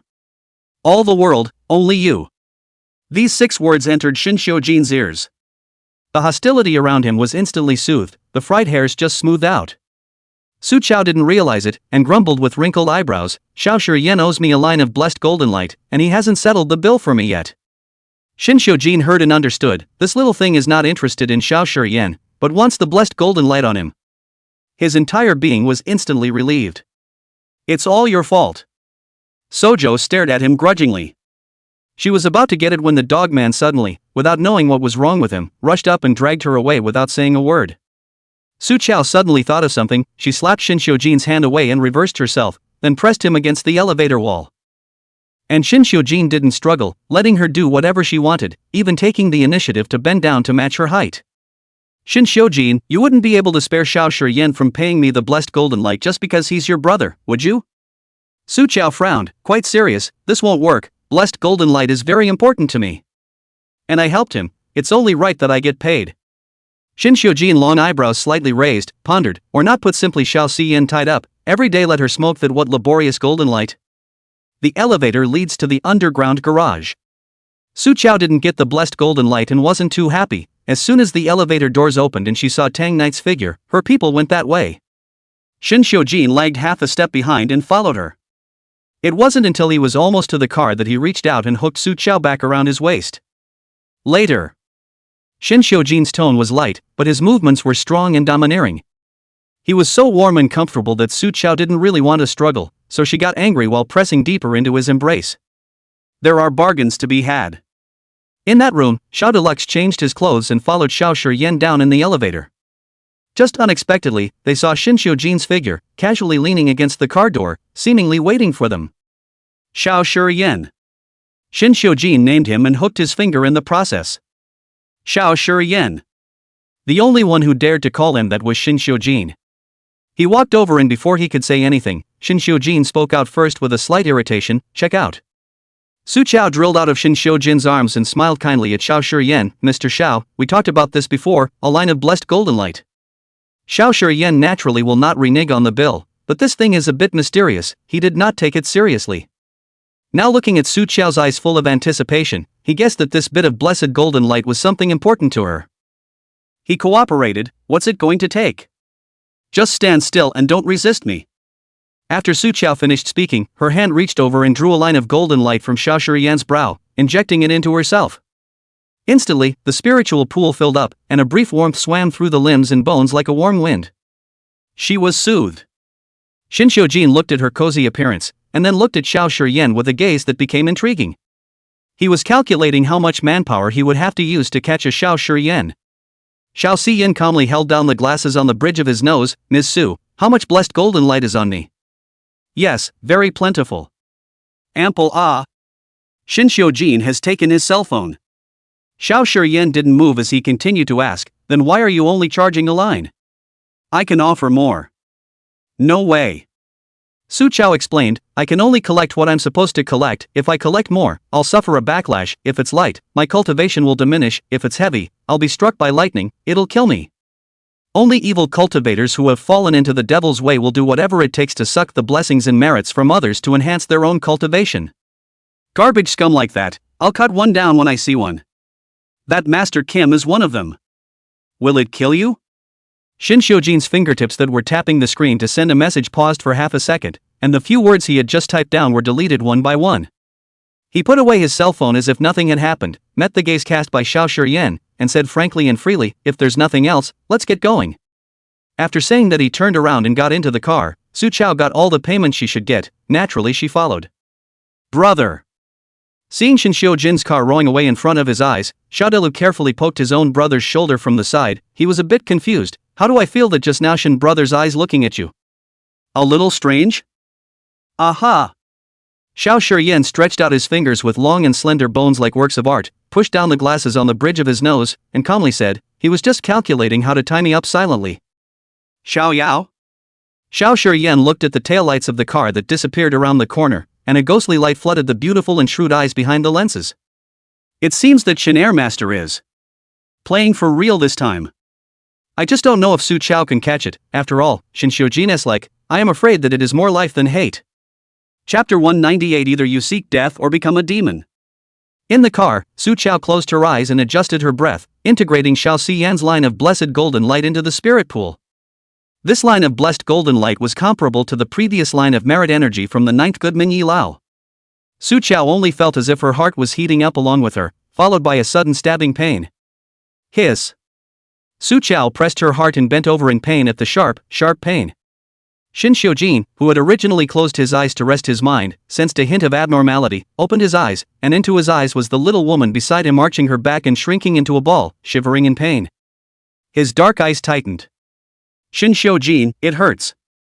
Su Chao's pale and cold fingertips reached over, and almost immediately they were tightly held by the man's large warm hand. Shin Xiujin's other hand encircled her thin, jagged back and carried Su Chao whole into his arms. She was so light and small, curled up in his arms, her little snow-colored face scrunched up in pain from the mountains of agony. It hurts. I feel like I'm going to die. No. Shin Xiujin's arm tightened with discretionary force, afraid of crushing her, even his voice was softened. Su Chao, look at me. Warmth slowly ferried in through the fabric, counteracting the stinging sensation of an ice pick in the heart. Su Chao slowly raised her head in Shin Xiujin's arms, and the man's dark eyes, looking deeply at her, had a worry and nervousness that she had never seen before. He's worried about her. Su Chao looked into the bottom of his eyes and didn't know why she wanted to shed a tear, but the tears just fell down in large uncontrollable chunks. Shin Xiujin was obviously a bit flustered. It hurts like this? Don't cry. He didn't even dare to touch her carelessly, a rare stiffness and clumsiness, his tone so light it was out of character, almost low and coaxing. Tell me, where does it hurt? Don't cry. As impatient as he was, the next thing he should have said was that he'd bury her if she cried again. But this time Shin Xiujin didn't say anything. He just watched her like that, his brow furrowing with every tear she dropped. It was as if her tears had smashed into his pain. Here. Su Chao held his hand and slowly pressed it against her heart. I have a hard time with my heart. Shin Xiujin, will I really die? Just like before, when she received that line of merit from Yi Lao, her heart was hard to bear, and this time, it was even more suddenly painful to the point that she couldn't hold herself back. But that time Shin Xiujin just viciously drew back his hand, let her less come to the set. But there seemed to be something different about Shin Xiujin now. Don't talk nonsense. Shin Xiujin had never felt that the word death could be so harsh. He chilled his face, his tone overbearing and not the least bit reasonable. Listen, if I don't allow it, you're not allowed to die. Su Chao closed her eyes and felt that this man was simply absolute. Even if the King of Heaven came, he would probably have to let the other side kowtow first. Su Chao gradually eased her strength, and it wasn't that uncomfortable, but Shin Xiujin's embrace was too comfortable, and she continued to pretend to be in pain, while secretly wondering what was going on with her body. Merit and blessed golden light are both treasures most nourishing to those who cultivate. How is it that she still collects out of trouble these 2 times? Su Chao wrinkled her eyebrows in thought, and Shin Xiujin wasn't idle either. He naturally saw that the little thing in his arms was fine, and didn't poke at it, just let her lie in his arms and mooch. Shin Xiujin freed a hand, took out his cell phone, and sent a message over to Wen Tingxian. I'll bring Su Chao over for a medical checkup later, get ready. He doesn't understand the metaphysical set, but Shin Xiujin believes in medicine, and since it hurts, he will go to take a film. According to the address Zhou Guangxing explained, the car drove all the way into a backlit alley. In broad daylight, it's like a dead street, with no sound of people and smoke. And that Master Kim, he lives in that bungalow in the deepest part of the alley. Before he even got close, Su Chao sensed a strong aura of sinister evil. That bungalow is even more extremely shady. Behind the house was a row of acacia trees with dense foliage that blocked out the sun. Sephora split to see as wood and ghosts, so Sephora is also known as the wood of the ghost. Is the house to avoid the taboo? Here is good, a variety of rows, obviously want to attract ghosts. In front of the house's front door, 2 more rows of mulberry trees were planted. It is very unlucky for saying to mourn with the same. Mourning in the front and ghosts in the back, this man is either looking for death or he wants to become a demon. Tang Knight didn't have any merit golden light in his body, he felt chilled when he was near the mansion. Su Chao threw him a repelling talisman. Take it or you'll go back with a cold. Tang Knight half believing to accept the talisman paper, inner palm, around the cool air that goes straight to the sky, as if it really disappeared. Su Chao went to look at Shin Xiujin again, and after making sure that he was not half uncomfortable, she moved her muscles and bones, and with a look of readiness for a dry fight, she rushed up to knock on the door. Knock knock knock. Su Chao held the heavenly thunder talisman in her left hand and squeezed the copper coin sword in her right hand, and shouted at the door in an innocent and harmless clipboard voice, May I ask if Master Jean is here? Chapter 199, the whole body was chopped to the point that only the teeth were white. Through the door she heard a footstep that could hardly be excitedly hurried. The door in front of him was pulled open, and what appeared in front of Su Qiao was a middle-aged man wearing a Taoist priest's uniform, holding a duster in his hand, and being as withered as a monkey. Even though he was wearing the Xuanman's attire, he still couldn't cover the morosine aura on his body. And the man's eyes squinted, eyes partial turbid extremely see people heart is very uncomfortable. Coupled with the narrow hall of the seal, the end of the eyebrows scattered. From the face alone is not a good thing. Who are you? As soon as Master Jean opened the door and saw that it wasn't Xiao Shiyan, his expression clouded over at that moment, his voice as grim and rough as the person. Su Qiao gazed past him to see the array already set up in the courtyard behind him. 3-star transit formation. Chills rose under her eyes. This is specifically for those in the red dust and mundane world, the dragons and phoenixes among people who carry merits and blessings. As long as he got the other person's birthdate and hair and nails, he would be able to activate the formation and suck all the merits and blessings and good fortune from the other person into himself. Moreover, this formation has been strengthened, and the proud son of heaven who has his chi turned away will also die early. This is to put a death wish on Xiao Xiyan. What are you looking at? Grandmaster Jean blocked Su Qiao's line of sight, his face unkind. His afterglow suddenly glimpsed Qinxiu Jin next to him when the small, poisonous eyes snapped out with an excited elixir, as if he had been hooked, and muttered out of turn, "It's the god bone." What the hell? He mumbled too quietly and spoke with an accent. Su Qiao only heard a "what bone," did not wait for her to ponder over. She saw this old evil cultivator with a hungry dog like a meat bag, went straight to Qinxiu Jin went. "Sojo?" She originally wanted to pretend a little bit, to be polite first. Well, this evil cultivator ran to her life route as soon as she came. Can she tolerate this? This gentleman, what's his name? Master Jean changed his face to a loving and kissable one, and with a big smile, he came to Qinxiu Jin's front, following the good advice. "I see that you have a destiny with the Shenmen sect, why don't you come in and let me give you? I'll give you a kick." Su Qiao looked at him staring at Qinxiu Jin's salivating look and was so angry that she ground her back teeth. Not even having the patience to wait for him to finish, Su Qiao assisted in running 2 steps and violently rushed up and flew up to kick that evil cultivator right back into the courtyard. Tang Knight, who was about to step forward to protect his master, froze on the spot, looking dumbfounded. What kind of horrible fighting force is this? A kick out of 10 meters? The Xiao brothers were a little behind in their ride, and had just arrived at that moment, only to see an object resembling a human being, sliding by in front of their eyes and flying into the house in the shape of a parabola. Then Su Qiao, who was dressed in pink and tender, chased after him with a cold face. "Old thing, even my life you dare to touch?" Qinxiu Jin hooked his lips rather favorably, inserted one hand into his pocket, calmly and faithfully followed forward, and closed the door with his backhand, only throwing them 2 words, "Wait." Xiao Xian and Xiao Delusion and Tang Knight, the 3 men were shut out of the door and heard the furious roar of the master inside. "Stinky girl, who are you? Know who I am? Dare to make a move with me, I see that you are tired of living. Rumble. Suddenly a thunderbolt struck down and smashed into the yard. "I think it's you who are tired of living. What do you want to do to my Mr. Shen?" Su Qiao's voice, permeated with the slightest hint of sulking. "I have to tell you today what it means to be struck by heavenly lightning." Rumble. Another thunderbolt fell in response. Outside the door, Xiao Deluxe looked up at the cloudless sky with a complex mood and expression. "Brother, it's thundering inside, hey." Xiao Xiyan calmly held up his glasses. "Aha." After a moment of silence, he added, "Know who not to mess with." Xiao Deluxe wiped the false sweat on his forehead. "Understand. A woman who can set off a thunderbolt at any time. How desperate does one have to be to mess with her?" 3 minutes later, the door reopened. Su Qiao appeared in front of them, revealing a bright and friendly smile. "Sorry, long time waiting. I got rid of the formation inside, come in." The yard, which had been struck by heavenly lightning. The most miserable also counts the Golden Master, was tied to the tree by Su Qiao, split full of black scorched face, the whole body only teeth are white. Chapter 200 The Divine Bone. Su Qiao has just asked out. This Master Jean original name is Jean Wushu, originally a half-assed fortune teller, street stalls to make a living. But I don't know where he got this evil book, practiced according to the evil arts on it, and utilized the crooked ways, and his power sword. Now he is obsessed with the idea of ascending to immortality, which is why he collects those who bring their own merits and blessings by any means necessary. Xiao Yao wasn't the first unlucky one. Su Chao, through his heavenly eyes, saw that Jin Wuxue had scourged a total of 17 people with merit in their bodies over the past few years. People who carry merit in their bodies are either doing good deeds in their past lives or accumulating blessings in this life. There are always 1 or 2 out of 100 people, which is not rare.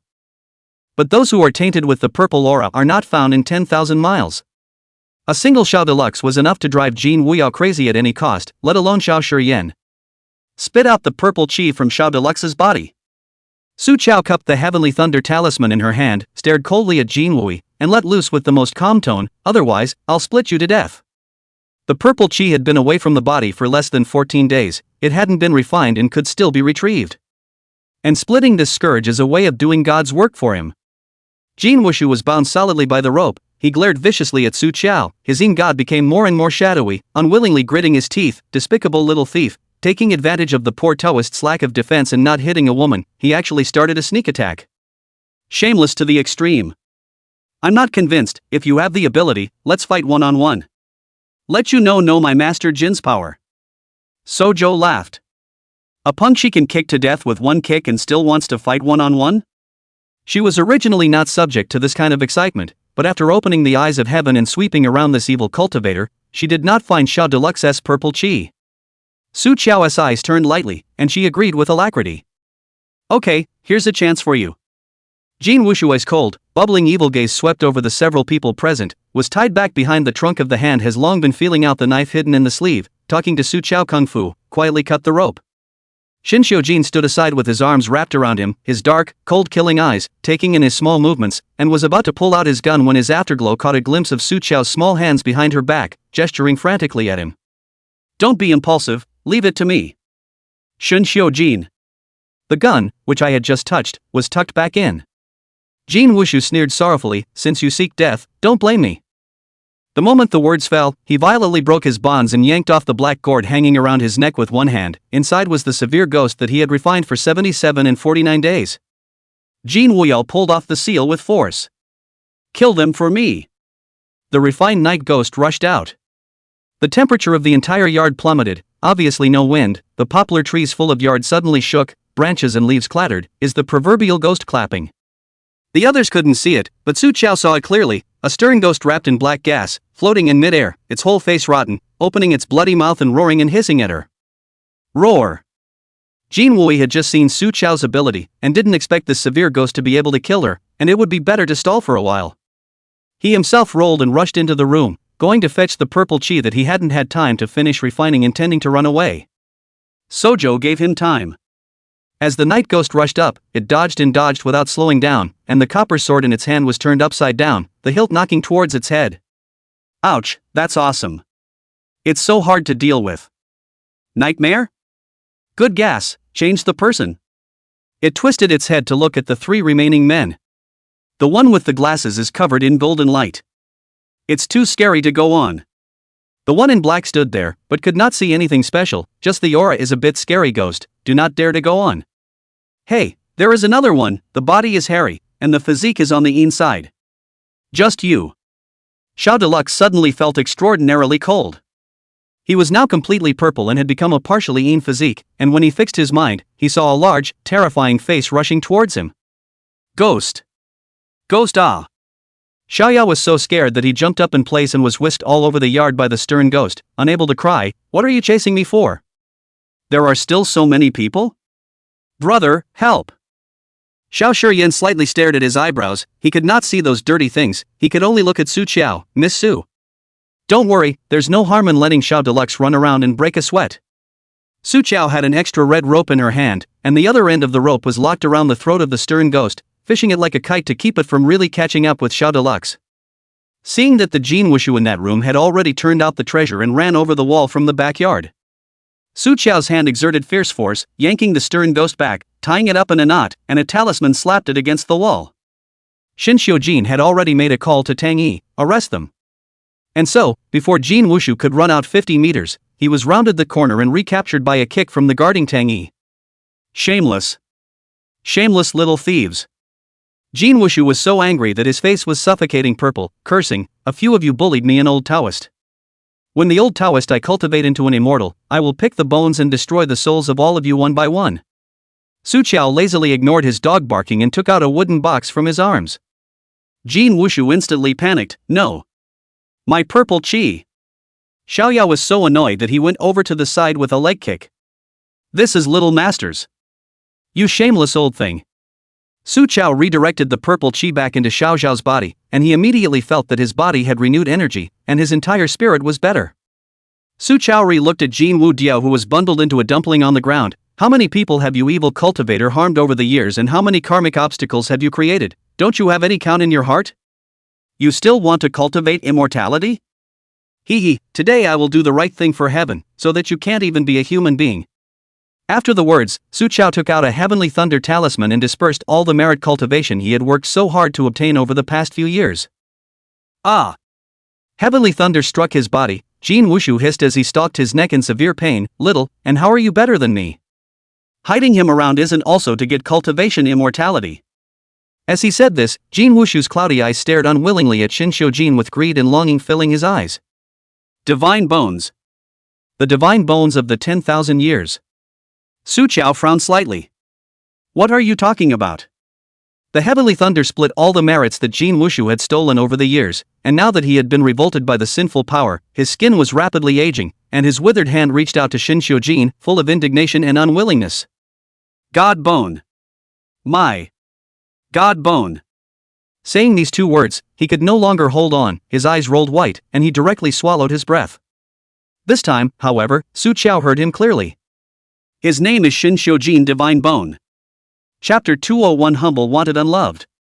Su Qiao has not heard of this expression of the divine bone. She has been on the mountain for 17 years, and the books in the bookstore have almost all been turned over, and the Shenmen canon has not even mentioned it.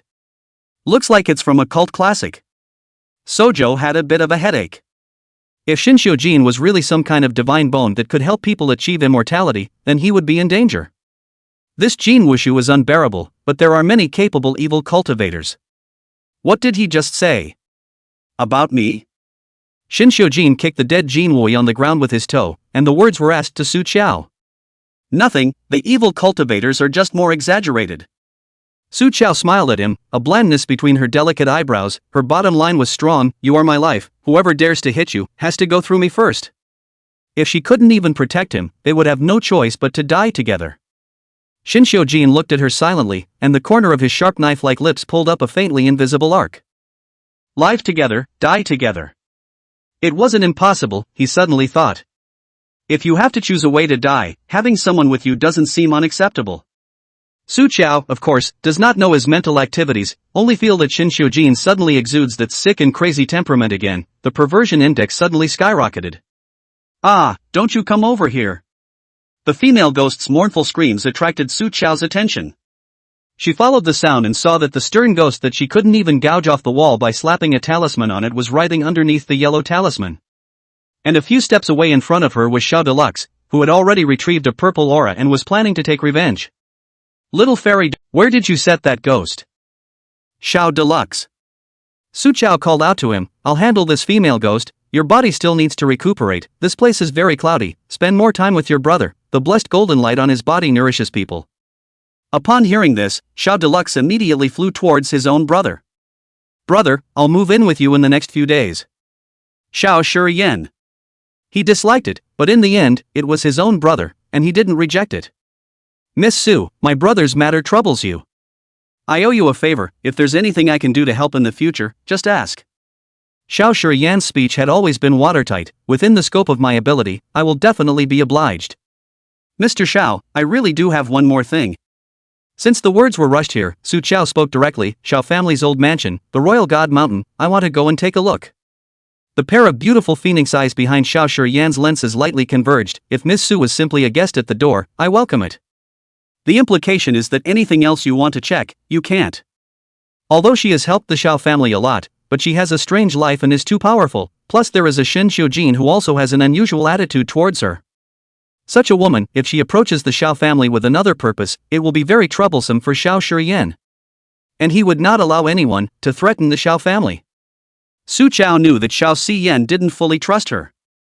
In his position, there are many people around him who are watching intently with malicious intent, and it's natural to be wary of the focus of the heart.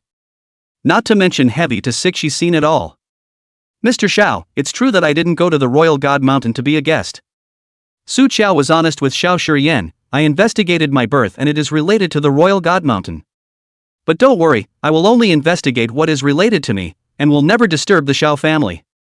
Moreover, it seems that the Xiao family is not peaceful internally, so maybe you guys will need my help. Sojo nodded at this. Xiao Shiyan's originally bland demeanor gave a slight lurch, clearly taking her words in. He didn't say anything, only gave Su Qiao a slight nod and said, I'll arrange a time. That is, it gave her and Shinshio Jin face and left a way out. After saying that, Xiao Shiyan turned around and left with Xiao Deluxe.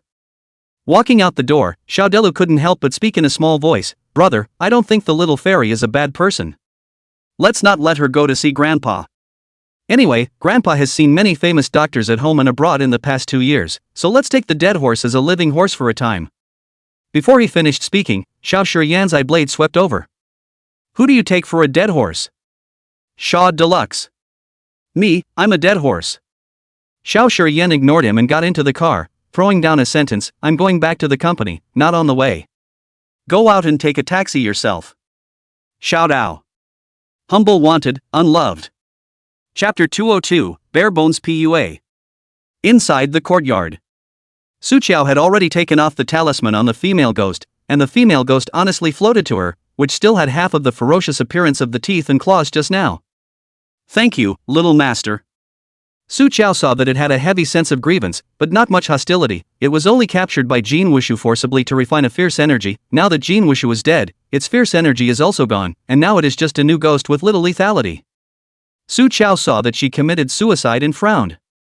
She had nothing good to say about people who didn't care about their lives, and took out a piece of talisman paper, so she was ready to overpower it. Go down and pay your debt and rest in peace. Little master, wait. The female ghost suddenly knelt down. I still have a wish left unfulfilled. I would like to ask the little master to help me. No, you don't want to. Su Qiao refused dryly. She's an arcane practitioner, not a wishing fountain. What's more, he chose to commit suicide at a young age, and now after his death, he realizes that his heart's destiny has not been fulfilled and he wants to make amends. How can there be such a good thing? Oh. I know. The female ghost cried while humbly apologizing, then I won't trouble you. I'm sorry. Sojo. Her hand squeezing the talismanic paper dropped. Although Shinshio Jin could not see the ghost, he looked at Su Qiao, wrinkled his eyebrows and looked hopeless. He knew that this little thing was soft and intended to help. And she could not see half a bit of fluttering on her face. Presumably this ghost did not have the means to give her any messy golden light reward. Su Qiao. Shinshio Jin suddenly spoke. These days of intimate contact down the line, Su Qiao was getting used to Shinshio Jin's scent being a constant companion, and she had just almost forgotten that there was someone else around. Sojo's conscience gets a moral slap. What's wrong, Mr. Shin? She turned around and smiled extraordinarily brightly at Shinshio Jin to make up for the condemnation of her conscience. Shinshio Jin has long been used to her smiling that worthless look, and faintly said, I want to see a ghost. That was a request she hadn't expected. Are you sure? Su Qiao reminded, this ghost died kinda ugly, half of his face is broken. The female ghost choked on her cry? I didn't expect to be a ghost and to be attacked, by appearance at that time, and cried even more fiercely. Shinshio Jin raised his eyebrows, I'm afraid of this? He's never seen a big scene before. What's a female ghost? Su Qiao thought about it. Shinshio Jin saw her pulling bugs out of people's mouths with her bare hands without changing her face. This ghost should not care. It just so happened that there were still willows in the yard, so she folded a willow and cast a spell to temporarily open a yin and yang eye for Shinshio Jin. Shinshio Jin's gaze fell on the female ghost's face that was crying so hard that the broken flesh of half of her face was shaking along with it. Yes, it can be, it's very chic looking. It's still within tolerance. The female ghost is a little bit not very good, it after all, just died not long ago. In the end, it is a young girl, the man in front of me, it is also too handsome. Previously, it was controlled by the Bane, and did not pay attention to the fact that this man is so good looking. Now that it was being looked at by such a face, it subconsciously reached out and gathered the broken flesh on its face to tidy up its image, but it didn't pay attention to gouge a piece of flesh right off. Shinshio Jin. He suspected the thing was deliberately provocative. What is your wish, tell me? Su Qiao spoke.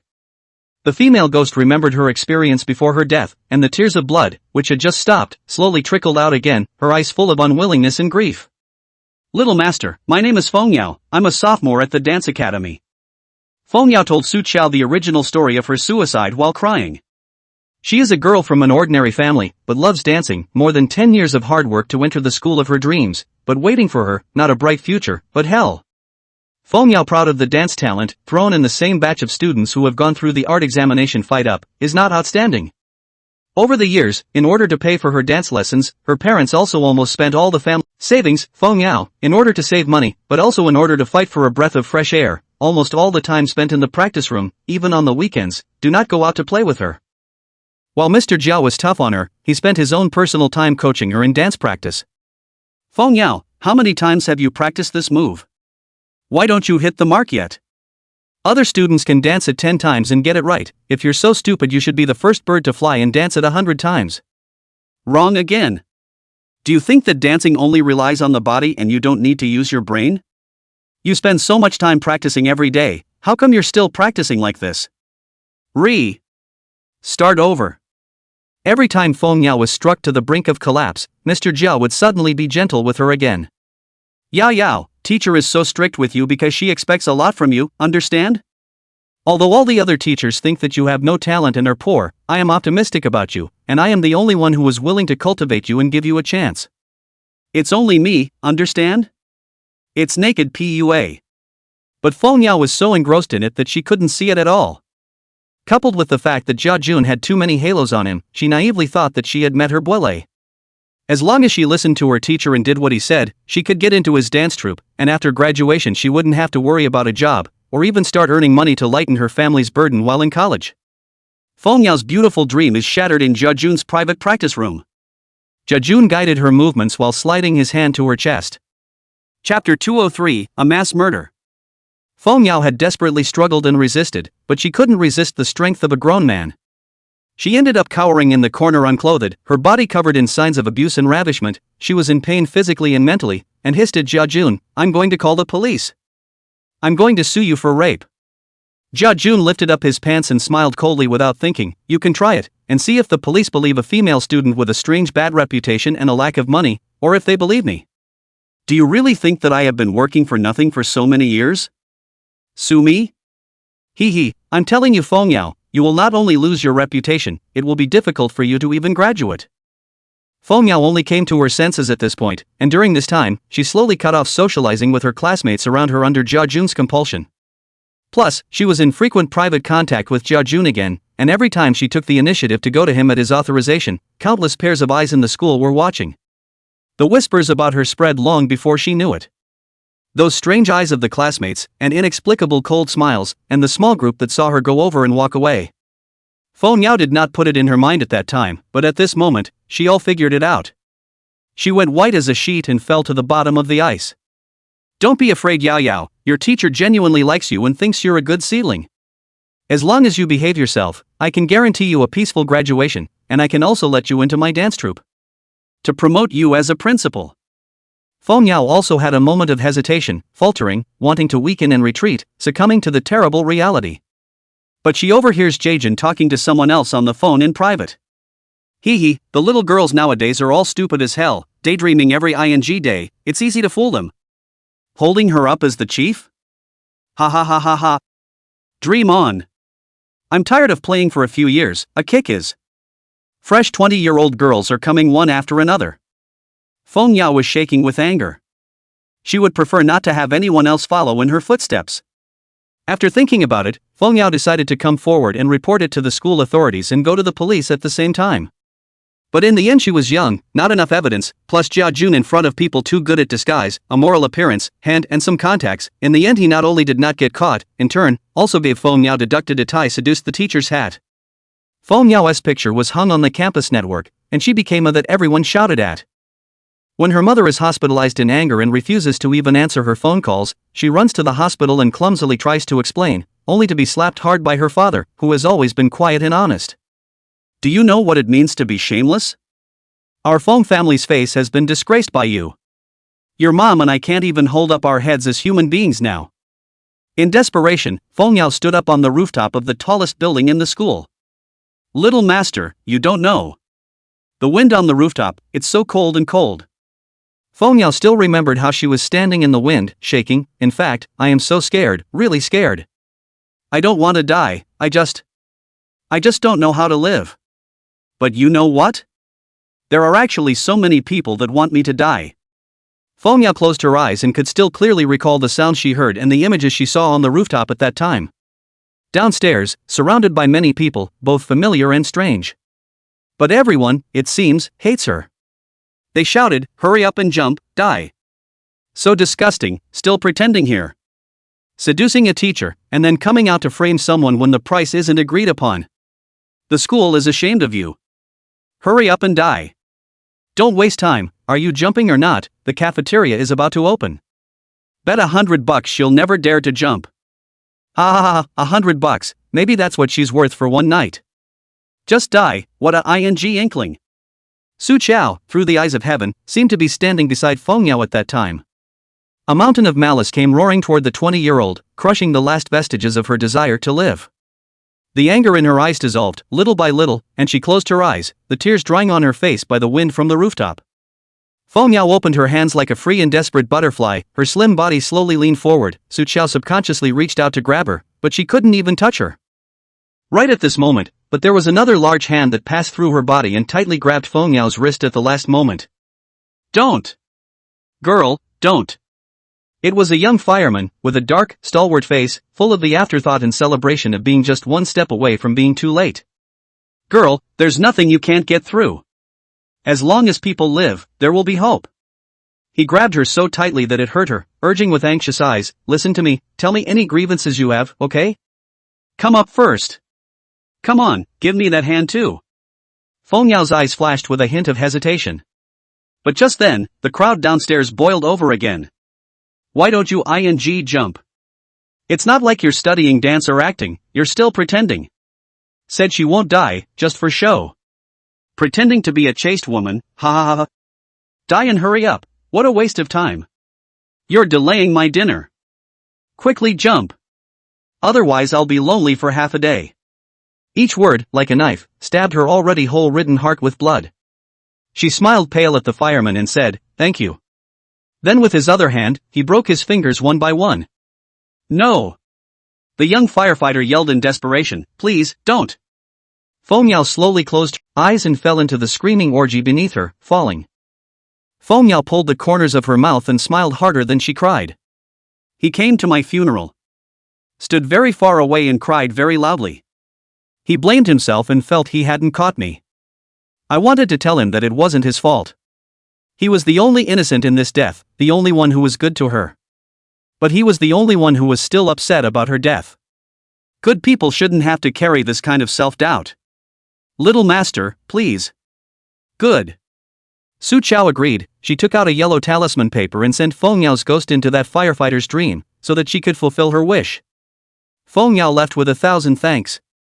Su Chao stood still, an unspeakable feeling of powerlessness welling up in her heart. Sad? There was suddenly a little more warmth on her face. Shen Xiujin's hand reached over and gently wiped away the little watermarks at the end of her eyes. Looking into the bottom of her slightly reddened eyes, Shen Xiujin paused for half a second and added, or anger? Su Chao pulled the corner of her mouth a little feebly. More than that, it's disappointment. How can people? She didn't go on. After she got off the mountain, she realized that she didn't understand human nature, not at all. Those who clamor for Feng Yao's death are perhaps in their own lives, students with good grades, children with obedient parents, lovers to be relied upon, perhaps. A good person.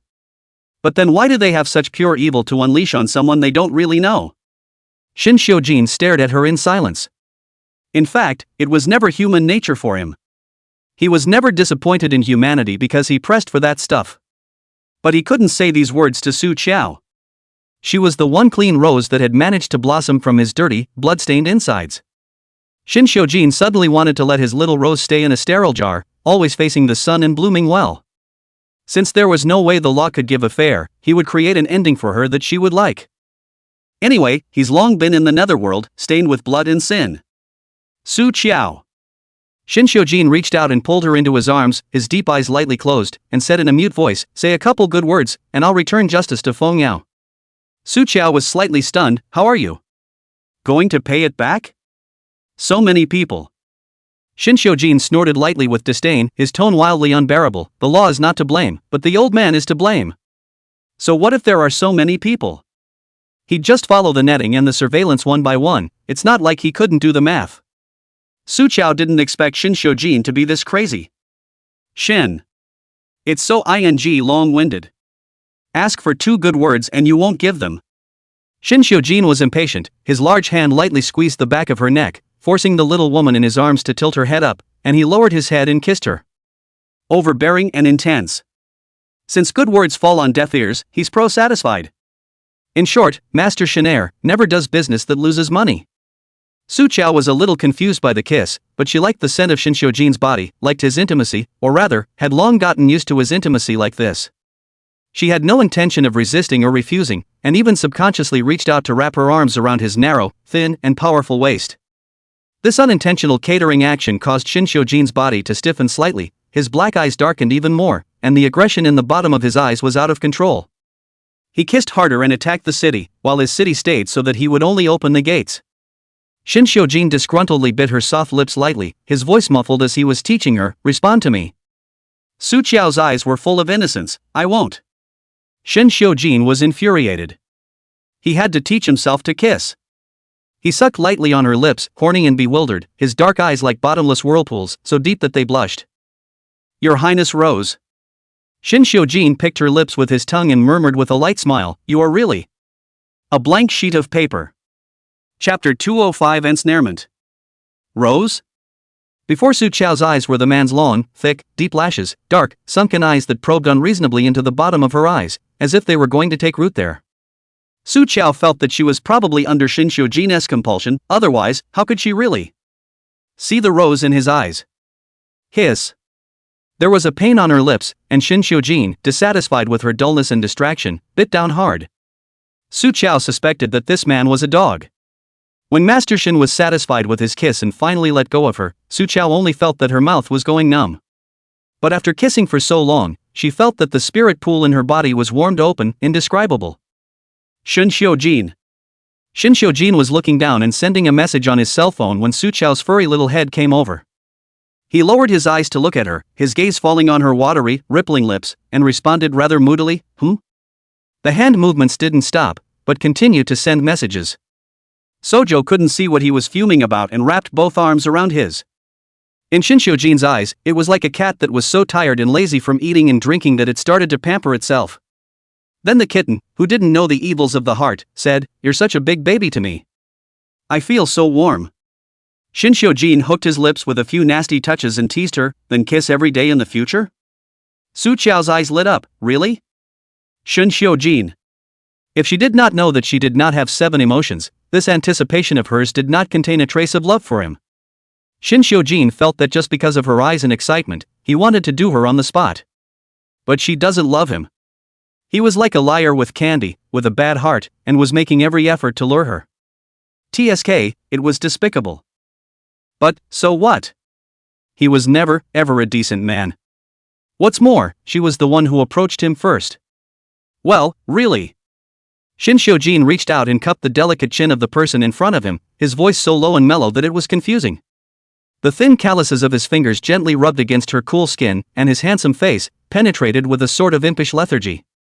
"Su Qiao, as long as you promise to be good, stay by my side, and listen well.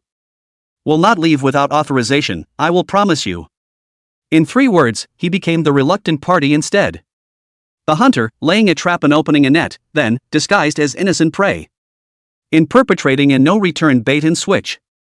Good. And then, so naively, his little girl crashed into his web. Shin Xiujin hooked his lips and smiled, pressing his fingers onto her soft lips and said in a mute voice, "So good." Being so good makes him want to get a cage and lock her up. Half an hour later, the female ghost Feng Yao came back after going to meet the fireman. The regret in her heart subsided, the resentment in her body weakened, and even her broken face returned to its pre-birth appearance. Wearing a practice outfit and tying her bald head, she was the most beautiful she had ever looked in life. Little master, before I go down, can I give you a dance? Feng Yao was a bit shy and carefully said, I only know how to dance, and I don't have anything else to give you. Sojo smiled slightly, dance, I want to watch. She has danced for 16 of her 20 years of short life, and dance is her love and her dream.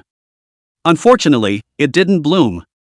Feng Yao bloomed a smile at Su Qiao and danced her last dance in front of her, a slender and beautiful young girl, as light and moving as a butterfly, slowly dancing to the end. She bowed towards Su Qiao, her eyes full of tears. Goodbye, little master. Thank you, and little master so handsome boyfriend.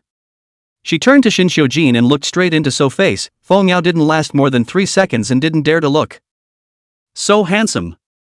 I want such a handsome boyfriend in my next life.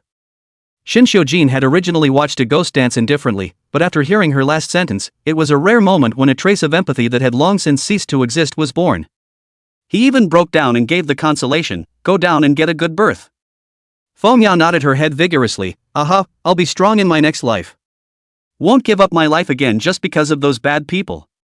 Su Qiao had mixed feelings in her heart, but she had to follow the heavenly Tao, and was about to use a supernatural talisman to send Feng Yao up, when suddenly the Yin winds rose violently around her. Su Qiao saw the ghost door slowly opening in mid-air through his heavenly eyes. She was busy turning around to cover Shin Xiujin's eyes. Mr. Shin, go wait for me in the car, a Yin warrior is coming to hook the soul. It's not good for the living to run into the Undertaker. Chapter 206, You again? Shin Xiujin was cooperative and turned around to leave the courtyard, closing the door with his hand. Almost simultaneously, Black Impermanence swaggered out of the ghost gate with the familiar soul-piercing hook in his hand. It saw Feng Yao's ghost at the first glance, flung its hook, and was about to strike when it suddenly heard a slightly familiar voice. Lord Underworlder. Feng Yao is a ghost who died in vain, timid and obedient. She has done no evil, there is no need to use the hook. This soul-piercing hook can inflict substantial pain on ghosts, penetrating the peepa bone with a level of pain no less than a living person being boned. Black Impermanence followed the sound and saw Su Qiao's figure. It was a bit speechless, why you again? The last time it hooked Li Sui Sui's ghost, it had seen this occultist, and wanted to accept her as a walking impermanent, to help it run its business to come. Su Qiao revealed a self-congratulatory smile, what a coincidence, it seems like I'm destined to be with you, Lord Yinchuan. God is ing with it. Black Impermanence grunted lightly, it's fate that you don't come to work for me. Sojo. Still holding a grudge. She ignored Black Impermanence's grudging and somewhat terrifying eyes, and took out a spirit-sending talisman to cleanse Feng Yao's ghost of any remaining sinful energy. Black Impermanence was a bit dissatisfied. Su Qiao, do you know that you'll be backfired if you use this sending talisman to dispel the sinful power left behind by? Of course he knew who it was and answered it straight away. You're asking me to help you check on someone? On the other end of the phone, came Zhuo Tang Knight's voice. Slightly raspy voice, I don't know if I haven't slept all night or just woke up. Then there was a boom and the background sound was bombs flying across the room. Zhuo Tang Knight is engaged in the training of the new army, and his people are in a hidden overseas base. When he received Shin Xiujin's message, he wondered if the other party had his number stolen. I'm an admiral, helping you to check people? The tone of Zhuo Tang Knight was like, are you kidding? Aha! Shin Xiujin leaned against the front of the car, one hand clamped on a cigarette, and faintly said, about 10,000 of them. The traces on the surveillance and network from 2 months ago are difficult to gather by ordinary people. He really wants to find a way, but it is too time-consuming. The quickest way to do this is through the NDI. Involved with the state, it is most convenient to find Zhuo Tang Knight. Zhuo Tangya's brain, which was originally a bit confused, was almost dried up by Shin Xiujin's sentence. You're checking people out? You're damn well going to slaughter the city, aren't you? I'm telling you, Shin Xiujin, don't go crazy. Tens of thousands. How in the world did he manage to say that number with such calmness? It's not like it's tens of thousands of cabbages. Shin Xiujin was too lazy to talk nonsense with him. I sent you the specific time period, and the content of the speech. Give me the results within 2 days, or I'll do it myself. He gently reminded, then the number will be more than 10,000. The law is not responsible? Ha! Is a joke. No, I'm saying that you're crazy in a good way. Zhuo Tang Knight words did not speak. Shin Xiujin did not want to listen, directly hung up. Shin Changzong they thought that he only had the power of the organization Ghost Shadow in his hands, thought that he could only make small fights in the Imperial City, in places where he could not see the light, when the gutter rats. Ha! Shin Xiujin hooked his lips mockingly, finished the cigarette in his hand, raised his eyes to the closed door, and frowned lightly. What's taking so long? He stepped on the cigarette butt and raised his steps towards the courtyard, pushing open the door. The image in front of him made Shin Xiujin's blood almost freeze. Su Chao just collapsed on the ground, pale face, no life at all.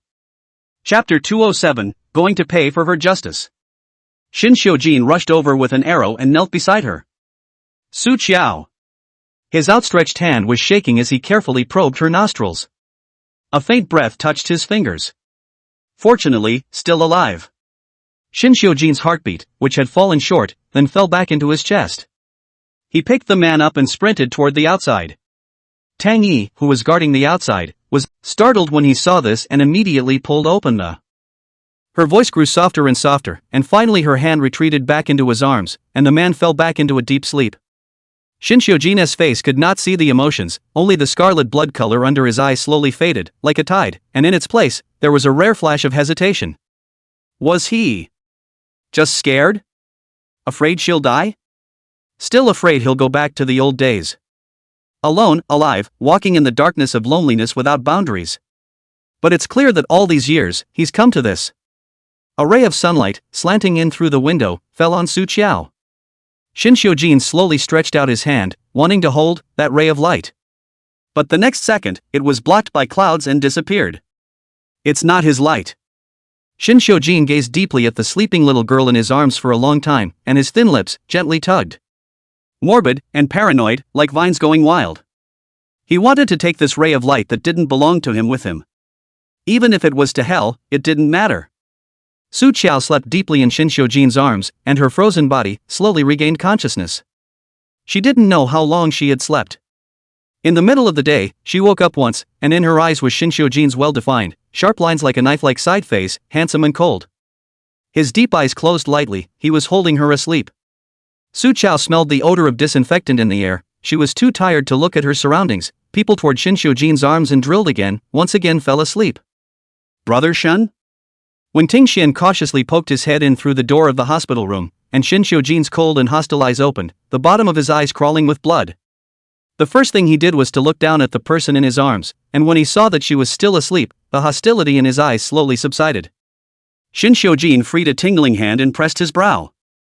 When Ting Xian had already walked in, holding Su Chao's examination report in his hand and handing it over.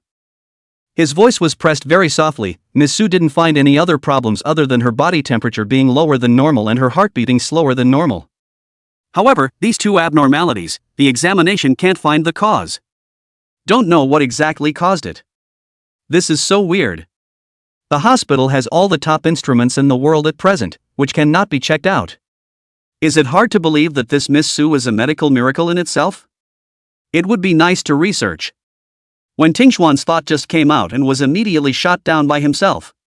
He's afraid that he's tired of living long enough to actually want to study Shin Xiujin's woman. Shin Xiujin finished reading the inspection report, determined that there were no abnormalities, and casually threw it away. He slowly pulled his other hand out from underneath Su Chao's head and placed the man back on the pillow, covering it with his own clothes. Shin Xiujin gathered his long legs and wrinkled his brow uncomfortably as he rose from the narrow single hospital bed. Half his body is numb. Su Chao pillowed him to sleep for nearly 30 hours. A whole day and a half. Brother, why don't you go eat something and rest for a while? When Ting Xian looked at Shin Xiujin's obviously sleep-deprived face and suggested seriously. From the time he was brought to the hospital, to the various tests, Su Chao slept through the night. Except for the part where she went into the instrument to take pictures, the rest of the time, she was in Shin Xiujin's arms. It is completely a kind of sleeping method that does not care if he lives or dies.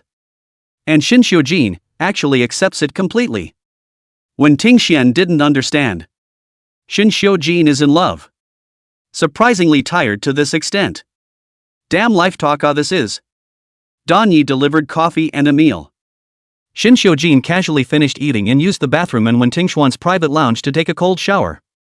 When he finished cleaning up and came out, a trace of fatigue was gone. The shirt on his body was casually open, forming a deep V-shaped neckline, revealing just the right amount of abs. There were 2 drops of water that hadn't dried up, slowly scratching into the bottom of the shirt, sexy as hell.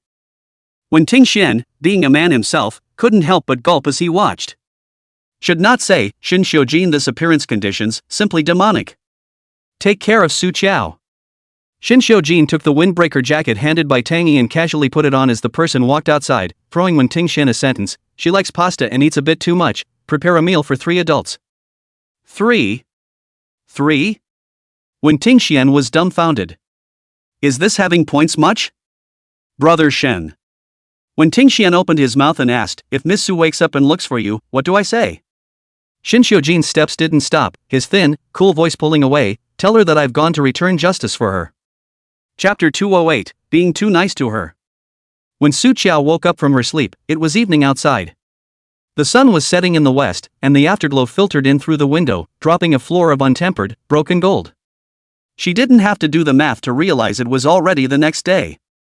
Su Qiao closed her eyes and adjusted her breath, happily noticing that the spirit pool in her body had actually recovered to 70%.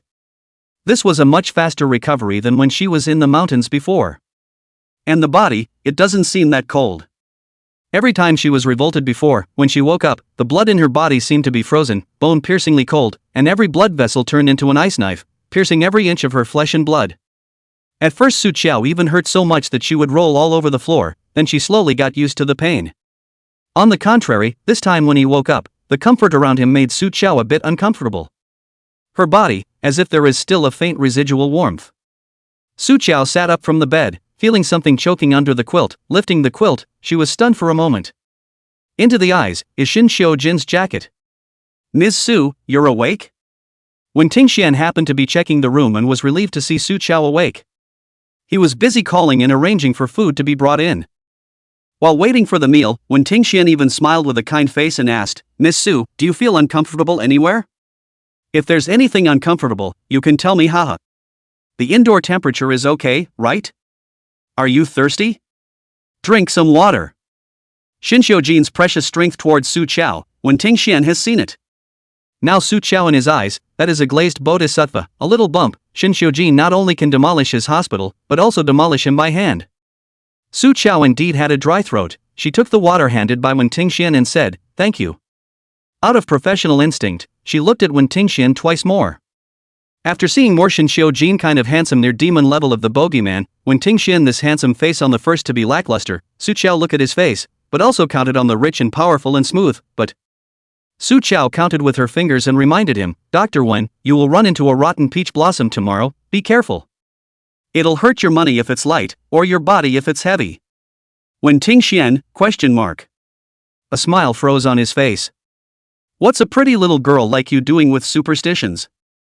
Ahem, little girl, let's talk about science, I do not talk about women around, not even a female mosquito. How can there be rotten peach blossom well? Su Qiao put down her cup and raised her eyes to look at him. Did I say it was a woman? Wen Tingxian? Sojo didn't say much, and she warned anyway. Soon there were bodyguards who brought food and wore white ghost face masks. That were Shin Xiujin's people. He came in pushing a food cart with a big pot of steaming noodles, a bowl of meat and a bowl of veggies, and after dinner fruit, and a cupcake. Well, it's the amount of food she eats. But where is Shin Xiujin? Su Qiao was about to ask, when Wen Tingxian next to her shattered on first. Little auntie, you don't know, you sleep, this sleep is fragrant, Shin brother has how to suffer. He has been holding you, more than 30 hours it. Position do not dare to easily change, just afraid of waking you. In the middle of the day, he squinted for a while, probably less than half an hour. He took a shower and hurriedly ate something, and then again just left, before leaving also arranged for you to love to eat. Wen Tingxian spoke this long string of words quickly and densely. Su Qiao quietly listened, her crow feather thick eyelashes covering the mist-colored indifferent pupils of those eyes.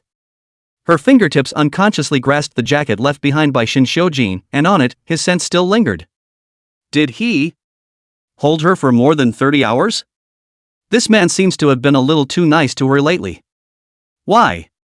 Is it because of the use she's made of her? Su Qiao turned her head to look for her cell phone and found it on the bedside cabinet. She called Shin Xiujin. However, the other end is off. She frowned slightly and went to ask Wen Tingxian, where is Shin Xiujin? Wen Tingxian remembered the word Shin Xiujin left behind before he left and was also in the clouds. Brother Shin said that he went to pay back justice for you. Returning justice. Su Qiao fiercely recalled what Shin Xiujin had said before she fell asleep. Su Qiao, say 2 good words and I'll return justice to Feng Yao. The law is not to blame, the old man is to blame. Su Chao's breath stuttered slightly, her scalp shaking with foreboding.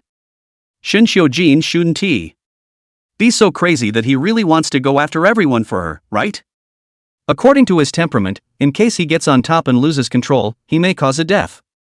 Su Chao's already pale face was even whiter now. Shin Xiujin must not be tainted with human life. She grabbed the strawberries on the table and shoved 2 into her mouth as the person rushed to the door, and then doubled back, taking the box of cupcakes again in her hand. Save the noodles and meat for me, I'll eat them when I get back. Chapter 209, How Crazy Can Shin Xiujin Be? Imperial City, Dance Academy. The whole school is closed tonight. Hundreds of black-clad men with guns and ghostly masks guarded the entrance to the school. Every now and then a van pulls up in front of the school, and people with black hoods are escorted out of the van and dragged into the school, all the way to the rooftop of the building where Feng Yao jumped off. The night, slowly falling. The wind on the rooftop was cool. Shin Xiujin stretched out his hand, absently feeling the cool breeze pass through his fingers. And behind him, there are 100 people who have been captured, over 20 in a group, a nylon rope strung up, a total of 10 groups. This is only the first batch, there is still a long to invisible end of human strings waiting behind. Second Master, the first batch of 2,000 people have been captured, the rest are all on their way as well, and there are still some from out of town that are being dealt with locally as you ordered. Tang Knight reported against the list in his hand. These, all the people who had trolled Feng Yao online in the first place, came from all levels of society and all ages. The only thing they have in common is that they all have access to the internet and can read. Shin Xiujin sat on a chair, his long legs folded, lowered his head and lit a cigarette. He spat out white smoke circles, his tone was lazy and permeated with a scalp-numbing killing intent. Begin. The first 100 were dragged to the edge of the rooftop. Among them was the leader of this dance academy, who was arrested from the bath center and was now wearing shorts and a bathrobe, woefully stalking his neck as he roared, "What do you want? You guys, this is a terrorist act. I want to call the police to arrest you all. Let the law punish you." The law? Shin Xiujin smiled diffidently as he got up, his long legs wrapped in black suit pants stepping apart as he walked over step by step. Elegant to the core. The team that was originally stirring because someone had taken the lead was re-subdued because of the strong and cold aura of the man's body. Shin Xiujin stopped in front of the shouting leader, and the leader's face plummeted. Feng Yao? Hasn't it been 2 months since that schoolgirl killed herself? Obviously all the news has been suppressed by the school. Even her parents' side has been dealt with, so how could it be turned up again? It's hard not to. His face went white, and he stiffly twisted his head to look behind him at the black mass of people being dragged over. Can't it be that these are the same people who attacked Feng Yao in the first place? He actually grabbed every one of them. You are crazy. You are crazy. The leader stared incredulously, his lips trembling. At the same time, he finally recognized the face in front of him, which was extremely handsome but cold and murderous like the king of living hell. Shin Xiujin. You're Shin Xiujin. That killing god madman. Living Yan Wang Shin Xiujin. But why would he stand up for a schoolgirl? Shin Xiujin stuck his hand in his pants pocket, raised his foot, and kicked him violently in the crook of his knee. The fat-headed leader let out another scream as his knees hit the ground hard, and the remaining dozen or so men tied to the same rope as him fell to their knees in a heap. Shin Xiujin's condescending gaze balked over the terrified faces kneeling in front of him. Listen up, now apologize to Feng Yao and repent. In front of them, 6 cameras were being set up to webcast the confession live from all angles. Not like Netstorm? Then he'd let them experience for themselves today what it's like to be surrounded by a bunch of internet users who don't know about cyber violence. The number of people watching the live stream online was skyrocketing, and countless remarks were gliding across the screen. Shin Xiujin relit a cigarette, biting it at the corner of his mouth, and with his other hand, he pulled out his pistol and fired a shot towards the sky. Bang! A gunshot rang out, frightening the group on their knees and making them shake in unison. Either repent, or I'll send you down to see Feng Yao. He impatiently gave an ultimatum. I repent, repent. Immediately, a man with a lewd description crawled forward in the line, rushed to the camera, and confessed his mistakes and confessed in tears, I shouldn't have rumored that Feng Yao was a lady in the KTV without knowing her. I sent the photo is also fake, IP the picture. I was wrong.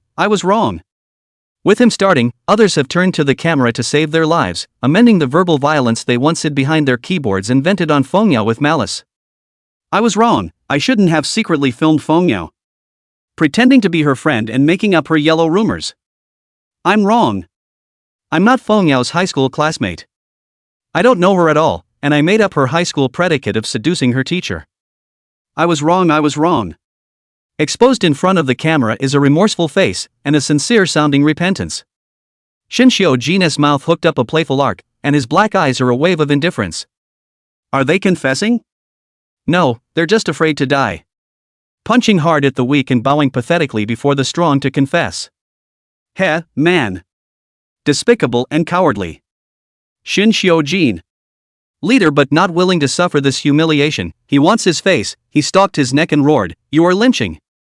I just don't believe it, you really dare to kill me. So many people are watching, is the entire imperial city, the entire country of China, no one can control you?" This roar silenced the entire rooftop. Tang Knight looked at him the same way he looked at a little cutie. The same.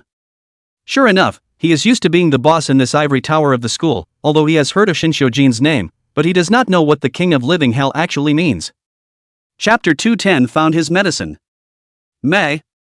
Shinshio Jin gave a low, cold laugh that was even more piercing than the night wind on the rooftop. The cigarette butt in his hand fell to the ground and was run over and extinguished. Under the bleak white streetlight on the rooftop, Shinshio Jin's aura around his body was cold and hostile like killing. So you still believe that there are people in charge of things in this world? The overwhelming killing intent pressed that leader's neck to shrink back and all his bones went soft. Can you? You still really kill me? The man forced himself to be calm and gulped uncontrollably in fear, looking at Shinshio Jin with trembling eyes full of lustful panic. The arc of Shinshio Jin's mouth widened, and the murderous intent under his eyes was fishy and thick. Then let's try?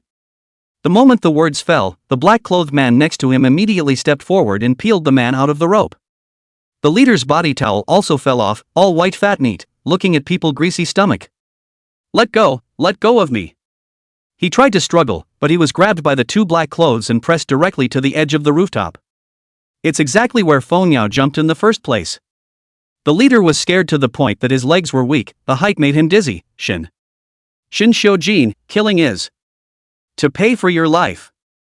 Shinshio Jin only felt amused as he listened. Now it's his turn to be the fish on the chopping block, the vulnerable one, and start screaming about the law? He said lazily, "Throw it down." The leader was completely flustered and struggled in panic. "No.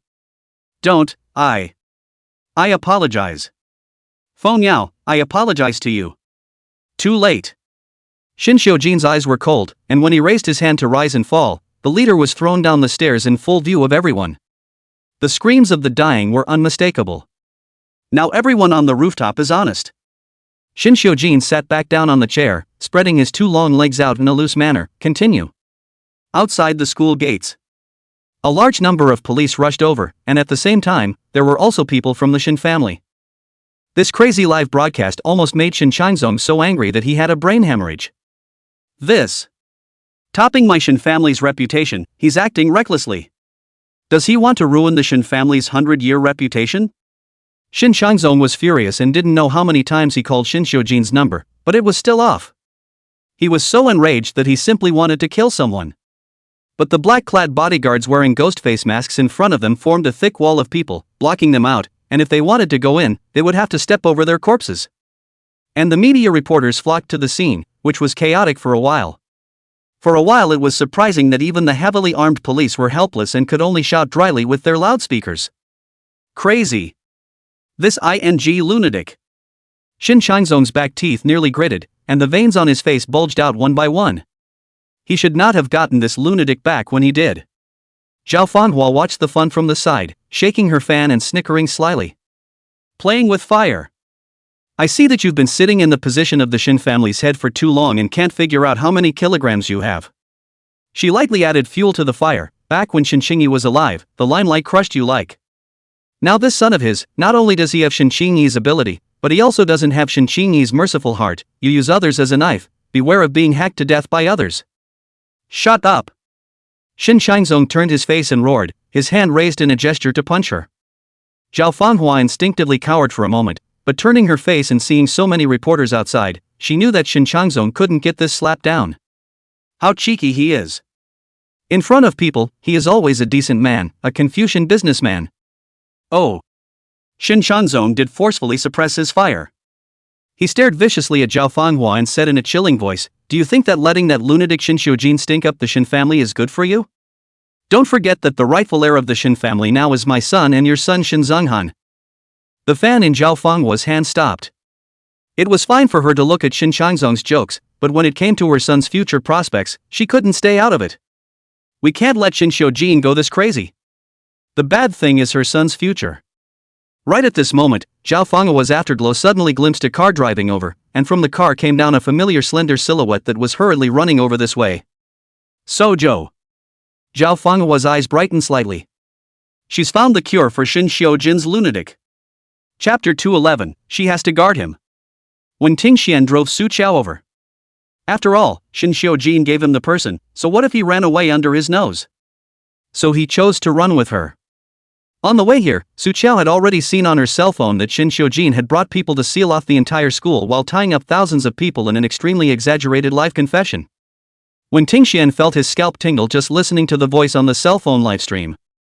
After knowing each other for so many years, he still couldn't help but feel that Shin Xiujin was really crazy. Anything. When Ting Xian couldn't help but look at Su Qiao next to him. The little girl who looks like a gust of wind can blow down, the beautiful to the extreme skin, meet Shin Xiujin. Is really not considered lucky. Miss Su. He reminded in his heart, Shin brother he this person. Is not a normal person, if you can't hold him, you'd better find an opportunity to run before it's too late. Of course, I mean to let him get tired of you first before you run. He likes you too much right now, you hold back for a while and listen to him. Otherwise, there is only death. Or, worse than death. When Ting Xian was afraid of scaring her and held back. Su Qiao didn't have the heart to listen to what Wen Ting Xian was saying. Her thin lips pursed, her mind was complicated. Other people don't know the reason, but she is very clear Shin Xiujin made such a big battle tonight, largely because of her. She just didn't expect that Shin Xiujin could actually really do this kind of step. This man never does anything without his mood, regardless of the consequences. Other people's lives are not in his consideration. Even including his own, he doesn't care. It was never so. She understood this the first day she met him. Su Qiao closed her eyes, a little tired. Shin Xiujin did treat her well, although she didn't understand why, but his goodness was too extreme. All she could do now was pray that Shin Xiujin didn't mess up anyone's life. As soon as the car stopped, Su Qiao rushed down. Ms. Su. A familiar voice called out to her. Su Qiao followed the sound and saw Zhao Fanghua's figure walking over in style. She wrinkled her eyebrows, a little impatient, and now she didn't have the heart to fight with Zhao Fanghua. She twisted her head and was about to leave, but Zhao Fanghua caught up and yanked her arm. Miss Su, wait. Let go. Su Qiao coldly threw her hands away, twisting her head to stare at Zhao Fanghua, her eyes bubbling with the slightest bit of cool air. She didn't feel good about the entire Shin family. Zhao Fanghua had rarely been so downtrodden. Her expression changed slightly at that time, but she quickly suppressed her emotions. Miss Su, you don't have to be so hostile towards me, there are so many people in front of you, it's not easy for you to throw your head back and squeeze in. I'm just trying to help. Help? Su Qiao laughed coldly, you're afraid that Shin Xiujin will make such a big commotion, bringing shame to the Shin family and damaging your son, Shin Zhenghan's interests, aren't you? Zhao Fanghua wasn't embarrassed to be poked and prodded. Every man for himself, and of course I think of my own son. Then stay away from me, and even more so, don't come to mess with Shin Xiujin. Su Qiao suddenly grabbed Zhao Fanghua's collar. The face, too delicate and beautiful to be real, radiated a lurid chill in the moonlight. It was the first time that Zhao Fanghua was overwhelmed by a little girl's aura. The kind of inhuman, head-spinning aura. Su Qiao said word by word, I don't need anyone's help, and I won't accept your favors, and I won't let Shin Xiujin owe you anything again because of me. What the Shin family owes him, what belongs to him, I will definitely help him get it back. On the contrary, it is best to go back and ask your son, what good things have been done, early to do white hair to send black hair to prepare for it. After saying that, Su Qiao ignored Zhao Fanghua's whitening face, shook off her hand and twisted her head into the pile of people. She wasn't afraid of any head tossing or being exposed to the media cameras. She was going to find Shin Jin. She and Shin Jin are connected by 2 lives, and she has to be by his side. To guard him. Pull him. Before he gets completely out of hand. Chapter 212, Are You Still Disappointed? Su Qiao stiffly tore an opening in the waterlogged crowd and she walked in. Dozens of police officers stared wide-eyed at the black-clad people blocking the gate, both sides armed. The police do not dare to mess around, but the black people in the opposite side of the Ghost Shadow organization are 101. In addition to Shin Jin, they do not listen to anyone, and they are not afraid of. Even their lives do not care. The people under Shin Jin's hand are as crazy as he is. Su Qiao stood in the middle of the 2 groups of people, looking straight at the black-clothed men in front of her who were blocking the door. Get out of the way, I want to see Shin Jin. Just then, the first people who had finished their confessions were let out, each one shaking, fear on their faces, snot and tears running down their faces, shivering. Someone was so shocked that they mumbled with slurred cries, "Crazy man! That crazy man killed someone. Kicked someone off the rooftop." Su Qiao's heart thumped. Shin Jin. He killed someone? She took so much effort to protect him. Desperately wanting to live. But he simply did not care about this little life of hers. Su Qiao closed her eyes, only feeling physically and mentally exhausted. Opening them again, a mist rose from her clear eyes, cold and frightening. I repeat, I want to see Shin Jin. She doesn't want to die. She would live and never give up until the very end. The rooftop. Second Master, Miss Su is here. Tang Yi received a report from his men and was busy calling up the micro-drone surveillance planted at the entrance. The surveillance did catch Su Qiao's figure. There she stood, petite and slender, with people in front and behind her, so many people, so many cameras on her. But there was no extra emotion on Su Qiao's face, she was undaunted. Suddenly, as if sensing something, she looked up and caught the drone surveillance footage with unerring precision in the night. She and Shin Jin were separated by 2 cold instruments, facing each other in all directions. Shin Jin took out his cell phone, turned it on, and ignored the piles of missed calls and messages inside as he dialed Su Qiao's number. Then he watched Su Qiao on the monitor pick up his cell phone and put it to his ear. Shin Jin. She whispered his name and asked him, full of fear, did you? No. Shin Jin knew what she was afraid of. He told her, word for word, Sojo, I didn't kill anyone. He then heard her sigh of relief followed by a smile, that's good. Knowing full well that the smile she was wearing at this moment was for her own sake. Shin Jin still developed a shadowy greed. There's no better person to lie to than her. She will believe whatever he says. I'm afraid he could lie to her for the rest of her life if he set his mind to it. The nasty factor in the body was screaming. The wind on the rooftop is very cool. Behind Shin Jin is the crowds of people, one after another, crying and howling in repentance, making a lot of noise. And in front of him, the ethereal night, not far away, the lights of 10,000 homes were warm and blinding. Black and white are distinct. Su Qiao. With his last shred of sanity, he controlled the possessive desire that was about to explode and opened his mouth to ask her, do you want to come to me? The voice was kept extremely low, no emotion leaking out at all. It was the first time he'd given her a choice, and it would be the last. He gave her the chance to escape.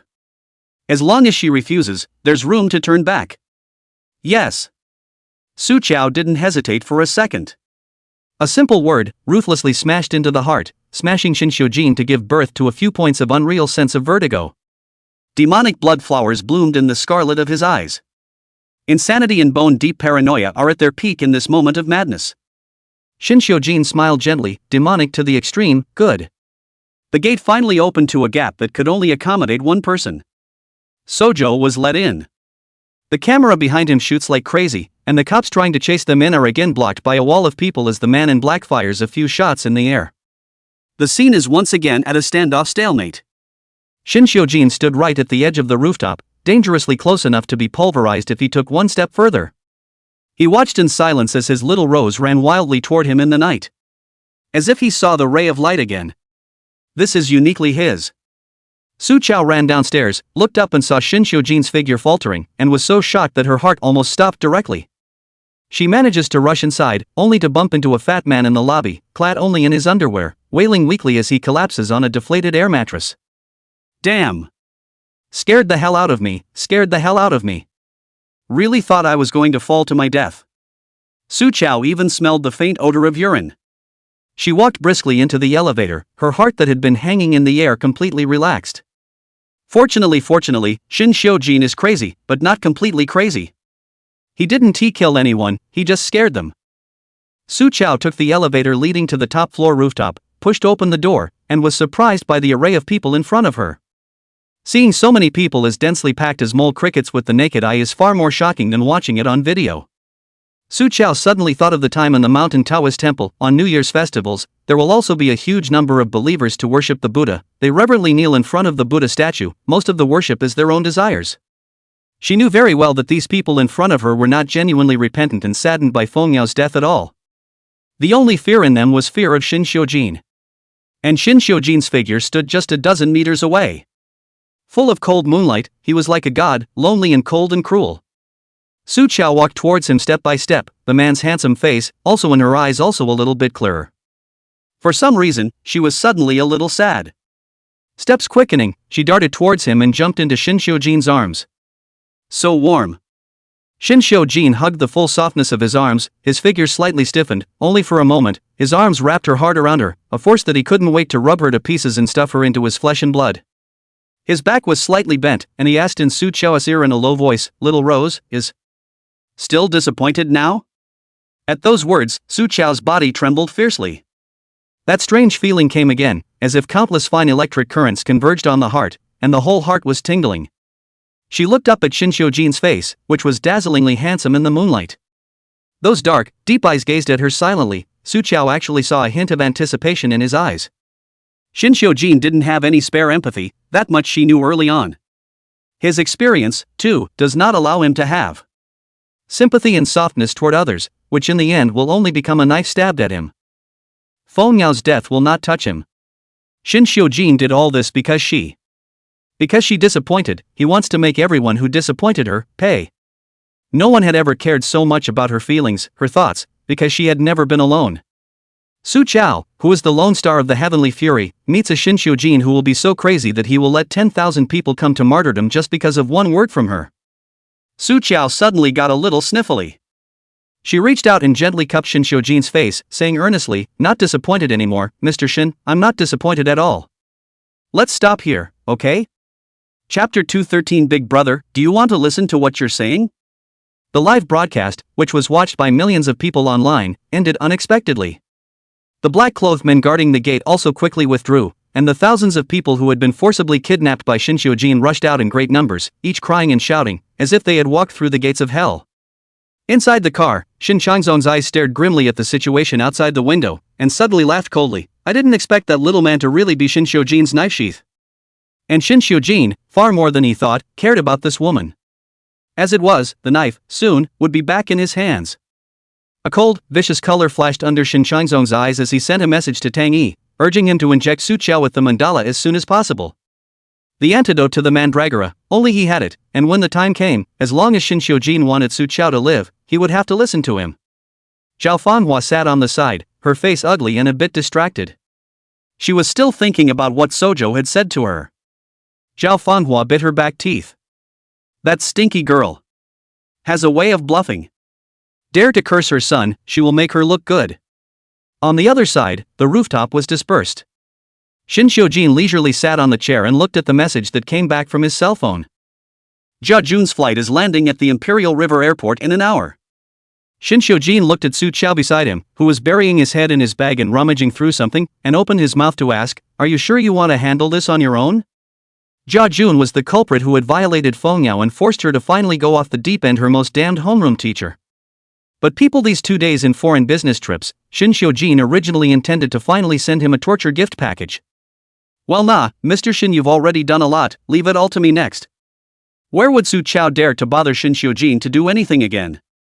This big brother can follow the internet threads and pull out the keyboard warriors one by one for public execution. Shin Xiujin was a bit impatient as he watched her digging there for half a day. He was here to let her warm herself in all the right positions, and she was still rummaging through her rag bag. Sojo. Found it. Su Chao finally rummaged under her bag and pulled out the almost squashed strawberry mousse cake and the small fork. She handed it to Shin Xiujin as if offering a treasure, her eyes shining. Mr. Shin, I'm afraid you're hungry. I brought you a cake. Shin Xiujin. His original bit of impatience was smashed to pieces as the little girl in front of him arched her eyebrows and smiled sweeter than cake.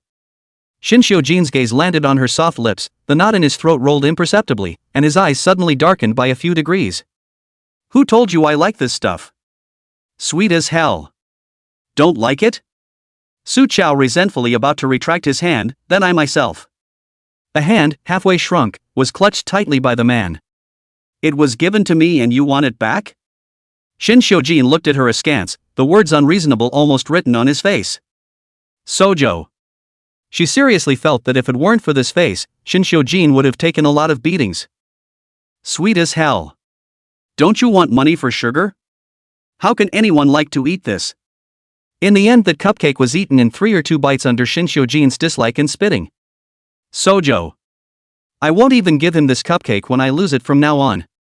The door to the rooftop was pushed open, and Tang Yi's figure came hurriedly, followed by a man in a suit with an elite demeanor. Second Master, Lawyer Jiang is here. Jiang Hanzhou? The first barrister of the Imperial City? Su Chao was about to look back when she was yanked into Shin Xiujin's arms. Don't look, Jiang Hanzhou isn't a good person, it's hot to see too much. Shin Xiujin's low magnetic voice sounded above her head. Su Chao couldn't help but remind, but you're his boss, ugh. Shin Xiujin glanced at her and rightfully said, so, it's enough for you to look at me alone. Sojo? Jiang Hanzhou what seen have seen, only did not see Shin Xiujin hold a woman, with the protection of the baby-like protection. But he was outwardly calm as hell. After all, he's a barrister, and the best thing he can do is pretend. Jiang Hanzhou calmly reminded, Second Master, the police are all downstairs, this time things have gotten too big, I'm afraid you'll have to make a trip to the station. However, you can rest assured that no one was killed or injured tonight, and I have already prepared the necessary witnesses and exhibits, and they will detain you for a maximum of 24 hours. But it's not the first time you've been in there, you should be used to it. Before his words even landed, Shin Xiujin, who hadn't even looked at him with a straight eye, suddenly lifted his eyelids, his eyes gouging over like ice knives. Jiang Hanzhou, ? Su Chao raised her small head in Shin Xiujin's arms, her expression a bit serious. Have you been in the police station many times? Shin Xiujin touched her head, his face unchanged. Don't listen to him, I'm law-abiding. Going in is just cooperating with the police. Jiang Hanzhou? Brother, do you want to hear what you're babbling about? The police's biggest workload in the last few years is all because of you, isn't it? Chapter 214. It was just kinda sudden. Su Chao naturally didn't believe Shin Xiujin's words either. Mr. Shin, anyway, you immediately go and cooperate with the police investigation. This time, after all, it was you who went too far. Just keep a low profile in the police station. She rambled on, reading in his ear, I'll pick you up and take you home when the time comes. Shin Xiujin only heard the last 4 words. The corners of his lips curled slightly, in a good mood, good. Jiang Hanzhou felt that he was brighter than that light bulb. Master 2, the police are downstairs. He raised his hand and glanced at his wristwatch, and with respect for his gold master, politely asked, how much longer do you need? Give a pain in the ass. After all, Shin Xiujin's hand, it had traveled several times around the waist of other little girls. The little girl's waist was thin, and his big bony hands were long and slender, looking lustful and powerful, one soft and one hard. The picture alone was ambiguous enough. Shin Xiujin lazily turned his neck and spat out, 10 minutes. Jiang Hanzhou and Tang Yi, the 2 big light bulbs, both consciously withdrew to the main door. The only one who was clueless was Sojo. Mr. Shin, the police are waiting. What do you need 10 more minutes for? Shin Xiujin looked down at her, his eyes so deep that they were palpitating. Su Chao couldn't help but move back, but her waist was firmly held by his big hands. Shin. Without giving her another chance to speak, Shin Xiujin lowered his head and kissed her. 10 minutes, again, not long. Where's the room for waste?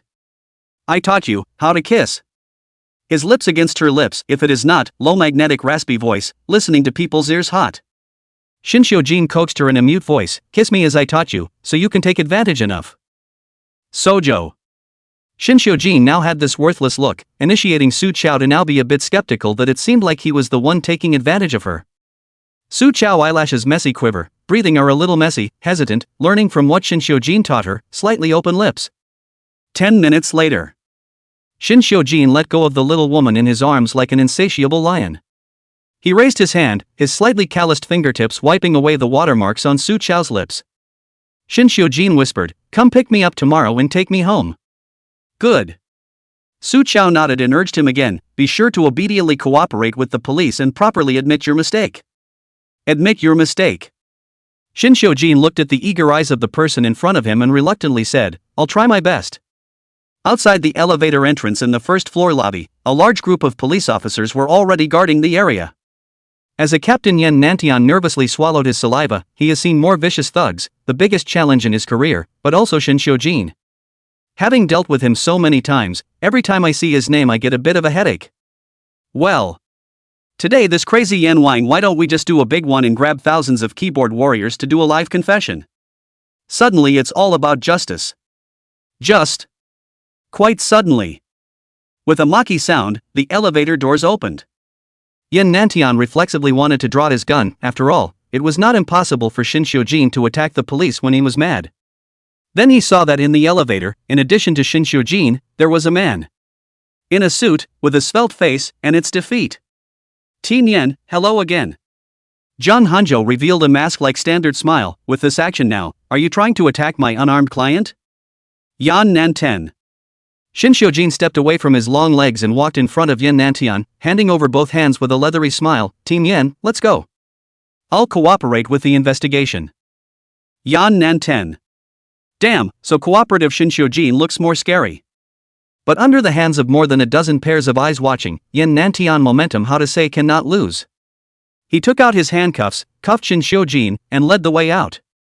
When getting on the car, Yan Nantian suddenly remembered that a little girl rushed in at that time to find Shin Xiujin to come. He subconsciously looked up to the rooftop, and really saw the girl's figure, thin and light, just standing there watching them. Yan Nantian secretly wondered if he should bring the people back together for questioning. Tin Yan. Shin Xiujin suddenly turned his face sideways, his dark eyes staring at Yan Nantian, picking up his lips, word for word grim and arrogant, "Hit her idea and I'll blow up your police station."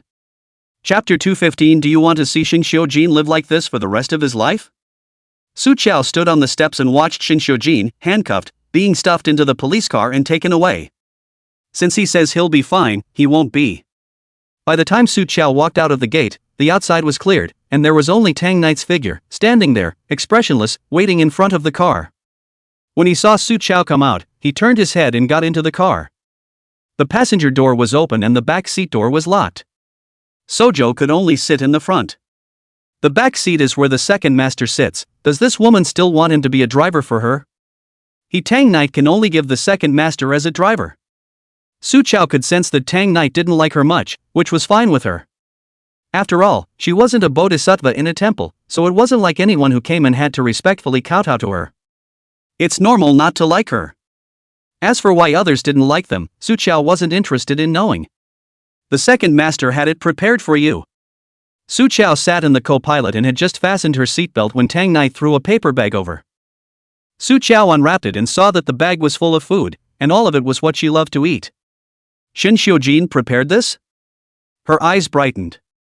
I have to say, recently Shin Xiujin has been a little too good to her.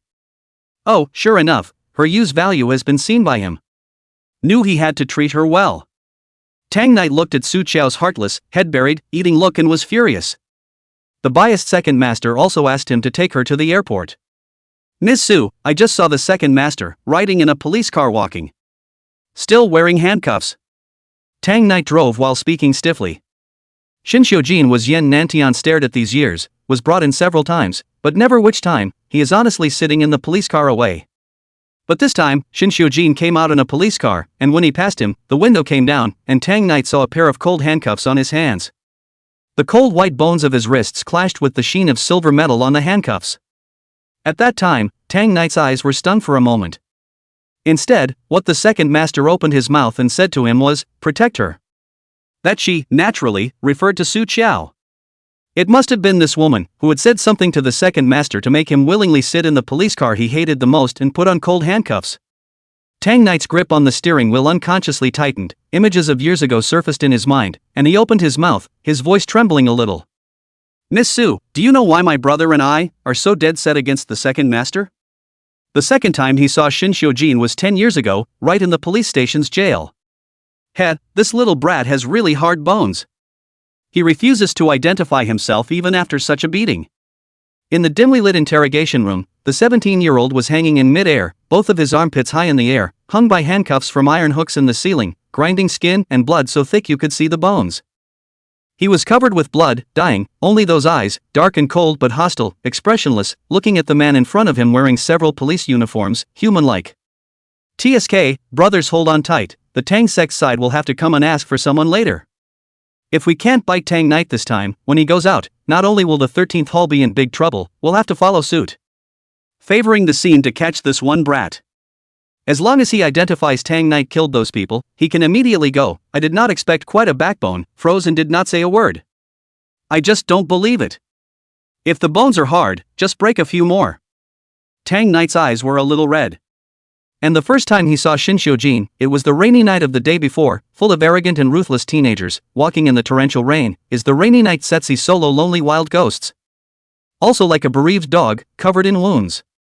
He just traveled by and gave the teenager an umbrella, that's all. Third meeting, at the hospital. The teenager was tortured for 48 hours, with 7 broken bones in his body, and couldn't look like a human being. That year, Tang Knight was 24 years old, had taken over the Tang sect for 6 years, and was shocked beyond words by a 17-year-old. He asked what he wanted. And the teenager just moved his lips and said, "Umbrella, back to you. When we meet again, the winds have changed." The Tang sect is no longer in the limelight while he is being pursued by his enemies. Shin Xiujin descends like a god from heaven and saves him. "Tang Knight, are you with me or not?" This was the second thing Shin Xiujin said to him. He stood, full of moonlight, cold and lonely. "Behind us is a cliff. There's no way back." This was Shin Xiujin's situation at that time. And Tang Knight bent her knees in front of Shin Xiujin and called out, "Second Master." From then on, Tang sect, one of the 3 major gangs in Jiangnan, ceased to exist, and Tang Knight, the youngest person in charge of Tang sect, evaporated overnight. It's just that there's an extra shadow beside Second Master Shin, the living Yama of Imperial City, navigating the gray area and doing his job for him. Only Tang Knight knew how much Shin Xiujin loathed the police in cold shackles. With red eyes, he said, "Su Chao, it's best if you don't let me know that you're harboring dissent towards the Second Master. Otherwise What do you want?" Su Chao finished the last burger and drew a tissue to wipe her mouth. She looked faintly at the road in front of her, not intending to continue this melodramatic atmosphere at all. "Do you want to kill me?" "Sorry, you don't have this ability." "Tang Knight." Su Chao looked at him sideways, her eyes cooler than the night. "Tang Knight." She asked him, "Do you want to watch Shin Xiujin live like this for the rest of his life?" Chapter 216. The words zinged. Tang Knight's breathing stopped for a moment before he heard Su Chao continue with a calm tone. "I don't want to, I want to pull him out and let him live in the sunlight with a straight face." Su Chao's voice is quiet as water, but contains a person's scalp-numbing vigor, word by word, in the narrow carriage is incomparably clear. She said, "This year, I'm going to let Shin Xiujin get back everything he deserves. I want him to be clean of the sins he was once forced to die. I want him to be Shin Xiujin with a clean slate. I want him." Su Chao's mind flashed through Shin Xiujin's images over the years, and there wasn't a single place that wasn't gloomy. Why is this earth, to him, as cruel as hell? Her voice was a little choked, but she became more and more determined. "I want him to get closer to happiness every day of his life after this." If before, the only thing she expected from Shin Xiujin was to live through this year properly, and then we would all part ways. People have their own destinies, she has her own path to cultivate, and she doesn't have that much time and heart to save N. Xiujin. After all, there are too many poor people in the world. But tonight, Sojo no longer felt that way. There are thousands of poor people in the world, and there is a heavenly law in the underworld. But only one Shin Xiujin. Because of her one word of disappointment, he went after 10,000 people on her behalf. Therefore, if the heavenly Tao was unfair to him, Shin Xiujin, she would come to give him justice. Tang Knight was shocked on the spot by these words from Su Chao, his heart surging for a long time and difficult to calm down. He was suddenly a little ashamed. "Ms. Su." Tang Knight pursed his lips and whispered, "I'm sorry, I." "Stop, don't be melodramatic." Su Chao had already lazily leaned back into her chair, her aura was collected and relaxed, and now the whole person was lethargic like an insatiable cat. She found the most comfortable position, closed her eyes and yawned lazily. Call me at the airport, I'll sleep for a while. Tang night. This woman is really absolute. He looked at Su Chao twice more, and the person fell asleep in 3 seconds, breathing extraordinarily evenly. Tang Knight's previous hostility and resistance just fell apart. Perhaps, this Miss Su is really God's gift to the second master. Tang Knight silently turned on the car's heater. He's good to whoever is good to the second master anyway. Su Chao didn't have a restful night's sleep. She had a dream, but she dreamed of corpses all over the place, blood flowing into the river, and Shin Xiujin was standing in the center, slowly turning around, those dark eyes, stained with scarlet, looking deeply at her. Su Chao opened her eyes coldly. What a ing dream. The car had pulled into the airport's underground parking lot. Su Chao wanly wrinkled her eyebrows, the coldness in her body hadn't gone away, and when the car stopped, she pushed the door down. Jia Jun had just returned from abroad and was able to reimburse the airfare for his trip, and he sat in first class and took the VIP channel. So Su Chao chose to come to the underground parking lot to block people. I saw it around the corner. Hey, Mr. Wang. Jia Jun, carrying a briefcase, a hand holding a cell phone, is on the phone, the whole person, not to mention how spirited. I'm little Jia back, on. Course, last time to arrange for you to the female students. You are still satisfied with it? I'm not sure if you're satisfied with the girls I arranged for you last time, are you? Ouch, it's all my fault. I don't have anything else here, but there are plenty of young, beautiful and soft-bodied schoolgirls. Wait, I'll arrange for a beautiful girl to make amends tonight. Jia Jun said with a fawning face, and the person had already opened the door and got into the car. Okay, Mr. Wang, wait for me, I'll do it now. 3 hours at most, people I'll send to your bed. When that side hung up the phone, Jia Jun changed his face and cursed, what the hell? A 60-something-year-old man, he's quite demanding. He can't get a hard on himself, and he thinks I'm not good enough to send him the goods, yuck. But things have to be done. Relying on this Mr. Wang, he hasn't made a lot of money in the past few years. The dance troupe is just a front. Privately, these years Jia Jun, by virtue of those bigwigs, send beautiful female students, do pimping work, barely half a foot into the circle of bigwigs. But now those old things are more and more demanding. Absolute colorful big beauty. Easy to say, where the hell is he going to get one for that old thing? Jia Jun called his handlers as he drove. The signal in the underground parking lot is not good, it is hard to get through, and the voice coming from there is also intermittent, and the tone is also particularly panicked. Mr. Jia. Phone Yao that. Rooftop. A lot of people have been taken over, Shun Xiu. Chapter 217, A Tough Guy. Jia Jun was baffled by what he heard. What's all this talk about? Feng Yao? It was a name he'd forgotten all about. Didn't you die a long time ago? Obscure thing, talking to him about a dead man's name. Jia Jun hung up the phone with a black face, and just in the moment he was distracted, a figure suddenly rushed out from the corner in front of him. Shout! Jia Jun was almost scared out of his wits, and with a sharp brake, the car came to a shocking stop. He was already upset and now he just blew up. You're looking for death, aren't you? Jia Jun slammed the door to get out of the car, annoyed to go up to the front to have a seizure, will not watch the road. If you want to reincarnate, you can die somewhere else, don't give me bad luck. Su Chao ruffled the long hair blocking his face and looked up at him with an expressionless face, but it made Jia Jun extinguish his fire on the spot. His brain went blank for a split second, and he sucked in a breath of cold air at the shock. Beautiful. It's really pretty. Porcelain white skin in the light is more white than snow, like the top porcelain, there is a kind of fragile beauty. More people give birth to the desire to destroy. With a flawless face, it is already a top canvas, and the 5 senses on it are all beauties as long as they are casually long. But she even had features that looked like they had been meticulously depicted by a superb artist, one stroke at a time. Especially the red mole at the end of the eye. The snowy, cold plum with a bit of luscious color is simply stunning. Jia Jun's eyes went straight. He was a teacher at the dance academy and had seen countless beautiful women, and it was hard to run into one this beautiful for a few years. Girl, are you alright? Jia Jun changed his face on the spot, putting on a thoughtful gentleman's appearance again, politely explaining to her, I'm sorry, I just ran into some problems at work and wasn't in a good mood. I almost bumped into you again, and I couldn't control my temper at once. This is my business card, take a look, if there is any discomfort, you can find me anytime, don't worry, I am definitely not a bad person. Jajun's business card is very bluffing, with any title piled on top. He eyeballed the little girl in front of him as less than 20 years old. The age of the little girl just loved to read romance novels, loved to dream age, the best to fool. Su Chao naturally didn't pick it up. She didn't even listen to what Jajun was saying on, her gaze coldly staring at his face. This Jajun's face shows that he has a narrow forehead, which indicates that he is narrow-minded, and his forehead is concave and convex, which is typical of a person who is strong on the outside and difficult to accomplish anything. Nose is the palace of wealth. Jajun nose bone high and protruding, nose without meat slightly sagging, simply cannot catch the wealth.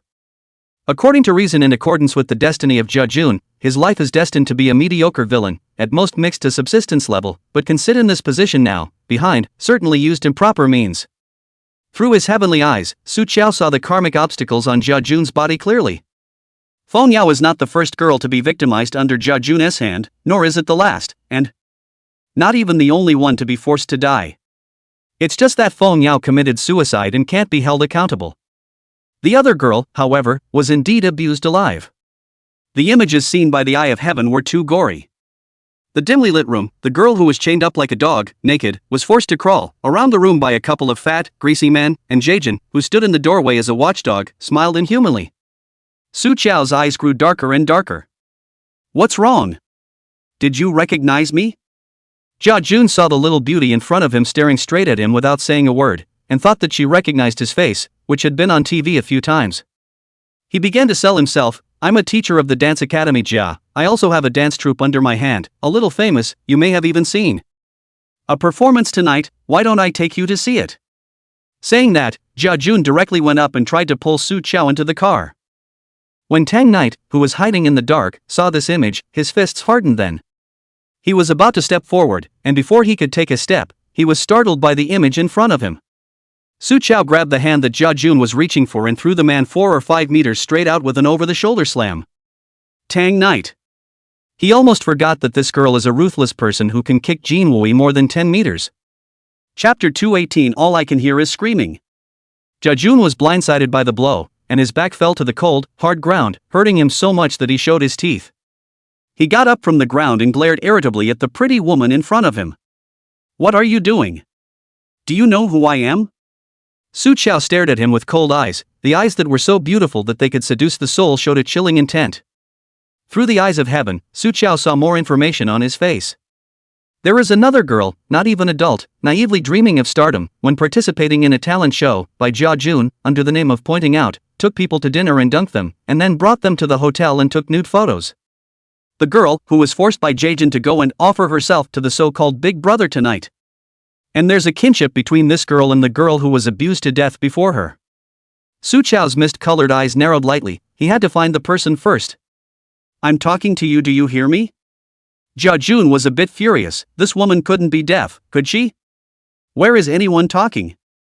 Su Chao coldly picked up his lips. I only hear screaming. Jajun was used to whispering and being a dog in front of rich people, but in front of young girls whose resources and social experience were far less than his, he had always been a yeller and a good teacher. Ever been scolded like that by a little girl? He was so angry that his face was crooked. Little, are you looking for death? Jajun didn't even bother to pretend, and angrily swung his fist towards Su Chao, about to make a direct move. Just now it was his carelessness, no defense, only to be seized by this small man. He is a big man, beating a woman who looks like a weak woman. How can he be at a disadvantage? Su Chao stood still, not even dodging a bit. Jajun's swung fist looked soft and floppy to her, just like slow motion. Sure is a loser who can only bully little girls. Su Chao fiercely slammed a punch hard on his face, fast and hard. Jajun didn't even see how she struck, and only heard a click on his face, the sharp pain of a broken nose bone, accompanied by a nosebleed that wildly soared out. Ah! Jajun wailed, covering his broken nose. What a waste! Su Chao didn't want to waste time, stepped forward and punched again, directly knocking the man to the ground, unable to crawl. The cell phone fell out of Jajun's pocket. A voice message popped up just in time. Su Chao bent down and picked up the phone. The fingerprint unlocked. She grabbed Jajun's finger and pressed it. Jajun tried to struggle in horror, but Su Chao didn't even look him in the eye and threw out, "Move again and I'll break your fingers one by one." Jajun was so scared that his body went soft. The small hand that grabbed him was cold and slender, but the strength was amazingly large, like an iron clamp, as if the slightest force could crush his bones. Where would he dare to resist anymore? What the hell are you? You? I didn't offend you, did I? It's noisy. Su Qiao frowned, unlocked the door with Jia Jun's fingerprint, and tapped on the voice message sent by one of his men. Teacher Jia, I just found out that the Hinyan one who went to serve Mr. Wang and the others tonight is Jiang Qianying's sister. But their parents are divorced, one has taken their dad's last name and the other has taken their mom's last name. She might be here to avenge her sister's death. Don't worry, I've already called Mr. Wang's side. Su Qiao's eyes, which were as indifferent as fog, slowly froze. Jiang Qianying was the girl they abused to death, and Yan, who was not yet 18 years old, was going to be sent out by the scum Jia Jun to be abused by those so-called bigwigs as a plaything. Ah! Don't. Jia Jun's lower body was in pain, Su Qiao's foot was between his legs, and with a little force, he could break him. Jia Jun was so scared that his face turned white and begged, "What the hell do you want?" "I'll give whatever you want." Su Qiao moved her lips, her voice so cold that it dropped ice. Yan, where is it? With every word she said, her foot on Jia Jun's lifeblood pressed down a point. At the Night Shang Club, Mr. Wang and a few of their senior VIP special private rooms.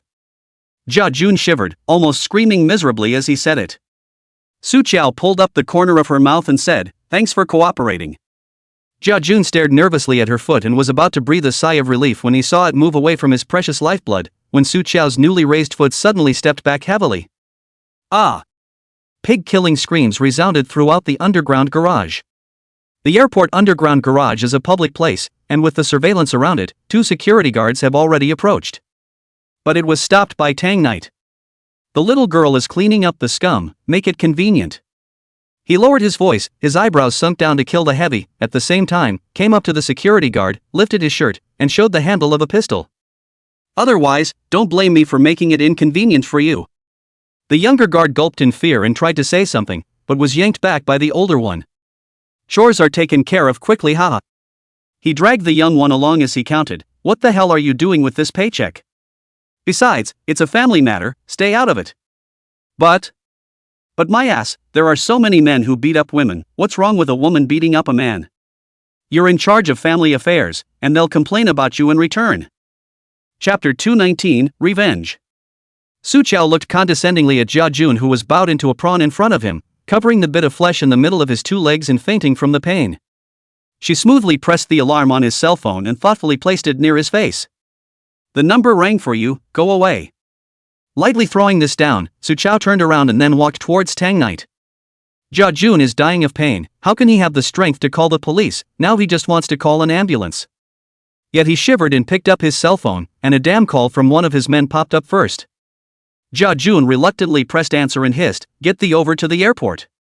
Underground parking lot to pick up my old man. My dick is about to be beaten up by a woman. Wait. For me to check the woman called Su Qiao. Find out, I want her dead. Night Pipe Clubhouse. This is the Imperial City's notorious Gold Grotto. The location is hidden, in and out of the bodyguard guard, by the special person to verify the identity. Outside the monitoring is also a lot. The people who come here to have fun are worth 10 figures to begin with." At this moment, at the narrow door of the curved path, Agent Wang walked in quickly with a young girl. The girl wore a broad hat, from the brim of which 2 more pieces of black veil hung down, covering her from head to foot. "Yan, your luck is really good. At 17 years old, look at the people around you, which one of them is not a grimy face in the study, and what's the use of studying? What's the point of studying? How much money can you make a year after graduating from college? There are many people who want to sell their youth but have no place to sell it." Wan Ku was openly hanging the identity of the agent of the star-making company, but in reality, he is just a high-level pimp, not much different from Jia Jun. It's just that he has half a foot in the entertainment industry in the Netroots modeling circle, and the ones that the bigwigs see and want to hold up are handed over to him, given some resources, and raised a canary. He then makes the difference in the middle. TSK, these rich people, a little leakage from the crack of their fingers would be enough to feed him for years. Wang Ku impatiently glanced at Yan behind him, who couldn't hold in a fart for half a day. "Almost got it. You've got to be a fledgling to be seen by Mr. Jia and to be in the eyes of those bigwigs. You just need to keep the boss's company tonight. In the future, you can get any resources you want. When the time comes, don't forget about me, said Wang Ku's hand went to the girl's shoulder. Before touching it, it was first wrenched away by her in disgust. He Nian Nian's voice came through the black veil. What are you? What qualifications do you have to touch me? The girl's clear, cold, disgusted voice had an undercurrent that was still childish. Wang Ke's face changed, but the small solitary building in front of him was the private spiritual domain of several big bosses. He could only hold down his temper and smiled. Okay, you're not a big star yet, but you've put on a show. I'll call you Miss He or Miss from now on, depending on your performance tonight. Wang Ke walked here and was not allowed to go inside. Hernandez walked in alone and up to the second floor, where she stood in front of the door and raised her hand to remove her veil, her heart pounding violently in her chest. She slowly pulled out the hairpin stuck in her head, and with a gentle pressure, a blade sharpened into an awl stabbed out from the tip. Sister, I've come to avenge you. A 17-year-old girl with eyes full of hatred, she forced down the throbbing and anger in her heart, hid the hairpin in her sleeve, and pushed open the door in front of her, which was as different as hell to her. On the couch sat 4 men, older men, wearing only bath towels. Every face, He Nian remembered. Her eyes stung as she swept her gaze over the chains on the wall. Nian Nian, sister can earn big money now. In the future, I'll let you and mom live a good life. Nian Nian, did you receive the things my sister bought for you? The money has been called, why don't you spend it? When you're growing up, you have to eat well. I'll figure out what to do about mom's illness, just study hard. Nian Nian, my sister will soon save enough money. Soon. It's going to be New Year's Eve soon, and this year I want to go back to spend it with you and mom. But that New Year's Eve, when the food was cold, my sister didn't come back. She's not coming back. Because of these ugly, greasy, and disgusting people in front of them. He Nian Nian's heart was churned to pieces, and he hated it so much that his internal organs hurt. How much did her sister, so beautiful and pure and wonderful, before she died, suffer? Wasn't her sister's blood on top of every sick torture device hanging all over the walls? What are you standing there for? Mr. Wang was sitting in the middle, with a cigar in his mouth and a mouthful of smoky yellow teeth, which was disgusting. His small eyes that were glowing with essence stared straight at He Nian Nian. Take it off. Later on, Jia Jun has to send a big beautiful girl over. Tonight we will play 2 games. He Nian Nian stiffly stepped forward, only to feel that the eyes of these old men were like countless lewd and greedy hands, not only wanting to strip off the clothes on her body, but also to strip off this layer of her young skin, sucking out her blood, so as to give these old things whose youth is no longer there a short-lived thrill. But tonight, she came to kill them. Chapter 220, like to play? I'll play with you. He Nian Nian took a step over, her eyes burning red with hatred. She walked to Mr. Wang and squeezed out a smile, the hairpin hidden in her sleeve squeezed tightly in death, her palms oozed sweat, and her heart felt as if it was going to jump out of the eye of her throat. However, before she had the chance to make a move, Mr. Wang suddenly tightened the smile at the corners of his mouth, and his eyes instantly became gloomy and vicious. Jiang Qianying, it's your sister, right? These words slammed down, and the blood in He Nian Nian's body instantly froze. Mr. Wang had already stood up, he was covered in fat, and seemed like a behemoth in front of the thin and slender He Nian Nian. A 17-year-old girl, a lonely courage to go out on a limb, not knowing that it is a sheep in a tiger's mouth. You killed my sister. You will pay for it. He Nian Nian trembled as she raised the hairpin in her hand. It was her weapon of vengeance as well as her last resort. But to these old men who have been in the mall for decades, it's just ridiculous. The 3 old bosses on the couch didn't move. Old Wang, the other little girl wants you to be the first to pay for your life. Ha ha, you're in luck. This kind of little blazing horse can be hard to come across. You can't even act like this. They giggled and laughed, not taking He Nian Nian's threats into account at all, instead acting like they were watching a play. Mr. Wang stroked his greasy chin and approached He Nian Nian step by step with a lewd and murderous smile. Your sister can make a lot of benefits in me, being played to death counts as her life is light. I see that you are tougher than your sister's life, I don't know how long you can take it. He Nian Nian heard that he was still going to denigrate his sister and was so angry that she couldn't wait to kill him. The hairpin in her hand stabbed down hard towards the man's old and ugly face. However, the man was prepared and easily took hold of her slender wrist. Oh. Have the guts and no brain. Bastards like you still want to take revenge? Take what to fight with me? When the plaything is good, I have a dog will give it to wear gold and silver. Let Lousy check the goods, if you are good, I will keep it to play for a few more days. He laughed lewdly, his hand reaching out to He Nian Nian's chest. Don't worry, what your sister has played, you won't be missing anything. Bang! The door to the room was kicked in. Before the people in the room could react, they only felt a cold air spread over them. The young woman dressed in pink and tender clothes appeared as if she was a god of killing. Her speed was incredibly fast, and she rushed straight towards Mr. Wang, who grabbed He Nian Nian. "Like to have fun? I'll play with you." His hand that reached for He Nian Nian's chest was pinched by Su Chao, directly twisting his wrist. "Ah!" Mr. Wang let out a pig-killing scream. That wasn't all. Su Chao kicked the person over on the ground. She held the hand that He Nian Nian was holding the hairpin in, and stabbed it down hard, directly piercing the back of Mr. Wang's hand, and nailed it bloody on the floor.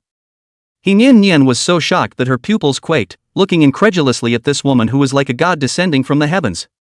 So pretty. So tough.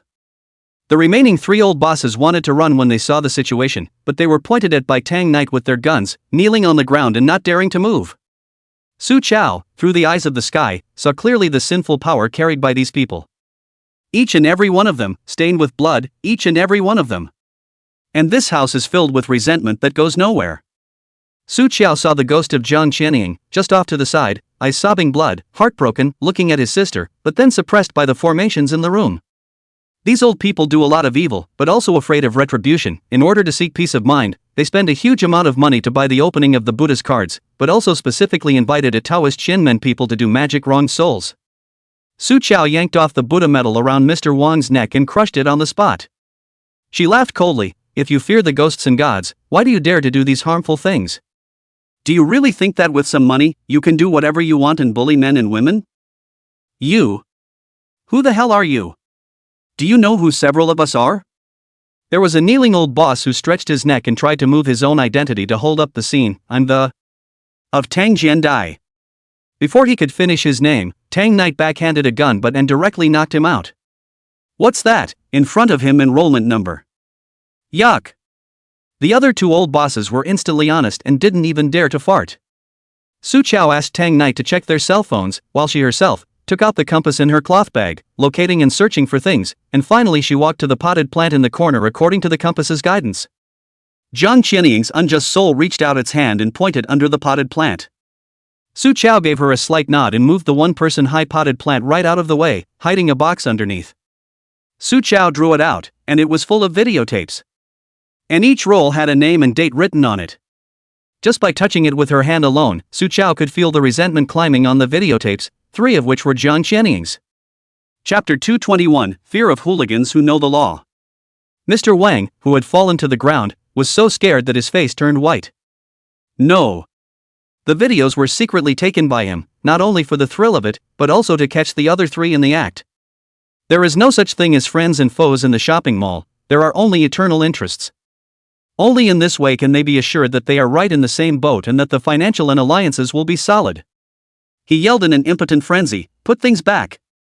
Su Zhou just thought of it as a dog barking, and with that, it was enough to convict the scumbags. He Nian Nian followed, and when she saw her sister's name on the videotape, her whole body shivered, anticipating how horrible it would be. He Nian Nian trembled and reached out his hand to take it, but Su Chao avoided it. "Call the police." Su Chao looked back at her, a little in her heart. She thought of Li Sui Sui, the same age as He Nian Nian, the same poor little girl. Su Chao handed her the cell phone. "You come and call the police to avenge your sister." He Nian Nian held back the tears that nearly came out of her eyes, and with a hand that was shaking beyond recognition, she pressed the number word by word. "Hello, I want to call the police." "Someone." "No, there are 4. Abusive. Abusers killed my sister." Tang Knight's side also found a common group from several people's cell phones, and in that group, in addition to the 4 of them, there were a few old bosses, as well as a few pimps, among them Jia Jun. The content of the chat in the group is simply unappealing, and the photo profiles of young girls are made into PPTs for them to pick from. Tang Knight directly used the 4 of their authenticated wide-eyed accounts to send out all the chat. "I guess in half an hour, it'll be headlines." Su Chao nodded. "You guys go out and wait for me, I have something to take care of." She was going to break the feng shui formation in this room and have her revenge. Although He Nian Nian didn't understand, he still obediently followed Tang Knight out the door. "That?" she asked Tang Knight uneasily. "May I ask?" leaving that young lady alone inside. "Can she handle it?"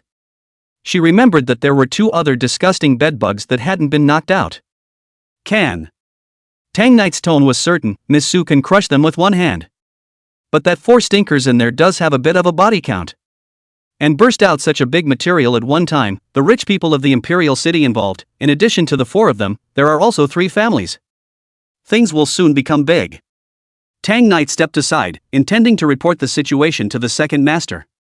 Police station, interrogation room. A long table. Shin Xiujin was sitting on one side, both hands were locked by handcuffs on each of the armrests, and even so, he wasn't the least bit lousy. The man sat there with his long legs propped up, his aura dominant and his presence strong. Combined with that stunning skin that shone everywhere he put it, it hardened the interrogation room and turned it into his home turf. Standing beside Shin Xiujin was Zhang Hanzhou. He is known as the strongest auxiliary and king of mouth in the imperial city. On the opposite side, there was Yan Nantian, who had 2 big heads, and his trainee police officer who hadn't seen the world and was scared off by Shin Xiujin's glance at his pen. Shin Xiujin basically didn't open his mouth throughout the whole process, and every time Yan Nantian cited evidence and asked him to answer, Zhang Hanzhou's side started. In my capacity as General Shin's special attorney, I refuse to answer this question of yours on his behalf. And before the Shin Xiujin arrested more than 1,000 people, each with the damn mute like froze, no one dares to come out to testify. Even more damagingly, in the final analysis, Shin Xiujin had indeed never moved personally. Those people under his hands are even more difficult to catch. The mask is the same as the long face. Ghost knows who it is. Ghosts and shadows. That's a great name for it. And although Shin Xiujin is crazy, but definitely a high IQ crazy batch, that whole network live broadcast, from beginning to end, has never photographed his front face.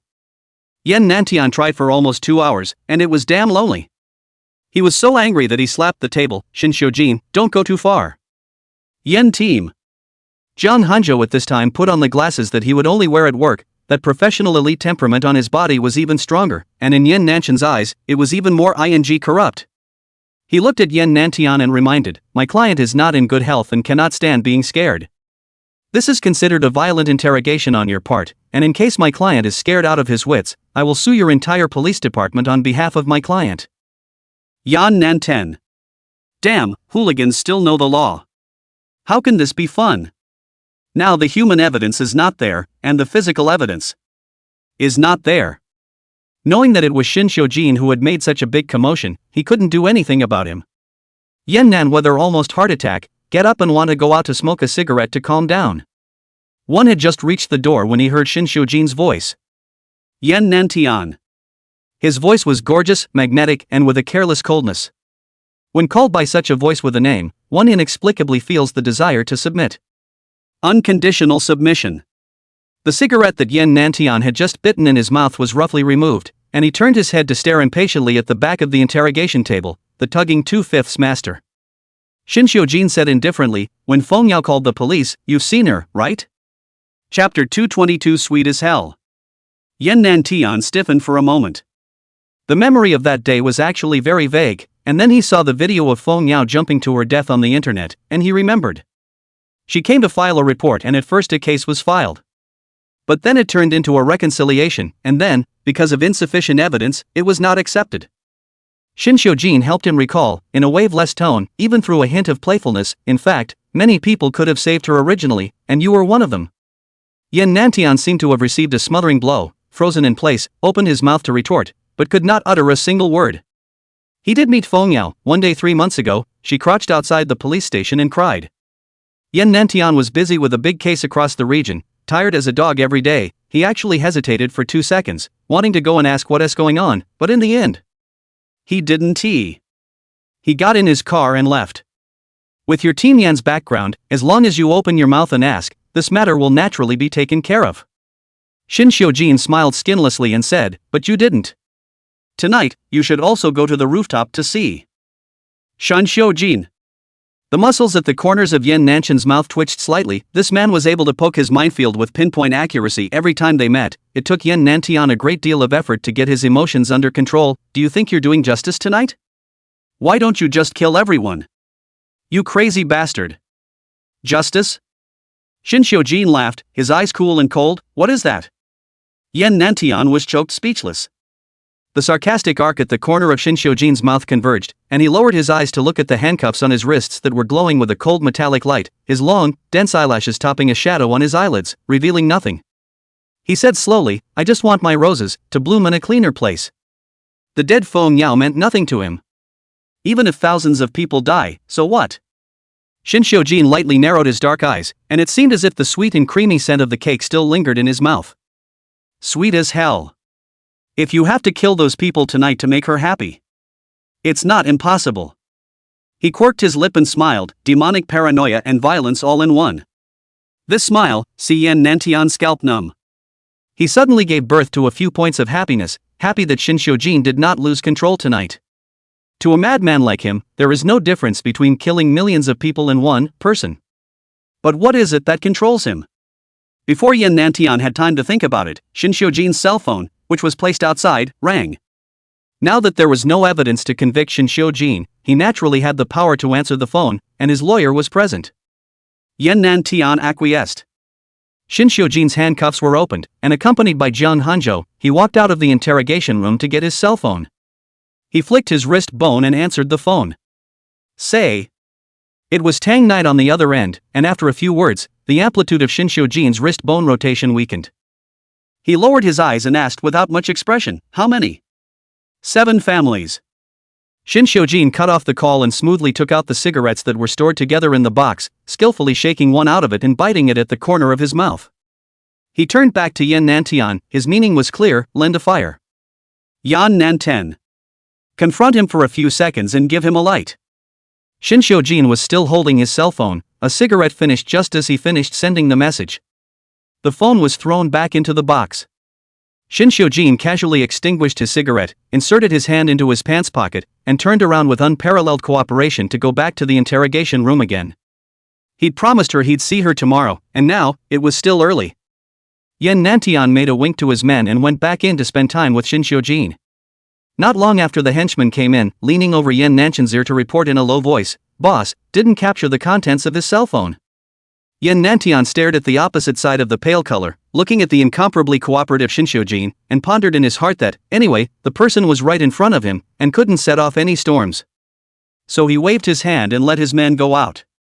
It's not easy to catch Shinshojin tonight, and he's going to try the previous cases one by one. Night Pipe Clubhouse. Tang Knight and Yen Yen waited outside for 10 minutes, and after 10 minutes, Su Chao pulled the door open and came out, closing it again smoothly. Then there was an endless stream of screams inside. Ghosts. Help. There's a ghost. I'm sorry. For winding me up and winding me down, it wasn't my idea. It was him. Who made you crawl as a dog? You want to dump the pot, is not it? Jiang Qianying. Has a head of injustice, it's not me who killed you. Not.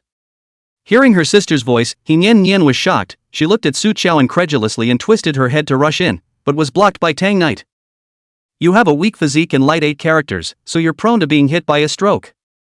Su Chao said gently, seeing your sister will at least break your life for 3 years. I do. Su Chao raised her eyes to look at her, her voice clear and cold, but Jiang Qianying is not willing. Chapter 223, It's too hard to live on Earth, so I won't come back in my next life. Yen Yen was shocked by a glance at the young woman in front of her, who was so beautiful that she was a bit unlike a real person.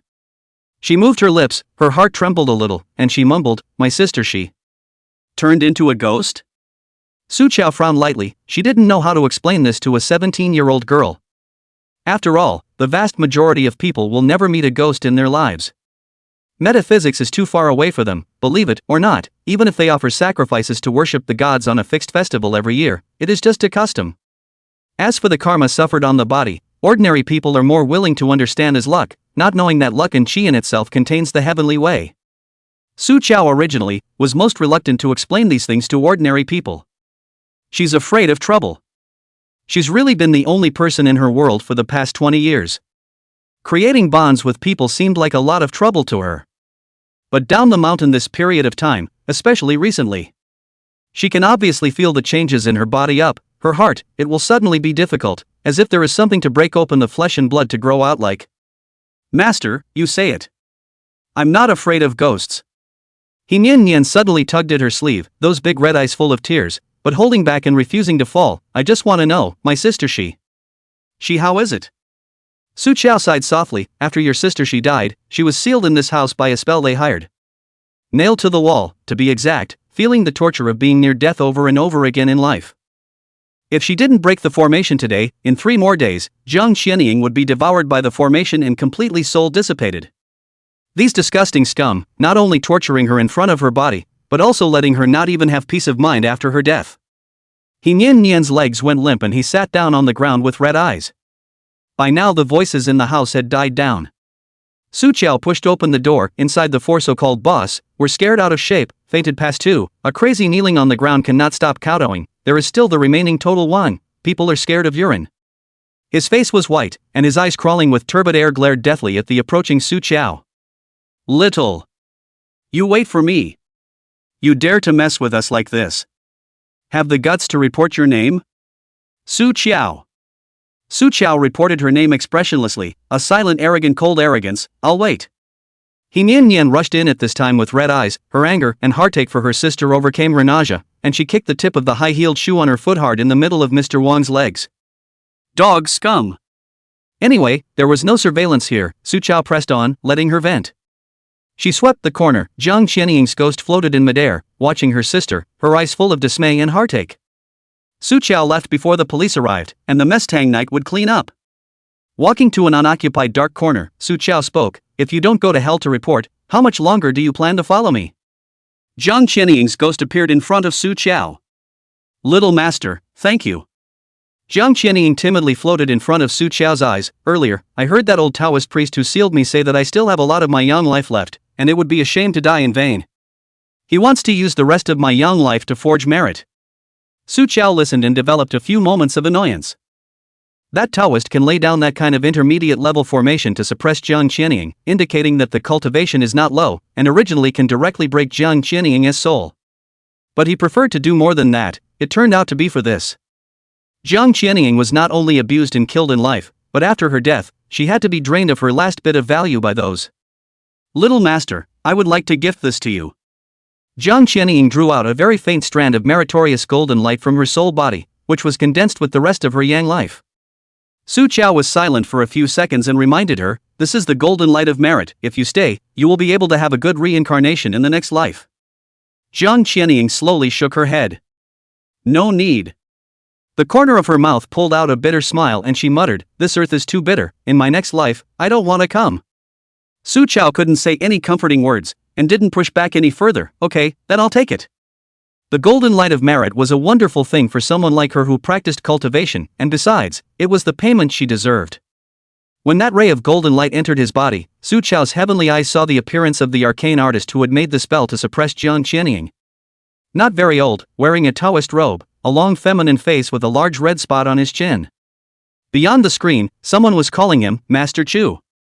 Chapter 224, sounds like a nutcase. Su Qiao slowly opened her eyes, and the bottom of her misty eyes revealed a few moments of coldness. Last name Chu, red spots on chin, should be good to find. She was going to contact Senator Chu and ask him to help her find it. After all, received Jiang Qianying Yang life practiced merit, this matter she has to manage. Su Qiao touched out his cell phone, just wanted to flip the record. The movement paused, turned to directly open the blacklist, and as expected, Xu Xinshang's numbers were lying inside. Shen Xiujin did it. She pulled out a random one and sent a message over, help me find a Xianmen person, around 30 years old, feminine looking, with a red spot on his chin, should be surnamed Chu. The message was sent, waited 2 minutes, and there was no reply. When Senator Chu was supposed to be busy, Su Qiao put away her cell phone. Tang Knight had finished coming out after making good. Ms. Su, it's all taken care of. I've also sent someone to send He Nian Nian back to school. Shall I send you back to Cu Yuan or Peninsula Apartments? Although she had just collected Jiang Qianying's little bit of merit, it wasn't pure and strong, and a chill ran through her body. Su Qiao felt that she was spoiled by Shen Xiujin. Before this degree of coldness, she could completely ignore Shen Xiujin. What surfaced in Su Qiao's mind was the cold white moonlight on the rooftop, where he stood and opened his arms towards her. Come here. The man's voice was low and magnetic, as if he had put a compulsion on her. Shen Xiujin. Su Qiao suddenly resented the slow passage of time. Why didn't he come tomorrow? Tang Knight, can you help me book a room at the hotel or motel next to the police station? Tang Knight froze for a moment. It can be. That's it then, I want to sleep next to the police station tonight. That way I can hurry up Shen Xiujin tomorrow. So blunt that even Tang Knight, a maternal single, smelled something wrong. On the way to drive Su Chao, Tang Knight couldn't help but gossip a bit. "Miss Su, do you like the second master a lot? Do you like it?" Su Chao's eyes, which were originally a bit tired, were clouded with a layer of confusion. She asked rhetorically, "How's that for a lot of like?" Tang Knight was stumped by the question. He doesn't get it either. It should be just like what they show on TV. Tang Knight scratched his head, driving while recalling what he had seen. One of the few TV couples. "If you like it, you'll worry, you'll be jealous, it'll just be not quite normal." Sojo? That's like it? Why does this sound like a madness? Su Chao was too lazy to discuss this issue further. She was sleepy and slept with her eyes closed on her side. The coldness in one's body becomes more pronounced when one is quiet. She slowly opened her eyes, fumbled for her cell phone, and sent a message to Shinxiujin. "Shinxiujin, I'm a little cold." Police Department. Lounge. Shinxiujin sat at the long table, his posture wantonly loose.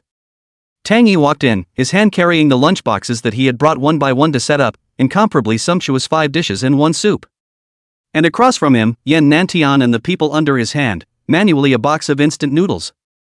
Yan Nanshan's eyes were haunted, and he shivered fiercely at a mouthful of noodles. The capitalists of all evil. Shinxiujin didn't have much of an appetite, and he was just about to open his mouth to ask Tang Yi to remove the stuff. Tang Yi first came quietly. "Second master, if you don't eat, if Miss Su asks tomorrow, do I have to answer truthfully?" Shinxiujin? He raised an eyebrow and looked at him coldly. "In your eyes, moving that woman out is enough to crush me?" Shinxiujin was born with a pair of deep and stern eyebrows, and did not need to make any expression. A glance across the past oppressive feeling is extremely strong. Tang Yi's heart thumped. Isn't that right?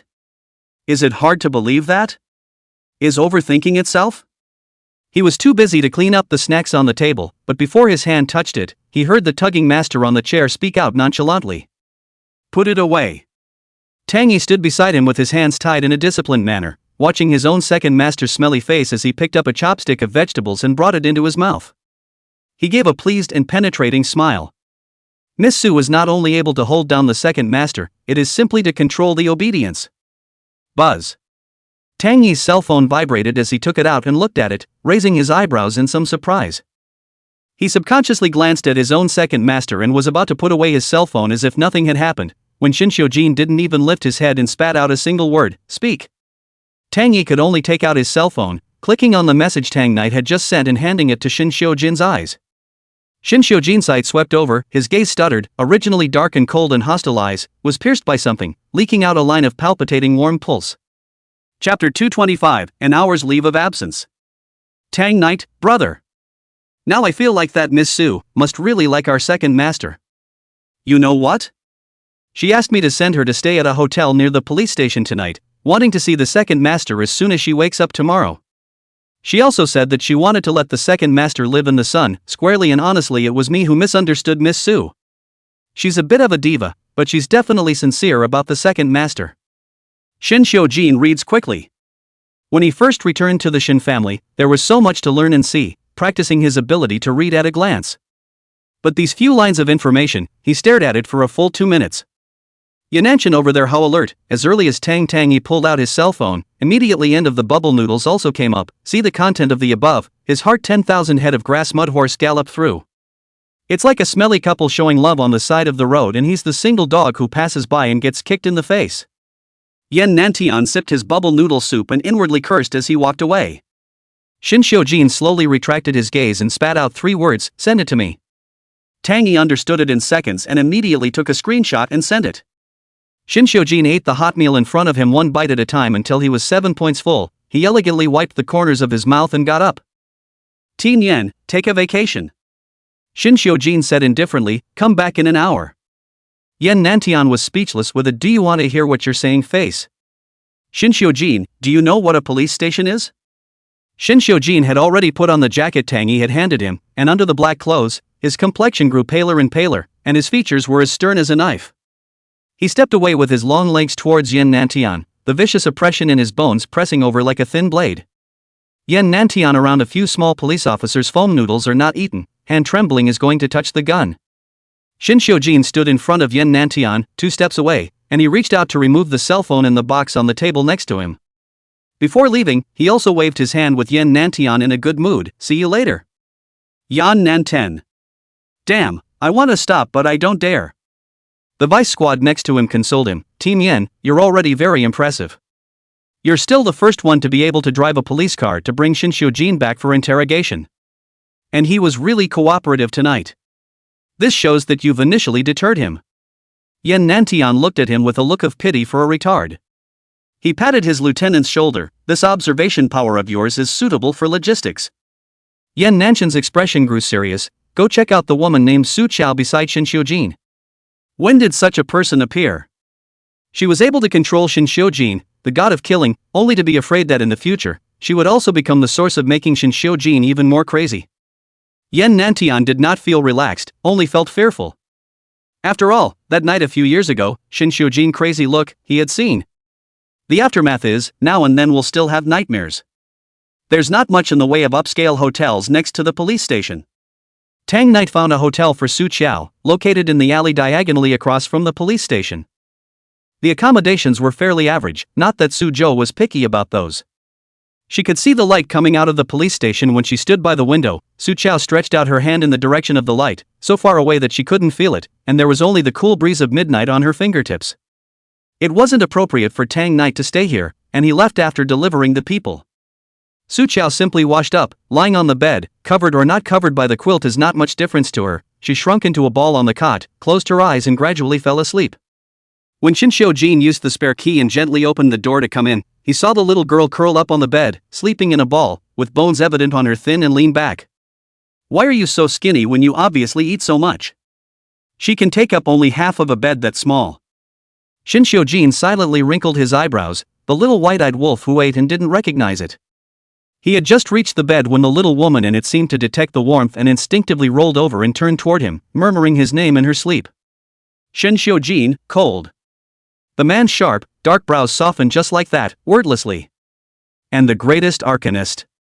Didn't even notice me coming in. He moved his lips and spat out extremely softly.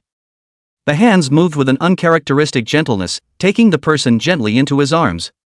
He lay clothed in this bed where he couldn't even stretch his legs out, while his Rose slept in his arms, quite self-consciously burrowing into his arms and fitting snugly. Shin Xiujin restrained himself from taking his eyes off her and opened his eyes, staring straight at the ceiling, even counting the several cracks on it. Just as his unreasonably agitated heart was slowly settling, movement came from next door. This Thai place sound insulation is extremely poor, so quiet at night. Next door to the wooden bed squeaking and shaking sound is exceptionally clear, together with the woman's coquettish screams, when light and heavy. Shin Xiujin's face, which had originally calmed down, turned a little bit iron blue, his knife-like jaw gradually tensed, and finally cursed wordlessly.